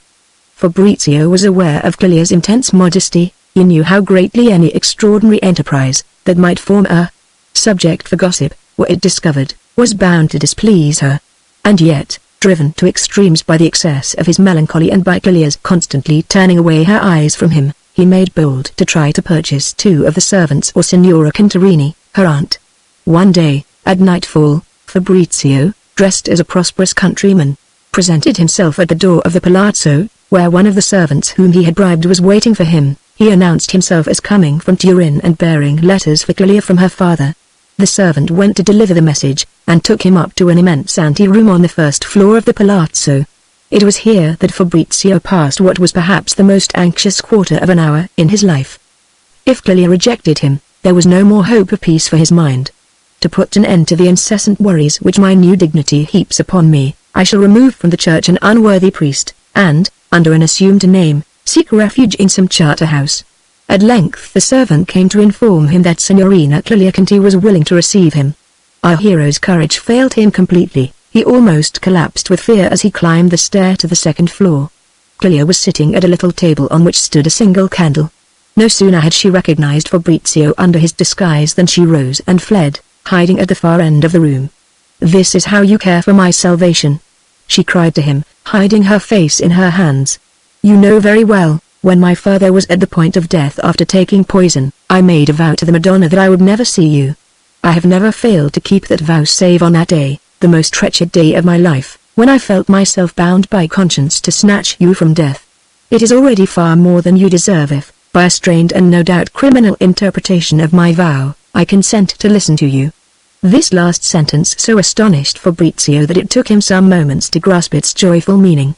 He had expected the most fiery anger, and to see Clelia fly from the room. At length his presence of mind returned, and he extinguished the one candle. Although he believed that he had understood Clelia's orders, he was trembling all over as he advanced towards the end of the room, where she had taken refuge behind a sofa. He did not know whether it would offend her if he kissed her hand. She was all tremulous with love and threw herself into his arms. "Dear Fabrizio," she said to him, "how long you have been in coming. I can only speak to you for a moment, for I am sure it is a great sin, and when I promised never to see you, I am sure I meant also to promise not to hear you speak. But how could you pursue with such barbarity the idea of vengeance that my poor father had? For, after all, it was he who was first nearly poisoned to assist your escape. Ought you not to do something for me, who have exposed my reputation to such risks in order to save you? And besides, you are now bound absolutely in holy orders. You could not marry me any longer, even though I should find a way of getting rid of that odious Marchese. And then how did you dare, on the afternoon of the procession, have the effrontery to look at me in broad daylight, and so violate, in the most flagrant fashion, the holy promise that I had made to the Madonna?" Fabrizio clasped her in his arms, carried out of himself by his surprise and joy. A conversation which began with such a quantity of things to be said could not finish for a long time. Fabrizio told her the exact truth as to her father's banishment. The Duchessa had had no part in it whatsoever, for the simple reason that she had never for a single instant believed that the idea of poison had originated with General Conti. She had always thought that it was a little game on the part of the Reversi faction, who wished to drive Conti Mosca from Parma. This historical truth developed at great length made Clelia very happy. She was wretched at having to hate anyone who belonged to Fabrizio. Now she no longer regarded the Duchessa with a jealous eye. The happiness established by this evening lasted only a few days. The worthy Don Cesare arrived from Turin, and, taking courage in the perfect honesty of his heart, ventured to send in his name to the Duchessa. After asking her to give him her word that she would not abuse the confidence he was about to repose in her, he admitted that his brother, led astray by a false point of honor, and thinking himself challenged and lowered in public opinion by Fabrizio's escape, had felt bound to avenge himself. Don Cesare had not been speaking for 2 minutes before his cause was won. His perfect goodness had touched the Duchessa, who was by no means accustomed to such a spectacle. He appealed to her as a novelty. "Hasten the marriage between the General's daughter and the Marchese Crescenzi, and I give you my word that I will do all that lies in my power to ensure that the General is received as though he were returning from a tour abroad. I shall invite him to dinner. Does that satisfy you? No doubt there will be some coolness at the beginning, and the General must on no account be in a hurry to ask for his place as governor of the citadel. But you know that I have a friendly feeling for the Marchese, and I shall retain no rancor towards his father-in-law." Fortified by these words, Don Cesare came to tell his niece that she held in her hands the life of her father, who was ill with despair. For many months past he had not appeared at any court. Clelia decided to go to visit her father, who was hiding under an assumed name in a village near Turin, for he had supposed that the court of Parma would demand his extradition from that of Turin, to put him on his trial. She found him ill and almost insane. That same evening she wrote Fabrizio a letter threatening an eternal rupture. On receiving this letter, Fabrizio, who was developing a character closely resembling that of his mistress, went into retreat in the convent of Villa, situated in the mountains, 10 leagues from Parma. Clelia wrote him a letter of 10 pages. She had sworn to him, before, that she would never marry the Marchese without his consent. Now she asked this of him, and Fabrizio granted it from his retreat at Valla, in a letter full of the purest friendship. On receiving this letter, the friendliness of which, it must be admitted, irritated her, Clelia herself fixed the day of her wedding, the festivities surrounding which enhanced still further the brilliance with which the court of Parma, that winter, shone. Ranuncio Ernstovi was a miser at heart, but he was desperately in love, and he hoped to establish the Duchessa permanently at his court. He begged his mother to accept a very considerable sum of money, and to give entertainments. The Grand Mistress contrived to make an admirable use of this increase of wealth. The entertainments at Parma, that winter, recalled the great days of the court of Milan and of that charming Prince Eugene, Viceroy of Italy, whose virtues have left so lasting a memory.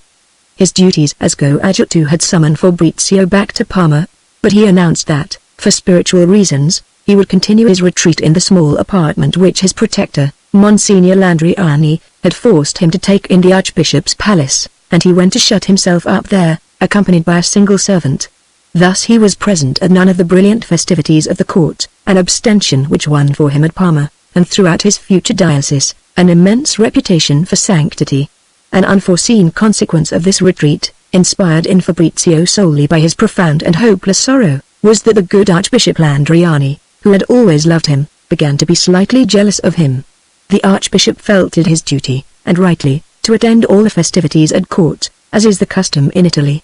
On these occasions he wore a ceremonial costume, which was, more or less, the same as that in which he was to be seen in the choir of his cathedral. The hundreds of servants gathered in the colonnaded antechamber of the palace never failed to rise and ask for a blessing from Monsignor, who was kind enough to stop and give it them. It was in one of these moments of solemn silence that Monsignor Landriani heard a voice say, "Our Archbishop goes out to Bales, and Monsignor del Dongo never leaves his room." Greater than. From that moment the immense favor that Fabrizio had enjoyed in the Archbishop's palace was at an end, but he could now fly with his own wings. All this conduct, which had been inspired only by the despair in which Clelia's marriage plunged him, was regarded as due to a simple and sublime piety, and the faithful read, as a work of edification, the translation of the genealogy of his family, which reeked of the most insane vanity. The booksellers prepared a lithographed edition of his portrait, which was brought up in a few days, and mainly by the humbler classes. The engraver, in his ignorance, had reproduced round Fabrizio's portrait a number of the ornaments which ought only to be found on the portraits of bishops, and to which a coadjutor could have no claim. The Archbishop saw one of these portraits, and his rage knew no bounds. He sent for Fabrizio and addressed him in the harshest words, and in terms which his passion rendered at times extremely coarse. Fabrizio required no effort, as may well be imagined, to conduct himself as Fenelon would have done in similar circumstances. He listened to the Archbishop with all the humility and respect possible, and, when the prelate had ceased speaking, told him the whole story of the translation of the genealogy made by Conte Mosca's orders, at the time of his first imprisonment. It had been published with a worldly object, which had always seemed to him hardly befitting a man of his cloth. As for the portrait, he had been entirely unconcerned with the second edition, as with the first, and the bookseller having sent to him, at the Archbishop's palace, during his retreat, 24 copies of this second edition. He had sent his servant to buy a 25th, and, having learned in this way that the portrait was being sold for 30 soldi, he had sent 100 francs in payment of the 24 copies. All these arguments, albeit set forth in the most reasonable terms by a man who had many other sorrows in his heart, lashed the Archbishop's anger to madness. He went so far as to accuse Fabrizio of hypocrisy. "That is what these common people are like," Fabrizio said to himself, "even when they have brains." He had at the time a more serious anxiety. This was his aunt's letters, in which she absolutely insisted on his coming back to occupy his apartment in the Palazzo San Severino, or at least coming to see her sometimes. There Fabrizio was certain of hearing talk of the splendid festivities given by the Marchese Crescenzi on the occasion of his marriage, and this was what he was not sure of his ability to endure without creating a scene. When the marriage ceremony was celebrated, for 8 whole days in succession Fabrizio vowed himself to the most complete silence, after ordering his servant and the members of the Archbishop's household with whom he had any dealings never to utter a word to him. Monsignor Landriani, having learned of this new affectation, sent for Fabrizio far more often than usual, and tried to engage him in long conversations. He even obliged him to attend conferences with certain canons from the country, who complained that the Archbishop had infringed their privileges. Fabrizio took all these things with the perfect indifference of a man who has other thoughts on his mind. "It would be better for me," he thought, "to become a Carthusian. I should suffer less among the rocks of Villa." He went to see his aunt, and could not restrain his tears as he embraced her. She found him so greatly altered. His eyes, still more enlarged by his extreme thinness, had so much the air of starting from his head, and he himself presented so pinched and unhappy an appearance, that at this first encounter the Duchessa herself could not restrain her tears either. But a moment later, when she had reminded herself that all this change in the appearance of this handsome young man had been caused by Clelia's marriage, her feelings were almost equal in vehemence to those of the Archbishop, although more skillfully controlled. She was so barbarous as to discourse at length of certain picturesque details which had been a feature of the charming entertainments given by the Marchese Crescenzi. Fabrizio made no reply, but his eyes closed slightly with a convulsive movement, and he became even paler than he already was, which at first sight would have seemed impossible. In these moments of keen grief, his pallor assumed a greenish hue. Conti Mosca joined them, and what he then saw, a thing which seemed to him incredible, finally and completely cured him of the jealousy which Fabrizio had never ceased to inspire in him. This able man employed the most delicate and ingenious turns of speech in an attempt to restore to Fabrizio some interest in the things of this world. The Conti had always felt for him a great esteem and a certain degree of friendship. This friendship, being no longer counterbalanced by jealousy, became at that moment almost devotion. "There's no denying it. He has paid dearly for his fine fortune," he said to himself, going over the tale of Fabrizio's misadventures. On the pretext of letting him see the picture by the Parmigianino which the prince had sent to the Duchessa, the Conti drew Fabrizio aside. "Now, my friend, let us speak as man to man. Can I help you in any way? You need not be afraid of any questions on my part. Still, can money be of use to you? Can power help you? Speak, I'm at your orders. If you prefer to write, write to me." Fabrizio embraced him tenderly and spoke of the picture. "Your conduct is a masterpiece of the finest policy," the Conti said to him, returning to the light tone of their previous conversation. "You are laying up for yourself a very agreeable future. The prince respects you. The people venerate you. Your little worn black coat gives Monsignor Landriani some bad nights. I have some experience of life, and I can swear to you that I should not know what advice to give you to improve upon what I see. Your first step in the world at the age of 25 has carried you to perfection. People talk of you a great deal at court, and do you know to what you owe that distinction, unique at your age? To the little worn black coat. The Duchessa and I have at our disposal, as you know, Petrarch's old house on that fine slope in the middle of the forest, near the Po. If ever you are weary of the little mischief-makings of envy, it has occurred to me that you might be the successor of Petrarch, whose fame will enhance your own." The Conti was racking his brains to make a smile appear on that anchorite face, but failed. What made the change more striking was that, before this latest phase, if Fabrizio's features had a defect, it was that of presenting sometimes, at the wrong moment, an expression of gaiety and pleasure. The Conti did not let him go without telling him that, notwithstanding his retreat, It would be perhaps an affectation if he did not appear at court the following Saturday, which was the princess's birthday. These words were a dagger thrust to Fabrizio. Great God! He thought, what have I let myself in for here? He could not think without shuddering of the meeting that might occur at court. This idea absorbed every other. He thought that the only thing left to him was to arrive at the palace at the precise moment at which the doors of the rooms would be opened. And so it happened that the name of Monsignor del Dongo was one of the first to be announced on the evening of the gala reception, and the princess greeted him with the greatest possible distinction. Fabrizio's eyes were fastened on the clock, and, at the instant at which it marked the 20th minute of his presence in the room, he was rising to take his leave, when the prince joined his mother. After paying his respects to him for some moments, Fabrizio was again, by a skillful stratagem, making his way to the door, when there befell at his expense one of those little trifling points of court etiquette which the Grand Mistress knew so well how to handle. The chamberlain in waiting ran after him to tell him that he had been put down to make up the prince's table at whist. At Parma this was a signal honor, and far above the rank which the coadjutor held in society. To play whist with the prince was a marked honor even for the archbishop. At the chamberlain's words Fabrizio felt his heart pierced, and although a lifelong enemy of anything like a scene in public, he was on the point of going to tell him that he had been seized with a sudden fit of giddiness, but he reflected that he would be exposed to questions and polite expressions of sympathy, more intolerable even than the game. That day he had a horror of speaking. Fortunately the general of the Friars Minor happened to be one of the prominent personages who had come to pay their respects to the princess. This friar, a most learned man, a worthy rival of the Fontainers and the Duvoisins, had taken his place in a far corner of the room. Fabrizio took up a position facing him, so that he could not see the door, and began to talk theology. But he could not prevent his ear from hearing a servant announce the Signor Marchese and Signora Marchesa Crescenzi. Fabrizio, to his surprise, felt a violent impulse of anger. If I were Borso Valsera, he said to himself, this being one of the generals of the First Sforza, I should go and stab that lout of a Marchese, and with that very same dagger with the ivory handle which Clelia gave me on that happy day, and I should teach him to have the insolence to present himself with his Marchesa in a room in which I am.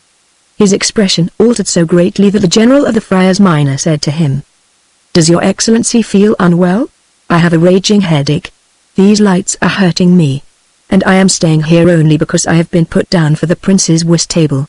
On hearing this the general of the Friars Minor, who was of plebeian origin, was so disconcerted that, not knowing what to do, he began to bow to Fabrizio, who, for his part, far more seriously disturbed than the general, started to talk with a strange volubility. He noticed that there was a great silence in the room behind him, but would not turn round to look. Suddenly a baton tapped a desk, a ritornello was played, and the famous Signora P sang that air of Cimarosa, at one time so popular, Quel pupil tenia. Fabrizio stood firm throughout the opening bars, but presently his anger melted away, and he felt a compelling need to shed tears. Great God! He said to himself, what a ridiculous scene! And with my cloth, too. He felt it wiser to talk about himself. These violent headaches, when I do anything to thwart them, as I am doing this evening, he said to the general of the Minorites, end in floods of tears which provide food for scandal in a man of our calling, and so I request your illustrious reverence to allow me to look at him while I cry, and not to pay any attention. Our father provincial at Catanzaro suffers from the same disability, said the general of the Minorites. And he began in an undertone a long narrative. The absurdity of this story, which included the details of the father provincial's evening meals, made Fabrizio smile, a thing which had not happened to him for a long time, but presently he ceased to listen to the general of the Minorites. Signora P was singing, with divine talent, an air of Pergolese. The Duchessa had a fondness for old music. She was interrupted by a slight sound, a few feet away from Fabrizio. For the first time in the evening, he turned his head, to look. The chair that had been the cause of this faint creak in the woodwork of the floor was occupied by the Marchesa Crescenzi, whose eyes, filled with tears, met the direct gaze of Fabrizio's, which were in much the same state. The Marchesa bent her head. Fabrizio continued to gaze at her for some moments. He made a thorough study of that head loaded with diamonds, but his gaze expressed anger and disdain.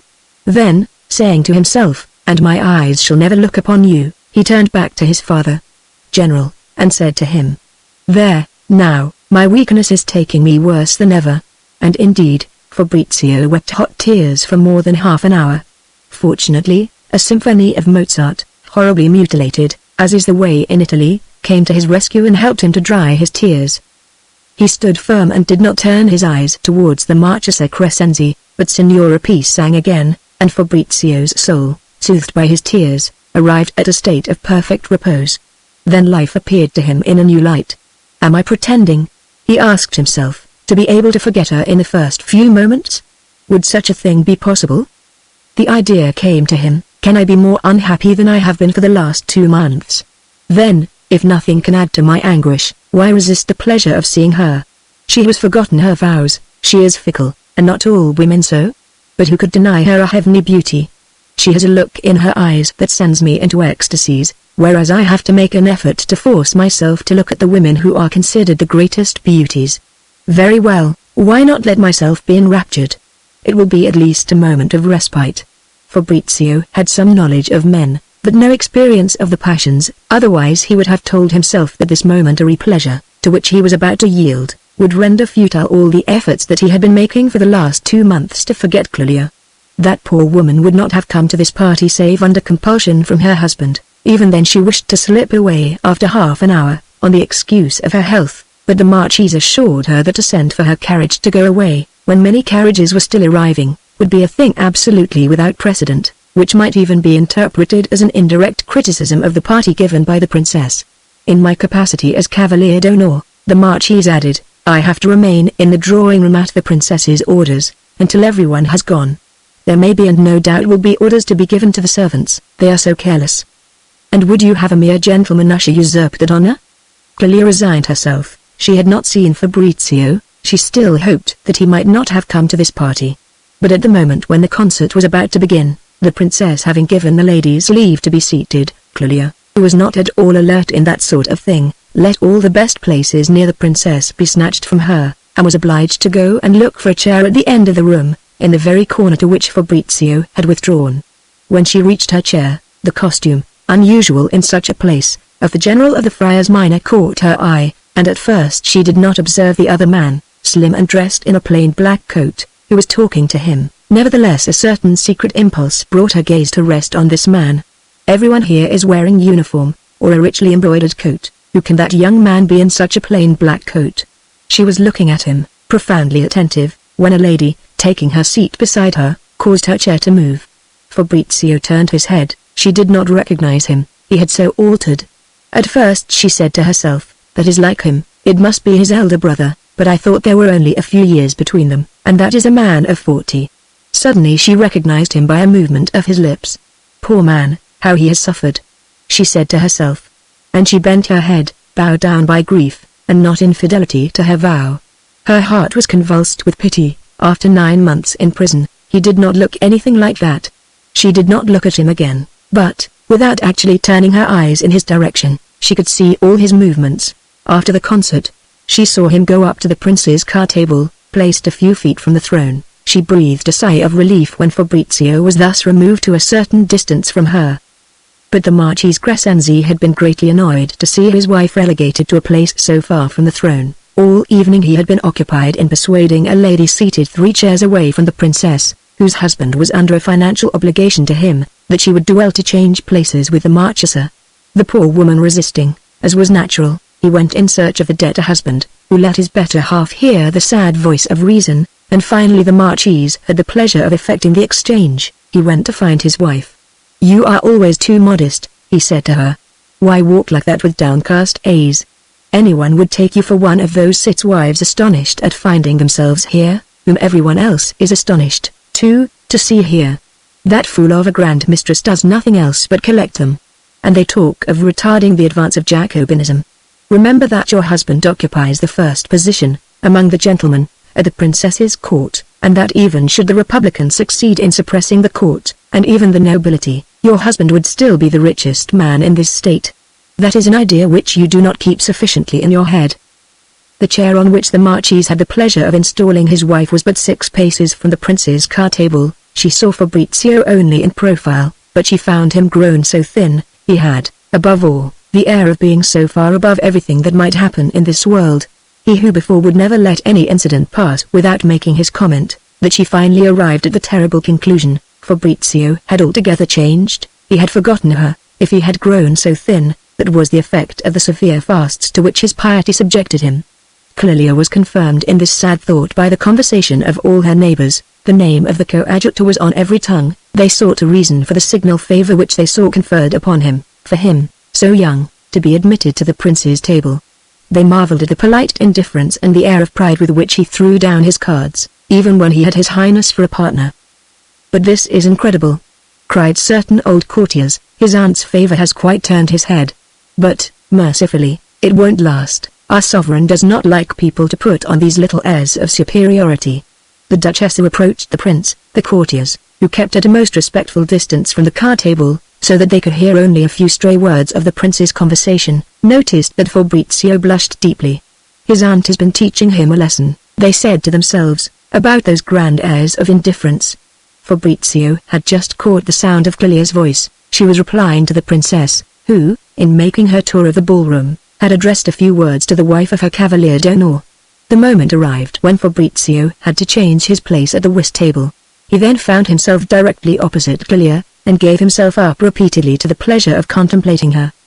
The poor Marchesa, feeling his gaze rest upon her, lost countenance altogether.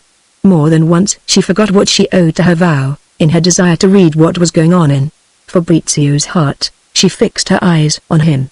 The prince's game ended. The ladies rose to go into the supper room. There was some slight confusion.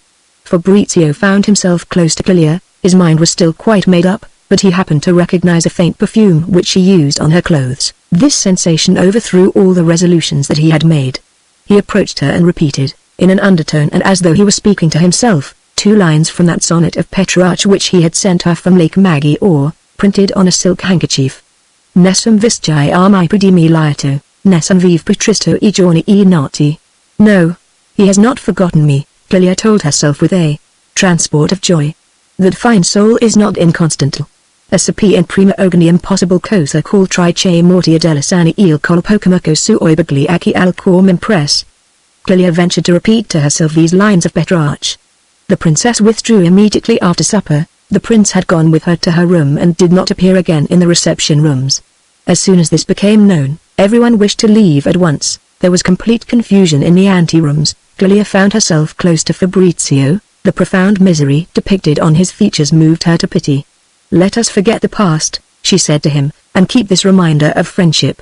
As she said these words, she held out her fan so that he might take it. Everything changed in Fabrizio's eyes. In an instant he was another man.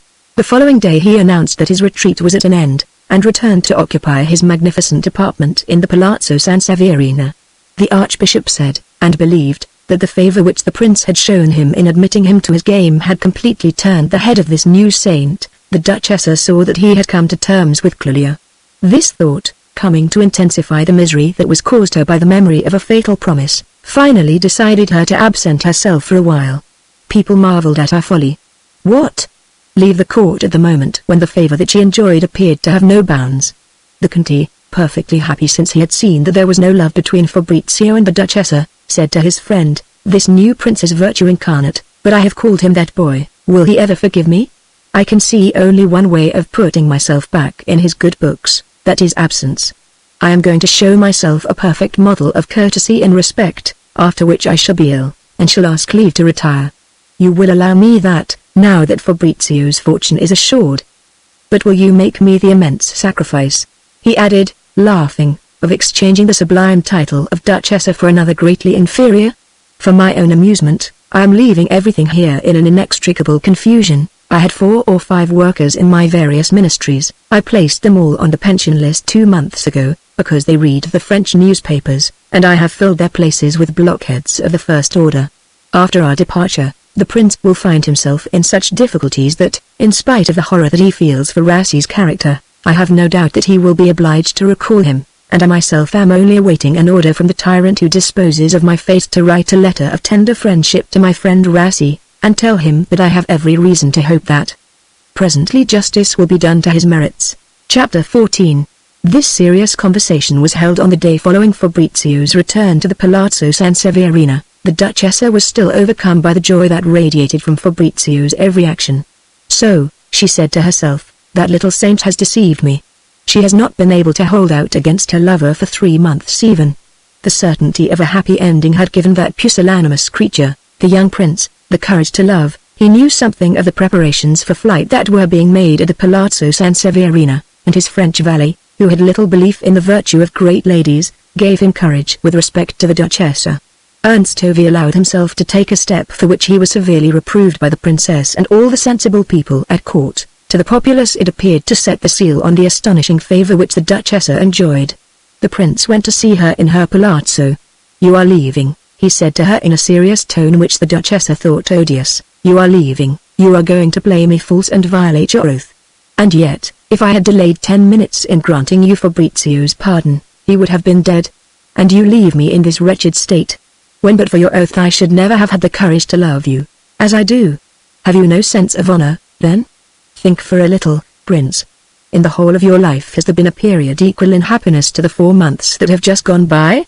Your glory as sovereign, and, I venture to think, your happiness as a man, have never risen to such a pitch. This is the compact that I propose. If you deign to consent to it, I shall not be your mistress for a fleeting instant, and by virtue of an oath extorted by fear, but I shall consecrate every moment of my life to procuring your happiness. I shall be always what I have been for the last 4 months, and perhaps love will come to crown friendship. I would not swear to the contrary."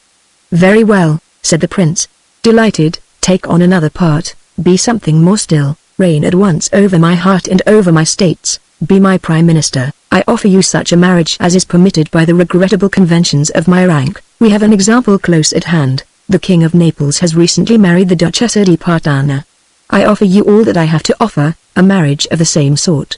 I am going to add a distressing political consideration to show you that I am no longer a mere boy, and that I have thought of everything. I lay no stress on the condition which I impose on myself of being the last sovereign of my race, the sorrow of seeing in my lifetime the great powers dispose of my succession. I bless these very genuine drawbacks, since they offer me additional means of proving to you my esteem and my passion." The Duchessa did not hesitate for an instant. The prince bored her, and the Conti seemed to her perfectly suitable. There was only one man in the world who could be preferred to him. Besides, she ruled the Conti, and the prince, dominated by the exigencies of his rank, would more or less rule her.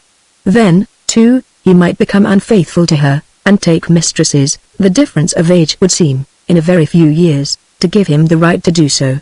Greater than. From the first moment, the prospect of boredom had settled the whole question. However, the Duchessa, who wished to be as charming as possible, asked leave to reflect. It would take too long to recount here the almost loving turns of speech and the infinitely graceful terms in which she managed to clothe her refusal. The prince flew into a rage. He saw all his happiness escaping. What was to become of him when the Duchessa had left his court? Besides, what a humiliation to be refused.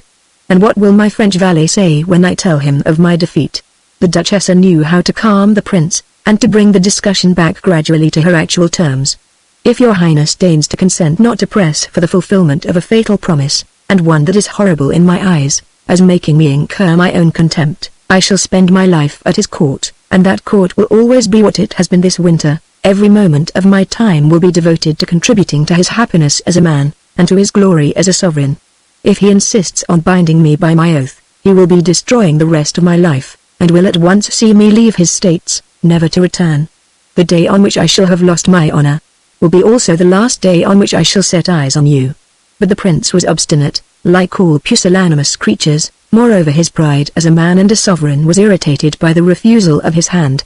He thought of all the difficulties which he would have had to overcome to make this marriage be accepted, difficulties which, nevertheless, he was determined to conquer. For the next 3 hours, the same arguments were repeated on either side, often interspersed with very sharp words. The prince exclaimed, "Do you then wish me to believe, Signora, that you are lacking in honor? If I had hesitated so long on the day when General Fabio Conti was giving Fabrizio poison, you would at present be occupied in erecting a tomb to him in one of the churches of Parma. Not at Parma, certainly, in this land of poisoners." "Very well then, go, Signora Duchessa," retorted the prince angrily, "and you will take with you my contempt." As he was leaving, the Duchessa said to him in a whisper, "Very well. Be here at 10 o'clock this evening, in the strictest incognito, and you shall have your fool's bargain. You will then have seen me for the last time, and I would have devoted my life to making you as happy as an absolute prince can be in this age of Jacobins. and think what your court will be when I am no longer here to extricate it by force from its innate dullness and mischief. For your part, you refuse the crown of Parma, and more than the crown, for you would not have been the ordinary princess, married for political reasons and without being loved. My heart is all yours, and you would have seen yourself forever the absolute mistress of my actions as of my government. Yes, but the princess your mother would have the right to look down upon me as a vile intriguer. What then? I should banish the princess with a pension. There was still 3/4 of an hour of cutting retorts. The prince, who had a delicate nature, could not make up his mind either to enjoy his rights, or to let the duchess go. He had been told that after the first moment has been obtained, no matter how, women come back. Driven from the house by the indignant duchessa, he had the temerity to return, trembling all over and extremely unhappy, at 3 minutes to 10. At 10:30 the duchessa stepped into her carriage and started for Bologna. She wrote to their Conti as soon as she was outside the prince's states. The sacrifice has been made. Do not ask me to be merry for a month. I shall not see Fabrizio again. I await you at Bologna, and when you please I will be the Contessa Mosca. I ask you one thing only, do not ever force me to appear again in the land I am leaving, and remember always that instead of an income of 150,000 lira, you are going to have 30 or 40,000 at the very most. All Thai fools have been watching you with gaping mouths, and for the future you will be respected only so long as you demean yourself to understand all their petty ideas. Telos Vulu, George Dandin. A week later the marriage was celebrated at Perugia, in a church in which the Conti's ancestors were buried. The prince was in despair. The duchessa had received from him 3 or 4 couriers, and had not failed to return his letters to him, in fresh envelopes, with their seals unbroken. Ernst Tovey had bestowed a magnificent pension on the Conti, and had given their grand cordon of his order to Fabrizio. That is what pleased me most in his farewells. We parted, said the Conti to the new Contessa Mosca della Rovia, the best friends in the world. He gave me a Spanish grand cordon, and diamonds which are worth quite as much as the grand cordon. He told me that he would make me a duca, but he wished to keep that in reserve, as a way of bringing you back to his states. And so I am charged to inform you, a fine mission for a husband, that if you deign to return to Parma, be it only for a month, I shall be made duca, with whatever title you may select, and you shall have a fine estate. This the duchessa refused with an expression of horror. After the scene that had occurred at the ball at court, which seemed fairly decisive, Clelia seemed to retain no memory of the love which she had for a moment reciprocated. The most violent remorse had seized hold of that virtuous and Christian soul. All this Fabrizio understood quite well, and in spite of all the hopes that he sought to entertain, a somber misery took possession similarly of his soul. This time, however, his misery did not send him into retreat, as on the occasion of Clelia's marriage. The Conti had requested his nephew to keep him exactly informed of all that went on at court, and Fabrizio, who was beginning to realize all that he owed to him, had promised himself that he would carry out this mission faithfully. Like everyone in the town and at court, Fabrizio had no doubt that the Conti intended to return to the ministry, and with more power than he had ever had before. The Conti's forecasts were not long in taking effect. In less than 6 weeks after his departure, Rassi was Prime Minister, Fabio Conti Minister of War, and the prisons, which the Conti had nearly emptied, began to fill again. The prince, in summoning these men to power, thought that he was avenging himself on the duchessa. He was madly in love and above all hated Conti Mosca as a rival.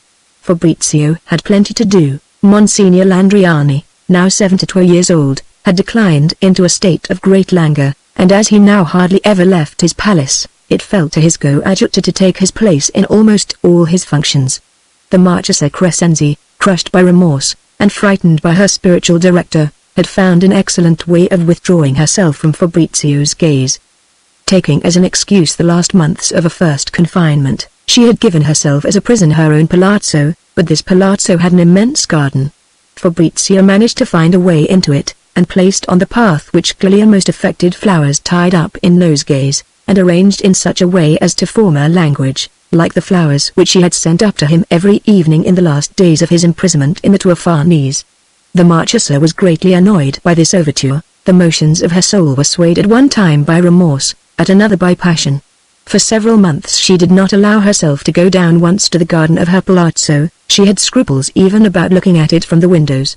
Fabrizio began to think that she was parted from him forever, and despair began to seize hold of his soul also. The world in which he was obliged to live disgusted him unspeakably, and had he not been convinced in his heart that the Conti could not find peace of mind apart from his ministry, he would have gone into retreat in his small apartment in the Archbishop's palace. It would have been pleasant for him to live entirely in his thoughts and never more to hear the human voice save in the exercise of his functions. But, he said to himself, in the interest of the Conti and Contessa Mosca, there is no one to take my place. The prince continued to treat him with a distinction which placed him in the highest rank at that court, and this favor he owed in great measure to himself. The extreme reserve which, in Fabrizio, sprang from an indifference bordering on disgust for all the affections or petty passions that fill the lives of men, had pricked the young prince's vanity. He often remarked that Fabrizio had as much character as his aunt. The prince's candid nature had in part perceived a truth, namely that no one approached him with the same feelings in his heart as Fabrizio. What could not escape the notice even of the common herd of courtiers was that the consideration won by Fabrizio was not that given to a mere coadjutor, but actually exceeded the respect which the sovereign showed to the archbishop. Fabrizio wrote to the Conti that if ever the prince had enough intelligence to perceive the mess into which the ministers, Rassi, Fabio Conti, Zola and others of like capacity had thrown his affairs, he, Fabrizio, would be the natural channel through which he would take action without unduly compromising his self-esteem. But for the memory of those fatal words, that boy, he told Contessa Mosca, applied by a man of talent to an august personage, the august personage would already have cried, "Return at once and rid me of these rascals." At this very moment, if the wife of the man of talent deigned to make an advance, of however little significance, the Conti would be recalled with joy. But he will return through a far nobler door, if he is willing to wait until the fruit is ripe. Meanwhile everyone is bored to death at the princess's drawing rooms. They have nothing to amuse them but the absurdity of Rassi, who, now that he is a Conti, has become a maniac for nobility. Strict orders have just been issued that anyone who cannot produce 8 quarterings of nobility must no longer dare to present himself at the princess's evenings. These are the exact words of the proclamation. All the men who already possess the right to enter the great gallery in the mornings, and to remain in the sovereign's presence when he passes on his way to mass, are to continue to enjoy that privilege, but newcomers will have to show proof of their 8 quarterings. Which has given rise to the saying that it is clear that Rassi gives no quarter. It may be imagined that such letters were not entrusted to the post. Contessa Mosca replied from Naples, "We have a concert every Thursday, and a conversation on Sundays. There is no room to move in our rooms." The Conti is enchanted with his excavations. He devotes 1,000 francs a month to them, and has just brought some laborers down from the mountains of the Abruzzi, who cost him only 23 soldi a day. You must really come and see us. This is the 20th time and more, you ungrateful man, that I have given you this invitation. Fabrizio had no thought of obeying the summons. The letter which he wrote every day to the Conti or Contessa seemed in itself an almost insupportable burden. The reader will forgive him when he learns that a whole year passed in this way, without his being able to address a single word to the Marchesa. All his attempts to establish some correspondence with her had been repulsed with horror. The habitual silence which, in his boredom with life, Fabrizio preserved everywhere, except in the exercise of his functions and at court, added to the spotless purity of his morals, made him the object of a veneration so extraordinary that he finally decided to pay heed to his aunt's advice. "The prince has such a veneration for you," she wrote to him, "that you must be on the lookout for disgrace. He will lavish on you signs of indifference, and the atrocious contempt of the courtiers will follow on the heels of his. These petty despots, however honest they may be, change like the fashions, and for the same reason, boredom. You will find no strength to resist the sovereign's caprices except in preaching. You improvise so well in verse. Try to speak for half an hour on religion. You will utter heresies at first, but hire a learned and discreet theologian to help you with your sermons, and warn you of your mistakes. You can put them right the day after." The kind of misery which a crossed love brings to the soul has this effect, that everything which requires attention and action becomes an atrocious burden. But Fabrizio told himself that his influence with the people, if he acquired any, might one day be of use to his aunt, and also to the Conti, his veneration for whom increased daily, as his public life taught him to realize the dishonesty of mankind. He decided to preach, and his success, prepared for him by his thinness and his worn coat, was without precedent. People found in his utterances a fragrance of profound sadness, which, combined with his charming appearance and the stories of the high favor that he enjoyed at court, captivated every woman's heart. They invented the legend that he had been one of the most gallant captains in Napoleon's army. soon this absurd rumor had passed beyond the stage of doubt. Seats were reserved in the churches in which he was to preach. The poor used to take their places there as a speculation from 5 o'clock in the morning. His success was such that Fabrizio finally conceived the idea, which altered his whole nature, that, were it only from simple curiosity, the Marchesa Crescenzi might very well come one day to listen to one of his sermons. Suddenly the enraptured public became aware that his talent had increased twofold. He allowed himself, when he was moved, to use imagery the boldness of which would have made the most practiced orators shudder, at times, forgetting himself completely. He gave way to moments of passionate inspiration, and his whole audience melted in tears. But it was in vain that his aggrottato eye sought among all the faces turned towards the pulpit that one face the presence of which would have been so great an event for him. But if ever I do have that happiness, he said to himself, either I shall be taken ill, or I shall stop short altogether. To obviate the latter misfortune, he had composed a sort of prayer, tender and impassioned, which he always placed in the pulpit, on a footstool. His plan was to begin reading this piece, should the Marchesa's presence ever place him at a loss for a word. He learned one day, through those of the Marchesa's servants who were in his pay, that orders had been given to prepare for the following evening the box of the Casa Crescenzi at the principal theatre. It was a year since the Marchesa had appeared at any public spectacle, and it was a tenor who was creating a furore and filling the house every evening that was making her depart from her habit. Fabrizio's first impulse was an intense joy. At last I can look at her for a whole evening. They say she is very pale. And he sought to imagine what that charming face could be like, with its colors half obliterated by the war that had been waged in her soul.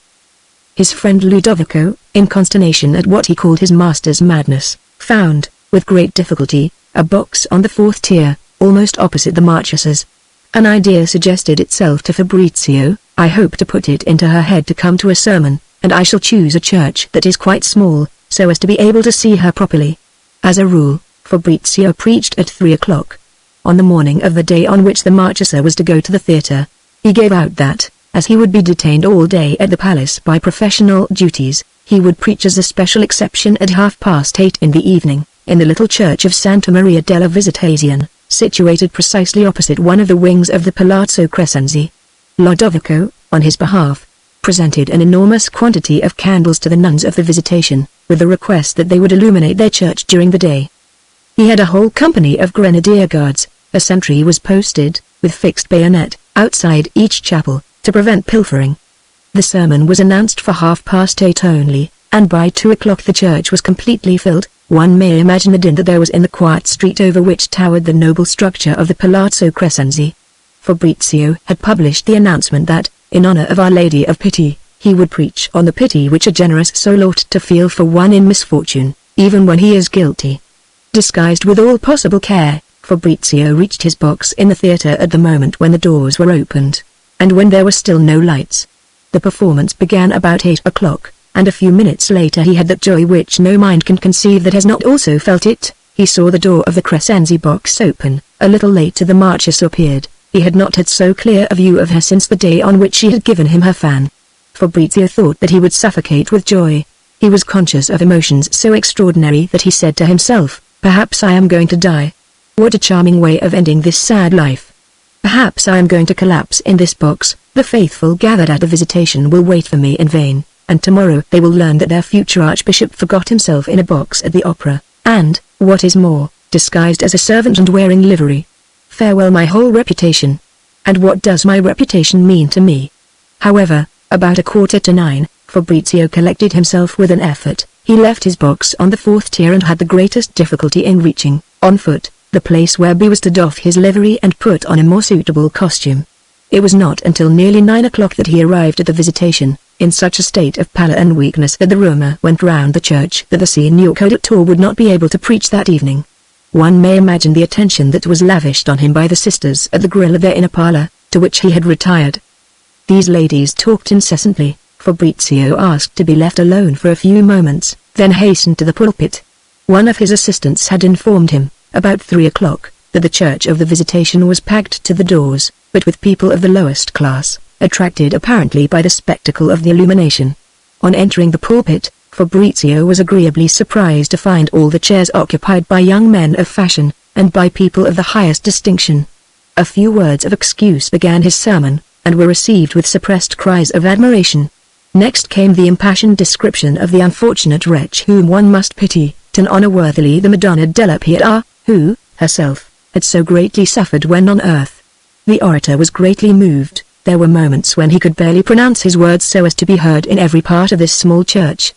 In the eyes of all the women, and of a good many of the men, he had himself the air of the wretch whom one ought to pity, so extreme was his pallor. A few minutes after the words of apology with which he had begun his discourse, it was noticed that he was not in his normal state. It was felt that his melancholy, this evening, was more profound and more tender than usual. Once he was seen to have tears in his eyes. In a moment there rose through the congregation a general sob, so loud that the sermon was completely interrupted. This first interruption was followed by a dozen others. His listeners uttered cries of admiration. There were outbursts of tears. One heard at every moment such exclamations as, "Ah! Santa Madonna! Ah! Grand Dio!" The emotion was so general and so irrepressible in this select public, that no one was ashamed of uttering these cries, and the people who were carried away by them did not seem to their neighbors to be in the least absurd. During the rest which it is customary to take in the middle of the sermon, Fabrizio was informed that there was absolutely no one left in the theatre. One lady only was still to be seen in her box, the Marchesa Crescenzi.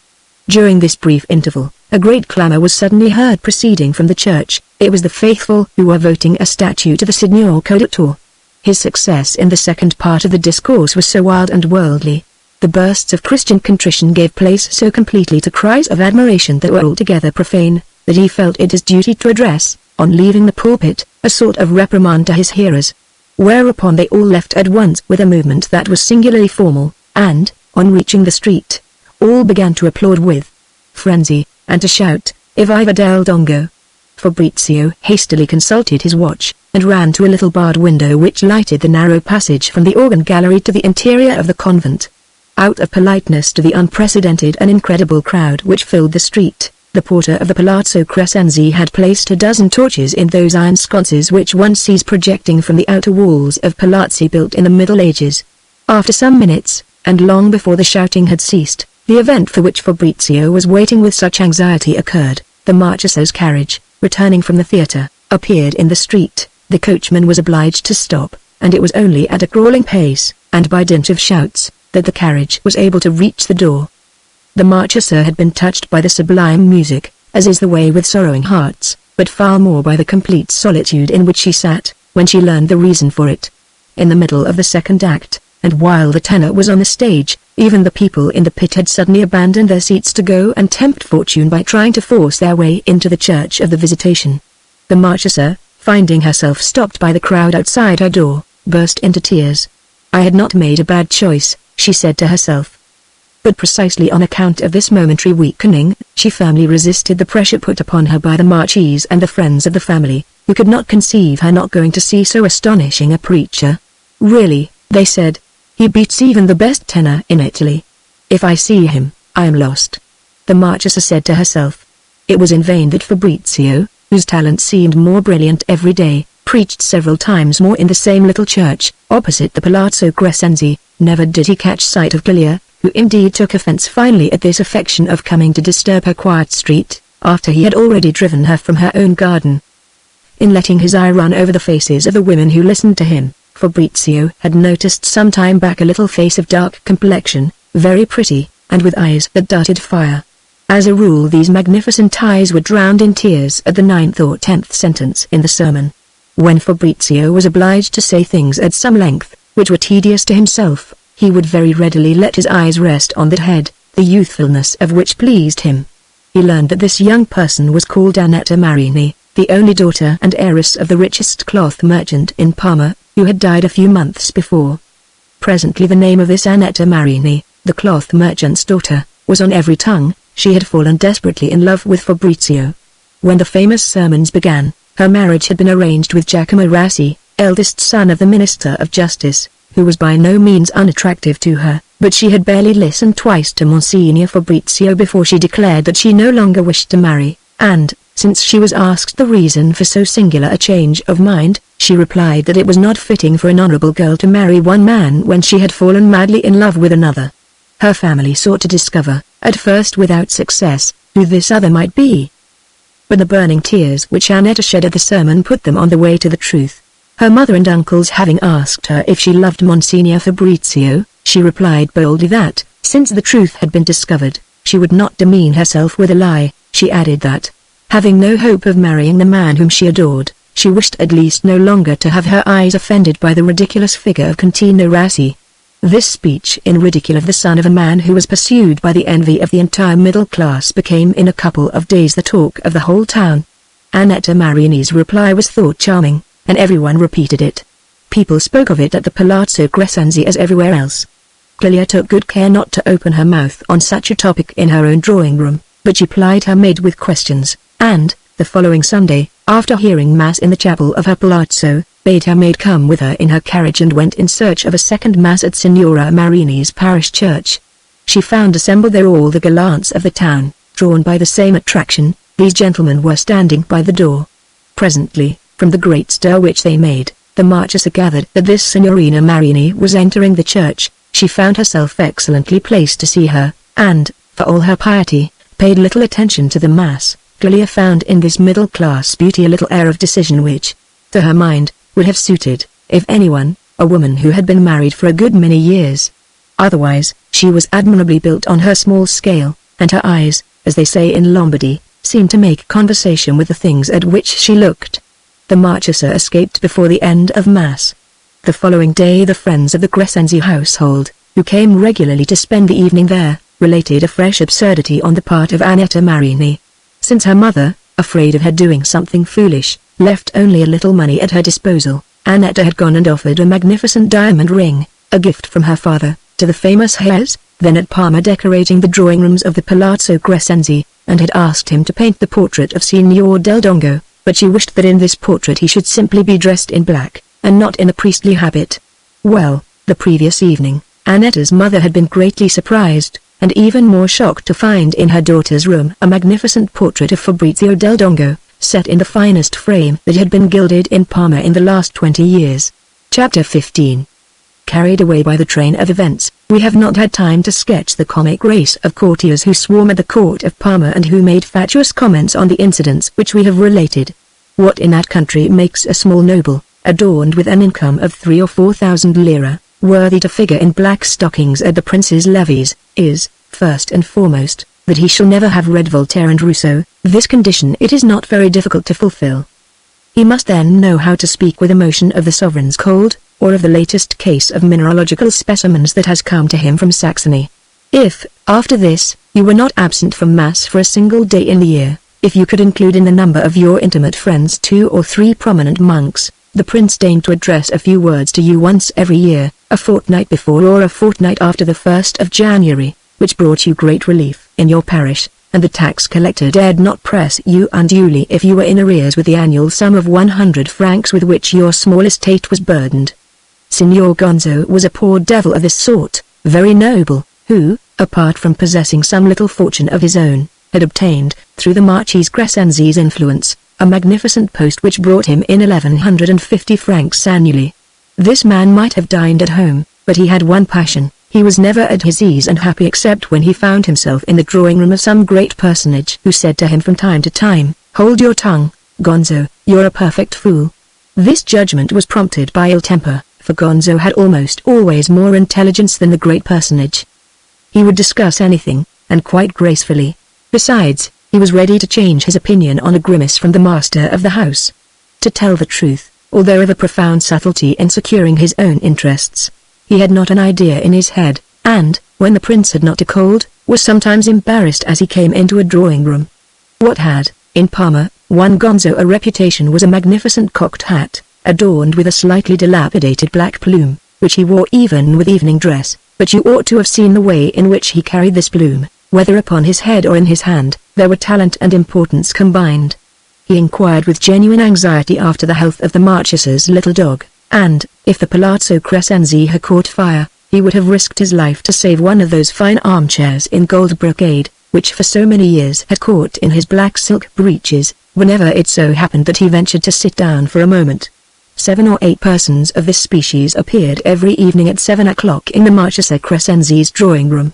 No sooner had they sat down than a lackey, magnificently attired in a daffodil yellow livery, covered all over with silver braid, as was the red waistcoat which completed his magnificence, came to take the poor devil's hats and canes. He was immediately followed by a footman carrying an infinitesimal cup of coffee, supported on a stem of silver filigree, and every half-hour a butler, wearing a sword and a magnificent coat, in the French style, brought round ices. Half an hour after the threadbare little courtiers, one saw arrive 5 or 6 officers, talking in loud voices and with a very military air, and usually discussing the number of buttons which ought to be on the soldier's uniform in order that the commander-in-chief might gain victories. It would not have been prudent to quote a French newspaper in this drawing-room, for, even when the news itself was of the most agreeable kind, as for instance that 50 liberals had been shot in Spain, the speaker nonetheless remained convicted of having read a French newspaper. The crowning effort of all these people's skill was to obtain every 10 years an increase of 150 francs in their pensions. It is thus that the prince shares with his nobility the pleasure of reigning over all the peasants and burgesses of the land. The principal personage, beyond all question, of the Crescenzi drawing-room, was the Cavalier Foscarini, an entirely honest man, in consequence of which he had been in prison off and on, under every government. He had been a member of that famous Chamber of Deputies which, at Milan, rejected the registration law presented to them by Napoleon, an action of very rare occurrence in history. Cavalier Foscarini, after having been for 20 years a friend of the Marches's mother, had remained the influential man in the household. He had always some amusing story to tell, but nothing escaped his shrewd perception, and the young Marchesa, who felt herself guilty at heart, trembled before him. As Gonzo had a regular passion for the great gentleman, who said rude things to him and moved him to tears once or twice every year, his mania was to seek to do him trifling services, and, if he had not been paralyzed by the habits of an extreme poverty, he might sometimes have succeeded, for he was not lacking in a certain ingredient of shrewdness, and a far greater effrontery. Gonzo, as we have seen him, felt some contempt for the Marchesa Crescenzi, for never in her life had she addressed a word to him that was not quite civil, but after all she was the wife of the famous Marchese Crescenzi, Cavalier d'Onore to the princess, who, once or twice in a month, used to say to Gonzo, "Hold your tongue, Gonzo, you're a perfect fool." Gonzo observed that everything which was said about little Annetta Marmee made the Marchesa emerge for a moment from the state of dreamy indifference in which as a rule she remained plunged until the clock struck 11, then she made tea, and offered a cup to each of the men present, addressing him by name. After which, at the moment of her withdrawing to the room, she seemed to find a momentary gaiety, and this was the time chosen for repeating to her satirical sonnets. They compose such sonnets admirably in Italy. It is the one kind of literature that has still a little vitality. As a matter of fact, it is not subjected to the censor, and the courtiers of the Casa Crescenzi invariably prefaced their sonnets with these words, "Will the Signora Marchesa permit one to repeat to her a very bad sonnet?" And when the sonnet had been greeted with laughter and had been repeated several times, one of the officers would not fail to exclaim, "The Minister of Police ought to see about giving a bit of hanging to the authors of such atrocities." Middle-class society, on the other hand, welcomes these sonnets with the most open admiration, and the lawyers' clerks sell copies of them. Greater than. From the sort of curiosity shown by the Marchesa, Gonzo imagined that too much had been said in front of her of the beauty of the little Marini, who moreover had a fortune of 1,000,000, and that the other woman was jealous of her. As, with his incessant smile and his complete effrontery towards all that was not noble, Gonzo found his way everywhere, on the very next day he arrived in the Marchesa's drawing-room, carrying his plumed hat in a triumphant fashion which was to be seen perhaps only once or twice in the year, when the prince had said to him, "Adieu, Gonzo." After respectfully greeting the Marchesa, Gonzo did not withdraw as usual to take his seat on the chair which had just been pushed forward for him. He took his stand in the middle of the circle and exclaimed bluntly, "I have seen the portrait of Monsignor del Dongo." Clelia was so surprised that she was obliged to lean upon the arm of her chair. She tried to face the storm, but presently was obliged to leave the room. "You must agree, my poor Gonzo, that your tactlessness is unique," came arrogantly from one of the officers, who was finishing his 4th ice.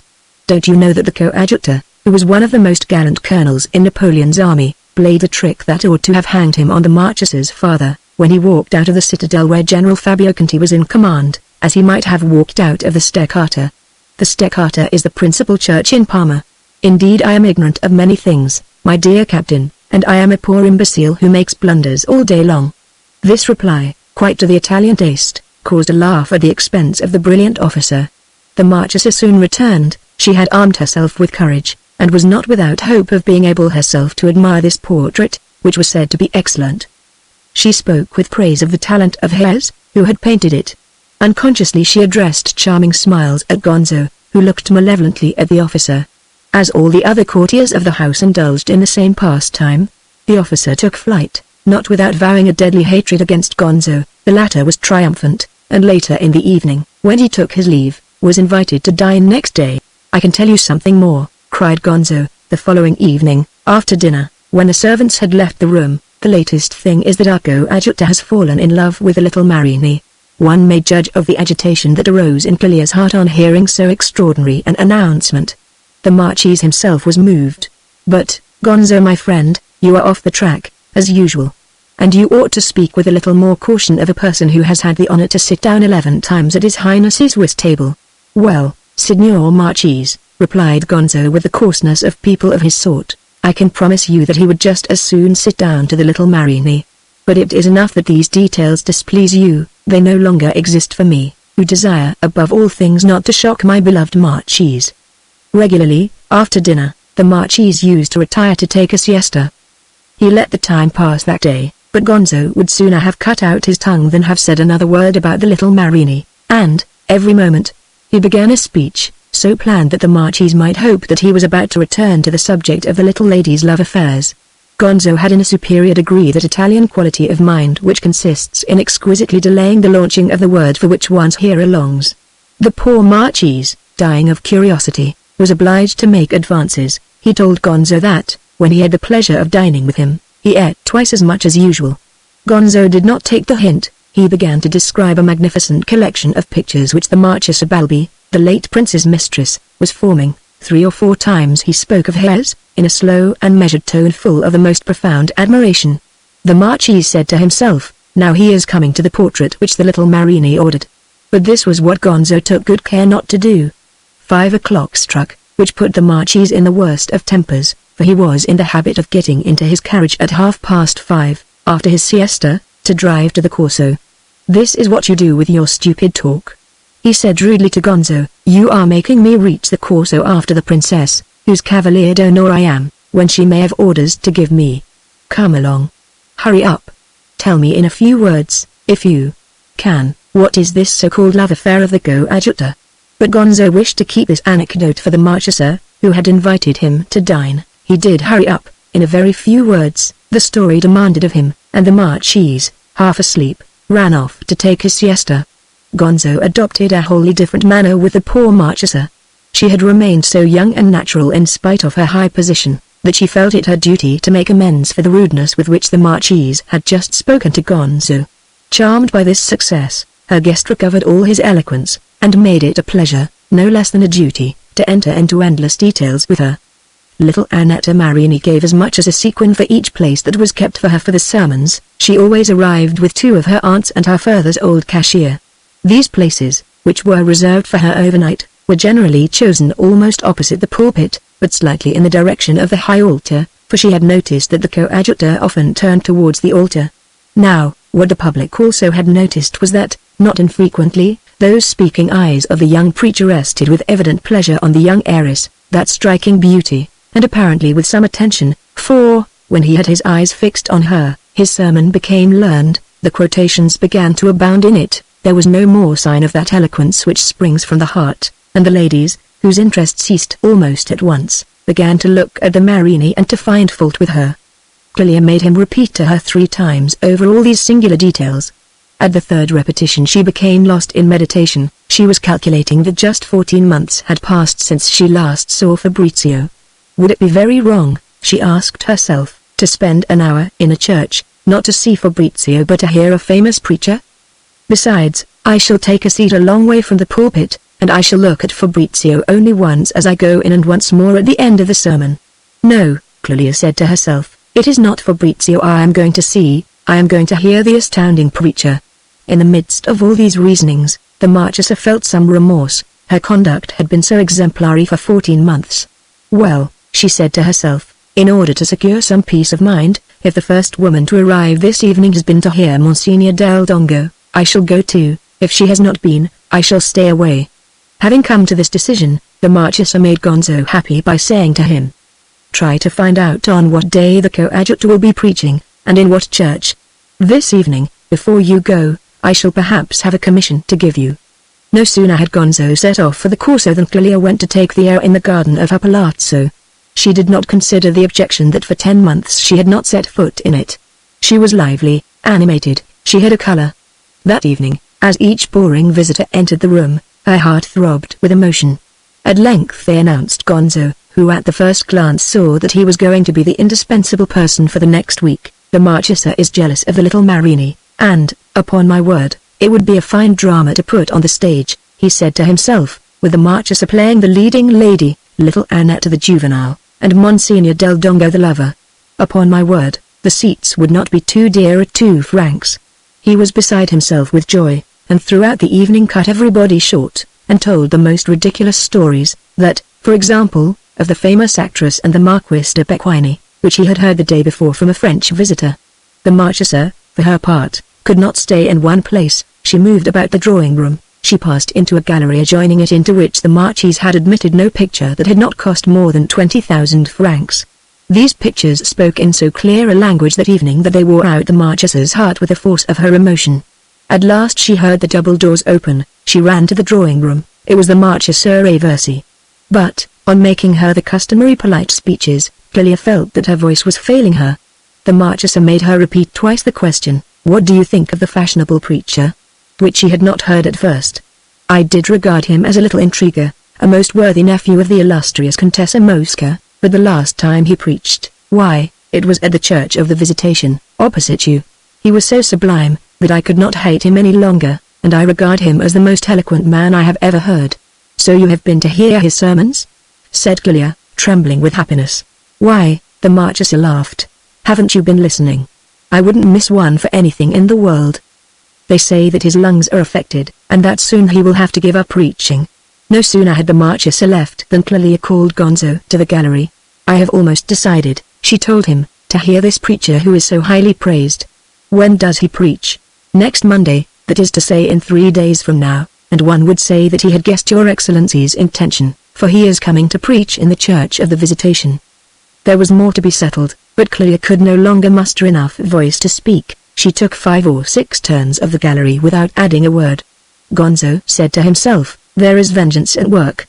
How can anyone have the insolence to escape from a prison, especially when he is guarded by a hero like General Fabio Conti? However, you must make haste," he added with delicate irony, "his lungs are affected.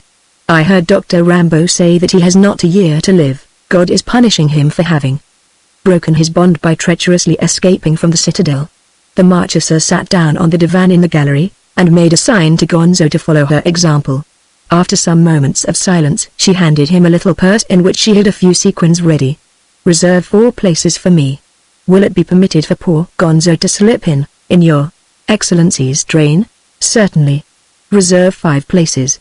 I do not in the least mind," she added, "whether I am near the pulpit, but I should like to see Signorina Marini, who they say is so pretty."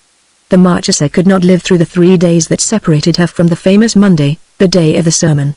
Gonzo, inasmuch as it was a signal honor to be seen in the company of so great a lady, had put on his French coat with his sword. This was not all. Taking advantage of the proximity of the palazzo, he had carried into the church a magnificent gilt armchair for the Marchesa, which was thought the last word in insolence by the middle classes.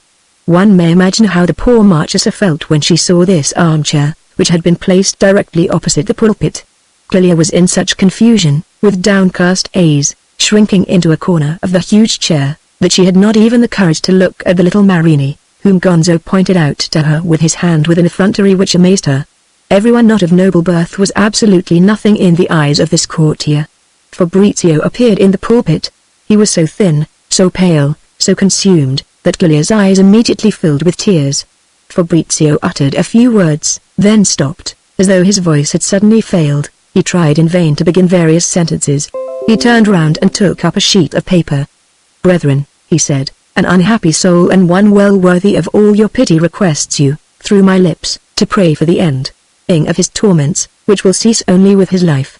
Fabrizio read the rest of his paper very slowly, but the expression of his voice was such that before he was halfway through the prayer, everyone was weeping, even Gonzo. "At any rate, I shall not be noticed," thought the Marchesa, bursting into tears. While he was reading from the paper, Fabrizio found 2 or 3 ideas concerning the state of the unhappy man for whom he had come to beg the prayers of the faithful. Presently thoughts came to him in abundance. While he appeared to be addressing the public, he spoke only to the Marchesa. He ended his discourse a little sooner than was usual, because, in spite of his efforts to control them, his tears got the better of him to such a point that he was no longer able to pronounce his words in an intelligible manner. The good judges found this sermon strange but quite equal, in pathos at least, to the famous sermon preached with the lighted candles. As for Clelia, no sooner had she heard the first 10 lines of the prayer read by Fabrizio than it seemed to her an atrocious crime to have been able to spend 14 months without seeing him. On her return home she took to her bed, to be able to think of Fabrizio with perfect freedom, and next morning, at an early hour, Fabrizio received a note couched in the following terms. "We rely upon your honor, find 4 bravi, of whose discretion you can be sure, and tomorrow, when midnight sounds from the Steccata, be by a little door which bears the number 19, in the Strada San Paolo. Remember that you may be attacked, do not come alone." On recognizing that heavenly script, Fabrizio fell on his knees and burst into tears. At last, he cried, after 14 months and 8 days, "Farewell to preaching." It would take too long to describe all the varieties of folly to which the hearts of Fabrizio and Clelia were a prey that day.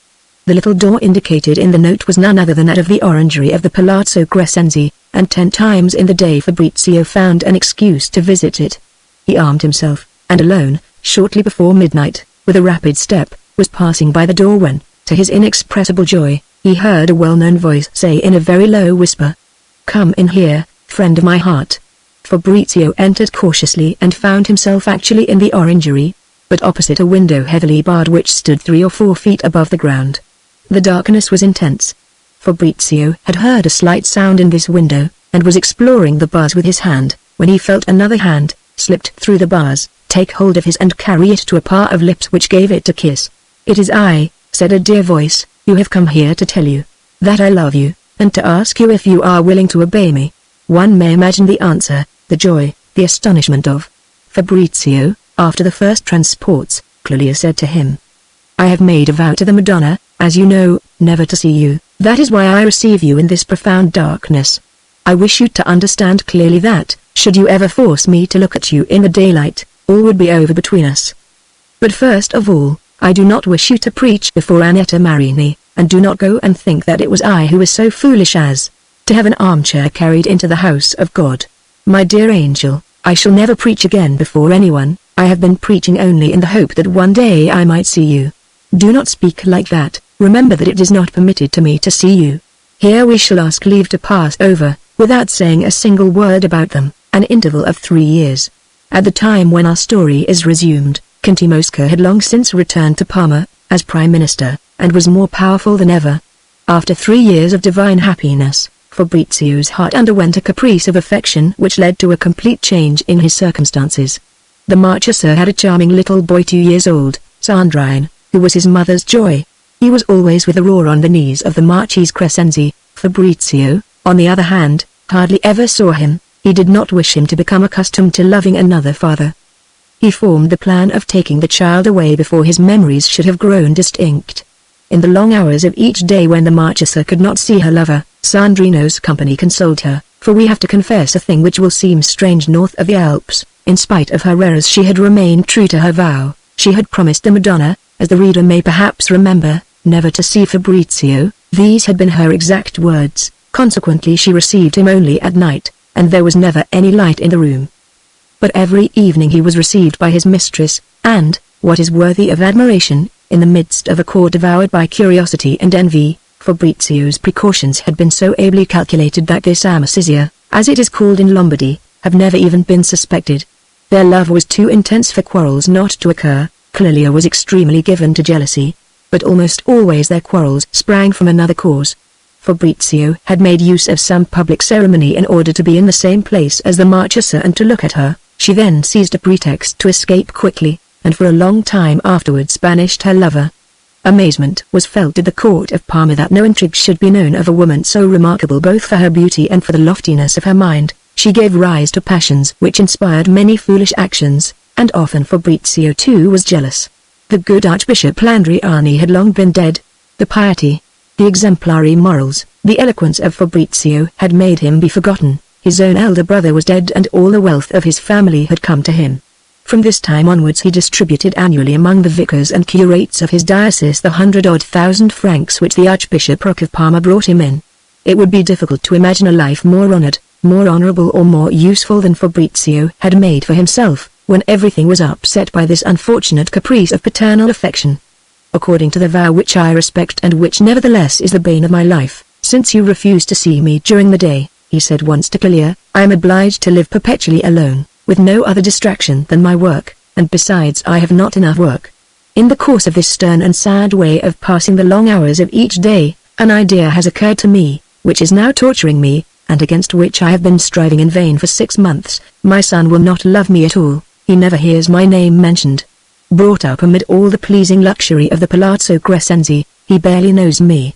On the rare occasions when I do see him, I think of his mother, whose heavenly beauty he recalls to me, and whom I may not see, and he must find me a serious person, which, with children, means sad.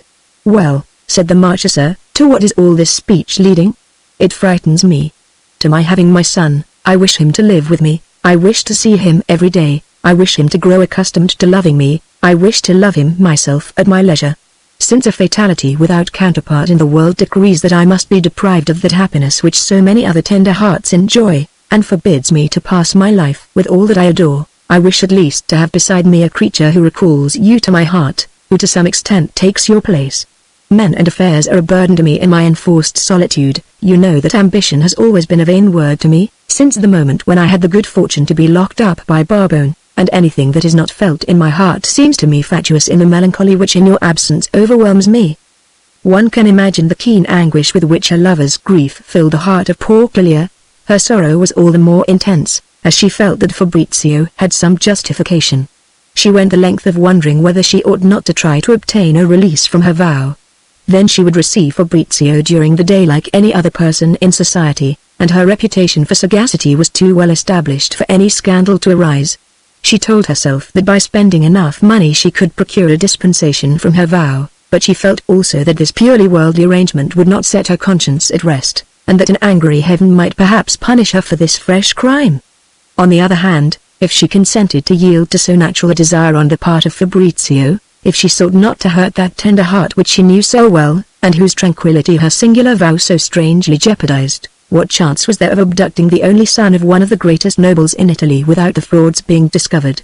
The Marchese Crescenzi would spend enormous sums, would himself conduct the investigations, and sooner or later the facts of the abduction would become known. There was only one way of meeting this danger: the child must be sent abroad, to Edinburgh, for instance, or to Paris, but this was a course to which the mother's affection could never consent. The other plan proposed by Fabrizio, which was indeed the more reasonable of the two, had something sinister about it, and was almost more alarming still in the eyes of this despairing mother. She must, said Fabrizio, feign an illness for the child. He would grow steadily worse, until finally he died in the Marchese Crescenzi's absence. A repugnance which, in Clelia, amounted to terror, caused a rupture that could not last. Clelia insisted that they must not tempt God, that this beloved son was the fruit of a crime, and that if they provoked the divine anger further, God would not fail to call him back to himself. Fabrizio spoke again of his strange destiny. The station to which chance has called me, he said to Clelia, and my love oblige me to dwell in an eternal solitude. I cannot, like the majority of my brethren, taste the pleasures of an intimate society, since you will receive me only in the darkness, which reduces to a few moments, so to speak, the part of my life which I may spend with you. Tears flowed in abundance. Clelia fell ill, but she loved Fabrizio too well to maintain her opposition to the terrible sacrifice that he demanded of her. Apparently, Sandrino fell ill. The Marquis sent in haste for the most celebrated doctors, and Clelia at once encountered a terrible difficulty which she had not foreseen. She must prevent this adored child from taking any of the remedies ordered by the doctors. It was no small matter. The child, kept in bed longer than was good for his health, became really ill. How was one to explain to the doctors the cause of his malady? Torn asunder by two conflicting interests both so dear to her, Clelia was within an ace of losing her reason. Must she consent to an apparent recovery, and so sacrifice all the results of that long and painful make-believe? Fabrizio, for his part, could neither forgive himself the violence he was doing to the heart of his mistress nor abandon his project. He had found a way of being admitted every night to the sick child's room, which had led to another complication. The Marchesa came to attend to her son, and sometimes Fabrizio was obliged to see her by candlelight, which seemed to the poor sick heart of Clelia a horrible sin and one that foreboded the death of Sandrino. In vain had the most famous casuists consulted as to the necessity of adherence to a vow in a case where its performance would obviously do harm, replied that the vow could not be regarded as broken in a criminal fashion, so long as the person bound by a promise to God failed to keep that promise not for a vain pleasure of the senses but so as not to cause an obvious evil. The Marchesa was nonetheless in despair, and Fabrizio could see the time coming when his strange idea was going to bring about the death of Clelia and that of his son. He had recourse to his intimate friend, Conte Mosca, who, for all the old minister that he was moved by this tale of love of which to a great extent he had been ignorant. "I can procure for you the Marchese's absence for 5 or 6 days at least. When do you require it?" A little later, Fabrizio came to inform the Conte that everything was in readiness now for them to take advantage of the Marchese's absence. 2 days after this, as the Marchese was riding home from one of his estates in the neighborhood of Mantua, a party of brigands, evidently hired to execute some personal vengeance, carried him off, without maltreating him in any way, and placed him in a boat which took 3 days to travel down the Po, making the same journey that Fabrizio had made long ago, after the famous affair with Giletti. On the 4th day, the brigands marooned the Marchese on a desert island in the Po, taking care first to rob him completely, and to leave him no money or other object that had the slightest value. It was 2 whole days before the Marchese managed to reach his palazzo in Parma. He found it draped in black and all his household in mourning. This abduction, very skillfully carried out, had a deplorable consequence. Sandrino, secretly installed in a large and fine house where the Marchesa came to see him almost every day, died after a few months. Clelia imagined herself to have been visited with a just punishment, for having been unfaithful to her vow to the Madonna. She had seen Fabrizio so often by candlelight, and indeed twice in broad daylight and with such rapturous affection, during Sandrino's illness. She survived by a few months only this beloved son, but had the joy of dying in the arms of her lover. Fabrizio was too much in love and too religious to have recourse to suicide. He hoped to meet Clelia again in a better world, but he had too much intelligence not to feel that he had first to atone for many faults. A few days after Clelia's death, he signed several settlements by which he assured a pension of 1,000 francs to each of his servants, and reserved a similar pension for himself. He gave landed property, of an annual value of 100,000 lire or thereabouts, to Contessa Mosca, a similar estate to the Marchesa del Dongo, his mother, and such residue as there might be of the paternal fortune to one of his sisters who was poorly married. On the following day, having forwarded to the proper authorities his resignation of his archbishopric and of all the posts which the favor of Ernst Tovi and the Prime Minister's friendship had successively heaped upon him, he retired to the Charterhouse of Parma, situated in the woods adjoining the Po, 2 leagues from Sacca. Contessa Mosca had strongly approved, at the time, her husband's return to office, but she herself would never on any account consent to cross the frontier of the states of Ernst Tovi. She held her court at Vignano, a quarter of a league from Castelmaggiore, on the left bank of the Po, and consequently in the Austrian states. In this magnificent palace of Vignano, which the Conte had built for her, she entertained every Thursday all the high society of Parma, and every day her own many friends. Fabrizio had never missed a day in going to Vignano. The Contessa, in a word, combined all the outward appearances of happiness, but she lived for a very short time only after Fabrizio, whom she adored, and who spent but 1 year in his Charterhouse. The prisons of Parma were empty, the Conte immensely rich, Ernst Tovi adored by his subjects, who compared his rule to that of the Grand Dukes of Tuscany. To the happy few,